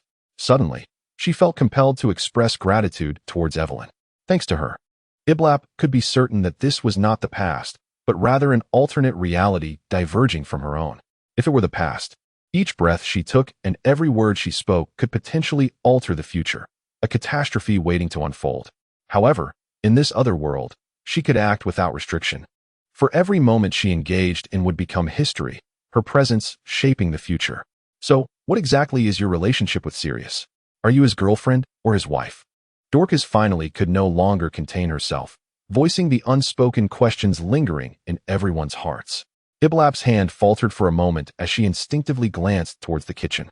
Sirius's silhouette was enveloped in the glow of the light. His actions remained unceasing, yet it was evident he was listening. That shoulder line, that casual demeanor, gradually overlapped with the figure etched in her memory, though they could never completely coincide. Before her stood a spirited youth, surrounded by loyal friends and laughter. The Sirius she remembered bore scars and shadows, with a soul heavy with torment. Yet, Ibra wished to shield him from such burdens. She longed for him to evade that grim destiny. It was enough that he still laughed, still lived fervently. She was grateful to Merlin for returning her to the story's inception. Not at all. Ibra smiled softly, a hint of bittersweetness gracing her lips. But before she could finish her thought, a sudden, urgent knock at the door interrupted her. Chapter 12, Confrontation, Part 2. The group exchanged glances. Amalini Vance and Benji Fenwick tightened their grips on their wands as they cautiously approached the door. "Who is it?" Amalini inquired, her tone laced with wariness. "It is I, Peter Pettigrew," came a thin voice from beyond the door. Ibra's heart seized, her complexion drained of color as her gaze fixated on the entrance. Her hands clenching into fists. Peter Pettigrew, a name she had nearly forgotten, the name of a true traitor. She struggled to restrain herself, constantly reminding herself that it was 1978, uncertain if Peter had already become Voldemort's lapdog. Yet, when that round, pudgy face appeared before her, the singular impulse that surged within her was to cast the killing curse upon him immediately. "Oh, who is that?" Peter noticed Ibra seated at the long table, his tone tinged with curiosity and unease. "This is Ibra, from the future," Fenwick casually introduced, a teasing note in his voice. "A lot has transpired in the past few days. To be honest, you've missed quite a bit." "Future?" Peter's expression shifted dramatically, disbelief flooding his features. "You mean, future?" Ibra keenly observed as he instinctively clenched his left arm. During the First Wizarding War, no one knew which Death Eaters bore Voldemort's dark mark upon their flesh. All that was known was that those grotesque symbols would appear in the night sky following the attacks. "Yes, I hail from the future," Ibra confirmed, her voice laced with frost. I can't trust her words." Peter's voice trembled, his eyes filled with terror. What if this was a trap set by the Dark Lord? As he spoke, he instinctively took 2 steps back, pressing closer to the door like a rat poised to flee. Fenwick was about to speak in reassurance when, in the next moment, a violent surge of magic erupted, swiftly engulfing the entire room. Fenwick staggered backward, barely managing to steady himself, while Peter was forcefully slammed to the floor, immobilized by an unseen force. He struggled desperately, his face reddening, gasping for breath, yet it was of no avail. The members of the Order of the Phoenix collectively inhaled sharply, their wands instinctively raised, aimed at the source of the oppressive energy. Ibra sat silently, seemingly distant yet exuding an air of superiority as she looked down upon him. "What do you intend to do?" Sirius's voice shattered the silence first, filled with urgency and anger. Ibra did not respond. She slowly rose from her chair and walked toward Peter with an indifferent expression. "Why do you appear so terrified upon learning that I hail from the future, Wormtail?" Ibra's voice was frigid. "Do you lack the confidence to conceal your filthy secrets for a lifetime? I do not comprehend what you are saying." The color drained from Peter's face, his gaze evasive, his tone sharpened by fear. "Help, help! James! Save me!" James immediately rushed forward, followed closely by Sirius and Remus. The 3 formed a barrier before Peter, shielding him from Ibra's advancing figure. "What do you intend to do?" James pointed his wand at Ibra, his eyes vigilant and resolute. Ibra fixed her gaze upon him, unwavering. "To eradicate the traitors of the Order. Have you truly never pondered why recent missions have repeatedly failed? Have you never suspected that there may be a mole among you?" Her fists clenched tightly, magic coursing through her. Peter let out a piercing scream, his body contorting as if crushed by a boulder, as though his bones were being ground to dust.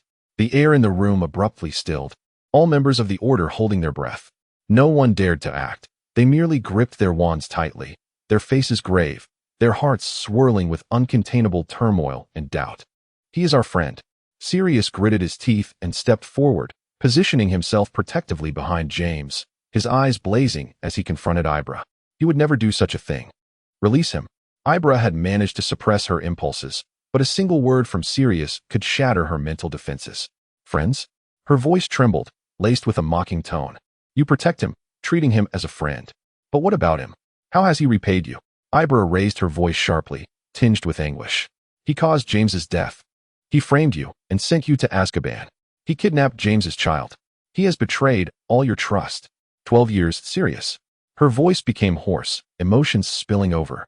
You spent a damn 12 years in Azkaban. 12 years.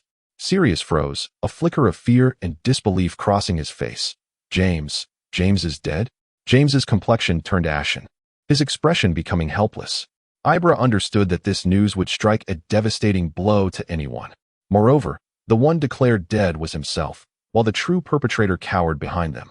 Like a coward pleading for help, Ibra nearly laughed at the absurdity of the situation. Peter Pettigrew, the coward who betrayed his friends.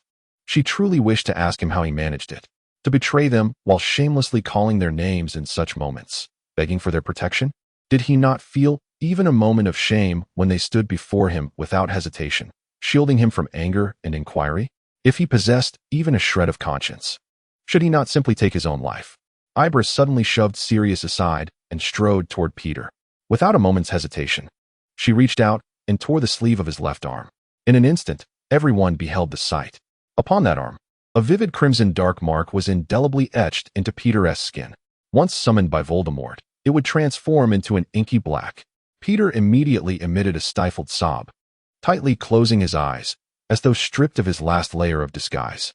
The room was filled with the sound of gasps. Sirius turned rigidly, gazing at the repulsive mark, while the accusations of Ibla echoed relentlessly in his mind. He had caused James's demise. James's face turned ashen, his legs trembling dangerously, nearly causing him to falter. Evelyn promptly moved to his side, offering her support, and he instinctively clung to her. He looked up at Ibla, his eyes trembling with desperation and pleading. What about Evelyn? Is she? I cannot say. Ibla gently shook her head. Remus, filled with disappointment and anguish, looked at Peter, his voice quivering. So, the leak from yesterday's mission was your doing, Peter? It wasn't me. It wasn't me. Peter screamed hysterically, his face awash with tears and cold sweat. Utterly disheveled. This is a frame-up. It was her. Ibla orchestrated this. The mark was placed upon me by her. I would never harm you, James. You must believe me. But before he could finish, a sharp crack echoed through the room. Snap! Everyone's hearts sank. It was the sound of bones breaking. In the next moment, blood erupted violently from Peter's mouth, his body convulsing momentarily, his eyes widening to the point of bursting. Then, his head slowly drooped, utterly devoid of life. The room erupted with muffled gasps of disbelief. All eyes turned in unison towards Ibla. She knelt beside the corpse, her hand lingering at Peter's neck, slowly retracting her fingers. Her expression was calm to the point of indifference, as if she had merely exterminated a pest that required disposal. The air turned heavy with silence. No one spoke. James, clearly intent on rushing towards Peter, was restrained by Evelyn. Ibla gradually rose, her scattered magic coalescing around her. She swallowed hard, forcing down the metallic sweetness of blood that surged in her throat. By protocol, we should interrogate him. Moody finally spoke, his tone composed. You have no right to kill him. You have not entirely absolved yourself of suspicion. There is nothing to interrogate. I care not for your suspicions, Ibla replied apathetically, her demeanor unyielding. I can provide everything he could have told you. Moody's brow furrowed deeply, his tone laced with inquiry and skepticism. What we need is intelligence regarding the war. What can you provide? Ibla smirked, self-deprecatingly. The Death Eater roster. The list of neutral factions, even methods to defeat Voldemort. Fear not, Mad-Eye. I am closer to the war than you realize. She paused, her smile deepening into a more profound mockery. After all, my best friend is the savior of the wizarding world. Chapter 13, Forgiveness. Sirius felt ensnared in a web of chaos. Peter Pettigrew, a friend he had known for 7 years, lay dead before him, and he had not intervened. Sirius was never daunted by death. He could assert without hesitation that he would willingly die for his friends. He had naively believed that others would feel the same. Yet, reality delivered a harsh blow. Betrayal emerged, the blood-red dark mark searing into his eyes and branding his mind, inducing a wave of nausea. He even contemplated resurrecting Peter, solely to confront him and demand an explanation for his treachery, before ultimately taking his life. His thoughts inevitably drifted back to yesterday, the failed reconnaissance mission of James and Lily. It was an oddly disheartening failure. At that moment, they all harbored suspicions of a traitor among them, yet no one dared voice it. They were consumed by fear. Fear that a true traitor lurked within their ranks. Fear that former comrades in arms might turn into foes. Sirius had never imagined that this traitor would be Peter. The words of Ibra echoed in his mind. And rather than concern for a future where he might be wrongfully imprisoned in Azkaban, Sirius was far more troubled by the fact that James was dead, murdered by Peter Pettigrew's betrayal. He had no doubt that should such a future come to pass, he would lose his sanity. James had perished, leaving his soul and life irrevocably incomplete. In a sense, James was one of the reasons Sirius cherished this world. The sunshine, the laughter, and all the freedom and indulgence held significance only because of James. He could not help but glance at Ibra, her youthful yet piercing visage. For the first time, Sirius recognized her as an Auror and the head of the Auror office. Ibra was fixated on James, and Sirius followed her gaze. James was bowing his head, staring at Peter's corpse, his expression rife with anguish and disbelief. Sirius understood what James was thinking. He comprehended the words he longed to speak. Did he truly have no chance for redemption? Must he surely die? A dull ache surged within Sirius. James harbored boundless compassion and sympathy for those he deemed friends. Sirius knew that if Peter could somehow crawl to James in his final moments, weeping and pleading for forgiveness, James would surely acquiesce. Ibra's expression shifted oddly. Sirius anticipated her to chastise James for his naivety or sternly remind him of reality. Yet, she hesitated before speaking. You know, in the future, when Remus and Sirius attempt to kill Wormtail in vengeance for you, he weeps and begs Harry for forgiveness. He claims you would surely forgive him. Her smile was light. I once thought it was merely his sophistry. Harry. Sirius noticed that Ibra had once again invoked this name. Harry Potter, the future son of James. Her demeanor, while speaking, seemed so natural, as if she were intimately acquainted with this Harry. A question stirred within Sirius. Why would she say that Harry was her brother? Yet, James found no solace in this revelation. On the contrary, his countenance grew even darker. Ibra suddenly wondered if Harry were present. Would he directly kill Wormtail?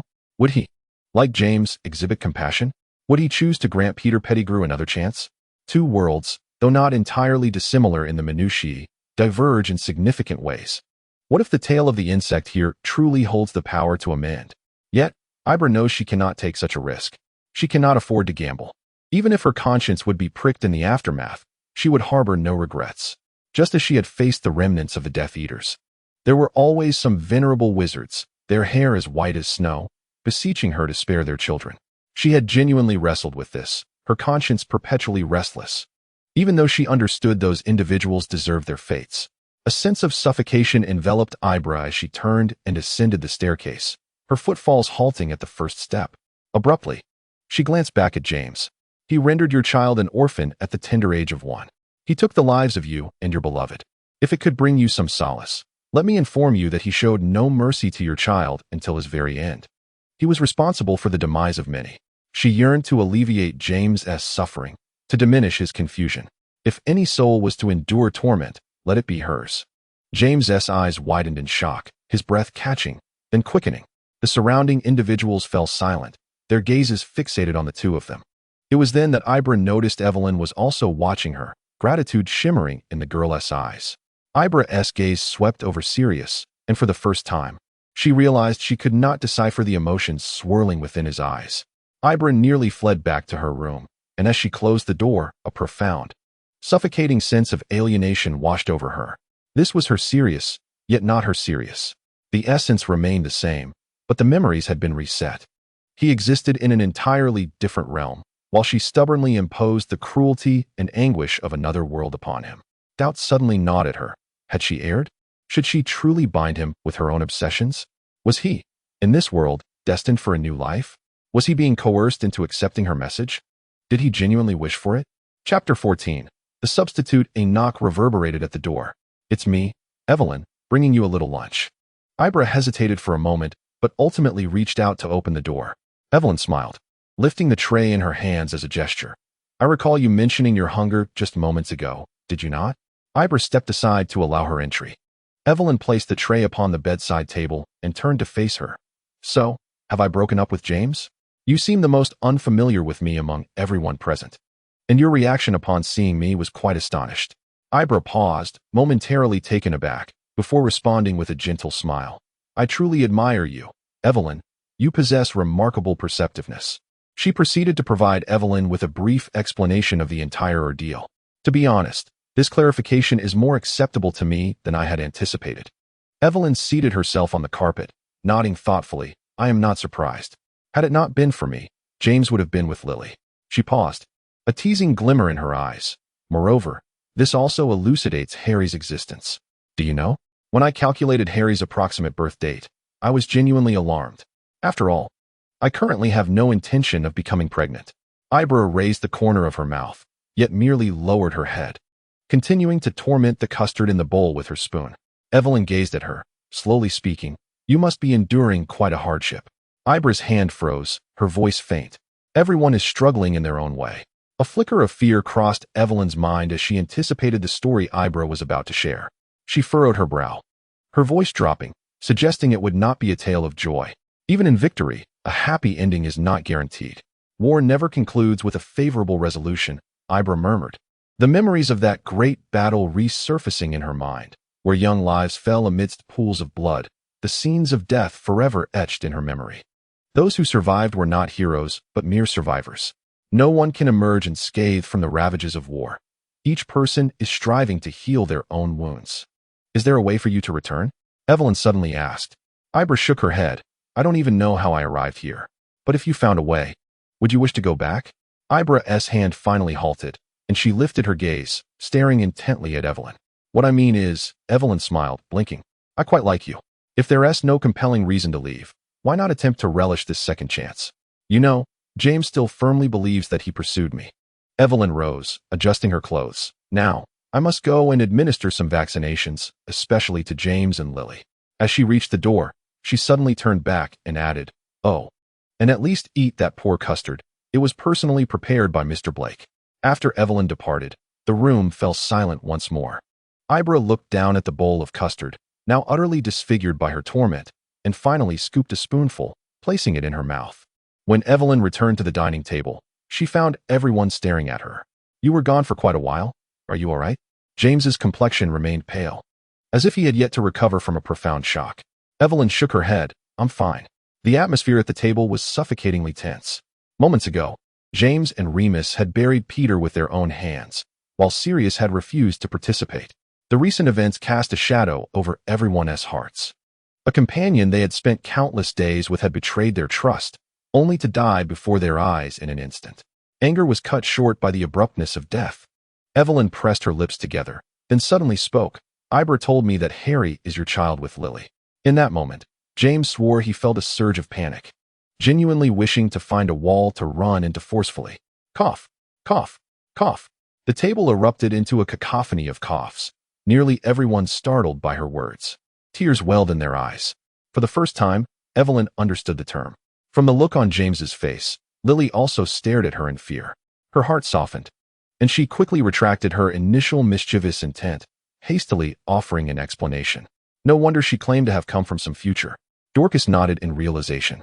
So, what does that make Sirius? A substitute? Fenwick raised an eyebrow, interjecting. Indeed, Ibrahim had recently broached the subject of Sirius with Evelyn. Yet, Evelyn instinctively chose to remain silent. She could not resist scrutinizing Sirius's expression. He offered no response, merely rolling his eyes at Fenwick before redirecting his attention to his plate. He silently sliced through the steak, his jawline taut, with veins on his hands subtly protruding. This was the first time Evelyn witnessed him displaying such suppression due to a girl. Clearly, he cared. Did he not? Evelyn let out a soft sigh, casually adding, It seems Ibrahim is quite unfortunate. She must love her Sirius in that world. She was satisfied to observe the sudden tension in the veins of Sirius's hands. Sirius felt a vague, unnameable anger ignite in his chest. Since yesterday, his focus, whether willingly or reluctantly, had been entirely drawn to Ibrahim. He spent the entire night ruminating on why he would pursue a romantic relationship, particularly with someone so much younger than himself. He understood that Ibrahim must hold great significance for him. That ring symbolized not merely status, but also bore a connotation of inheritance. Within the Blake family, it was customary for a husband to place the ring on his wife's hand after marriage. If that were to transpire, it would signify a profound bond between them, much like how Orin had never bestowed a ring upon Walburga. However, marriage had never been a consideration in Sirius's future plans. The disastrous union of Walburga and Orin had long proven it to be a shackle, and he would never tread that path again. Perhaps their lineage was simply incapable of love. Throughout his life, Sirius had received countless love letters. Mary often jested that, should he wish, he could win over any girl simply with his looks. Yet, he had never pursued anyone nor accepted any invitations. He was acutely aware of the shallow reasons behind his admirers. He despised that superficiality. Wahlberg's choice of Orin stemmed not only from a desire for supposed purity, but also from the latter's striking appearance. Sirius did not harbor disdain for his own looks. Even though that face, inherited from Orin, intensified Wahlberg's pathological desire for control over him, he abhorred being loved solely for that visage. It felt as if he were reduced to mere judgment. Apart from his appearance, there was nothing else worthy of affection. That was the very legacy of his step-parents. Everything he desperately sought to escape. Thus, he found himself increasingly curious.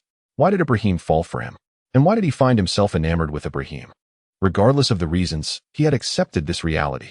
In fact, he began to unconsciously desire to care for her, for she was in such profound pain. Her suffering elicited a morbid satisfaction within him. Every ounce of her anguish was rooted in her love for him, a love so fervent. And Sirius yearned for that intensity.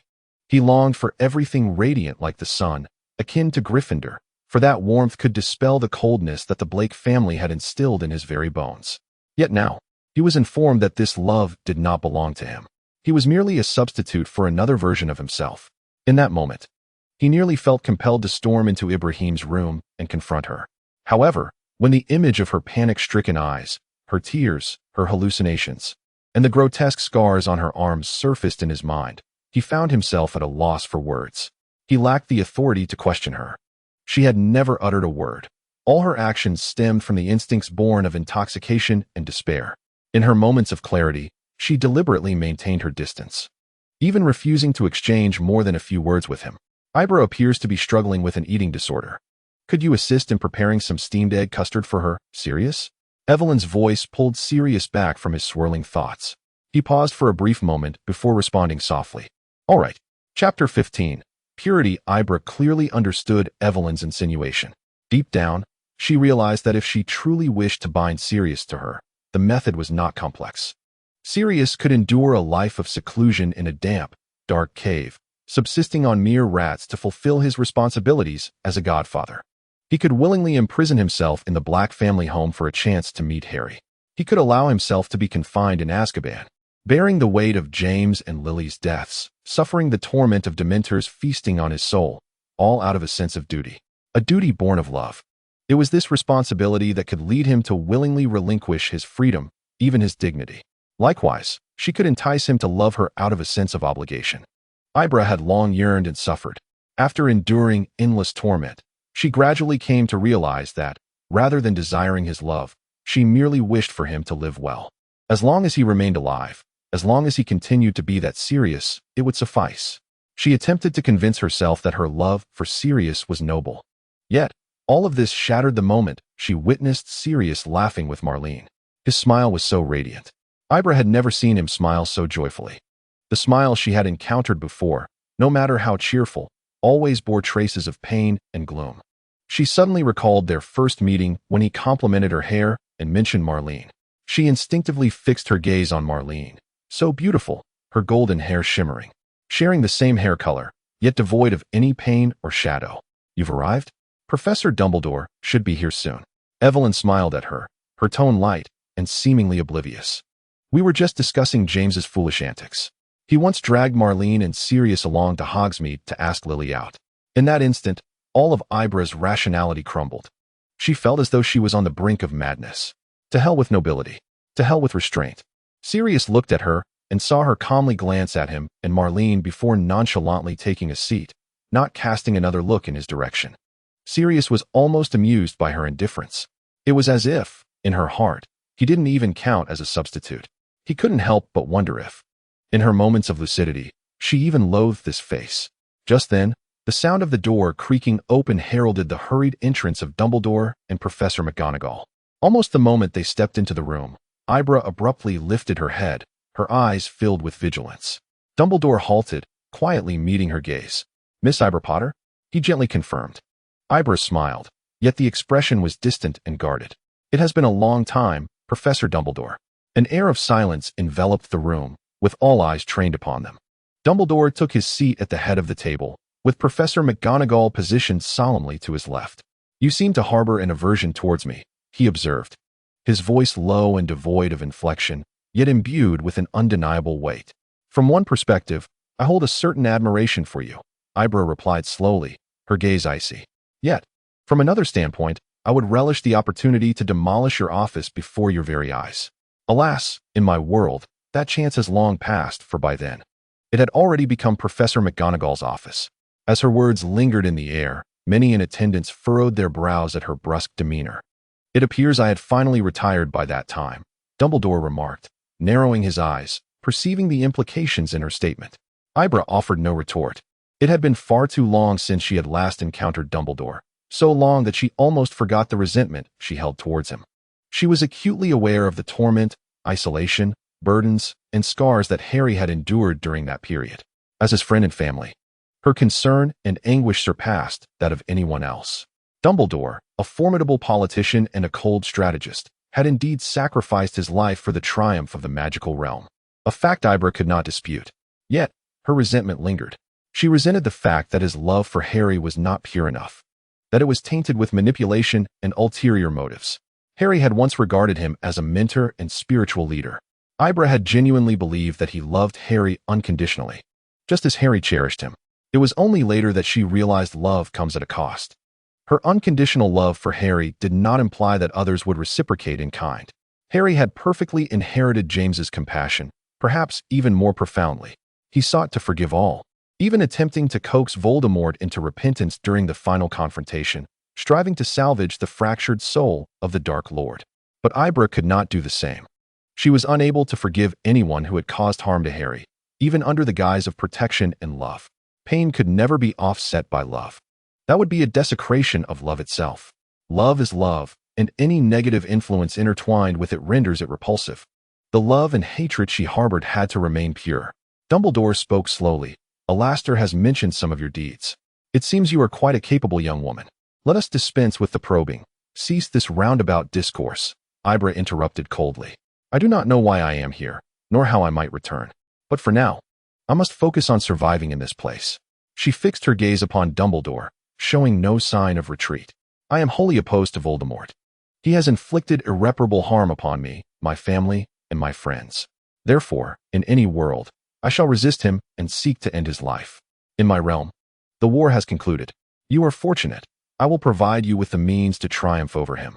Moreover, I am willing to assist you." "You exude confidence, young lady," Moody remarked gruffly, his gaze fixed intently on Ibra. "But do you truly understand the nature of war? I have stated before that I am a friend of the Savior." Ibra met his gaze with unwavering resolve. "At the tender age of 17, I joined the Aurors, and by 19, I had ascended to the position of Auror Minister. I did not experience the tranquility of a post-war era. We were the ones who brought the war to an end with our own hands."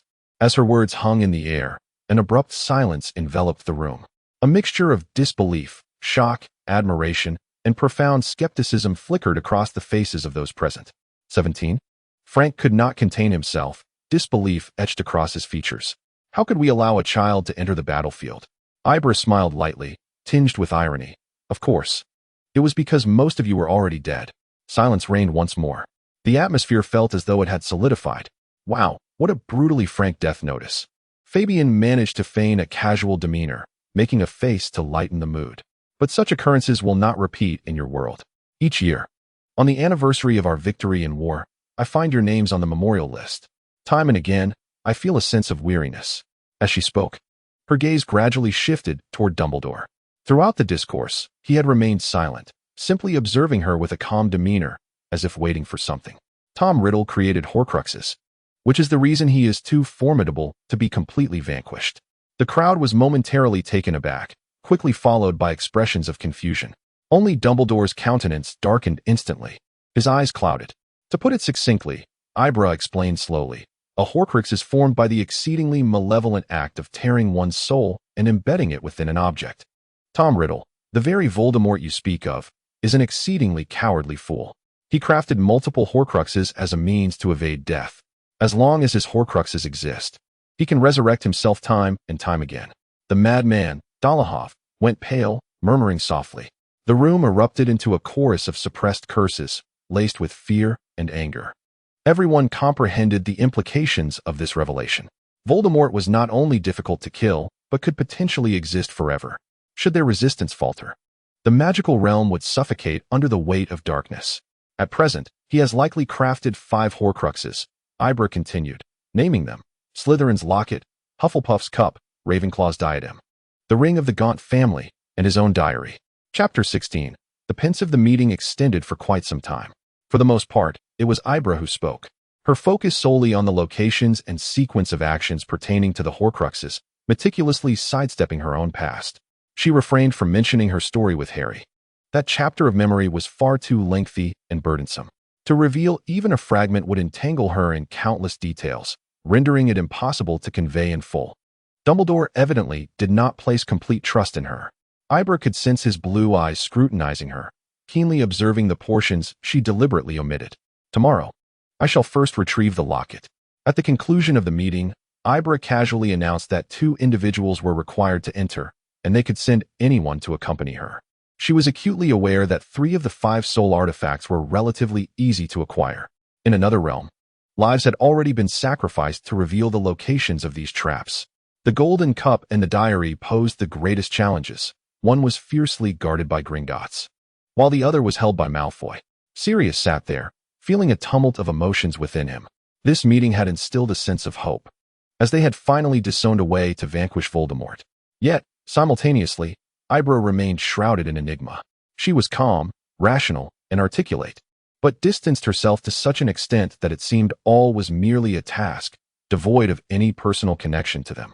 In a fleeting moment, Sirius even contemplated that perhaps she had already known how to return to her own world, and that there was nothing here worth her longing. I shall accompany you. Evelyn volunteered first. Should anything unexpected occur, I can offer you my healing. Just as Ibra was about to agree, Sirius interjected, seemingly nonchalant. I should go instead. You have work at the Auror department tomorrow.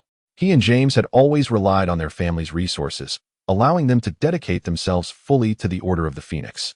While Evelyn had aspired to be an Auror and was indeed quite busy since her employment began. Evelyn paused for a moment, then nodded in acquiescence. That makes sense. Ibra, what do you think? Ibra briefly locked eyes with Sirius before lowering her lashes and coolly uttering, I am amenable to either. That is for the best. Edged remarked with a smile, you are most familiar with Sirius. Your collaboration should be seamless. After all, you are lovers. We are not, Ibra retorted coldly. Almost immediately denying the claim, I have no relation to him. The atmosphere stiffened instantaneously. Sirius's gaze fixated on the necklace around Ibra's neck. Then why did I give you the ring? He pressed his lips together, swallowing the latter part of his sentence. Why did you say those things last night? Why did you cry while holding me? And why do you consistently appear in my visions? Curiosity, confusion, and a yearning for answers hung heavy in his chest, yet remained unfulfilled. Ibra offered no response. Finally, Dumbledore spoke, his voice gentle yet retaining its characteristic penetrating quality. Miss Potter, we are grateful for all the information you have provided. However, if I may be so bold, what about yourself? Your story? I do not believe that withholding my story will have any impact, Ibra evaded. But we must understand why you bear the name Potter, Gideon interjected, along with the details of the battle and how you plan to acquire that soul artifact. You have only divulged the location, yet omitted the specifics. We wish to trust you, but as of now, you remain an enigma to us. This time, Ibra did not retort. She merely frowned slightly. My story is lengthy and cannot be recounted in a brief moment. Perhaps Dumbledore discreetly proposed his request.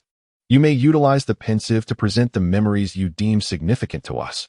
Ibrahim's lips curled into a cold smile. This could also serve to validate authenticity. Wouldn't you agree, Professor Dumbledore? Dumbledore merely smiled, offering no denial. To some extent, this was more reliable than a truth serum.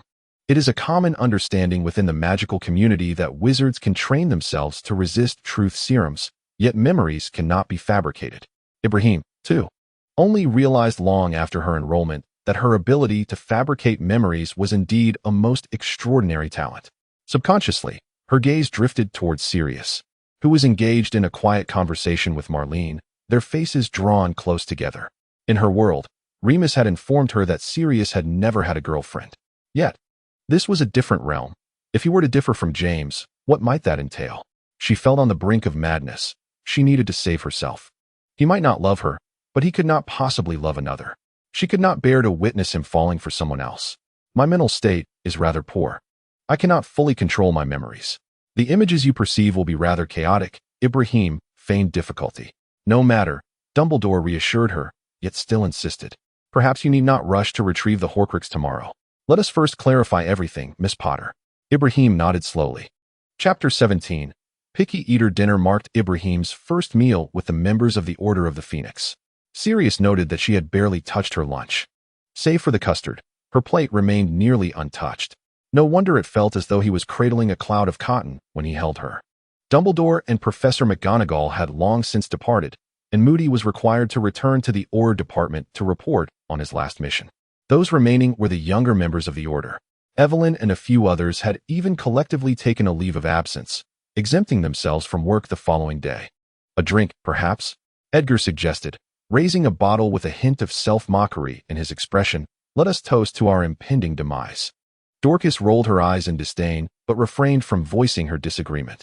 Ibrahim remained somewhat reticent, yet when Edgar poured the wine, she honestly extended her cup. Sirius intended to speak up to dissuade her, opened his mouth, but ultimately found himself unable to voice his concerns.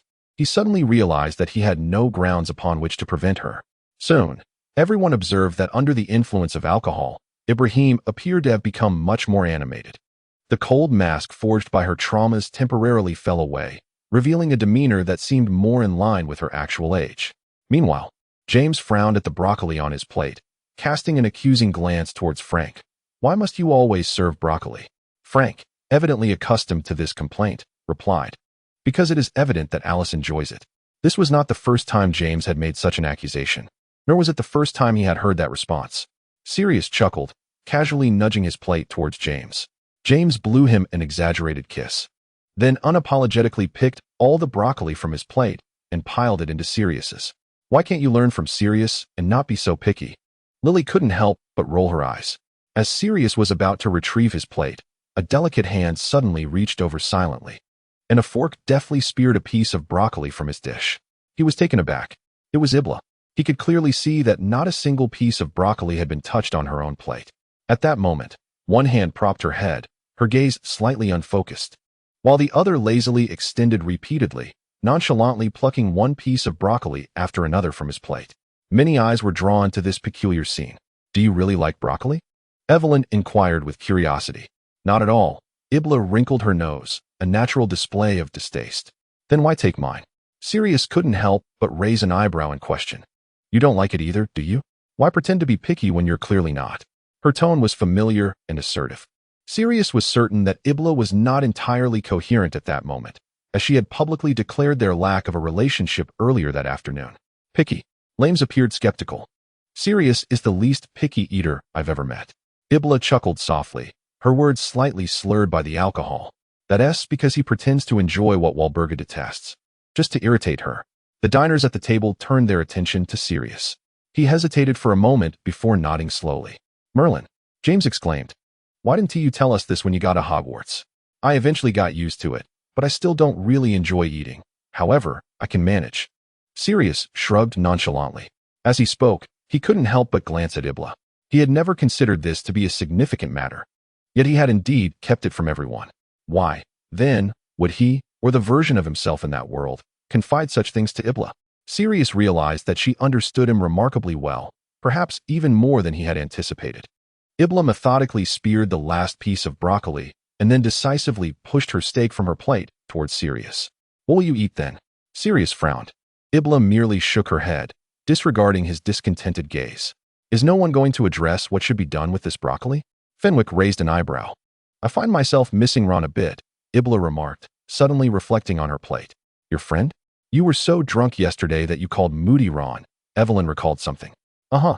Ibla seemed to be in good spirits as she cheerfully replied. He doesn't like broccoli either, but we make him eat it. Hermione says he's not getting enough nutrition. She shifted her gaze to the Pruitt brothers, her eyes lighting up. Oh, I almost forgot. You're Ron's uncles. Molly's children? Goodness, she already has 5. Will Ron be the 6th? Ibla nodded with delight. Eventually, she'll have 7. As if recalling something. Ibla's voice abruptly trailed off, and her smile faded. Gideon, oblivious to any change in atmosphere, continued enthusiastically. Molly just had a pair of twins in April. Fabian and I made a special visit. Ibra's complexion paled even further. Sirius sensed Ibra's unusual demeanor but chose not to confront her, instead subtly shifting the topic. However, he could feel that Ibra had succumbed once more to despondency, silently drowning herself in alcohol. Unable to bear the sight any longer, he reached out, firmly grasping her wrist. The previously talkative Dukas fell silent, observing the two with keen interest. Ibra looked up in a daze, meeting his gaze. Sirius had anticipated a retort or complete disregard from her, yet she simply nodded gently, surprisingly obedient. All right, shall we return for some rest? Sirius ventured cautiously. Ibra nodded again. In the next moment, before Sirius could fully comprehend the situation, Ibra suddenly leaned forward. A soft kiss, imbued with a faint scent of jasmine and the tang of alcohol, landed on his forehead. Good night, Sirius. Sirius was momentarily taken aback. Yet, Ibra appeared unfazed, swaying slightly as she turned and ascended the stairs, wholly oblivious to the astonished stares of those around them. Igardborn let out a whistle, and the others exchanged knowing smirks. Ibra must simply be intoxicated. Don't take it to heart, Evelyn murmured softly. It was only then that Sirius regained his composure, swallowing hard as he cast his gaze downward. It's merely the influence of alcohol. The inebriation had allowed her to indulge, blurring the lines between him and another Sirius. Sirius found himself at a loss for words, feeling an inexplicable strangeness. He was indeed Sirius, yet there existed another version of himself. Ibra was acutely aware when sober, yet in her inebriated state, she revealed such tender affection towards him. Evelyn was correct. Ibra truly cherished that other Sirius. Regardless of what he said, she would acquiesce. She remembered all his quirks with clarity. This notion nearly led Sirius to believe that he was genuinely loved by her. Yet, the realization that such affection did not belong to him stirred a vague, unnameable melancholy within his chest. He lifted his glass and took a generous gulp. The fiery liquor coursed down his throat, bringing not numbness but a tumult of emotions. Evelyn raised an eyebrow, refraining from reminding him that he was holding Ibra's glass. Chapter 18. Memories. 1. Ibra initially claimed that her memory was muddled as an excuse, an avenue through which she could seamlessly intertwine her memories of interaction with Sirius. However, when it came time to extract those memories, she realized it was more than mere pretext. Her recollections were indeed so entangled that they defied clarity. This was likely a form of post-traumatic residue. After all, in her most agonizing days, she had fabricated numerous false memories. This was particularly true during her 7th year. Hufflepuff was traditionally the house with the highest number of students from Muggle backgrounds, and it was also the house most tormented by the Caro siblings. If the older students were unwilling to harm innocent younger students or unwilling to use those children to practice dark magic, they would face the wrath of the Caros. Almost every time, the first chosen to endure suffering was Ibra. Those days were excruciating, with countless piercing curses inflicted upon her repeatedly. The pain was unbearable, torturing both her soul and body, and she felt on the brink of collapse. Yet, she needed to persevere. Those children looked at her with fearful, timid eyes, much like the orphans in the orphanage. As the head of Hufflepuff, she could not falter. Harry was still alive. She could not succumb. Thus, Ibra began to fabricate memories, conjuring illusions of love. She imagined Sirius still lived, imagined he loved her, imagined him whispering in the darkness for her to hold on. She envisioned Harry's return, envisioned Voldemort's defeat. Like a madwoman, she repeatedly immersed herself in these self-deceiving fragments within the pensieve, enduring countless days and nights. She felt grateful for the room of requirement, for it housed even such wonders as the pensieve. At that moment, Sirius gazed at her, his eyes fixed on her furrowed brow, etched with pain. Would this be painful? He turned to Dumbledore, who looked at Ibra with equal concern, slowly shaking his head. Under normal circumstances, this should not be a painful affair. Finally, Ibra concluded the memory extraction, her forehead damp with cold sweat, her expression weary. She gasped lightly, placing the shimmering memory into the pensieve. I cannot even arrange them chronologically. She tapped her temple, attempting to alleviate her headache. They truly were chaotic. Feel free to take a look. Dumbledore waved his wand, enlarging the pensieve until it filled the entire conference table. Help yourselves. I shall take my leave. Ibra rose from her chair, her tone indifferent. I left breakfast for you on the table. Sirius straightened slightly, reminding her. Thank you, but I'm not hungry. Ibra's steps did not falter. I made it. For some reason, Sirius instinctively added. Her movement paused, and after a brief silence, she continued towards the dining table. Meanwhile, the attention of the others had converged on the pensive. Countless fragments of memories swirled chaotically within, floating aimlessly. Where shall we begin? Moody inquired, frowning. Let us start with this one. James casually touched a memory fragment, burying his head into it. The others nodded in agreement, lowering their heads. The moment Sirius stepped into this memory, he staggered back in shock. He recognized this place, Hogwarts, the very school he had just left. Yet, he wished it were not so. Before him, Hogwarts lay in ruins. Stone pillars were shattered, walls cracked. Debris scattered throughout the hall, littered with fragments of stone and brick. The once orderly long tables and chairs were devastated, bearing some stains he did not wish to scrutinize. A multitude of unfamiliar wizards gathered in the dilapidated hall, most bloodied and tattered, their expressions a mix of relief and confusion, as if they had escaped death, yet were uncertain of their future. Sirius soon spotted Ibra, her expression fraught with anxiety as she hurried towards a young boy. He instantly recognized him as Harry Potter, who bore an uncanny resemblance to James, save for those distinctive eyes. Lily gazed at the boy in disbelief, while James stood frozen, then abruptly turned, nervously glancing at Evelyn. She gently grasped his hand, offering him a reassuring smile. Lily murmured, So, my sole genetic trace resides only in Harry's eyes? How utterly unfair. Sirius smirked and patted James on the shoulder, mercilessly teasing. Your genes are rather domineering, aren't they? I'm beginning to feel sympathy for Evelyn. I thought her beautiful face would be passed down. Am I that unattractive? James immediately turned to Evelyn for reassurance, looking aggrieved. Evelyn quickly shook her head, soothingly replied. I love you. Sirius mischievously remarked. Just a reminder, she didn't say you were handsome. James's expression grew even more disheartened as Evelyn rolled her eyes at Sirius. Remus couldn't contain his laughter, stating, with Sirius's looks, he certainly has the right to call anyone ugly, James. Chapter 19. Memories, 2. The playful banter among them eased the previously heavy atmosphere. Meanwhile, Ibra had tightly embraced Harry, who reciprocated the gesture, burying his face in her shoulder. Their embrace felt as though a drowning person had grasped the only piece of driftwood, as if they were each other's entire world. You're not going to bear the blame for stealing James's childless girlfriend, are you? Marlene raised an eyebrow, glancing at Sirius half-jokingly.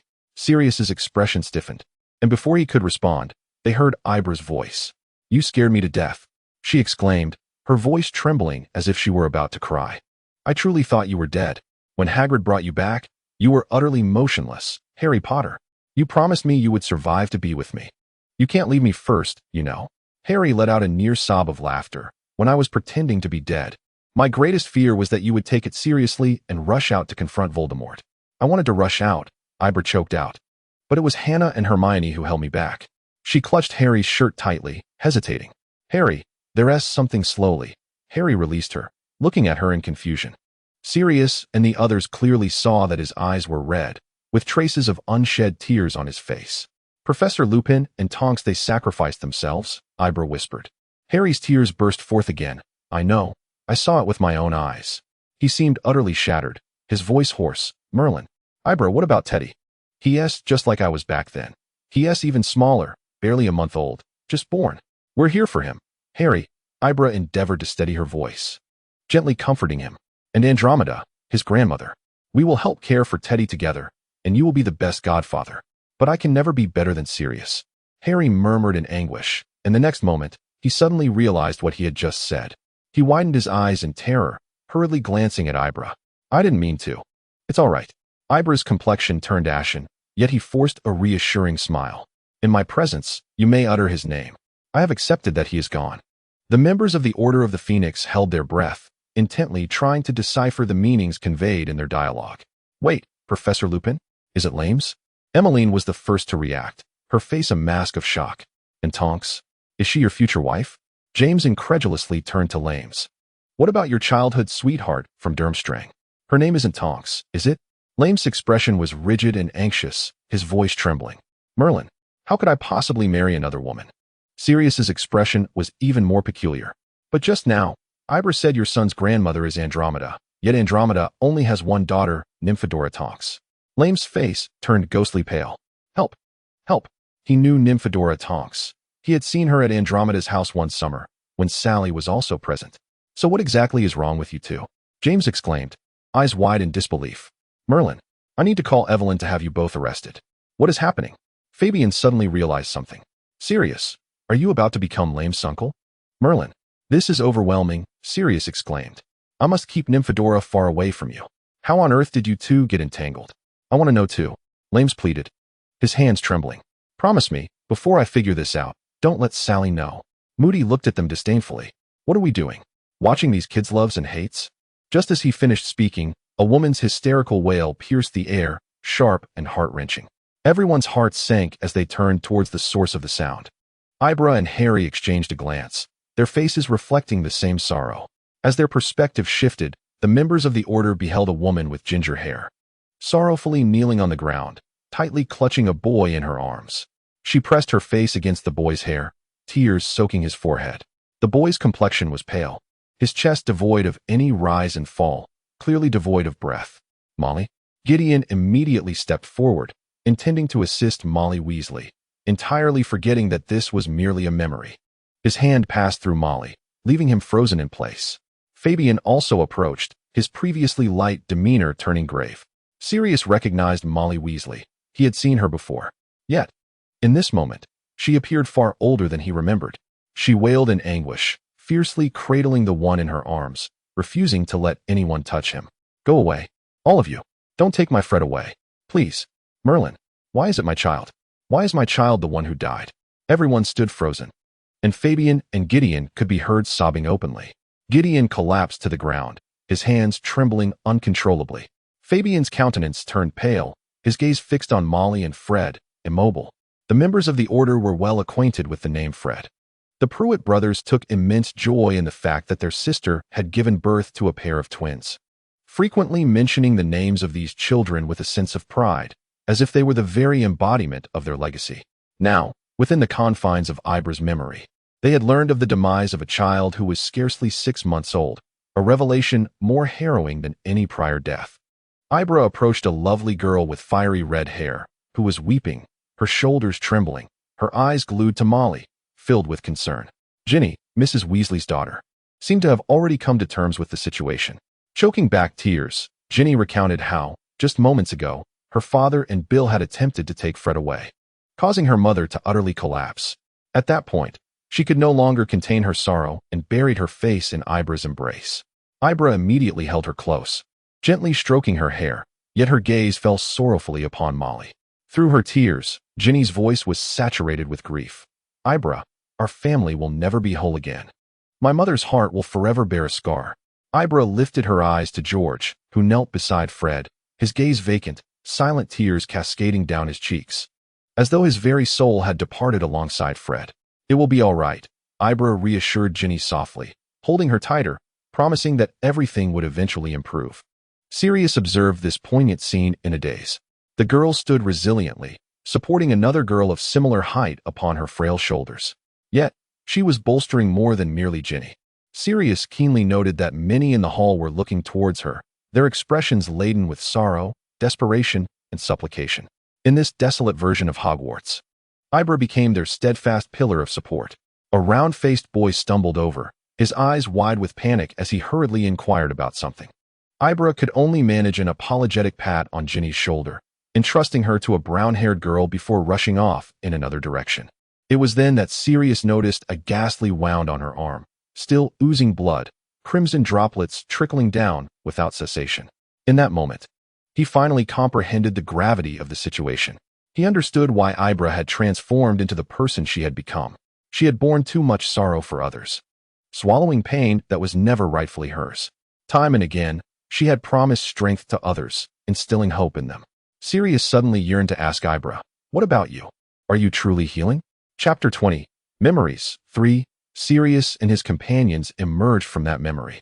Instinctively, Sirius glanced at Ibra, who was seated at the dining table, struggling to chew on a piece of toast, as if forcing herself to swallow the food. The remnants on her plate indicated that she had already picked at the meal. For some inexplicable reason, Sirius found that Ibra appeared particularly docile at that moment. Is Molly all right? Fabian inquired, his eyes reddened and voice trembling.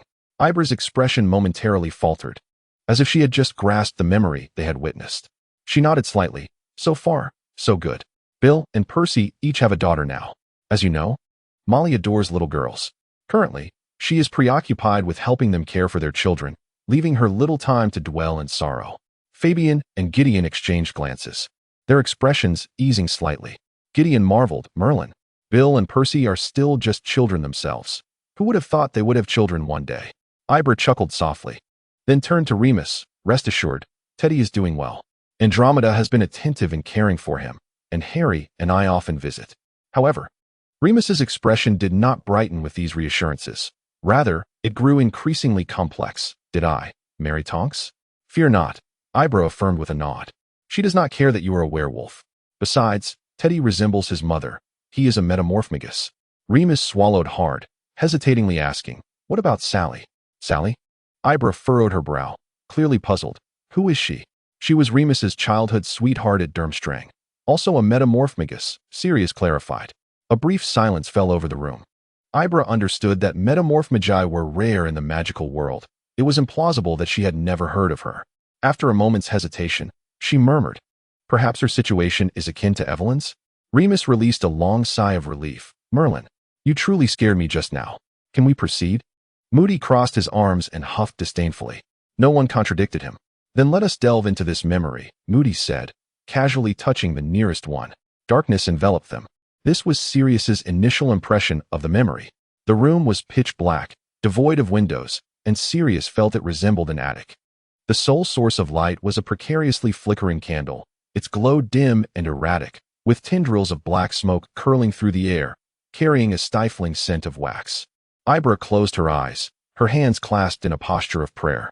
Her expression was devout, yet hesitant as she whispered, please forgive my transgressions. She was just a child then, Emmeline murmured in astonishment. What is she doing? Edgar could not restrain his curiosity. It appears she is confessing to God. Lily contemplated before explaining. It's a belief from the Muggle world. Muggle-born? Marlene raised an eyebrow in surprise.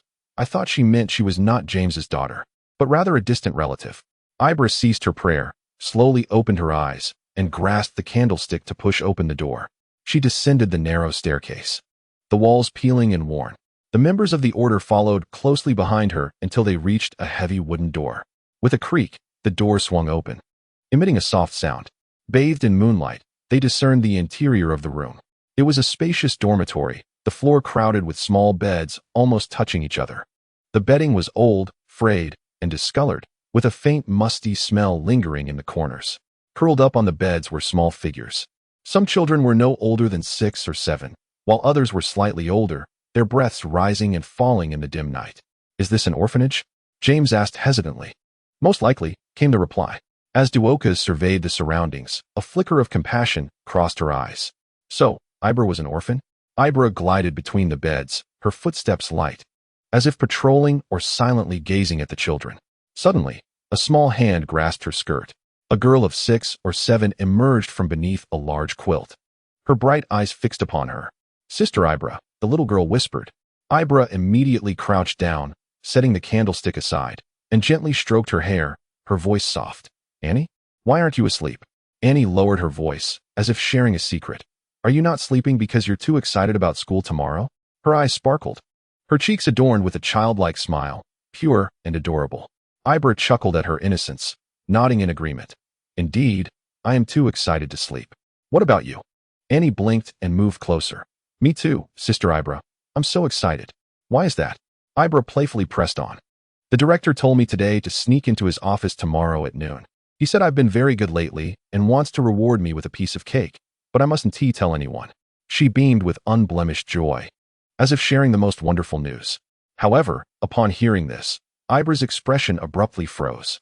Her hand, resting on the quilt, slowly tightened, her fingers turning pale as they clutched the bedsheet. I haven't told anyone, but I want to tell you, Annie said earnestly, her eyes shimmering. Sister Ibra, can you go to school a little later tomorrow? I want to bring that piece of cake out to share with you. Her tone was so serious, as if making the most significant promise. Ibra's eyes brimmed with tears, her voice trembling. You want to share with me? Yes. Annie nodded vigorously. I like you the most. Sister Ibra, you always give me cake, and this time, I finally get to earn a piece myself, and I want to share it with you. Unable to contain her emotions any longer, Ibra embraced her tightly, gently swaying. Sister will come back during the summer vacation. And then I will bring you lots and lots of cake, all right? Annie wrapped her arms around her in return, obediently nodding. I feel as though something is amiss. Alice furrowed her brow, lowering her voice to glance at the others. Ibra's expression is rather peculiar. Could it be that she is moved? Evelyn concurred. Isn't that so? Fenwick blinked in confusion. Sirius remained silent, merely observing intently. Ibra tucked Annie back into the quilt, leaning down to place a gentle goodnight kiss on her forehead. In that moment, Sirius felt a sudden warmth in his heart, and for some reason, his cheeks flushed. What are you blushing for? Lames noticed, unable to resist teasing. Sirius rolled his eyes at him, turning his head away. Ibra picked up the candlestick and turned to exit the room. Sirius sensed that her footsteps seemed more resolute than before. The members of the Phoenix Society followed her as she traversed the house, crossing the spacious courtyard, heading toward the building across from them. Where was she going? In a hushed tone laced with an undercurrent of unease, Ducas inquired. The answer soon revealed itself as Ibra halted before a door marked with the words, Director's Lounge. She raised her hand and gently tapped twice. No response came. She knocked again, and a voice from within, impatient and nasally, pierced the silence. Who is it? It's me, Director White, Ibra replied softly. Moments later, the door creaked open, revealing a middle-aged man of respectable appearance, slightly pudgy around the edges. Ibra, what brings you here? He scrutinized her from head to toe. Sirius furrowed his brow, feeling uncomfortable under the man's probing gaze, which exuded an unsettling intent. I have missed you. I shall be departing tomorrow, and I cannot bear to part with you. Ibra smiled, drawing closer, her voice tender. White's face contorted into a lewd and ambiguous grin, a self-satisfied grunt escaping his lips as he eagerly reached out to touch Ibra. Ibra subtly recoiled but maintained her smile. At least allow me to enter first? What does Ibra intend to do? Fabian questioned, confusion etched across his face. Sirius and Evelyn, however, paled, their breaths quickening. The director was a despicable pedophile. Sirius forced the words through clenched teeth, rage flickering in his eyes. Were it not for the memories before him, he swore he would have flattened that loathsome face with a single punch.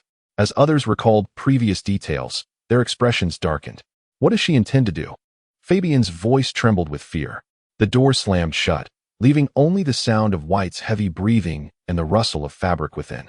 He reached for the buttons of his nightgown, while Ibra sat silently on the edge of the bed, gazing up at him before suddenly speaking. Director, you must atone. White paused, bewildered. What do you mean? You must atone for your actions and for the things you wish to do to other children. Ibra articulated each word deliberately. White's demeanor shifted from flippant to somber. Do you think that by leaving for school tomorrow, you can escape me? I assure you. His words faltered as his gaze turned vacant. Ibra's voice remained calm. You must atone. I must atone, White echoed, confusion etched in his features. You should take your own life to atone, Ibra intoned as if whispering a dark suggestion. How could this be possible? Lily recoiled instinctively.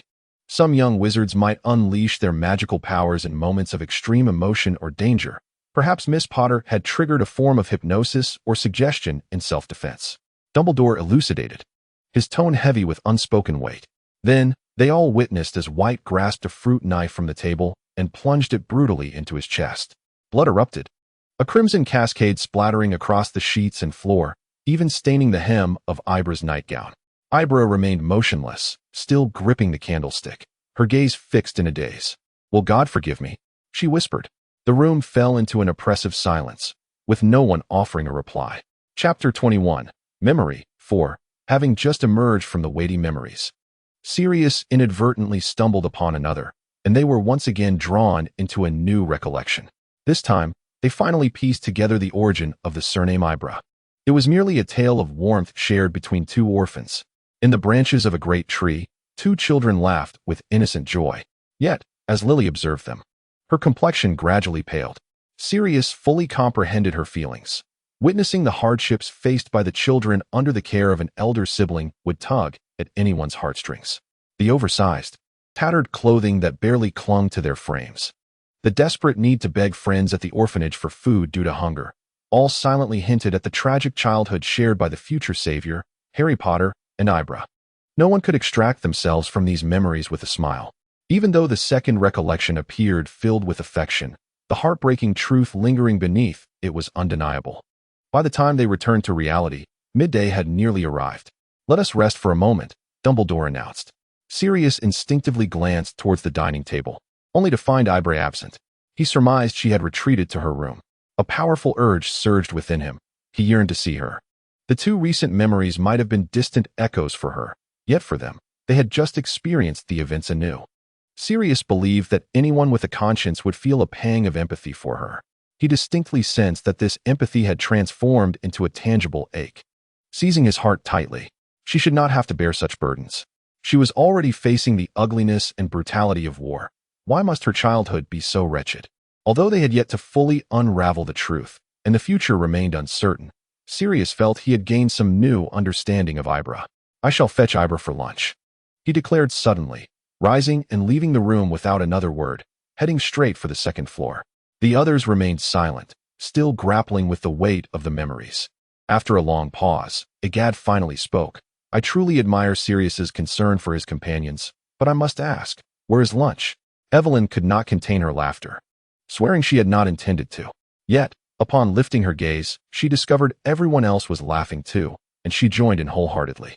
Frank sighed in resignation. "I will do it. I'll help," Alice gently chimed in. "I'm in too." James immediately raised his hand, brimming with eagerness. "Sit down." Voices of objection rang out, and he could hardly discern who had shouted. "I'll help as well." Fabian, imitating James, enthusiastically raised his hand. "Well, then you may." Frank nodded in agreement. Fabian's expression fell instantly. Gideon patted his shoulder, suppressing a smile. "Come on, I'll accompany you." Sirius was acutely aware that he was merely seeking a flimsy excuse. Yet any excuse, no matter how contrived, was better than none at all. He hesitated in front of Ibra's door for a few seconds, ultimately raising his hand to knock. The door creaked open, revealing Ibra, whose expression was filled with surprise. "I do not know if God will forgive you," Sirius blurted out, his voice more urgent than he had anticipated, "but Merlin will surely commend your efforts." In that fleeting moment of encountering Ibra, the carefully crafted words he had mulled over vanished, leaving only this clumsy consolation. Ibra appeared momentarily taken aback before quickly regaining her composure, ruefully pinching the bridge of her nose. "Merlin, did I really include that memory?" She sighed and stepped aside. "Please, come in." As expected, Sirius noticed the bottle of fire whiskey on the table and the lingering scent of alcohol in the room. "Living off liquor every day?" He raised an eyebrow, his tone laced with unabashed reproach. "I learned it from you," Ibra replied with a slight smile, sitting on the edge of the bed and taking another sip from her glass. Sirius paused, his frown deepening. "Does he often do this?" "You used to drink quite frequently back then, didn't you?" "Well, you probably cannot access that memory," Ibra remarked, taking another sip and defiantly meeting his gaze.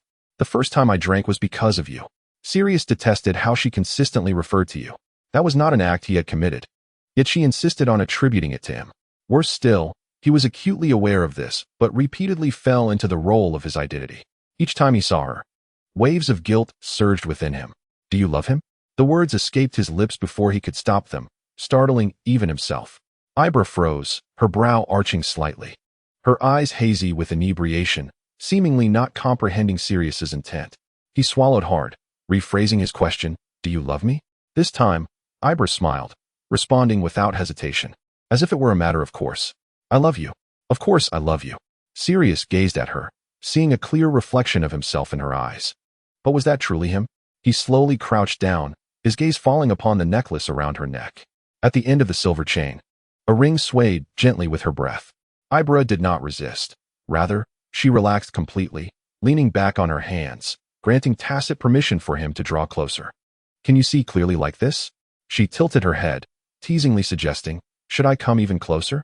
After a brief pause, she whispered, "Sirius?" That name fell into his ears like a sizzling firework. Sirius's throat tightened. He inhaled deeply, placing a hand on the edge of the bed as he leaned in slowly. With his other hand, he cautiously reached for the cold ring on her necklace. Within the inner circle of the ring, he distinctly saw the inscription, Sirius Black. "Did he give you that ring?" Sirius asked softly. "Yes," Ibra chuckled lightly. "It was given to me by you." "Not me," Sirius lowered his gaze, softly correcting her. It was him who gave it to you. He deliberately emphasized the word him. Ibra stared at him, her brow furrowing slightly. Sirius raised his hand adorned with the ring, opening it for her to see. Look, this is my ring. He could not comprehend why he felt the need to clarify. Perhaps simply wishing to delineate the distinction between himself and him, for they were not one and the same. In the next moment, he noticed a swift veil of mist enveloping Ibra's eyes. She sniffled, her voice tinged with grievance, her eyes rapidly reddening. Did you take it away? Sirius suddenly panicked, realizing that perhaps I had upset Ibra to the point of tears. The ring he gave you is right here, he fumbled, pointing to the ring dangling from her necklace. Trying to clarify. You're deceiving me. Ibra steadfastly gazed at the ring on his hand, tears glistening in her eyes, choking back her accusation. You did take it. Don't cry. Sirius was thoroughly flustered, his voice urgent. Please don't cry. He had never encountered a girl's tears. It was not a realm he was adept in navigating. Ibra pressed her lips together, inhaling deeply, her voice imbued with wounded inquiry. Return the ring to me. You gifted it to me. You cannot take it back. In a state of disarray, Sirius hastily removed his own ring and extended it towards her. Yet Ibra reached out her right hand, her gaze resolute. Put it on. Sirius froze, his throat constricting, and after a moment, he slowly grasped her hand. It was surprisingly soft, utterly incongruous with the delicate fingers that wielded a wand to unleash those wild spells. Which finger should I place it on? He asked quietly after a brief silence. You last word on my index finger, Ibra gently reminded him. Sirius paused, his fingertips slightly adjusting as he slid the ring onto her middle finger. He lifted his gaze, cautiously observing her expression. She displayed no signs of displeasure. Rather, she looked down contentedly at the ring adorning her hand. Sirius silently exhaled, intending to withdraw his hand, but was abruptly encircled by warm arms around his neck. Ibra leaned closer, her lips brushing lightly against his cheek, leaving a lingering warmth. Next time, you mustn't take my ring, she whispered softly. After saying that, she released him, leaving Sirius frozen in place, his heartbeat erratic, staring at her in bewilderment. Ibra lowered her gaze to admire the ring, then looked back at Sirius. What brings you here? It was only then that Sirius recalled his original pretext. To invite you for lunch, he replied, his voice dropping, the tone somewhat unnatural. However, Ibra seemed to be in good spirits, nodding cheerfully before rising and heading downstairs. Sirius hurried to follow her. The dining room was in disarray. Fabian and Gideon bore suspicious black marks on their faces, their hair emanating a faint scent of smoke. You're here. We were just, preparing lunch. Frank managed a strained smile, discarding a thoroughly charred, unidentifiable mass from the pot into the trash. Ibra turned her head, her gaze slowly falling upon Sirius. He felt as if he were under a silent reproach. I'll help. He hastily averted his gaze, retreating towards the kitchen as if fleeing. What would you like to eat? He asked casually while walking, attempting to maintain an air of nonchalance. There was a prolonged silence behind him. Just as he thought Ibra would not respond, she suddenly sighed softly. I would like to have the onion soup that Molly makes. Chapter 22. Memory 5. Molly Weasley considered herself quite formidable. After all, she was capable of managing 5 mischievous boys simultaneously within the confines of her home. Although 2 of them were still in their infancy, their playful nature had already begun to reveal itself. They could even shatter household vases with their uncontrollable magic. Molly had no doubt that as they matured, her challenges would multiply. Suddenly, a knock echoed through the air, causing Molly to tense up immediately. She hurriedly ushered the children inside, grasped her wand tightly, and stealthily approached the door. In these perilous times, she could not ascertain who awaited her on the other side. Silently, she prayed that it was not a Death Eater, and that her family had not been targeted. Molly, it's me. A voice called from outside, belonging to Gideon. Followed by the teasing remark, I distinctly remember catching you writing love letters to Arthur when you were 11, with my dearest inscribed on it. With a swift motion, Molly flung open the door, revealing her 2 brothers grinning mischievously at her, an expression that made her wish to deliver a good thrashing. In the next moment, they enveloped her in a tight embrace, so constricting that she could scarcely draw breath. With great effort, Molly pushed them away, exclaiming in exasperation, Arthur mentioned you had been on leave from the Auror office for several days. I've been unable to reach you. What on earth have you been doing? Disappearing and scaring me. Gideon promptly stepped back, shoving Fabian forward as a makeshift shield. Molly scrutinized them closely. They appeared unscathed, still wearing their characteristic cheeky grins. Though her irritation lingered, her longing for them outweighed her anger, and she sighed resignedly before embracing them once more. Merlin, I was so worried about you both. We were worried about you too. However, some unusual matters have arisen recently that made communication rather inconvenient. Fabian gently patted her back. Then why are you here? Molly stepped back slightly, her brow furrowed in confusion. Could you possibly prepare us 2 bowls? No, 2 pots of onion soup? Gideon asked sheepishly. From the look in Molly's eyes, Fabian sensed she regarded them as 2 utter fools. By the time the pair returned to the Order of the Phoenix with their 2 large pots of onion soup, lunchtime had long since passed. The atmosphere at the dining table was rather peculiar. Sirius acutely felt many eyes glued to him, particularly fixated on his hands. Another set of gazes landed on Ibra, who seemed oblivious to the scrutiny, hastily consuming a few bites before retreating to his room. Is there anything you wish to share with your classmates? As soon as the door closed, a guard eagerly leaned towards Sirius, his eyes brimming with curiosity. Sirius feigned ignorance. No, yet. He couldn't shake the feeling that some individuals appeared to have misplaced something. Don't you think you're missing something from your hands? Dorcas remarked meaningfully, his tone teasing. Sirius merely forced a stiff smile before decisively rising from his seat. I've finished eating. Dumbledore savored a sip of onion soup, remarking that he could comprehend why Miss Potter held this dish in such high regard. However, Moody displayed evident impatience, clearly displeased with the delay in lunch caused by the soup, and proposed an evening of watching memories instead. No one objected, except for Professor McGonagall, who stated she must depart early to return to Hogwarts. The group randomly selected a memory, and the scene gradually materialized. Sirius immediately recognized the Gryffindor common room. The flames in the fireplace crackled, casting flickering orange light upon Ibra and Harry's faces. Ibra's right arm was heavily bandaged, and she appeared frail and weary, as if she had just endured a heavy blow. She sat shoulder to shoulder with Harry on the carpet before the fireplace. Is it truly because of a ludicrous prophecy that Voldemort believes a newborn child will vanquish him? Ibra's voice dripped with cold sarcasm. Why would anyone willingly follow a man terrified of defeat? Harry rested his head on her shoulder, his gaze sorrowful and lost as he stared into the flames. According to the prophecy, there are 2 children who fit the description. Dumbledore's voice trembled softly. Born at the end of July, whose parents have triumphed over the Dark Lord thrice. Besides myself, there is Neville. He took a deep breath, as if uttering this revelation drained him of all strength. But he chose me, not Neville. In that moment, Ibra pondered whether, had Neville been the chosen one, her parents might have survived. Neville has his grandmother. The entire Longbottom family. What about me? After my parents died, I became a complete orphan. At the mention of the Longbottom family, Alice and Frank's breaths quickened instinctively. They grasped each other's hands tightly, their gazes simultaneously directed toward Dumbledore. Could Neville be your child? Fenwick inquired softly. Frank rubbed his thumb over Alice's hand, his voice rough. That is my father's name. Alice and I indeed discussed that if we were to have a son, we would honor him with this name. In the memory, Ibra gazed at Harry, slowly extending her arm to pull him tightly into her embrace. Sirius even saw blood slowly seeping through the white bandages on her arm. But then I felt relieved, Harry choked out. Relieved that Neville does not have to endure what I have. Though his parents were driven mad by the Cruciatus curse, at least they are still alive. His voice faltered. Only by living can there be hope. In the next moment, Harry seemed to completely unravel, abruptly turning to Ibra and clinging to her in a fit of tears. It was I who caused Sirius's death. He died because he was trying to save me.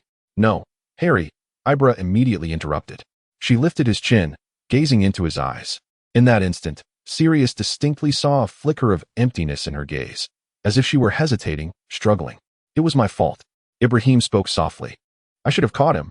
I could have. Yet, I am the origin of it all.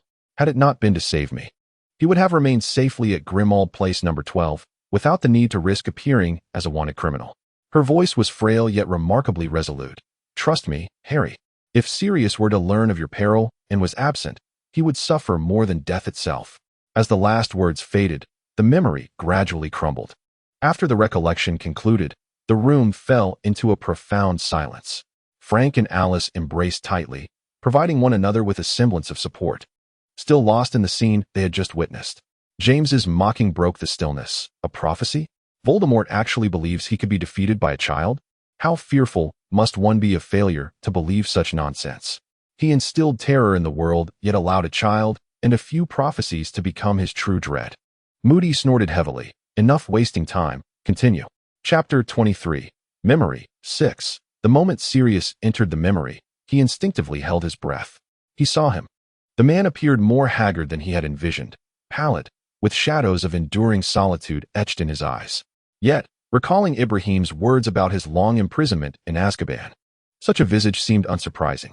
Clutched in his hand was a photograph. Everyone in the order recognized it. It was a recent group photo taken together. His fingers traced the faces of each individual on the photograph with a slow and deliberate motion, ultimately resting on James's face. A solitary tear quietly slipped down. Sirius was not surprised. In any time or place, James's death was catastrophic for him. The members of the order in the room fell silent, unsettled by witnessing Sirius's raw anguish. "Merlin, I never anticipated being gazed at so affectionately by you one day," James jested, opening his arms towards Sirius. Sirius rolled his eyes, but reciprocated the embrace. At that moment, lively footsteps echoed from the memory.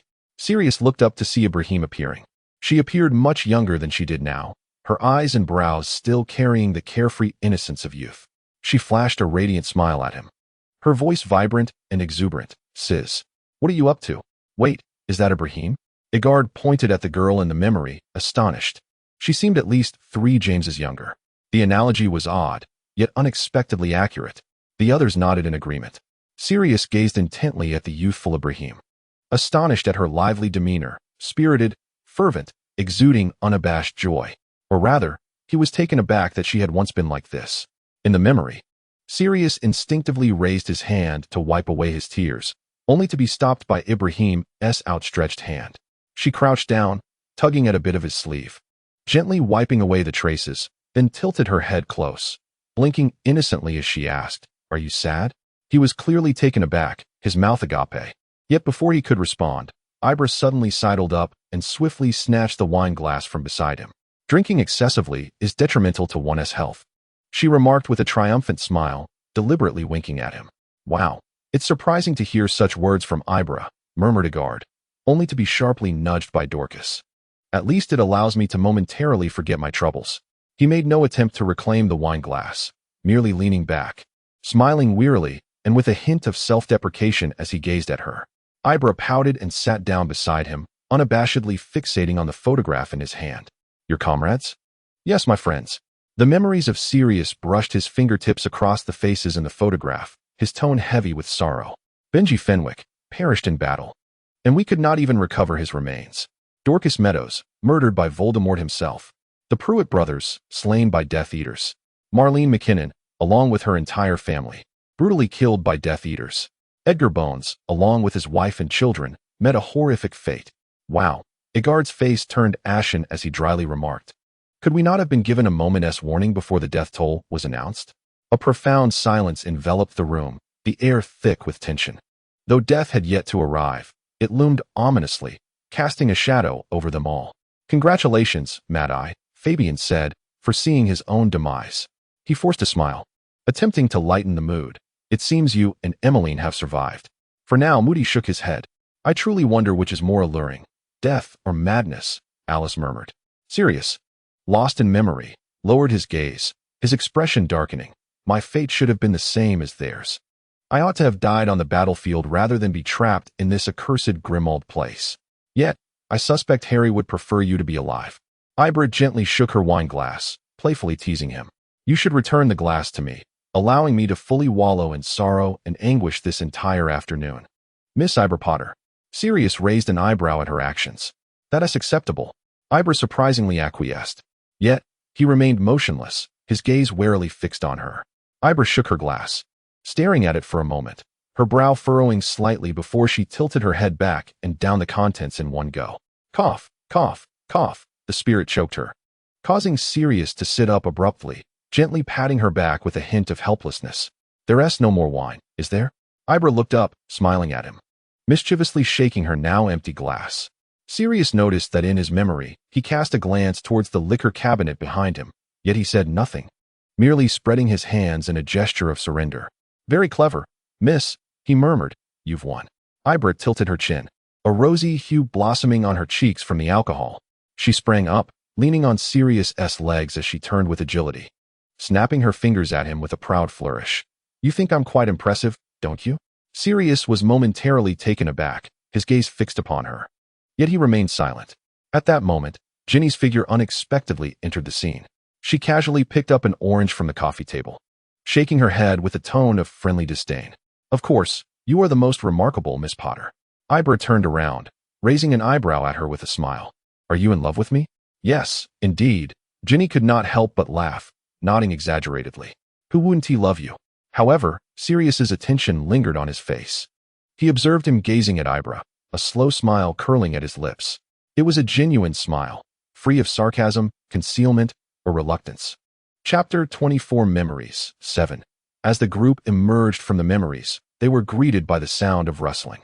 Ibra stood holding a bottle of wine, looking somewhat surprised at their presence, seemingly on her way back to her room. She cast a glance at them.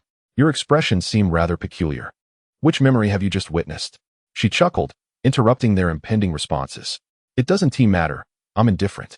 Please hurry up. Don't delay my plans for collecting Horcruxes." "You've undergone quite a transformation," Sirius suddenly remarked. Ibra turned her head, casting him a deep glance before continuing on her way.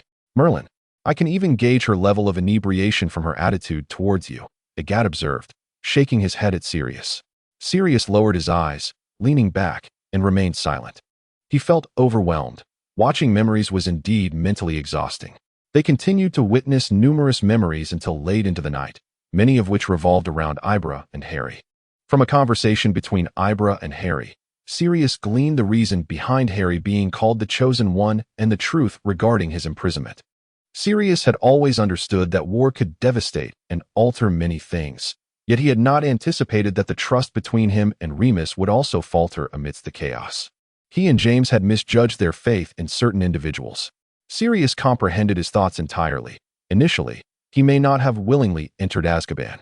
He believed that had he the choice, he would have embraced his role as a godfather, caring for Harry. However, being confined to Azkaban was, in a sense, a form of self-punishment. He could not defend himself, and no one would come forth to speak on his behalf. Even Walburga, knowing he could not ally with Voldemort, would not stand up for him. As for Regulus, Sirius was uncertain about his fate, but he hoped that Regulus had not been his neighbor in Azkaban. "One last segment, and then we shall return to rest," Moody urged, hoping for some useful information. In the dim surroundings, with many present, spells intertwined. Sirius did not recognize the place, yet Emmeline clearly identified it. "This is the Department of Mysteries," she asserted. Sirius knew she had spent some time as an unspeakable there, and within the memory, he saw many familiar faces. He was engaged in a fierce battle with Bella, and nearby, Ibra clutched her right arm in agony, blood gushing from her wound. Her left arm was equally drenched in crimson. Harry and Remus were not far away, amidst a scene of chaos. Among the crowd confronting them, Sirius recognized several familiar faces. Moody, evidently intrigued by the unfolding spectacle, eagerly noted down the faces and names, declaring it an opportune moment to enhance the list of Death Eaters. Why not simply ask Ibra for a copy? James mused after a brief pause. Moody halted, inhaled sharply, and rolled his eyes at James, indicating that the Mad Eye had already begun to lose his wits. Gideon wore a smirk that invited annoyance. The atmosphere remained relatively cordial, as it appeared to be just an ordinary skirmish, until Sirius momentarily lost focus, and a red beam shot from Bella's wand, striking him. In a rush of memories, Sirius stumbled backward, on the verge of falling into the curtain behind him. "No!" Emmeline cried out, drawing everyone's attention. "The Department of Mysteries has yet to decipher its purpose. But I recall a Silent One who vanished within it during research. I was warned to keep my distance when I first became a Silent One." Instantly, tension filled the air as all eyes turned to the memory of Sirius. Sirius realized the implications, recalling the earlier conversation between Ibra and Harry. "The Department of Mysteries. I failed to capture him." Various thoughts flooded Sirius's mind, and he understood that this moment signified the closing chapter of his life. Ibra quickly sensed the urgency, instinctively reaching out to grasp him, but Sirius noticed that the abrupt movement exacerbated her injuries, causing her to flinch. Their fingertips brushed for a fleeting moment before they parted, and Sirius fell backward. He clearly discerned Ibra's expression: terror, fear, shock, frustration, and an undeniable sense of regret. He vanished behind the curtain, while Ibra nearly lunged after him. Following her was Harry, who watched in utter despair, screaming loudly. Remus tightly embraced Harry with one arm, while the other fiercely restrained Ibra, the force nearly causing her to topple over. Sirius observed Ibra, lost in confusion, as she witnessed Harry's breakdown and Remus's rational attempts to prevent her from pursuing.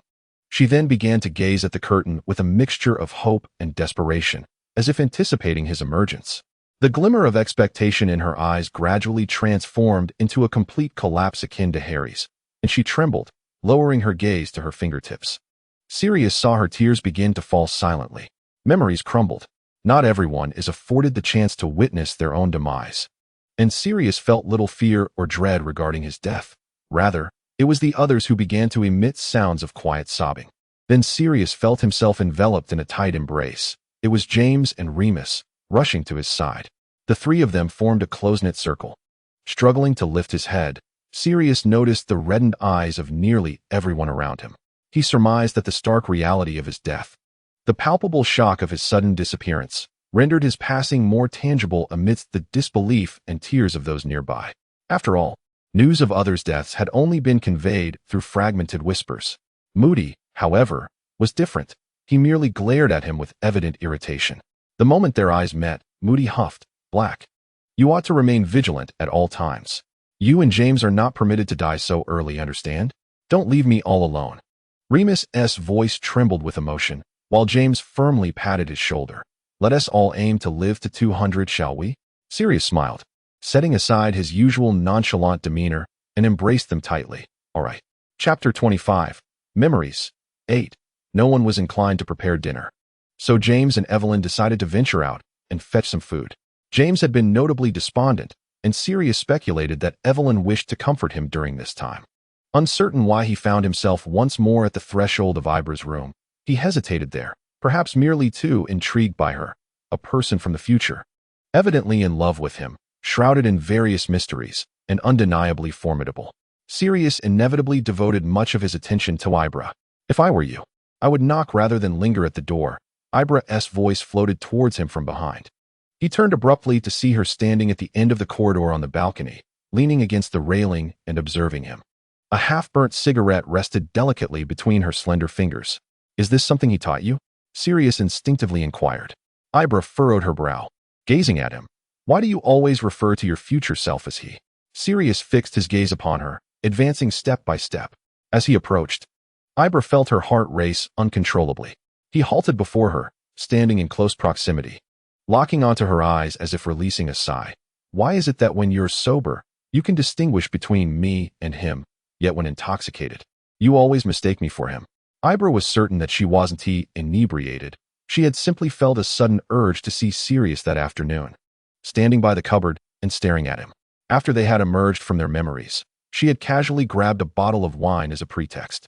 Alcohol merely served as a catalyst, urging her to confront Sirius, yet Ibra felt no other person could ever lead her to confuse him. After a moment of reflection, Ibra finally grasped the essence of Sirius's words. She was convinced that Evelyn had concealed certain details in the transmission of information. She parted her lips to explain, yet found herself at a loss for words. Ibra felt a pang of frustration, wishing she had indeed succumbed to inebriation instead. "It is not your fault," Sirius suddenly remarked. Ibrahim instantly comprehended the implications of what was being said, his countenance paling dramatically. It was his own carelessness that had led to this moment. He should not have allowed himself to be distracted during battle, nor should he have underestimated the situation. Sirius, noticing the shift in Ibrahim's expression, persisted in his discourse, feeling it was his duty to enlighten her. Even if her affections did not lie with him, they shared the same identity, bearing identical features. He could see that she had tortured herself for far too long. Was she not once the kind of person who would shrink away from pain? So why? In the midst of battle, was she now scarred yet resolutely advancing? Sirius felt he could surmise the answer, yet he was reluctant to accept its truth. For if it were indeed so, her suffering was profound. Ibrahim remained silent, trembling as she raised her hand to take a drag from a cigarette, attempting to find her calm. Sirius sought her gaze within the exhaled white smoke, but she averted her eyes, preventing him from discerning her emotions. "Have I ever taught you any good habits?" he asked, furrowing his brow, his tone tinged with irritation. He was all too familiar with the scent of tobacco. He felt an overwhelming sense of irresponsibility. Not only had he shamelessly fallen for a girl 21 years his junior, but it was clear he had brought her no benefit. "It is not your fault. It is my own flawed coping mechanisms for sorrow," Ibrahim instinctively defended. Sirius only felt his ire intensify. "I glimpsed my own reflection in your memories," he stated coldly, truly old and unappealing. "What is it that you find likable about me?" Ibrahim raised her eyes to meet his, the glow of the cigarette flickering within her gaze. "It is not like, it is love. I love your soul." It struck him like an unexpected thunderstorm on a summer afternoon, like a flash of lightning that momentarily extinguished all light, like fireworks erupting at midnight without warning. Sirius felt his heart begin to race uncontrollably. For a fleeting moment, all his senses seemed to vanish, leaving only the thunderous rhythm of his heartbeat. In that instant, he truly believed she was speaking directly to him. The next, he found himself deeply envious of her. He had no doubt he would come to love Ibrahim. No version of Sirius Black across any timeline could resist such profound emotion. "I think you are merely too young, deceived by hormones," he said, diverting his gaze with a hint of guilt. Ibrahim chuckled lightly. "Believe me, I once wished that were true." Chapter 26. A Joyride. 1. Spending time with Ibrahim was not a burdensome affair. She simply sat quietly, leaning against the railing, gazing outside. Sirius stood not far from her. Bored? Ibrahim suddenly turned to look at him. "Would you like to join me for a walk?" Sirius raised an eyebrow at her. "You want me to take you for a ride on my motorcycle?" Rather than a question, it felt more like an invitation. Sirius glanced back into the room. "I doubt Professor Dumbledore and Moody would permit you to wander freely." "I don't need their permission." Ibrahim rolled her eyes, then turned her attention back to Sirius. "The only approval I seek is yours. Have I ever taken you for a ride on a motorcycle?" Sirius suddenly inquired. Ibra shook her head. Sirius was not surprised, for it seemed he had lost his freedom the moment he departed from Azkaban. He cast a penetrating glance at her before striding into the house. "Wait for me," he said. Moments later, a leather jacket, imbued with the scent of sandalwood and tobacco, draped over Ibra's shoulders. She turned to him, and Sirius offered her a smile. In the next instant, he elegantly vaulted over the railing, positioning himself outside and leaning slightly inward, fixating his gaze upon her. "Come, let us chase the wind." He then released his grip and effortlessly landed on the ground. Sirius looked up at Ibra, a hint of challenge in his smile. "You should be able to climb over, right?" What greeted Sirius was the very coat he had just placed on Ibra, followed by the soft thud of landing. The jacket was soon reclaimed. Ibra, her face adorned with a smile, appeared before him, prompting Sirius to smile in return. The enchanted motorcycle, modified by Sirius, soared through the skies with remarkable speed. The two of them meandered aimlessly in the air. Initially, they were not too high above the ground, and thus, they refrained from using any disillusionment spells. As the cold wind whipped around them, Ibra stubbornly refused to cast a warming charm, opting instead to pull her jacket tighter and huddle closer to Sirius, using his tall frame as a shield against the chill. After a moment's hesitation, she slid her hand from the hem of his jacket and tucked it beneath, resting it against the warmth of his sweater. Ibra felt Sirius stiffen momentarily, but he made no move to deter her. "What month is it now?" Ibra pondered, realizing that in her world, it was merely June.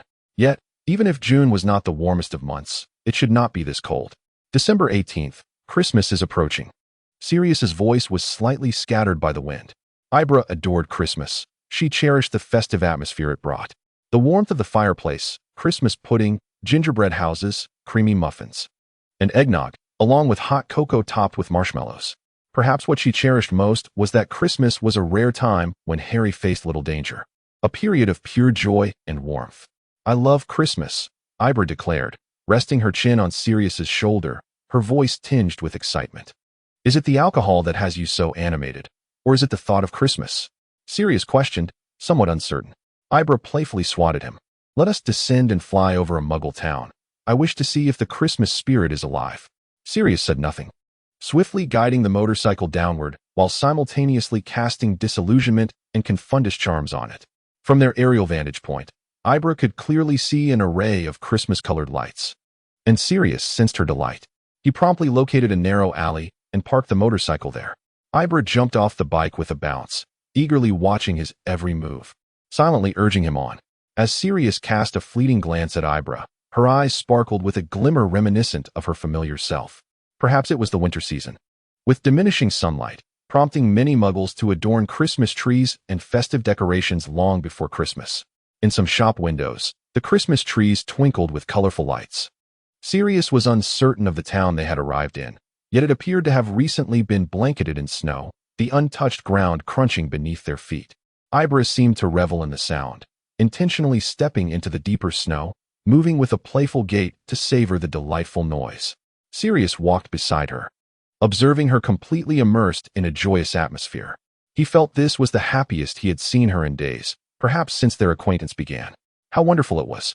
Ibra turned to Sirius, her cheeks flushed from the cold. But my world is still in June.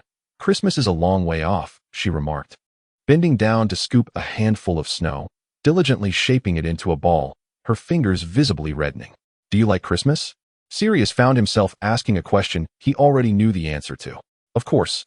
Don't you? Ibra tilted her head, then playfully hurled the snowball at his shoulder. The snowball shattered instantly, leaving only a trace upon Sirius's coat. A pang of annoyance washed over him. She always seemed to effortlessly articulate his preferences, as if understanding him was her forte, as if his habits had seamlessly woven into the fabric of her life. Yet he despised revealing his likes and dislikes to others. Sirius acknowledged his discomfort. He always believed that those who cared for him would discover his nuances on their own. Then came Ibra, with her profound understanding and affection for him. He felt a moment of disorientation, often thinking they had known each other for ages. Yet he realized how little he truly understood her. He reminded himself that her knowledge and love were not directed at him, but rather at another version of Sirius. This thought only deepened his vexation. Was there not a single aspect of that other Sirius that diverged from his own? A second snowball struck him, this time a little higher, the snowflakes brushing against his neck, causing him to involuntarily shiver. You're distracted, Ibra pouted. You can't be lost in thought when you're with me. Sirius was certain she was still under the influence of alcohol. Otherwise, she would not be wearing such a vividly animated expression. He began to waver, uncertain of how long Ibra's tipsy state would last. If she gradually sobered on their way back, would she push him off the motorcycle? At times, Ibra marveled at her own ability to discern emotions from Sirius's gaze. The notion of admitting she wasn't drunk vanished entirely. Ibra realized that sometimes she didn't need to be inebriated to face Sirius. She merely required a certain state of mind to engage with him. After hearing her words, Sirius raised an eyebrow and swiftly grabbed a handful of snow to hurl at her. He did not compact the snow, allowing more snowflakes to drift aimlessly through the air, with some caught by the wind and striking Ibra's face. Sirius, witnessing Ibra's joyous laughter, felt an even greater delight, yet in the next moment, a clump of snow accurately struck his face. You're done for, Sirius declared. Ibra stepped back cautiously, saying, Please maintain your gentlemanly demeanor, Mr. Blake. Chapter 27. A Joyride, 2. As the two continued, they completely abandoned the notion of compacting snowballs, instead seizing handfuls of snow to toss at one another, drawing ever closer. So close that when Ibra saw Sirius gathering another handful of snow, she instinctively realized she was bound to be hit. She instinctively stepped back. But the snow's resistance was too great, and before she knew it, she had fallen back into a pile of snow. Sirius halted his assault on Ibra, taking a few steps forward in an attempt to help her up. As he approached, he suddenly felt something trip him, causing him to stumble uncontrollably. In midair, Sirius managed to twist his body, ensuring he fell beside Ibra rather than landing directly on top of her. Just as he was about to apologize, he heard Ibra's unrestrained laughter. Are you truly a Hufflepuff? Sirius asked, somewhat disheartened as he propped himself up to look at her. Absolutely. Professor Sprout even appointed me as the head of my house, Ibra replied with a proud smile. Sirius, captivated by her radiant smile, instinctively remarked, You look wonderful like this. Smile more often. Ibra's smile faded, and she gazed at Sirius in bewilderment. It's because you're here with me. I miss you, Ibra confessed, her mind remarkably clear at that moment. She felt she could finally face Sirius and articulate these sentiments with lucidity. After coming to terms with his death, she had now accepted the miraculous reality of his return, a splendid truth she had never dared to hope for. In her mind, she had imagined that after finding Sirius, her soul would accompany him into exile. Ibra realized that Sirius showed no resistance to her words. He simply stared at her, exhaling deeply. You always see me as him. In an instant, Ibra felt a wave of gratitude wash over her, thankful that Evelyn had not revealed the truth to Sirius. He believed the one she loved was another version of himself, which is why he did not resist her proximity. Ibra pondered what would happen if she revealed the truth. Perhaps Sirius would begin to avoid her, or he might deem her an irrational madwoman. Unwilling to gamble further, she thought, at least for now, he would not resist her. Believing her intoxicated, perhaps due to glimpses of her tragic memories that made him feel pity for her. Yet Ibra did not care. If she did not draw closer to him, she feared she would lose her sanity. Sirius observed as Ibra, with her beautiful silver eyes, gazed at him slowly blinking, before revealing a faint smile. "You are not a dream or an illusion, are you?" Her voice was soft. "No," Sirius assured her.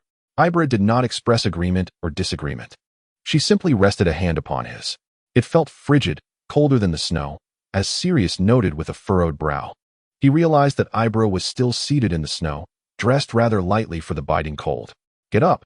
It's too chilly," he signaled, reaching for the wand tucked within his sleeve, intending to cast a warming charm for her. In the next moment, he sensed an added weight upon his lap, halting his movements in astonishment. Ibra had settled herself across his legs. Before Sirius could complete his thought, Ibra leaned forward, bridging the gap. "Prove it," she urged. Confused, Sirius inquired, "Prove what?" "Prove that you exist." Before he could react, he felt a soft yet icy kiss approaching his lips, followed by the sensation of her leather jacket, speckled with snow, pressing against his neck as Ibra encircled him. The moment the snowflakes met his skin, they melted, transitioning from cold to warm. Sirius found himself at a loss as to why he did not push Ibra away. It was his first kiss, a magical sensation, yet undeniably not unpleasant. He began to understand the couples who were often seen in affectionate embraces throughout Hogwarts. She tentatively grazed his lips with her own, then pulled back slightly. Sirius, unable to control himself, fixated on her lips. Although she had initiated the kiss, they appeared so luscious, as if he had been the one to kiss her. "Can it be proven now?" Sirius asked hoarsely. "Yes, but I desire more." Ibra kissed him again, driven by reckless abandon. Sirius swore he must have been intoxicated by the scent of alcohol on her, or perhaps the cold had dulled his senses. He suddenly reached out, his hand finding the nape of Ibra's neck. Her reaction suggested his hand was too cold, making her shiver, yet the kiss became more fervent. Sirius reciprocated, eagerly engaging with her. He straightened his posture, wrapping his other arm around her waist, nearly enveloping her in his embrace. Ibra's kiss was laden with profound emotion and fervent love. Sirius felt as though he were enchanted by that very love, surrendering to its allure. For a moment, perhaps longer, he fantasized that this intense affection was his to claim. Chapter 28. A Joyride. 3. It soon became apparent that kissing in the snow was a foolish endeavor, as Sirius felt his clothing thoroughly dampened by the melting snowflakes. Ibra, though not as disheveled as he, still shivered from the cold. Sirius employed 2 drying charms to rid himself of the moisture before casting a warming spell upon Ibra. He suspected the charm was not particularly effective, as her complexion remained pale. Yet, she stubbornly refused to return. "I want to drink hot apple cider," Ibra insisted, gazing intently at Sirius. With no other recourse, he allowed her to lead him through the quaint town, searching for a tavern that had yet to close its doors. Fortunately, at the end of the street, there was indeed a tavern with its sign still illuminated. The establishment was modest in size, yet impeccably clean. As soon as one lifted the curtain at the entrance, a wave of warmth enveloped them. Inside, the atmosphere was bustling, contrasting sharply with the desolate street outside. As the tavern was filled with young patrons engaged in animated conversations, occasionally spilling their drinks, infusing the air with the potent scent of alcohol, Sirius instinctively shielded Ibra, drawing her closer to his side. Many patrons were inebriated, gazing at them with expressions ranging from confusion to astonishment. "Boss, I would like a cup of hot apple cider and a cup of hot orange tea," Ibra declared, seemingly oblivious to the stares as she approached the bar. "No. Make that 2 cups of hot apple cider," Sirius interjected promptly. Ibra regarded him with a puzzled glance, yet did not contest his request. "Why hot apple cider?" she inquired. They were fortunate to have secured the small sofa nearest to the fireplace, though it was clearly inadequate for 2, forcing them to sit closely together. Sirius allowed Ibra to rest her legs upon his, seeking comfort and more space. He lazily sipped from his cup of cider, stating, "It's not that I can't drink." "I know," Ibra replied, furrowing her brow, but you don't like apples and tend to avoid foods with an apple flavor. Sirius paused, a look of confusion crossing his face as he responded, "No, in fact, I quite enjoy apples. I've loved them since childhood. I love them enough not to forsake them just to oppose Wulbga." It was Wulbga who had an aversion to apples. Sirius met Ibra's gaze, uncertain if she would be disappointed, yet he had finally identified a distinction between them. He secretly hoped she would remember this. Ibra, her eyes cast down in contemplation, replied, "I love apples too. In the orphanage, there wasn't much fruit, but there were plenty of apples. Apples are indeed a delightful fruit." Sirius agreed, taking a slice of apple from his cup and slowly chewing it before swallowing, deliberately performing the action in front of Ibra. She leaned on the sofa, tilting her body to observe him. Sirius felt a pang of awkwardness. They had just shared an intense and intimate kiss, and her lips were still swollen. They had chosen to remain silent about that kiss. Yet now, in such close proximity, she was gazing intently at him. "I used to always urge you to eat apples, claiming them to be the best fruit in the world, while you would argue that oranges were superior." Ibra's voice was soft, and Sirius sensed a shift in her gaze, as if she were looking at him, yet also gazing beyond him. She appeared lost in thought, reminiscing about someone else even as she sat so near. A wave of inexplicable melancholy washed over Sirius, tightening his jaw as he sulked and took a sip of his drink. Though the cider was low in alcohol content, he felt as if he were suddenly intoxicated. Ibra noticed Sirius lean forward slightly, his warm hand once again brushing against her neck. Then, a kiss landed on her lips, imbued with the unmistakable taste of apple cider. Sirius did not advance further. He merely fixed his gaze upon her eyes, his Adam's apple bobbing slightly. His kiss would not possess the flavor of an apple. Ibra was momentarily taken aback. She sensed an unusual intensity in Sirius's fixation on comparing himself to that other individual. Why did he feel compelled to initiate a kiss with her? Ibra attempted to decipher these thoughts from Sirius's eyes, yet he averted his gaze, evading her look. Whether it was an illusion or not, Ibra felt that Sirius appeared somewhat flustered at that moment. Before she could ponder further, a guardian in the shape of an eagle soared through the wall, heading directly towards them. No muggle could perceive this guardian. Emmeline's voice resonated from within the guardian. "Sirius, are you with Ibra? Head to the Andersons immediately. Moody has just received word that the Aiden residence has been attacked by Death Eaters. Old Aiden has narrowly escaped, and he overheard that their next target is the Andersons." Sirius's expression shifted dramatically, and he leapt from his seat. Ibra, too, stood up with a grave demeanor. They exchanged a glance and swiftly dashed out of the tavern. Chapter 29. Rab Ibra recognized the surname Anderson. She recalled a Hufflepuff student, 3 years her senior, by that name, who had once mentioned that his father had fallen victim to a Death Eater attack. "We must ride over. The Death Eaters will undoubtedly have set up anti-disapparition spells nearby." Sirius spoke gravely. "Hold on to me. I have a plan." Ibra had already drawn her wand.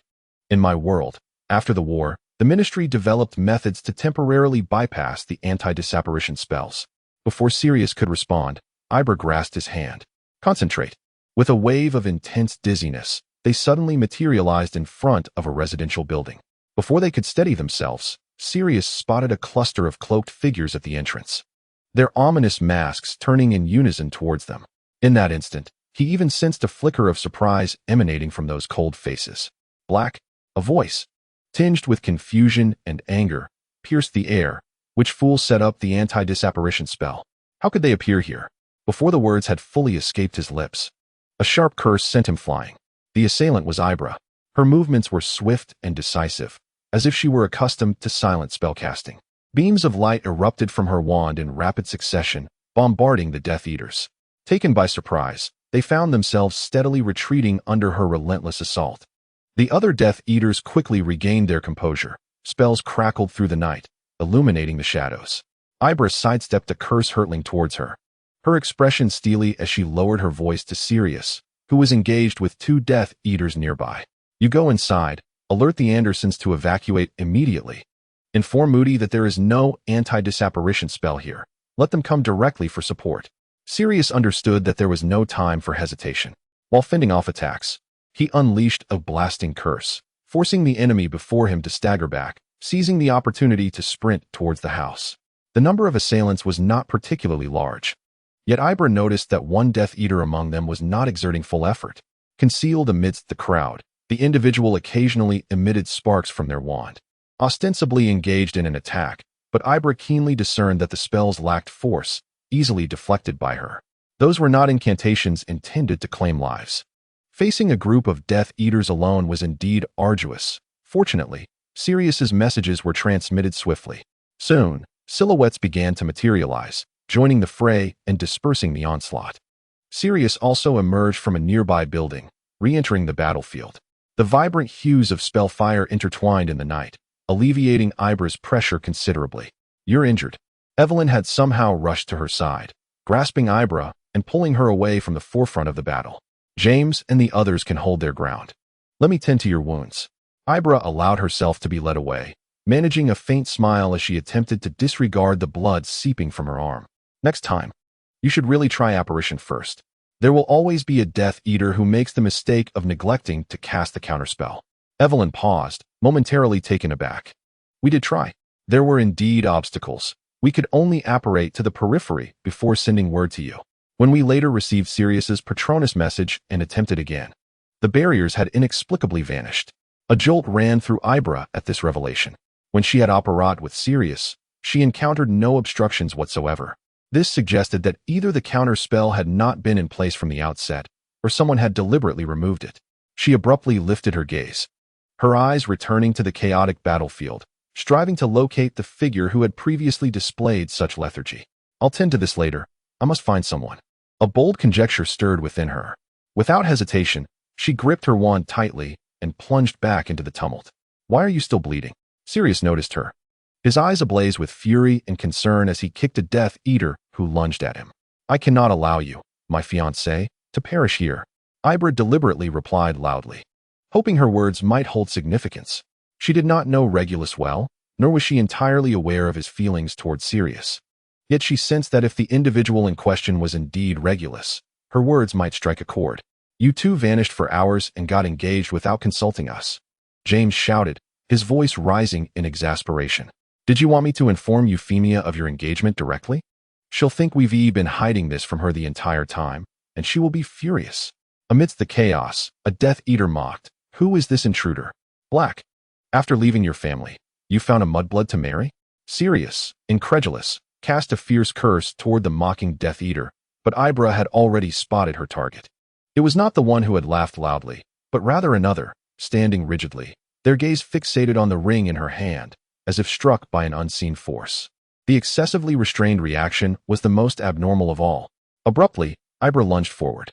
Simultaneously, the tide of battle began to clarify. The Phoenix Society's counterattack was as fierce as a tempest, leaving the Death Eaters utterly disoriented. "Retreat!" someone shouted. "This is bad. They've dispelled the disillusionment charm." Another Death Eater exclaimed in panic. "Damn it! Gather around." A furious Death Eater cursed as he swiftly produced a cylindrical object, which Ibra surmised to be a key. Almost instantaneously, all but one severely injured Death Eater lunged towards him. A flash of white light enveloped them, and their figures vanished without a trace. In the center of the battlefield, all eyes turned toward Ibra, her wounds still oozing blood, and beside her stood a thoroughly bound Death Eater, rendered immobile by the binding curse. The Death Eater in her grasp struggled desperately, his violent movements beginning to irritate Ibra. "Behave yourself, Mr. Black," she said icily, "or I'll summon your brother to knock you out." Sirius froze momentarily, hastening forward without hesitation to pry off the opponent's mask with his wand. This was Ibra's first encounter with Regulus Black. She had only seen his photograph before. Compared to the boy in her memory, he appeared more resolute and stoic. Yet, in contrast to Sirius's flamboyance and beauty, Regulus exuded a cold and steely determination. "Regulus," Sirius's throat tightened as he fixed his gaze upon him. "Take him back to the Phoenix Society." Ibra, breathing heavily, pushed Regulus in front of Sirius. He should be handed over to the Ore Department for interrogation. Moody began to speak, only to be met with a sharp roll of Ibra's eyes. "Hand him over to the current Ore Department? In a few days, he will be unexpectedly rescued." Ibra scoffed, her eyes pinned on Regulus. "Moreover, he is of great significance." A meaningful smile graced her lips. "An unsung hero, is it not, Mr. R.A.B.?" Chapter 30. Guilty. Regulus faintly sensed that he may have been deceived by Voldemort. This feeling of doubt had been intensifying recently. He had once sincerely idolized Voldemort. firmly believing that the man could restore glory to the Black family and to all pureblood families, allowing pureblood supremacy to reign over the magical world once more. Sirius had once asked him, why uphold pureblood supremacy? Regulus had many reasons ready to answer. The Black family needed to regain its former splendor. Pureblood wizards needed to reclaim their stature. The ministry was increasingly filled with half-bloods and muggle-borns, who were usurping the power of purebloods. Yet, before he could voice his thoughts, Sirius had posed another question. Which of these is for your own sake? Regulus found himself at a loss for words. Sirius had always insisted that Voldemort was wrong, cruel, and a cold-blooded butcher. Regulus, however, repeatedly convinced himself that revolutions inevitably require bloodshed, the sacrifice of dissenters, the obliteration of mudbloods, and the elimination of half-bloods was a necessary cost. Yet he could not deny that those mudbloods, at times, had done nothing but exist, and that mere existence became a justification for slaughter. He had once shared this doubt with Bella, and her expression had mirrored that of someone gazing at a madman. Are you insane? Their very existence was a mistake. Regulus yearned to concur with her, desperately wishing to do so. Yet, amidst countless missions, he witnessed those individuals weeping and pleading, their families kneeling in the dirt, beseeching for mercy. The children, bewildered by the chaos, could only gaze blankly at their fallen kin, their eyes brimming with tears. In the next moment, a flash of green light would extinguish their lives forever. As for the assaults on Muggles, Regulus found himself utterly perplexed. Those people possessed no magic, lacking even the most basic means of resistance. It was not warfare, it was sheer slaughter. Consequently, in his dreams, the images of those tearful, despairing, questioning eyes would repeatedly resurface. Each time he awoke from slumber, a heavy weight would press upon his heart. He was guilty. Another raid was upon him. Regulus was not originally slated to participate, yet he donned his mask and silently joined, with no one inquiring about his identity. Even he could not articulate why he felt compelled to act. Perhaps it was the knowledge that there was a child in the Anderson household barely a year old, or perhaps the recent attack on the Aiden family had drained him emotionally. He discreetly canceled the anti-apparition charm, hoping that the Aurors or members of the Order of the Phoenix would arrive swiftly enough to save that innocent child. However, he never anticipated encountering Sirius amidst the chaos. Even more shocking was the presence of a strange girl beside him. Regulus could have sworn he had never seen her during their time at Hogwarts. Yet, Sirius's demeanor made her impossible to overlook. He held her hand tightly until she willingly engaged in battle, at which point he reluctantly released her. The girl was formidable, far stronger than anyone could have anticipated. Regulus witnessed even Mulciber being forced to retreat under her relentless assault. Regulus had no desire to confront Sirius directly.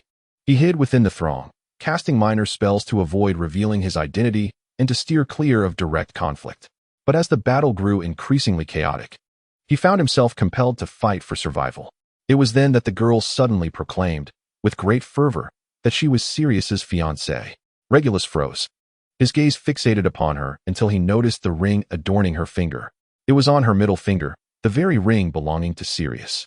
He understood the implications of this revelation. Yet, how could it be? How could Sirius have established such a relationship with a girl in such a short span of time? He distinctly remembered Sirius showing no signs of romance at graduation. In his days, he realized he had become ensnared, the spellcaster being none other than Sirius's so-called fiancée. Regulus struggled with all his might, but it was futile.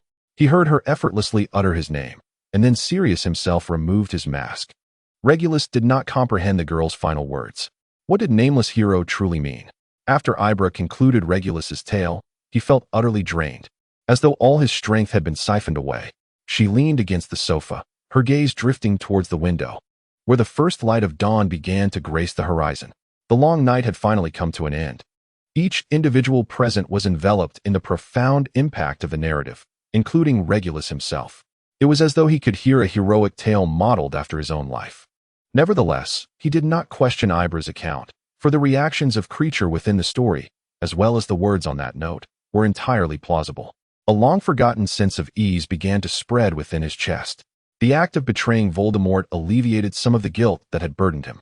He had long harbored doubts about Voldemort's true intentions, and the secret of the Horcruxes was merely the final straw that had broken him. At least, before his demise, he had finally aligned himself with his brother. This influx of information surged through his mind, allowing him to accept, with remarkable calmness, the absurdity of Ibra's claims of an alternate reality. He keenly sensed Sirius's gaze upon him, complex and elusive. "How can you be certain that Regulus would side with us in this world?" Moody inquired, his brow furrowed as he challenged Ibra. "I did not side with you." Regulus immediately countered, his voice stiff. "I merely opposed Voldemort. That is fundamentally different." "I see no distinction," Ibra replied dismissively, gesturing with a gentle wave of her hand to loosen the ropes binding Regulus. Besides, she had just discreetly undone the anti-apparition charm during the mission. "Mr. Black still possesses a semblance of conscience." She stretched and yawned, rising from the sofa.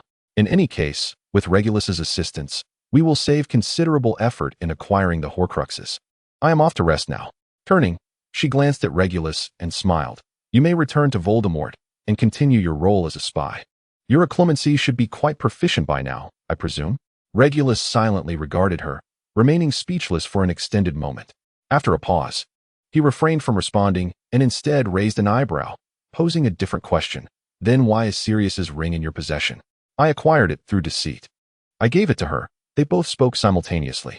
Ibra was taken aback, turning to look at Sirius. However, Sirius quickly averted his gaze, refusing to meet her eyes. In his slightly turned profile, Ibra distinctly noticed the tips of his ears turning crimson. Chapter 31. Memory. 9. Whether it was due to a lack of rest. Ibra did not emerge from her room until midday. Evelyn attempted to knock on her door, but there was no response. Meanwhile, Moody urged everyone to continue watching the memories. Ibra hurriedly traversed the corridor, occasionally glancing back, until she arrived at a wall adorned with an ancient tapestry. She produced a gold galleon. And though the members of the order could not discern her actions, a door soon materialized on the wall. "Is this the room of requirement that Ibra mentioned? The one with the crown?" Lily speculated. "Indeed." Dumbledore affirmed that upon my return to Hogwarts, alongside Minerva, as per Miss Potter's account, we discovered the room of requirement and the diadem. Indeed, it was a Horcrux, harboring Voldemort's malevolent soul. The door swung open, and the round-faced boy from my memories reappeared. Exhaling a sigh of relief upon seeing Ibra. "You scared me. I was worried about your absence. The Caro siblings have been relentless." Ibra managed a faint smile, tugging at the corners of her mouth. The round-faced boy quickly ushered her inside, his expression grave. "Is it the Cruciatus curse again? Perhaps you should stay here and avoid going out. Prolonged torment from the Cruciatus will drive you mad." Ibra reassured him with a gentle pat. "It's all right. Neville. Hufflepuff has so many children. We cannot bring them all into the room of requirement. I cannot leave them to face the Caro siblings alone. Moreover, if we all retreat to the room, what shall we do for food?" Alice, taken aback, covered her mouth in astonishment. "His name is Neville. He is our child." Frank, fixing his gaze on Neville, chuckled. "Alice, his nose resembles yours." Ibra, Senior, several students greeted her as they caught sight of Ibra, who responded with a warm smile and a nod. The boy named Neville glanced at a hole in the wall. "We are attempting to dig a secret passage. If we can tunnel out of Hogwarts, we might secure food from outside." Turning back to Ibra, his eyes glistened with tears. "When that time comes, you can seek refuge here." His voice dwindled. "Can you endure this?" I am fine." Ibra smiled. "I have a high threshold for pain. It's not as unbearable as it seems." Ibra Senior, a girl called out, appearing small, akin to a first-year student, adorned with Hufflepuff's badge. As she shouted, she rushed over and embraced Ibra. Sirius could clearly see Ibra wince in pain from the embrace, yet she masked her expression when the girl looked up at her. "Are you adapting here?" Ibra inquired patiently. The girl nodded. "Today, news came from Potter's Lookout that Harry and the others caused a commotion at the Ministry of Magic and disrupted a trial overseen by Umbridge," Neville remarked, a hint of excitement in his voice. Ibra's expression transformed to one of surprise. "No wonder the Caro siblings are behaving like rabid dogs today. Do you know what they are searching for?" Neville asked, gazing at her. Ibra shook her head, appearing regretful. "I cannot disclose that." "Understanding." Neville nodded but hesitated to ask, "Will we prevail?" Sirius observed many halting their tasks, their eyes fixed on Ibra, all eagerly anticipating her response, or rather, all needing her assurance. "Yes, we shall prevail," Ibra declared confidently. "The Cruciatus curse?" Upon emerging from his memories, Fabian exclaimed in disbelief. "Ibra was tormented by the Cruciatus at Hogwarts? I initially thought it was merely coincidental that the final battleground was set in Hogwarts." However, considering the circumstances, Hogwarts would have long since succumbed. The Caro siblings? Are they not the Slytherins from 4 years below us? Lily inquired, her brow furrowed. Who else could possess such twisted tendencies? Sirius's expression tightened, embodying a stance of anger. Evelyn, contemplatively lowering her head, pondered aloud. Do you think Ibra's current state is linked to the torment she endured back then? Silence enveloped the room, yet everyone understood the answer. Sirius abruptly rose, his voice hoarse. I need to step outside for some air. Marlene, with a hint of intrigue, glanced towards the direction Sirius had departed, raising an eyebrow at Lily. Don't you think Sirius has been acting strangely of late? At that moment, Ibra stumbled down the stairs from above, appearing utterly unrefreshed. It seemed she had instinctively wandered into the kitchen. Meanwhile, Sirius, who had claimed he needed to go outside, had inexplicably reappeared beside Ibra. His brow slightly furrowed as he regarded her, before pouring a glass of water and handing it to her. Lily exchanged a knowing glance with Marlene and nodded emphatically. Indeed. Something is very, very, very amiss. Chapter 32. The Locket Box. The following day, Dumbledore and Moody insisted on continuing to examine Ibra's memories, yet Ibra felt an overwhelming urgency. To be precise, she could no longer afford to wait. While recounting Regulus's tale to the members of the Order of the Phoenix, Ibra had concealed many details, particularly regarding the Cauldron of Potion. She realized that she needed to act swiftly. She could not allow others to consume that potion. Under Ibra's strong insistence, no one opposed her any longer. Don't I need to go? Evelyn asked anxiously, glancing at Ibra. She had just ingested a youth potion. According to her description, there was a boat within the cave that could only accommodate one adult wizard, necessitating that she suppress her age. No need. 2 are sufficient. Ibra paused, looking at Sirius. Perhaps let Pruitt or Fenwick accompany me. Or perhaps a guard, she added. Sirius's expression shifted to one of confusion. Why can't it be me? Ibra found herself at a loss for words. Soon enough, Sirius discerned the reason. Anger surged within him as he realized Ibra had clearly withheld information. Before he could react, she had decisively sliced her left palm, smearing her blood upon the rocks at the cave's entrance. Ibra ventured further inside, yet Sirius remained motionless, staring at her in disbelief. It's fine. I cut my left hand. It won't hinder my ability to fight. Even without my wand, I can still battle, Ibra explained earnestly. Sirius felt as though Ibra's actions might drive him to exasperation. He took a couple of deep breaths before casting a healing spell on her. Does it hurt? Sirius inquired, his voice hoarse. Not at all, Ibra shrugged nonchalantly, responding casually. You didn't inform us that it was necessary to enter this way.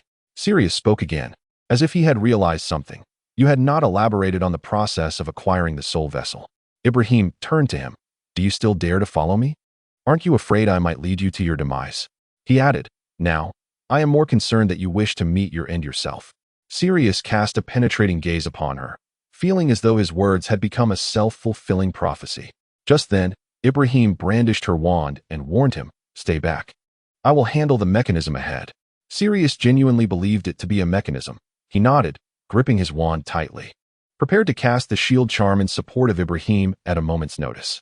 Then he witnessed her darting towards the stone basin, seizing a nearby container to scoop the unknown liquid into her mouth. In an instant, Sirius sensed that something was amiss. He cursed under his breath and rushed forward. Ibrahim felt as if her very insides were being scorched by flames. Truly, a state worse than death. Her resentment towards Dumbledore diminished considerably due to the potion within the basin. At least he had not permitted Harry to come into contact with it. Every inch of her skin felt as though it no longer belonged to her, and the excruciating agony rendered her mind a blank slate. As the void in her mind began to fill with a deluge of memories. They started with her classmates, those of her year, younger ones, Hufflepuffs, Gryffindors, Ravenclaws, cruel curses descending upon them, some not even closing their eyes. Then came the grotesque faces of the Caro siblings and their heart-wrenching curses. Those were her most humiliating memories. She felt like a mere plaything in their hands. There were memorials, the families of survivors weeping in the audience, watching them deliver various speeches from the stage. Ibrahim had only spoken once. She had not even finished before she rushed off the stage to vomit. She had often wondered why it was they who survived, why they could stand upon the corpses of the sacrificed and deliver such lofty speeches. Ibrahim felt, though she was not entombed in a coffin, an unprecedented suffocation. Each breath she managed to take was tainted with blood. Sirius was horrified, watching as Ibrahim clutched her throat tightly, murmuring words of pain and supplication. He knelt beside her, attempting to pry her fingers from her neck. Ibrahim, let go. You're hurting yourself. For a fleeting moment, her eyes seemed to clear, and she looked at him. Help me drink that liquid. You've lost your mind. Sirius gritted his teeth. Otherwise, we won't obtain that locket box. Ibrahim managed a weak smile before rising again, forcefully scooping another mouthful and swallowing it down. Before drinking, she raised an eyebrow at Sirius. Don't even think about trying to share this burden. We cannot both perish here. Sirius had never considered himself a wholly good person, yet he had never committed any wrongdoing. At the very least, he had always wielded his wand to protect Muggles and those wizards of Muggle descent. But in that moment, he felt for the first time as if he were a sinner. He remained oblivious to the depths of memory into which Ibra had plunged, only witnessing her tearfully clutching at his sleeve, her voice trembling with a fragility that seemed on the verge of shattering as she implored his forgiveness. Forcing himself to lift the cup, he sought to offer her the liquid within. Yet, she fought vehemently against it, crying out, "It hurts too much. Don't make me drink it. I'm sorry, Sirius, I'm so sorry. Drink it, and I will forgive you." The turmoil in Sirius's stomach roiled violently, nearly inducing him to vomit. He would have preferred to be the one swallowing this poison at that moment. What further devastated him was Ibra's sudden cessation of struggle. Tears continued to cascade down her face as she appeared to endure an indescribable agony, yet she settled into silence, obediently allowing him to pour the liquid into her mouth. Her features twisted in pain, her voice coming in broken fragments. "Can you forgive me now? Just one more sip, and I will forgive you." Sirius felt as though his throat was lined with blades, each word laced with heart-wrenching sorrow. The effects of the age-reducing potion rendered Ibra more reminiscent of the woman he once knew. She gazed up at him, her eyes brimming with tears. Despite the unbearable torment each sip brought, she continued to look at him with a pleading expression, devoid of any resentment. Sirius wished fervently that she were lucid at this moment. He yearned to ask what, precisely, she sought his forgiveness for. It appeared, in truth, that he was the one in need of absolution, both in this moment and in that world. She was the one who had been forsaken, the one who had endured suffering to arrive at this juncture. Trembling, Sirius poured the last of the liquid down her throat, swiftly retrieving the pendant box from the stone basin, and then enveloped her in a tight embrace. I forgive you, damn it. I don't even know what I'm supposed to forgive you for." He rested his chin atop her head, soothing her anguished murmurs. Ibra's eyes seemed to regain a flicker of clarity as she desperately grasped his hand. "It hurts so much. I'll take you back to the Phoenix Society. Evelyn will surely save you." He lifted her into his arms, her soft, repeated utterances of "it hurts, echoing in his ears. "It won't hurt soon. I promise," Sirius assured her softly, unaware of the tender kisses he scattered through her hair in a daze. The moment Evelyn laid eyes upon the unconscious Ibra in Sirius's arms, understanding dawned upon her. "That foolish girl," she muttered under her breath, then firmly grasped Ibra's hand. A steady stream of green healing light emanating from her, infusing into Ibra's body. Sirius gently laid Ibra down upon the couch, observing her gradually quiet under Evelyn's magical influence. No longer lost in cries of pain. What happened? Moody and the others quickly gathered around, their expressions tense. In a fit of rage, Sirius hurled the pendant box to the ground, his voice trembling with fury. Ibra concealed the true process of retrieving the pendant box. "Damn it.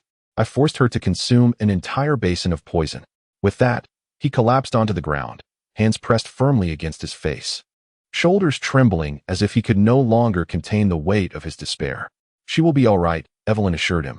James and Remus exchanged worried glances before crouching beside Sirius, attempting to comfort him.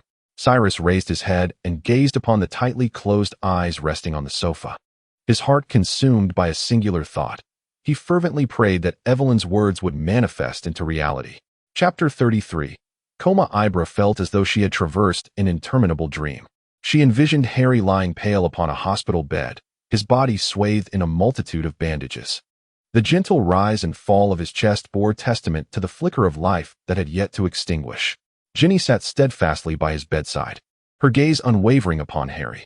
Meanwhile, Hermione, Ron, and nearly all surviving members of the D.A. occupied the room, some standing, others seated or leaning against the walls. Draco Malfoy was also present, clad in a dark suit with a brooch adorning his collar. He arrogantly occupied an armchair, legs crossed, exuding impatience as he occasionally glanced at the watch on his wrist. The door to the room swung open, and Kingsley entered with a composed demeanor, his strides purposeful, prompting all to turn their attention towards him. Percy followed closely behind, his expression grave, clutching a folder and a newspaper. The officials from the Ministry of Magic had recently conducted another search, confirming once more that Ibra Potter's whereabouts remained unknown. Disappointment etched on the faces of all, save for Draco, who merely raised an eyebrow in indifference. "I shall search again," Neville declared, rising to leave. Hannah, Dean, and several others promptly followed suit. "Wait," Hermione called out wearily, her face attempting to mask her exhaustion. In light of the recent turmoil, everyone had gone several days without rest. "Let us take a moment to recuperate before we embark on another search." Ron, his face buried in his hands, expressed his guilt. "This is all my fault. I should never have informed Ibra. Her mental state is so precarious." Hermione reached out to embrace him, offering solace, though tears cascaded down her cheeks. Ron's voice grew more desperate. "When Harry awakens and discovers Ibra is missing, he will be shattered. Aside from Teddy, she is his last remaining family. With all due respect." "Potter may not awaken," Draco interjected calmly, reminding them of the dark magic he had encountered. "That is precisely why we summoned you." Percy glared at Draco, his tone severe. "Harry has been instrumental in your family's post-war trials. It would be prudent for you to unearth a solution from your family's trove of dark magic tomes. More accurately, I was coerced." Draco rolled his eyes, his dissatisfaction evident. "I was in the midst of a date with Historia." "Enough," Neville interrupted, his frustration palpable. "Can we each address our own matters? I am going to search for Ibra now." Silence enveloped the room as the members of the D.A. followed Neville out. Ron embraced Hermione once more before exiting the infirmary, hastening to join Neville and the others. Draco massaged his temples, then rose to summon his Patronus outside the room. Percy sighed, handing the Daily Prophet to Hermione. "The current situation is dire. We must manage public opinion and reassure the wizarding community." Ibra abruptly opened her eyes, her mind flooded with the vivid remnants of her recent dream. Each scene felt hauntingly authentic, as if she had truly lived them. Ibra understood that this was likely not merely a dream, but rather a reality from her original world. A pang of anguish gripped her heart as she recalled Harry, still lying on the hospital bed. She should have gone to rescue him. Yet, fortunately, he was still alive. Ibra had been unconscious for an entire day, with Sirius vigilantly keeping watch over her room until evening, when James forcibly dragged him out for dinner. Upon his return, he was pleasantly surprised to find Ibra sitting up. She gazed down thoughtfully at the blanket. "You're awake? Are you feeling unwell?" Sirius inquired. Ibra lifted her head, looking at him with a hint of confusion, then shook her head absent-mindedly. "What are you thinking about?" "I'm contemplating how to return." Ibra's voice was barely above a whisper. Sirius was taken aback. It was the first time he had heard her express a desire to go back. But wasn't this entirely natural? She surely longed to return to her former world. Here, there was little allure for her. Sirius swallowed hard, his voice raspy. "There will be a way. Are you hungry? Shall I fetch you something to eat?" As if finally roused by Sirius's voice, Ibra raised her head to scrutinize him. He appeared somewhat haggard, his overall demeanor suggesting a lack of rest. And he carried a heavy scent of tobacco. Ibra remembered what had transpired.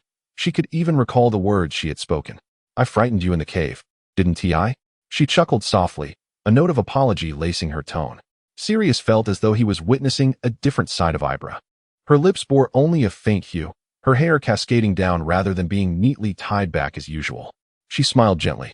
Not the aggressively fierce demeanor he had first encountered, nor the lively spirit she displayed during their snowball fight, but rather a tranquility that was soothing. Sirius recalled the Ibra who comforted younger students, leaving him curious about which version of her was the true one. "I feel like a sinner," Sirius confessed. "I forced a bowl of poison upon you." He felt he should condemn her, yet he felt unworthy to do so. She had sacrificed herself while he was the villain. She had nearly perished while he was shielded by her bravery. She had charged ahead while he reaped the benefits. Yet, a flicker of anger stirred within him at her cold acceptance of her own fate. "That's why I didn't want you to accompany me." Ibra leaned back against the cushion, tilting her head slightly. "But don't carry any burdens. I have always aspired to be a pioneer. Regardless of who accompanies me, I would willingly drink that bowl of poison. And with Evelyn here, I have great faith in her remarkable abilities." Some have remarked that you possess a foolish tendency towards self-sacrifice, Sirius said, his frustration mounting at her indifferent tone. Her calmness was infuriating. She had nearly died. Yet she spoke as if merely an observer. No, it's because the people around me all exhibit that foolish tendency towards self-sacrifice, Ibra replied with a smile. If it were someone else, would you drink it so willingly? Sirius suddenly asked after a moment of silence. Ibrahim did not respond, but extended her hand towards Sirius. As if under a spell, Sirius slowly approached her. The two drew closer, encroaching upon a perilous proximity. Ibrahim leaned in towards Sirius's ear, the breath of her words brushing against it. What do you think, Sirius? Chapter 34. Harry Marlin observed as Sirius descended the stairs with an air of forced composure, a peculiar flush gracing his cheeks. What's the matter? James inquired. Sirius, however, made his way directly to the kitchen. Ibrahim has awakened. Prepare her some food. The members of the order still present within the headquarters sighed in relief. Marlin regarded Sirius's retreating figure with a raised eyebrow. Sirius Black, the undeniable focal point of Hogwarts, with his striking looks, led Marlin to believe that anyone he pursued would inevitably acquiesce. He elicited both admiration and animosity, yet Marlin's impression of him had always been favorable. At the beginning of the term, her compartment was adjacent to Sirius and his companions, and she distinctly heard the exchanges between Sirius, James, Lily, and Snape. However, after the sorting, despite the unpleasant interactions, Marlin noted that Sirius graciously yielded his seat to Lily. At that moment, she was almost certain that, with his appearance and demeanor, he must have had a succession of girlfriends since his second year. Yet, that was not the case. He appeared wholly absorbed in playing pranks with James, disregarding the affections directed towards him, never even opening the envelopes of those love letters. Eventually, Marlin began to comprehend the reason behind this. Sirius Black was a soul trapped in oppression and darkness, yearning intensely for freedom and sunlight. Yet, he was also a Black, a lineage steeped in the notion of ambition. He would be exceedingly demanding and critical of his partner. Externally, Sirius seemed aloof, as if he were impervious to concern. Yet, familiarity revealed that he cared deeply about many things. He resembled a vigilant hound, alert to all unfamiliarity, yet once accepted, his defenses would not be raised against you. Sirius cared for Ibrahim intensely. Marlin found it unsurprising, witnessing oneself so profoundly loved by such a girl. Could anyone remain untouched by that? Even if someone could, it certainly would not be Sirius Black. Perhaps it was due to his lack of experience with love that he could never refuse such fervent affection. Sirius, Marlin called out. He turned back, a hint of confusion in his gaze. I will bring food for Ibrahim shortly. You should rest for a while. No need. I am not tired. Sirius shrugged gently, shaking his head. Ibrahim lay in bed, her mind a whirlwind of thoughts. Her world had encountered some turmoil. She had gone missing, and Harry lay in a coma. Hermione had to shoulder their burdens, and the DA members appeared utterly exhausted. Their disappearance from the public would undoubtedly incite myriad speculations within the magical community. Although Voldemort had been thoroughly vanquished, the war had left scars upon the entire magical realm, and none could escape its repercussions. Ibra turned over and spotted the double-sided mirror affixed to the nightstand. After the war, she and Harry sought the assistance of numerous esteemed alchemists to restore the mirror. Subsequently, they each took a mirror for convenient communication. This particular mirror had been her constant companion, accompanying her to this world. By some strange twist of fate, Ibra picked up the mirror. In the next moment, she nearly hurled it away. Merlin! Harry!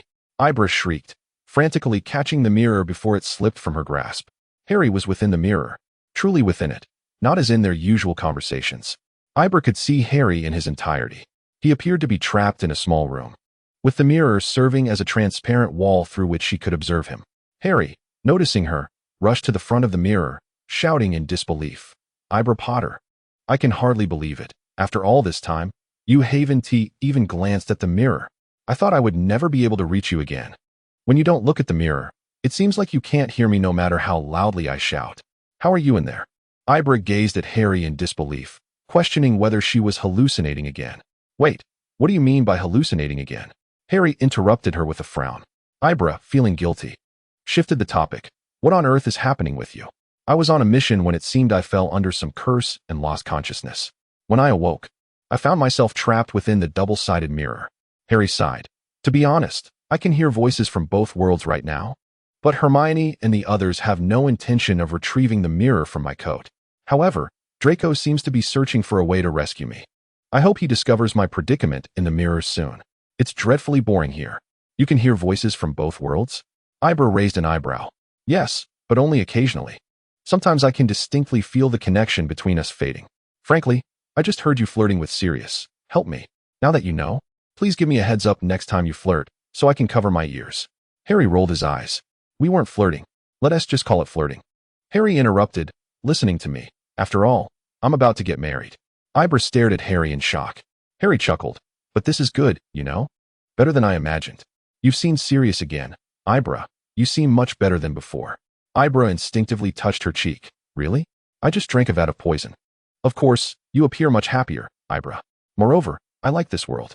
In a way, knowing that I will be the only Harry Potter you know brings me relief. I truly cannot accept the idea of another Harry being there for you. Harry grimaced, appearing somewhat weary as he plopped down onto the ground. What I mean is, you must remain in this world, Ibra. Harry looked up at her, and though he felt a profound reluctance to part with her, he understood that she must remain in this world. The other realm had exhausted her. She needed respite. He knew that as long as she stayed here, even if it meant merely watching Sirius live, she would gradually heal.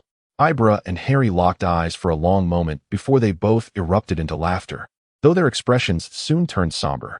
What will you do, Harry? Me? I suppose I should focus on escaping from this mirror first. Harry rolled his eyes in exasperation. If Hermione and the others don't find me, I might end up spending an eternity in this mirror with you. Then, he seemed to amuse himself with the thought. But perhaps that wouldn't be so bad. It won't happen, for Ginny will go mad if you abandon her. Once she smashes the mirror into your pocket, you'll surely be discovered, Ibra replied, shaking her finger at him. Harry's smile deepened. Do you not think Ginny's temper is increasingly reminiscent of Molly's? Ibra chuckled lightly. She is indeed her mother's daughter, is she not? Chapter 35. Memories. 10. Harry persistently urged Ibra to take action. Make Sirius fall for you, will you? Hurry up and stop pining from afar. Harry muttered from within the mirror. Ibra covered her eyes, appearing disheartened. Have I truly fallen to such depths? Do I need a love novice like you to be my strategist? Harry rolled his eyes dramatically. Suddenly, there was a knock at the door, and Ibra instinctively flipped the mirror face down on the bed. Who is it? It's me. Sirius's voice resonated from outside. Ibra, somewhat perplexed, went to open the door. It was late at night, and she was surprised that Sirius would seek her out. Is something the matter? She inquired, gazing up at Sirius standing in the doorway. Confusion etched on her face. I don't know the answer to the question you posed earlier. The light from within the room illuminated Sirius's features, sharpening his chiseled visage. Yet the emotions in his eyes betrayed a sense of confusion rather than coldness. What? Ibra was taken aback. I don't know if you would willingly drink the poison someone else offers, given that you are a warrior eager to shoulder every burden, harboring a fierce, self-destructive spirit. Sirius swallowed hard, locking eyes with Ibra. She opened her mouth, poised to respond, but in the next moment, his hand grasped her wrist with warmth and an undeniable strength. Yet it did not hurt. It felt more like he was encircling her wrist. Then, let me see. See what? I want to know the story of you and him. You and me. The tales you have not placed in the pensieve, the ones about me. Sirius gazed intently into Ibra's eyes, his expression earnest. He longed to uncover the narratives that remained unshared. He had been wrestling with his thoughts, admitting that he was profoundly affected by Ibra's actions in the cave. Her unwavering trust and love, wild to the extreme, had captivated him, igniting an insatiable curiosity about what transpired between her and him, why she could love him so fiercely, and how he had come to receive such a love. Sirius may not have contemplated whether he held any regrets before his demise, but he undoubtedly would not lament the absence of love in his life. For Ibra, there was no denying Sirius. Her only wish was for him to exist. Now, before her stood the very embodiment of life, breathing and gazing intently at her. With this alone, she felt fulfilled in all her desires. The hour was late, and the first floor was devoid of any presence. Sirius illuminated the candles with a flick of his wand. What do you wish to see? Ibra inquired, tilting her head towards him. She understood this was a fortuitous moment. Even if Sirius believed he was not himself, even if he harbored no affection for her. After glimpsing fragments of her memories, a sense of responsibility had emerged within him, compelling him to care for her. The meals he had prepared using the warming charm, The lingering glances he cast her way, and the watchful care he provided during her unconsciousness all attested to this bond. Ibra entertained a bold notion. She yearned for Sirius to believe they had once been in love. Yet, she hesitated, pondering whether to fabricate a lie with false memories. If Sirius were to pity her and fall in love due to such contrived recollections, would that not be profoundly unjust to him? Anything. As long as it pertains to us. Sirius reclined against the back of his chair, his pale gray eyes reflecting the flickering candlelight, his entire focus resting upon her. Ibra had awaited this moment for far too long. She no longer cared if it was sinful. If it meant that Sirius might love her in return, she would gladly embrace it. A memory was drawn from Ibra's mind, cascading into the pensive. Will you join me? Sirius seemed to invite. No. I've revisited those memories countless times. Otherwise, do you think I could have endured this long? Ibra gently shook her head. Sirius regarded her intently before bowing his head to delve into the memory. It was Christmas, warm and inviting, and Sirius beheld a multitude of faces in the scene. He sat on the closest sofa to the Christmas tree, a smile gracing his lips as he watched the children unwrap their gifts. Among them, he noticed Harry. Ibra leaned against the armrest of the sofa, unconcerned about rushing to the tree. Don't you wish to see your gift? He turned to Ibra, playfully lifting his chin. Have you prepared one for me? Ibra did not answer directly, but cocked her head, her tone teasing. Sirius nodded, his smile deepening. Of course, you will adore it. I consulted Harry beforehand. Ibra pouted. Is it that muggle perfume? Sirius blinked slowly twice. You both know each other quite well, he remarked with an air of implication. Ibra made a face at him. Don't be ridiculous. He has been dating Autumn lately, though it's been rather unsuccessful. Are you not childhood friends with Harry? Sirius chuckled. But I don't fancy him, Ibra retorted, leaning forward, closing the distance between them. Then who do you fancy? Sirius did not shy away, he merely smiled, narrowing his eyes as he regarded her. Ibrahim raised an eyebrow, choosing once more to disregard his inquiry, her gaze settling upon the ring adorning his pinky. I desire this as a Christmas gift, she indicated towards the ring. Sirius's body stiffened momentarily as he lifted his eyes to meet hers. Why do you want this? I find this ring rather beautiful, Ibrahim shrugged, extending her hand towards Sirius. He inhaled deeply, then exhaled softly, ultimately removing the ring from his finger and gently sliding it onto Ibrahim's index finger. I shall not take it off. Ibrahim beamed with a radiant smile, admiring the ring now gracing her hand. Taking it off is of no consequence. It is not of great importance. Sirius appeared momentarily pierced by her smile, nervously averting his gaze. That is not the case, Ibrahim retorted, wrinkling her nose. Let us unwrap the Christmas gifts. Sirius shifted the topic. It is jasmine-scented perfume. I believe you will adore it. Ibrahim fixed her gaze upon him until Sirius, feeling uneasy, ran his fingers through his hair. Merry Christmas, Sirius, Ibrahim murmured. Who taught you to call me that? Sirius furrowed his brow, yet soon revealed a smile. Merry Christmas, Ibrahim. Chapter 36. False Memories. 11. Sirius was a man of contradictions, fully aware of his own duplicity. That ring held great significance for him, as it did for her. In that future, it was a gift from Regulus. And after his passing, the ring became even more precious and meaningful. As the memory concluded, it seamlessly transitioned into another. Sirius's face flushed crimson, instinctively holding his breath. Frozen in place, the dim light illuminated the scene, moonlight streaming through the curtains, casting a glow upon the sofa and upon Ibrahim's golden hair, which shimmered like smooth silk. She was straddling his legs, propped up, her hands cradling his face as she kissed him from a lofty position. He was compelled to lean back, his head resting against the sofa's back, his hands gripping her waist tightly. The intimate sounds of their lips mingled with hurried breaths. Sirius felt his hand begin to wander towards Ibrahim's back, the fabric brushing against his skin with a blush-inducing whisper. Ibrahim appeared to wish to rise, but as she began to depart, his hand found its way to her head, pulling her back in that fleeting moment. Ibrahim emitted a soft whimper and a triumphant giggle, seemingly compliant as she kissed him once more, only to pull away again. He gazed at her, his eyes clouded with confusion, as if still lost in the aftermath of their recent kiss. Tell me you love me. Ibrahim's hand gradually slid down, encircling his neck. He smirked, leaning eagerly closer. I love you. In the next heartbeat, they were once again pressed tightly against one another. Ibrahim, appearing slightly fatigued, relinquished her upright position on the sofa and settled onto his lap. He let out a suspicious muffled sound. Ibrahim noticed Sirius suddenly lift his head from the contemplation basin, a flush creeping up his neck, his demeanor a picture of panic.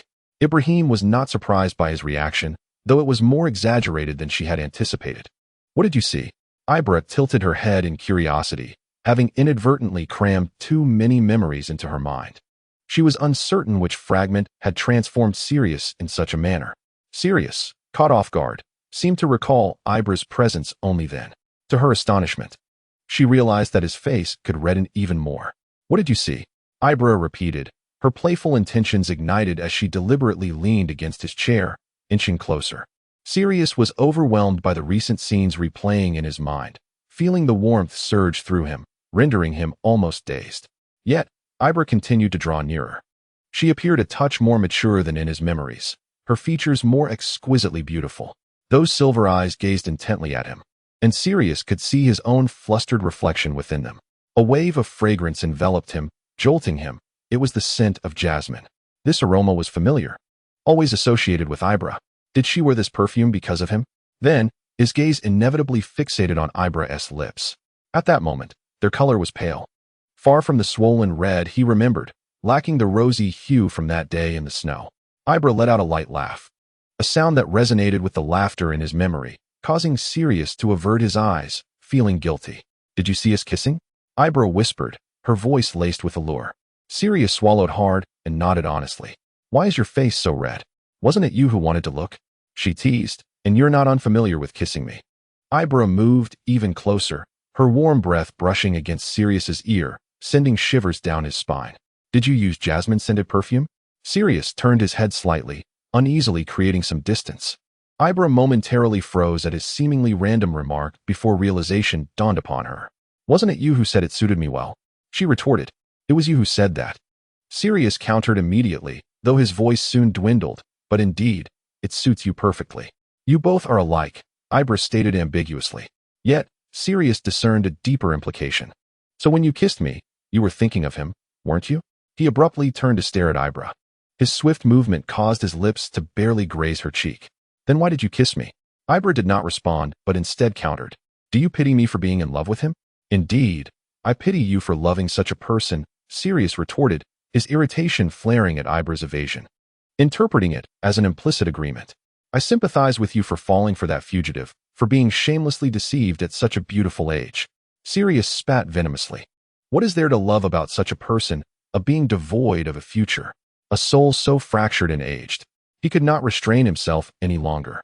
It felt as though he were venting. He did not even understand why he harbored such resentment and fury towards him.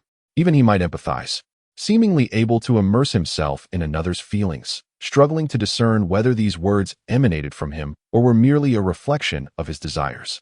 Let us not conflate our identities. I am not as wretched as he.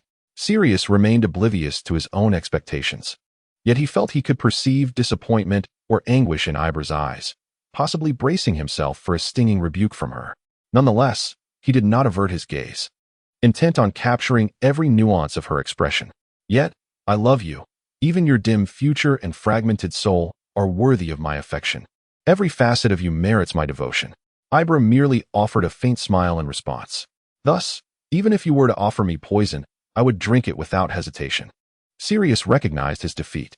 He watched Ibra rise and exit the living room, his gaze lingering on her retreating silhouette, his heart racing with a tumultuous blend of intensity and pain. The very thought of administering poison to her left him in a state of perpetual self-reproach. Yet, in a sudden epiphany, he understood the motivation behind his recent declarations. He sought assurance, a deeper confirmation of her love and sincerity towards him. It seemed he had become addicted to this pursuit. Like a lamentable thief, the more he comprehended the depth of her affection, the more he craved her love, as if a portion of that love might spill over and envelop him. In despair, Sirius covered his face. He was indeed envious of her, yearning to be cherished. Chapter 37. Jealousy. Ibra nearly fled back to her room, her heart pounding violently. She quickly spotted the mirror she had left behind on the bed. Guilt washed over her as she covered her mouth, hastily retrieving the hand mirror. Should I be grateful you did not take me with you? Or should I be angry that you abandoned me here? Harry appeared even more haggard than before. I apologize, it won't happen again, Ibra vowed. Harry shook his head in despair, exhaling a heavy sigh. I just heard Malfoy advising Ginny to remarry. Ibra raised an eyebrow. Did Ginny strike Malfoy? It sounds as though she kicked him. Harry chuckled lightly. I believe they will discover your presence soon. Ibra gazed at Harry in silence. If that is the case, I shall remain in this mirror for as long as I can, until you no longer require my presence. Harry shrugged. Do you wish to meet your parents? Ibra suggested. They may wish to see you as well. They cannot see me. When you were unconscious, Sirius looked into this mirror. He could not see me. I suspect there are conditions to be met. Harry shook his head, then offered a bittersweet smile. However, I wouldn't mind seeing them. You know, photographs differ greatly from reality. James spotted Sirius on the balcony in the dead of night. Initially, it was Evelyn who awoke in the night, prompting him to the kitchen for a bit of juice, only to find the melancholic and quiet Sirius on the balcony. He tilted his head, studying Sirius for a few seconds before returning the juice to the room, then wandering back to the balcony. Did you have a nightmare as well? James inquired with practiced ease. He had always been aware of Sirius's tendency to suffer from nightmares, having been roused from his slumber by Sirius's cries since the very first day of first grade. I had just perused Ibra's memories regarding the moments between her and me. Sirius turned to face James, who nodded in understanding.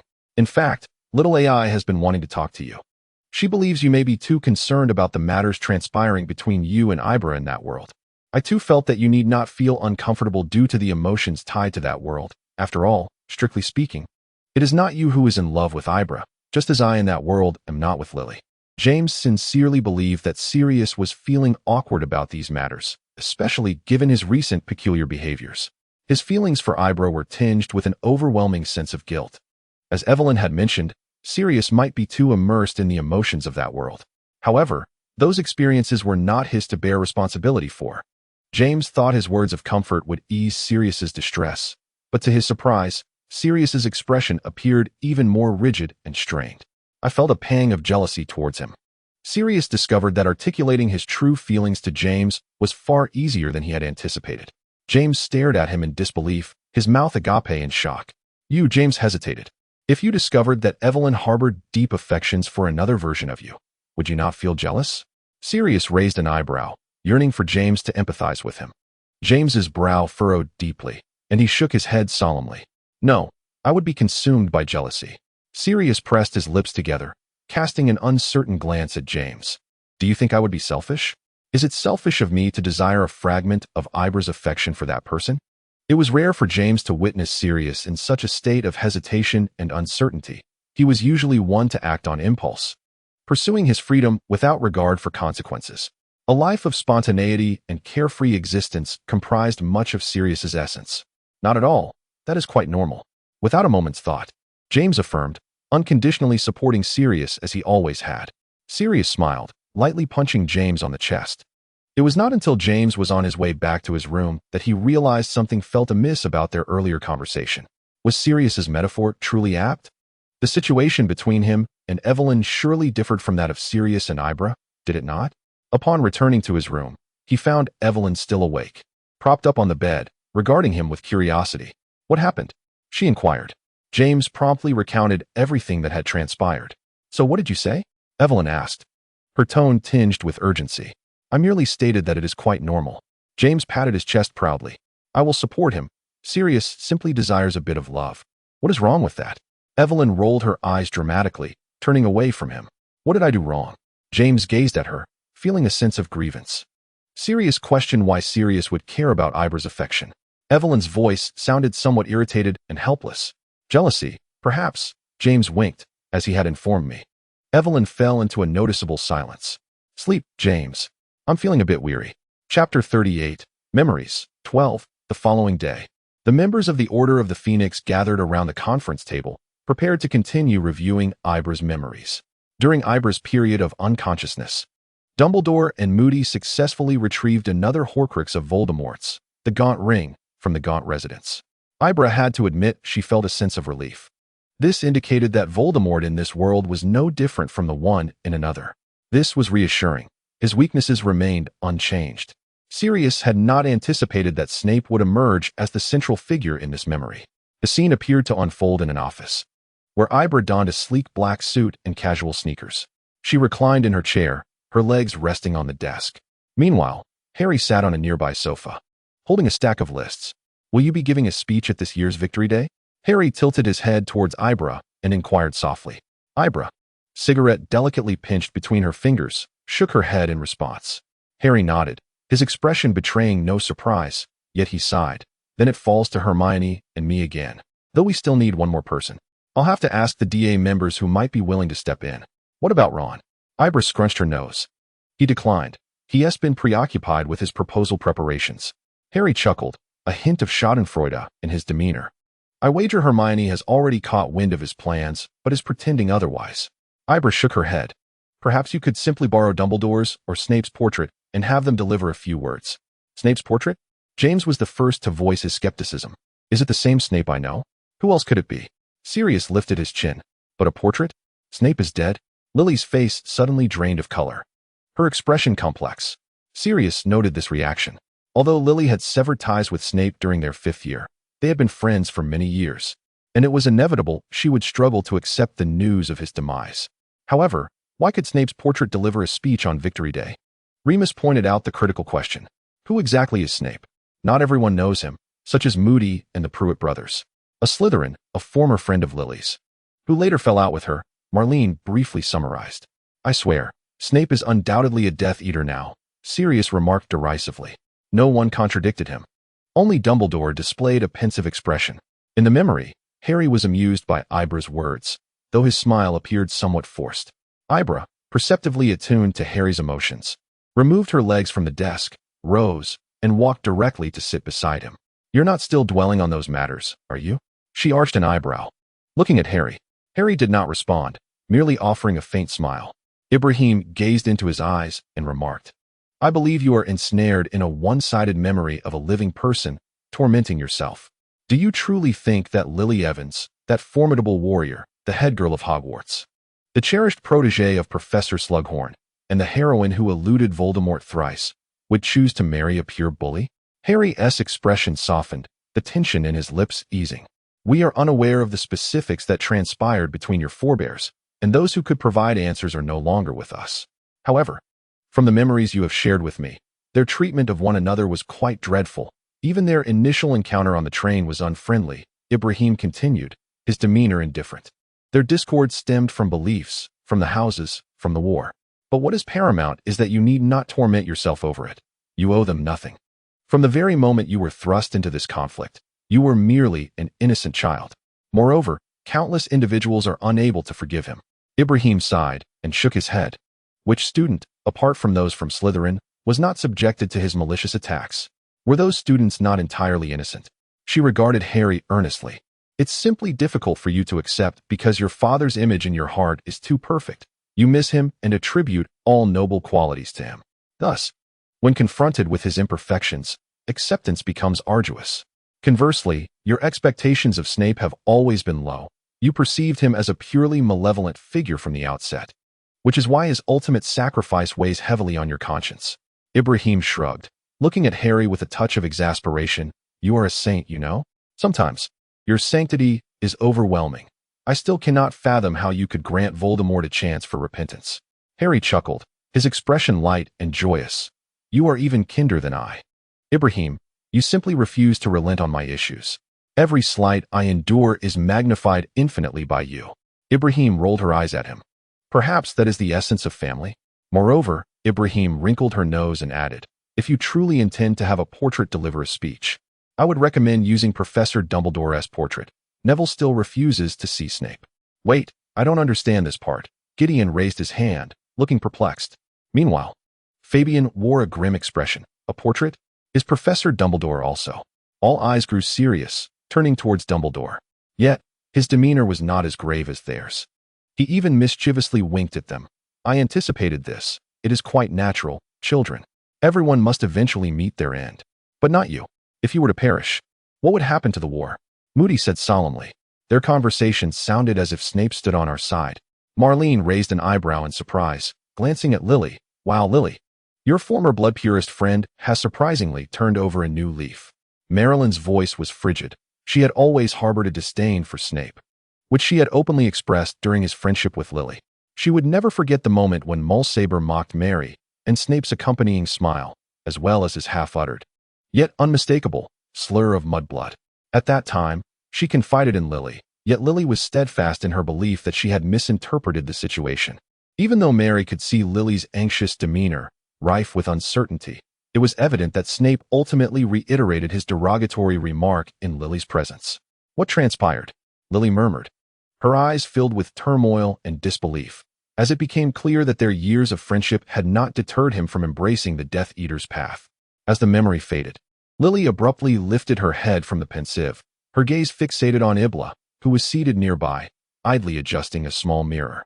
Ibla glanced over and quickly grasped the unfolding situation. Have you seen the story about Snape? Her tone implied understanding. What happened? Did he join us? Sacrifice himself? Lily inquired eagerly.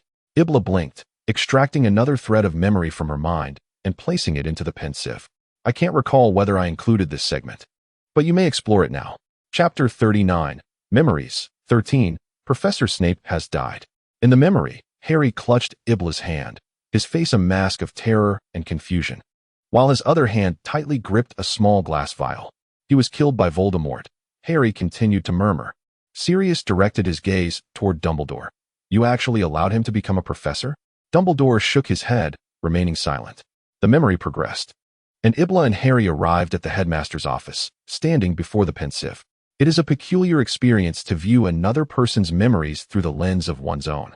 Yet, to a certain extent, they unraveled the intricacies of the situation. As Snape's recollection concluded, Ibla and Harry fell into silence, joined by Sirius and the others. Lily pressed her lips tightly together, uncertain of how to react, her thoughts a chaotic whirlwind. She was not entirely ignorant of her feelings toward Snape. During her early years of awakening affection, she had inevitably developed a subtle fondness for him. However, those fragile emotions had been eroded through repeated disappointments and arguments. Perhaps after one such quarrel, Lily realized that she and Severus could never truly belong to the same world. Though Severus appeared to care for her, he was unwavering in his unwillingness to compromise. She had consistently made concessions for the sake of their friendship, but this matter was different. She could never betray her own lineage, both objectively and subjectively. She had never envisioned that Severus would change, yet the events in the memory seemed almost inevitable. He had indirectly caused her demise, and the overwhelming guilt compelled him to assist Dumbledore. Lily found this all absurd. Their friendship and feelings could not prompt him to compromise, yet her death could? All that Lily felt was sorrow. Severus Snape was tragic, and so were Lily Evans and Lily Potter. He harbored a secret affection for my mother. And Harry looked at Ibla with a sense of bewilderment. Is this the crux of the matter? Harry, the crux is that Dumbledore desires you to go to your demise. Ibla completely disregarded Harry's words, her eyes reddening, her features contorted in extreme anger. Leave. You must vacate this place immediately. Ibla tugged at Harry, dragging him outside, urging him to seek Aberforth. You must escape, Harry. Flee abroad. Anywhere, even Australia. Ibla. Harry remained motionless, instead grasping her hand, tears welling instantly in his eyes. He appeared utterly helpless, yet his gaze towards Ibla was filled with tenderness. Can you promise me that you will leave this place? You are out of your mind. I must stay? Ibla's breath became rapid. I must stay as well. Harry laughed bitterly. I need to remain for everyone's sake. I do not care. I only want you to live. If Sirius were still alive, he would agree with me. Ibla nearly shouted, her emotions fervent, her face flushed. What about victory? Do we not desire victory? Harry gazed at her silently, refraining from a loud rebuttal. His voice was soft, yet silenced Ibla. What of our friends' lives? What of the lives of the Order members and the innocent wizards who stood with us? What of the lives of the Hogwarts students? What of the little Hufflepuff who would cling to your leg and call you sister? Ibla nearly collapsed to the ground, glaring at Harry with resentment. You are truly cruel. You want me to live and accompany you, only to witness your demise. I will strive to return alive, I promise. Harry crouched before her, smiling gently, as he tucked a stray hair behind her ear. Now, I must go seek Voldemort. Ibla nodded with great difficulty, her gaze fixed on Harry, and slowly released her grip on his clothing. Sirius observed her expression, which was filled with anguish, as if she had not willingly let go but had instead been forced to shatter her own resolve. Harry, we shall meet again soon. Just as Harry was about to step out, Ibla suddenly spoke. Harry turned sharply, looking at her with a hint of fear in his eyes. In every sense. We shall meet again soon. Ibla smiled at him. I am truly sorry." The moment Dumbledore departed from the memory, he spoke immediately, his face etched with emotion and guilt. James and the others, along with Lily, bore expressions of complex anger and turmoil. Ibla averted her gaze, lowering her eyes to avoid Dumbledore's sight. "In truth, you have acted rightly, Headmaster Dumbledore. You saved the magical world, sacrificing yourself. We cannot demand of you any nobler deed, for you were under no obligation to do so. None of us gathered here are obliged to act thus. And Harry, he is the epitome of an innocent victim of war. Harry is a pitiable saint. He may have blamed you for a fleeting moment, yet he has always steadfastly believed that he is unequivocally yours, Dumbledore." The elder in the high seat revealed a smile that mingled joy with sorrow, the pain in his eyes deepening. "He continues to hold you in high regard, to miss you, and to admire you. Such sentiments are shared by all within the magical realm. Yet, I find myself shamefully blaming you. For Harry is of paramount importance to me." James felt that what Ibra expressed resonated profoundly with his emotions. Gazing upon Harry, who bears an almost identical resemblance to him, James found it challenging to detach himself from the identity of a parent. Not only he, but all who witnessed the memories felt a sense of ancestral connection. James came to a realization. The war must come to a swift conclusion, for the traumas wrought by conflict need not be perpetuated. Chapter 40. Share your love with me. Sirius had always believed that he would not entertain thoughts of love or yearn for it before reaching the age of 30. He did not disdain love. Rather, he felt that fortune would not smile upon him in that regard. Familial affection, in contrast, seemed the easiest to acquire and the most gratifying. However, he did not find that warmth in Walburga and Orion, and later, the bond with Regulus faded due to their divergent paths. Nevertheless, he was fortunate to forge friendships, ample friendships, that made him feel he could navigate life through these connections. As long as his friends remained, he harbored a deeper attachment to this world. He did not believe that love would come his way again. Among all emotions, love appeared the most unpredictable and elusive. He could not envision himself experiencing such fortune. Moreover, Sirius had developed a certain fastidiousness towards love, perhaps influenced by Walburga and Orion. He greedily anticipated a love that would embrace him wholly and fervently, one that would not be enamored merely by his appearance, his surname, or his youth, but would love him unreservedly, even upon witnessing his vulnerabilities and the shadows within. Sirius did not perceive himself as a giver in any relationship. He refrained from extending olive branches. Even with James, it was James who first offered kindness on the train, which he reciprocated. Sirius never imagined he would encounter such a person, yet he did.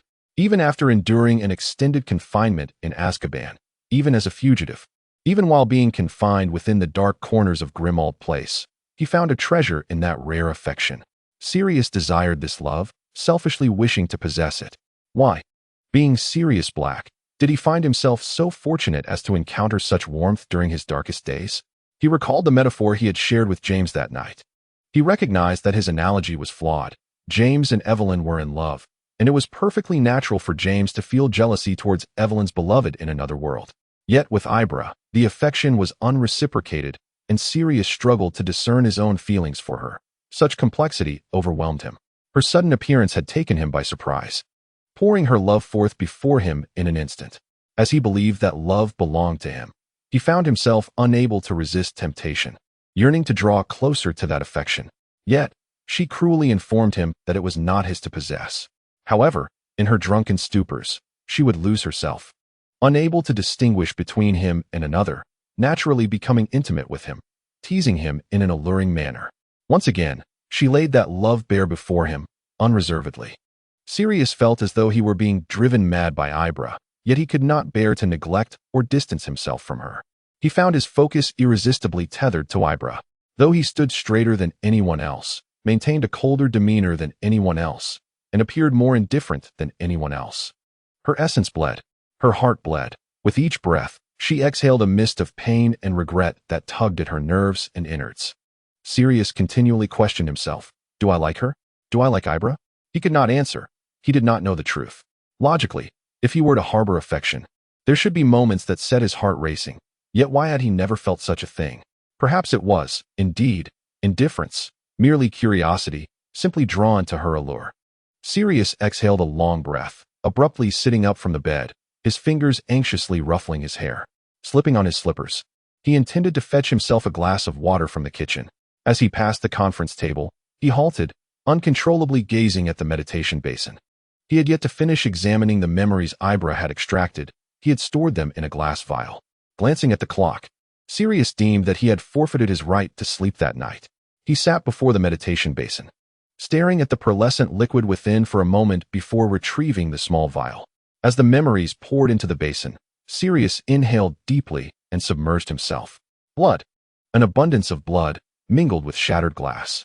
The moment Sirius entered the memory, he was startled by the blinding red. Terrified, he lifted his gaze to the source of this crimson hue.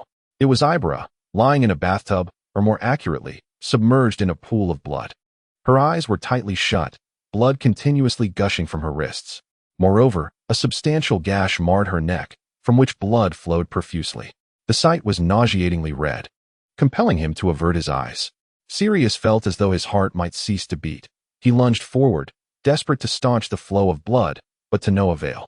Just then, Harry burst in, appearing utterly shattered, calling out Ibra's name with a loud voice, trembling as he retrieved a bottle of white elixir from his pocket, pouring it onto her neck wound, followed by her wrists, and then onto the various cuts on her arms. Under the potion's influence, her skin began to heal gradually. Yet remnants of fragile red marks remained, the areas around the wounds taking on an abnormal bluish-red hue. In that moment, Sirius had time to scrutinize Ibra. Her entire visage was a pallid gray, her lips devoid of color, rendering her altogether lackluster. Moreover, she was exceedingly slender, with her protruding bones easily visible. Harry knelt beside the bathtub, leaning forward to embrace her tightly, his voice hoarse as he implored, "Do not leave me. Do not leave me." Ibra half opened her eyes, and Sirius was uncertain whether she possessed any strength left. He often dreamt of her, murmuring softly, and he dreamt of him questioning why he had not grasped him. Each day, with every closure of his eyes, these visions would haunt him. Sirius gasped as he lifted his head from the pensive, struggling to escape the clutches of memory. He could no longer bear to witness it, nor did he wish to continue. Clutching his heart, he felt an agonizing pain, as though all the scars and suffering had converged upon that singular organ. Was he grieving for her? A sudden surge of anger ignited within him, directed at that individual. His death had not claimed any enemies, yet it had nearly taken away the one who loved him. If this were the case, if the pain was so profound, why did Ibra still love him? Why did she continue to wear his ring? He had caused her such distress. She ought to forget him and live well. She should cease loving him.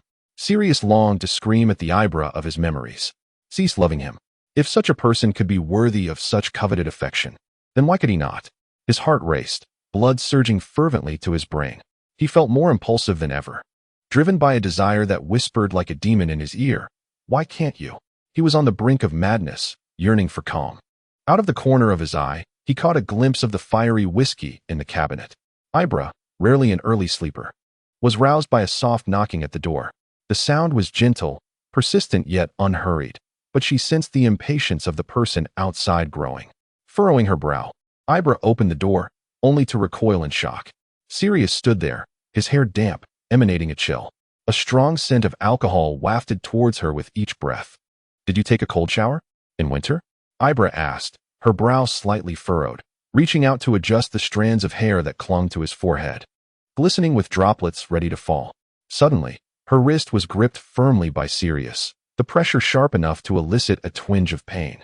Moonlight streamed through the corridor window, illuminating Sirius, accentuating his striking features with an almost ethereal allure. Yet, Ibra had no time to admire the scene. Her brow knitted in concern. She glanced at Sirius's wrist. There, a fresh wound marred his skin, as if hastily treated after a severe cut. "What happened to your wrist?" Ibra inquired anxiously. However, Sirius offered no reply. He merely gazed at her with his pale gray eyes, unwavering. He pressed his lips together, as if hesitating, yet also urging himself onward. "Share your love with me," he uttered, or perhaps it was a gamble, or a plea. Chapter 41. The temptation of Adam. The reason behind Adam's temptation lay in his newfound affection for the apple. For a moment, Ibla was taken aback, struggling to comprehend the nonsensical utterance that had escaped Sirius's lips. She persisted in furrowing her brow, directing her gaze at his wrist. "First, tell me what is wrong with your wrist. Promise me you'll explain." Sirius was relentless in his pursuit of answers. Ibla merely raised an eyebrow at him. and soon after, Sirius succumbed. I saw it, he mumbled, leaning against the doorframe, no longer gripping Ibla's wrist. His fingers gradually brushed against her hand, caressing it before slowly extending toward her arm. His fingertips were somewhat cold, prompting Ibla to involuntarily recoil. I witnessed the cruel acts you inflicted upon yourself. Sirius spoke slowly, his voice somewhat slurred, as the alcohol encroached upon his mind, rendering each word increasingly laborious, yet effortless to expel. He had just managed to endure that memory, observing Ibla as she drew sharp glass across her skin, seemingly unfazed by the pain. He found himself bewildered, pondering whether it truly did not hurt. He desperately hoped that it did not. The instant blood flowed forth bore a peculiar beauty, yet the following moment was filled with excruciating agony. Sirius stared blankly at his wrist. What a fool I am, he mused. That must have been painful. Yet paradoxically, a twisted sense of satisfaction welled up within him, at least for a fleeting moment. He had tangibly connected with her suffering. He was the source of her torment, yet he could share in that pain. Sirius chuckled, a surge of impulse igniting within him, an urge long suppressed, now easily liberated by the alcohol. He yearned for Ibla to recognize that he was inferior to her. She needed to be generous, to distribute her love toward him. She ought to be selfish, to cease loving him. Ibla watched as Sirius, almost boastfully, presented his bloodied wrist before her. See, I have touched a fraction of your pain. Ibla was utterly bewildered by Sirius's erratic behavior, overwhelmed by an uncontainable surge of heartache and anger. In a fit of frustration, she forcibly pulled Sirius into the room, pressing him onto the sofa. Raising her wand, she completed the hasty healing spell. Are you an idiot? How was I to know you had a penchant for self-harm when intoxicated? Ibla's voice instinctively took on a severe tone. However, the expression on Sirius's face suddenly morphed into one of grievance. You shouldn't say that, he murmured softly. Ibla was momentarily taken aback, gazing at him in disbelief. You ought to commend my prowess. Sirius averted his gaze, pouting, his tone imbued with childlike indignation. Ibla was nearly driven to laughter by her exasperation, yet before she could utter a word, Sirius abruptly turned to her, glaring in fury as if her demeanor was intolerable. Why are you so serious with me? You should praise me, and then grant my request. It was then that Ibla recalled his earlier words, initially dismissing them as mere drunken ramblings. Do not love him, he is the root cause. Come love me. Sirius enunciated each word with remarkable seriousness. Ibrahim could not comprehend how someone could utter such domineering words with a tone so pitiful. Yet, he sensed he understood the underlying reason behind Sirius's declaration. Deep within, there resided an innate sense of superiority and aloofness. He could not bear the thought of being the one not chosen. He could not tolerate the reality that they were all serious, while he was the unloved one. This time, Eve had cast the enticing red apple right from the start, and the Adam created by God succumbed to temptation, pleading with Eve to share the fruit with him. Adam did not particularly fancy apples, yet everything that the color red symbolized drove him to madness, blood and desire, fervor and courage, along with that stubborn, reckless love. Ibrahim felt truly wicked. Even though he had not initially resolved to succumb, he ultimately allowed himself to be lured by that love. She would be cast out of Eden, but that was inconsequential, for he would accompany her in her fall. God might never grant forgiveness, but surely Merlin would promise, would he not? I love you alone, Ibrahim vowed, assuring that she would not refuse any of Sirius's requests, especially since her love for him was genuine. Even if his present request stemmed from jealousy, it was enough for her. She wished to reveal everything to Sirius, how they shared the same soul, how he was indeed himself.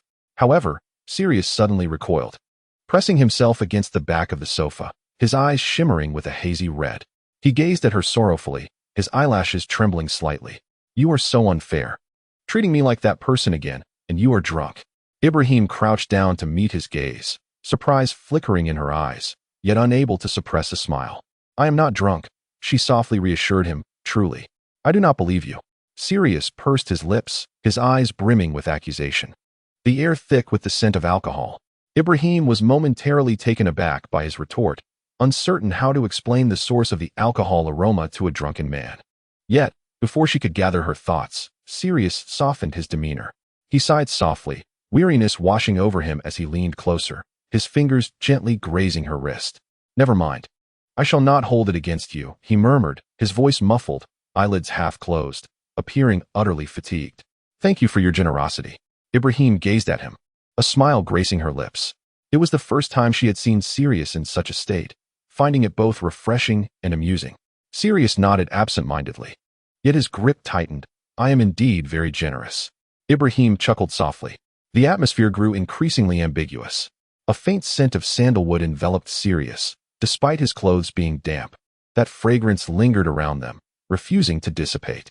Ibrahim lit a candle on the table, the flickering flame casting soft shadows, enveloping the room in a gentle, golden hue. She was uncertain if Sirius had fallen asleep. His breathing became steady, as though he had slipped into dreams. Just as Ibrahim felt her legs beginning to ache and was about to rise, Sirius spoke suddenly. You are so cold. His voice was soft, almost dreamlike. Ibra lowered his head to look at him, his eyes widening slightly as he gazed quietly at her. You are cold, he murmured. You are drenched. Are you leaving? Sirius tilted his head, holding her hand yet not loosening his grip in the slightest. I merely have sore legs, she confessed. Then sit on the sofa. Sirius shifted aside, his gaze unwaveringly fixed on her. Ibra complied and sat beside him as he wished. In the next moment, Sirius suddenly embraced her, burying his face deeply into her shoulder. You are too cold. You need to warm up. His voice was muffled, earnest, and insistent. She could feel the dampness of his hair brushing against her neck. Cool and unsettling, yet she did not pull away. Instead, she subtly inclined her body, allowing him to hold her tighter. After a moment, Sirius let out a sigh. You are right, he murmured softly. Ibra's shoulder trembled slightly, involuntarily shivering. His lips grazed her skin, perhaps a tentative kiss. What? She paused for a moment, realizing what he had just said.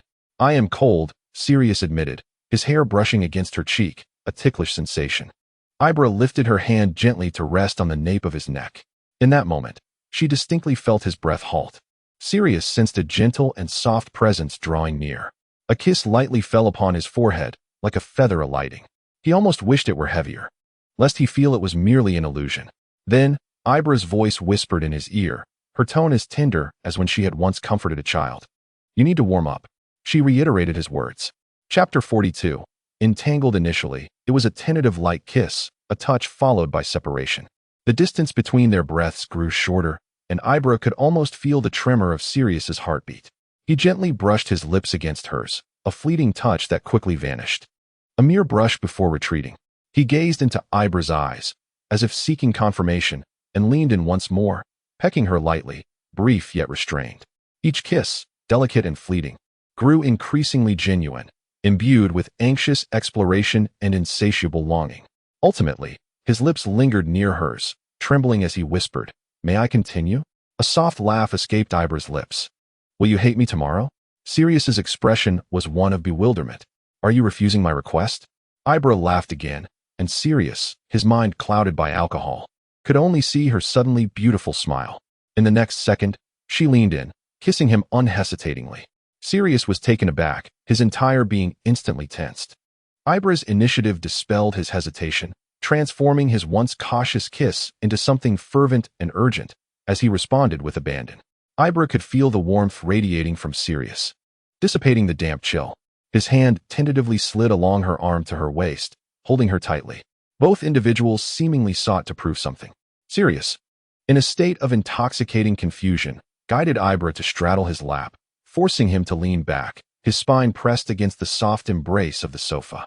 Sirius's lips brushed against her cheek, trailing to her ear, leaving behind hurried and disordered kisses. Ibra slightly tilted her neck, no longer pinning him to the sofa, allowing him greater freedom of movement. Yet, her hands remained firmly clasped around the nape of his neck, with no intention of loosening their grip. In the room, apart from the ambiguous sounds of water and their heavy breaths, only the rapid thumping of their hearts resonated, each able to hear the fierce rhythm echoing within the other's chest. The flickering candlelight cast a dim glow, enhancing the suggestive nature of their movements. Insatiable kisses and entwinements rendered the air thick and heated, the temperature rising sharply.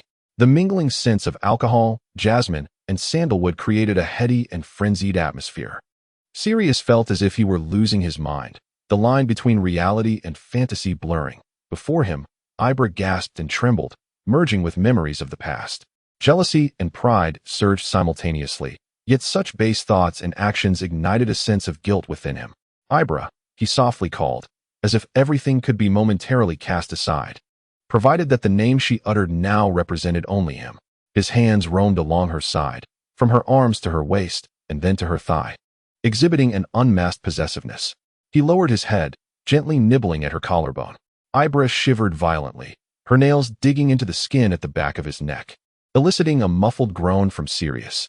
The sound of fabric rubbing together was particularly pronounced in the room, breaths intermingling beside each other's ears, accompanied by hushed whispers and uncontrollable gasps. "I am a scoundrel." Suddenly, Sirius halted his movements, resting his forehead against hers, his eyes reddened. Ibra momentarily detached from the fervor, gazing at him in confusion. "Are you willing?" Sirius's voice was hoarse. He felt truly despicable, having used his visage to entice her, brazenly intruding into her slumber in the dead of night, tempting her to share in his insomnia. He knew she could not refuse him. Ibra chuckled softly, tightening her embrace around him, her legs instinctively wrapping around his waist. "If you carry me to the bed, then I am willing. The sofa is quite uncomfortable."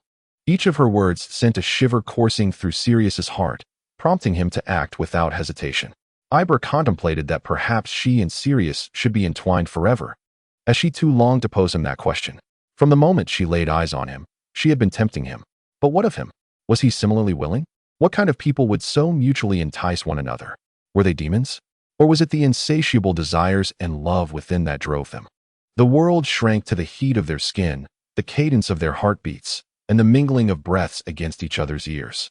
She was held tightly in Sirius's embrace, each touch threatening to dismantle her entirely, only to reassemble her as a being wholly his.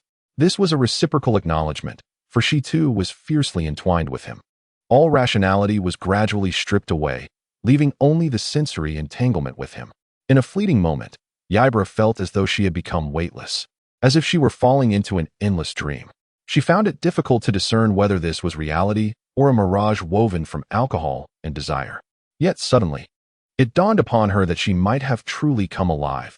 This world, rendered surreal at this moment, began to take on a tangible quality. Abruptly, everything came to a halt. Just as she was on the verge of losing her composure, Sirius came to an unexpected stop, his lips hovering near hers, yet hesitating to descend once more. His voice was nearly shattered, the crimson glimmer in his eyes swirling with a blend of drunken stubbornness and vulnerability. "Tell me I am better than him." Ibra felt her heart tighten under the weight of his question. She caressed his face and softly replied, "You are him." However, this response did not soothe Sirius. Rather, it cast a deeper shadow over his gaze. He swallowed hard, murmuring in a tone laced with reluctance, "No, I am different. I am undeniably younger, undeniably more handsome." In the next instant, as if to tear apart this sense of inadequacy, he kissed her with an urgent fervor, his actions infused with long-suppressed jealousy and possessiveness. He refused to relent, unwilling to grant her any escape, as if only through increased fervor could he prove something. Ibra found herself utterly submerged in this uncontrollable tide, unable to distinguish between pain and desire, only aware of his overwhelming urgency and a nearly pathological fixation deep within her soul. Or perhaps, it was her own obsession and urgency. "Why do you want me to love you?" Ibra tightened her grip, compelling Sirius to halt and meet her gaze. "Because," Sirius replied, his eyes clouded as he beheld her silver irises. "Because I have seen too many of his memories. I envy him for possessing your love. I have become too invested. You cannot blame me. I feel guilty for feeling this way about you. I believe that if you loved me, I would not have betrayed you like that." Yet, what Sirius left unspoken was the feeling of his heart racing at that moment, matching the cadence it had when he first encountered her. His heart, forever beating for her, pulsed with such fervor. It wasn't that he had not felt a spark. Rather, he had always been enraptured. But how could this be? Could love at first sight truly manifest in his life? Chapter 43. Illness. Breakfast consisted of bread and milk brought back by the Pruitt brothers. James rested his head on Evelyn's shoulder, half-closed eyes mechanically chewing the bread in his mouth. Meanwhile, Remus, with a piece of bread clenched between his teeth, was fervently composing a letter. "Are you once again in contact with your childhood sweetheart?" Ameline teased him with a smile, causing Remus's ears to redden as he nodded gently. Dorcas sipped from his cup of coffee, letting out a satisfied sigh. "Christmas is just around the corner. We can celebrate together." Fabian also nodded in agreement. With Regulus acting as our insider among the Death Eaters, Our success rate in thwarting attacks has significantly increased. Even the Dark Lord seems to have sensed something, as the frequency of attacks has diminished considerably in recent days. We should be able to breathe a little easier during Christmas. Remus offered an apologetic smile. This Christmas, Sally will be coming to my house, along with her parents. So I expect I won't be able to stay here. It matters not. Once things stabilize further, we might arrange a gathering to meet. Evelyn smiled gently. James, appearing rather drowsy, raised a finger in agreement. Your relationship is quite steady, Fenwick remarked. In your little circle, only Sirius remains without a girlfriend. A guard, with a teasing expression, chimed in, but isn't his future wife here? To be precise, that is not his future wife, but another Sirius's. Alice shook her head. It's different, besides. Sirius has been acting rather strangely these past few days. He must feel quite embarrassed. By the way, where is Sirius? Is he still in bed? Gideon scanned the dining table. I called for him this morning. His room was empty. He must have gone out. Remus shrugged. He often goes out for motorcycle rides. Really? Gideon frowned. But when we arrived just now, we saw his motorcycle parked outside. This caught James's attention, and he sat up straight. Worry etched on his face as he pulled out a compact mirror. I'll check on him. Before James could take further action, the door was flung open with considerable force and slammed shut, capturing everyone's attention. An urgent and chaotic sound of footsteps descended the staircase. Ibro appeared, hastily draped in a robe, with countless ambiguous kiss marks scattered across his neck and exposed collarbone, even bearing a few bite marks. Several individuals coughed violently. As if taken aback, Ibra rushed towards Evelyn, grasping her hand. Does that marvelous ability of yours cure colds? Well, it's more effective for external injuries, essentially.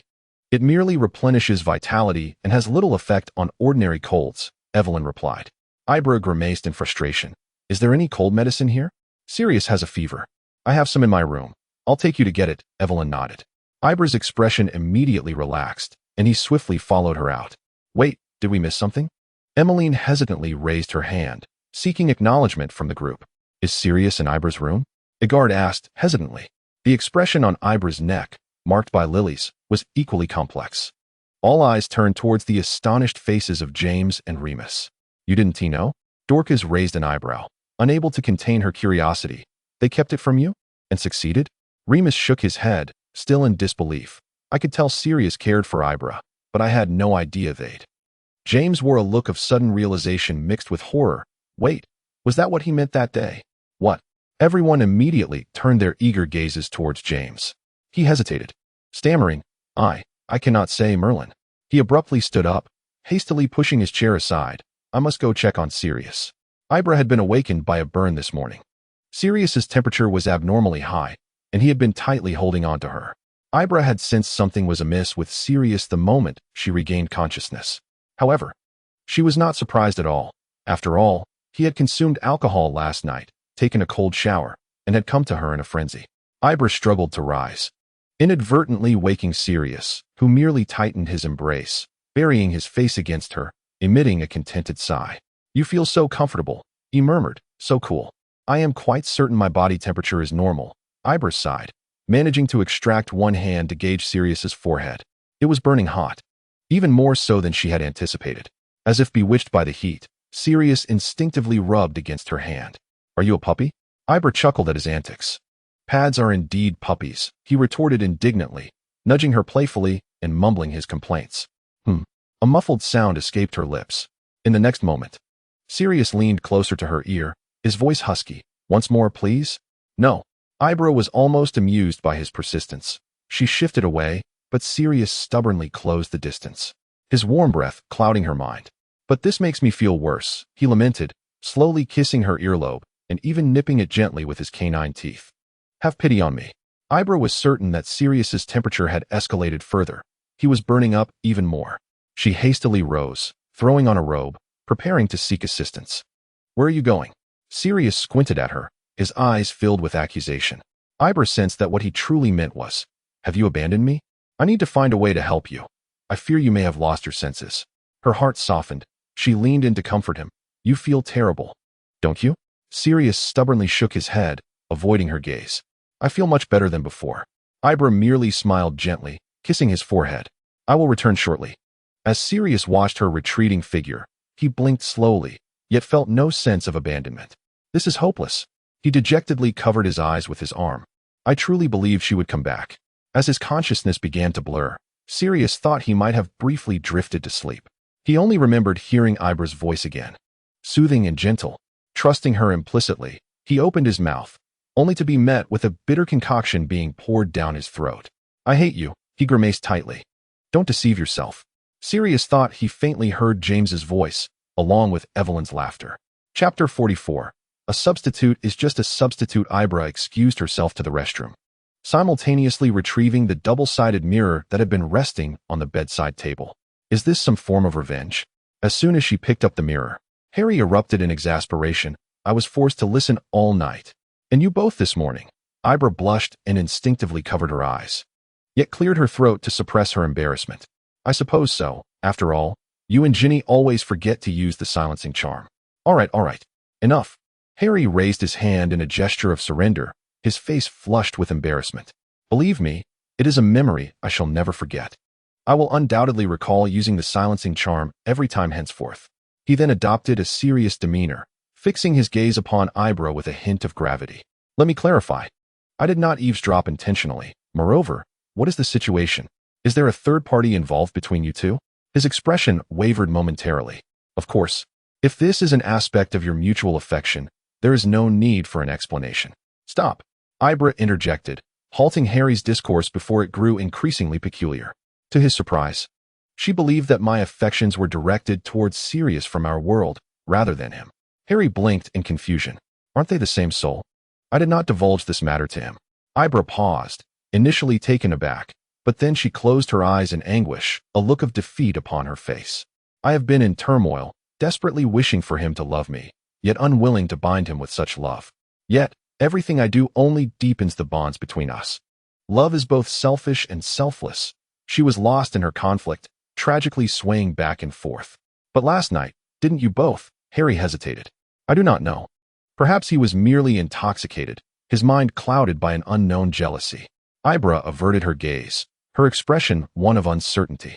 I want him to fall in love with me, even if he does not realize we are the same soul.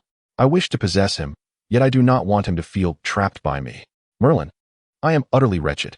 He had better don his own shackles, or I shall be compelled to act against my own kin. Harry sighed, smiling at Ibra. As long as you are happy, Ibra. Sirius did not believe in love at first sight. Rather, he was skeptical that such a phenomenon could occur to him. The essence of love at first sight is merely an extension of procreative desire, is it not? Furthermore, he would never place his emotions in the hands of a complete stranger. What if that person turned out to be a lunatic like Bella? Each time he contemplated this, he could not suppress the urge to furrow his brow. Sirius felt as though he had not truly slept. He merely lay in bed, unable to open his eyes. His soul struggled to break free from the shackles of his body, yet found itself at an impasse. Nevertheless, he could hear everything happening around him and feel the events unfolding in his vicinity. Ibra seemed to have taken a cold cloth to wipe his forehead. The towel was not particularly soft, likely haphazardly tossed into the shopping basket by Edgar during their procurement of supplies. However, her occasional touches against his skin were delicate enough for Sirius to overlook the annoyance of the rough towel. Then there were her fingers resting upon his hand, occasionally caressing him. He sensed that she was oblivious to her own actions. Yet, Sirius could not help but recall the previous night, when she lost control. Instinctively clinging to him, her nails digging into his skin. The slight pain brought him a strange sense of joy and pride. Her beautifully unfocused eyes would gaze at him, solely him, and every whimper and sigh that escaped her lips was for his sake. At times, Sirius would deliberately slow his movements, watching her gradually regain her focus, her eyes straining to find clarity, just to confirm that she was thinking of him and not the other way around. She cannot be so excessive. It is evident that he is the one who is currently seeking to please her. At the very least, she must not treat him as a mere substitute at this moment. His heart raced once more, for her presence was palpable as she sat beside him on the bed. Was he experiencing an unrecognized infatuation for her? A sudden wave of anxiety washed over Sirius. Had he expressed himself clearly the previous night? Might she believe that his pursuit was merely the primal instinct unleashed by drunken desires? Were the events of last night a manifestation of her love for him? A compromise born of affection, or were they truly consensual? Did she perceive the intensity of his jealousy and discontent, or notice his attempts to capture her attention and affection. Sirius heard the distant sound of footsteps and a door closing. It was James departing, his footsteps all too familiar to Sirius. Then, he caught the soft conversation between Ibra and Evelyn. Ibra's fingers caressed his hand with a heightened frequency, sending a tingling sensation deep within Sirius's heart. He longed to grasp her hand, yet he found himself languishing in a fog of lethargy, devoid of control over his limbs. What transpired last night? Was I deceived by you both, or did you genuinely skip numerous steps? Evelyn's voice emerged, laced with curiosity yet devoid of confrontation, resembling a casual conversation. Sirius heard Ibra's light laughter. My life has consistently bypassed many steps. I am uncertain of his thoughts, but it matters not, for I would acquiesce to whatever he wishes to pursue. A painful ache gripped Sirius's heart, an intense throbbing that threatened to overwhelm him with tears. The sense of grievance stung his eyes, rendering them sore and swollen. She was not truly willing. How vexing it was. He felt like a complete scoundrel. Ibra recalled the previous night, when Sirius repeatedly implored her to promise to share her love with him. The marks on her neck and body serving as evidence of his desperate pleas. Yet Ibra found it rather endearing, delighting in his possessiveness. How absurd they both seemed. Are you planning to tell him? Evelyn inquired with a question Sirius could not grasp. Ibra's voice wavered slightly. I don't know, perhaps after he awakens. I will need to have a conversation with him. Evelyn seemed to chuckle. James told me that Sirius wants you to love him. At that moment, Sirius wished to strike James. Why did he divulge everything to Evelyn? Look at him, so selfish, proclaiming his desire for love with such lofty words. Ibra's tone remained lighthearted, devoid of any anger. How delightful. I enjoy witnessing his proud and spirited demeanor. I have seen enough of his desolate rejection of love and have felt the pain of it far too many times. Sirius no longer wished to hold Ibra's hand. Instead, he felt an urge to bite her in frustration. She continued to regard him as a mere stand-in. Will you comply with his wishes? Evelyn asked. Of course. Sirius felt his heart pounding even more fiercely. Thump, thump, thump. His heartbeat was so loud it ached in his ears. His body temperature must have soared beyond what it was moments ago. Never mind, a substitute is just a substitute. What does it matter? After all, he is gone. And the only one remaining by her side will always be him. Chapter 45. Mockery. James never envisioned a day when Sirius would be associated with the notion of love. It was not that he opposed it. Rather, it seemed that the concept of love did not quite align with Sirius's essence. James could articulate many descriptors for him. Handsome, carefree, charming, free-spirited, but love was not among them. To James, love appeared more like a shackle for Sirius. He could not even fathom the image of Sirius loving another. He would always languidly recline on the sofa, one leg crossed over the other, idly toying with his wand or some trinket. As he observed couples, a smirk would linger on his lips, a curl of hair falling across his forehead, his eyes glinting with amusement. Yet, James understood that he felt neither envy nor concern. I have long accepted this truth, Fork. When the topic arose, Sirius merely raised an eyebrow nonchalantly, deeming it fortunate that those who loved and were loved by a black were destined for misfortune. His words dripped with the same vicious sarcasm that characterized even his self-reflections. At that time, Sirius had already distanced himself from the black family. Yet James refrained from reminding him that, technically, he was no longer a black. You may share my surname. Euphemia and Fremont have long regarded you as another Potter.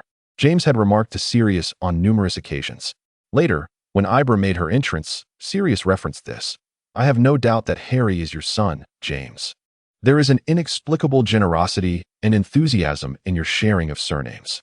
That is certainly not because you are my most important friend, James retorted with a scoff. What about that moon-faced fellow? Oh, he is of utmost importance.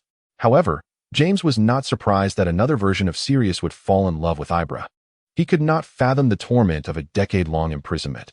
Even the most horrific imaginings could not compare to the reality of that suffering. After enduring the depths of darkness, it seemed only natural to fall for a bright and cheerful girl. James glimpsed fragments from Ibra's memories, those fleeting moments of her interactions with Sirius. He envisioned Sirius as a painting dominated by shades of black, representing the pitch-black night sky. James and Remus had spent 7 years adorning that night sky with brilliance. The sun, the moon, the vast expanse of stars, vibrant fireworks, and the warm glow of a fireplace. Eventually, the canvas returned to darkness, Yet fortuitously, another presence emerged, endeavoring to illuminate it once more. James felt gratitude towards Ibra, on behalf of another James, for if the soul did not immediately dissipate after death, he would be perpetually restless beside Harry, Sirius, and Remus. She had salvaged two individuals of great significance to him. James understood Sirius well, so when Sirius uttered the word jealousy, James was genuinely taken aback. He began to sift through their shared experiences over the past 7 years, searching for any manifestations of Sirius's feelings of jealousy. Yet he found none. Sirius harbors no envy towards others. He possesses an innate pride characteristic of the Black family. A proud individual neither permits nor condescends to feel jealousy. Although Sirius is slightly older than him, James often finds himself yielding to him, indulging his whims. Yet, such behavior is a source of discomfort for Sirius, and James himself struggles to endure it. James perceives that Sirius must feel a profound sense of injustice to openly confess such feelings of jealousy, which genuinely troubles him. Sirius merely yearns for affection. What is so wrong with that? Why can he not be granted this? James has never delved deeply into these thoughts. Sirius exhibits a peculiar form of obsessive cleanliness coupled with a dependency. He relishes physical contact with those he cherishes, embraces, high-fives, or simply sharing the same sofa, pressed together. However, he harbors a strong aversion to strangers, often reacting with a self-protective disdain even before familiarity can blossom. There was a time when a girl attempted to kiss him directly, and Sirius reacted as though confronted by a formidable foe, remaining on edge for several days, frowning whenever he entered a public space. Thus, the signs of something amiss had been evident for quite some time. On the very night they first met, it was already peculiar that he did not push Ibra away when she sat in his lap. It was unusual when Sirius took her for a leisurely ride on his beloved motorcycle. It was even more unsettling when he wept for her upon their return from the cave, steadfastly remaining by her side. She seemed to hold a unique significance for him.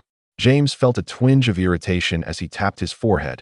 Ever since Ibra's arrival, he had been inundated with messages daily, inadvertently neglecting Sirius's reactions. James could surmise what had transpired the previous night. He attempted to picture Sirius, drenched, seeking sympathy from Ibra. He grimaced at the thought. A faint memory surfaced. He recalled Sirius once uttering a vow against falling in love. James chuckled, with mischievous intent, planning to whisper that phrase in Sirius's ear daily once he regained his composure, reveling in the irony. But then, James paused. Surely, Sirius must understand that his jealousy stems from love, does he not? Chapter 46. Excitement. When Sirius finally opened his eyes again, the room was enveloped in a soft, golden stillness. Ibra sat at the edge of the bed, her chin resting on one hand, tilting her head as she gazed at him, her eyes resembling a pool of melted snow, imbued with a quiet curiosity. Have you been watching over me the entire time? Sirius blinked, slowly regaining his bearings as he propped himself up. To be precise, it is because you are sleeping in my room, Ibra replied with a smile, her tone laced with playful teasing. As Sirius averted his gaze slightly, a shadow of melancholy crossed his features. Just as Ibra was about to speak, he murmured, tinged with bitterness, if it were him, would you keep watch over him as well? Ibra paused, hesitating as she reached out to touch his forehead. It's no longer warm. She had thought such confessions only emerged when Sirius was intoxicated or unwell. I am not feverish. Sirius locked his gaze on her, his voice low yet remarkably candid. I am simply envious. His gaze subtly shifted downward, resting upon her neck. The ambiguous marks had yet to fade, and surprisingly, Ibla made no attempt to conceal them, allowing them to remain unabashedly exposed. It was as if she reveled in his actions, willingly embracing them. Yet Sirius distinctly recalled overhearing her conversation with Evelyn. She had not consented to this. Why, then, did she choose to retain those marks? A simple spell could easily erase them. Or perhaps she simply did not care for him, too indifferent to even feign concealment. As Ibla observed the gradual transformation of Sirius's expression, from initial astonishment to a shadowed demeanor, culminating in a bitter, self-mocking smile, he raised his head, his gaze betraying a suppressed anguish directed at her. That night, I am sorry, he uttered, his voice growing increasingly pained, ultimately dissolving into a raspy sigh. You were not a willing participant. Ibla paused, blinking in bewilderment. That evening, you were intoxicated. If anyone lacked consent, it was you. She countered. Sirius froze, his eyes suddenly alight with realization. Iblis sensed that his thoughts were both inscrutable and transparent. Did you not plead for my affection? She arched an eyebrow, the corners of her lips curling into a slight smile as she leaned closer, planting a gentle kiss near his lips. Sirius lowered his gaze, staring intently at her with fervent eyes. I will love you better than he did, he declared, breath held, confusion etched across his face. Uncertain of the words he had just uttered. Was he confessing something? Was he admitting his love for her? Ibla appeared momentarily taken aback, her expression faltering slightly. Her gaze complex. Do not mistake jealousy for love. Sirius, she cautioned softly, her voice a whisper, ethereal and elusive. You must truly love to claim that word. Sirius instinctively opened his mouth to refute her, but Ibla interjected, moreover, there is no comparison, Sirius. A faint smile graced her lips, though her eyes remained fixed on the blanket, as if seeking to evade something. You were merely deceived by the version of me from that world. That me does not love you. You speak nonsense. Sirius immediately frowned, only to feel a wave of self-reproach wash over him. What was he doing? Defending his rival? You believe this merely because you recall him professing his love for me. But that is not the truth. Of course it is not merely because of that. Sirius interrupted urgently. He loves you, without a doubt. He gazed at her, his eyes resolute. The way he looks at you, the ring he gave you, the perfume he gifted you. Sirius struggled to swallow, his throat tightening. He knows I adore the scent of jasmine, especially after I became an animagus. I was once infatuated with it. Yet, I detest when others wear jasmine-scented perfume. It feels so disconcerting. But he willingly gifted it to you. Do you understand? How could he not love you? Sirius felt like the most wretched person in the world, reduced to using his own experiences to validate another's affection.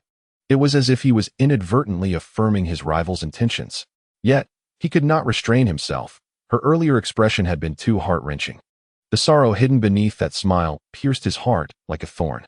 He could not bear to witness her belief that she was unloved. Moreover, if he does not harbor feelings for her, yet she has endured so much in that world, suffering greatly, it is truly a lamentable state. Iblis gazed at him in astonishment, her expression frozen, as if she were listening to a strange and unfathomable tale. Sirius felt a dull ache in his heart, his breath becoming erratic. She genuinely believed she was unloved. That Sirius was, without a doubt, a despicable scoundrel. Harry had once consoled her, suggesting that perhaps Sirius had felt something for her too. Otherwise, why would he have given her the ring he wore? Yet, Iblis found it hard to believe. It was merely a ring from the Black family, and hadn't Sirius always sought to sever ties with that lineage? Perhaps when she requested the ring, he even felt a sense of relief, bestowing an unwanted ring upon an unwelcome recipient. Yet, she cherished the ring, often caressing the cold metal, attempting to glean his lingering warmth from it. After Sirius's demise, countless individuals comforted her, those aware of her affections for him offering various strained examples to assert that her feelings for Sirius were indeed unique. Iblis never believed, nor dared to believe. She survived on the love she bore for Sirius, but if she could ascertain, even for a fleeting moment, that he had truly felt something for her, she could not resist the allure of death. Yet now, it was he who uttered the words himself. It was Sirius who professed his love for her. She longed to believe it. Suddenly, Iblis rose in silence and walked away. Sirius was unsure of her intentions and whether he should call out to her. She paused at the door, slightly turning to glance at him. Sirius, her voice trembled, as if she were suppressing something profound. Do you know how much I love you? Sirius stood frozen, unable to respond immediately. If you wish, I could carve out my heart to prove it to you, without hesitation. Sirius clenched the blanket tightly, his gaze burning into her departing figure. After a moment, he covered his wildly beating heart, realizing he was trembling with excitement. His heart resonated with hers. Damn it, that phrase had better be directed at me, for ultimately, it is undoubtedly meant for me. Chapter 47. The Peacock Flower. Have you ever seen a peacock displaying its feathers? James asked gravely, directing his serious gaze at Remus across the table. Remus nodded earnestly, indeed. The next moment, both men instinctively turned their attention to Sirius beside them. A forced smile adorned Sirius's face. He had anticipated this unfolding drama the moment James began to speak. He tossed a piece of somewhat burnt bacon towards James, mockingly retorting, "When you pursued Evelyn, you even aspired to be her lover. I am slightly better off. At least my rival is deceased. The dead are the hardest to defeat. After his passing, all that remains is the memory of his virtues." Evelyn, with a calm demeanor, replied, successfully garnering Sirius's resentful gaze. The sound of hurried footsteps echoed from the staircase as Marlene raced down, swiftly halting her momentum before reaching the dining room, arching her brows high as she regarded Sirius. "Why are you dressed so flamboyantly today?" After James completed her sentence, he was rewarded with a plate of burnt bacon. Furthermore, she had undoubtedly doused herself in a generous amount of perfume and meticulously styled her hair. Marlene circled around Sirius, who rolled his eyes and scoffed. "I usually dress like this, all right? But not with such meticulousness as today. The last time you dressed this precisely was for Andromeda's wedding." James, unreservedly, pointed out. "When I passed by your room today, I saw a heap of clothes piled on your bed." Moody frowned in disdain, clearly unimpressed by their banter. "Are you serious? Iblapot is not from our world. How can you be certain she will remain here? If it comes to that, wouldn't it be even more painful?" Sirius's expression stiffened, and the others ceased their teasing as the previously light atmosphere around the dining table suddenly darkened. He lowered his gaze, slicing a piece of sausage from his plate before lifting his head again, revealing a languid smile. "Well, we must first see if it can progress. There are countless ways. Are there not? Since she can come here, perhaps I too can venture there. If the sweetness before the pain is enticing enough, then I would willingly endure the suffering that follows." Moody's demeanor softened slightly as he sighed and shook his head. "You're mad. Merlin. God. Harry." Iblap was muttering to herself in front of the mirror, engulfed in a state of acute anxiety. "Though I am the savior, I do not wish to be compared to the two before me." Harry raised his hand in resignation as he gazed into the mirror. "Harry, Sirius said he loved me before." Iblap had no inclination to jest with him. I know. You've been in a frenzy all night." Harry sighed. Fatigue etched on his face. "I can hardly believe I've managed to endure until morning. What should I do?" Iblap looked at Harry anxiously, her eyes filled with worry and trepidation. "Isn't this good?" Harry blinked in confusion. "He loves you now, just as he did before." "He doesn't love me now." Iblap corrected him. "To be honest, I disagree with your perspective." Harry scrunched his nose. "Nevertheless, everything that was meant to happen between you two has transpired." At this, he gritted his teeth. "Honestly, I'm still a bit angry. Especially since this Sirius is younger than I am, which only fuels my urge to punch him." Iblap found amusement in his words. What if it were the previous Sirius? Harry rolled his eyes. "Rest assured, that wouldn't concern me. He would slap himself instead. If Ron were to find out, he would surely be grateful to me." "You might feel the same way he does now," Iblap pondered. Harry's expression stiffened, as if recalling an unpleasant experience. "Please don't remind me of that time. Thank you. Did you not sleep well?" Almost as soon as Iblap appeared in his line of sight, Sirius immediately inquired. Many looked around in confusion, only to discover Iblap standing at the staircase. "You seem to have slept quite well." Ibra blinked, unsure if it was merely her imagination, but it seemed as though Sirius had cast a spell of radiance upon himself. "Not necessarily," James remarked casually, only to immediately display a pained expression, glaring at Sirius with indignation. Unfazed, Sirius retracted his foot from beneath the table and declared, "Come and have breakfast." Ibra took a seat beside Sirius. On one hand, she genuinely desired to be near him, and on the other, there were no other available spots. The breakfast spread was quite lavish, particularly the bacon, which appeared to be perfectly cooked and presented.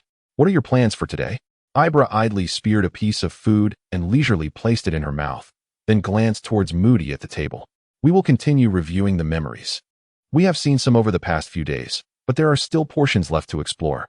Moody nodded at her, his voice remaining as serious and deep as ever. "And this afternoon, we shall go shopping. Christmas is approaching," Lily exclaimed with a hint of excitement. "Our shopping this year is rather late." Ibra's eyes immediately sparkled, her tone exuberant. "I want to join. I adore Christmas." "Who wouldn't love Christmas?" James replied with a broad grin, giving her a thumbs up. Suddenly, Ibra seemed to recall something, turning her head to meet Sirius's gaze. "You will get me a Christmas gift this year, won't you, Mr. Black?" "Of course." Chapter 48. Memories. 14. Sirius could discern that Ibra was genuinely looking forward to Christmas.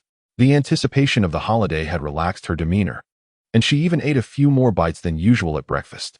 "You truly love Christmas," Sirius remarked, unable to contain his thoughts. Ibra lifted her head, locking eyes with him, her expression holding a tender reminiscence. "Indeed. Usually, I am at Hogwarts while you are at Grimmauld Place. Christmas is the day we can meet." She smiled, her voice carrying a note of joy. That smile allowed Sirius to almost envision the lively version of her from his memories, sparkling with hope.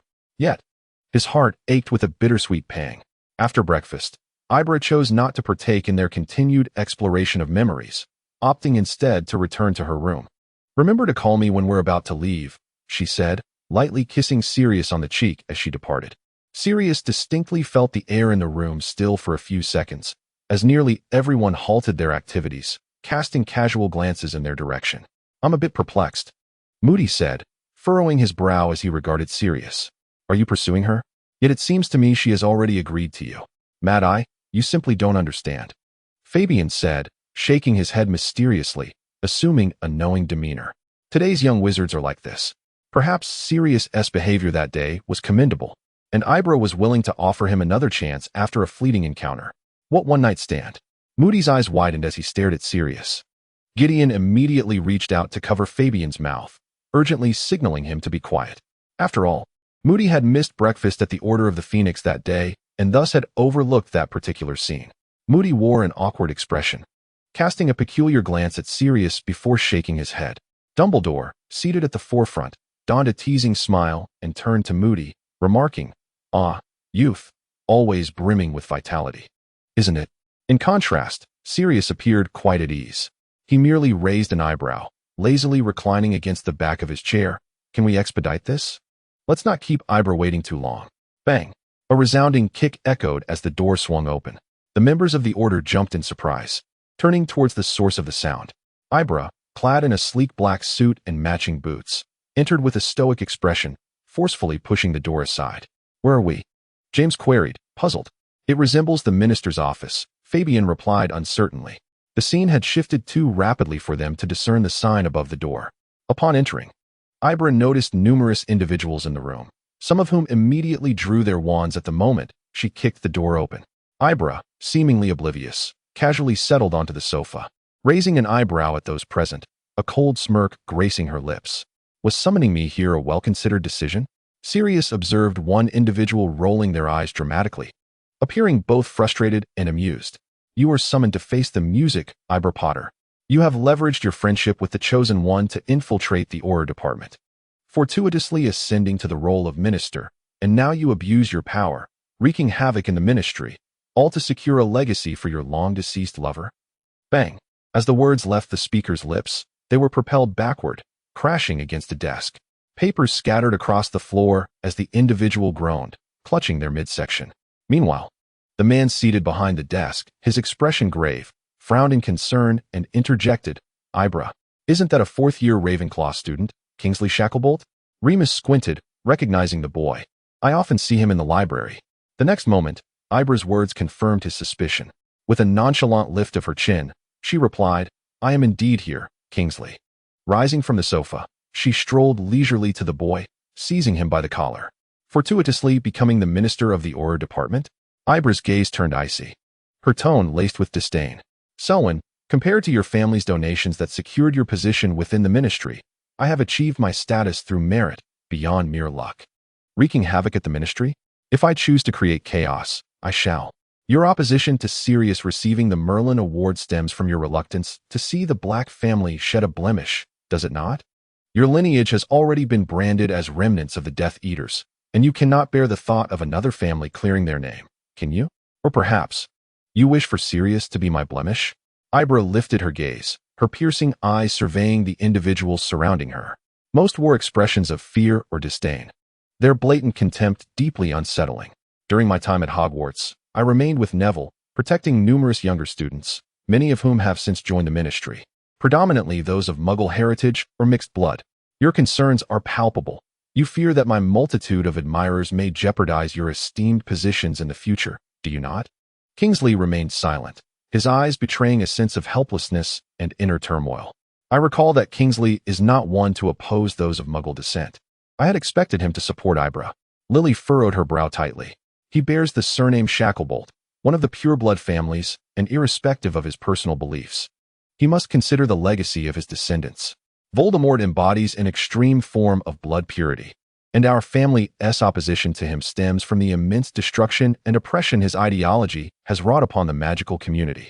Were he merely a moderate reformist, Our family might not have been entirely opposed to him, for we are, after all, beneficiaries of the status quo. Understanding flickered across Frank's face.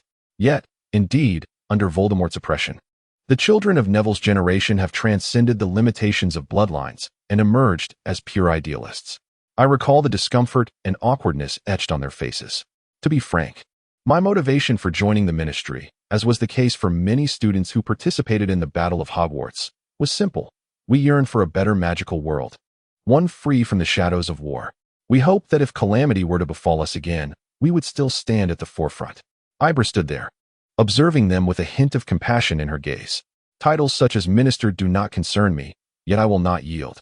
With a teasing smile, she added, and you would do well to unanimously agree to bestow the Order of Merlin upon Sirius. Otherwise, I shall descend upon each of your homes in a frenzy. Bending down, she picked up a piece of paper that had fallen and casually summoned a quill, signing her name with nonchalance. She then slapped the paper onto the table.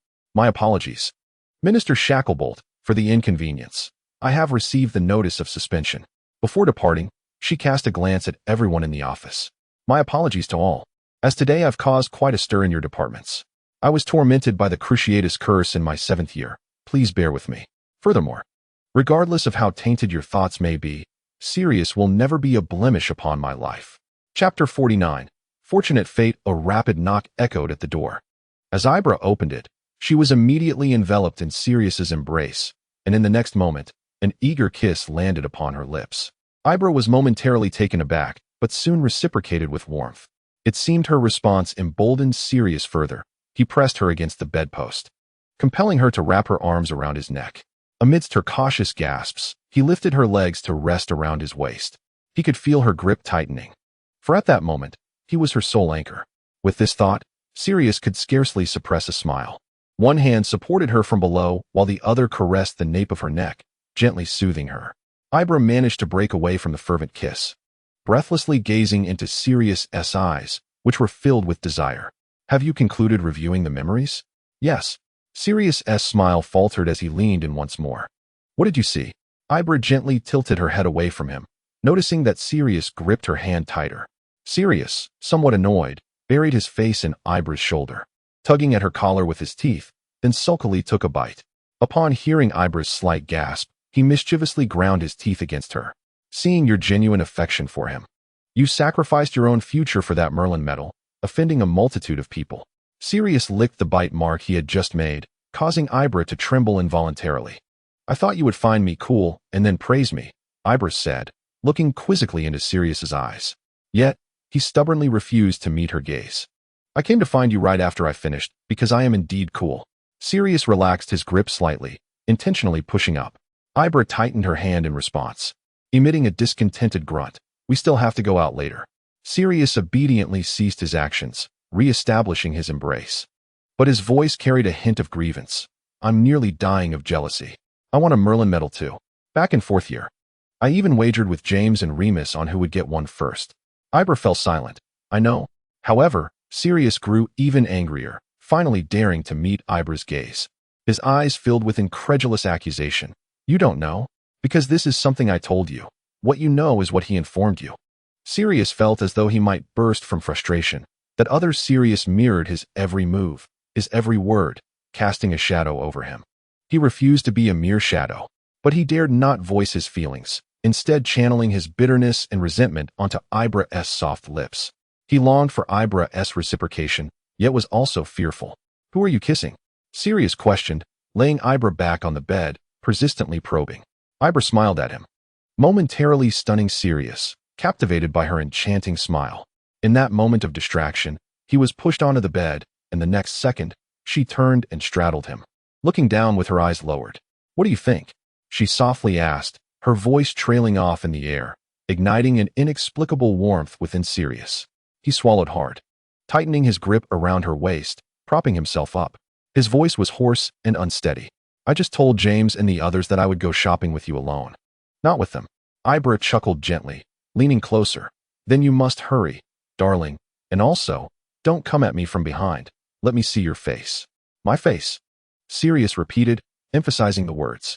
Ibra merely smiled, offering no reply, while Sirius's gaze deepened. Beauty, look at me. I am far younger than him.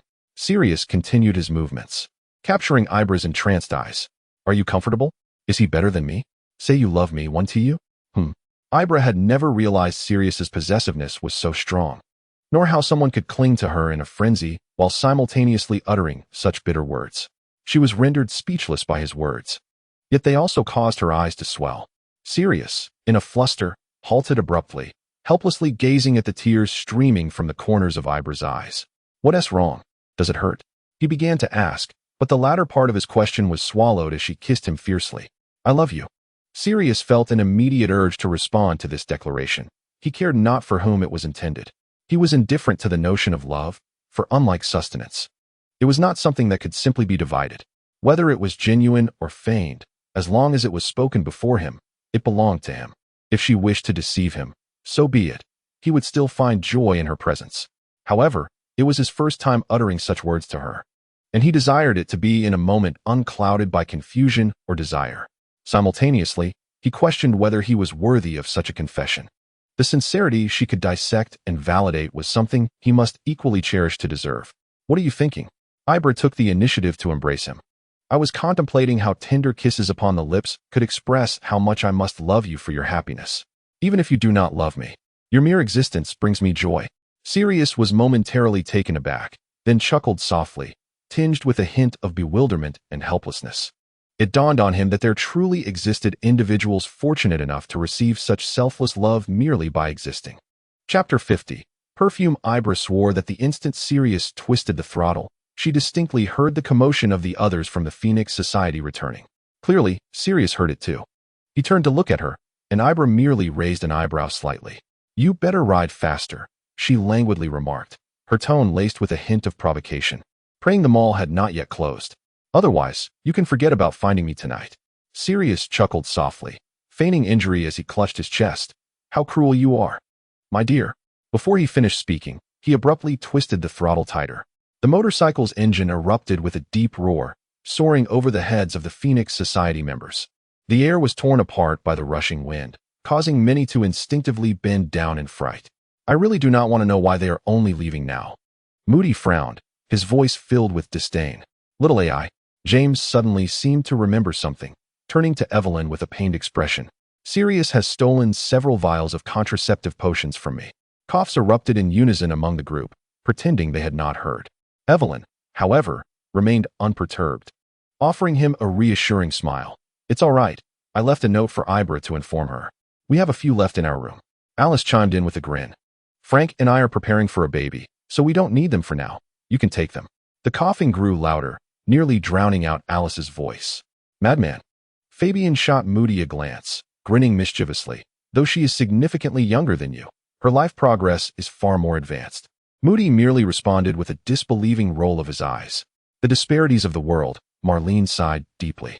Just yesterday, I was writing a letter to reprimand my nephew about his atrocious taste in ice cream flavors, filling an entire page with critiques of his lamentable palate.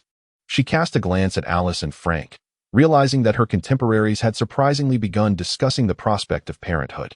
Alice smiled gently, her demeanor softening. We hadn't intended to start so early, but a child is indeed the most precious hope amidst the turmoil of war, is it not? As the cherished hope of the wizarding world, we find ourselves confined within a school riddled with flaws. Ibra embraced Sirius's waist, raising her voice to speak into his ear. Sirius tilted his head slightly, allowing her words to resonate more clearly. The night breeze swept past, drawing them so close that there seemed to be scarcely any space between them. Hogwarts is the most perilous place in the world, she continued, her tone laced with a nearly absurd irony. Harry has been confronting Voldemort since his first year. Along the way, there have been deliberate assassinations by professors, accidental ones. The Basilisk, the Dementors in the tournament, Death Eaters infiltrating the faculty, and the Triwizard tournament. Her voice faltered in the wind, as if suddenly deflated. You cannot fathom the dangers Harry has faced. Sirius remained silent for a moment, his lips pressed tightly together, as if weighing a decision or exercising restraint. He hesitated before speaking.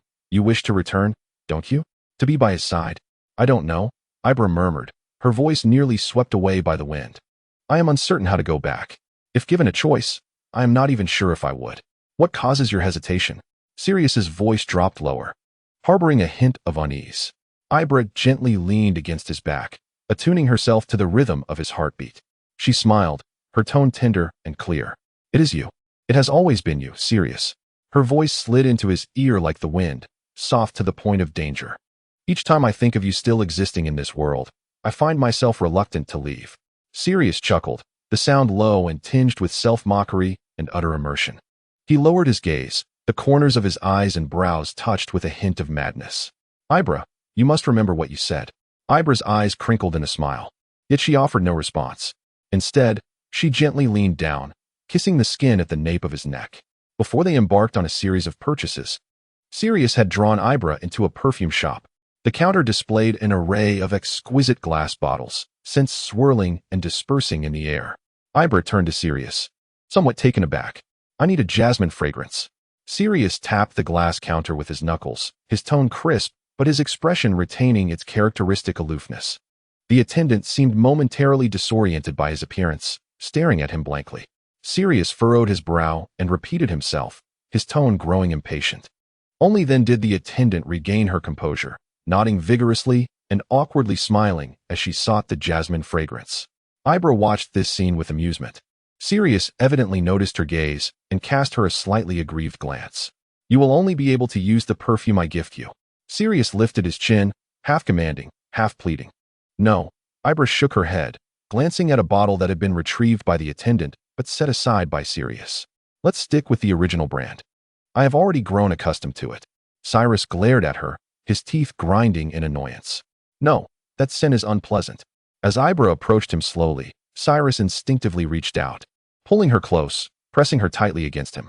You clearly adore that fragrance, Ibra stated with certainty, her gaze soft yet lucid.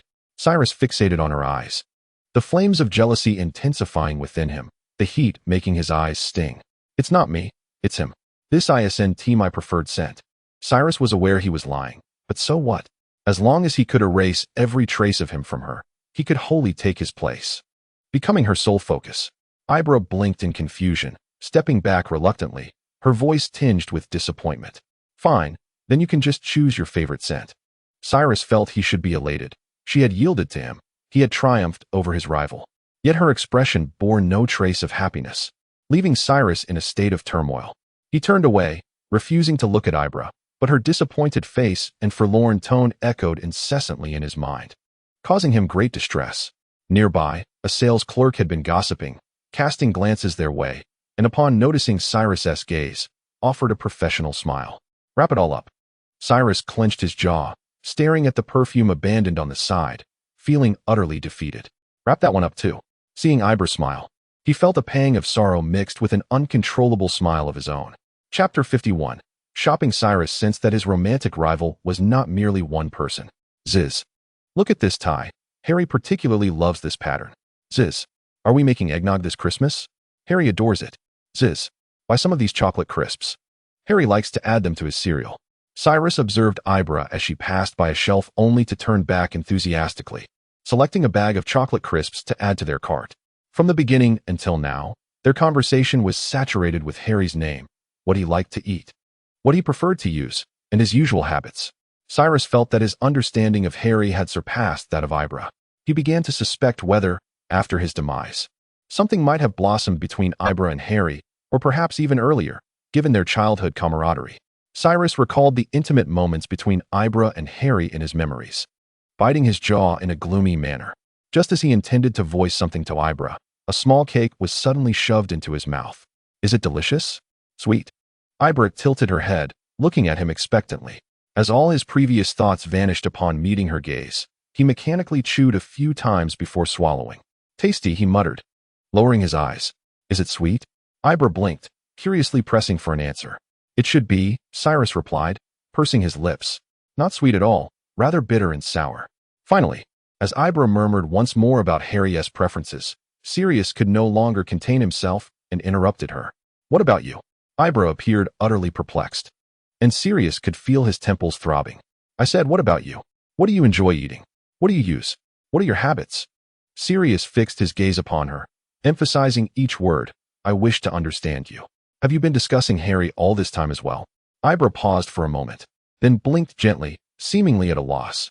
Yes, we've been talking about Harry. You care for him. Sirius furrowed his brows tightly, looking at her in disbelief. Then why do you still love him? What do I lack in comparison? The moment the words escaped his lips, Sirius regretted it. His tone had been too harsh. Would Ibra feel uncomfortable? Yet, Ibra merely gazed at him quietly before suddenly breaking into a soft laugh. You're quite endearing like this. Sirius felt a wave of deflation wash over him, all his discontent and inquiries rendered unvoiced. Ibra picked up a box of butter cookies from the shelf and stuffed it into Sirius's arms. This is what I love to eat. Sirius nodded gently. I will remember, and I will always buy them for you. In the next moment, Ibra abruptly tugged at his collar, forcing him downward with her strength. Ibra's face was mere inches away, and Sirius could see her eyelashes quivering softly. A kiss fell upon his lips. This is what I love too.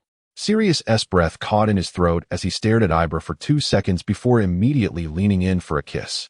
Ibra gently evaded him, and Sirius halted abruptly, looking at her with a hint of hurt. In his youth, Sirius's eyes appeared rounder, resembling a puppy at that moment.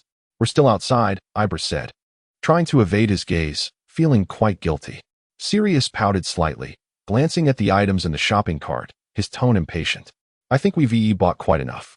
As Ibra and Sirius stepped through the door of the Order of the Phoenix, they discovered everyone was present. Even Professors Dumbledore and McGonagall were seated on the sofa, each adorned in what appeared to be exceedingly comfortable pajamas. You all shouldn't be in a hurry to return to your rooms tonight, right? Dorcas indicated the table piled with food and drink. You're back early. Remus raised an eyebrow, his tone teasing. You've managed to stroll around all afternoon and into the evening. Sirius sighed in mild disappointment, then unceremoniously pulled Ibra to squeeze beside James, shrugging at Remus. After all, it's not a long-distance relationship. Remus's previously cheerful expression cracked instantly, his teeth clenched. A long-distance relationship is still a relationship. He narrowed his eyes at Sirius. You're lagging far behind. We're planning an impromptu pajama party. Evelyn interrupted before Sirius could speak again, winking at Ibra. Care to join? Ibra nodded without hesitation, while Sirius wore a face full of caution. You're not going to play your little love games again, are you? Evelyn revealed a gentle smile, which could be considered a makeshift welcome ceremony. Fabian poured a glass of eggnog for Ibra, and since it was evident that we could not gather for Christmas, it served as an early celebration. Lily observed the drink before her with a contemplative expression. We used to engage in such revelries, yet for the past 2 months, Pettigrew has consistently evaded participation. Do you not sense that he had already betrayed us back then? Ibra delicately inhaled the aroma of the liquid in his glass, his expression somewhat peculiar. When I first arrived, you did not require me to drink a truth serum to prove my innocence, yet now, for a game, we must include it. The truth serum can be counteracted through training later on. It is evident you have undergone such training. Hence, we incorporate the truth serum into the drink during our games, as Fabian and Gideon harmonized in their banter. Do you wish to hear me speak the truth? Ibra inquired, glancing toward Sirius. Do you desire to share the truth with me? Sirius retorted without answering directly. Ibra took a sip of his drink and chuckled softly. Not particularly. But I sense you do, thus I shall oblige your wishes. Chapter 52. Do you like Harry? Part 1. Sirius Black often felt an overwhelming fatigue. It was difficult to pinpoint when this deep-seated weariness began. Perhaps it was upon his release from Azkaban, or possibly after witnessing the ruins of the Potter home and the lifeless forms of James and Lily. Azkaban was an irksome place, especially with a neighbor like Bellatrix, whose hysterical screams and maniacal laughter were inescapable. During those moments, Sirius found himself yearning for the arrival of the Dementors, as their presence would at least bring a brief respite from Bella's chaos. He perceived the dim, sunless confines of Azkaban as a reflection of his own life, destined to decay within its walls. In moments of disarray, he often lost sight of the reason for his relentless struggle. Mostly, it was for Harry, to a lesser extent. It was for the desire to witness the sun once more. Perhaps, he would escape before his demise, to visit James and Lily's graves, and perish beside their tombstones as the sun rose, should James and Lily permit it. Would Harry disdain him, casting him aside like a deceased stray dog? Or perhaps he had inherited James's kindness and would lay him to rest instead. The escape plan unfolded much sooner than anticipated. He was eager to see Harry once more, and the longing even momentarily eclipsed his hatred for Pettigrew. He attempted to position himself near Lily's sister's home, so that he might catch a glimpse of Harry when he ventured outside. However, He was taken aback when he stumbled upon the scene of Harry furiously dragging a suitcase out. Sirius followed at a distance, unsure of Harry's destination. But the night was perilous, and he felt uneasy. An old orphanage appeared before him. Harry seemed quite familiar with it. Depositing his suitcase at the base of the wall before skillfully climbing over, Sirius paused for a brief moment to absorb the sight before him, then followed suit. The night served as his best disguise, and he did his utmost to stifle his breath, striving not to draw Harry's attention. A girl appeared shortly after Harry had scaled the wall. A beautiful maiden with golden locks rushed eagerly towards him, her hair streaming behind her, revealing a strikingly lovely face adorned with silvery eyes. In the inky darkness of the summer night, she radiated like a beacon, reminiscent of the sun itself. Sirius stood frozen in place, momentarily convinced that the girl was running towards him. Harry, with practiced ease, opened his arms, allowing the girl to embrace him tightly, resting his head trustingly upon her shoulder. "I've run away from home, Ibra," he confessed. The girl named Ibra chuckled softly. "You Haven T run away. I'm here. I found you. You are home." A wave of immense relief surged within Sirius, rendering him incapable of maintaining his animagus form. Harry was far luckier in love than James, having captured a girl's heart much earlier. A flicker of hope ignited within Sirius. Perhaps he could provide them with a home. He sensed a hint of animosity from Ibra, subtle yet impossible to ignore. She merely trailed behind them, her gaze shifting occasionally to focus on him. Sirius fully grasped the source of her hostility, an inexplicable madman and fugitive suddenly declaring himself as the godfather of her boyfriend would understandably provoke such feelings. He found himself appreciating Ibra's defensiveness. Sirius envisioned various scenarios regarding Ibra's perception of him, yet he was surprised by her demeanor, an invitation laden with a nervousness that she herself seemed to shed. It was naive, yet he found it rather delightful. During his temporary confinement on the rooftop, he encountered Ibra once more. "Harry is fine.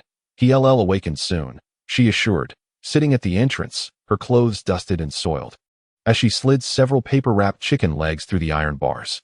"Eat. Harry will come to rescue you shortly." She flashed him a radiant, familiar smile. Sirius felt a strange illusion that perhaps they had known each other for ages, or perhaps they would in the future. "Would you like an apple?" she inquired, retrieving 2 bright red apples from her pocket. Selecting a large one, she brought it to her lips for a bite. "But I can only offer you the smaller one, as I have long coveted this larger one." Sirius held a disdain for apples, finding them to be rather mundane fruits. Most importantly, Voldemort relished them. Yet, inexplicably, he nodded in acceptance. Perhaps it was due to his prolonged confinement in Azkaban that even an apple began to seem appetizing. During his flight in the south, Sirius had basked in the sun. Initially, he had neglected to apply sunscreen, resulting in a sunburned skin. Squinting at his reflection in the mirror, he recalled Lily's earlier admonition, "You too, James Potter, Sirius Black. Next time you go to the beach, please apply sunscreen, or you will age prematurely." What had he replied back then? "Lily, even when I grow old, I will still be devastatingly handsome." Not quite, he mused. Sirius, with an air of impatience, furrowed his brow before turning to venture out in search of several bottles of sunscreen. He felt as though his soul had not escaped with him. There always seemed to be a temporal disconnect between him and his spirit. Initially, his soul had been left behind in the graveyard of Godric's Hollow, and now it lingered within the halls of Hogwarts, reluctant to depart. It was all because of Harry, he continuously reassured himself. A certainty that was entirely due to Harry's presence at Hogwarts. He hesitated to entertain any alternative possibility, for that would be too despicable to contemplate. He had gifted Harry a crossbow bolt and compensated Ron with an owl, yet he remained uncertain about what to present to Ibra. After much restless pondering, Sirius made his way to a nearby orchard, rousing a sleeping Muggle guard and paying him handsomely. "I wish to pick a sack of apples," he declared. He received a peculiar glance in return, along with a burlap sack. Ibra at school received a beautifully packaged bundle of apples, each one large, plump, unmarred by worms, and of a vibrant red hue. There was also a small note attached. "I do not particularly enjoy apples, but I send these to you. They are the finest I have tasted in the South." Chapter 53. Do you like Harry? Part 2. Sirius's correspondence with Ibra intensified due to the Triwizard Tournament, and she was perpetually anxious. In her letters, she meticulously detailed Harry's every action, his quarrels with Ron, and his mounting anxieties regarding the tournament. Sirius noted the dried tear stains on the paper, the creases starkly evident, much like the way his heart had become somewhat crumpled over time. Sirius was deeply concerned for Harry, as it was evident that a sinister plot was afoot, and he worried equally for Ibra, who seemed to bear an immense weight of pressure. Harry was crucial to her, and witnessing someone so dear teetering on the precipice of danger was a cruel ordeal. Returning to the vicinity of Hogwarts, the act of consuming rats had transformed into a tolerable affair, although he endeavored to do so in his animagus form as a dog. Indeed, upon seeing Harry and Ibra arrive in the cave, he felt a surge of inexplicable inferiority. He found himself in a state of disarray. However, before he could utter a word, Ibra was quick to drape a blanket over his shoulders, her eyes filled solely with profound concern. "It is arduous, isn't it? Is it too perilous?" Sirius averted his gaze, taking a moment before responding, "Not at all." Ibra remained blissfully unaware of his discomfort. "Harry has been quite worried about you. He constantly fears the Ministry might discover your presence." Harry. Their letters incessantly revolved around him, and their conversations were solely centered on him. Yet, Sirius could not bring himself to argue. He genuinely yearned for news about Harry, while simultaneously wishing Ibra would share her own experiences. For instance, was her relationship with Harry still progressing smoothly? But then again, why would she confide such matters to him? They conversed at length about Barty Crouch and the Death Eaters until, as Harry and the others prepared to leave, Ron mumbled, "I really do not want to go back. Returning means I have to fret over the ball." Sirius glanced at Ibra with a hint of surprise, for she had never mentioned the ball in her letters. "What ball?" "The Triwizard Tournament ball, of course." "I still have not found a partner," Ron remarked, a hint of frustration in his tone. "What about Harry?" Sirius turned his gaze towards Harry. "Naturally, he is with Ibra." Ibra smiled at Harry and nodded gently. A flush of embarrassment crossed Harry's face as he made a gesture of supplication towards her. "Have you ever attended a ball, Sirius?" Ibra turned to look at him, her eyes sparkling with mirth. "Certainly," Sirius replied, striving to maintain a casual tone. "The Black family used to host such events. And we had a graduation ball in our final year as well." "How did you invite your partner?" Ibra continued to inquire. "How did Harry invite you?" Sirius refrained from answering directly and instead posed a question of his own. Ibra's expression shifted to one of playful teasing, while Harry nearly bowed his head to the floor in embarrassment. "I invited him. He is a fool," Sirius smirked, unwilling to admit the pang of disappointment within him. The last time he saw Ibra was as the summer of their 4th year drew to a close, amidst a whirlwind of events, the most significant being Voldemort's return. Ibra had arrived at number 12, Grimmauld Place, even before Harry, and almost immediately upon entering, she began to berate everyone. You are all despicable." She slammed her suitcase down with force, glaring at everyone in the living room, including Hermione and Ron, who rushed to meet her. "Concealment. You have all been concealing the truth from him. Why should he be kept in the dark? Is he not a party involved?" she accused loudly, and no one dared to meet her gaze or retort. "Ibra, this is to protect him." Remus attempted to intervene. "Protect him? By allowing him to be ambushed by a horde of Dementors? He trusted you. He spent the entire summer yearning for news from you, yet you ignored him. Is this what you call protection? Do you not find it utterly shameless to label neglect as protection? I care not for any of your excuses, but if you do not care for him, if you allow him to feel unloved, if you make him feel sorrow, then each and every one of you, including you, must vacate his world." Ibra's eyes locked onto his, brimming with fierce vigilance. Despite his sorrow, Sirius could not help but acknowledge that Ibra was a commendable Hufflepuff, enveloping Harry with her unparalleled loyalty and tenacity.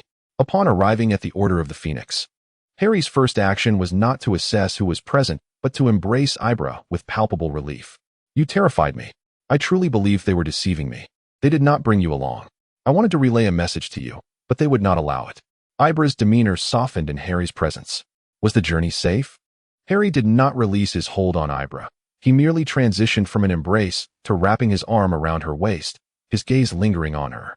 Even later, as he greeted the others, there lingered an air of nonchalance and disappointment. Ibra's expression remained indifferent as he coldly observed their awkward conversation. Sirius and the others attempted to explain themselves, yet it was evident that Harry had no desire to engage further. "I'm tired, Harry. Let us rest," Ibra remarked casually, prompting Harry to swiftly depart, collecting the luggage he shared with Ibra. "The innermost room on the 2nd floor," Ron whispered. "Harry, you will share a room with me." "Ibra, you will be with Ginny and me in the first room on the left on the 2nd floor," Hermione added, her lips pressed together in unease. Are there any other rooms? Ibra inquired, turning to Sirius with a raised brow. There is another vacant room on the second floor, but it's unkempt. Let that suffice. Ibra interrupted coldly, continuing his ascent. Harry can stay with me. A heavy silence enveloped the living room until the sound of a door closing broke the stillness, at which point someone dared to speak. Merlin, I always thought Ibra had a particularly good temper. This is the first time I've seen her truly angry, George remarked, scrunching his nose and shrugging. Fred exaggeratedly clutched his heart, exclaiming, You nearly scared me to death. I'm not alone. It's the first time I've seen Mum left speechless. Are they sharing a room? Moody frowned, glancing at the others.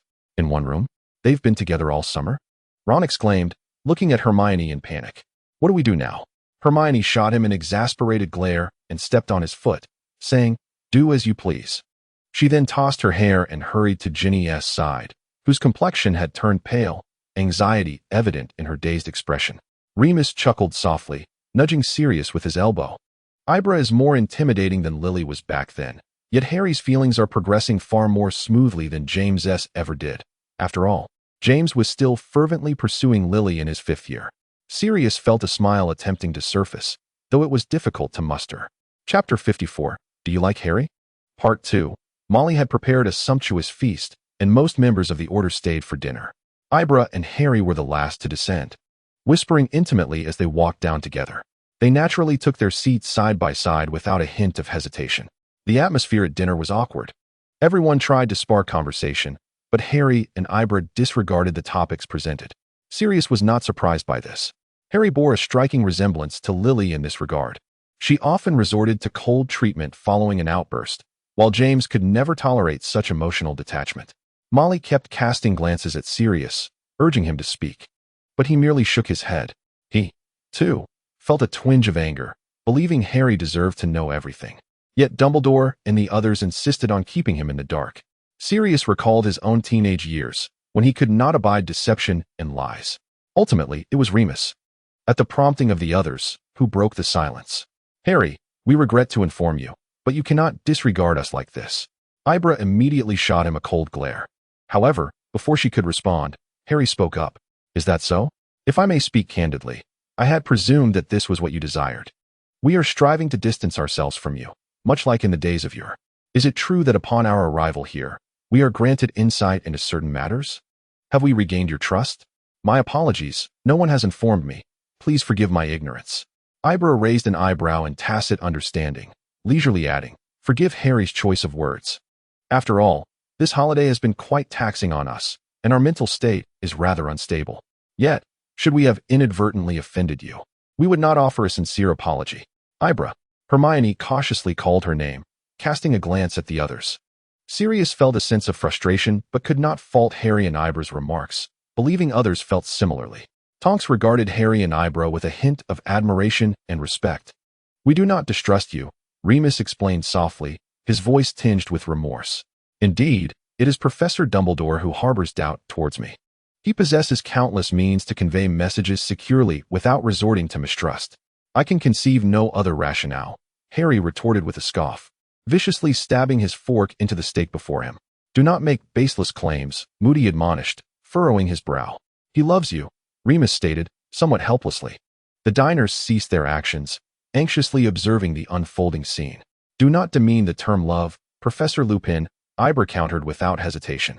What fails to evoke warmth is not love. What does not bring joy is not love. What causes pain and fury is not love. That is merely the guise of love under which you conceal harm and deception. Her voice was chilling as she cast her fork onto the table, producing a sharp sound.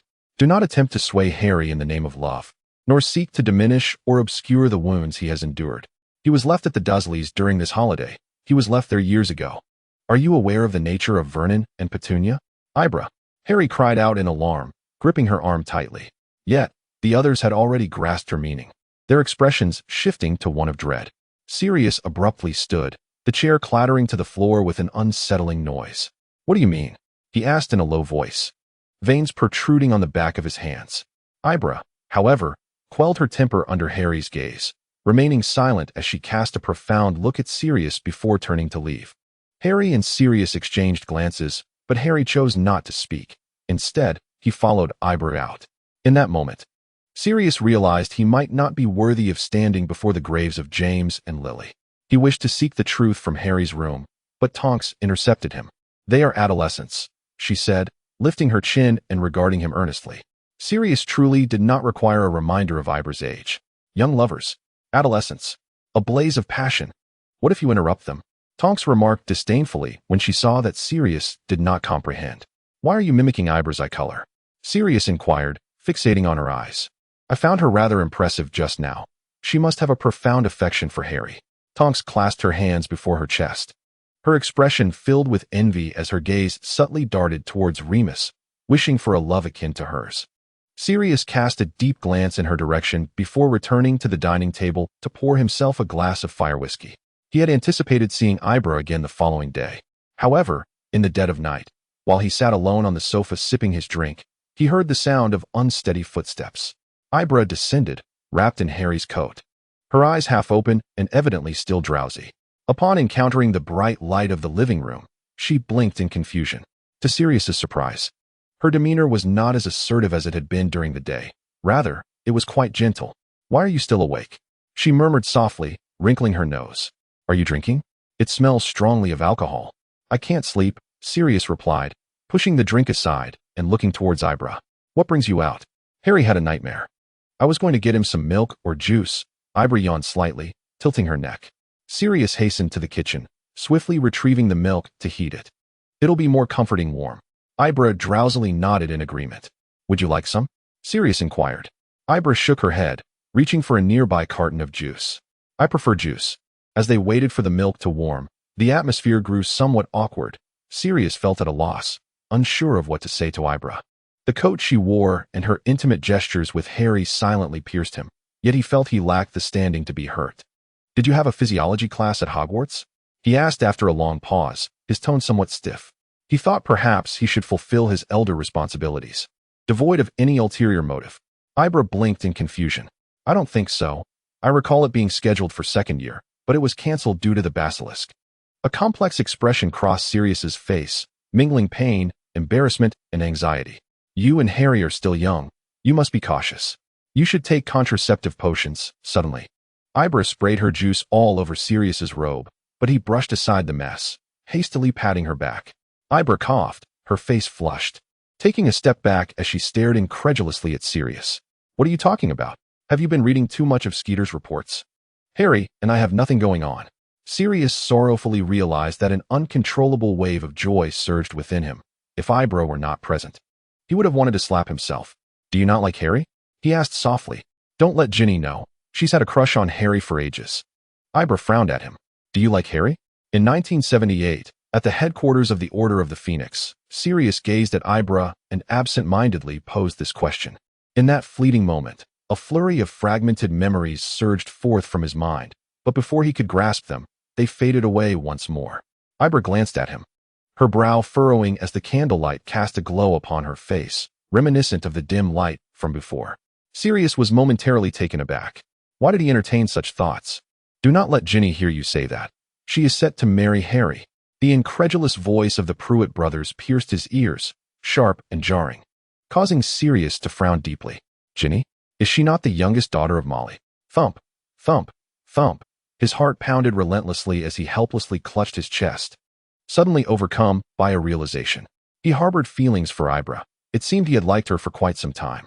Chapter 55. Awakening. Sirius felt something bubbling to the surface of his mind, his attention entirely consumed by Ibra during this game. He struggled to concentrate, yet his instincts urged him to empty his thoughts. Nonetheless, he felt compelled to act, as his heart and soul clamored for him to do something. Ibra was thoroughly enjoying herself. Fortune favored her, as she was invariably the one posing questions or making demands, even uncovering Professor Dumbledore's gossip in the process. The atmosphere was so charged it seemed it might lift the roof off. Only once did she find herself on the receiving end of a query from Sirius, and it was an exceedingly peculiar one. Ibra could not fathom why he would ask such a thing. Sirius had posed a similar question before, but at that time, Harry was indeed right beside her, and their bond was intimate. Now, the inquiry seemed utterly nonsensical. "Ibra, I might be feeling a bit unwell," Sirius murmured, resting his head on her shoulder. Ibra immediately tensed, turning to look at him while her hand instinctively reached for his forehead. Is it a cold? Sirius seized the opportunity to nuzzle her hand, his other hand grasping her arm. Perhaps I've had too much to drink. James rolled his eyes dramatically, poised to speak when Evelyn shot him a glare, silencing him. Once Ibra, flustered, suggested they end the game and retire to their room, James sprang forth, seeking affirmation from Remus. Isn't Sirius being utterly shameless? Isn't it now a matter of him getting us all inebriated? He has barely had a few drinks. Remus scoffed. You were no better when pursuing Evelyn. No one is in a position to cast judgment. Edgar looked quizzically at his cup. Isn't there a truth serum in there? Sirius must genuinely be feeling unwell. Dorcas shook his glass. He just used a series of probabilistic qualifiers. How despicable. Can't Ibra see through it? Concern can lead to confusion. Evelyn shook her head. Ibra, upon entering the room, realized something was amiss. The man who had just murmured of his discomfort now appeared invigorated. Unwell? She raised an eyebrow at Sirius, a teasing glint in her eyes. Sirius bit his lip, gazing at her as if wrestling with himself, caught in a dilemma. I love you. Ibra froze in place, and Sirius was equally taken aback. What he had intended to express was mere affection, yet under the influence of the truth serum, it transformed into love. Ibra found himself in a state of disarray, averting his gaze and rising to seek the antidote. Am I suffering again? To the point of uttering nonsense? I'm not in pain. What I just stated was that I might be, but I am not. Sirius interrupted Ibra, remaining rooted in place. Ibra regarded him with a gaze laden with complexity. Sirius harbored a flicker of hope that within those intricate emotions, there resided a semblance of joy. I cannot lie. We both consumed the truth serum, Sirius murmured softly. His brow furrowed slightly, as if he were probing, or perhaps seeking affirmation. I love you. Why? Ibra asked, struggling to articulate the question. Since Sirius's demise, her mind had never been so tumultuous. She was acutely aware that the words spoken under the truth serum were genuine. Yet she found herself questioning how this could be. Why would he love her? What had she done to inspire such affection? Can you discern the distinction between jealousy and love? Ibra stepped closer, her hand resting gently upon Sirius's chest, near his heart, and posed the question once more. Sirius cast his eyes downward, his voice trembling. Jealousy is my envy of another Sirius possessing your love. That incites my wrath and my discontent. He paused to inhale deeply. Love, however, is my willingness to shamelessly appropriate your feelings for him, even if it is merely pity that I am prepared to accept. Sirius's response was somewhat halting, as if he himself were taken aback by his own words. Yet he felt compelled to voice them. An instinct urged him to do so at this very moment. His soul desperately sought to convey something he could not ignore. Yet he held a trace of fear that the revelations he was about to disclose might alter something, might signify something for him, for Ibra. Ibra stared at him, momentarily lost between dreams and reality. Was that what she had long pursued truly within her grasp? No, she could not believe it. She had always known that love without sacrifice was an illusion. So why did this all seem to arrive so abruptly, so effortlessly? She parted her lips, poised to articulate more, when Sirius furrowed his brow tightly, pained, clutching his head. Sirius! Sirius! Ibra exclaimed, rushing to him, trembling as she embraced him, the echoes of his cries reverberating in her ears. The sound suddenly ceased. Sirius collapsed into her arms, his hands limply falling to his sides. Sirius was ensnared in an elongated dream. Perhaps it was not a dream but rather forgotten memories, buried deep within his soul, his regrets and obsessions, the debts he owed. Sirius watched Ibra, her anxious explanations barely penetrating his joy, as he inquired, But, aren't you Harry's dance partner? Ibra gazed at him in confusion. What does that signify? I merely knew that he would ultimately be without a partner, so I waited for him. Autumn Zhang, the late Cedric's girlfriend, was whom Harry admired. Mustering the courage to invite her, Ibra furrowed her brow, rambling her explanations. He was too slow in his actions, yet I dared not urge him. He is quite shy when it comes to feelings. All I could do was wait to help him afterward. Are you staying in the same room as him? We have distorted the sofa in the room. We are not sharing a bed. Ibra widened her eyes. Sirius felt a slight warmth in his cheeks, attempting to mask it as he poured milk. It was Ron who said you two are involved, Ronald Weasley. Ibra unhesitatingly believed Sirius's words, gritting her teeth as she called Ron's name. I will send him a glass of clear water shortly. She tugged at the corners of her mouth, revealing a cold smirk. Why do you dislike Harry? Is he not good? Sirius felt somewhat shameless. He was undeniably pleased, yet still posed the question. Trust me, Harry and I have long discussed the nature of our feelings due to our daily companionship. Ibra accepted the milk from Sirius, finding it slightly warm, which made her flinch. Sirius promptly summoned a coaster to assist her. Our love for each other is unconditional. We are like family. What about a lover? Sirius instinctively inquired. I do not know, but I hope he loves me more than his own soul. Ibra smiled and winked at Sirius. Chapter 56. Restoration of Memory, 1. Ron's scream echoed throughout number 12, Grimmauld Place. Sirius halted mid-drink and rushed upstairs. He took Ibra's earlier words as mere anger, not expecting her to follow through. Not just Sirius. Many people hurriedly emerged from their rooms, bleary-eyed. Molly, in particular, hastily donned a coat, her face pale. Everyone stood frozen, staring in confusion at the drenched Ron and Ibra, who stood nearby with arms crossed and an arched eyebrow. What happened? Harry anxiously squeezed in beside Ibra, his worried gaze darting between Ron and Ibra. Why did you douse me with water in the middle of the night? Ron protested, feeling wronged. Why did you spread rumors that I am with Harry? Ibra rolled her eyes. You two are not together? Ron's voice was filled with surprise, and Ibra's wand twitched. Harry swiftly grabbed her, rolling his eyes at Ron. Merlin, what are you thinking? Then Tonks burst in with disheveled hair, looking shocked. What? You're not together? First Hermione, then Ginny, Ibra, Harry, and Ron. Everyone erupted in laughter. Harry was a tender-hearted boy, even more so than his father. Ibra, on the other hand, seemed to be Harry's protector. All her actions were to ensure Harry's happiness. The next day, Sirius expressed his gratitude to her, but Ibra merely shook her head gently. We are each other's guardians.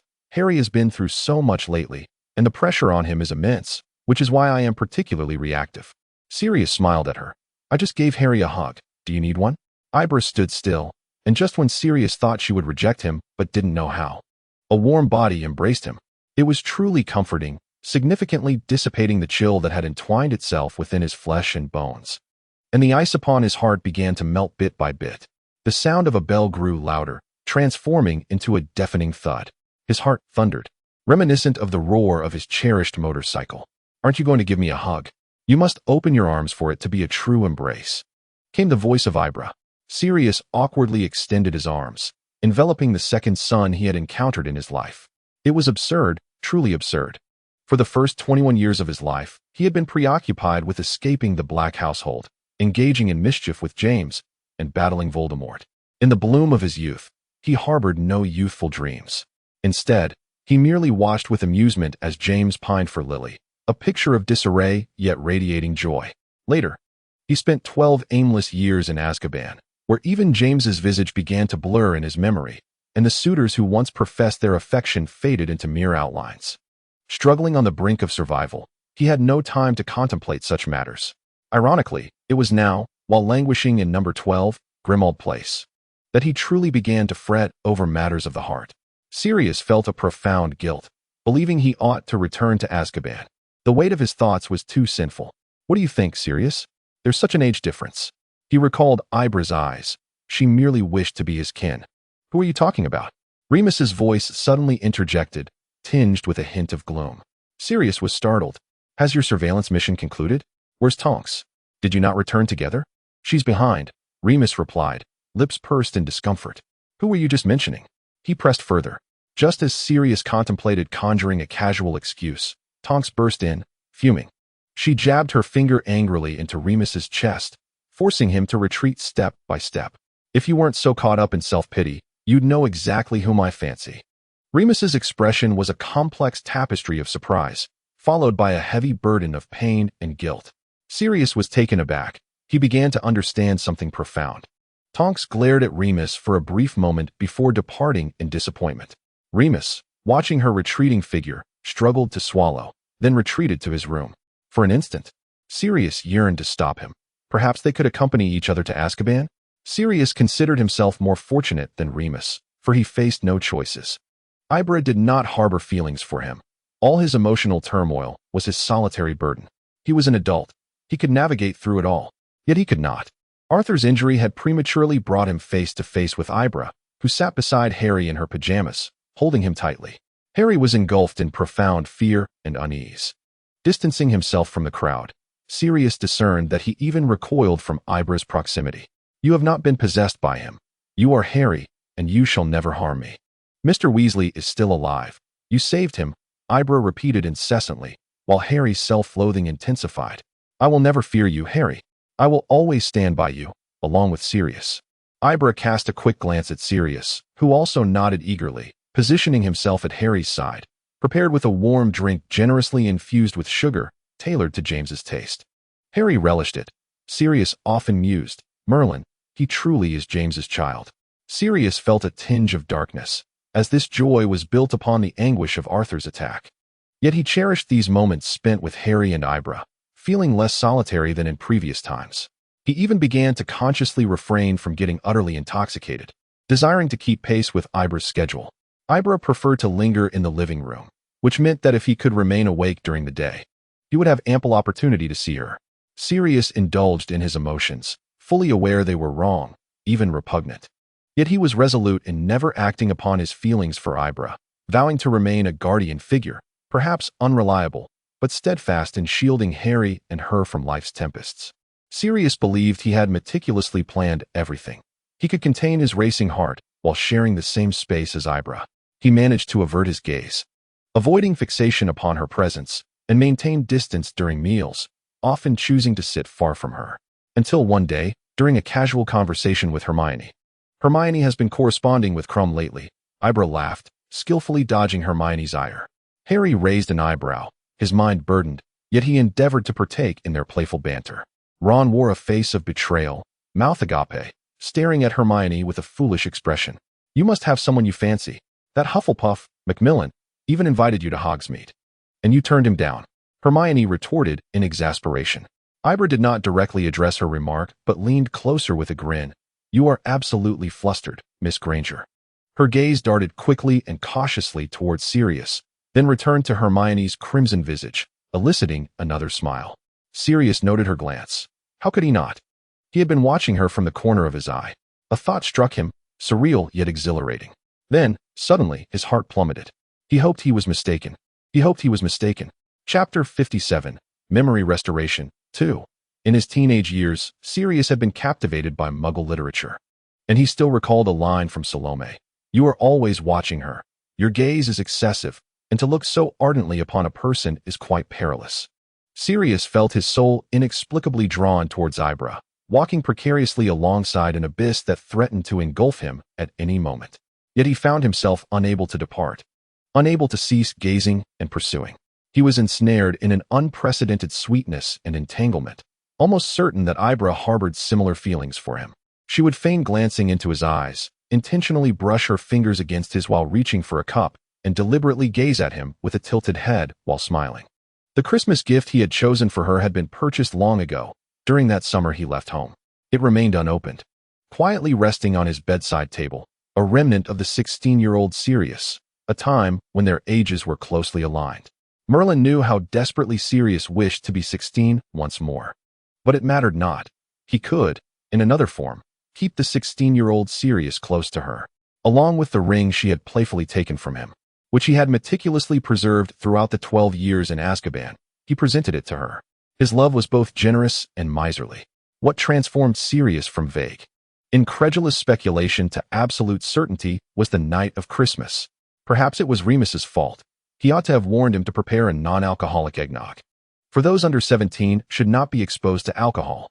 Perhaps it was Molly's fault, as she had always been fiercely protective of the children and should not have relaxed her vigilance for a single night due to the festive atmosphere and Arthur's discharge from the hospital. Or perhaps it was his own fault for being there. He should have remained at a safe distance, observing Ibra and Harry from the corner of the staircase, rather than being in such close quarters with Ibra in a small, unnoticed nook of the kitchen. "Is your fire whiskey as delightful as this eggnog?" Ibra asked him with a smile, revealing her small canine teeth, exuding an innocent charm that captivated Sirius, who felt both guilty and unable to look away. "Not at all." He chuckled softly, his fingers involuntarily brushing away the remnants of alcohol at the corner of her lips. The moment his fingertips made contact with the alcohol, a warmth ignited within him, kindling a blaze in his desolate heart. "Then why do you drink it so often?" Ibra pouted, feigning displeasure. "You must be deceiving me. If it's not tasty, why would you indulge?" Sirius offered no reply, his gaze fixed upon her lips before shifting to her pure eyes. Promise me you won't follow my path, will you? Never become an alcoholic. I would never, Ibra retorted, playfully sticking out her tongue, revealing a hint of crimson. Sirius quickly averted his gaze, exhaling softly. Why the sigh? Are you sad? Ibra leaned closer, attempting to discern his expression from below. Don't be sad. You're not a traitor. You're serious, I know it. She adeptly patted his back. In that moment of fluttering emotion, Sirius couldn't help but ponder how many people she had comforted in such a manner. Would he be the first or the last? Suddenly, Sirius revealed a self-deprecating smile. Aware of his own youthful naivety. Do you have someone you like? He asked, almost as if compelled by an unseen force. He recognized the absurdity of his question. Yet in her current state of disarray, he could not suppress his curiosity, despite his trepidation regarding the answer. Yes, I like you, came her unhesitant reply. Her emotions laid bare, her tone unwavering. Sirius turned to her sharply, met only by her dazzling smile that sparkled like 1,000 stars, alongside a gentle, sweet scent of wine that nearly enveloped him. And what about you, Sirius? Do you like me? She was so close that a mere inclination of his head could bridge the gap for a kiss, near enough that he might attribute such an act to mere chance. Sirius found himself regretting not having drunk more. Had he imbibed deeper, he might have escaped this predicament, unshackled from the burdens of morality and guilt that rendered him rigid. In that case, he would only regret after kissing her, but at least he would have kissed her. He genuinely yearned to kiss her, for he understood this was his last opportunity to grasp such a moment. Yet, she was too precious to him. He could not bring himself to impose even a hint of desire or indulgence upon her. She deserved far better than someone like him, who was already succumbing to the ravages of age and decay. With the remnants of his reason and moral restraint, he nearly laughed. Merlin, was my sense of morality this strong at 20? Perhaps he was but a reflection of her youth, while she heralded his decline. Sirius refrained from answering Ibra's question. Instead, he clumsily informed her, like an awkward adolescent, that she was far too intoxicated to comprehend her own words. He dared not touch her directly, opting instead to drape his coat around her as he assisted her back to her room. Ibra nearly collapsed onto the bed, slipping into a peaceful slumber, her countenance serene, suggesting she was lost in a delightful dream. Sirius truly wished for her to be forever accompanied by such pleasant dreams. You are mistaken, Ibra. Sirius sat quietly at her bedside, gazing at her for a prolonged moment. I am the traitor. The instant I fell for you, I betrayed my own morals. And in rejecting you, I would become a traitor to my own soul. Ultimately, he kissed her. He took her hand, holding it gently, then pressed his lips to his own fingertips. That was enough, he thought. Just the chance to bask in the sun once more would suffice.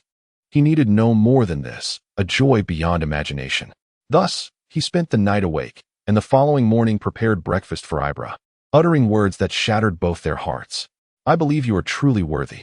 When Ibra spoke those words, Sirius felt a surge of emotion, nearly brought to tears. How could someone, after being heartbroken and rejected, choose not to defend their dignity with harsh words, but instead express sentiments that filled him with guilt? He would have preferred her to hurl cold, biting words at him, declaring loudly, "Who do you think you are? I don't like you." Unable to articulate a response, Sirius could only furrow his brow, masking his astonishment at the moment. As the remnants of the Christmas holiday lingered, Ibrahim appeared in the living room as if nothing had transpired.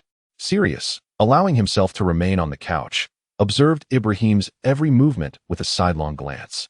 She continued to harbor her gentle, cautious infatuation, while he, the 20-year-old he once was, would have laughed derisively at his own cowardice. It was not until the night before the holiday's conclusion that Sirius found himself unexpectedly awakened from a nightmare, discovering Ibrahim seated on the couch, perusing a book under the dim light. Did you have a nightmare? Ibrahim inquired, lifting his gaze slightly, his expression revealing no surprise. Sirius nodded softly, his voice barely above a whisper. Why are you still awake? I cannot sleep. The thought of not seeing you for a long time after tomorrow makes me profoundly sad. Ibrahim confessed, laying bare his innermost feelings. Sirius held his breath for a moment, captivated by her sincerity, his entire being aflame with emotion. He yearned to respond, to reveal that since the day they arrived, he had feared their departure. He felt an overwhelming loneliness, desiring to keep both her and Harry close. Yet, the words eluded him, and he could only breathe softly, striving to calm his racing heart. "This is a book you've read.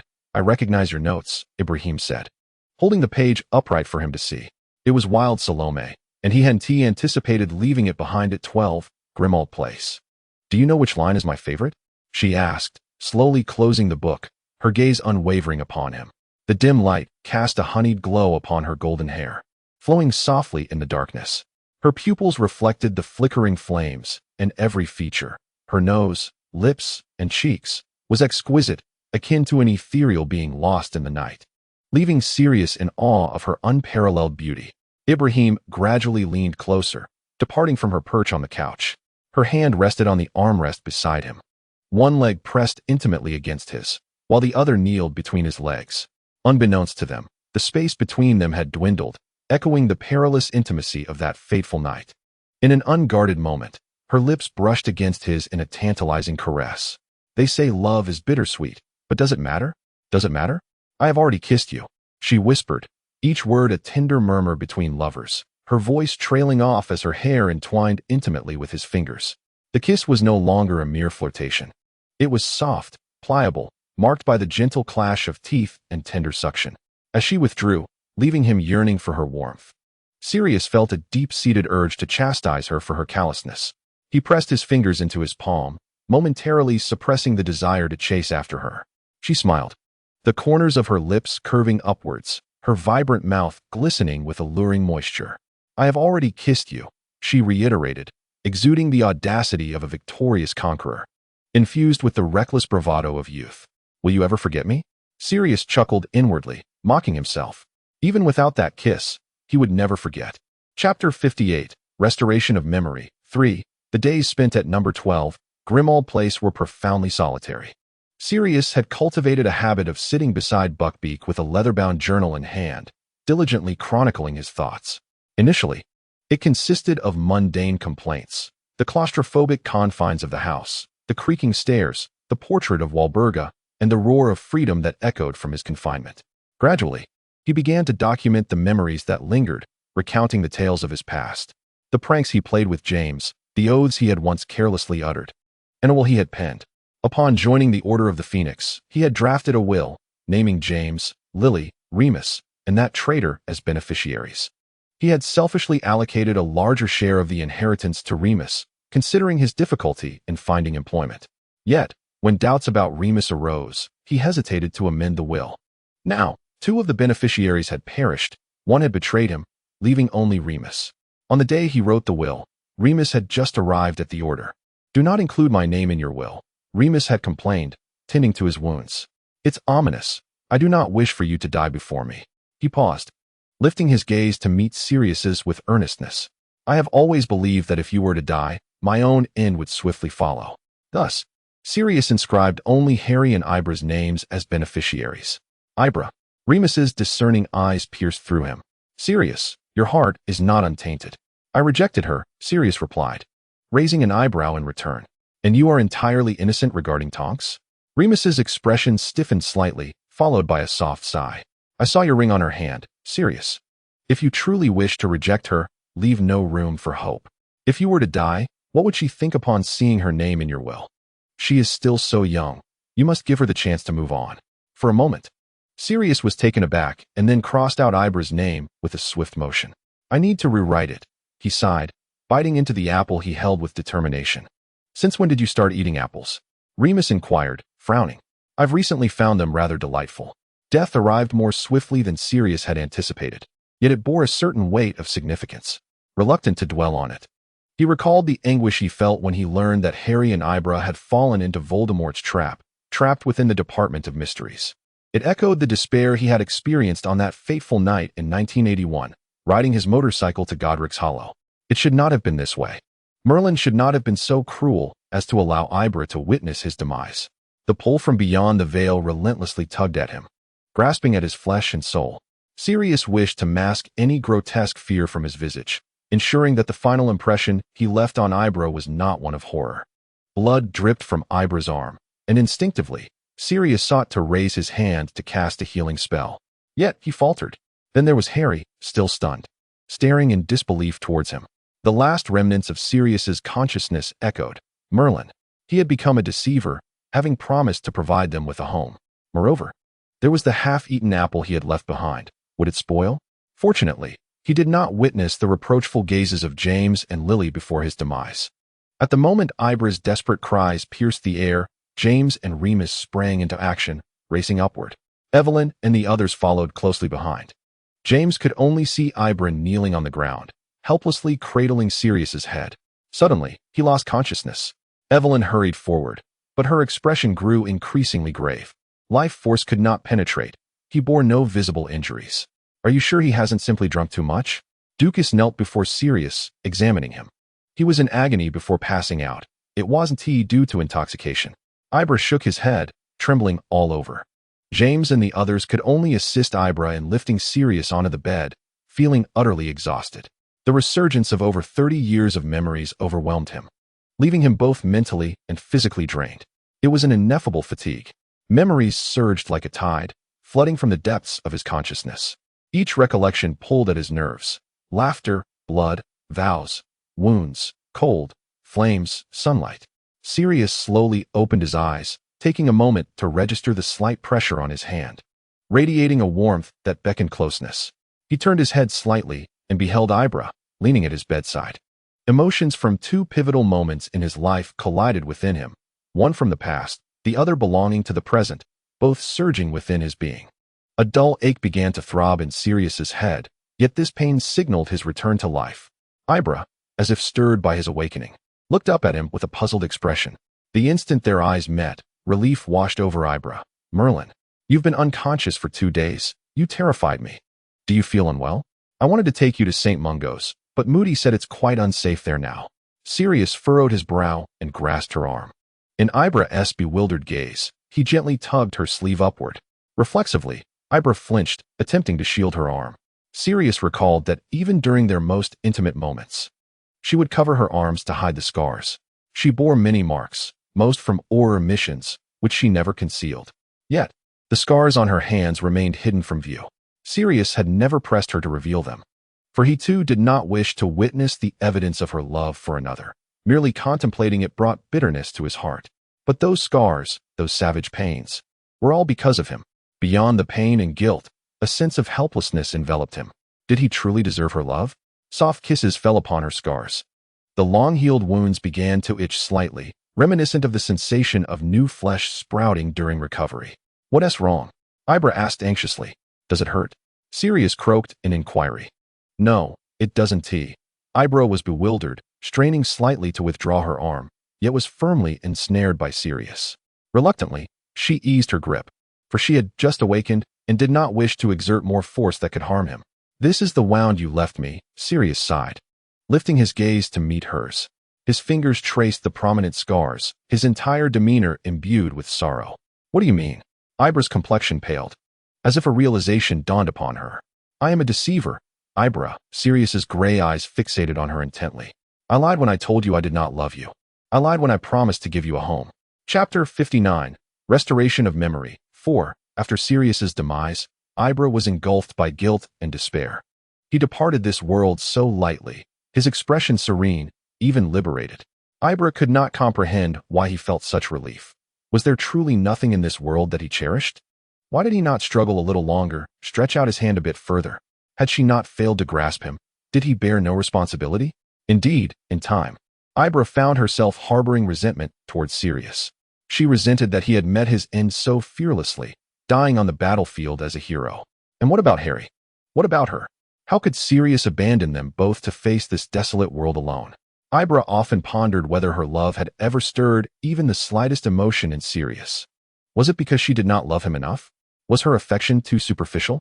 Perhaps so, for her understanding of him stemmed from fleeting warmth, the allure of home, his tragedies, and the fact that he was the only adult in her life who cared for her.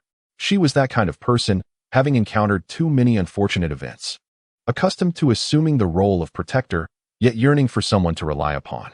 Perhaps God did not permit her such solace, hence Sirius's departure. Determined to deepen her love, she aspired to understand Sirius more profoundly. But how could she truly comprehend him? She would never grasp the despair of betrayal by a friend. Fortuitously, she had not faced the tragic demise of a close companion. She was not compelled to relinquish her freedom, curling up in the damp, cold confines of Azkaban. Nor did she endure the agonizing isolation of being wrongfully accused. She did not have to consume rats, nor confine herself in darkened rooms, nor endure the scorn of the masses. Even in her darkest hours, countless regarded her as a beacon of hope. She was unlike him. She could never fathom his suffering. Yet, Sirius, how does one define love? She could not partake in his sorrowful past, had not been present in his vibrant youth, and would forever lack the right to share in his future. Her declarations of love felt feeble, so feeble that she was left disillusioned by herself. Thus, she resorted to self-punishment, striving to comprehend his anguish. Each pang of suffering, every scar was a testament, not for others, but for herself, a validation that she was worthy of loving him. Cyrus gazed into Ibra's reddened eyes, his own unwavering stare fixed upon her. Tears cascaded from her eyes, unimpeded, splattering onto the floor and the bed. Cyrus felt like a sinner. His ethereal demise had inflicted unbearable pain upon Ibra. How had the girl, who once detested the scent of alcohol, transformed into a drunkard? How had the child, once terrified of pain, learned to disregard her wounds? Each scar upon her body bore a fragment of his guilt. Every midnight nightmare she endured traced back to him. What words could he utter? Would it even matter? Cyrus looked at her pleadingly, imploring her to cease her tearful gaze upon him. He was on the brink of madness from guilt. He had long since been driven to the edge by it. Ibra forcefully withdrew her hand, turning her head away, unable to meet his eyes. Suddenly, Cyrus's memories resurfaced, and he uttered words she yearned to believe, yet dared not trust. Was it really so simple? Could the torment she had suffered be so easily alleviated? What then did her suffering amount to? Cyrus's expression grew rigid, his hand suspended in midair, caught between reaching for her and letting go. Ibra had many questions for Cyrus. Was your love for me sincere? Was the love expressed before your memory returned genuine? Is the love you profess now authentic? Is your notion of love merely an extension of sympathy after learning of my tragic experiences? Ibra sighed softly, ultimately asking Cyrus but one question: please do not perish before me this time, if you can. Now that I am older than you, it is I who should be writing your will. She lowered her gaze tiredly, and in the next moment, she found herself enveloped in a warm embrace. I love you. Before my memories returned, I had a vague premonition that I must convey this sentiment to you. The premonition was correct. Otherwise, how could I persuade you to understand that I had once been moved by you, and should it happen again, I would still be enchanted, whether at 19 or 36. The feeling remains unchanged. Cyrus fervently explained, his logic tangled, yet he expressed everything he wished to convey. Her earlier questions had pierced him deeply. He recalled her desire for a love that transcended mere existence. Yet, everything she had just exhibited suggested that as long as he was alive, she would disregard everything else. She did not care how this love had come to be, nor did she concern herself with the authenticity of his words. Cyrus understood that should he make a demand, she would accept without hesitation. How despicable he felt, how shameless. She loathed the harm done in the name of love, while he continued to perpetrate it, leaving her ensnared in a cycle where wounds were the proof of love. Cyrus longed for Ibra's forgiveness, yet simultaneously wished for her not to grant it. Such a desire was profoundly unfair to her. Ibra turned her head to him, her eyes filled with confusion and contemplation. Then, she scrunched her nose. Are you still in pain? Go to the meditation basin and show me your previous memories. At that moment, James pushed open the door. He seemed bewildered by the scene before him, standing in stunned silence for a few seconds before rolling his eyes at Cyrus with a hint of exasperation. How could someone faint for 2 days and then be unable to sell even a shred of despair? How did you manage to bring Ibrahim to tears? In truth, ever since the return of his memories, Sirius has struggled to untangle his thoughts and emotions. The reckless exuberance of a 19-year-old mingling with the despondency of a 36-year-old left him in disarray. Yet now, as Sirius gazes at James, all he desires is to shove him outside and slam the door shut, ideally with the door crashing against his nose. Chapter 60, Bethany Sorina, Part 1. I am Bethany Sorina, an intern Auror at the Auror office, freshly graduated this year. My superior is none other than the illustrious Savior's friend, Ibrahim Potter. The magical community has a peculiar way of defining their relationship. Everyone knows they share no blood ties. Some perceive them as siblings, others as lovers, and still some believe they are ex-lovers. For a time, I too thought that Harry Potter and senior sister Ibrahim were an item, especially since the Daily Prophet proclaimed such when I first enrolled. As a Muggle-born student, I genuinely believed the Daily Prophet was entirely accurate. I even harbored resentment towards Hermione Granger, simply because Rita Skeeter's article insinuated that she was a rival of Senior Sister Ibrahim. I was furious. Senior Sister Ibrahim is the gentlest upperclassman I have ever encountered. She is always willing to patiently answer my most foolish inquiries. No one in Hufflepuff dislikes her, and many from other houses admire her as well.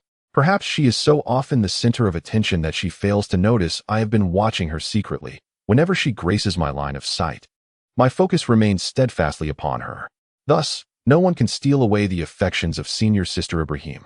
I also bore a grudge against Harry Potter. How could he be so fickle and put Senior Sister Ibrahim in such a predicament? Yet, in the end, Harry did accompany Senior Sister Ibrahim to the ball. I felt a wave of disappointment wash over me, for had she not found a partner, I would have dared to inquire whether she might extend an invitation to me. Nevertheless, I attended that ball. Senior Sister Ibrahim had persuaded Ernie Macmillan to invite me. "Enjoy yourself, Bethany. I see you are eager to attend the ball." I stared dumbly at her as she spoke to me with a beaming smile.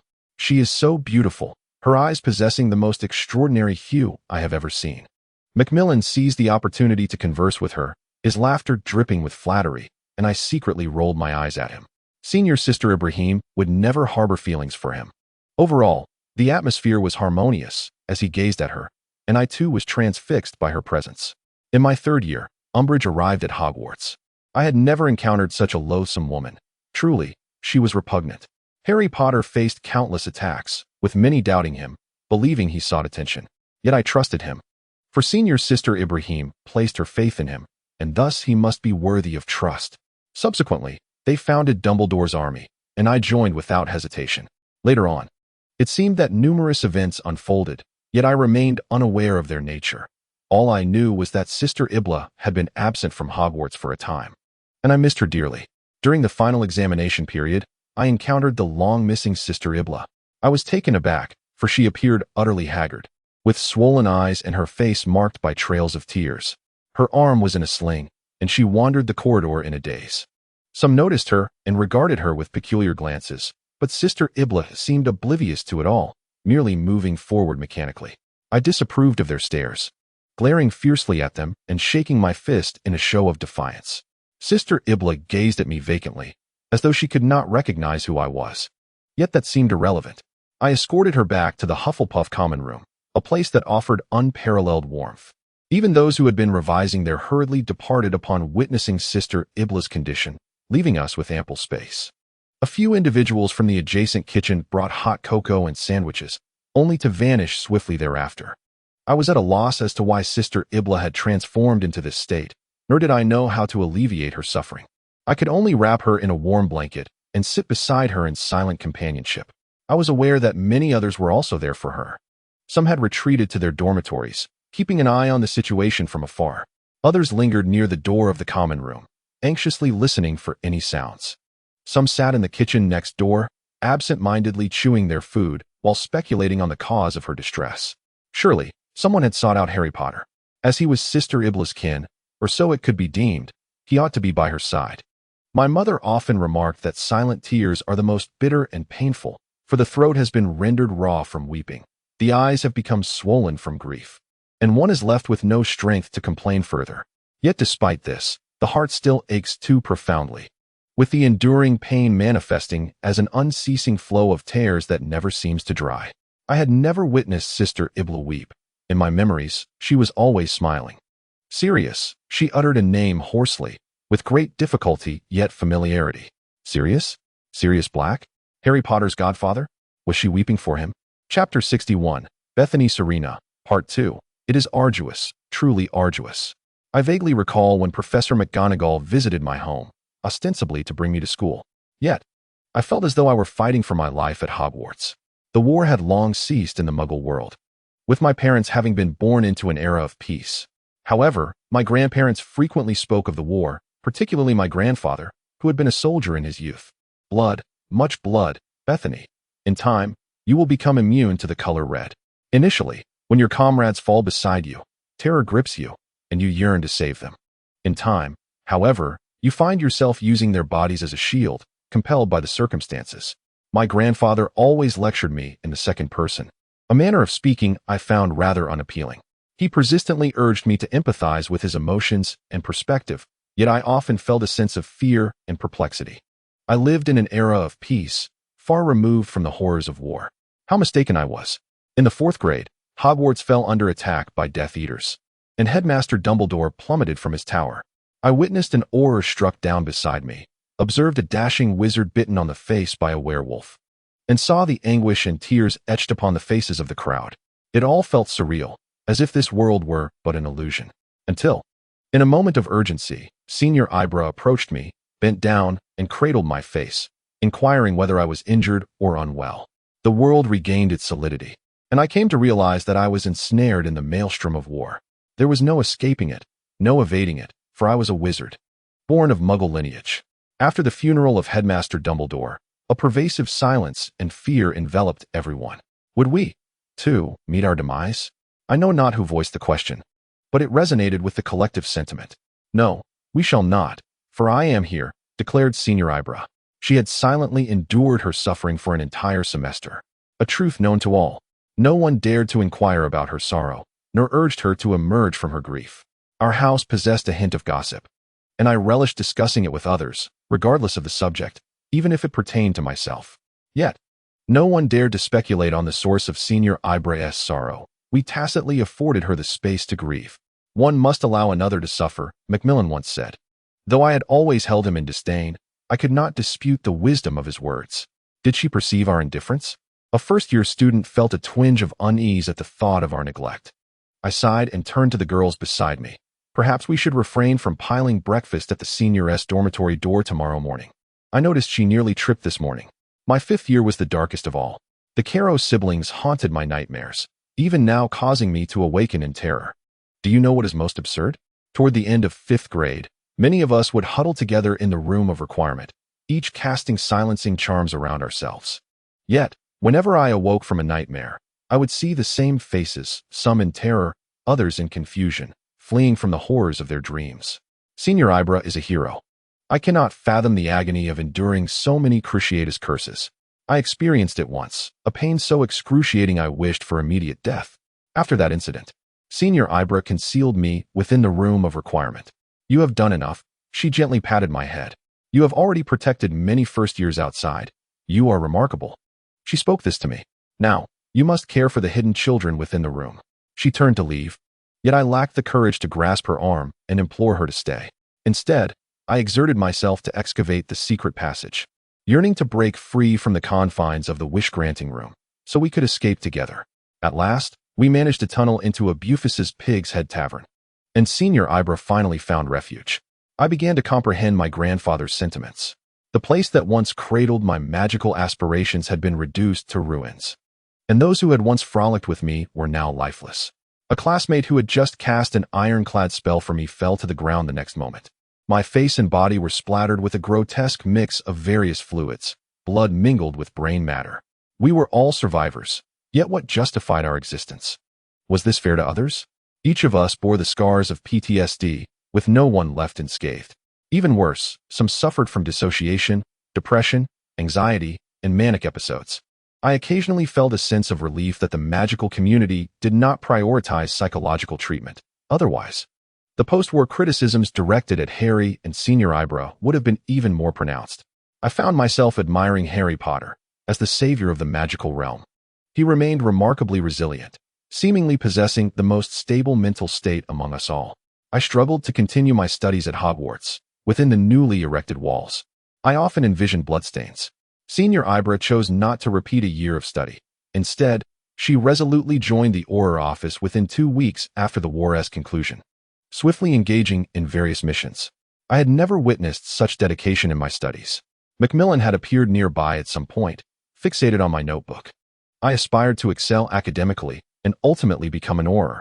I glanced up at Macmillan and noticed numerous students, much like myself, immersed in their studies, each expression marked by unprecedented seriousness, transcending all houses.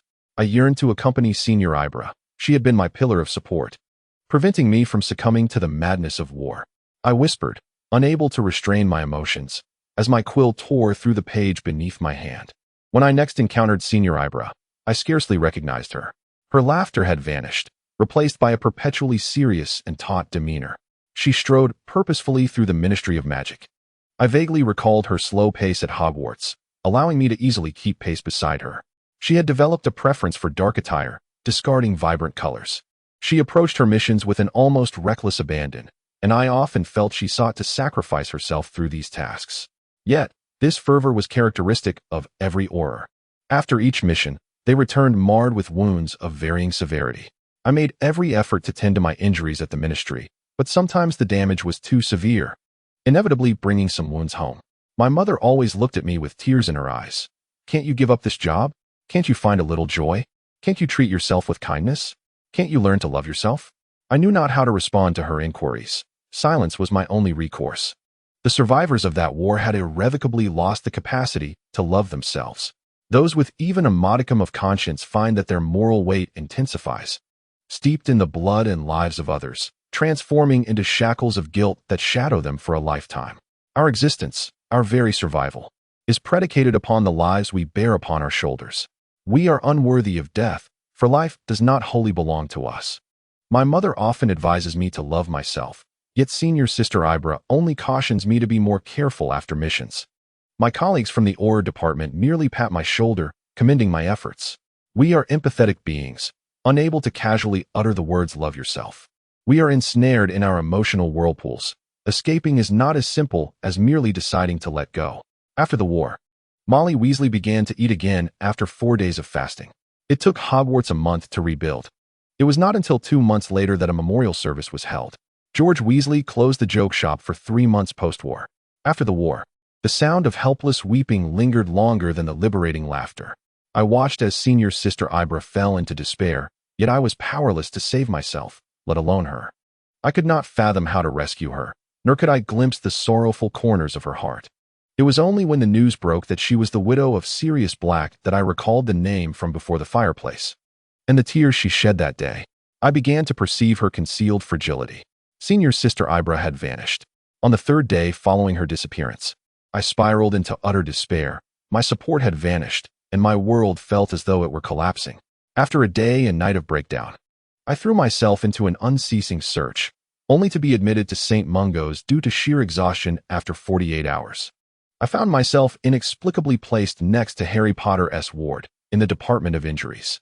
"To assist us in caring for you," Hermione remarked, handing me a peeled apple. Then, I heard the sound of Molly Weasley's breakdown, along with the voices of her sons trying to restrain her. "I am not that old yet. To what extent do you intend to conceal this from me?" The clock at home indicated that both Harry and Ibra were in extreme danger. I have truly had enough. Let me see my children. The moment Hermione heard Molly's voice, her expression shifted, and she rushed out. I followed closely behind. "Mom." Ginny emerged from Harry's ward, rushing straight to embrace her. "Ibra is in extreme danger, but not dead, right?" Hermione asked, her face aglow with hope, as everyone looked expectantly at Molly. Molly's expression darkened further. "What do you mean? Why do you ask? What has happened to Ibra?" I felt my heart, which had been still for so many days, finally begin to beat. Extreme danger or not, at least there was no death. An impulsive desire to see Harry Potter struck me, yet I still felt weak. Stumbling and accidentally knocking his coat to the floor. As I bent down to retrieve it, a mirror slipped from his pocket. Instinctively, I turned it over to see. I did not see my own reflection. Instead, I beheld a figure with disheveled hair, radiating anger. "Ibra Potter, have you tampered with my memories? Have you caused me to forget some sorrowful events? Why do my recollections differ from what Sirius just mentioned? Harry Potter?" I found myself frozen in place. That figure swiftly turned around. Merlin, it was the face of the Savior. His expression shifted to one of astonishment and relief. "Merlin, Bethany, it was you who discovered me." I yearned to call for someone, anyone. This situation had surpassed my capacity to manage. Yet, no name sprang to mind, and thus, I could only emit a piercing scream. Chapter 62. Can you bring your father? The truth gradually unfolded. After witnessing Sirius's memories, Ibra felt that both were fools. However, it seemed impossible to distinguish right from wrong. Their tragedy was merely a byproduct of war. They both loathed the presumption of love, yet found themselves inevitably committing the very mistakes they despised while loving one another. The others in the Order of the Phoenix consciously left space for them. Sirius nervously fixed his gaze on Ibra, who sat there in a daze. What is she pondering? Is she realizing that she has been envious all along? Ibra raised an eyebrow and glanced at him. Seeing Ibra still willing to engage with him, Sirius relaxed entirely. Are you enjoying yourself? Look at me, acting like a madman. Consumed by jealousy, Sirius pressed his lips together, feeling somewhat aggrieved. I have hinted at you numerous times, Ibra winked. But I am too foolish to comprehend. Each time you said that, I became even angrier, Sirius admitted after a serious contemplation. Ibra paused, then lowered her head. Laughing, you leave me uncertain about how to handle you. The 19-year-old Sirius and the 36-year-old Sirius always feel different to me. Any way is fine. After all, I was imprisoned in Azkaban at 21, and those agonizing years did not render me significantly more mature. Sirius adapted remarkably well, nodding affirmatively after he spoke. He then leaned closer to Ibra, gazing intently into her eyes. So, would you care to explain that memory I glimpsed earlier regarding some of our actions? His voice faltered momentarily, then acquired a husky tone, the final words delivered with a particularly ambiguous undertone. I possess certain abilities. I can alter some memories. During 7th grade, I struggled immensely, often fantasizing to sustain myself. Sirius's previously teasing expression abruptly shifted, his throat bobbed, and his gaze became laden with guilt once more. However, before he could speak, Ibra interrupted him. I am truly fed up with our mutual guilt, all right? It no longer matters, Sirius. Truly. The fact that you are alive and standing before me now, and that I have not succumbed to despair, is already more than enough. Merlin is compensating us. Perhaps I should have informed Harry about that two-way mirror. I feared I would disturb him. He entrusted the mirror to you, didn't he? I hope he does not feel excessively guilty about this matter. Sirius's gaze flicked to the mirror beside Ibra. To Sirius's astonishment, Ibra's expression suddenly became tense as she swiftly turned the mirror around. Sirius's eyes widened in disbelief. He beheld Harry, slightly older than he remembered, yet his hair remained tousled, resembling the current James to an uncanny degree, save for his eyes and the scar atop his head. Why is Harry in the mirror? Sirius gasped, his gaze oscillating between Ibra and Harry. Can you see Harry now? Is it because you've regained your memory? Ibra appeared equally astonished, poised to articulate something further when Harry's voice erupted in fury. Ibra Potter, have you tampered with my memories? Have you made me forget some sorrowful event? Why do my memories differ from what Sirius just mentioned? In that instant, Sirius grasped the situation, casting a helpless glance at Ibra, who seemed somewhat embarrassed, exuding an air of guilt. Subsequently, Harry swiftly turned, in Ibra and Sirius's view, addressing the dark void behind him.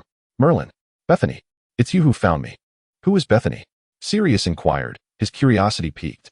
My junior, a loyal and kind Hufflepuff, now an Auror working under my supervision. For Harry, the circumstances grew increasingly peculiar. He had transitioned from being overlooked to suddenly in high demand, compelled to serve, in a sense, as a conduit. He succinctly elucidated his situation with Ibra to Hermione and the others, passing along their concerns to Ibra. Ibra Potter, how dare you? Do you have any idea how heartbroken I was when I discovered that curtain in Sirius's wardrobe? How could you steal the Department of Mysteries curtain? Ibra observed Harry in the screen, vividly mimicking Hermione's tone. Harry Potter. On the other end, Hermione erupted in indignation. How could you tarnish my reputation? I certainly did not say that. I knew you wanted to say it, so I embellished it a bit, Harry quipped, winking playfully. The atmosphere in the infirmary shifted to one of relaxation and vivacity, as understanding the reason for Harry's unconsciousness and Ibra's circumstances relieved everyone. No wonder. You fell victim to a malevolent soul curse. Fortunately, you had the two-way mirror with you. Otherwise, once your soul was severed, you would have perished long ago. Draco pushed Ron aside, his expression impassive as he announced to the Harry in the mirror. Ron, fuming, waved his fists behind him, receiving a gentle tap from Ginny. And now, I intend to extract you from that mirror. Draco glanced back at Hermione. Do you not think the Ministry should compensate me for this? The Harry in the mirror tilted his head, seemingly listening to something Ibra was saying, then turned back to Draco, his expression betraying a suppressed laugh. Ibra asked, could you bring your father here? She has matters to discuss with him. Draco feigned a smile, turning to leave. Potter, you might as well remain in that mirror forever. Chapter 63. Choices. Lucius had once undergone interrogation after the war. This is unavoidable. After all, he is a Death Eater. The only thing he finds intolerable is that the one responsible for his interrogation at that time was Ibraport, a student who had yet to graduate. To be precise, I am considered a senior, but it matters not, for the OR department has already extended an invitation for me to join. This is how Ibra addressed him. 3 years later, Lucius found himself ensnared in some kind of temporal loop, once again undergoing interrogation by Ibra. Not interrogation, Mr. Malfoy, but a friendly inquiry. Lucius closed his eyes, unwilling to witness this bizarre scene. Harry Potter sat within the mirror, speaking to him in Ibra's voice. To distinguish between Sirius and Ibra's tones, he had deliberately pitched his voice higher, yet it only intensified the strangeness of the moment. Ask quickly, Lucius gritted his teeth, reluctant to delve into the enigma of Sirius's continued existence. Where did you place that diary in 1978? Lucius finally opened his eyes, scrutinizing the reflection of Harry in the mirror, then shifting his gaze to Hermione beside him. Is your Ministry of Magic intent on revisiting this old matter? Answer promptly. Do not lie. This year's search for dark magical artifacts may inadvertently sweep through your residence. Ron interjected impatiently, only to receive a sharp nudge from Hermione. Lucius could easily predict Hermione Granger's forthcoming words, which would inevitably revolve around the notion of bribery. However, Lucius favored this condition, as it implied he could forego the need to conceal those items a month in advance this year. Thus, he swiftly interjected, cutting off Hermione's impending objections. In the study of Malfoy Manor, the one on the second floor, in 1978 when my father was alive, that study belonged to him. Counting from the top down, it is the 7th book from the left. It had been cast with confusion and protective charms. My father regarded that diary as a cherished possession. How enviable we were back then. A fool delivered a Horcrux right to our door, whereas acquiring it now is considerably more challenging. Ibra watched as Harry recounted this phrase verbatim, his eyes widening in astonishment. Harry Potter, how do you learn everything? Harry appeared momentarily taken aback before realizing the situation. He smiled at the visibly distressed Lucius and clarified, it's not my words, it's Ibra's original statement. Hermione, exasperated, interrupted their exchange and turned to Draco, asking, is there any way to bring Ibra back? Why should we bring her back? Harry interjected before Draco could respond, and everyone in the infirmary turned to him, momentarily stunned. She is rarely this happy. Why would we want to disrupt that? Harry reiterated, his expression earnest. Hermione regarded Harry for a moment, then sighed, at the very least. We must ascertain why Ibra has manifested in another world. Otherwise, this curtain remains a ticking time bomb. Even without Harry conveying the dialogue from the other side, Sirius could deduce the nature of their conversation from Harry's responses. He anxiously turned to stare at Ibra, who did not return his gaze, but merely contemplated the reflection of Harry in the mirror. Sirius was acutely aware of the profound bond that existed between them. They held immense significance in each other's lives. Although he yearned to echo Harry's sentiments, he couldn't shake off the feeling of selfishness. In that world, Ibla possessed a legitimate identity, numerous friends, and had even risen to the position of Minister of Magic. Was it selfish of him to wish for her to remain by his side? Not at all. Ibla's voice interrupted Sirius's musings as she effortlessly grasped his thoughts. This merely transformed me from being one of their contemporaries into, in a sense, a mentor. And what of Harry? Sirius furrowed his brow in response, contemplating that this world would not harbor Harry. Don't fret about these matters, Bigfoot. We shall discover a means for everything to coexist. And if coexistence is unattainable, I would prefer Ibla to stay here. At the very least, this world is devoid of such trauma. Truth be told, we are under constant stress nearly every day. Harry shrugged and joined their conversation. The priority now is to swiftly eliminate the bald-headed, noseless menace of your world. By the way, does Riddle resemble his resurrected self? Ibla inquired, her curiosity piqued. Sirius pondered for a moment, his expression one of perplexity. Bella had mentioned he was quite handsome before, but now, in his resurrected form, he was equally hideous in his own way. Chapter 64. Tattoos before the execution of their plans. Ibla first experienced a serene Christmas. They convened several meetings prior to the holiday, deliberating on how to obtain the diary and the Hufflepuff cup. Ibla was aware that Hermione was tirelessly devising ways to bring Harry back. Additionally, they endeavored to collaboratively formulate some strategies. The members of the Order of the Phoenix finally learned the complete account of Sirius and Ibla's story, and Evelyn found herself held accountable by Sirius. You knew we were the same person all along and chose to remain silent. Sirius gazed incredulously at Evelyn, who appeared serene despite the passing years. Evelyn, with a hint of guilt, raised her eyes, her hands continuing to chop the meat without pause. Shouldn't you blame yourself for not noticing? James looked disapprovingly at Sirius, adding, and without little A, would your romantic endeavors have progressed so smoothly? You are simply shielding her with a guilty conscience. Sirius feigned a heart-wrenching expression, clutching his chest, then turned to Ibla. Aren't you going to intervene? Ibla watched the scene with a smile in her eyes. They are all my elders. I must maintain respect for you. The dining table erupted in unbearable murmurs of disbelief. Your remarks make me feel exceedingly old. Edged frowned disdainfully, then directed his ire towards Sirius. I abhor you. Your actions have single-handedly tarnished the moral standing of our order. And then there was Remus. Sirius forced a stiff smile, deciding to summon someone to share in the reproach. No, I am entitled to say that was another version of me from a different world. Remus smiled politely, then earnestly cautioned them, if possible, do not divulge any of this to Sally. Sirius and James exchanged knowing glances, a hint of trepidation in their nods. What kind of person is she? Ibla inquired with great curiosity. A person with an overwhelming sense of possessiveness. James nodded earnestly. However, it was evident that Sirius was thoroughly enjoying himself. Sirius added that during the Christmas holidays, not only Sirius, but many others had also gradually returned home. The once lively Order of the Phoenix had suddenly grown quiet. Yet it remained warm. James and Evelyn resolutely stayed behind, while Lily, Marlene, and Dorcas also chose to remain at the Order. On Christmas Eve, Sirius knocked once more on Ibra's door. Some unnecessary politeness. Sirius, Ibra sighed as she opened the door. Your visit at this hour serves no purpose other than to inform Evelyn that you've come to find me in the middle of the night. You could have simply walked in. Sirius lazily flashed a smile, revealing the tool he held in his hand. Might I implore you to permanently inscribe your name upon my skin? Sirius harbored a peculiar fondness for pain. It had become somewhat addictive, forging a genuine connection to the world around him. Thus, after turning 15, he had gradually adorned his body with numerous tattoos, symbols of Niven, celestial motifs, and various alchemical symbols. Curiosity often surrounded the meaning behind these tattoos. Truth be told, he did not know. Perhaps they represented a void within his soul that he desperately sought to fill. Now, he wished to inscribe Ibra's name, both on his skin and within his heart. Ibra paused, then acquiesced to his request. This is not a name chosen with great care.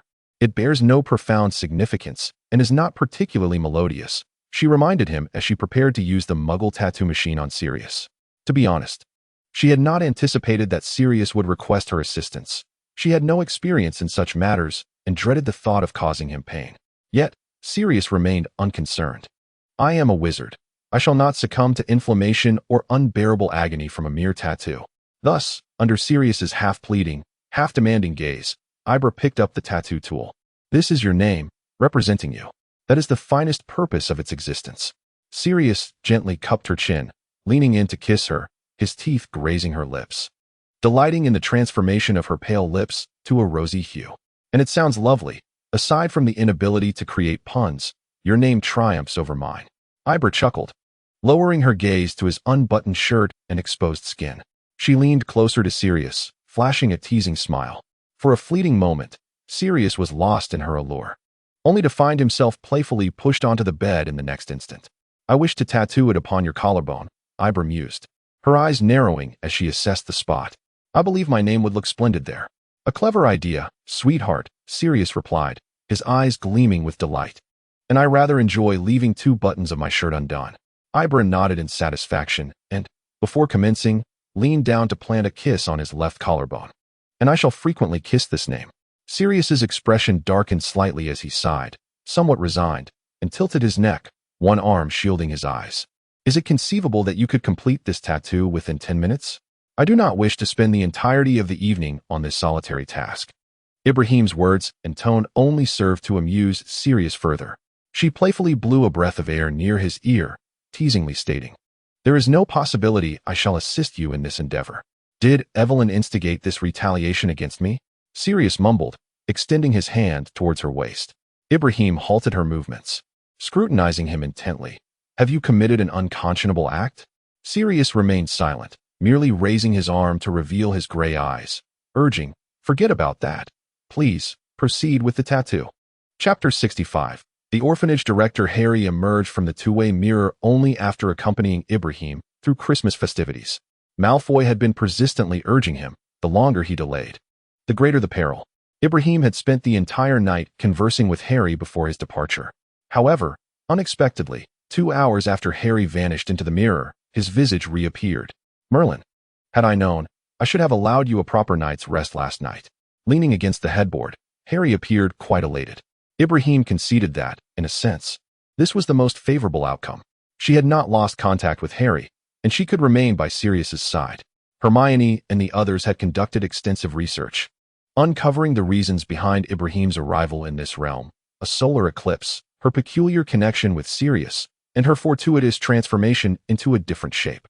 Furthermore, Ibrahim could not return, as it was evident that she had lost some connection to that world, or rather, her fervent desire to return had waned. Regulus successfully acquired the diary during the Christmas dinner at the Malfoy residence. However, they encountered unforeseen complications while attempting to retrieve Hufflepuff's cup. Their initial strategy involved Sirius and Regulus masquerading as Rodolphus and Bella. It commenced smoothly until they fortuitously crossed paths with the real Bella. Ibrahim feared that the house elves would harbor an intense hatred towards them. It was likely that all of them had already been inscribed in the assassination ledger of these vengeful beings, along with their descendants and families, destined to be loathed for eternity, just as in the other world, where Voldemort had slaughtered the house elves present at Gringotts. His Death Eaters had also incurred the wrath of these magical beings. This time, the battlefield was not within Hogwarts, but rather in Gringotts and Diagon Alley. For the majority of wizards, the conclusion of this war was bewildering. Many could not comprehend how Voldemort and his Death Eaters, once at the height of power, had so suddenly fallen. Yet for them, the victory was paramount.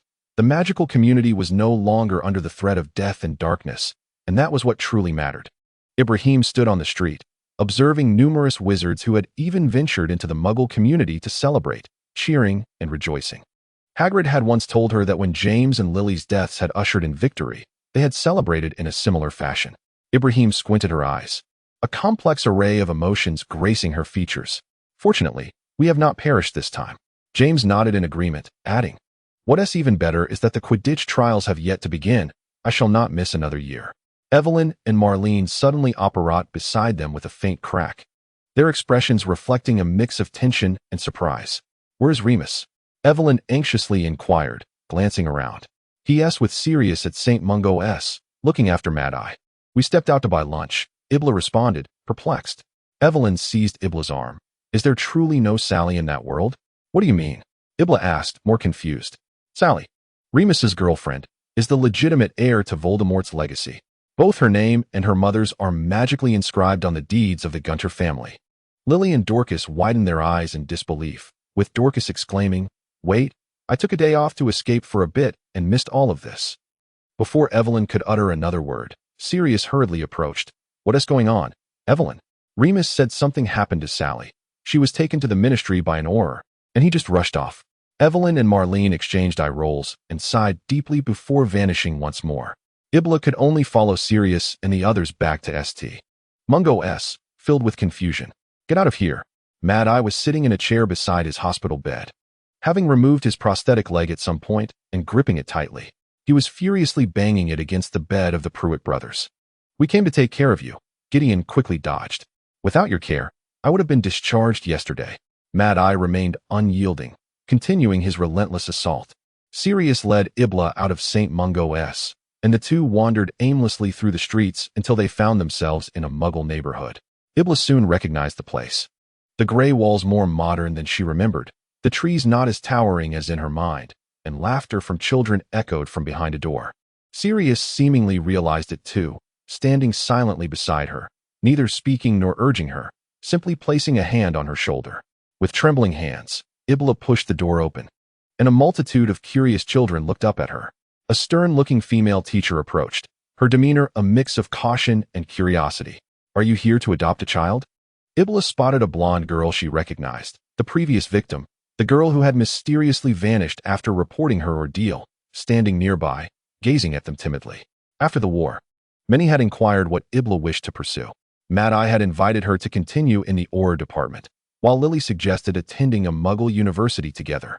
Sirius stated that she could choose whatever path she desired. He had a substantial fortune at his disposal. even if it meant simply basking by the window in the sun. As long as she had enough to eat and her spirits remained high, he would support her. If all else failed, Evelyn had plenty of gold to sustain them.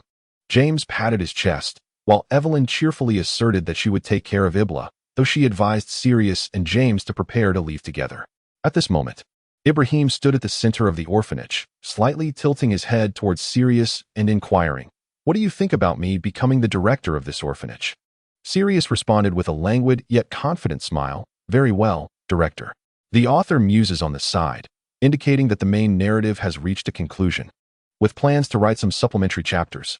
The climactic battle of the final volume was not elaborated upon, as earlier sections of this volume included some combat scenes, while the first two volumes provided a more detailed account of the conflicts.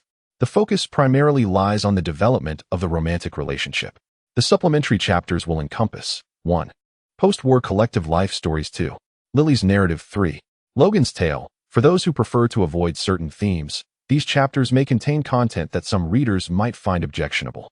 It is worth noting that I was previously unaware of the emergence of such a guideline, as I used to indulge in various ship narratives without hesitation, often encountering pairings that were either BL or GL.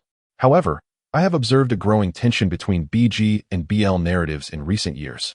Nonetheless, my current reading habits lean more towards historical and non-pairing stories. 4. Daily life of nurturing a child. Warning: I have always believed that Harry's parents must be James and Lily for the narrative to hold significance, especially since Harry survived solely due to Lily's sacrifice. Allowing Harry to have different parents would be unjust to everyone involved. I cannot envision Harry calling anyone else mom or dad. Of course, this is merely my personal perspective, and I respect all viewpoints. Yet, I genuinely wish to see young Harry raised anew. Thus, in my own magical interpretation, 1-year-old Harry appears in Godric's Hollow on Halloween night, gaining a large family, along with a sister. There is a considerable amount of personal speculation and character deviation, but it revolves around the daily life of nurturing a child. If this is not to your liking, please proceed with caution. For those solely interested in Lucia, I recommend seeking another book. Interestingly, my fondness for the Marauders arose unexpectedly. Initially, I simply adored Harry, and my affection for Sirius stemmed from him being Harry's godfather, the one who gifted Harry a crossbow and provided him with both financial support and love. As I delved deeper into Sirius's fan works, I found myself drawn to Remus as well. At that time, the trope of insecure male protagonist was not particularly popular, and I had grown weary of the archetype of the enigmatic CEO. I was never fond of such portrayals. Every time I encountered a cold and aloof male lead, I found myself questioning how the female protagonist could possibly fall for him. It baffled me how someone who struggled with basic communication and displayed a stoic demeanor could attract affection, especially when the female lead was often subjected to aggressive advances such as being pinned against a wall or forcefully kissed. My admiration for James blossomed as I developed a fondness for the familial themes present in Iron Man and Spider-Man, which then led me to appreciate Spider-Man's appearance. Eventually, I stumbled upon James's fan works and became utterly captivated. Perhaps it is this very fascination with non-biological familial bonds that has ensnared me. Thus, I realized that each of the Marauders possesses their own merits worthy of admiration. Yet, my affection for them fundamentally stems from their kindness towards Harry. I love them as an extension of my love for him. When I first encountered the Harry Potter series, I was particularly fond of Slytherin, as its icy demeanor epitomized my lifelong aspiration. However, my admiration later shifted towards Gryffindor, primarily due to my deep affection for Harry, which inspired a desire to share his house. As I matured, I came to realize that I lacked the unwavering courage characteristic of Gryffindor, and I held little regard for glory. Instead, I found myself yearning for the warmth and comfort of Hufflepuff, a haven close to the kitchen, a truly splendid house. Furthermore, the ladies of Hufflepuff graciously welcome every student with magic. One would never feel abandoned. However, upon taking the official sorting test, I discovered that I belonged to Ravenclaw. This revelation is precisely why my protagonist does not embody the traits of a Ravenclaw. I struggle to grasp the essence of a Ravenclaw heroine, as my only references are myself and Luna, whom I find too ethereal to emulate. I am quite fond of James and Lily. The fanfiction surrounding them is sparse. Initially, I could only find blood ties, and later, when resources dwindled domestically, I sought narratives online, including various daily adventures of Marauders that I greatly enjoyed. Yet, I simultaneously do not dismiss the idea of separating James and Lily. After all, fanfiction thrives on transformation, where even minor alterations can spawn countless stories.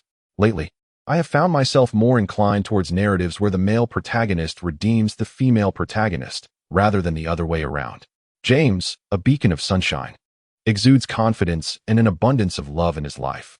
I have never encountered a male lead so fitting for a redemptive tale. Thus, my first story began to take shape. I possess few deal breakers. I am open to exploring any original pairings, whether they be BG, BL, GB, or GL. While there are certain pairings I find unreasonable and struggle to accept, I prioritize the happiness of others. Perhaps my extensive reading of online articles has rendered me impervious to many triggers. I often overlook tags on various platforms, leading me to discover halfway through that the characters have undergone personality shifts. However, I particularly dislike the alteration of parents' roles concerning their children. For instance, if James and Evelyn were to have a gray-eyed son named Harry, I would perceive that as a form of replacement and betrayal.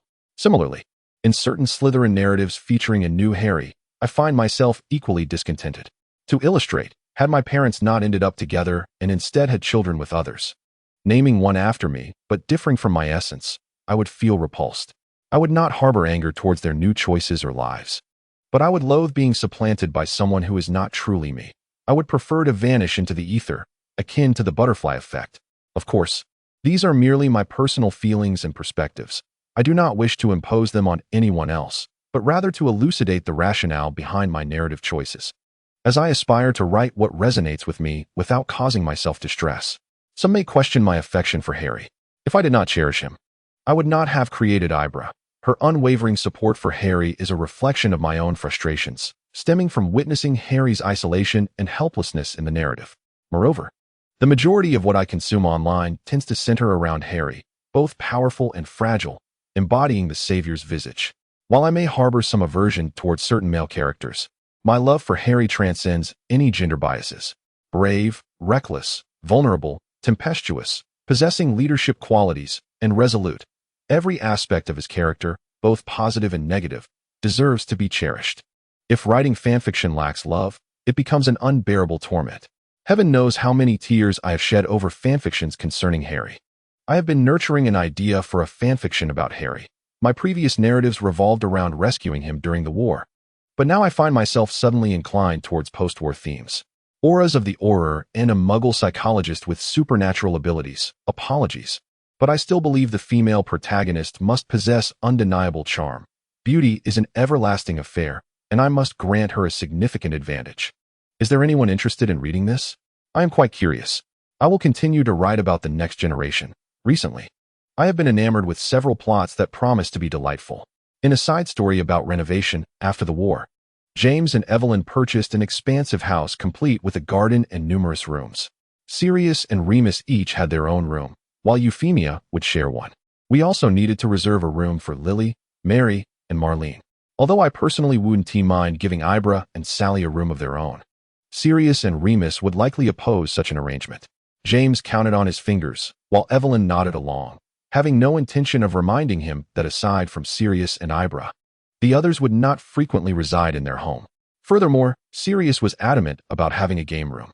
James wrinkled his nose and earnestly asked Evelyn whether they should include toys for children or for dogs.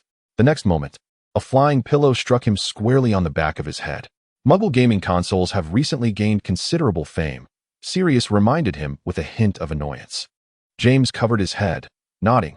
Understood, we shall go with dog toys. Evelyn routinely ignored the playful scuffle between Sirius and James, turning wearily to Ibra. Where is Remus? We need Remus. Ibra sighed and popped a grape into Evelyn's mouth. Our Professor Lupin is diligently at work. Why are these two so leisurely? I am not leisurely at all. I am merely taking advantage of this rare off-season to handle renovations, James protested, peeking out from behind Sirius's shoulder. Leisurely? Sirius incredulously pointed to himself. Do you know my manager has been persistently urging me to work? I am far from leisurely. After the war, Remus was invited by Professor McGonagall to teach defense against the dark arts, and Sally, eager to be close to Remus, also took up a position at Hogwarts to teach transfiguration. After the war, Dumbledore voluntarily resigned, embracing the joys of retirement. As for Sirius, He had yet to determine his path. On an ordinary day, while out shopping with Ibra, he was handed a business card. 2 weeks later, he found himself a rock star. Reflecting on those 2 weeks, Sirius lamented, "They attempted to cram 2 years' worth of music theory into me in a fortnight. Fortunately, being a wizard allows me to cheat with potions and spells." "Miss, lunch is ready." Rafi suddenly appeared before them. "Remember to remind me to get you a gift, Rafi." "You have liberated me from the kitchen," Sirius replied, pushing aside James and rising in good spirits. Rafi has achieved complete freedom, yet she remains unwilling to part from Evelyn, insisting on staying by her side. However, she frequently visits the Black Estate to play with Creature. Tonight, Sally and Remus will join them for dinner. Evelyn beams at Rafi, asking if they can prepare a bit more for the meal. Before Rafi can nod in agreement, Sirius interjects, "Regulus has returned as well. So it won't hurt to have Creature join you," letting Walburga and Orion go hungry for a while. Ibra stretches lazily and approaches, draping herself over Sirius effortlessly. He instinctively supports her. "Let's discuss something," Ibra whispers into Sirius's ear.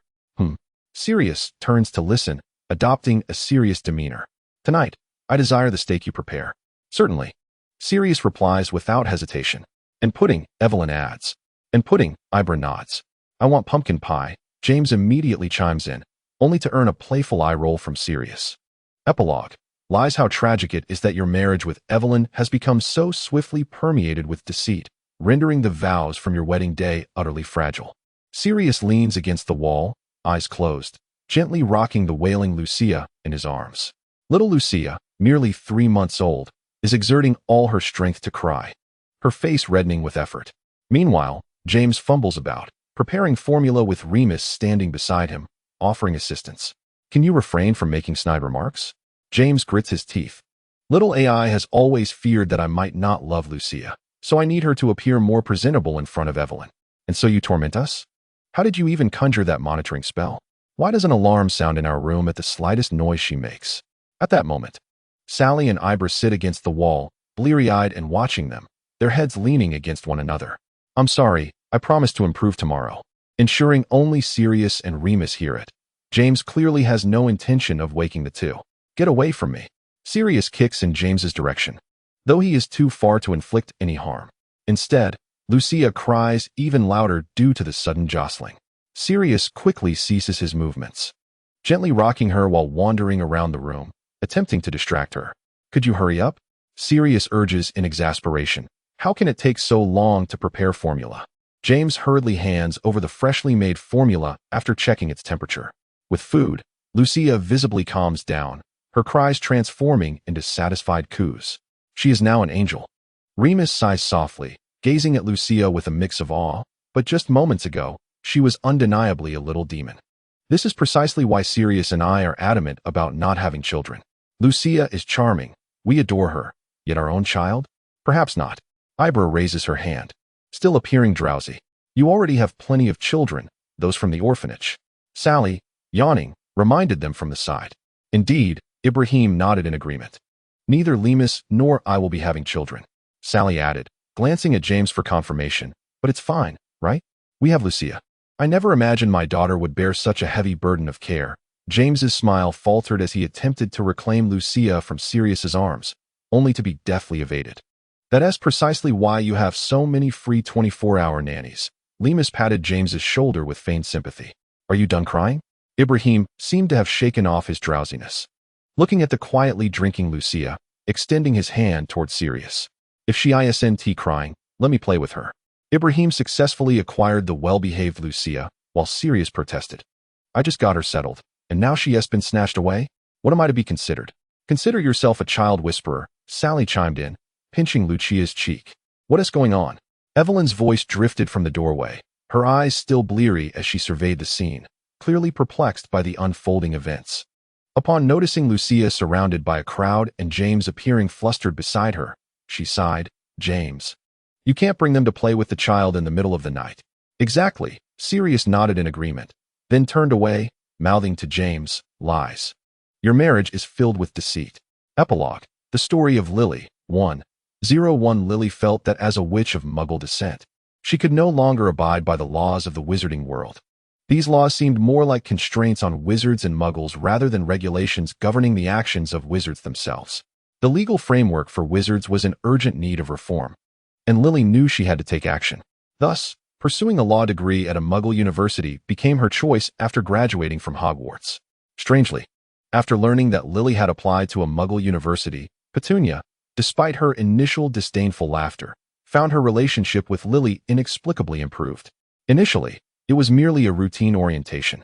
Although she had spent 7 years at Hogwarts, Lily had not lost her ability to communicate normally with Muggles. Evelyn and the others wanted to accompany her. But given that James and his bothersome friends would tag along, Lily decisively declined. The secrecy laws remained stringent. She did not wish to be preoccupied with her reports while constantly monitoring whether James and his lot would engage in foolish acts that might expose their identities. Her encounter with Helga Blom resembled a cliché from a Muggle film. Both were engrossed in their own reports, walking side by side.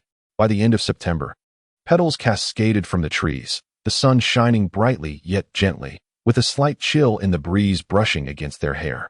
Then came the sound of a gentle collision, startled exclamations, and the rustling of papers tossed into the air.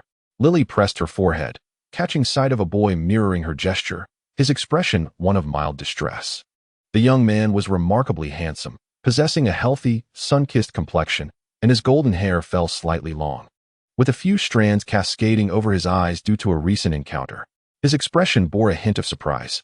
"My apologies," they both uttered simultaneously, exchanging glances for a few seconds before bursting into laughter. Helga Bloom, the young man introduced himself first, identifying as an American studying in England. Lily blinked, astonished to find that this Muggle boy shared a name with the founder of Hufflepuff. "Lily Evans," she replied, offering a warm smile. Helga Bloom was a pure-blood wizard, his grandmother a distant descendant of Helga Hufflepuff, hence his name. However, Helga suspected that his grandmother chose this name to ensure that his mother would not forget her British roots during her prolonged stay in America. The surname Bloom held a notable reputation within the American wizarding community, emblematic of a quintessential pureblood family. Yet, compared to their European counterparts, American wizards seemed less concerned with lineage, likely influenced by the Muggle society surrounding them. Upon graduating from Ilvermorny School, Helga resolutely opted to further his education at a Muggle university in the UK, pursuing a degree in law. His motivations were twofold: a long-standing admiration for Oxford University and a pressing desire to escape his parents temporarily. He had no intention of immediately following in their footsteps by joining the Ministry of Magic or hastily marrying a fellow wizard. His choice of law was primarily due to his utter lack of proficiency in Muggle mathematics. "You swear you won tea, bring a Muggle girl home." Helga's mother scrutinized him with narrowed eyes before his departure to England. While they would accept his affection for any wizard, a Muggle was entirely out of the question. The issues surrounding Muggle protection laws were grave. Countless wizards who formed unions with Muggles faced severe repercussions from the ministry or were forced to separate from their beloved. Alternatively, they would have to engage in prolonged deception until their children manifested magical abilities, at which point the truth could finally be revealed. Such unions seldom concluded happily, a reality Helga was acutely aware of, and he assured his mother repeatedly of his adherence to her wishes. Fate seemed to smile upon him. The enchanting Muggle girl he had unexpectedly encountered not only shared his major, but, well, he genuinely liked her, Lily Evans. Helga tossed and turned in bed, his thoughts consumed by her name. He admitted to employing some rather dubious excuses. In truth, his grandmother was British, and he had spent part of his childhood in England. Yet he feigned ignorance about the country, hoping to invite Lily to explore with him. With a sigh, he recognized that he had committed an act contrary to his parents' expectations. He had fallen for a Muggle girl. As for Evelyn, being an Auror necessitated engaging in various disguises and undercover work. She had borrowed the faces of those around her on numerous occasions. Today, Evelyn had consumed Sirius's polyjuice potion. James watched her with a pitiful gaze, yearning to voice his thoughts but finding himself at a loss for words. "Why are you still wearing my face?" Sirius sat opposite, displaying a hint of disdain. "I wish that James would cease gazing at my face with such longing. When would you truly recover?" Lily had modified the formula, and it was still in the trial phase, with a longer duration of use than I had anticipated. Evelyn sighed, furrowing her brow. "TSK," Sirius exclaimed in admiration, inching closer to Evelyn. "No wonder, even your frown looks handsome." James, puffed with indignation, shoved Sirius aside and stood up, exclaiming, "No, I must find Lily. She needs to return little AI to me. If Evelyn cannot revert, will you still love her?"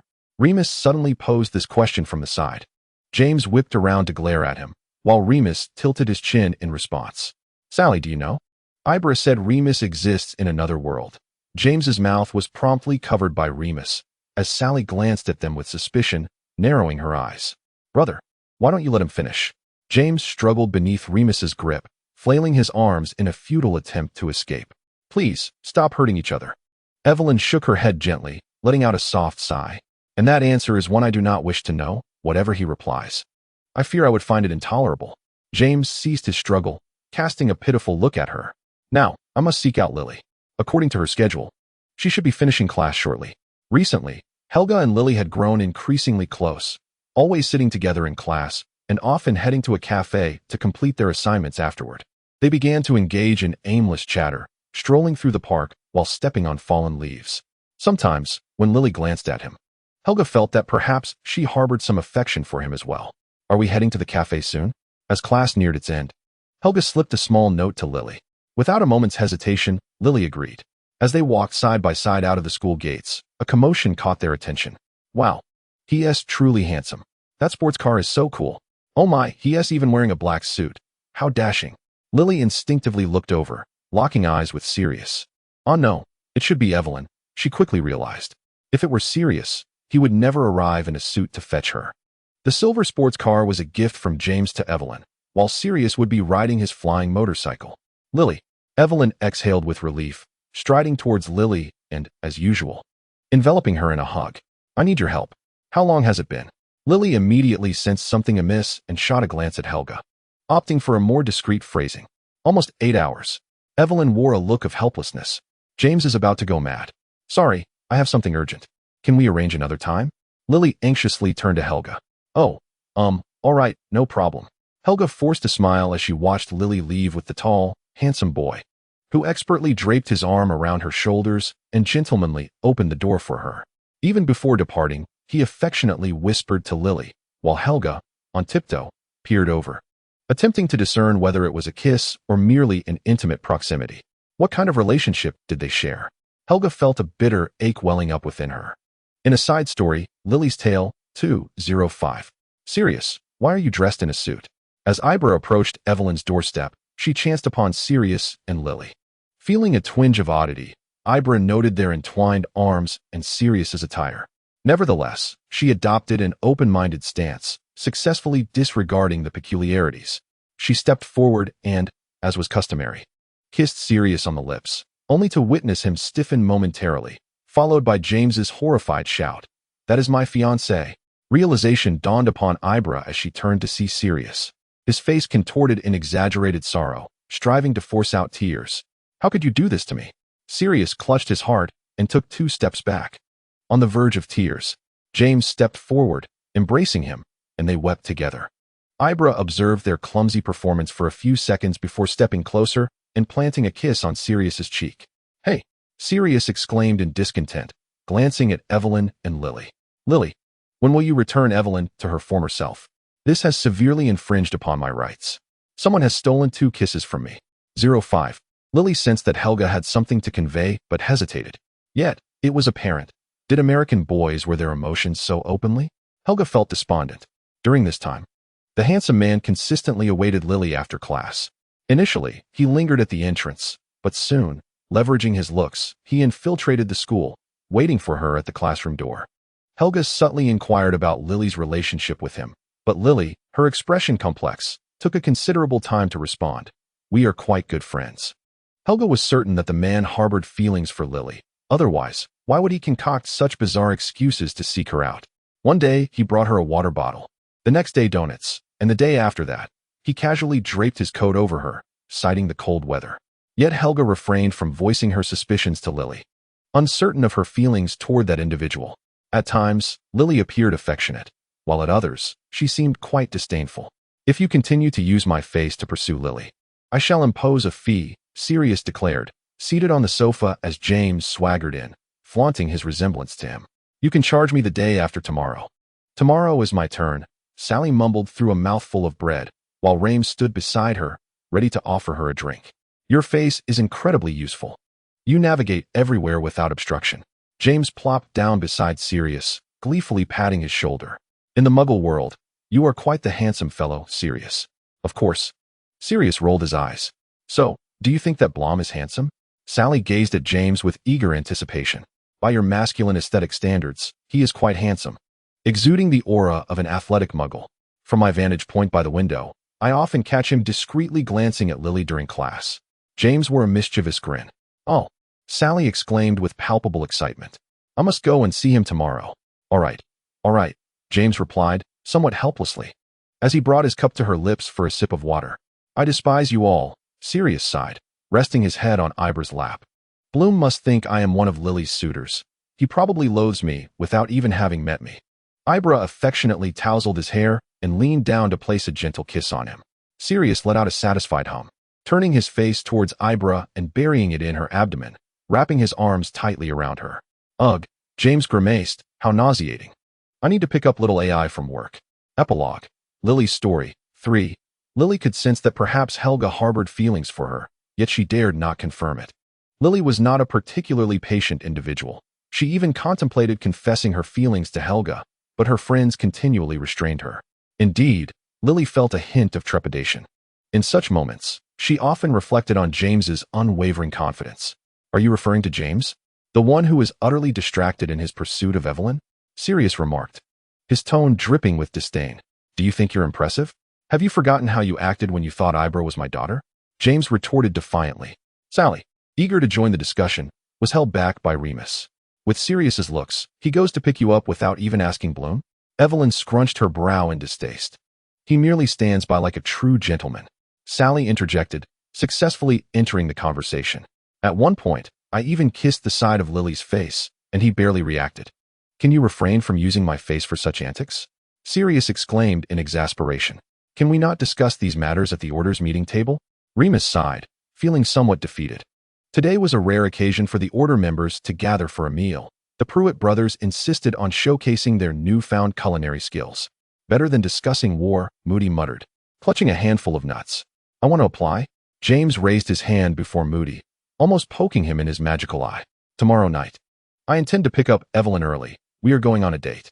On Fridays, you spend 4 out of 5 days taking her on dates, Moody retorted in exasperation, throwing a piece of peach nut at him. Forgive James. He will be off for training next month, and they will have little time together. He will be drowning in tears again, Sirius quipped sarcastically. James menacingly waved his fist at him. What is happening? Mary rushed in, clutching a newspaper. Sirius, you made it into a Muggle paper. Miss MacDonald, allow me to remind you that I am now a rock star. Appearing in the news is quite commonplace, Sirius declared, tossing his hair with pride. With Lily. Mary rolled her eyes in exasperation. Sirius's smile froze on his face as he swiftly snatched the newspaper before James could. The article featured him and Lily in an intimate embrace, his chin resting atop her head. Fortunately, Lily's profile was only partially visible, making it difficult for anyone unfamiliar with her to recognize her. Who dares to use my likeness? Sirius bared his teeth in a forced grin, casting a glance at the onlookers. They regarded him with innocent expressions, while Ibra cleared his throat awkwardly and timidly raised his hand. The crowd erupted in suppressed laughter. And in disbelief, Sirius released the newspaper, leaning towards James, who was already waiting beside him. Steady now, James said, tears glistening in his eyes as he grasped Sirius's hand with earnestness. I merely wanted to test whether Blom would react. That angle allowed me to showcase a provocative smile. The more Ibra spoke, the more audacious he became, ultimately nodding in affirmation. So what was the reaction? The others turned their inquisitive gazes towards her. It seemed quite effective. Blom is likely furious. Helga Blom felt as though he were on the verge of madness. He had been provoked by a rival who was quite handsome. Well, it was likely he was the one who had arrived later. Perhaps, in that person's eyes, his actions constituted provocation. Helga genuinely liked Lily, but he always harbored reservations. She was a Muggle, and he was a wizard. The chasm between them extended far beyond the Muggle Protection Act. More importantly, would Lily fear his true identity? However, in his fury, Helga found himself disregarding all else. That insufferable man grew increasingly brazen with each passing moment, almost painfully so. The final straw was not merely that scene. What truly struck him was seeing that candid shot in the Muggle newspaper. It was then that he realized the man's name was Sirius, and he was a Muggle rock star. Many were gathered around, perusing the newspaper amid whispers of speculation. I thought Sirius was single. So did I? But this photo certainly suggests they make a fine pair. Quite the match indeed. Helga's grip on the newspaper tightened to the point of nearly tearing it apart. After another class concluded, Helga spotted the familiar figure once more, though this time he wore sunglasses as if to avoid recognition. The man languidly leaned against the railing, one leg propped up while the other swung idly. Lily flashed a smile, tilting her head towards Helga. My friend is back. I must go and... Summoning an unexpected courage, Helga seized Lily's hand.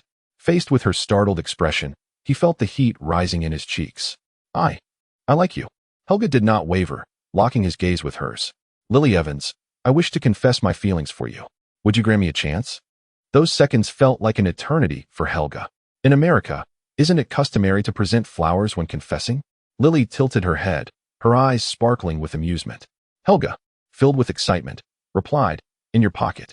Lily hesitated momentarily, then retrieved a lifelike, exquisite lily necklace from her pocket. Do you like it? Helga asked, feeling a twinge of uncertainty.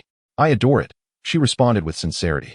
Lily averted her gaze from the necklace, focusing instead on him.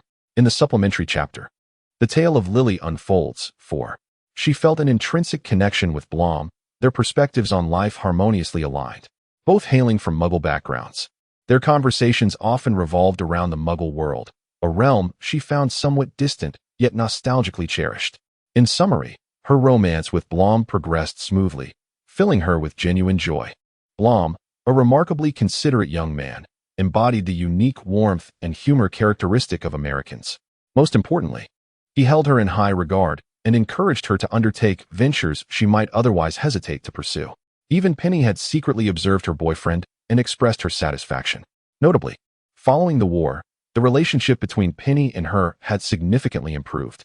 The sole drawback was that her friends rarely met Blom after they confirmed their relationship, aside from Mary.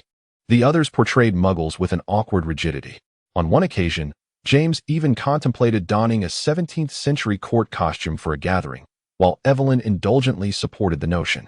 Sirius, Remus, and even Marlene found merit in this idea, likening it to a headless Nick. Whenever Lily recalled this incident, she felt immense gratitude towards Mary for rescuing her, as she had been so shocked that she could hardly catch her breath. 3 fleeting years passed in the blink of an eye. Evelyn had ascended to the position of director at the Auror office, while James secured his second Quidditch World Cup victory. Mary successfully joined the International Magical Cooperation Department, and Marlene transitioned to the Supreme Wizarding Court. Lily was on the brink of graduation, having already received an olive branch from the Department of Magical Law Enforcement. She leaned towards following in Marlene's footsteps to the Supreme Wizarding Court, where she would have the opportunity to actively participate in the formulation and amendment of wizarding laws. Sirius remained the ever-touring rock star, having just returned from a performance in America. The orphanage run by Ibra exuded warmth, and she occasionally employed subtle tactics when assessing potential adoptive parents. The Ministry of Magic turned a blind eye to this, for whenever a cruel dark wizard emerged, Ibra was always there to lend a hand. Sally inherited a portion of Voldemort's legacy and his followers. Lacking the inclination to manage it, she entrusted a small fraction to Hope and her companions, converting the remainder into substantial galleons. This year, Snape successfully refined the Wolfsbane potion, and Sally invested significantly in that research funding. In fact, Lily had also participated in this study, which allowed her relationship with Snape to thaw considerably compared to before. Although the heart-wrenching words he once uttered still lingered in her memory, they could at least greet each other with a sense of calm. Following the potion's enhancement, Remus experienced significantly reduced agony during the full moon, making it more manageable. Thus, on those enchanting nights, a peculiar scene unfolded. A feeble wolf lay prostrate, accompanied by a deer, a dog, and an amorphous creature. Before them typically rested a Muggle television or a magazine that turned its pages autonomously. The shape-shifting creature's form was entirely dictated by Sally's recent infatuation with whatever had captivated her in the Muggle documentary. Meanwhile, Evelyn, Ibla, Lily, Mary, and Marlene typically sat nearby, sipping coffee and engaging in light conversation. As midnight approached, the 5 girls would gather on the sofa with the 4 creatures, randomly selecting a Muggle romantic film. Their tradition had initially been to watch horror movies, which, from a wizard's perspective, often proved far more amusing than comedies. However, a recent protest from Evelyn prompted a change in genre. She sighed, expressing that after assisting other departments in ghostly cleanups, viewing horror felt akin to watching a work-related documentary. Thus, they harmoniously spent the night of the full moon together, enduring a sleepless vigil alongside Remus in his transformed state, only to sleep through the day until sunset the following day. Lily relished this way of life, filled with anticipation for each new day, with everything progressing towards a brighter future. Except for Helga. Their relationship bore no cracks, yet one matter loomed increasingly urgent as graduation approached.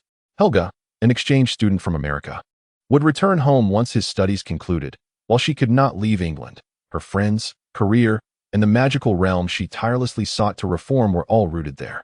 She also found it impossible to persuade Helga to abandon his homeland. She sensed his hesitation. He often gazed at her, yearning to voice something yet remaining silent. However, Lily soon came to realize that such uncertainty was not the source of true anguish.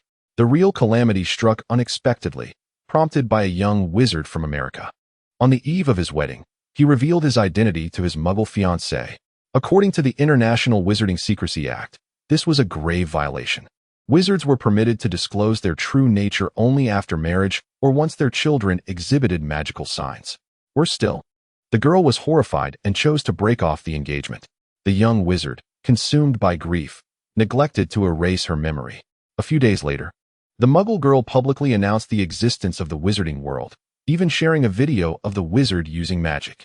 The rapid advancement of Muggle technology allowed information to spread quicker than magic itself.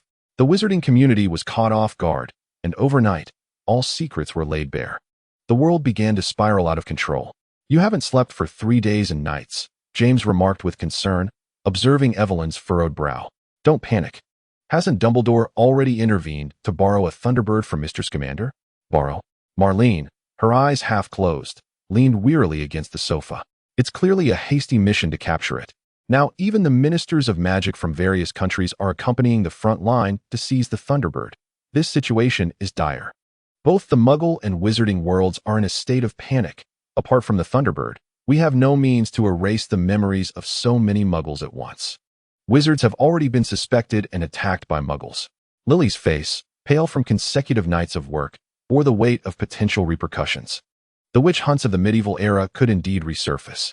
Sirius, with his head bowed, absent-mindedly played with Ibla's hair as she rested her head on his lap, drifting into a drowsy slumber. It is certain that, following this incident, the International Wizarding Secrecy Act will be amended to become more stringent than ever before. A brief silence enveloped the room. Lily felt several gazes fixed upon her. "Have you consulted Blom about his perspective?" Evelyn finally spoke, her tone tinged with hesitation. Perhaps this was an opportunity for candor. Lily shook her head. "No. He returned to the United States the day after the incident. He mentioned that his parents were terrified by the situation and he needed to check on them." She paused, adding in a hushed tone, "I hope he can cope." As the events unfolded, it became evident that the situation was indeed as Sirius had predicted. Days after the exposure crisis among wizards, the global magical community plunged into turmoil. Particularly in countries like the United States and Europe, several pureblood families jointly pressured their respective ministries of magic to tighten the regulations of the wizarding secrecy laws. Lily helplessly realized that despite her extensive legal knowledge, she felt utterly powerless against this wave of unrest. She could hardly blame the pureblood families. Their demands were reasonable, as the majority of Muggles exhibited alarming reactions to the existence of wizards. Lily understood the Muggles' plight. An uncontrollable yet formidable force could easily erase their memories or even take their lives with a mere flick of a wand, instilling fear in anyone. The amendment process for the International Wizarding Secrecy Act faced numerous obstacles, and within wizarding society, a subtle discrimination against wizards married to Muggles began to emerge. Even more disturbingly, there had been several attacks targeting Muggle partners. Ironically, Voldemort had never instilled such dread among wizards regarding Muggles. Evelyn, her expression grave, scrutinized the report in her hands. The Auror Department was preparing to take action, intending to apprehend individuals who spread hateful rhetoric against Muggles. and would dispatch a contingent of Aurors to patrol and protect those wizards' muggle partners. Lily stared vacantly out the window, entirely oblivious to Evelyn's words. Her mind was preoccupied with another matter. "Lily, are you all right?" Sally approached and bent down to look at her. Lily, somewhat bewildered, turned her head as if she had resolved something within herself. "I must break up with Helga." The others exchanged glances, furrowing their brows in concern. "If you're worried about his safety, actually," Evelyn's words were interrupted by Lily. "No, it's more than that. Wizards involved in the revision of the International Wizarding Secrecy Act tend to favor half-bloods and single wizards of Muggle descent. If they discover that I am in a relationship with a Muggle, they will surely expel me from the revision team." Lily shook her head. "I must remain in this revision team." Helga never anticipated that upon returning to England, in addition to graduating, she would also have to part ways with Lily. This was the least desirable course of action. The recent exposure incident had particularly impacted American wizards, leaving many who were in relationships with Muggles reeling. Worse still, their Muggle partners were forced to separate from them. It seemed that the trauma of the exposure incident had rendered the American magical community on high alert. "Would you be willing to leave with me?" Upon encountering Lily, the words of parting were forcefully subdued by a profound longing. Helga felt incapable of such a feat. He could not bear the thought of never seeing Lily again. He could not resign himself to the idea of becoming strangers. "Where to?" Lily furrowed her brow at him. "To China, or perhaps to Africa, to those countries where Muggles are not yet so resistant." "Why?" Lily's expression bore confusion, "As my family and friends reside in England." Helga faltered. He could not be so selfish, could he? He could not ask Lily to abandon everything she held dear for his sake. "Lily, let us part ways." Helga knew his excuse was a jumbled mess, yet it seemed Lily was not truly listening. She merely wore a strange expression, one of pain intertwined with relief. Was it because his recent hesitations had led her to suspect something? She is undoubtedly deceiving herself. Lily held her wine glass, tears falling unbidden. Evelyn, sitting across from her, looked on with concern, while Marlene busied herself in the kitchen, preparing her honey apple tea. Yet I lack the courage to delve into the true reasons. Whether he has changed his heart or succumbed to parental pressure to abandon me, it no longer matters. We are not of the same world. Lily wept deeply, and the others could only silently accompany her, allowing her to vent her emotions. It was not until late into the night, when Lily finally succumbed to sleep, that Sally rose from the sofa, clutching her wand. "This is utterly outrageous." She appeared quite furious. "That Blom, what right did he have to initiate the breakup? I shall go and give him a piece of my mind." Remus, watching Ibra and Sirius rise immediately after her, rubbed his temples in exasperation. "Are you not going to intervene?" He turned to Evelyn for assistance. "I am a public servant. It is not appropriate for me to get involved, but I will take responsibility for handling this case and will endeavor to apprehend the suspect." "And you?" Remus closed his eyes and turned to James. "I will be in charge of the perimeter." James nodded. "I did not imply that you should also participate." Remus gritted his teeth, frustrated by the lack of resolve.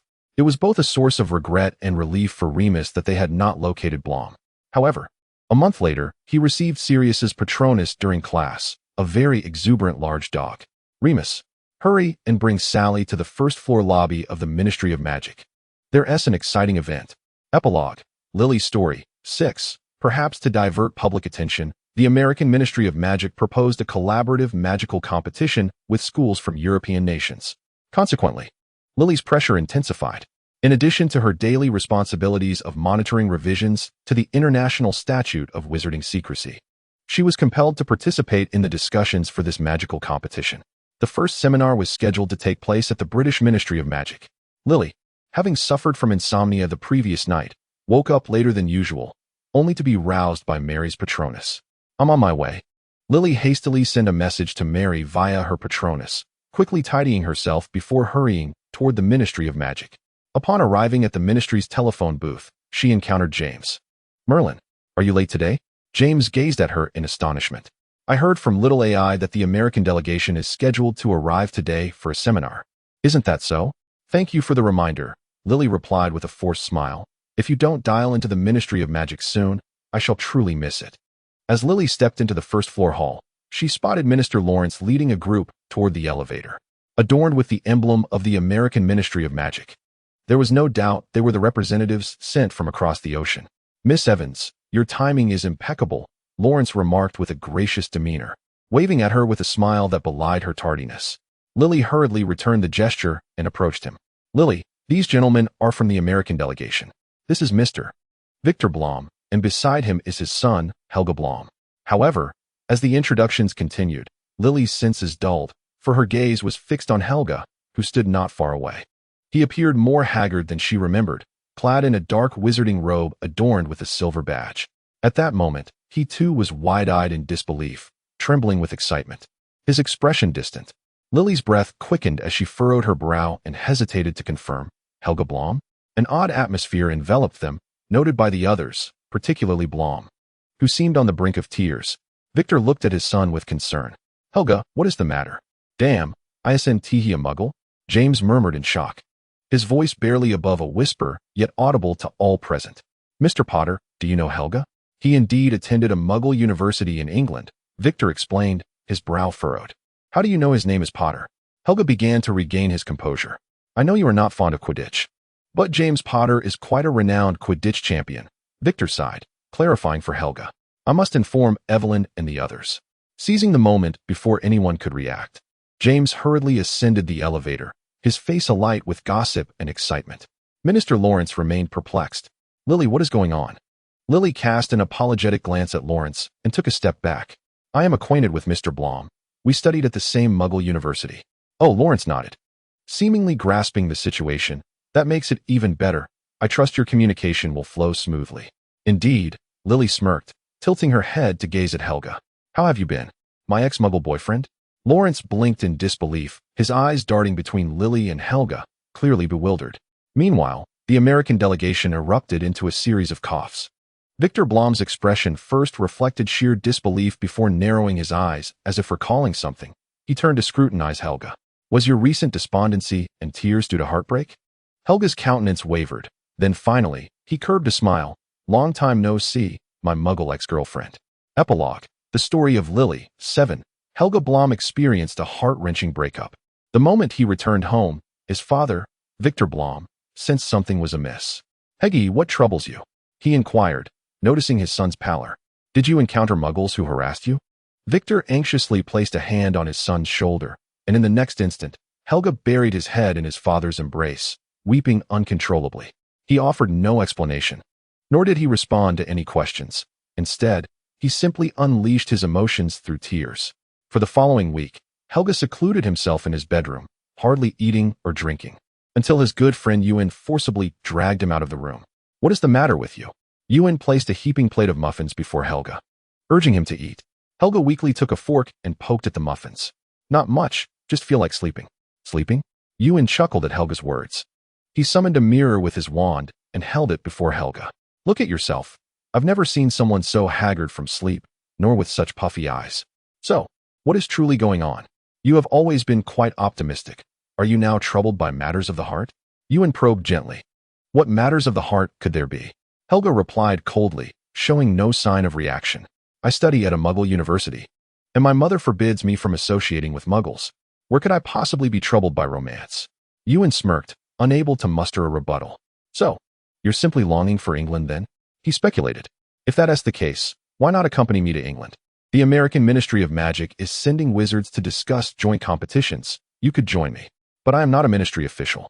Helga's expression softened slightly, revealing a hint of inner conflict. That matters not. Your father is the head of the International Affairs Department. Who would object to your accompanying him? Ewan seized the opportunity, recognizing Helga's wavering resolve. Though he did not understand why Helga appeared so dejected, yet was desperately trying to conceal it. He was certain that since Helga had returned from England in such a state, going back would indeed be a splendid idea. Look, the entrance to the Ministry of Magic in England is quite amusing, Ewan teased, nudging Helga and whispering in his ear. It's actually a telephone booth. Helga gazed at the booth and then at the familiar streets surrounding them.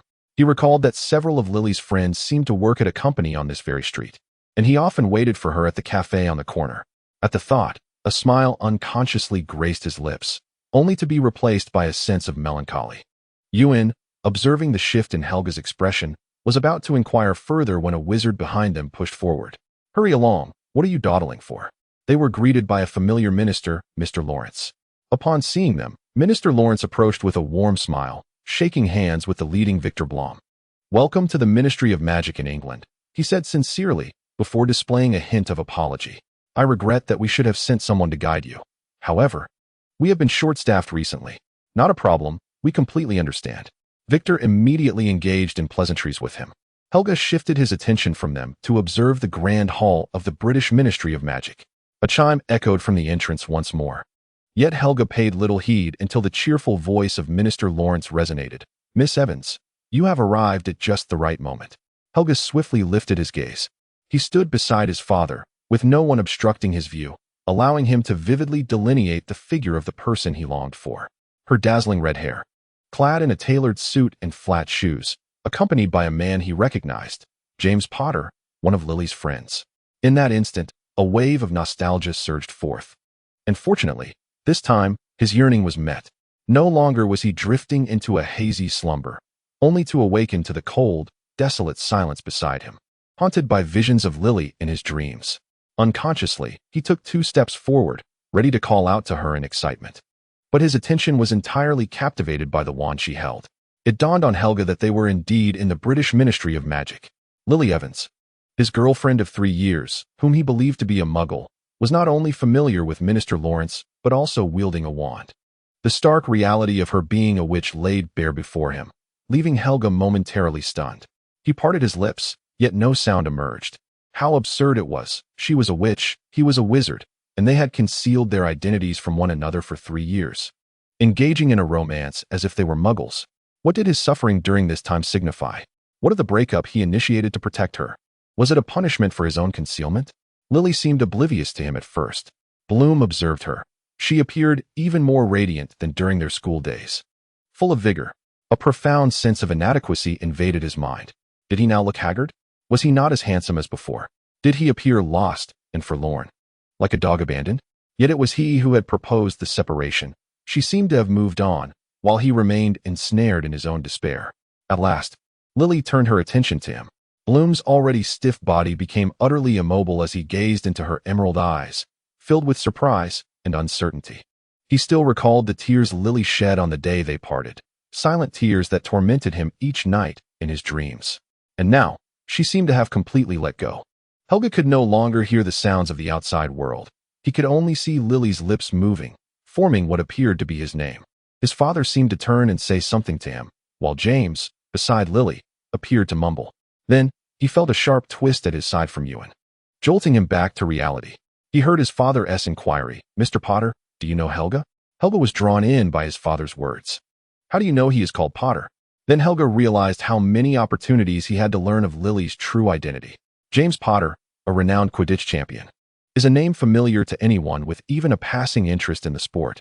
Regrettably, Helga has harbored an aversion to Quidditch since childhood, never bothering to follow any related news. "I have a slight acquaintance with Mr. Blom. We attended the same university."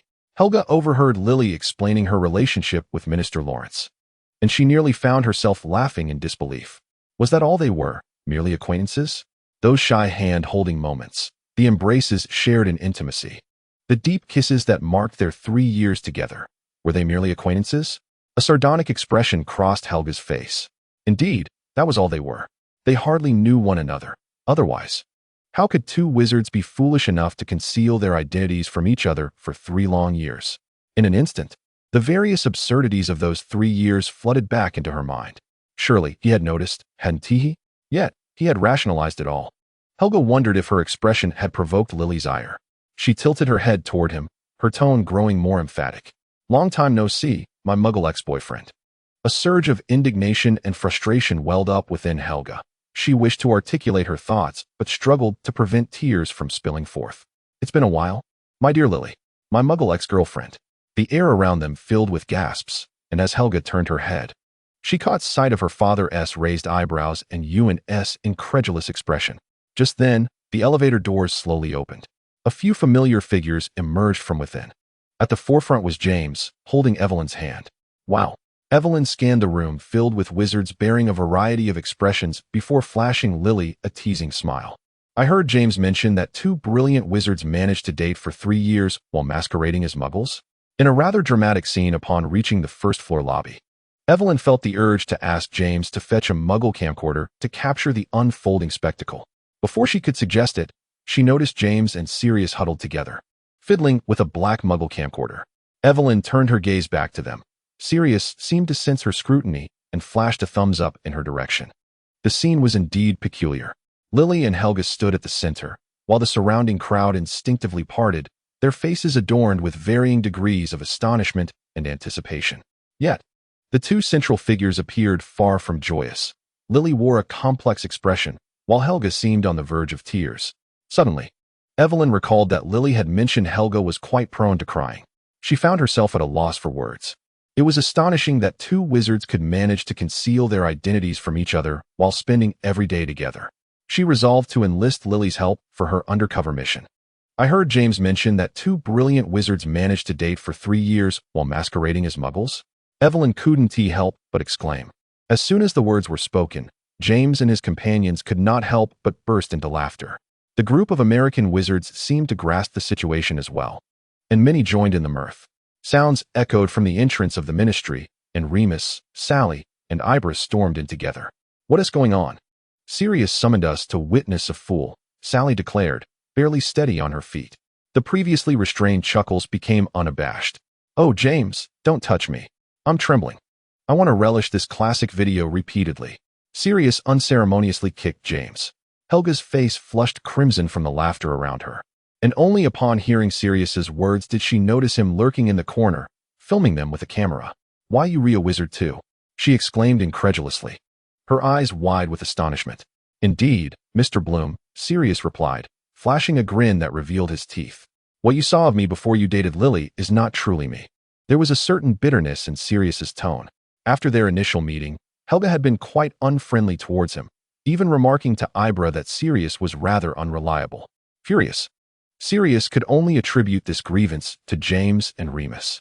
So you two dated for 3 years, nearly inseparable, and yet managed to keep this from each other for 3 years? Ibra marveled, arms crossed. You're a wizard too? But aren't you the director of the orphanage? Helga's complexion paled further. There's no contradiction, Ibra chuckled. I must confess something.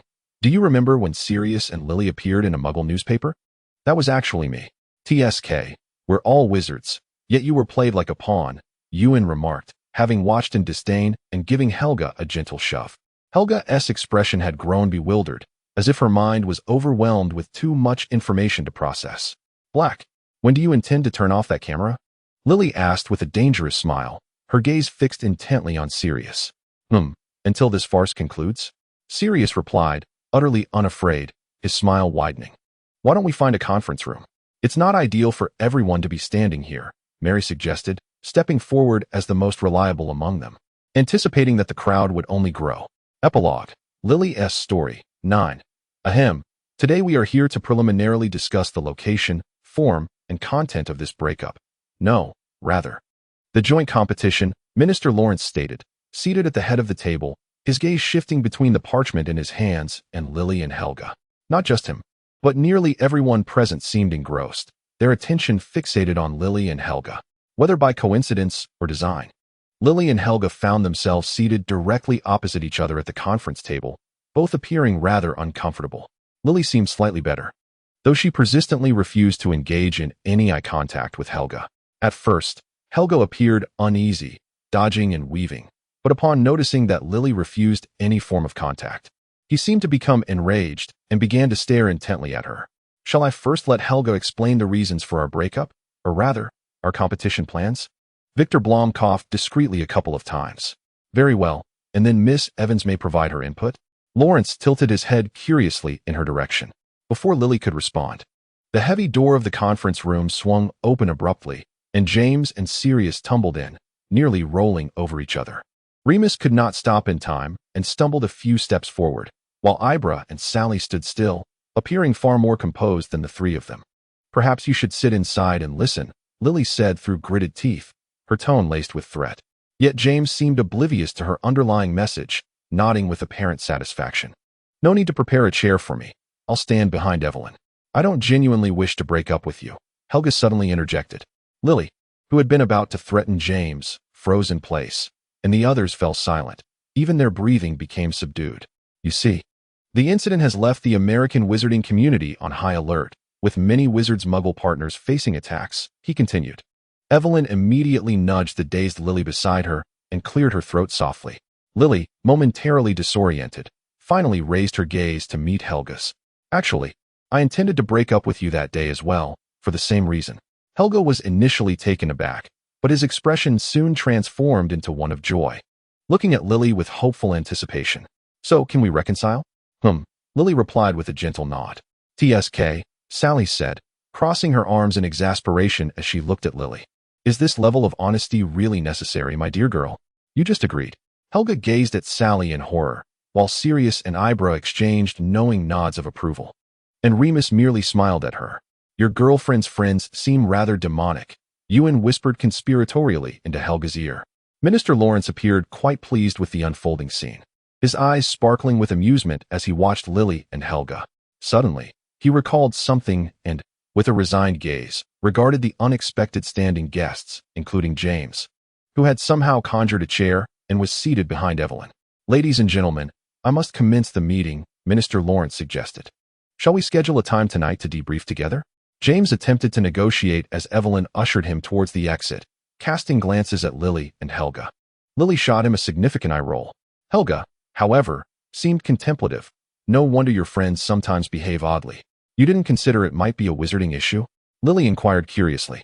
No, I thought they were merely muggles with some intellectual challenges, Helga replied. Evelyn gasped sharply. You mustn't let James and Sirius hear you say that.